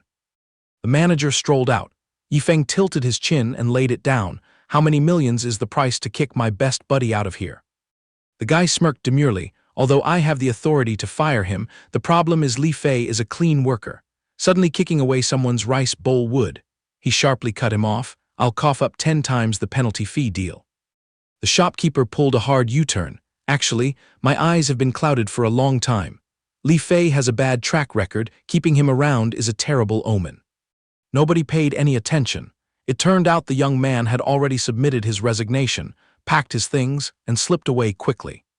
In a flash, the whole gang was loitering at the end of the alley. Li Fei nosily peeked over. "What kind of senior expert is this sister accompanying you?"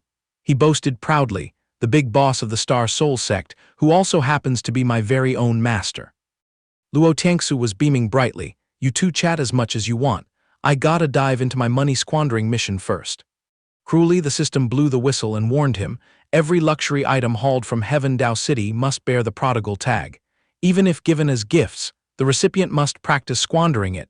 Deviate from this, and you receive heaven's punishment. Yifeng glared. If I finish grinding this quest, will it drop some sort of bankruptcy privilege for me? The system whispered wickedly, keep dreaming, you only get to fully enjoy the thrill of throwing money out the window. He immediately turned to probe, is there any joint where we can go all out today? Point the way. Li Fei nervously whispered in his ear that acupressure massage parlor over there is full of top-tier masseurs, or if you hit the Grand Hall, it's packed with heavy-hitting VIPs. The brat excitedly chimed in, on the flank, there's a den called Zio Hong Fang, gathering all sorts of young beauties with sky-high looks, more than capable of serving you, brother.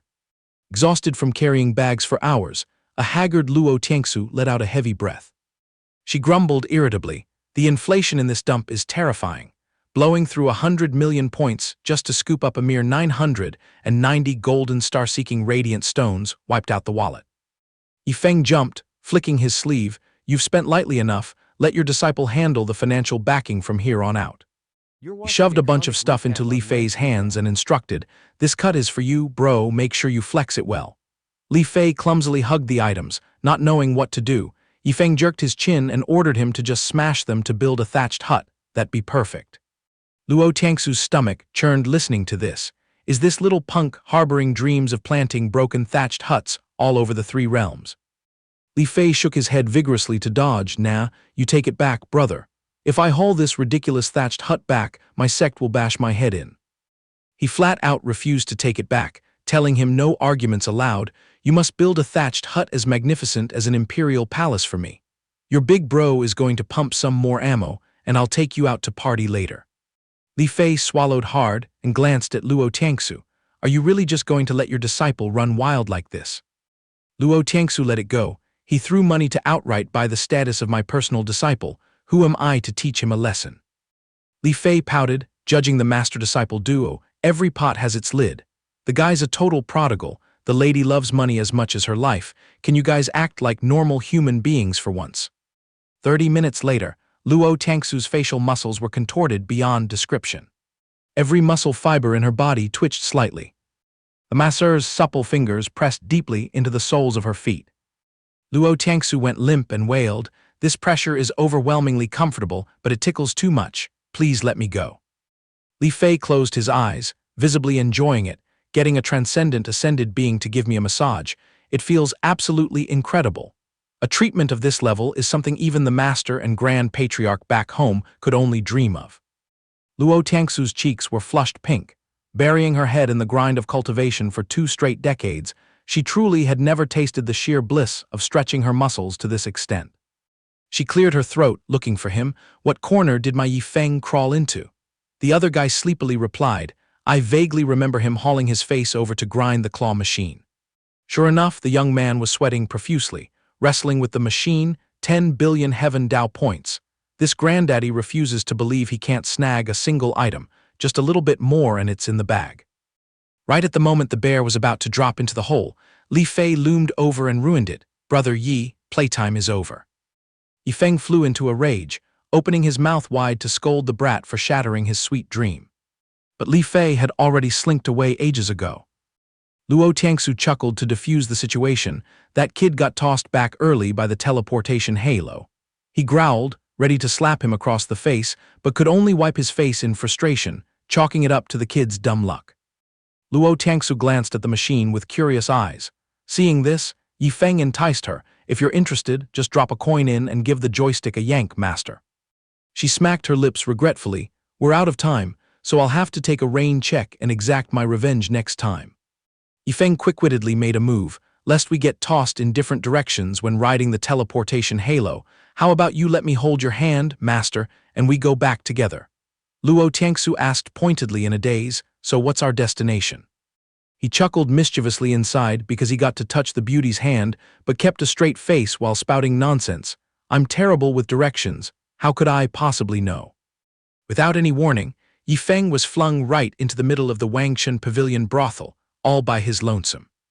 A few fiery madams, caked in gaudy makeup, swarmed around, dragging the young master inside for some fun. Yifeng screamed his refusal, "Unhand this young master right now." Suddenly, a shrill cursing voice echoed out, "Empty pockets, and you want to coax me into bed? You filthy scum, screw off back to your pig trough." Right at the corner of the curtain, Zhou Tong scrambled up and smoothed his robes, his mouth still muttering and grumbling sarcastic remarks. His eyes bugged out when he saw Yifeng, "Little friend, you also groped your way in here looking for fun. What a small world." Zhou Tong winked suggestively, "We brothers share the same goals. How about little friend lends a hand and advances this old man some silver?" He jumped up to defend himself. "Are you crazy? I was flung into this den by accident. Who would even want to be here?" It was only then that he realized why he was standing hesitantly in this land of Zaifeng City. Yilangsu, who had been holding her ground in that corner since God knows when, cast a sidelong glance at his awkward demeanor. A flock of flirtatious escorts rushed out from inside to welcome him. Yifeng was sweating bullets. "Langsu, my disciple, quickly listened to my explanation of the situation." She scoffed coldly, dropping all trust, and sneered, "Truly the nature of you filthy men." Yilangsu pouted and mocked Yifeng's words, claiming you were flung all the way here from the Heaven Dao battlefield, yet your clothes also managed to slip off leaving you bare. What a magically perfect coincidence. Yifeng hurriedly shifted the blame to Zhou Tong. "Why did you wade in here too, you decrepit old geezer?" The old man turned up his nose and covered his mouth. "Heaven's secrets cannot be revealed. Who has the time to tell you?" Zhou Tong secretly raised his guard. "This brat's fate is huge and bizarre. Last time I peeked at Heaven's secrets, the backlash made me cough blood. Maybe he's completely clueless about me hunting the Holy Maiden. This time, I absolutely must keep my mouth shut about borrowing the Star Soul Sect's Heaven-tier cauldron." The group trudged their way to the mountainous region when the sun was already hanging high at noon. Yifeng and Yilangsu whispered intimately, giggling and chatting merrily. Even though Zhou Tong purposefully lengthened his strides to break away, he couldn't escape the noisy sounds of Yifeng echoing from behind. The old man glared fiercely. "Hey kid, aren't you going too far? Why the heck do you keep tailing this old man?" He stared wide-eyed. "Who wants to follow your heels? I haven't even interrogated you on why you keep charging ahead to block my path." Zhou Tong irritably cast a spell to summon his paper crane, urging Yilangsu to climb on and bail out fast. She timidly stepped back. "Elder Zhou, it's better if we just walk. I suffer from vertigo and am terrified of flying." The old man frowned in suspicion. "You've been flying around like a bird all week without a single complaint. What's with the sudden excuse today?" Yifeng seized the chance to step up. "Where are you two hitching a ride to? Passing by the Star Soul Sect by any chance? I reckon this flying skiff is plenty spacious. Scoot over and let this young master hitch a ride, okay?" Both the old man and the young maiden were dumbfounded. "Little brother is rooted in the Star Soul Sect." Yifeng puffed out his chest majestically. "I am the most prominent personal disciple of the Star Soul Sect's sect master." Yilangsu was thrilled inside but kept a cold facade on her face. Elder Zhou also schemed. Who would have thought this guy was from the Star Soul Sect? Dragging him along might make taking the back door faster, saving the hassle and making it easier to borrow the item. Zhou Tong gritted his teeth and hissed, "Holy Maiden, then where did your vomiting-inducing vertigo go?" She laughed it off to hide her embarrassment. "For the greater good of borrowing that heaven-tier cauldron at all costs, I'll endure it even if I have to clutch my stomach and vomit my guts out." Yifeng sharply connected the dots in an instant. "So they're borrowing that item. Our sect's vault is packed full. Tossing Yilangsu a few wouldn't hurt, but for now, let's just get on this tiger's ride first and settle things later." He patted his chest with a loud thump, acting righteous. "Old man Zhou, you can sleep soundly. Since we're all acquaintances, leave the cauldron borrowing business to this young master." Zhou Tong's eyes welled with tears of gratitude. This old man will engrave this immense favor in his heart. In the future, even if it involves saws and great axes, I will absolutely refuse to back down and will help you through thick and thin. Yifeng whistled loudly. After wandering aimlessly in the clouds for several hours, he finally hauled his face back home. Yilangsu blinked her sparkling eyes full of admiration. "So this is the fairyland where Master humbled herself to cultivate in anonymity." Zhou Tong dropped his jaw in panic. Are all these surging killing intents at the level of tribulation-transcending titans? Suddenly, a figure was hurled from the mountain gate, tumbling wildly out onto the grass. Luo Tianxing took a full palm strike, flying backward in a cloud of dust. Yifeng panicked and screamed the Grand Patriarch's name. The old man spat out a glob of saliva and hissed, "You little punk, so you actually know how to drag your carcass back." Luo Tianxing threw a massive tantrum. "I got chased like an evil spirit by Chu Hongshuang and Bai Gang wielding heaven-tier cauldrons. I'm so pissed I could cough up blood. Rumor has it you still have one stashed away. Cough it up quick so this old man can go smash those two's skulls in." Zhou Tong froze stiff as a stone. You can count the number of cauldrons on the profound heaven continent on one hand, and this joint monopolizes 3 of them, and on top of that, they are using divine weapons to bash each other's heads in. What a complete waste of heavenly treasures. He blankly asked back where Bai Gang dug up such a state-of-the-art cauldron, and the old man whimpered that he smashed your toilet to rip it out, boldly claiming he was just borrowing it to bash my head to ward off bad luck before returning it. Yilangsu's eyes lit up. Using a heaven-tier alchemy cauldron to forge a toilet, Master's actions are truly in a league of their own. Xiao Zhu suddenly popped her face out. Hasn't the old man begged for a cauldron to play house with yet? Luo Kai was burning with fighting spirit. The whole gang is lining up for a bloodbath. We're only missing your sorry life, old man. Zhou Tong nearly passed out. Where did 2 more savage cauldrons pop up from? Could it be that the history books claiming the profound heaven continent has 5 items were wrong because this old man is bad at math and miscounted? Xiao Zhu abruptly turned to flatter Yifeng, "Master, you've finally graced us with your presence. Arriving empty-handed without a cauldron to bash people with, don't you feel itchy?" She blinked, egging on the Grand Patriarch. "Why don't you just carve out Leng Wufeng's cauldron and use it for now? After all, that hunk of iron is currently acting as a bathtub." Zhou Tong's face was still blank from the overwhelming aftershocks. The old man stuttered, pressing his little friend about what this circus was all about. Yifeng yawned widely and replied casually, "It's just the old geezers of our sect eating too much and getting bored, making rash moves to find some entertainment." He swung his hand and whipped out a brand-new mint-condition piece, shoving it into the Grand Patriarch's hands. "Take this mint-condition one and go shed blood with that bunch. I'm giving it to you for good." Having snatched the toy, Luo Tianxing charged headfirst with a whoosh. "Yifeng, keep your eyes wide open and watch this old man beat them to a pulp." Zhou Tong fell to his knees, foaming at the mouth. All these cauldrons share the same tomb-raiding prodigal bloodline. How could the sect master of the Star Soul sect turn a blind eye and let them tear the roof off like this? The training grounds of the Star Soul sect had now become a chaotic market, echoing loudly with the sounds of punches and kicks. The unlucky Xiao Chen took a full heaven-tier cauldron dumbbell smash straight to the face. Xiao Zhu covered her mouth and yawned widely. Elder Xiao's limbs are getting too weak lately, flattened after just a little bit. Yifeng frowned in pleasant surprise. Where did old man Xiao dig up a cauldron to throw? Don't tell me he dismantled it from Leng Wufeng's bathtub to use.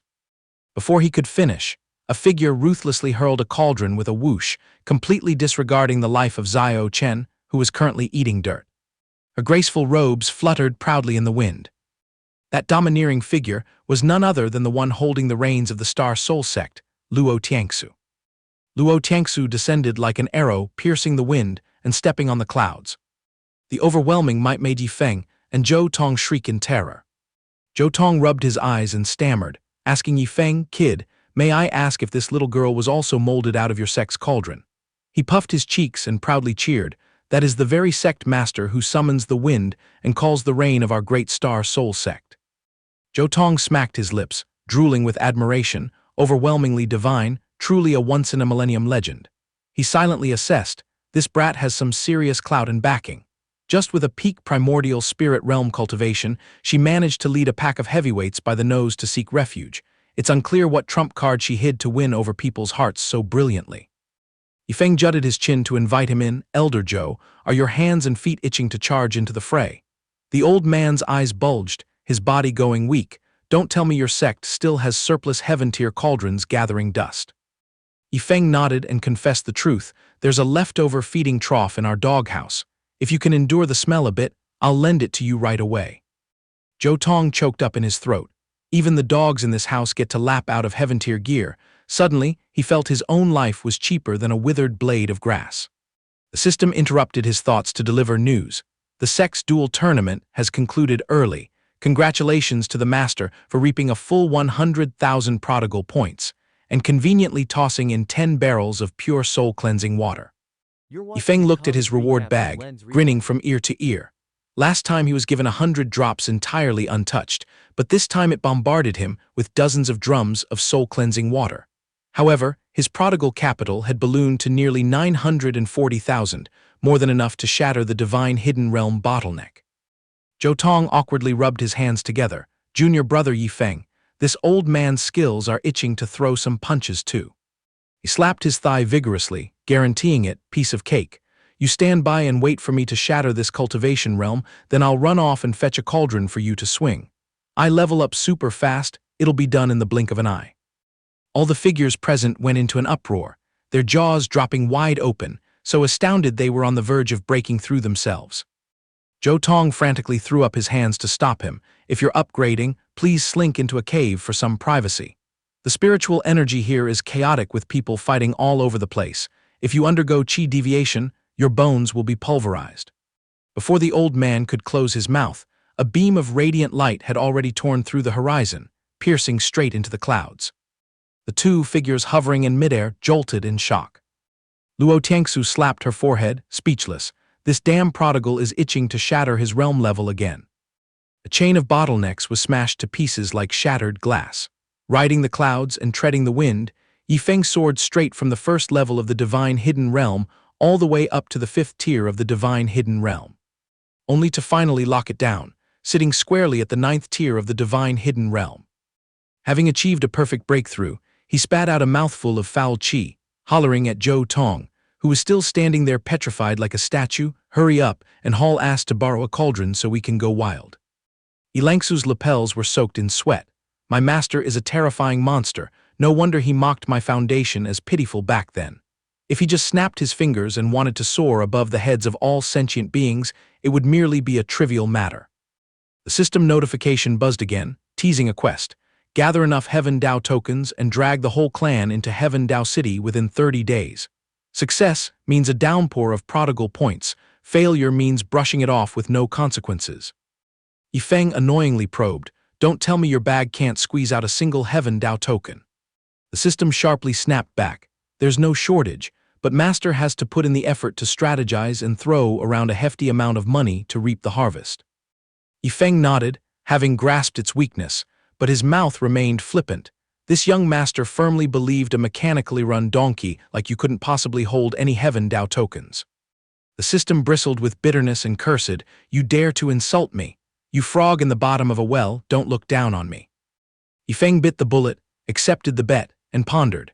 This time, breaking my back to clean up the garbage leftovers and squander money truly justifies the laziness of just tossing silver out the window without lifting a finger. After 10 quarters of an hour passed, the old and the young were gleefully polishing a pair of blindingly bright heaven-tier cauldrons. Yifeng turned on his heel to tease Yilangsu. During your stay at the Heaven's Secret Pavilion, did anyone bully my good disciple? She broke into a radiant smile. I'd like to see them try.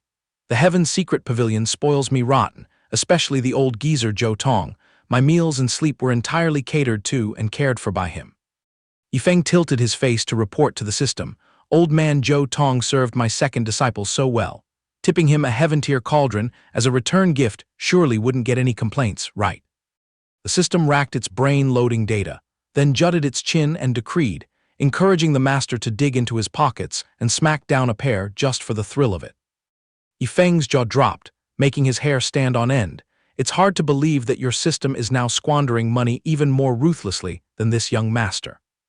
Instructed Langsu, old man Zhou served you so thoroughly, your teacher can't possibly act stingy. In a moment, I'll fork over a pair of heaven-tier cauldrons. You too can haul them back and use them to rest your butts on or boil vegetables as you please. Langsu hesitantly waved her hand. If you're planning to gift the Heaven's Secret Pavilion, tossing them one will have them rolling their eyes back in ecstasy. Yifeng glanced at the duo, who were busy happily enjoying themselves, and shrugged in response. Disciple, look at how old man Zhou is baring his teeth in utter delight. This master is absolutely certain he has been yearning for a weapon that fits so perfectly in his hand. As the chaotic brawl came to an end, Zhou Tong landed with a majestic leap. The old man stretched his shoulders with a satisfying crack, extremely delighted, his bloodline boiling with exhilaration. Ultimately, this old man managed to snatch the victory.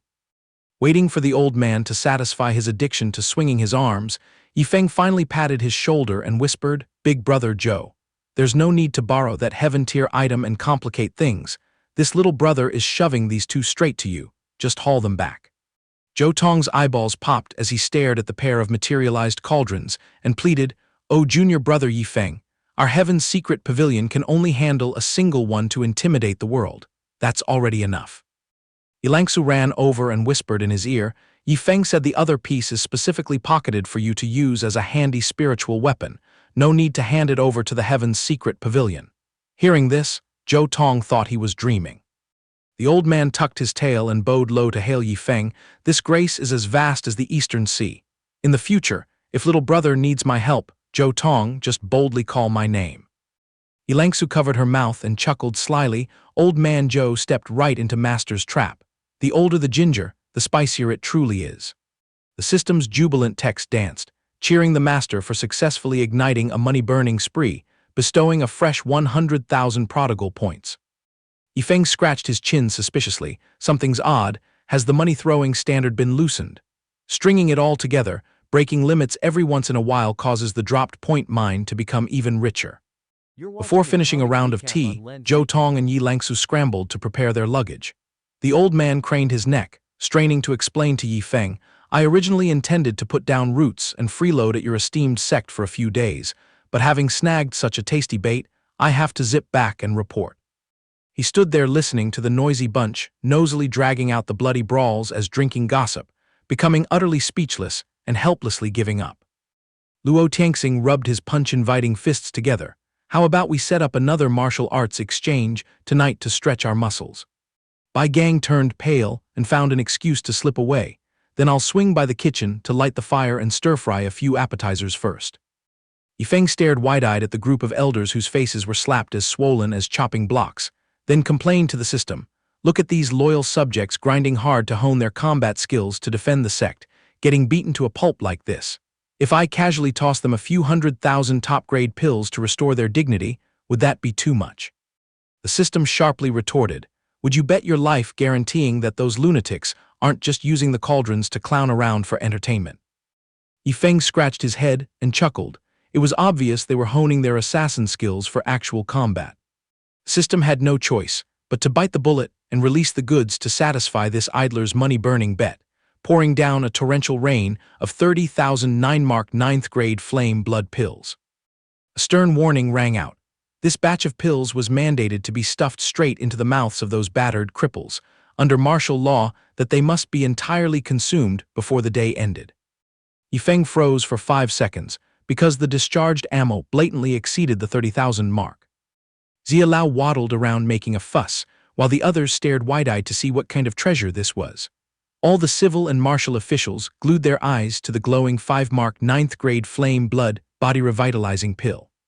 Zia Lao tilted his swollen face up to the 9th cloud and gulped down the pill, causing an explosive reaction. "This is extracted from the inheritance chest that this old man has been soaking and preserving. Trash like you lot are now just like melon seeds for me to casually snack on." His nose flared with pride up to his ears. Pushing Qin Feng aside, he declared himself the hidden tycoon of this realm, and his elegant hobby was admiring their water-soaked, bun-like swollen faces. Bai Tianheng sniffed something burning and immediately grabbed Zia Lao's shirt to pull him down, but the crazy old man stubbornly brushed him off. Cold wind brushed past their backs as Luo Tianxu loomed into view and whispered, "So Elder Zia takes extreme pleasure in seeing us in such a battered state, huh?" Yifeng, standing nearby, added fuel to the fire. "It seems Elder Zia's wings are fully grown now. He doesn't even care about my umbrella of protection anymore." That single threatening sentence scared the old man's soul 10 meters away. Zia Lao forced a sour smile, his stomach doing flips. Mother of God, he had completely forgotten that the money-burning boss and the Rakshasa sect master were standing right there in the courtyard. Yifeng patted Zia Lao on the shoulder loudly and complained to the system, "This guy Zia Tianyu has already stuffed himself with healing pills. How am I supposed to handle the pill-dumping quota now, for heaven's sake?" The system's gears rapidly turned and produced a solution. "The target has been locked on. The condition of having a swollen face and bloody nose must be met. Please punch his face yourself, master, to expedite this spending task." Zia Lao cringed, taking a few steps back and waving his hands. I'm very strong, I'm not thirsty at all. Yifeng bared his fangs in a savage smile. You're dead wrong, Zia Lao. Your body is screaming for it. Xiao Zhu fluttered down and instigated. Be good, Zia Lao. My big boss decreed that you must eat the pills. Luo Kai eagerly rushed in to join the fun. Since the old gentleman loves to brag, we disciples will help you ascend straight to the roof. Zia Lao curled up, hugging his head, and howled miserably. What kind of depraved tricks are you trying to pull? Before he could finish his sentence, he ate a shower of fists like pounding rice, his mouth still stretched wide, begging them not to smash his precious jade-like face. After that violent educational session, Zia Lao lay flat on the ground, unconscious and beaten to a pulp like a ragged cloth. He whimpered with grievance, crying his eyes dry. Why on earth did you beat me? I was perfectly healthy. Yifeng dusted off his hands and firmly concluded, because your constitution strictly requires the pills distributed by our house to hit the spot. Bai Tianheng covered his mouth, laughing hysterically as he mocked Zia Lao's bun-like face. His grinning mouth was instantly slapped into silence by Yifeng. Don't worry, you guys will get your share too. Bai Tianheng's face twisted as he backed away, expressing absolute rejection from the bottom of his heart. Seeing this, Luo Tiangsu cleared her throat and advised Yifeng, the flavor of these pills is quite strong. How about keeping a few for Gu Zai? Bai Tianheng quickly hopped on the begging train. Makes sense, makes sense. You usually put Gu Zai on a pedestal, so please have mercy on us for its sake. Yifeng glibly chanted a counterargument to Luo Tiangsu. Oh master, I see this bunch of old folks still have unhealed, patched-up injuries. How could I bear to cut down the portion for Gu Zai? This batch is exactly 30,000 pills. For the sake of your precious health, I hope the whole group chews them all up cleanly before midnight. The crowd broke into a cold sweat upon hearing this. Eat all 30,000 pills clean. Yifeng put on his demon face to intimidate them. This young master is tightening his belt purely for your welfare. That fateful night, the entire gang was mentally and physically drained by the nightmare of being stuffed with pills. Xiao Zhu shed tears of pity for that horrifying psychological trauma. Luo Tianxing racked his brain, but couldn't understand why the guy always spammed the exact combo of 30,000 pills every time he opened his mouth. Luo Tiangsu shivered with a cold chill down her spine and immediately established ironclad rule number 1. Harming fellow sect members was strictly prohibited, and anyone whose hands itched for a fight would be kicked out of the mountain gate immediately. Yifeng ignored the worldly affairs, innocently whistling as he walked away to hunt down Wu Feng. Wu Feng was currently immersed in the romantic thrill of tossing a fiery wok. Yifeng barged straight into the greasy area and shouted loudly, Little brother Wu Feng, does your hand feel stiff switching to dancing with a spatula? The young man scratched his head and confessed, I realized the true path of wok tossing is way more badass than that pill-refining stuff of the past. Back then, whenever I molded a pill, I had to have some boogeyman standing next to me supervising. Now, whatever my wok cooks up is instantly devoured. Yifeng's eyes sparked with surprise. Could it be that you cleared your own meridians and unearthed an innate superpower in this culinary field? Hitting the sweet spot, Wu Feng grinned widely. I'm telling you, Master transmitted his power in a flash, and I stir-fried it perfectly on the first try. This has nothing to do with cramming piece-together skills. It is 100% natural-born talent. The young man then turned around to flatter Yifeng. Big bro, back then I firmly believed you were only good at emptying wallets. Today, my illusion is shattered. You are hiding your skills too deep. Even Master admires your sharp eyes for picking out the hidden genius of the culinary world in one glance. Yifeng praised to the heavens, flushed red in the cheeks. He scratched his ear, trying to cover it up, not daring to arrogantly take the credit. Chu Xiaxia ran out excitedly, struggling with a bundle of cabbages, and tried to entice him. Little brother Wu Feng, look at my veggies, they are washed squeaky clean. Yifeng scratched his head in confusion, unable to understand why the two of them were sticking together. Wu Feng had no choice but to lay his cards on the table, confessing that the real reason could be summed up in one word: gluttony. Hearing those words, he burst into loud laughter, never expecting that younger sister to have such a fierce passion for food, meaning the young man would have to work much harder now. As for Chu Xiaxia, seeing Yifeng sneaking down to the kitchen made her face fill with even more panic. Chu Xiaxia looked at Yifeng's back, silently marveling in her heart that his protector truly possessed an overwhelming aura of intimidation. That figure was so terrifying that even the heavenly tribulation clouds had to show some respect. If on some fine day, Yifeng got petty and called out that toxic straight man Du Fingli to clean house. It would truly be the end of the world. Just then, Yifeng remembered something and turned to Chu Xiaoxiao. It seems you're sitting idle, enjoying a golden bowl in the sect, miss. The girl immediately snapped back fiercely. This lady is the one and only inner sect deacon. Every day, I shoulder the heavy responsibility of supervising the cultivation of 5 heavenly geniuses. Yifeng silently calculated in his head, planning to let her taste a barrel of soul-purifying water. He nonchalantly declared, "Their senior brothers are training bitterly day and night while you are idle enough to cause trouble. From now on, you'll take on the extra title of tea maker. Whether it's an elder or a disciple in the sect, anyone who's thirsty can come find you." After hearing this, Chu Xiaoxiao's brain still couldn't fully process his hidden meaning. On the contrary, a few rather impure thoughts sprouted in her mind.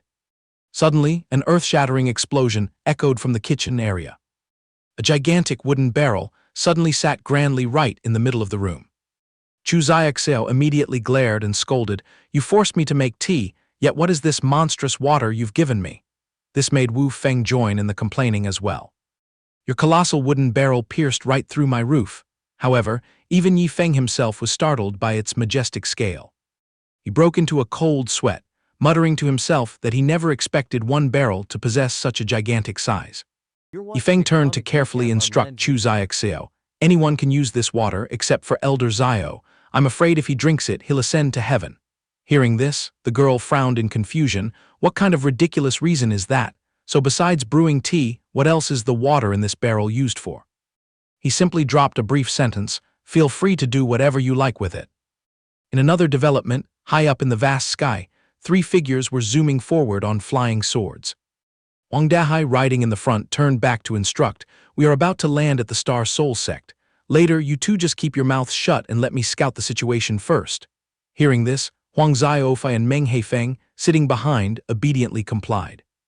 Deep down, Huang Dahai was still relentlessly anxious, having no idea what divine background this Yifeng came from, and constantly worrying whether the profits from the South City's blood ginseng pills would be enough to satisfy him. The 3 of them just kept flying forward at breakneck speed. As soon as they approached the boundary of the Star Soul Sect, Huang Dahai immediately sensed a bad omen. "This aura is completely different from what you described. The number of powerhouses gathered here is overwhelmingly large." Meng Heifeng also widened his eyes in shock. "I am completely clueless about this. Heaven knows why the Star Soul Sect has recruited so many terrifying figures." As soon as Luo Tiangsu caught sight of their figures, she quickly signaled Elder Zio to restrain his power aura. She explained that they were esteemed guests of the Star Soul Sect. Recognizing acquaintances, Zio Chen obediently retracted the aura he was radiating. Meng Heifeng stepped forward with a beaming face to introduce, reporting to the sect master, "This is Huang Dahai, the president of our Divine Sea Merchant Guild. On this trip we—" Before the words could fully leave his mouth, Huang Dahai had already fled as fast as his legs could carry him, only leaving behind a parting sentence to salvage the situation. "We were just passing by today. Let's set another date to bring generous gifts and visit properly." Zio Chen and Luo Tiangsu stared blankly at the group, hugging each other and running for their lives, their heads full of question marks. High up in the sky, Meng Heifeng scratched his head and asked in confusion, "Wait, didn't we take the trouble to come here to negotiate the blood ginseng pill business?" The gloomy-faced old man brushed him off. "What's the point of negotiating at a time like this?" The old man recalled the terrifying scene from earlier and trembled as he asked, "Did you two not see what they were chewing on just now? Those were 9-mark 9th-grade flame blood body-revitalizing pills. The value of a single one completely crushes dozens of blood ginseng pills, yet that group was grabbing tens of thousands of them and munching on them like snacks." The old man felt his self-esteem deeply wounded when facing a sect possessing such horrifying wealth. He feared that even offering the entirety of a decade's worth of profits wouldn't even make a dent. "That bunch definitely wouldn't care about our petty change. This time, we have to rack our brains to figure out what kind of gift to offer to fully express our sincerity." By now, Huang Dahai was completely scared out of his wits, silently lamenting that it was chillingly terrifying. With that kind of peak-tier 9-mark pill, you could probably flip the entire profound heaven continent upside down and still not find a second person capable of refining it. Down below at the Star Soul Sect, Zio Chen was strolling around with his hands behind his back, muttering, "Snacking on pills so much has dried my throat. I'm dying for a sip of tea right now." Suddenly, his nose flared gently as he caught a rich tea fragrance spreading in the air. Following the lingering scent, he joyfully urged Chu Xiaoxiao to immediately pour him a cup, as his throat was smoking from thirst. Seeing him, Chu Xiaoxiao stammered and broke into a sweat. "Forgive me, Elder Zio, but you absolutely cannot touch this specific teapot." Zio Chen glared in confusion. "And what is the reason for that? Or is the water not fully boiled yet?" Having no other choice, Chu Xiaoxiao had to tell the truth. "Yi Feng has ordered that anyone in this sect can gulp it down, but you are the only one banned. He said he's afraid you would directly ascend to heaven after drinking it." Zio Chen's jaw dropped in astonishment. "What do you mean afraid of this old man ascending to heaven?" The old man frowned and scrutinized the teacup on the table. A moment later, he woke up to the realization that it was the soul-purifying water. He muttered that it was no wonder Yi Feng banned him.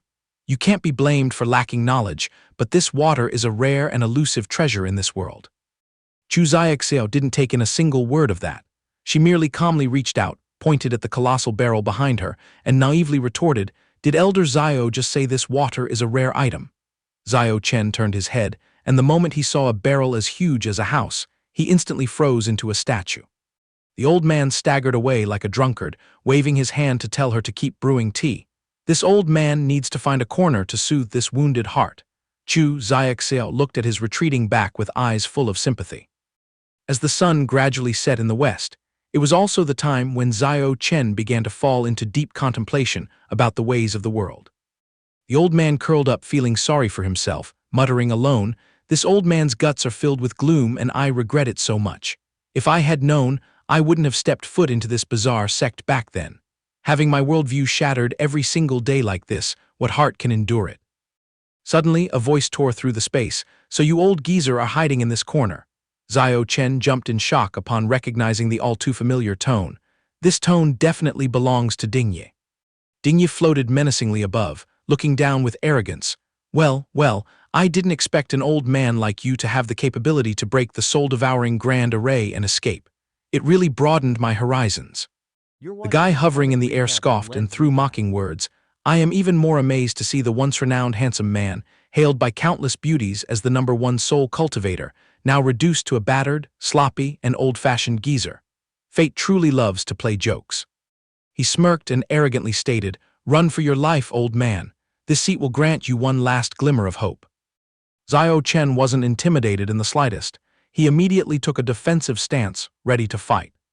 The guy swept his gaze around and leisurely pronounced, "I'll offer you some time to escape.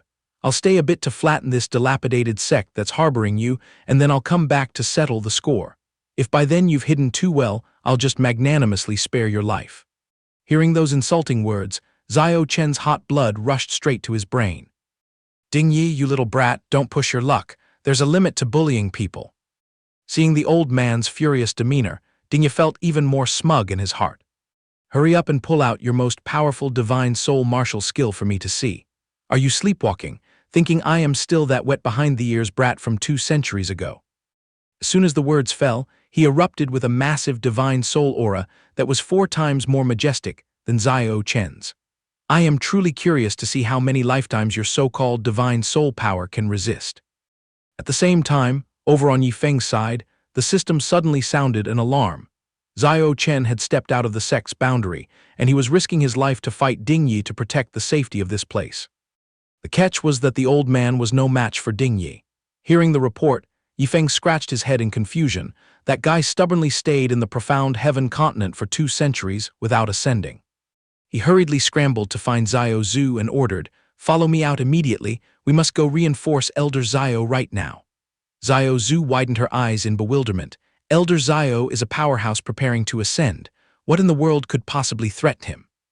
Returning to the brutal battlefield, Zio Chen was currently being beaten to a pulp by Dingyi. The old man could only curl up, using his hands to protect his head and endure the beating. The guy threw a vicious punch, sending Zio Chen flying hundreds of meters away like a kite with a broken string. The old man gritted his teeth, suppressing the pain, and staggered to prop himself up. Dingyi had no intention of letting him go. He aggressively charged forward with taunting words, "Just calm down, old man. I won't finish you off that quickly."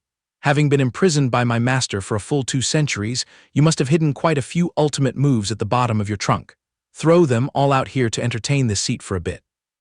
Xiao Chen wiped his face, regaining his calm demeanor, and smirked mockingly.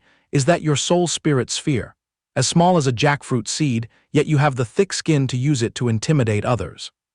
Finishing his words, he immediately condensed an unusually massive soul spirit sphere, its size easily 3 times that of Dingya's artifact. The young man stood dumbfounded, his eyes bulging as he muttered, "What the hell is this? With that dilapidated divine soul of yours, there is absolutely no way you could create such a terrifying soul spirit sphere." Xiao Chen gleefully snapped back, "Nothing in this world is impossible. 2 centuries ago, this old man used his own power to suppress you, and 2 centuries later, this old man can perfectly borrow external power to continue teaching you a lesson. Today, this old man will use practical action to drill a truth into your brain." Xiao Chen loudly declared as he charged straight forward, "You little brat use the soul spirit sphere like ration supplies, but your father here throws soul spirit spheres with the style of a true prodigal player." Dingya started sweating profusely. A wave of unease rose in his heart, but his mouth remained stubbornly tight. Preposterous, what a joke. Feng had already settled into a corner by now, taking out melon seeds and cracking them eagerly as he watched the drama unfold. He even had the free time to comment, "Oh, so this is the combat style of soul cultivators. If they drag it out any longer, this young master might just snore off to sleep." Xiao Zhu beside him had a completely different attitude. She asked tensely, "Master, can't you feel their terrifying soul power?" Unfortunately, the viewing lens of the master and servant was vastly different. Through Yi Feng's eyes, those two looked no different from mediums flailing around performing a heaven-offering trance dance. But from Xiao Zhu's perspective, this battle was of world-destroying caliber, about to collapse the sky dome at any moment. Dingya easily brushed aside all of Xiao Chen's attacking moves. He roared angrily in frustration, "Besides the trick of throwing soul spirit spheres, are you out of moves, old man?" He glared coldly at the old man. "Playing around with you is more than enough. It's time to drop the final curtain." Dingya flipped his hand and unleashed his ultimate move, summoning countless razor-sharp blades and swords that rained down like a downpour. Xiao Chen rolled his eyes and saw the situation turning grim, cold sweat breaking out across his forehead. The old man gritted his teeth, bracing himself to erect a defensive layer to block that fatal shower of weapons. Fortunately, no holes were pierced through his body, but Xiao Chen's stamina was now completely depleted, leaving him gasping for breath. Dingya sneered with extreme contempt, "What a piece of trash, you couldn't even block a single move." Suddenly, his face twisted in shock. Way down below, Xiao Zhu had already opened her arms in time to catch Xiao Chen's battered body. He weakly called her Zhu. Yifeng stared blankly with a question mark on his face. "Since when did you acquire this Zhu title, miss?" Xiao Zhu scratched her head and smiled gently. "Since I am passionate about the cold and badass style, everyone kindly gifted me that nickname." Yifeng raised an eyebrow, half believing and half doubting. "You weren't a man in your past life, were you?" Dingyi, floating up there, threw out a sarcastic remark. "Don't delude yourself into thinking that calling for reinforcements will keep you safe and sound. That worthless life of yours has been preserved until now only thanks to my master's grace. He is curious about what tricks you used to pierce through the soul-devouring grand array. Therefore, this seat will generously grant you 1 minute to think and confess." He tilted his head up smugly. "If you confess honestly, I will embalm you into zombies. But if you refuse to open your mouths, this seat is not short on tools to pry them open." Yifeng pursed his lips in deep disdain. That raggedy array was shattered by this young master's own hands, and the person was fished out by me too. Do you have any objections? The guy narrowed his eyes in deep suspicion. "A mere small fry at the divine horde realm claims to break an array. I really want to see you demonstrate that array-breaking method." He broke into a frivolous smile. "That scrap metal golden wheel of yours hovering around is making my eyes itch. How about I use it as a teaching aid to demonstrate that array-breaking move for you to broaden your horizons?" Dingya burst into arrogant laughter, provoking Yifeng. "If you're so tough, come up here and try smashing this seat's golden wheel." Yifeng merely swung his destruction divine spear lightly, easily tearing that artifact into pieces. Dingya stood rooted to the spot, his brain completely frozen by the absurd scene that had just unfolded. Xiao Chen, witnessing the whole thing, clicked his tongue and sighed. Youth is truly impulsive, not knowing how to pity the golden wheel. Now that it's shattered, an old man like me has to weep on his behalf." The guy turned pale and intended to turn his back and run. This brat was a monster. He had to urgently beg his master to pull him back so he could forge a new golden wheel. Seeing this, the old man immediately shouted a warning to Yi Feng to quickly stop him. "That bastard is about to snap his fingers and call for backup." He clapped his hands and smiled radiantly. "Old Zio, were you too afraid to ascend because you feared some trashy great emperor? Let this young master give you a grand gift. You just be a good elder in the sect, and in the future, I'll take you all the way to the upper realm to flaunt our prestige." High up in the sky, a blinding signal flare suddenly sparked. Space distorted, and a figure instantly descended right beside Ding Yi. Yi Feng silently transmitted his voice to the system. Later, release Du Fingli to test exactly how strong that great emperor is. Surprisingly, the system reported back with a completely different plan. The system boldly nominated a higher quality staff member. "When the time comes, you can improvise however you want to handle him." On the other side of the battlefield, Ding Yi hurriedly bowed and bent his knees in greeting to Jinlun Daddy. The great emperor widened his eyes in surprise and questioned his disciple. "Ding Yi, where did your precious golden wheel drop off to?" Ding Yi knelt down in tears, admitting his fault. "This useless disciple has troubled master. 2 centuries ago, I was defeated by someone, and 2 centuries later, my golden wheel was crushed into nothingness." Jinlun Daddy roared with blazing killing intent. "Which audacious fool dared to destroy my precious disciple's golden wheel?" Yi Feng quietly scrolled through the intelligent stats panel, muttering calculations to see exactly how much weight this old guy held, and what would happen if he were put on the scale against the limitless Holy Land. His jaw dropped for a moment in astonishment upon seeing the displayed results. This Jinlun Daddy was completely capable of single-handedly wiping out that entire limitless Holy Land. The system took the opportunity to explain a bit more about the mechanism of the Prodigal Guard army. Hearing it, his eyes lit up. It turned out that every time he threw money out the window, it meant he was nurturing this elite army. Ding Yi pointed his finger and tattled. It was that brat who crushed Disciple's golden wheel. Not to mention, he even charged out and saved that Zio Chen. Jinlun Daddy waved his hand disdainfully. "Just a few lowly ants, just crush them to death and get it over with." But Yi Feng's mind had already flown to another world. Yi suddenly blocked the great emperor's face and asked coldly, "Who exactly did you just open your mouth to insult as an ant?" After shouting his intimidation, the man immediately turned around, clasped his hands, and bowed deeply to him. "Yi pays his respects to my lord." Yi Feng stared in shock. "Why are you the one showing up? Up until now, apart from that Du Fingli, I've never met any other official guard member." He mumbled continuous complaints. "How do you guys even operate? Coming out onto the field just to stand there blankly? Doesn't your team have any fresh faces? Why is it always just these 2 guys hanging around?" Jinlun Daddy was terrified. He grabbed Ding Yi by the collar and hissed, "You rebellious son, which fire ant nest did you poke into?" The disciple's face was drained of blood as his mouth stuttered, denying everything. While Yi was bowing his head listening to his master's scolding, sharp-eyed Ding Yi realized his precious master was tiptoeing and turning invisible to slip away. The great emperor decisively abandoned his disciple to save his own life. "Brat, don't acknowledge me as your master anymore. From this moment on, all grace and ties are severed, every man for himself." Yi Feng was speechless, watching the messy comedy playing out in midair. He waved his hand and gave the order, "Go grab the main body of that Jinlun Daddy and drag him back here to me."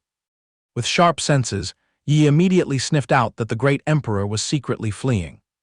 The escapee was instantly subjected to Yi's fierce, high-speed pursuit. In merely the blink of an eye, the great emperor was caught by the neck and lifted up as easily as flipping a hand.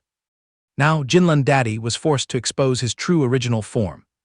Not stopping there, he was ruthlessly slammed onto the ground of the profound heaven continent in agonizing pain. Both master and disciple, Jinlun Daddy and Ding Yi, were now shivering in absolute terror. Just as Yi clasped his hands to ask for instructions on how to deal with Ding Yi, Yi Feng coldly dropped his words without batting an eye. "Send him to see the king of hell." Without half a second of hesitation, Yi struck and ended the guy's life instantly.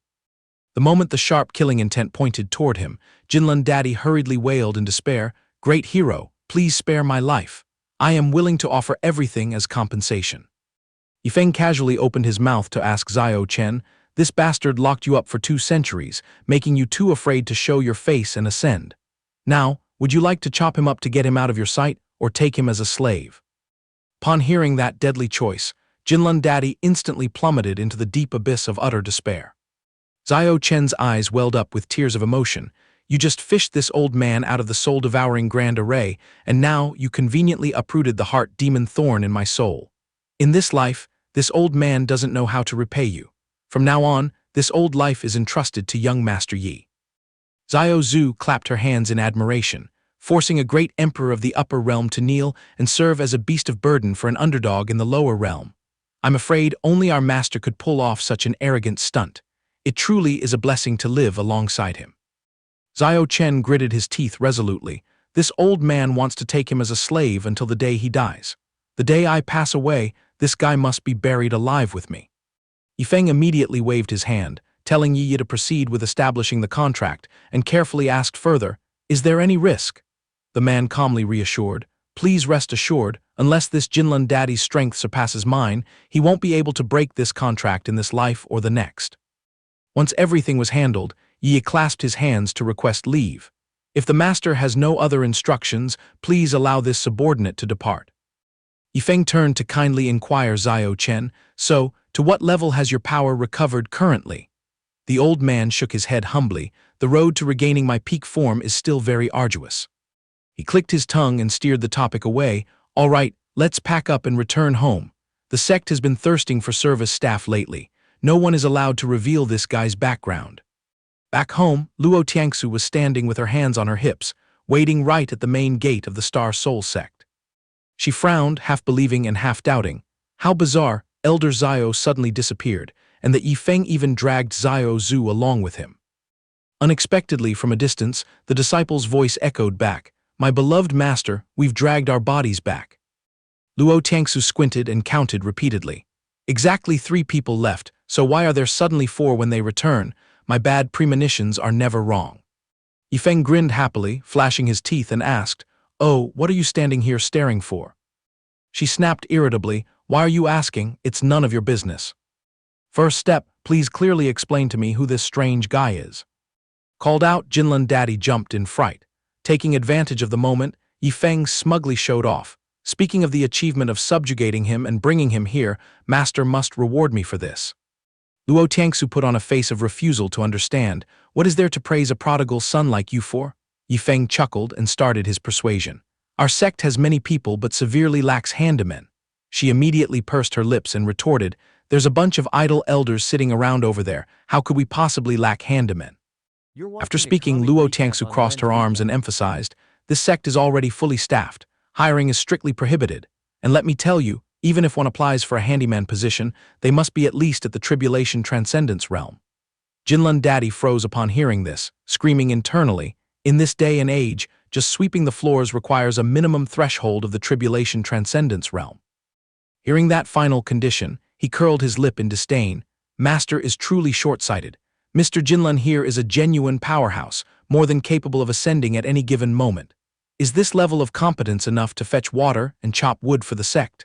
She widened her eyes in shock and retorted, "Aren't you afraid of putting heavy pressure on the shoulders of the other elders?"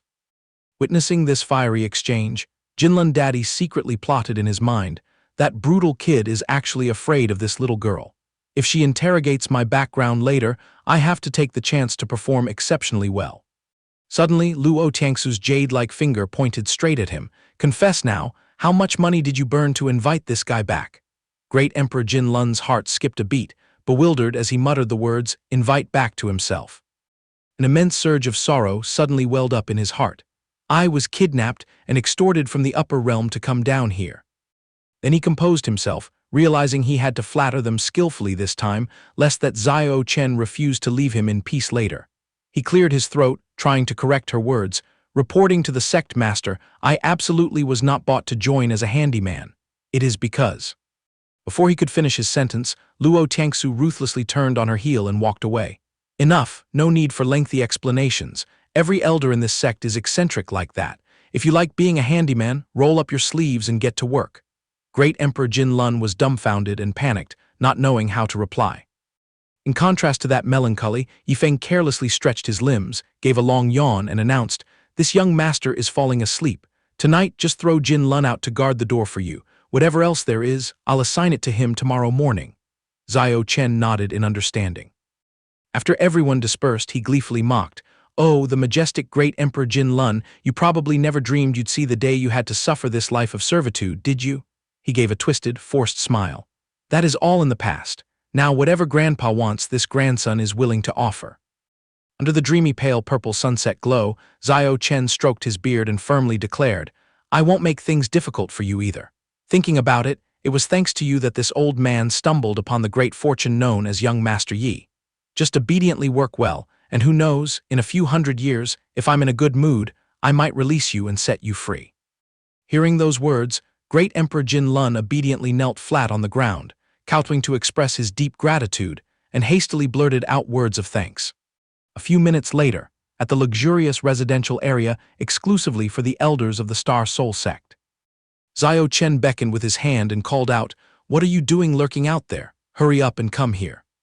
What caught his eye was a massive mansion radiating a blindingly brilliant aura. He froze and stammered, "Damn it, what the hell is this?" Pulling out a 9,000-year-old golden soul spirit tree just to build a house. Then what kind of trash was the pile of treasures I looted in the past? Thinking up to this point, great Emperor Jin Lun was so furious he nearly fainted and rolled onto the floor. Are these people intentionally messing with me? At the same time, in the territory of the profound flame sect within the heavenly fire realm, Li Fei stood with his hands on his hips, smiling cheekily and waving. "Master, I've dragged myself back. Oh, the great ancestor is also free to come visit." Opposite him, Sun Tianyu's face was flushed red with anger as he roared indignantly, "You traitor, you still dare to drag your dead body back." Sensing bad luck, Wang Chengxian stroked his chin, thoughtfully analyzing, "Did this brat take the wrong medicine today? He disappeared for 2 hours, and now dragging himself back, he's not only unafraid but also acting all arrogant and boastful."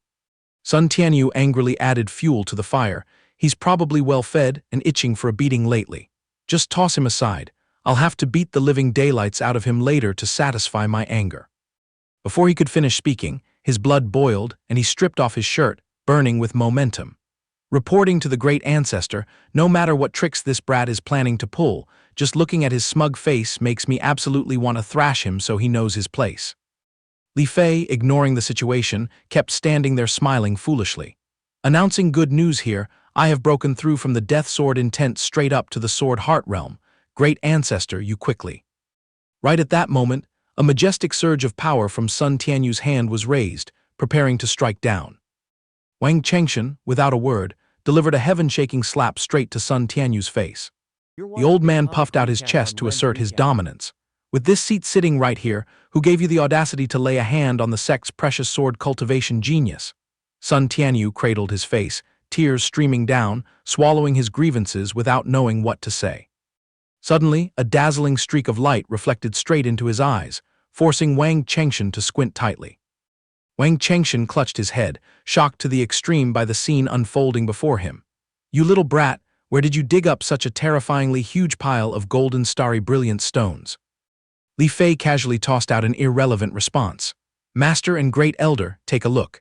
If we used this pile of golden starry brilliant stones to build a villa, how cool would that be?" Hearing that money-wasting idea, both old men simultaneously widened their eyes in astonishment. Sensing the atmosphere turning grim, Li Fei swallowed hard and repeated his refrain, "I truly have broken through to the Sword Heart realm, Master, great elder." The space around the two of them suddenly sank into a cold silence. At this point, even Wang Chengxian ran out of patience and didn't bother defending him anymore. "I don't care if you broke through a realm, it's useless anyway." He tearfully clasped his hands, begging, "Please go easy on me, don't hit me in the face otherwise." Before Li Fei could finish his lamenting, a torrential rain of punches and kicks rained down heavily on him. A tragic ending, he was beaten into a concussion and had a few front teeth knocked out. Early in the morning of the second day, Yifeng yawned lazily while keeping his eyes glued to the system's notification panel, grumbling in annoyance. 500 stalks of calming spirit incense. Why is it spitting out all this trash? Then he instinctively stepped back into a defensive stance, popped his head out the window, and blinked in bewilderment, calling out loudly to the great ancestor and elder Bai. Those two old men were trampling over each other, running for their lives as they charged straight toward his house. The great ancestor rushed there first, a broad, ecstatic grin on his face. Yifeng had a brainwave and immediately used his divine sense to converse with the system. Hey, if I toss these 500 stalks of calming spirit incense to the great ancestor so he can experience the beggar lifestyle, will that count as a prodigal act? The system promptly confirmed it was completely valid, so he decisively exchanged the entire reward for the great ancestor. He swung his arm and threw it straight into the chipped bowl. The old man was thrilled to the bone, jumping into the air while continuously cheering the words, "I'm rich." Right at that moment, Bai Gang collapsed, kneeling on the ground and cursing the heavens. I miscalculated completely, just a few steps too slow, and I missed the golden opportunity. He scratched his chin lightly, confused and not understanding. Is this act of pretending to be a begging beggar really that addicting? The system dryly replied, yes, extremely terrifying. Back on this side, Bai Gang dejectedly turned around and walked away, continuously muttering and calculating. I must seize the chance before the whole sect finds out, sneak over to knock on Elder Zio's door and wheedle some gear first to be safe. Suddenly bumping into Great Emperor Jin Lun standing right in front of him, Bai Gang narrowed his eyes and asked, "Who are you?" He hurriedly bowed and stated his name. This lowly one is Jin Lun, a newbie just recruited to work as a handyman for the sect. He nodded and sighed. Makes sense. A magnificent sect failing to produce a single fetching and sweeping servant is truly a humiliating disgrace. So, what level is your cultivation at? He naively scratched his head and answered honestly, whenever this one wants to ascend, I can just fly right up. Bai Gang stood petrified and stiffened, his ears ringing, unable to believe what he had just heard. A genuine ascending powerhouse. Behind him, Jin Lun was obediently bowing in salute, while ahead, Bai Gang walked as if floating on clouds, muttering and calculating. We already have an ascending powerhouse sitting in an elder's seat, and now another ascending powerhouse pops up to pick up trash. It seems Yifeng absolutely doesn't value combat prowess, so my seat is still very secure. Anyway, let's forget it. The vital goal right now is still to go beg Elder Zio. At that time, the reluctant handyman angrily cursed in his heart. That old geezer is definitely looking down on me and ignoring me. This damned sect is full of abnormal freaks. Why is a figure with a noble bloodline like me not even worth mentioning? Letting go of his frustration, Jin Lun angrily swung the broom, sweeping until his arms ached, muttering and singing to relieve stress. He gloomily swept his way closer toward the sect's grand hall. He was so stunned he dropped his broom, exclaiming in astonishment, "Isn't the thing displayed before my eyes the famous Limitless Profound Spirit Array and Limitless Profound Clear Art?"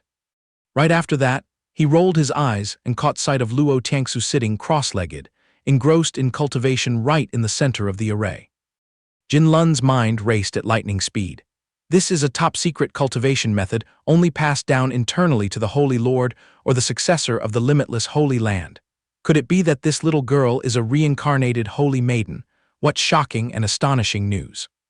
Suddenly, Yifeng walked in cheerfully and reported, "Master, I request permission to take junior brother out for a leveling trip."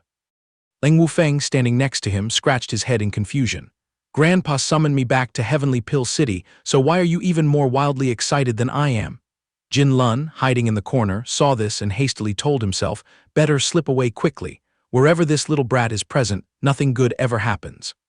Yifeng ignored the sneaking handyman and turned to casually answer his junior brother. "After all, I was the one who pushed you down the path of cooking to become a chef. Therefore, I must show my face and clearly explain it to your grandpa to be proper." Hearing that, Luo Tiangsu's face darkened, and she snapped, making up excuses to wander around again. "Carve my directive deeply into your brain. However many people leave, exactly that many must come back. You are absolutely forbidden from dragging anyone else back here, do you hear me?" He hastily obeyed. This disciple will only attach Zio Zhu to come along. That's enough. After speaking, he immediately grabbed Leng Wufeng by the scruff of the neck and bolted away without a hitch. She let out a long sigh and lamented, "This bunch is truly full of trouble-making elements that exhaust one's mind." In the next scene, the two martial brothers jumped onto a flying spirit artifact, surfing the wind and tearing through the clouds in the sky. The junior brother clicked his tongue in touching emotion. "Senior brother, you treat me wonderfully. Not only are you escorting me back to Heavenly Pill City, but you also specially took the effort to borrow Elder Zio's spirit artifact for travel." On the surface, Yifeng gave a fake smile and waved it off as a small matter, but deep down he was calculating. The core objective is to sweep up the massive package of rewards from the alchemy convention. Otherwise, there's no free lunch in this world. I'd rather bury myself in blankets and sleep in at home. It'd be much more comfortable. After flying rapidly for a few hours, Xiao Zhu's figure also caught up and regrouped with them. She cheered gleefully, "We're about to land safely." He also casually added, "A rank 9 spirit artifact toy is truly top tier and glides smoothly. Let me broaden my horizons and see how wide and long this heavenly pill city is." Standing before the gates of the magnificent and majestic city, Yifeng scratched his chin and wondered, "This place is Heavenly Pill City, so that towering pagoda over there must be the Heavenly Pill Pavilion, right?" Leng Wufeng shrugged and replied, "Beats me. This is also my first time setting foot in this place." After touching down smoothly, he placed his hands on his hips and instructed, "Wufeng, you go ahead and find your grandpa first. I'll come pick you up later. As for Xiao Zhu, follow me and let's go bombard the Heavenly Pill Pavilion." The Heavenly Pill Pavilion stood tall and imposing under the clear sky, bathing in the radiant golden sunlight. Strolling inside the Heavenly Pill Pavilion, Yifeng widened his eyes in surprise and asked, To register for the Alchemy Convention tournament, you must undergo a preliminary examination first." Cheng Hai gave a kindly smile, stroking his beard to comfort him. "Little friend, do not be impatient. This old man stepped up to come here precisely to act as the judge grading your preliminary round." Yifeng swallowed nervously, panicking inwardly, "I'm completely clueless about this herbal stir-frying business. What the hell do I know about alchemy to demand taking an examination?" Completely oblivious to the examinee's inner turmoil, the old man still enthusiastically waved his hand toward the massive alchemy furnace behind him. "Relax your body. However you refine pills on normal days, just perform exactly like that now, and you'll pass. This stage is yours. Please begin your performance." Suddenly, the system sounded a chime of good news, offering a hot bounty of 50,000 prodigal points if the host was willing to pull out the batch of spirit herbs sponsored by the system and go wild in this preliminary exam. Yifeng narrowed his eyes, calculating. "If you've already tossed such a mouth-wateringly fragrant bait of encouragement right to my lips, then naturally, this young master must roll up his sleeves and refine pills." He waved his hand to signal Cheng Hai, "I hope you can patiently wait a moment. For this round, I want to bring out my own cauldron to operate." Having said that, Yifeng gave a highly sinister smile. "Xiao Zhu, hurry up and drag my precious cauldron out here to show off our might." Lugging the giant pot out and thudding it onto the floor, Xiao Zhu respectfully reported, "Your equipment has been served." Cheng Hai stroked his beard in astonishment, calculating in his head and feeling certain that this great demon who had endured 2 heavenly Tao lightning tribulations must be the favored disciple of some notorious master alchemist. As she laboriously scrubbed the pot, she carefully advised, "Later, when you're stir-frying the medicine, remember to press it down tightly, or it might fly away." The old man frowned, muttering in deep suspicion, What the hell is she blabbering about to that heaven-tier cauldron? What violent games did this great demon play to scratch up such a treasure so badly?" Xiao Zhu's eyes welled with tears as she whimpered and pleaded, "Master, please spare this pot, don't use it for alchemy, okay? I just feel it sticky and unclean." Feng shot her a glare and immediately grabbed her collar to drag her elsewhere. "This young master knows full well you're used to using this for cooking, but the problem is I didn't bring a cauldron with me right now, so I have to borrow it temporarily." Xiao Zhu roared in protest. Did you completely forget about the fancy 9 dragons heaven-burning cauldron gathering dust in the corner?" He pouted and justified himself. "That piece of junk is meant for grilling meat. Who has the time to use it for alchemy? Anyway, get out of here quickly and don't ruin my exam." After that, she could only scream, cry, and whimper out of sheer heartbreak and longing for her beloved pot. Witnessing this master-servant comedy act unfold before him, Cheng Hai scratched his head and ears, unable to digest it. A top-tier treasure like a heaven-tier cauldron, and these two are using it as a comedy prop. How bizarre. But whatever, focusing on watching him refine pills is still the higher priority. Settling on the plan, he swung the mallet to strike the opening drum, officially signaling the start of the examination. Entering the first operation, Cheng Hai earnestly instructed the examinee to take exactly 1/3 of the red flame grass. However, Yifeng conveniently swung the entire basket and dumped it straight into the pot. The judge had to rub his chest to calm himself. "It's okay, every beginning is difficult. Let's see what tricks he pulls in the next step." Staring blankly at the smoking mess, Yifeng innocently commented, "Oh, the flames shooting out from the pot are tinted green." Cheng Hai panicked, straining his neck to yell loudly, "Stop right now, you are forbidden from adding anything else." Sadly, all words of warning had now become far too late. The compressed medicinal herbs inside the cauldron reacted and exploded spectacularly. Right at that moment, the system chimed merrily, reporting a massive bounty of up to 500,000 prodigal points, accompanied by a reminder that this task could be repeated freely until Judge Cheng Hai waved the flag to end the exam. Receiving that good news, his face lit up with glee. "Oh mother, it turns out I have the right to waste things so freely and recklessly to the very end." With his left hand still tightly clutching an entire bundle of red flame grass, intending to shove it straight into the pot, Yifeng turned around and gave a flattering, toothy grin. "Esteemed Lord Cheng, due to a bit of exam anxiety earlier, my hand slipped. Please accommodate me and let me try a rough draft one more time." The old man wiped his sweat and earnestly, sincerely advised, "Try to focus and refine the pill carefully. Please do not turn the furnace into a bomb again. Your cauldron and batch of spirit herbs are all rare national treasures that are hard to find." His mouth glibly chattered, "Many thanks to Lord Cheng for the reminder," but his traitorous arm grabbed the entire basket of materials and tipped it upside down, pouring absolutely everything into the pot. Cheng Hai was utterly helpless, not knowing what else to say. He let out a long, quiet sigh, silently mourning as if he had already foreseen the future. Exactly as scripted, a second earth-shattering explosion erupted, scattering debris everywhere. Yifeng rubbed his head and scratched his ears, blushing in embarrassment. "Please make an allowance and grant me a bit more time." The old man was so furious he was on the verge of tears, straining his neck and howling, "What the hell do you still want to refine? Are you planning to wreck this cauldron until it's completely shattered into pieces? This old man will give you special clearance to pass this examination round right now." Persistently pleaded and persuaded, "Lord Cheng, just trust me, I can absolutely succeed. How about you let me do one last rough draft?" Unable to endure this mental torture any longer, Cheng Hai fled for his life as fast as his legs could carry him. "Please don't stir-fry anything else. This old man acknowledges your talent for destruction. If you have any desires, drag yourself to the alchemy convention and then voice them out." Yifeng smacked his lips, staring intently at the system's data panel, his face looking a bit dejected.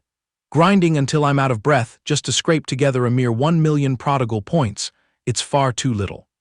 Right at that moment, Xiao Zhu rushed in frantically, tightly hugging the cauldron and weeping miserably. "Oh, my beloved little cauldron has been brutally abused so tragically." In some luxurious guest room of the Purple Pavilion, Leng Wufeng happily flashed a toothy grin and boasted, "Grandpa, look. This is my high-end heaven-tier cauldron." Leng Jialong jumped in surprise, scrutinizing the pot. "A heaven-tier cauldron? Huh, but what's with this sloshy, watery mess inside?" The precious grandson scratched his head and sheepishly explained, "Ah, probably because I didn't rinse it clean enough.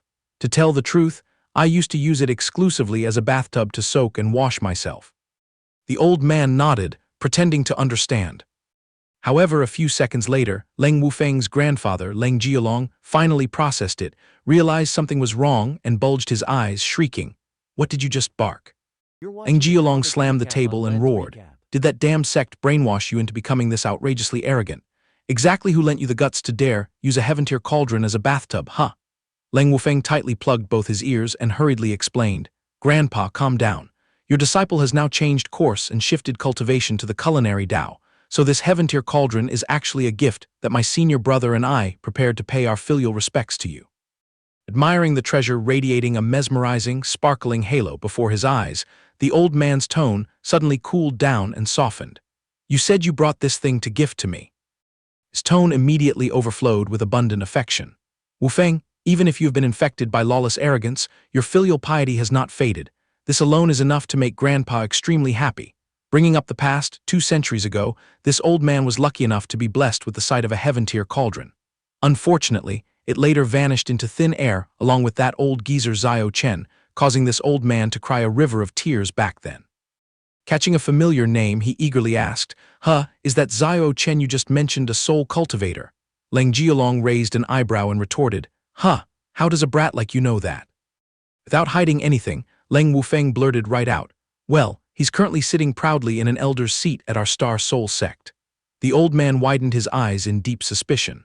How could a raggedy minor sect founded by a nameless female nobody have the qualifications to lure Zio Chen over there? Saw right through Leng Jialong's thoughts and bluntly spat out, "Grandpa, don't tell me you're also planning to apply for a ticket to become a sect elder. Sad to inform you, my sect is not short on staff anymore." The second ascending powerhouse who recently joined had to swallow his pride, pick up a broom, and work as a handyman. Upon hearing this, the old man immediately waved his hand, expressing his wounded pride. "We powerhouses must maintain our dignity and worth, you know." Right at that moment, Cheng Hai kicked the door open in a panic and ran in, panting heavily. Reporting to Elder Leng, "There's a huge emergency. Over at the Heavenly Pill Pavilion, suddenly there appeared." The old judge suddenly stopped in his tracks, dumbfounded, and pointed blankly as he asked, "Huh, Wu Feng, in the blink of an eye you've grown up to be this tall and big." Just a few minutes after hearing the report, Leng Jialong furiously slammed the table repeatedly. "Nonsense! How on earth could such a disgustingly destructive, prodigal creature exist in this world? And where on the profound heaven continent can you possibly dig up another heaven-tier cauldron?" Cheng Hai patted his chest, swearing and affirming that the words he just spat out were the absolute compass of truth. Leng Wufeng beside him also firmly chimed in to back him up. This grandson is absolutely not lying or tricking. Right at that tense and dramatic moment, Yifeng casually strolled in and sparked the fuse. Well, this place is quite lively and crowded, isn't it?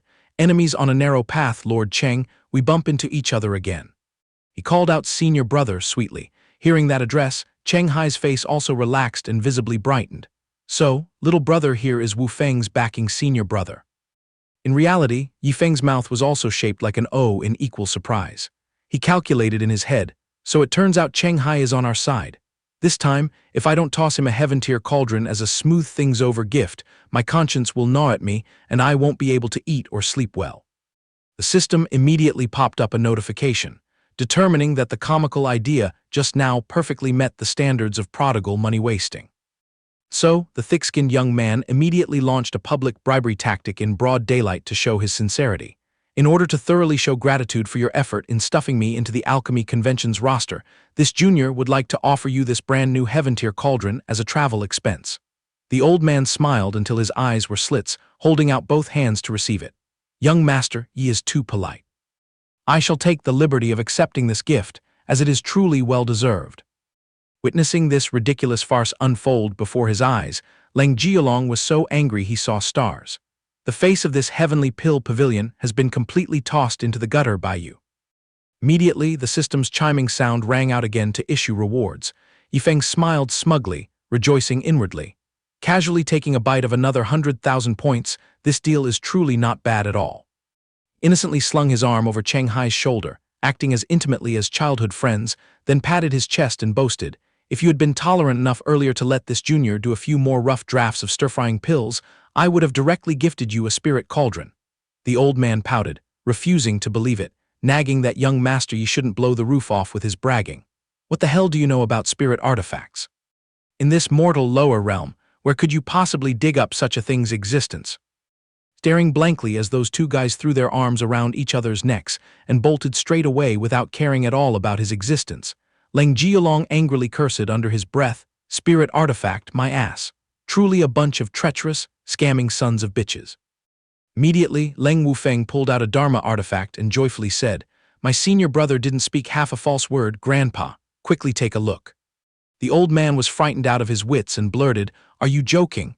Is this a dragon spirit? What on earth is going on here?" A few hours passed. Yifeng sat leisurely in the guest room, communicating with the system. Absorbed in his affairs all day, he had almost completely forgotten about today's prodigal reward. A small wine bottle suddenly flashed and materialized, accompanied by the system's detailed explanation of its origin, efficacy, and its name, Myriad Herb Jade Nectar. He smacked his lips in awe. With such terrifying medicinal power, gulping it down recklessly will only result in seeing the king of hell early. A brilliant plan suddenly flashed in his mind. Yifeng muttered, "Not necessarily, I still have a trick to waste it." Meanwhile, his mouth hastily called Zio Zhu over to serve him. The moment he dipped his feet into the basin of herbal liquid, it felt like a fairyland paradise, washing away completely all the fatigue and worries accumulated for so long. At the same time, Leng Jialong and Leng Wufeng were cheerfully conversing. The old man closed his eyes in contentment. Living these days using nine-leaf soul return grass to soak my feet is truly as blissful as being an immortal. He immediately and enthusiastically added, "That's right, Grandpa. That's why so many mighty figures are fighting to request entry into our sect." Suddenly, Xiao Zhu walked in carrying a basin of piping hot water, affably announcing, "Wu Feng, Master ordered me to change the foot-soaking basin for you and Elder Leng here." With a nose as sharp as a puppy's, Leng Wufeng frowned in suspicion. What kind of foot-washing water wafts up such a heavily fragrant scent of immortal wine? The grandfather and grandson, Leng Jialong and Leng Wufeng, immediately glued their eyes to the water basin. The drunkard Wufeng gulped down his saliva inwardly. "Oh wow, the scent is so seductive. I have an intense craving to take a sip." He staggered like a sleepwalker before the intoxicating aroma, his gut burning with a desire to taste a sip, completely turning a deaf ear to Xiao Zhu's warning. "Remember this well, this thing is only used for washing feet. You are absolutely forbidden from drinking it, lest from now on, drinking any famous wine will taste like plain water." Seeing the situation going south, Leng Jialong immediately delivered a heaven-shaking slap to summon his grandson's soul back, scolding, "Wufeng, you stinky brat, you are absolutely forbidden to taste it. Did you throw Yifeng's words to the dogs? I recognize this thing. It is the myriad herb jade nectar. Touch even a single drop, and you can bid farewell to all types of wine in the world from now on." Taking the full brunt of the stinging slap, he finally snapped back to reality, whimpering, "Is it really that terrifying?" Xiao Zhu, standing nearby, immediately pouted and nodded firmly. Ultimately, the act of changing the priceless foot-washing basin was completed smoothly in the blink of an eye. After calming down, the grandfather and grandson enthusiastically gossiped again. Leng Jialong breathed a sigh of relief and lamented, "Damn it, this old man is truly craving that elder's seat at the Star Soul sect." Hearing that, Leng Wufeng immediately appeased him. "Grandpa, don't act recklessly. At our place, the number of elders already crushes the number of disciples. Right now, the sect is only short of handamen, and whether they accept you or not, my senior brother is the one with the final say." Unexpectedly, in the very next second, the old man sprang up like a spring, slapping his thigh with a loud smack, looking as if he had experienced a grand enlightenment. Wufeng stared blankly, having no idea what bizarre truth his grandfather had just enlightened to. Leng Jialong majestically and imposingly shouted, "Tomorrow, no matter what alchemy grade Yifeng competes in, the first-place title absolutely belongs to him. This old man has locked it in." Leng Wufeng dropped his jaw and whined, "Grandpa, are you planning to pull a blatantly cheating move?" The radiant and gentle morning sunlight drew back the curtain of fog, signaling that a new day had knocked on the door. Yifeng stretched and woke up in utmost delight. The lingering effects from soaking his feet in luxurious immortal wine yesterday, coupled with the windfall of 10,000 barrels of myriad herb jade nectar, left his heart floating on cloud nine. He rubbed his hands together smugly. "Ah, right, I must check what interesting destructive item the system has bestowed today first." The system's voice rang out clearly. Today's reward was a divine pill refinement card, covering an all-inclusive furnace-casting package for a duration of 12 hours. Yifeng was just waiting for that. He seized the opportunity to toss out a shameless question.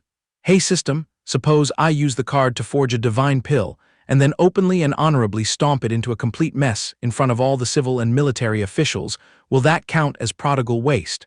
This unique and unconventional thinking choked the system, making it fall thoroughly into deep contemplation. Marinating in silence for a few seconds, the system finally emitted a beep. The aforementioned action is entirely valid.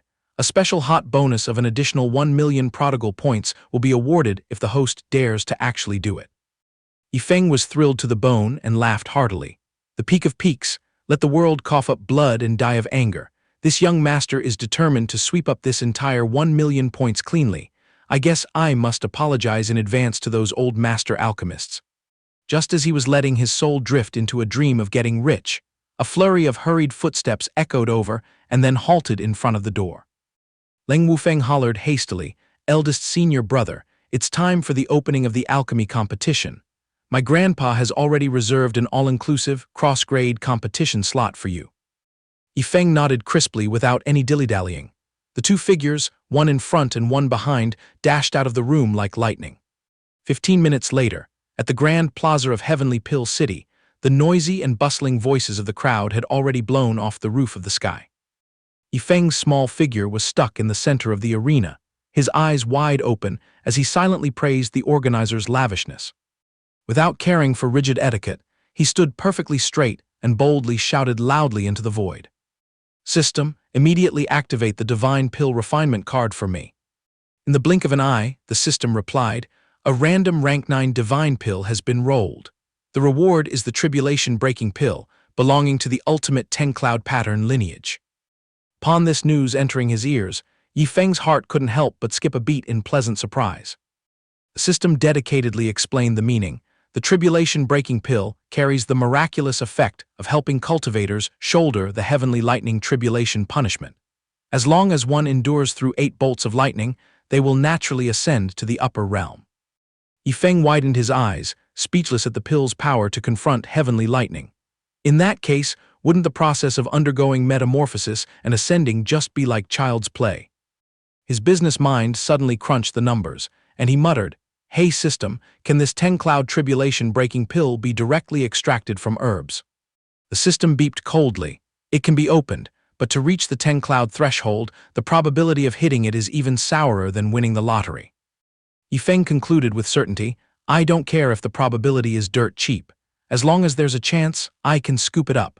The power of this card is truly insanely overwhelming."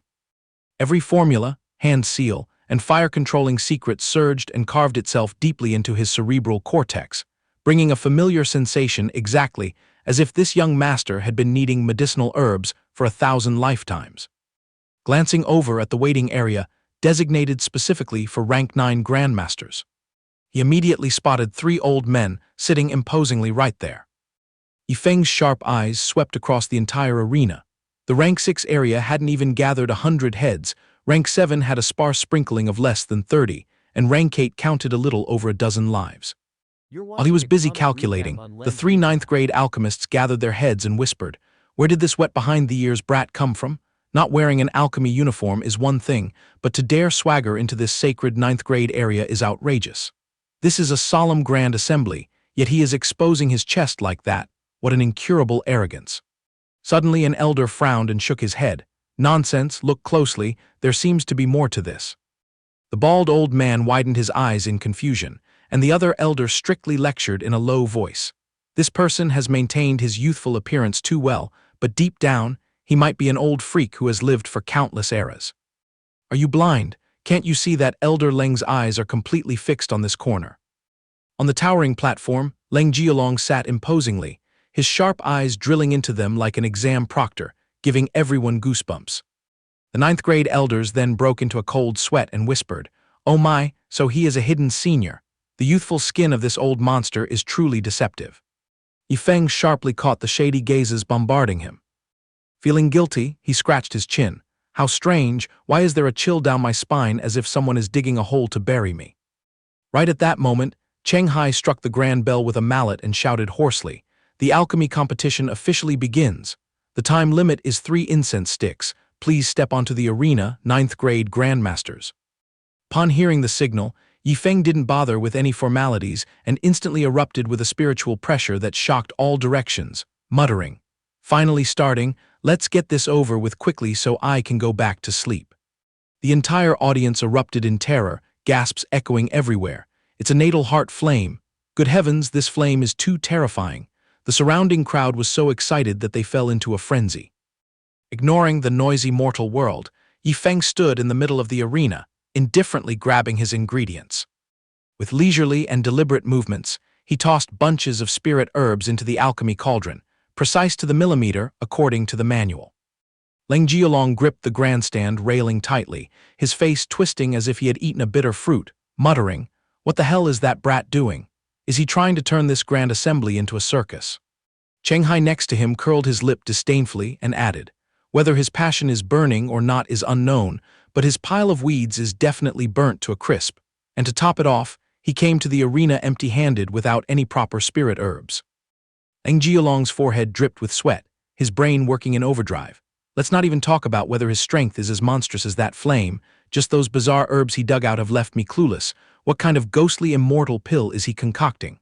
The 9th-grade big shots watching from the sidelines also shook their heads in disappointment. He dares to call this flailing around alchemy. This old man thinks he's just using spirit herbs for a bonfire. At that exact moment, the sky suddenly churned with thunderclouds, and fierce lightning tore through the mist, illuminating the entire area without any warning. Leng Jialong panicked and roared until his voice cracked.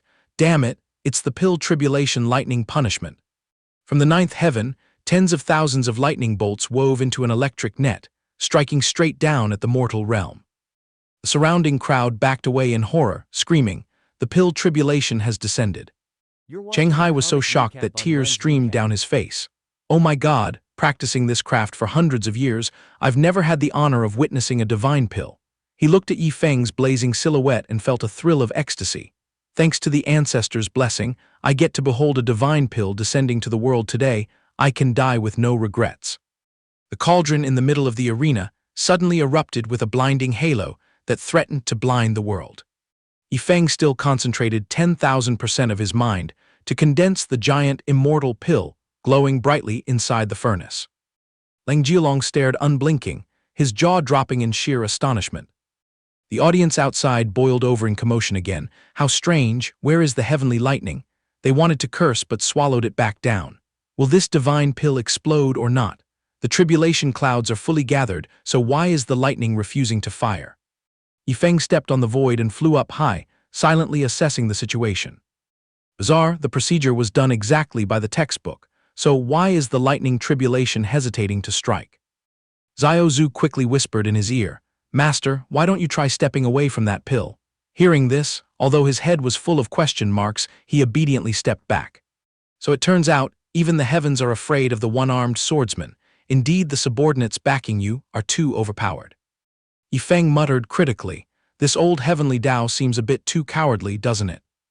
Thinking of this, he leisurely walked out of the cauldron's radius. Completely in the style of a true macho man who never looks back at explosions, he let the lightning bolt strike down, plowing the earth and blinding a corner of the sky. As the aftermath of the lightning tribulation dissipated, a pillar of light shot up from the core of the cauldron, piercing through the clouds. The ninth-grade divine pill finally settled perfectly.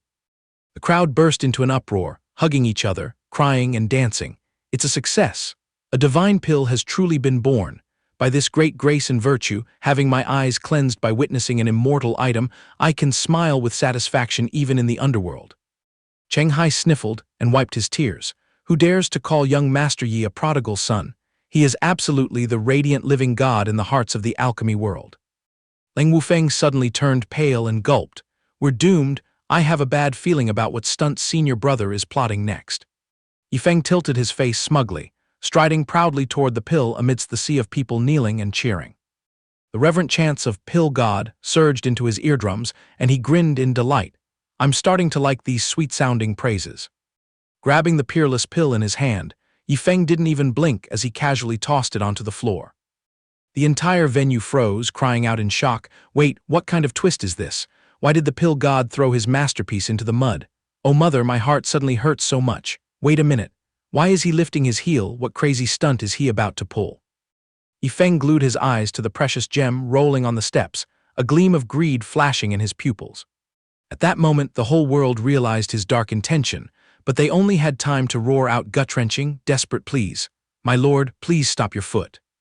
Squelch, Yi Feng mercilessly brought down his foot, crushing the newborn divine pill into a gooey mess. Under his ruthless trampling, the priceless immortal pill turned into a puddle of dirty water in an instant. Yi Feng smiled in satisfaction as the system beeped like honey pouring into his ears. Congratulations to the host for successful vandalism, bagging a total of 2,010,000 spending points. Just according to the script, the crowd around him was so furious their blood boiled, wishing nothing more than to rush in and tear him to pieces right then and there. Yi Feng pouted and complained. The number of people cursing is still too meager, the killing intent isn't strong enough, crushing just one divine pill is indeed a bit stingy. The system retorted speechlessly. Is the host blind?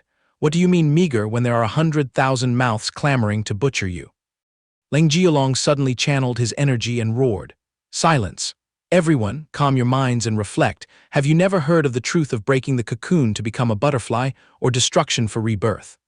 He stroked his beard and preached. For an entire lifetime, we have been obsessed with the desire to reach the divine pill, only for it to become the shackles tightly binding all of our cultivations. Yifeng stayed completely silent watching him spout nonsense. The very moment the pill shattered, this old man experienced an epiphany. The one capable of forging a divine artifact surely has the right to destroy it. Our ultimate destination is the infinite throne of the alchemy Tao, not being complacent with a mere single pill. Then the dumbfounded crowd slapped their foreheads in sudden realization. In unison, 100,000 people bowed their heads to the ground, chanting like thunder. "Thank you, young Master Yi, for enlightening us. This junior will engrave today's great grace and virtue into my bones and heart." He held his stomach and laughed inwardly. Elder Leng sure is good at bullshitting. This young master merely had an itchy foot and wanted to squander for points. How the hell did I get whitewashed into a preaching benefactor? Should I step out and clarify this? Suddenly, Yi Feng turned his head and looked at Leng Jialong in astonishment. Only saw the old man's entire body, erupting with a layer of deep blue immortal light that was intensely radiant. Chenghai stammered, "Elder Leng, are you about to pass the tribulation and ascend?" The old man smiled calmly. "The inner demons are untied, my suppressed cultivation can no longer be held back. Chenghai, please send my farewells to my old friends. This old man shall take his leave to the upper realm first. If it is fated, we will definitely meet again." Leng Wufeng cried a river of tears. "Grandpa, are you going to leave me and ascend to heaven?" The old man gently patted his grandson's head. "Your grandpa isn't going into a grave. Why are you crying so miserably? My wish to witness a divine pill has been fulfilled. My karmic hindrances have faded. It is time for me to step into the immortal realm." Yifeng smirked slightly, gently watching Leng Jialong carefully instruct his junior brother. "Your senior brother bears the destiny of a true sovereign. Serve him obediently. Entrusting you to him gives your grandpa complete peace of mind."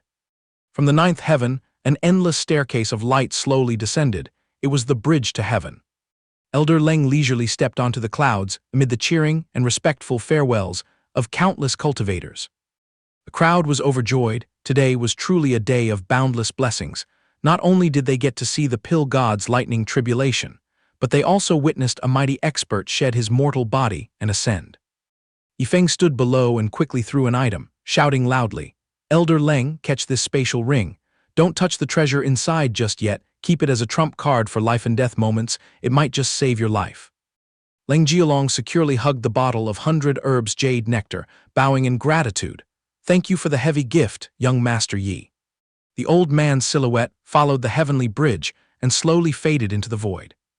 Yifeng looked up to bid farewell until the old man turned into a distant, twinkling star. When they turned their faces back to the ground, both master and disciple suddenly turned pale. It turned out Wufeng was lying flat on the floor, licking it. Who knows, this mud puddle might still retain some spiritual energy of the pill.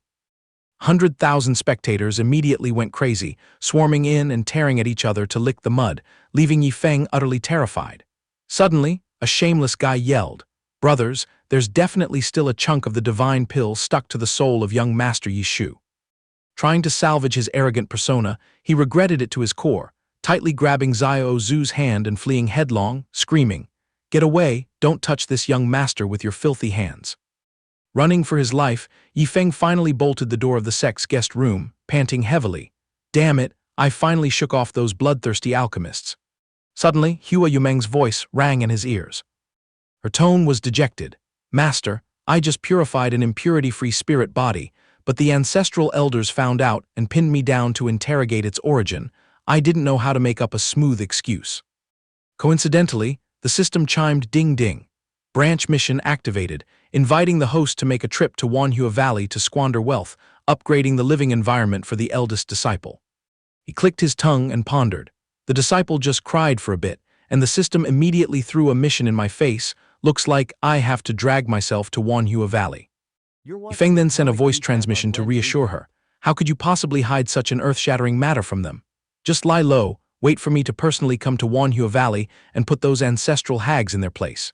Hua Yumeng, still traumatized by the previous teleportation, hastily advised, "Then I respectfully welcome you, but master, please absolutely do not descend suddenly like a jump scare again." He chuckled, "Don't worry, this time I'm boycotting the sect's teleportation array, and I'm even bringing 2 grunts along." The next morning dawned, the blue sky was crystal clear without a single cloud. Munching loudly on his breakfast, Yifeng jutted his chin and ordered, "Wufeng, Xiao Zu, Hold off on returning to the sect today, pack your bags and follow this young master to sweep through Manhua Valley. While shoveling rice, his mind wandered. Come to think of it, today's daily check-in gift is the natal heart flame Kanglin Nether Flame. Could this be the eerie flame I used to brew the divine pill yesterday afternoon? The system spoke up to enlighten him. Kanglin Nether Flame possesses infinite potential. However much the host's strength skyrockets, the flame's power will fiercely surge to match it. He glanced at Xiao Zhu, who was happily gnawing on her food, and suddenly felt guilty. Speaking of which, this little girl has been working her life away for the sect all this time, yet other than that heaven-grade alchemy furnace, I've never rewarded her with any decent equipment. Xiao Zhu shuddered and dropped her chopsticks, on the verge of tears. Master, can you please take back that sinister look? I'm shivering in fear here. Yi Feng suddenly had a flash of inspiration. Guzai is desperately cultivating to claim the throne of the invincible sword dog, sharing the same status as a great demon. It seems it's about time I buffed this girl's strength so she can shine too. Her eyes lit up with hope. Does Master want to bestow upon me the essence blood of an ancient divine beast, or some world-destroying peerless weapon? He gently waved his hand, extinguishing her fantasies. I have decided to bless you with a transcendent natal heart flame. From now on, grab your books and follow Elder Xia to hone your fire control. Grind hard to become the #1 alchemy mantis in the world for me. Xiao Zhu let out a long sigh. Fine, I yield to the arrangements of fate. Hurry up and stuff the natal heart flame in here. I'll handle it myself. Wu Feng, standing by and watching the drama, sighed inwardly. Truly worthy of the great demon following closely at senior brother's heels, she fully understands that resistance only brings more suffering, so she elegantly accepts her fate. Yi Feng didn't hesitate, snapping his fingers and throwing the natal flame straight into her body. Witnessing Xiao Zhu coddling the chipped alchemy furnace, Wu Feng frowned. What kind of play are you acting out, miss? She wiped her tears and lamented. I'm mourning my baby. If I had known there would be a day I'd be forced into the alchemy Dao, I would never have tormented this cauldron so miserably. Look, it's covered in cracks. Yi Feng waved his hand generously. Xiao Zhu, drag yourself over here. This Jialong Fenchen cauldron is bestowed upon you. Just keep that piece of junk as a hidden weapon to throw at people. Upon smelling the scent of premium gear, the mantis dashed over like a gust of wind. Wu Feng was dumbfounded, his jaw dropping. Your habit of tossing the old for the new flips faster than a pancake.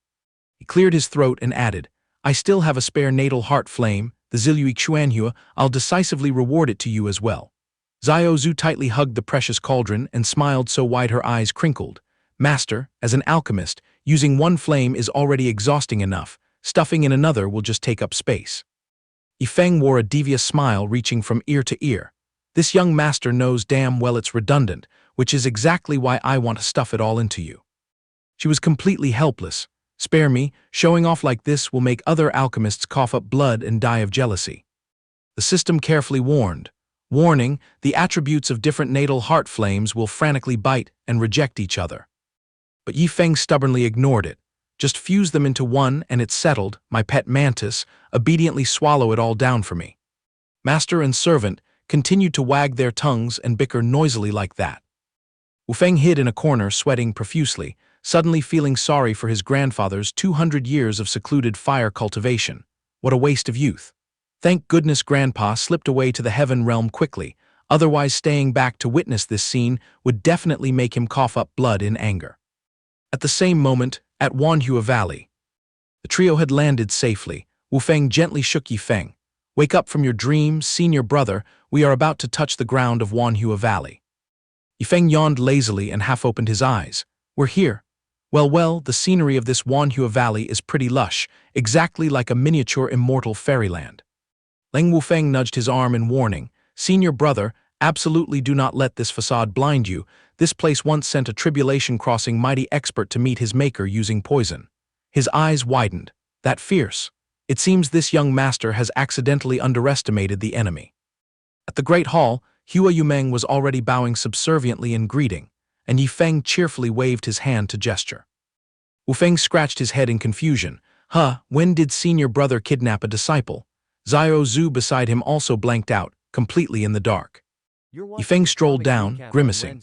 Is this Wanhua Valley so broke that they can't afford a grand sect-protecting array? The little girl replied softly. Reporting to Master, the sect has been passed down for tens of thousands of years. A protective array is naturally a must. We even have enough power to withstand a sneak attack from a tribulation-crossing expert.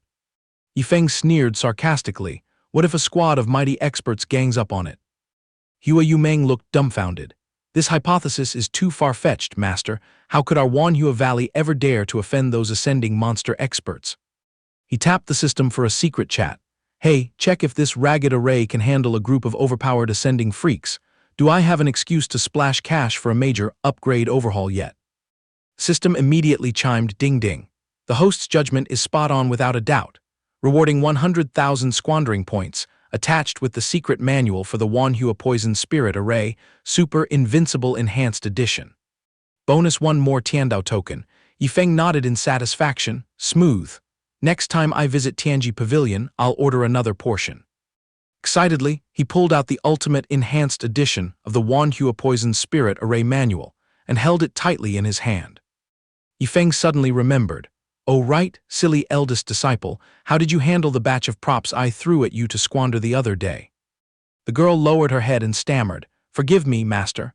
Those resources were priceless, even gritting my teeth, I couldn't bear to senselessly waste them. Hearing this, his face fell in irritation. This girl's disease is beyond cure, nothing like the wild ruthlessness of my second disciple.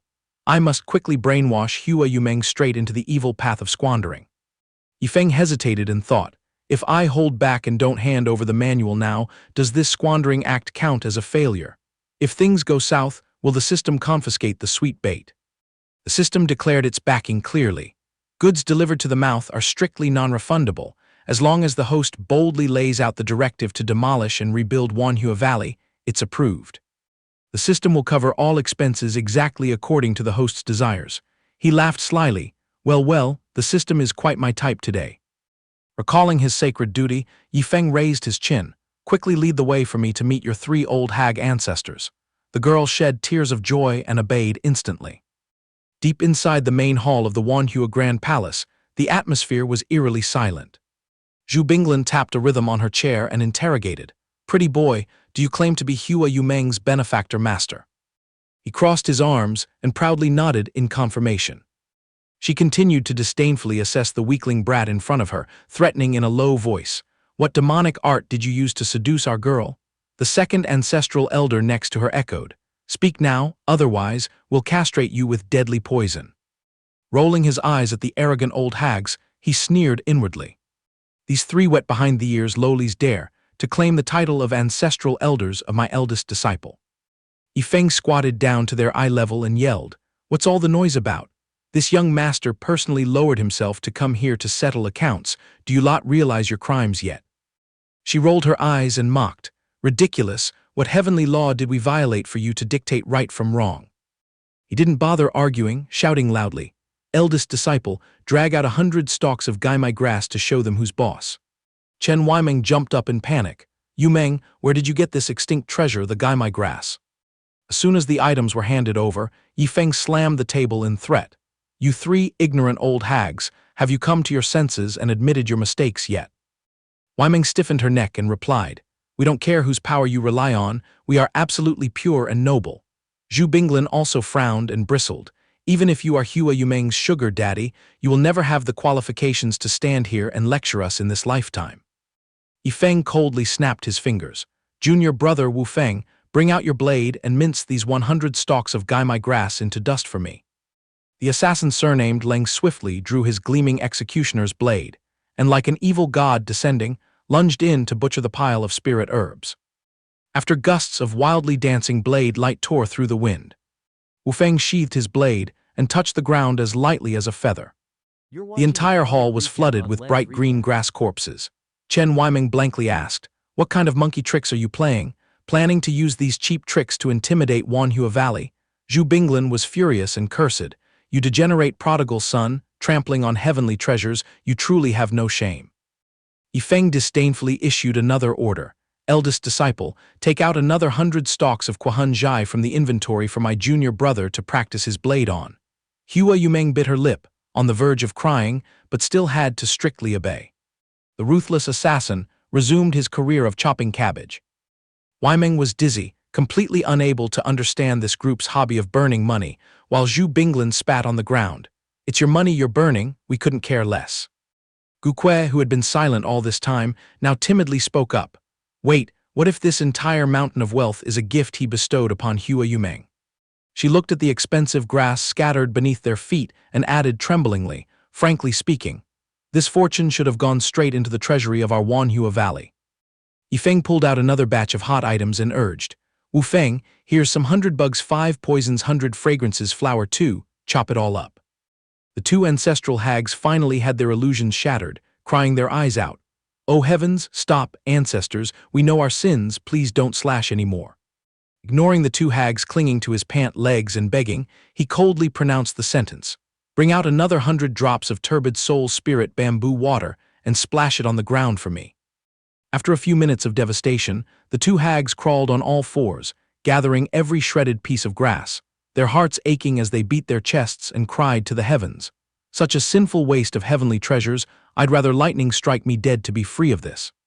He snapped indignantly, "I threw that pile of garbage to Hua Yumeng for her entertainment. She could use it to soak her feet, mix in her bathwater, or throw it to the dogs. But this brat has caught a stingy disease and refuses to squander wealth." Yifeng pointed straight at them and laid out their crimes. "You lot have the reputation of ancestral elders but manage loosely, letting my eldest disciple fall behind on the path to bankruptcy. Your sins are crystal clear, yet you still dare to argue." Chen Weimeng's face slumped like a stale bun. "It's so hard. Our Wanhua Valley has lived a life of pinching pennies and tightening our belts for thousands of years. This hobby of spending money like dirt." He leisurely sneered and berated the three ancestral elders.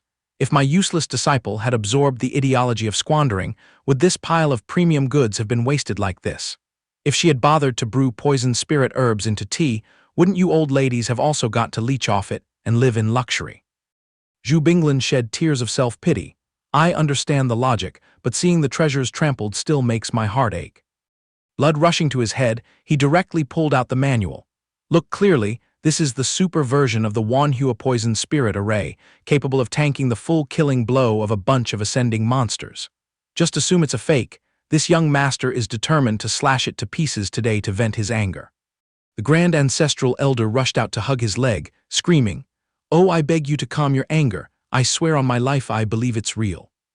Yifeng ruthlessly threw the manual into the air and gave the order to mince it, ignoring the hopeless screams and tugging of the women.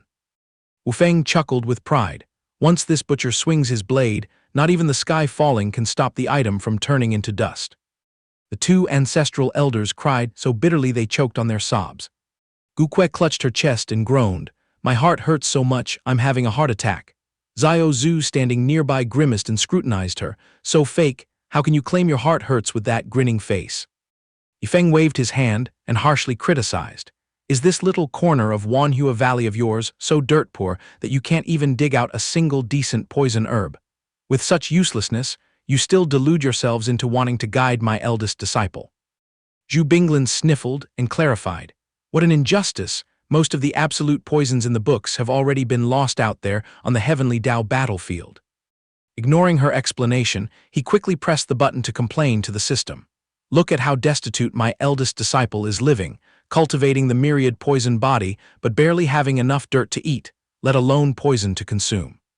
The system astutely injected exactly 100 bags of top-grade 100 poisons to serve the myriad poison body, plus 2 Tiandao tokens and 100,000 vandalism points as encouragement. Receiving the shower of gifts, he was thrilled and stroked his chin in delight. Keeping a deadpan face on the outside, he flicked his robes, turned away and dropped some bitter words. "Poor as dirt, unable to provide resources, yet you have the audacity to teach people how to cultivate the myriad poison body. Wu Feng, take those 50 stalks of poison spirit herbs and castrate them all for me." Hearing this, she turned pale with fear and knelt down to beg for the grass's lives. Chen Weimeng trembled and clasped her hands to negotiate. "My lord, what do you want our Wanhua Valley to do before you spare us? Wherever we are wrong, we will fix it." He tilted his chin to the sky and declared, "Let me take a tour to see how many rotten spots are left in your nest, then I'll settle the score all at once." Yifeng pointed straight at Gukue's face, throwing paper and pen to order her to copy the imperial decree. Stepping to the edge of the lake, he pointed with 5 fingers and shouted loudly, Demolish all the structures covered in bottom-tier poisonous plants in Manhua Valley for me." Gukwe standing behind heard this, her face losing all color as she tremblingly stopped him. "I beg you 10,000 times, that forbidden ground cannot be torn down." He completely ignored her, pointing his finger straight down at the lake. "Uproot all the assorted poison herbs in this Manhua Valley and throw them away." Chen Weiming knelt by the shore, crying a river. "Ancestor, we bled to cultivate them for so many years to get them like this. Please go easy on us." After 2 stormy hours passed, the entire estate of Manhua Valley had been leveled to the ground. Yifeng smugly patted his belly because he had scored big with 1,800,000 points and 9 Tiandao tokens. He calculated, hunting 9 more will be enough to sponsor the whole sect to go party in Tiandao City. Meanwhile, on the outside, he played the merciful good guy advising them, "Don't worry, this young master will back the total cost of rebuilding your losses. In exchange, you must promise to completely cure my eldest disciple's stingy saving disease for me." Zhu Binglan swallowed her bitter tears and nodded, bearing the karma. He waved his hand and led Leng Wufeng and Xiao Zhu to slip away quickly. Wufeng curiously followed. "Senior brother, is our next destination heading back to the sect?" He replied gleefully, "Damn right, raising hell today was profitable enough. Let's return to the sect and hibernate, no more roaming around." Halfway there, Yifeng suddenly snapped to his senses, because he had forgotten to unbox today's ultimate squandering masterpiece.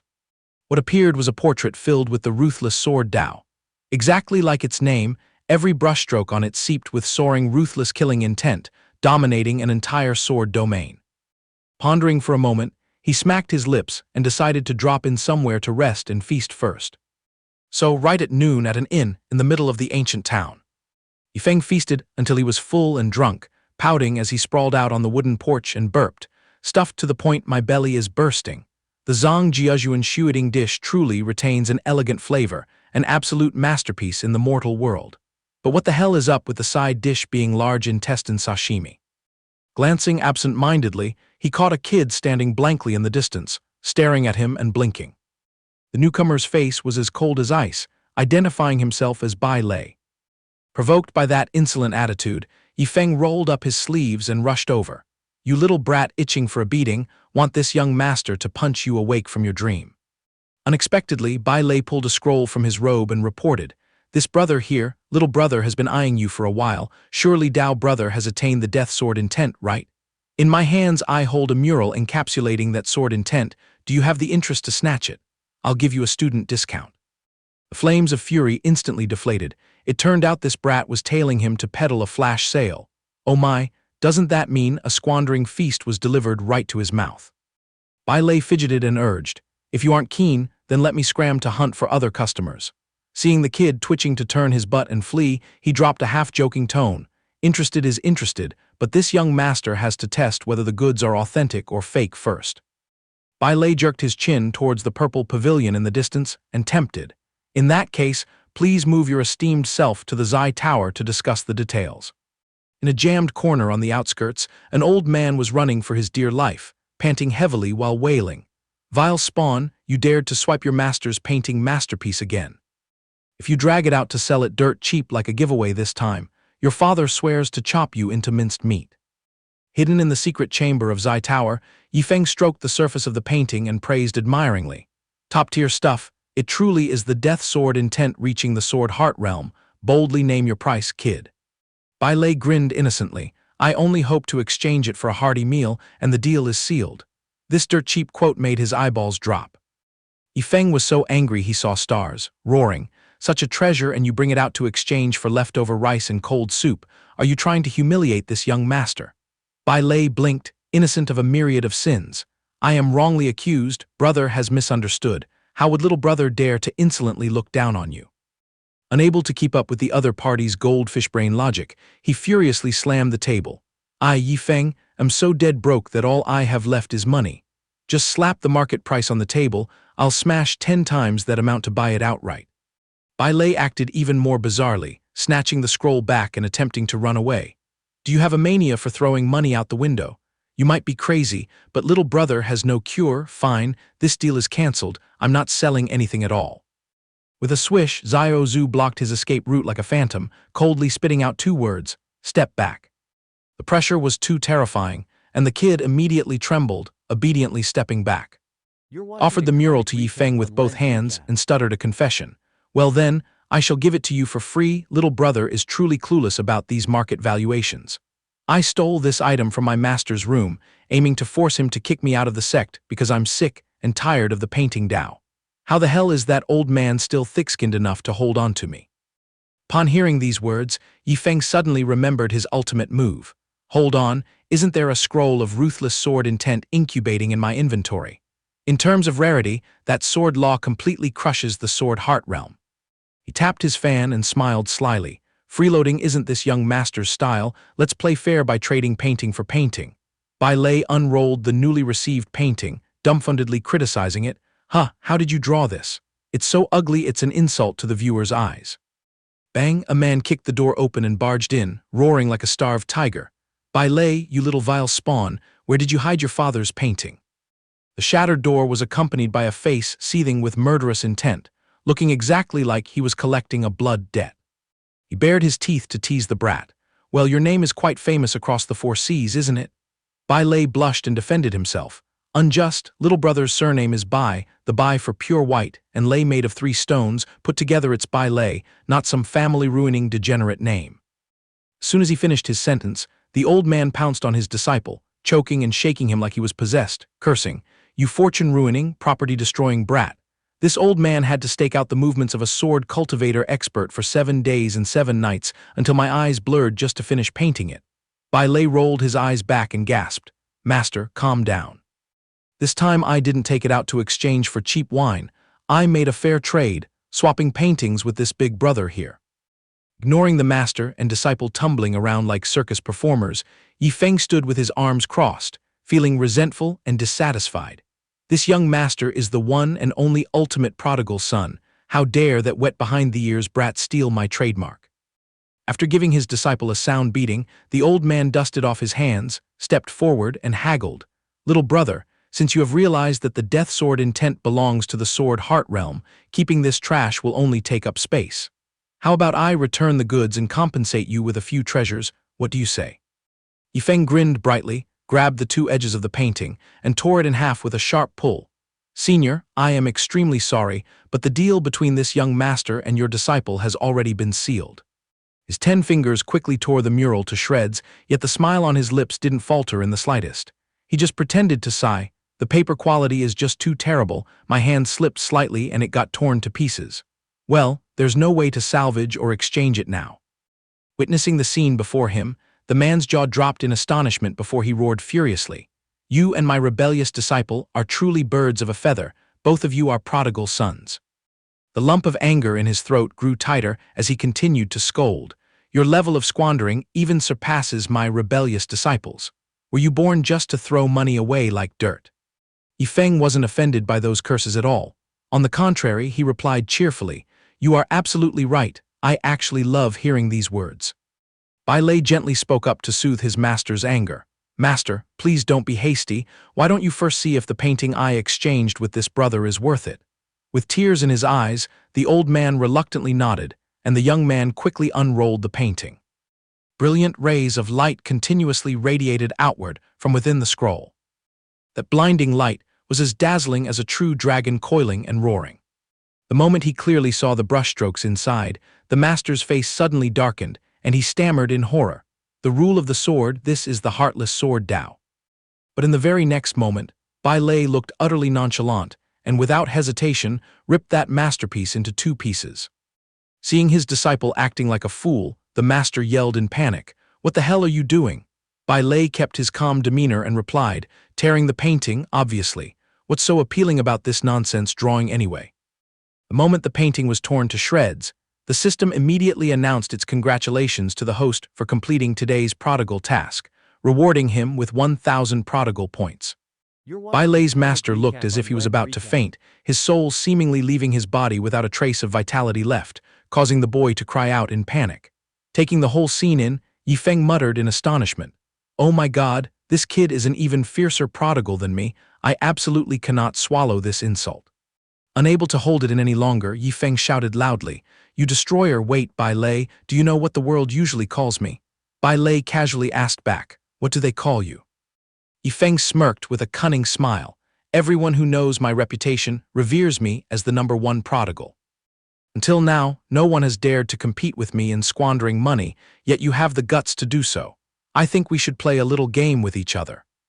Despite Yifeng's threats, Bai Lei was not only unfazed, but even patted his chest, claiming that he was the most outstanding prodigal son, firmly believing that his master would always pamper him to the fullest. Just faintly hearing his disciple's bold statement, the master, despite being on the verge of fainting, jumped up immediately. Bai Lei, still unrepentant, tilted his head arrogantly and said, "Compared to your torn painting, my master could draw something much more amazing just using his lower mouth." Burning with towering rage, the old man delivered a heaven-shaking kick straight to Bai Lei's backside, sending him flying into the air while cursing him relentlessly. "You little bastard, how the hell can a lower mouth draw anything? You destroyed my masterpiece, and now you dare to smear my reputation." The old man screamed as he continuously rained bruising kicks on his disciple's butt. "If you are not proficient in the Tao of painting, how could you understand the terrifying value of the masterpiece that was just torn? What right does trash like you have to compare prodigal skills with others?" Despite the excruciating pain, Bai Lei stubbornly insisted that he was better at ruining things than Yifeng. Yifeng felt extremely amused. Tusk, you have truly awakened the competitive fire within me."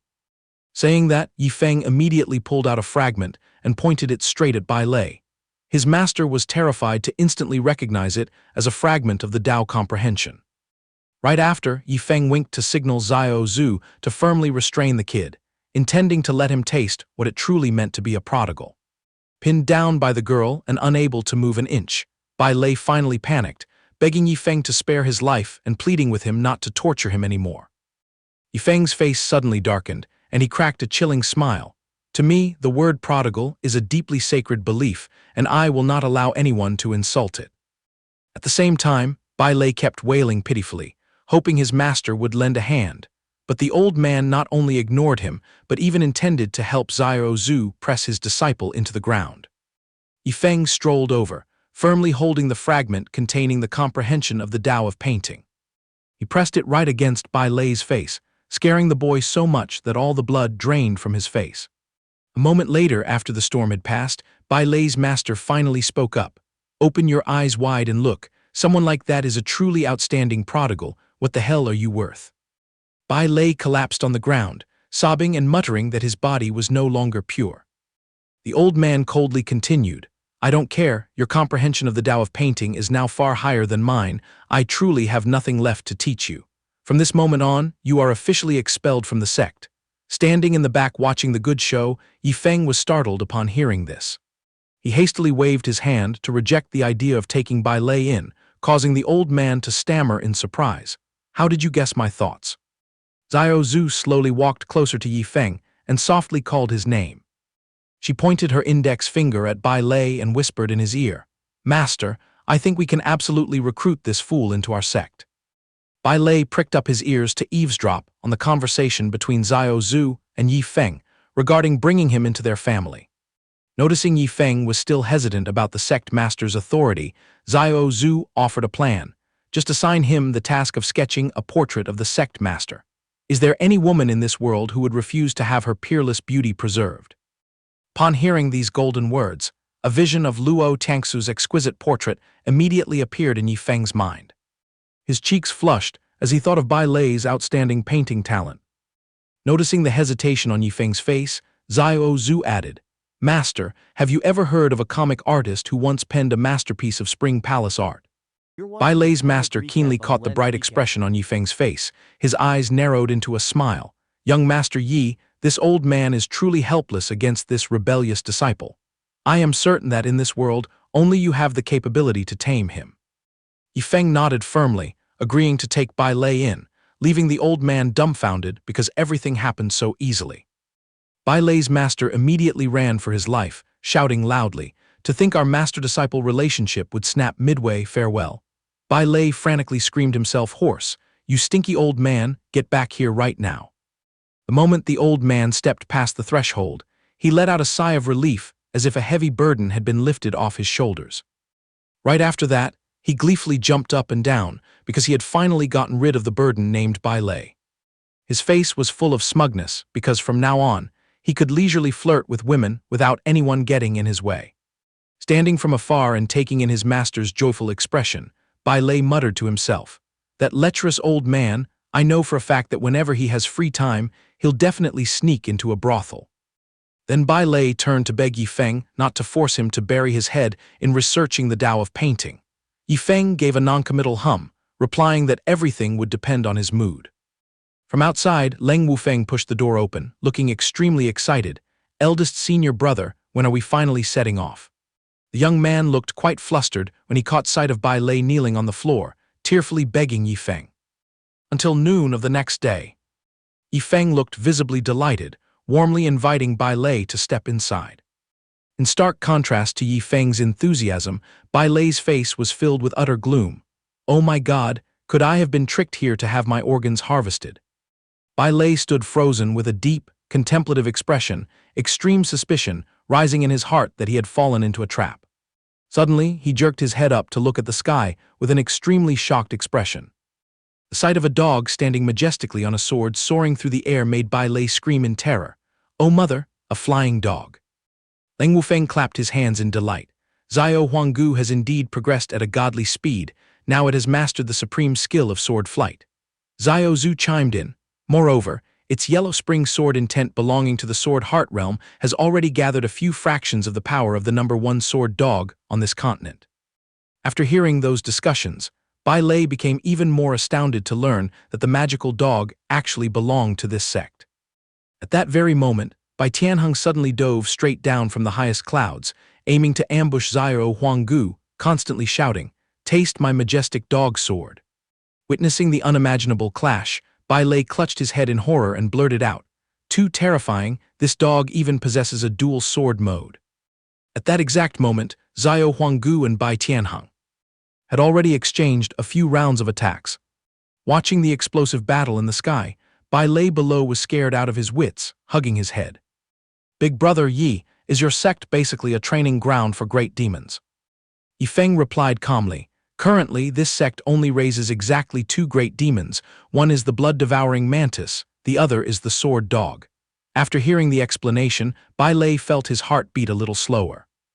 Just then, Jin Lun stepped out from nowhere and respectfully greeted Yifeng. Seeing the handyman, he immediately assigned Jin Lun the task of leading Bai Lei to do some manual labor. As soon as Yifeng turned his back to leave, Jin Lun approached Bai Lei with a devilish smile. "Brother, are you also an ascended powerhouse?" Bai Lei flusteredly stammered, vehemently denying it. Next, Bai Lei shot Jin Lun a wary look. He silently assessed whether this inconspicuous handyman was truly an ascended powerhouse. Just glancing at Bai Lei's expression, Jin Lun already read him like a book. "One look and I can tell this brat is plotting to run away. Young Master Yi giving him to me to manage probably means he wants me to keep an eye on him. Looks like I have to show some skills to give him a good scare." Suddenly, from the high empty sky, a yellow-feathered bird streaked past right above their heads. Jin Lun immediately pointed his hand at the creature soaring above. "That thing is the 8th great demon at the Tribulation Crossing realm to fly past here in the last 2 days. Tonight, we brothers will have some good meat to improve our meals." Before his words could even hit the ground, the poor bird was roasted black, its soul leaving its body. Even in death, it felt extremely wronged because it was merely flying by without committing any crime. As for Bai Lei, he was scared out of his wits. Such a powerful demonic beast, yet you sent it to heaven with just 1 strike. Jin Lun unhurriedly explained that he could ascend at any time, but since Yifeng hadn't given the nod to leave, he couldn't take a step either. Grasping the situation, Bai Lei mentally collapsed completely. It seemed he was better off throwing his idea of fleeing far away into the trash. Luo Tiangsu sat brooding by the desk, her fingers constantly tapping the table, revealing an extremely tense demeanor. At the same time in the sect's main hall, Luo Tiangsu began interrogating Yifeng about why he dared to bring a stranger into the sect on his own accord. Yifeng hastily tried to find a way to defend himself. He frantically explained to his master that the person was just a cultivator following the Tao of painting, whom he went out of his way to invite back for the sole purpose of painting a peerless portrait of Luo Tiangsu. Upon hearing this pleasing news, her attitude did a complete 180-degree turn. "Being able to pass down my beauty for future generations to admire isn't too bad. I suppose I wrongly blamed you." But let's put this aside for now. Where on earth did you drag Wu Feng and Xiao Zhu to, and what were you doing? Yifeng's eyes suddenly flashed with brilliant light. Reporting to Master, your disciple just paid a visit to Tiandan City. A few minutes later, Luo Tiangsu flew into a rage, slamming the table with a heaven-shaking blow, and snapped. For you to dare stomp the divine pill of the city into mush and still make it back here alive is truly a rare miracle. Xiao Zhu was perfectly fine. Why did you force her to go refine pills? You even bullied the 3 patriarchs of Wanhua Valley. Whatever rare treasures you got your hands on, you completely ruined without leaving a single trace. Do you even know how to value things at all? Hearing the scolding, Yifeng stayed as silent as a clam, not daring to argue a word. Then the young man sparked an idea and immediately used the floor tile as a demonstration. Suddenly, he lifted his foot and delivered a powerful stomp to the ground. Luo Tiangsu frowned in confusion, not knowing what tricks her disciple was plotting. Yifeng slowly explained, "Master, those things that people praise as good items are no different from this ordinary floor tile.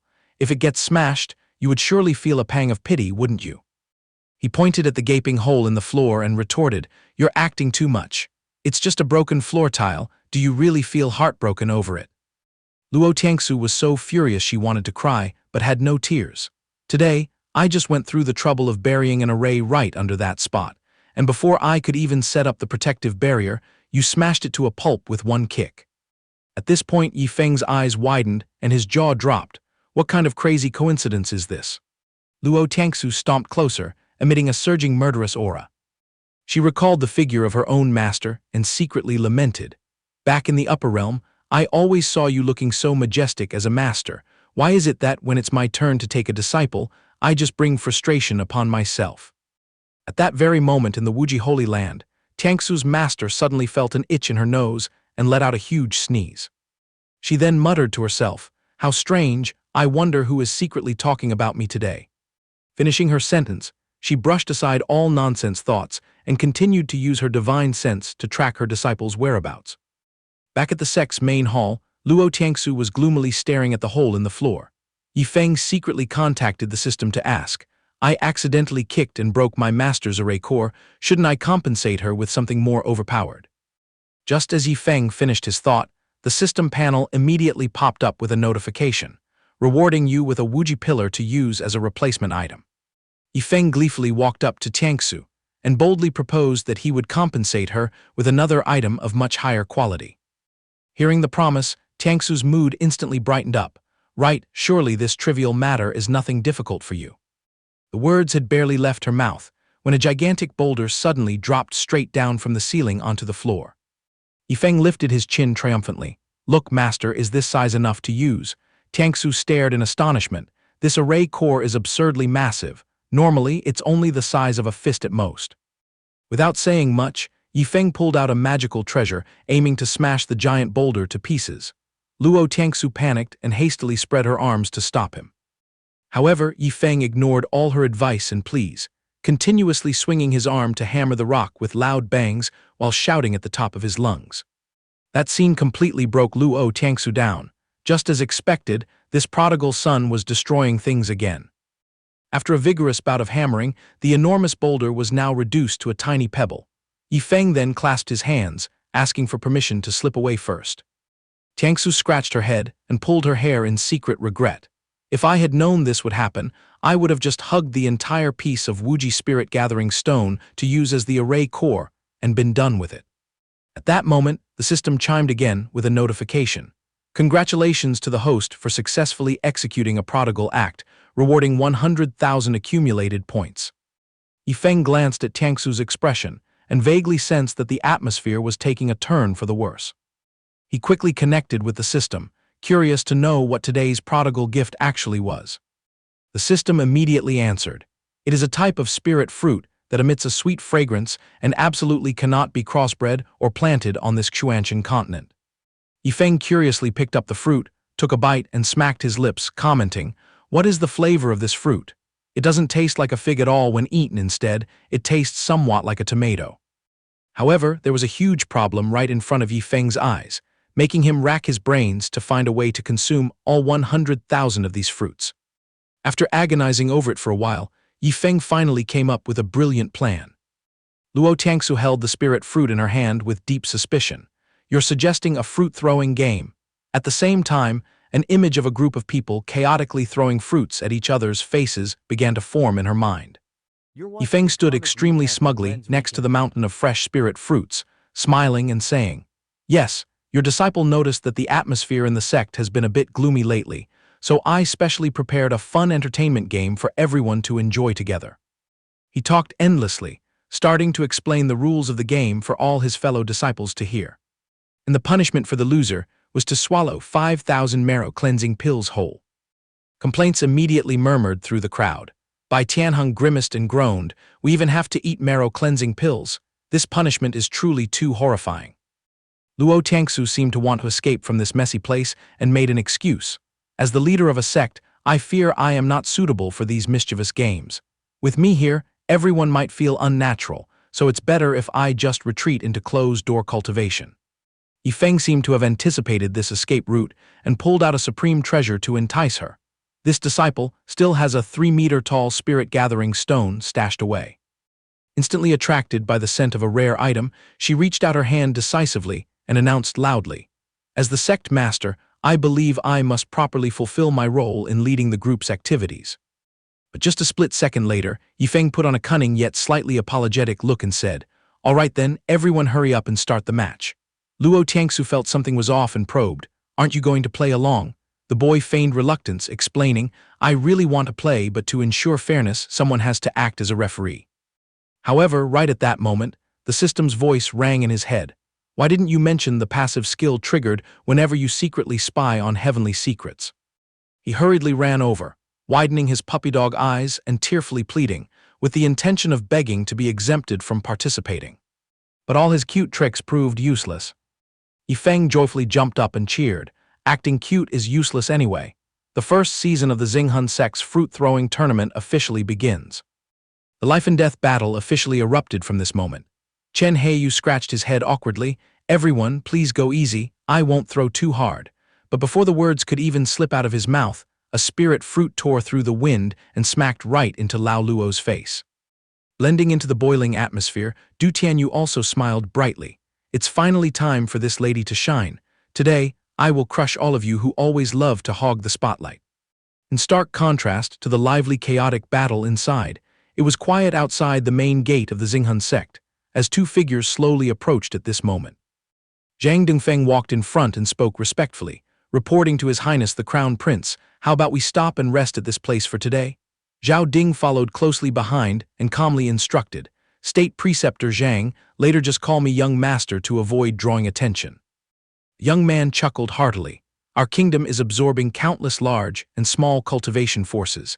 If the people inside knew that I am the Crown Prince of the Qiang Kingdom, they would definitely be scared out of their wits." The old man also cleverly nodded along with his master's idea.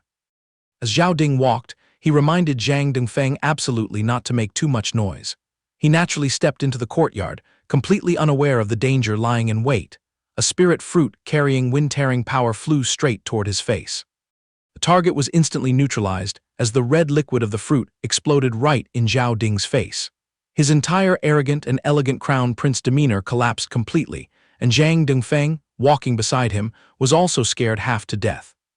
Only now did the two outsiders have the chance to clearly see the chaotic mess unfolding right in the middle of the spacious courtyard.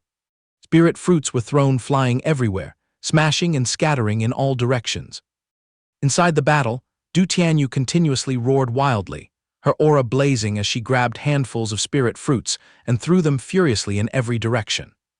Zhao Ding and Zhang Dongfeng were simultaneously petrified, their eyes bulging out as they couldn't believe the bizarre things happening right before their eyes.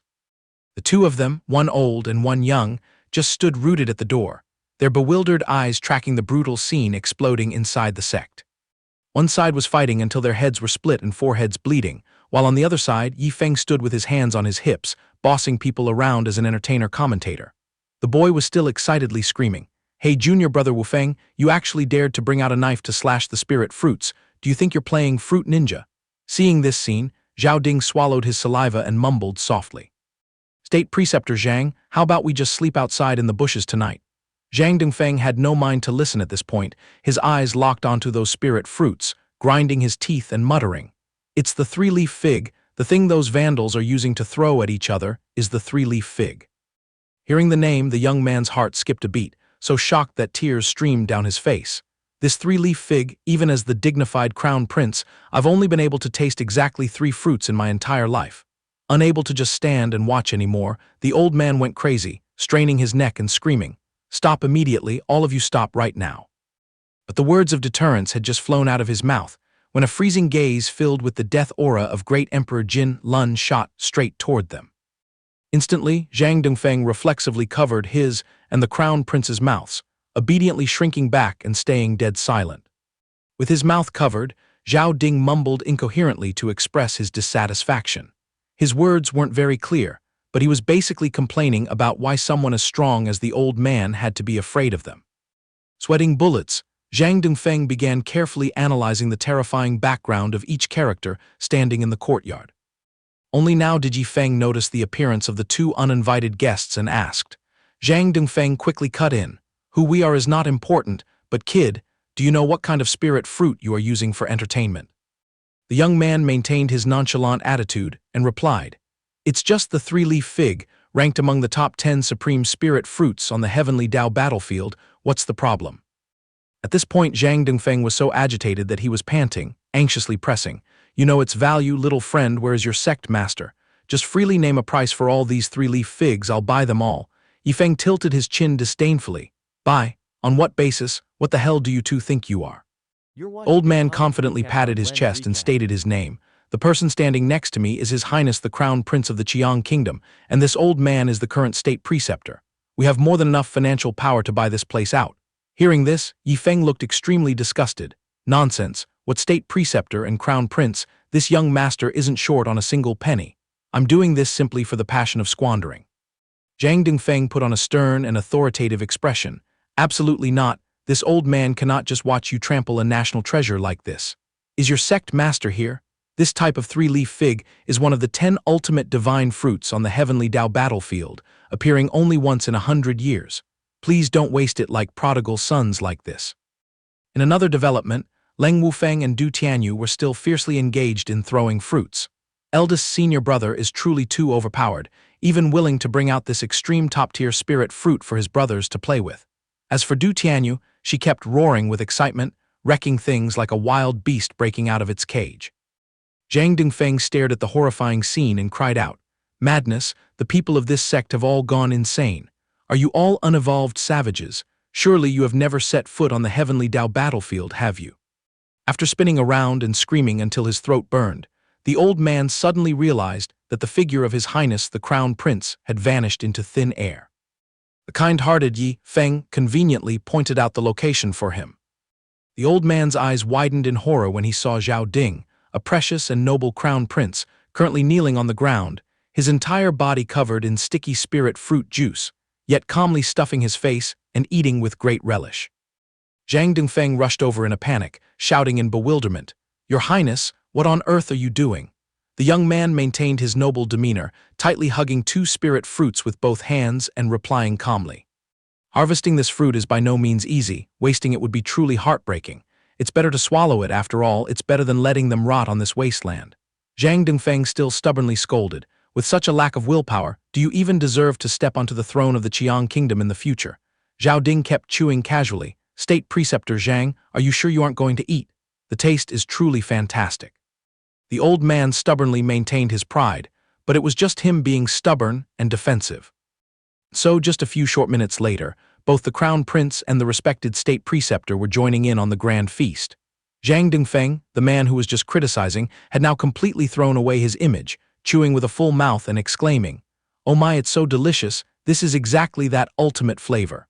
Your Highness, our master and disciple duo have truly hit the jackpot today." Yi Feng stood nearby with his arms crossed, pouting his lips as he looked at the State Preceptor and Crown Prince duo. Tusk, these 2 beggars weren't sent here to perform comedy to entertain us, were they?" A few hours passed, and the 2 had stuffed their bellies with spirit fruits to the point where they couldn't even walk. Yi Feng stood watching with crossed arms, secretly admiring their ravenous appetite in his heart. The system bell rang, announcing good news. rewarding an extra 1,000 accumulated points and gifting 10,000 three-leaf figs. Just receiving the gift, the boy was visibly overjoyed because the taste of this fruit was indeed extremely enticing. Yifeng turned around and reminded the two guys to stop eating, simultaneously announcing that he would give them all the remaining spirit fruits for free, on one condition. They had to clean up this battlefield spotless. Zhao Ding and Zhang Dongfeng were so ecstatic that tears streamed down their faces. They cherished each spirit fruit like a treasure, valuing them so much that even if the fruit was mashed to pulp, they resolutely scraped up every last bit to take back. Yifeng curiously turned to ask Jin Lun about the results of the fruit-throwing brawl just now, wondering which side was taking the upper hand. The old man grinned widely and replied that the one who missed the most was Xiao Huanggu, while the one who threw with absolute precision, hitting every single target, was none other than their sect master. Luo Tiangsu pouted and resentfully blamed Yifeng, saying it was all his fault. If he hadn't instigated and urged her to volunteer as a meat shield, she could have completely dodged it. The young man attentively stepped forward, offering 100 plump three-leaf figs, and gently coaxed her. What kind of disciple could bear to let you swallow that pile of foul-smelling pills? Let's convert the punishment into 100 three-leaf figs, shall we? Hearing this, her eyes sparkled, looking full of admiration at that mountain of spiritual fruits. After that, Yifeng turned around and shouted loudly, "Guzi, come here, your reward is 100 three-leaf figs." On the other side, Bai Tianheng and Elder Zia were either confused about the fruit-throwing punishment or curious about how those marrow-cleansing pills had actually been transformed. Zhao Ting sniffled, wiped his tears, and asked a bitterly painful question. State Preceptor Zhang, why does this crown prince feel that his current status is not even as good as a dog's? The old man furrowed his brows tightly, softly advising the crown prince to know when enough is enough, as hoarding this many spiritual fruits was already a massive bargain. Then the young prince appeared hesitant, wondering if he should lower himself to continue picking up the scattered fruits. Zhang Dongfeng calmly and thoroughly analyzed their sky-high value, urging him to take the opportunity to snatch as many as possible. Half a sitchin later, in the sect's main hall area, Luo Tiangsu sat upright on the master's seat and began to expose the backgrounds and origins of Zhao Ting and Zhang Dongfeng. She clearly listed the unspoken rules of the reclusive sects currently hiding in the Qilong Kingdom, then concluded with a razor-sharp question. Did you two personally come here today with the intention of collecting protection fees or to conscript people into the army? Feng's eyes lit up. He leaned closer to Zhang Dongfeng and pressed, so you guys came all the way here just to collect protection fees. In his heart, the young man was dancing with joy because he had finally found a perfect excuse to recklessly squander money. The old man waved his hands frantically and hastily clarified, Brother Yifeng, you misunderstood. Our kingdom has always focused solely on fighting off foreign invasions. We absolutely do not have such a thuggish rule. Yifeng pressed even closer, constantly urging the old man to boldly demand money, but the old man was terrified to the extreme and kept vehemently denying it. Standing nearby, Zhao Ting witnessed the young man's bizarre behavior and felt a chill run down his spine. Suddenly, Luo Tiangsu spoke in an even tone, inquiring about the true reason that brought the two of them to her territory. The young crown prince regained his serious demeanor and honestly replied that the purpose of their trip was to search for the whereabouts of a pill god. Zhao Ting explained in further detail, My master and I wish to pay respects to the pill god and beg him to help concoct a divine pill.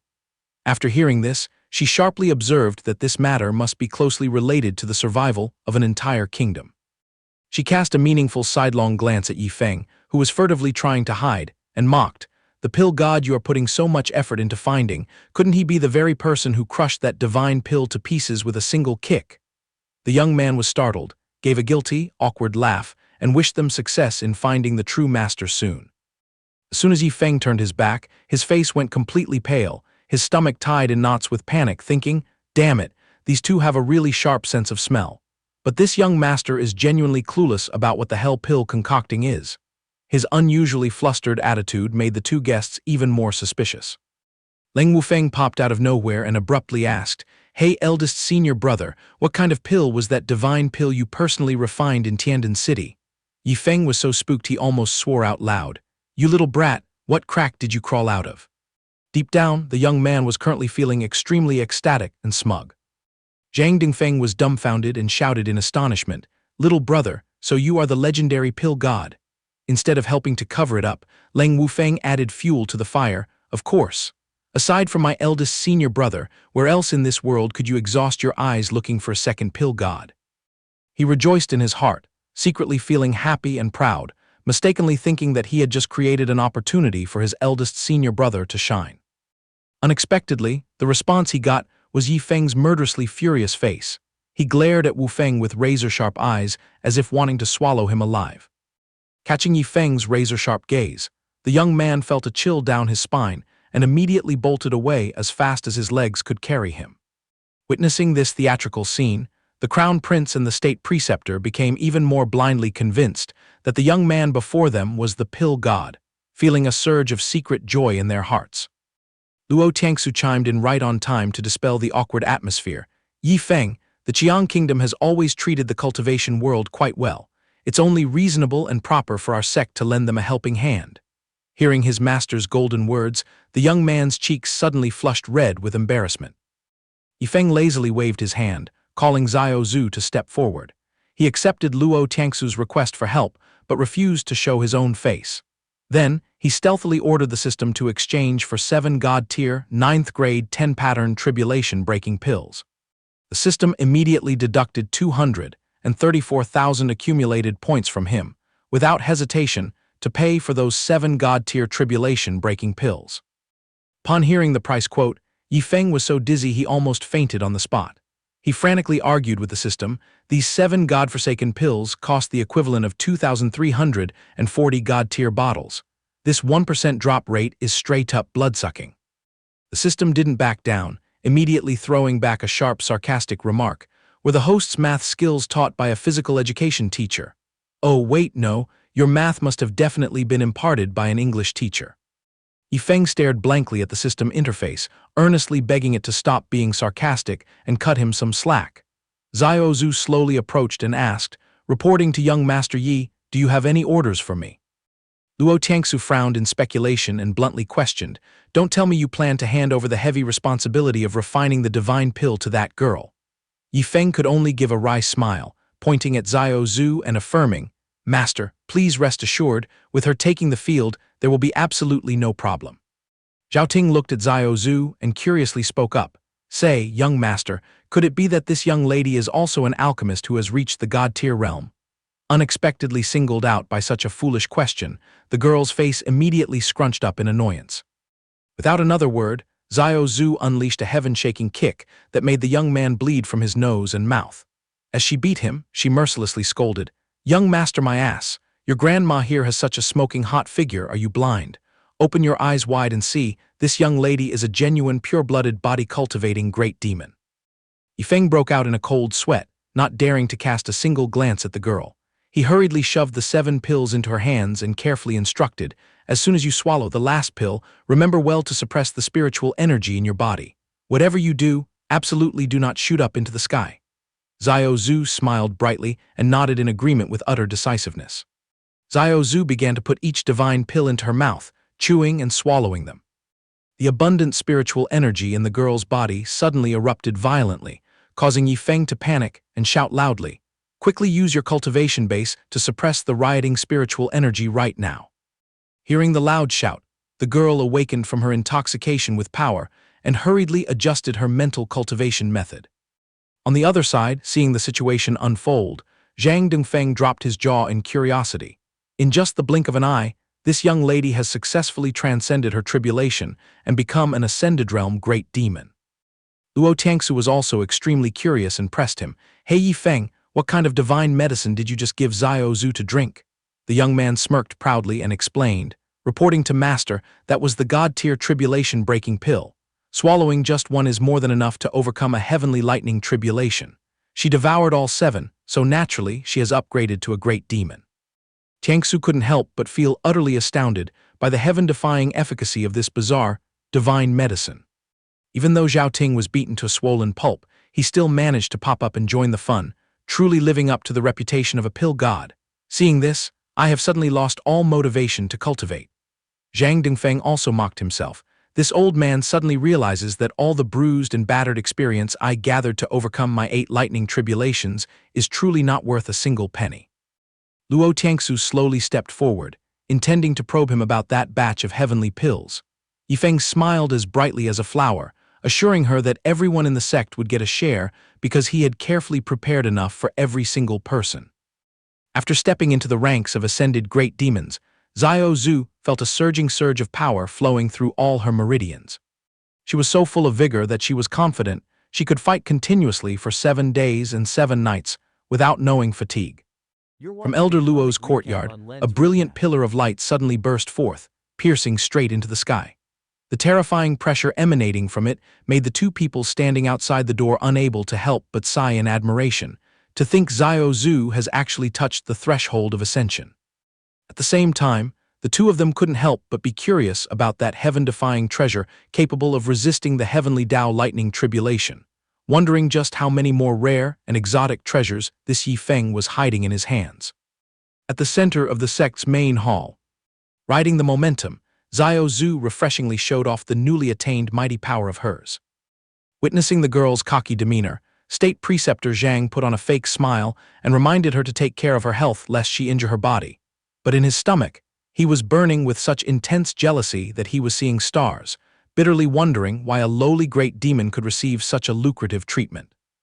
Luo Tiangsu carefully instructed Yifeng to personally escort Xiao Zhu, because letting the girl handle things alone might mess up the pill refinement, and it was also to prevent any unforeseen accidents from happening.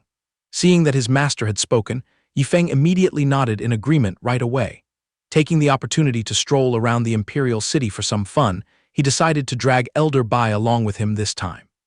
Chu Hongshan was extremely curious about Xiao Zhu's brand new ascended level. The girl proudly patted her chest and boasted that even the heavenly Tao lightning tribulation had been significantly neutralized, making the surrounding crowd grit their teeth in jealousy after hearing it. They were dignified and majestic elders, yet now they were swarming together, fighting over the chance to receive welfare distributed by Yifeng. They even threw sarcastic remarks and mocked each other, teasing their opponents as if they were concubines desperately craving the emperor's favor. Luo Kai stood nearby, rendered speechless, because the scene before his eyes was truly identical to a bunch of concubines in the inner harem scheming and fighting for the right to share the bed. A few minutes later, Yifeng endlessly praised this supreme-grade flying magical artifact. The flying magical artifact shot straight into the sky at breakneck speed. Yifeng waved back, promising Luo Tiangsu that he would quickly complete the mission and return. She stood quietly, watching her disciple's silhouette, and sighed helplessly. In her heart, she could only silently pray that this troublesome guy wouldn't drag any more people back here from his trip, because this poor sect was truly overloaded and couldn't squeeze anyone else in. The flying artifact hurtled forward at a terrifying velocity, soaring across the sky so fast that people could only catch a fleeting glimpse of a blur. Yifeng acted exactly like a wealthy and powerful tycoon, leisurely sitting cross-legged and enjoying the full-service massage provided by Elder Bai. The young man arrogantly declared that the reason he dragged the old man along was because his level was too trashy, so he had to be forced to speed up his cultivation progress before Yifeng could find a way to help him ascend successfully. Yifeng turned his face the other way, and catching sight of State Preceptor Zhang and the first crown prince sitting timidly on the floor, felt extremely puzzled.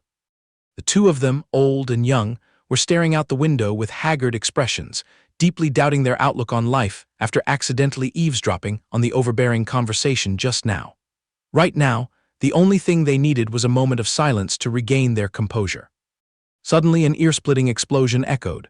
State Preceptor Zhang was startled and shouted in panic, "Crown Prince, Your Highness, please be careful." Xiao Zhu and Yifeng instantly sprang up, getting into a stance ready for a fiery battle. The system quickly sounded a warning in his ear. There was a protector god of war from an enemy nation harboring the wild ambition to assassinate Crown Prince Zhao Ting. Hearing this, the young man's eyes suddenly lit up with excitement. Since the Crown Prince's incognito trip out of the palace was originally a state secret, this classic trope of being assassinated on a deserted road seemed extremely thrilling. The person blocking the way was none other than Zhu Hai, the renowned protector god of war of the Leiwu Kingdom. The guy was brandishing a giant spiked mace attached to a pitch-black iron chain.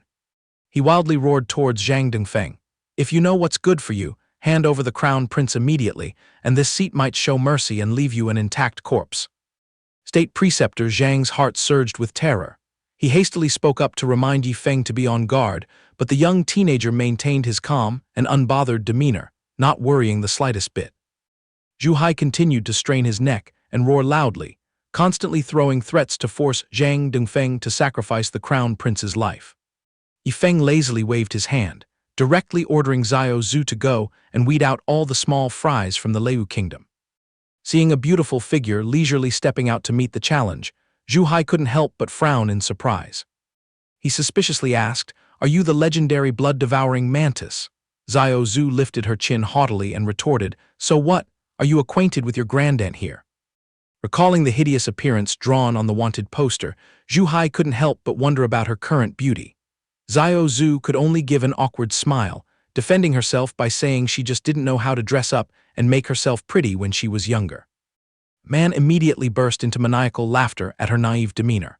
Suddenly noticing that Xiao Zhu was hugging a dilapidated bronze cauldron, he threw a teasing remark, guessing that the young lady was captured to be used as a human cauldron for dual cultivation. Hearing this, Xiao Zhu exploded with murderous intent. "Your old lady here will smash your dog life to pieces today." Zhu Hai still maintained his arrogant and conceited attitude, absolutely confident in the strength of an expert who was teetering on the threshold of ascension like himself. Unexpectedly, just as he finished speaking, the guy was smashed flying far away into the distance by the scrap bronze cauldron in Xiao Zhu's hands. Standing there watching the good show, Yifeng could only shake his head and sigh. Having a perfectly peaceful day, why on earth would he bring disaster upon himself by provoking Xiao Zhu to madness? At the same time, the young man also couldn't help but marvel in astonishment at the terrifying close combat fighting prowess of those who followed the body cultivation path. Realizing that he was completely outmatched, Zhu Hai threw out a threat. "If you know what's good for you, stop right now. My ancestor is an elder with high authority and heavy responsibilities in the Tianwu sect. If you dare to make a move even half a step further, believe it or not, this seat will chop you into minced meat." Xiao Zhu still maintained her unfazed appearance and fired back fiercely, "If you're so tough, then hurry up and call your reinforcements here." Upon faintly hearing the name Tianwu sect, Yifeng immediately remembered that it was one of the factions that had once pointed their spearhead to attack his master. Without a second thought, he coldly ordered Xiao Zhu to send the guy to his death. The girl merely flashed an incredibly gorgeous smile and softly said, "Since you've said so, then I don't need to show any mercy either." Xiao Zhu continuously unleashed a combo of fatal attacks, crashing straight down onto Zhu Hai's head. The system beeped crisply again, broadcasting congratulations to the host for successfully eliminating Zhu Hai and officially triggering the revenge questline in the Upper Realm. The reward received was an Upper Realm 15-day experience card. Yifeng widened his eyes in surprise, completely clueless as to why this eccentric system was suddenly handing out rewards. What on earth was its conspiracy in urging him to crawl up to the Upper Realm? The voice transmission jade talisman hanging at his waist suddenly flashed. Yifeng looked puzzled because his junior brother Wu Feng rarely contacted him lately, yet now he was actively reaching out. Wu Feng's panicked and choked voice rang out from the other end of the line. "Eldest senior brother, something terrible has happened to our sect." That vague sentence instantly made Yifeng's chest tighten with anxious tension. Meanwhile, back at the Tin Hun sect, a spatial teleportation portal unexpectedly appeared in the middle of the courtyard. Luo Tiangsu firmly believed that it was Yifeng returning early after completing his mission, so she completely dropped all her defenses. However, the image of the person stepping out from the spatial rift shocked her to the core. Her esteemed master spoke sweet words on the surface about coming to pick her up to return home, but deep down, the true intention was a forcible capture. Luo Tiangsu was completely frozen by Hao Li's overbearing proposal. In a faraway place, Yifeng was currently burning with impatience, feeling like an ant on a hot pan. He angrily blamed the system for being irresponsible, failing to have timely defensive measures to protect the safety of the sect. The system also acted wronged, stating that it originally thought the sect was always within the absolute protection circle. Who could have expected that Luo Tiangsu would be forcefully kidnapped back to the Wuji Holy Land by her own biological master? Yifeng was breathing heavily with worry, fearing that he would permanently lose the chance to reunite with his wife. Without hesitation, he hastily summoned Elder Bai and Xiao Zhu to rush back to the Tin Hun sect at full speed. Yifeng tossed an omnipotent directional talisman to Zhang Denfeng, casually swiped Zhang Yang's flying spiritual artifact, leaving Zhao Ting crying tears of despair, fully convinced that he would have to walk all the way back to the sect this time. Yifeng decisively gave the order, demanding everyone to accelerate their speed and charge straight back to the Tin Hun sect. The moment he set foot in the Tin Hun sect, Yifeng roared in overwhelming fury. "The sect is this crowded. Could it be that you've all evaporated into thin air?" Standing imposingly in the middle of the square, he swept his razor-sharp gaze glaring at every single one of them, throwing words of reprimand. "You guys actually let Master fall into danger, especially you lot." The group of experts who were about to ascend never expected that the young man's sarcastic, dagger-like words would pierce right into the guilty consciences of all the mighty figures present. Bai Tianheng stood nearby, anxiously asking. Yifeng clicked his tongue and indifferently replied, "Well, to carry you all to the upper realm to fetch Master back. If we have free time, we'll linger around and tour the place for a few days." Hearing this, the old man widened his eyes and asked with a dumbfounded face, "So we just crawl up there on pure faith?" The teenager suddenly pulled out a blindingly bright upper realm experience card and smirked. "A piece of cake. With this thing, it's done in a flash." Right after speaking, Yifeng casually spun around and crushed the precious card. Instantly, a pathway with massive stairs, parting the clouds and piercing, straight up to the ninth heaven appeared majestically. The entire crowd buzzed and dropped their jaws. "Oh my God, is this the legendary stairway to heaven?" The young man casually rubbed his hands and smiled with full complacency. "All right, everyone, pack your bags and let's go." Leng Wufeng and Chu Xiaxia frantically tried to stop him. "Wait a minute, senior brother, clinging onto this, while our cultivation bases haven't reached the ascension threshold, will lead to truly tragic consequences." The young man's face remained utterly unfazed. "So cowardly. With me covering you, even if the heavenly Tao shows its face to block the way, I'll kick it flying." Even though their faces were pale with anxiety, the two still gritted their teeth and risked their lives to follow closely behind him. Suddenly, Xiao Zhu pointed her finger into the air and shrieked, "Master, look quickly. What kind of anomaly is that up there?" He squinted his eyes to inspect the roaring thunder and lightning, clicking his tongue as he recognized it as the golden-colored tribulation clouds intertwining with the fierce, blood-red lightning dragon. A few scrawny tribulation clouds, it'd be hard for them to even scratch my skin. Before Yifeng could finish flapping his lips, a voice arrogantly cut in, "My lord, just stand and watch. Leave these trivial tribulation clouds to me to clean up thoroughly." Following the roar, a silhouette tore through the wind and shot forward, shouting excitedly, "After waiting till mold grew on my mouth, the stage is finally mine for this seat to perform." The young man scratched his head in bewilderment, secretly thinking that both the shrill tone and the figure somehow strongly resembled the silhouette of Dai Bao. The eccentric little kid zoomed upward, muttering, "I bet no one can steal my spotlight this time. I absolutely must force my lord to bestow a name upon me no matter what." Unfortunately, before she could even show off, she froze when she saw two looming black figures blocking the way, aggressively unleashing their moves, which left her speechless. It turned out to be two fellow Dao Protector colleagues who were fighting shoulder to shoulder, scrambling to rush straight to the front lines, determined to snatch the slot of being named by the master at all costs. They zoomed right past the little girl's face, not forgetting to throw back a teasing, highly provocative glance. Witnessing that hand-to-hand brawl over the tribulation clouds, Chen Heiyu broke out in a cold sweat and shivered, secretly lamenting that the combat power of these people had probably already touched the threshold of gods. He stroked his chin and smiled in admiration, truly worthy of being the little junior brother, casually getting things done that leave the rest of us helpless. Standing there, Yifeng widened his eyes and clicked his tongue. These old geezers are so desperate to score points that they are risking their lives recklessly. Leading the way, Yifeng waved his hand to call the crowd to quicken their pace. "The upper realm is just right ahead, folks, please move your feet a little faster." The teenager leisurely stepped on the final stairs to reach the summit. Laid out before their eyes were a series of majestic, magnificent palaces that were so brilliantly glorious they could blind a person. Yifeng looked up at the massive palaces and grinned cheerfully. "We've landed, folks, the renowned upper realm is right here." Casually patting the shoulder of the man next to him, he pursed his lips and questioned Jin Lun, "Looking this shabby, and you call this the upper realm?" Jin Lun stood there with a silly, blank look, raising his index finger to point at the opposite side. Reporting, This land is the Taixu Sword Sect. If you want to find the Wuji Holy Land, just aim east and keep walking and you'll arrive. After pinpointing the exact coordinates, the corner of his lips curled into a highly sinister smile.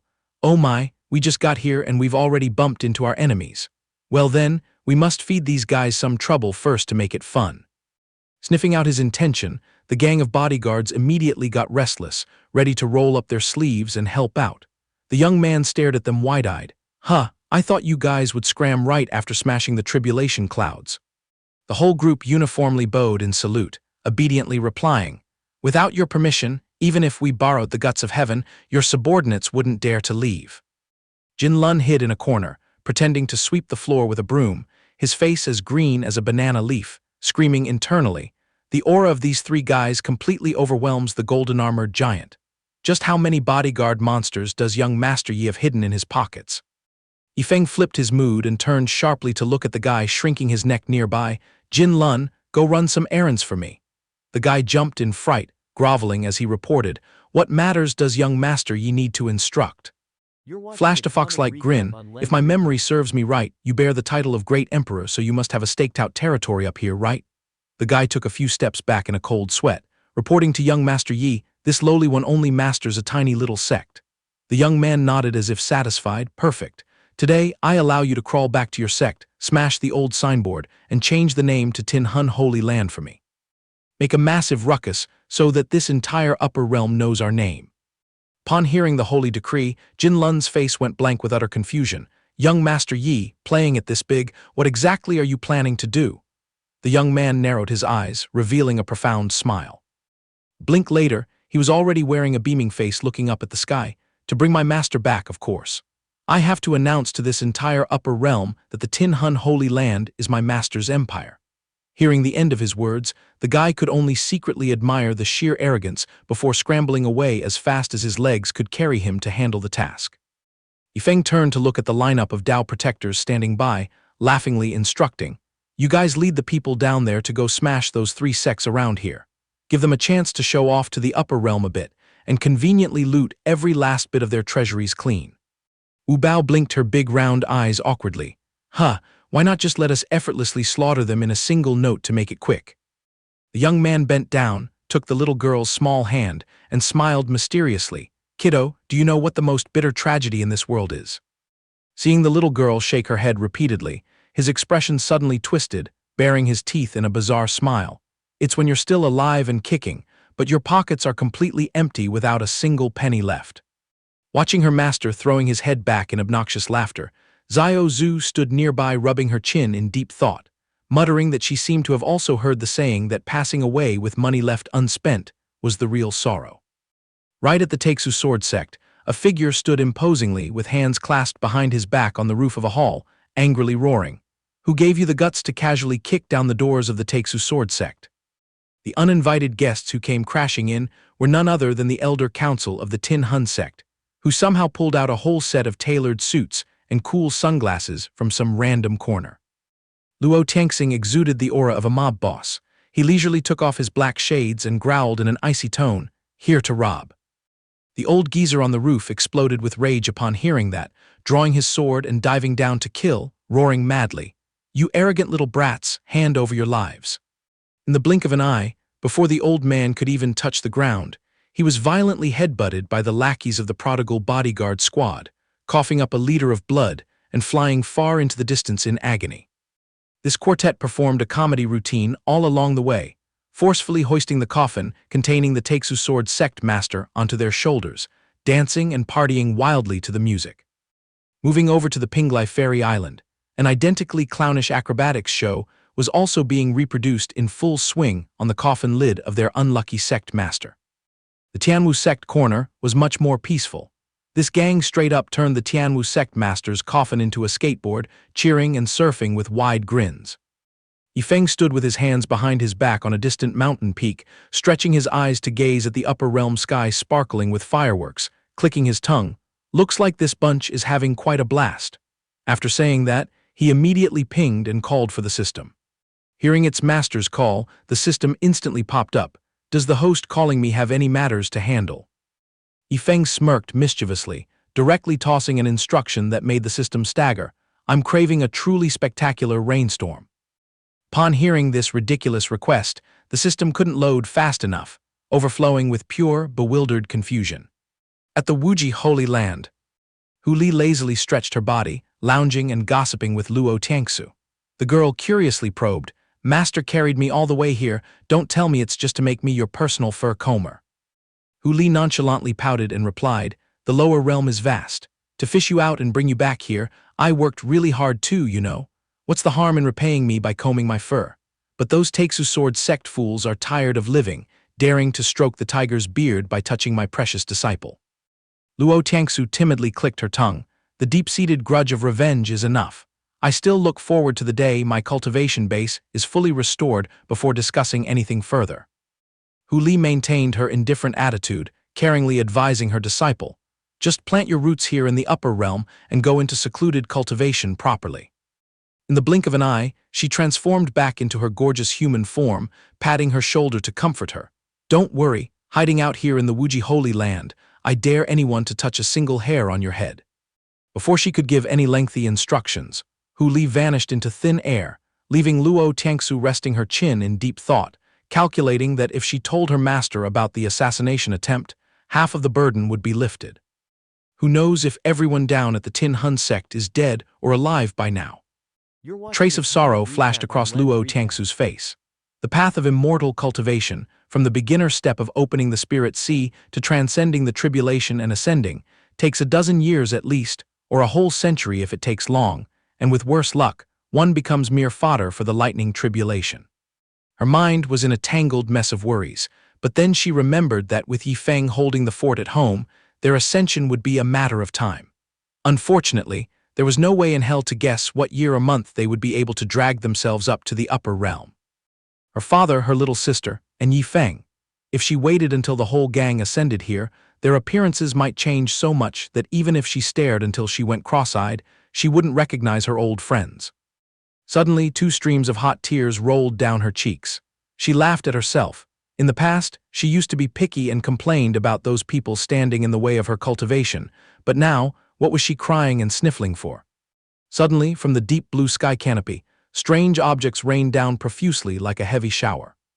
Hearing the pattering sound, Luo Tiangsu was startled and jumped to her feet. She kicked off and darted outside swiftly to scout out the incident. Her brows furrowed in tension, secretly worrying if another storm of trouble was striking outside. Outside, frantic shouts suddenly echoed, "Oh my God, it's raining immortal crystals." The crowd howled and danced wildly. "Come on, brothers, anyone with wash basins and buckets, bring them all out here. Good brother, throw me a container for the immortal crystals too." Luo Tiangsu stood there frozen like a wooden statue. What the hell is going on here?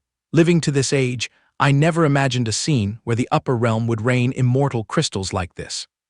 A moment later, she snapped back to reality, wondering why this money-throwing style felt so familiar. Suddenly, Yifeng's face flashed in her mind. Hu Li popped out with a swoosh to peek. "My precious disciple, what's all this? Don't lie to me, are you secretly accepting betrothal gifts from some guy up here?" Luo Tiangsu shook her head vehemently, waving her hands. "What is Master babbling about now? Whether it's the upper realm or the lower realm, I absolutely have never had any marriage arrangement." Master and disciple stared at each other with wide eyes, completely clueless as to what was happening. From high up in the sky, a dazzling gold-plated airship loudly broadcasted through a megaphone. "The #1 core disciple of the Tin Hun Holy Land, the legitimate heir Yifeng respectfully descends to the mortal realm to ask for the hand of the Wuji Holy Land's holy maiden in marriage." Sitting imposingly on the ship's deck, Yifeng held the megaphone and boldly declared to the entire world the supremely romantic and cheesy marriage proposal dedicated entirely to Luo Tiangsu. The young maiden's jaw dropped, utterly dizzy and shocked by the other party's ostentatious behavior. Hu Li put her hands on her hips, looking up and cursing furiously. Where did this Tin Hun Holy Land bunch of bumpkins crawl out of? What qualifications do they have to have the nerve to come and propose to my disciple? Luo Tiangsu stood next to her and nudged her arm as a subtle reminder. "Did Master forget that I once founded the Tin Hun sect and took in a core disciple named Yifeng?" Hearing her disciple's gentle reminder, she gave a stiff, awkward smile. "How could there be such a dog-blood coincidence? If it's true, I'll swallow the Holy Lord's token whole for you to see." From the airship, Yifeng parachuted down and landed smoothly, waving his hand and screeching excitedly, "My beloved master, I've come to bring you home." When Hu Li caught sight of his face, she was startled and felt guilty. Tiangsu stood nearby and poked her with a lethal remark, "Master, are you still planning to chew on that token?" The moment his feet touched the ground, Yifeng shot a probing glance at her. "So you are the Grandmaster?" Hu Li dejectedly turned her back and quickly slipped away. Her resentful tone carried a hint of melancholy. "My throat has been really sore lately. I beg to take my leave to gulp down a cup of tea, and I'll drag myself out later." With her cheeks blushing a shy pink, Luo Tiangsu stepped forward and chirped her questions about the situation. "How did you manage to crawl up to the upper realm? And what's this Tin Hun Holy Land nonsense?" He smiled radiantly, turning to stroke her hair and smooth-talked. "Running up to this upper realm is as easy as eating candy. Besides, if I didn't fabricate a holy land myself, where would I get the status to take a wife?" Luo Tiangsu looked up with sparkling, teary eyes and gave a subtle sideways glance. "You came beating gongs and drums to propose, but I haven't nodded yet. Moreover, making such a massive fuss will probably bring a whole basket of trouble crashing down on your head." Yifeng spun right around, chuckling nonchalantly while stroking her cheek. "Wife, don't worry, your husband has everything under control. It's just 3 fly-like sects in the upper realm anyway." Hearing that cocky attitude, Luo Tiangsu widened her eyes in shock. "So you've already seen right through them all along?" Yifeng merely smiled, lifted his chin, and pointed upward. Following his finger, the dazzling airship anchored in the sky echoed with aggressive roars. "Sect Master, we've brought the entire nest of the Tianwu sect back." Chen Heiyu excitedly hoisted the spoils of war in his hands, grinning from ear to ear to report his merits. "Reporting to Her Highness the Holy Maiden, your subordinates have plucked clean every last resource of the Pinglai Fairy Island." Looking at everyone, Tiangsu was so moved that she burst into tears, crying heartily. Yifeng knelt imposingly on one knee, offering the treasures in his hands as the betrothal gifts, making Tiangsu's face flush bright red, too flustered to speak a word.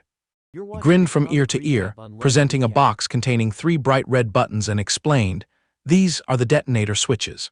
Wifey only needs to press a finger, and those 3 filthy sects will immediately log out and be blown to bits." The young maiden's cheeks were as red as ripe gak fruit. She bowed her head shyly. "Yifeng, this brutal betrothal gift, I like it very much." Suddenly, Luo Tiangsu's master jumped out, her face dark with rage as she shouted loudly, "I absolutely will not marry her off." Unfortunately, before the girl could finish her sentence, she was rushed by Yifeng's Dao protectors, who gagged her and dragged her roughly into the bushes. "My lord is wooing. Please stop ruining the moment, auntie. Even if you don't agree, we'll put you in a pillory and force you to agree anyway." Yifeng and Luo Tiangsu stood close together with intertwined fingers. She resolutely pressed the buttons, sending all 3 of those damn eyesores, the Taixu Sword sect, the Pinglai Fairy Island, and the Tianwu sect, straight to hell. The moment the button sank, a series of ear-shattering explosions simultaneously echoed from all directions. Standing amidst the sky filled with brilliant fireworks and flares, Luo Tiangsu shyly turned her head to ask her husband, "Yifeng, from now on, can I lift my skirt and tag along with you to experience the path of a bankrupt prodigal?" Hearing this highly reasonable question, he smiled dotingly and nodded firmly. Far away in an anomalous space, a beautiful figure sat sluggishly and dejectedly in front of a screen, sighing heavily. "Had I known this outcome so early, back then I wouldn't have been too lazy to apply color to the drawing." That was no stranger, but the system entity that had followed along since the dawn of creation. Benzi Xingjian slightly curled her lips and muttered, "My beloved host, wishing you 100 years of perfect love." And so the joyful couple held hands, officially turning to a new chapter and walking side by side on the path of throwing money out the window.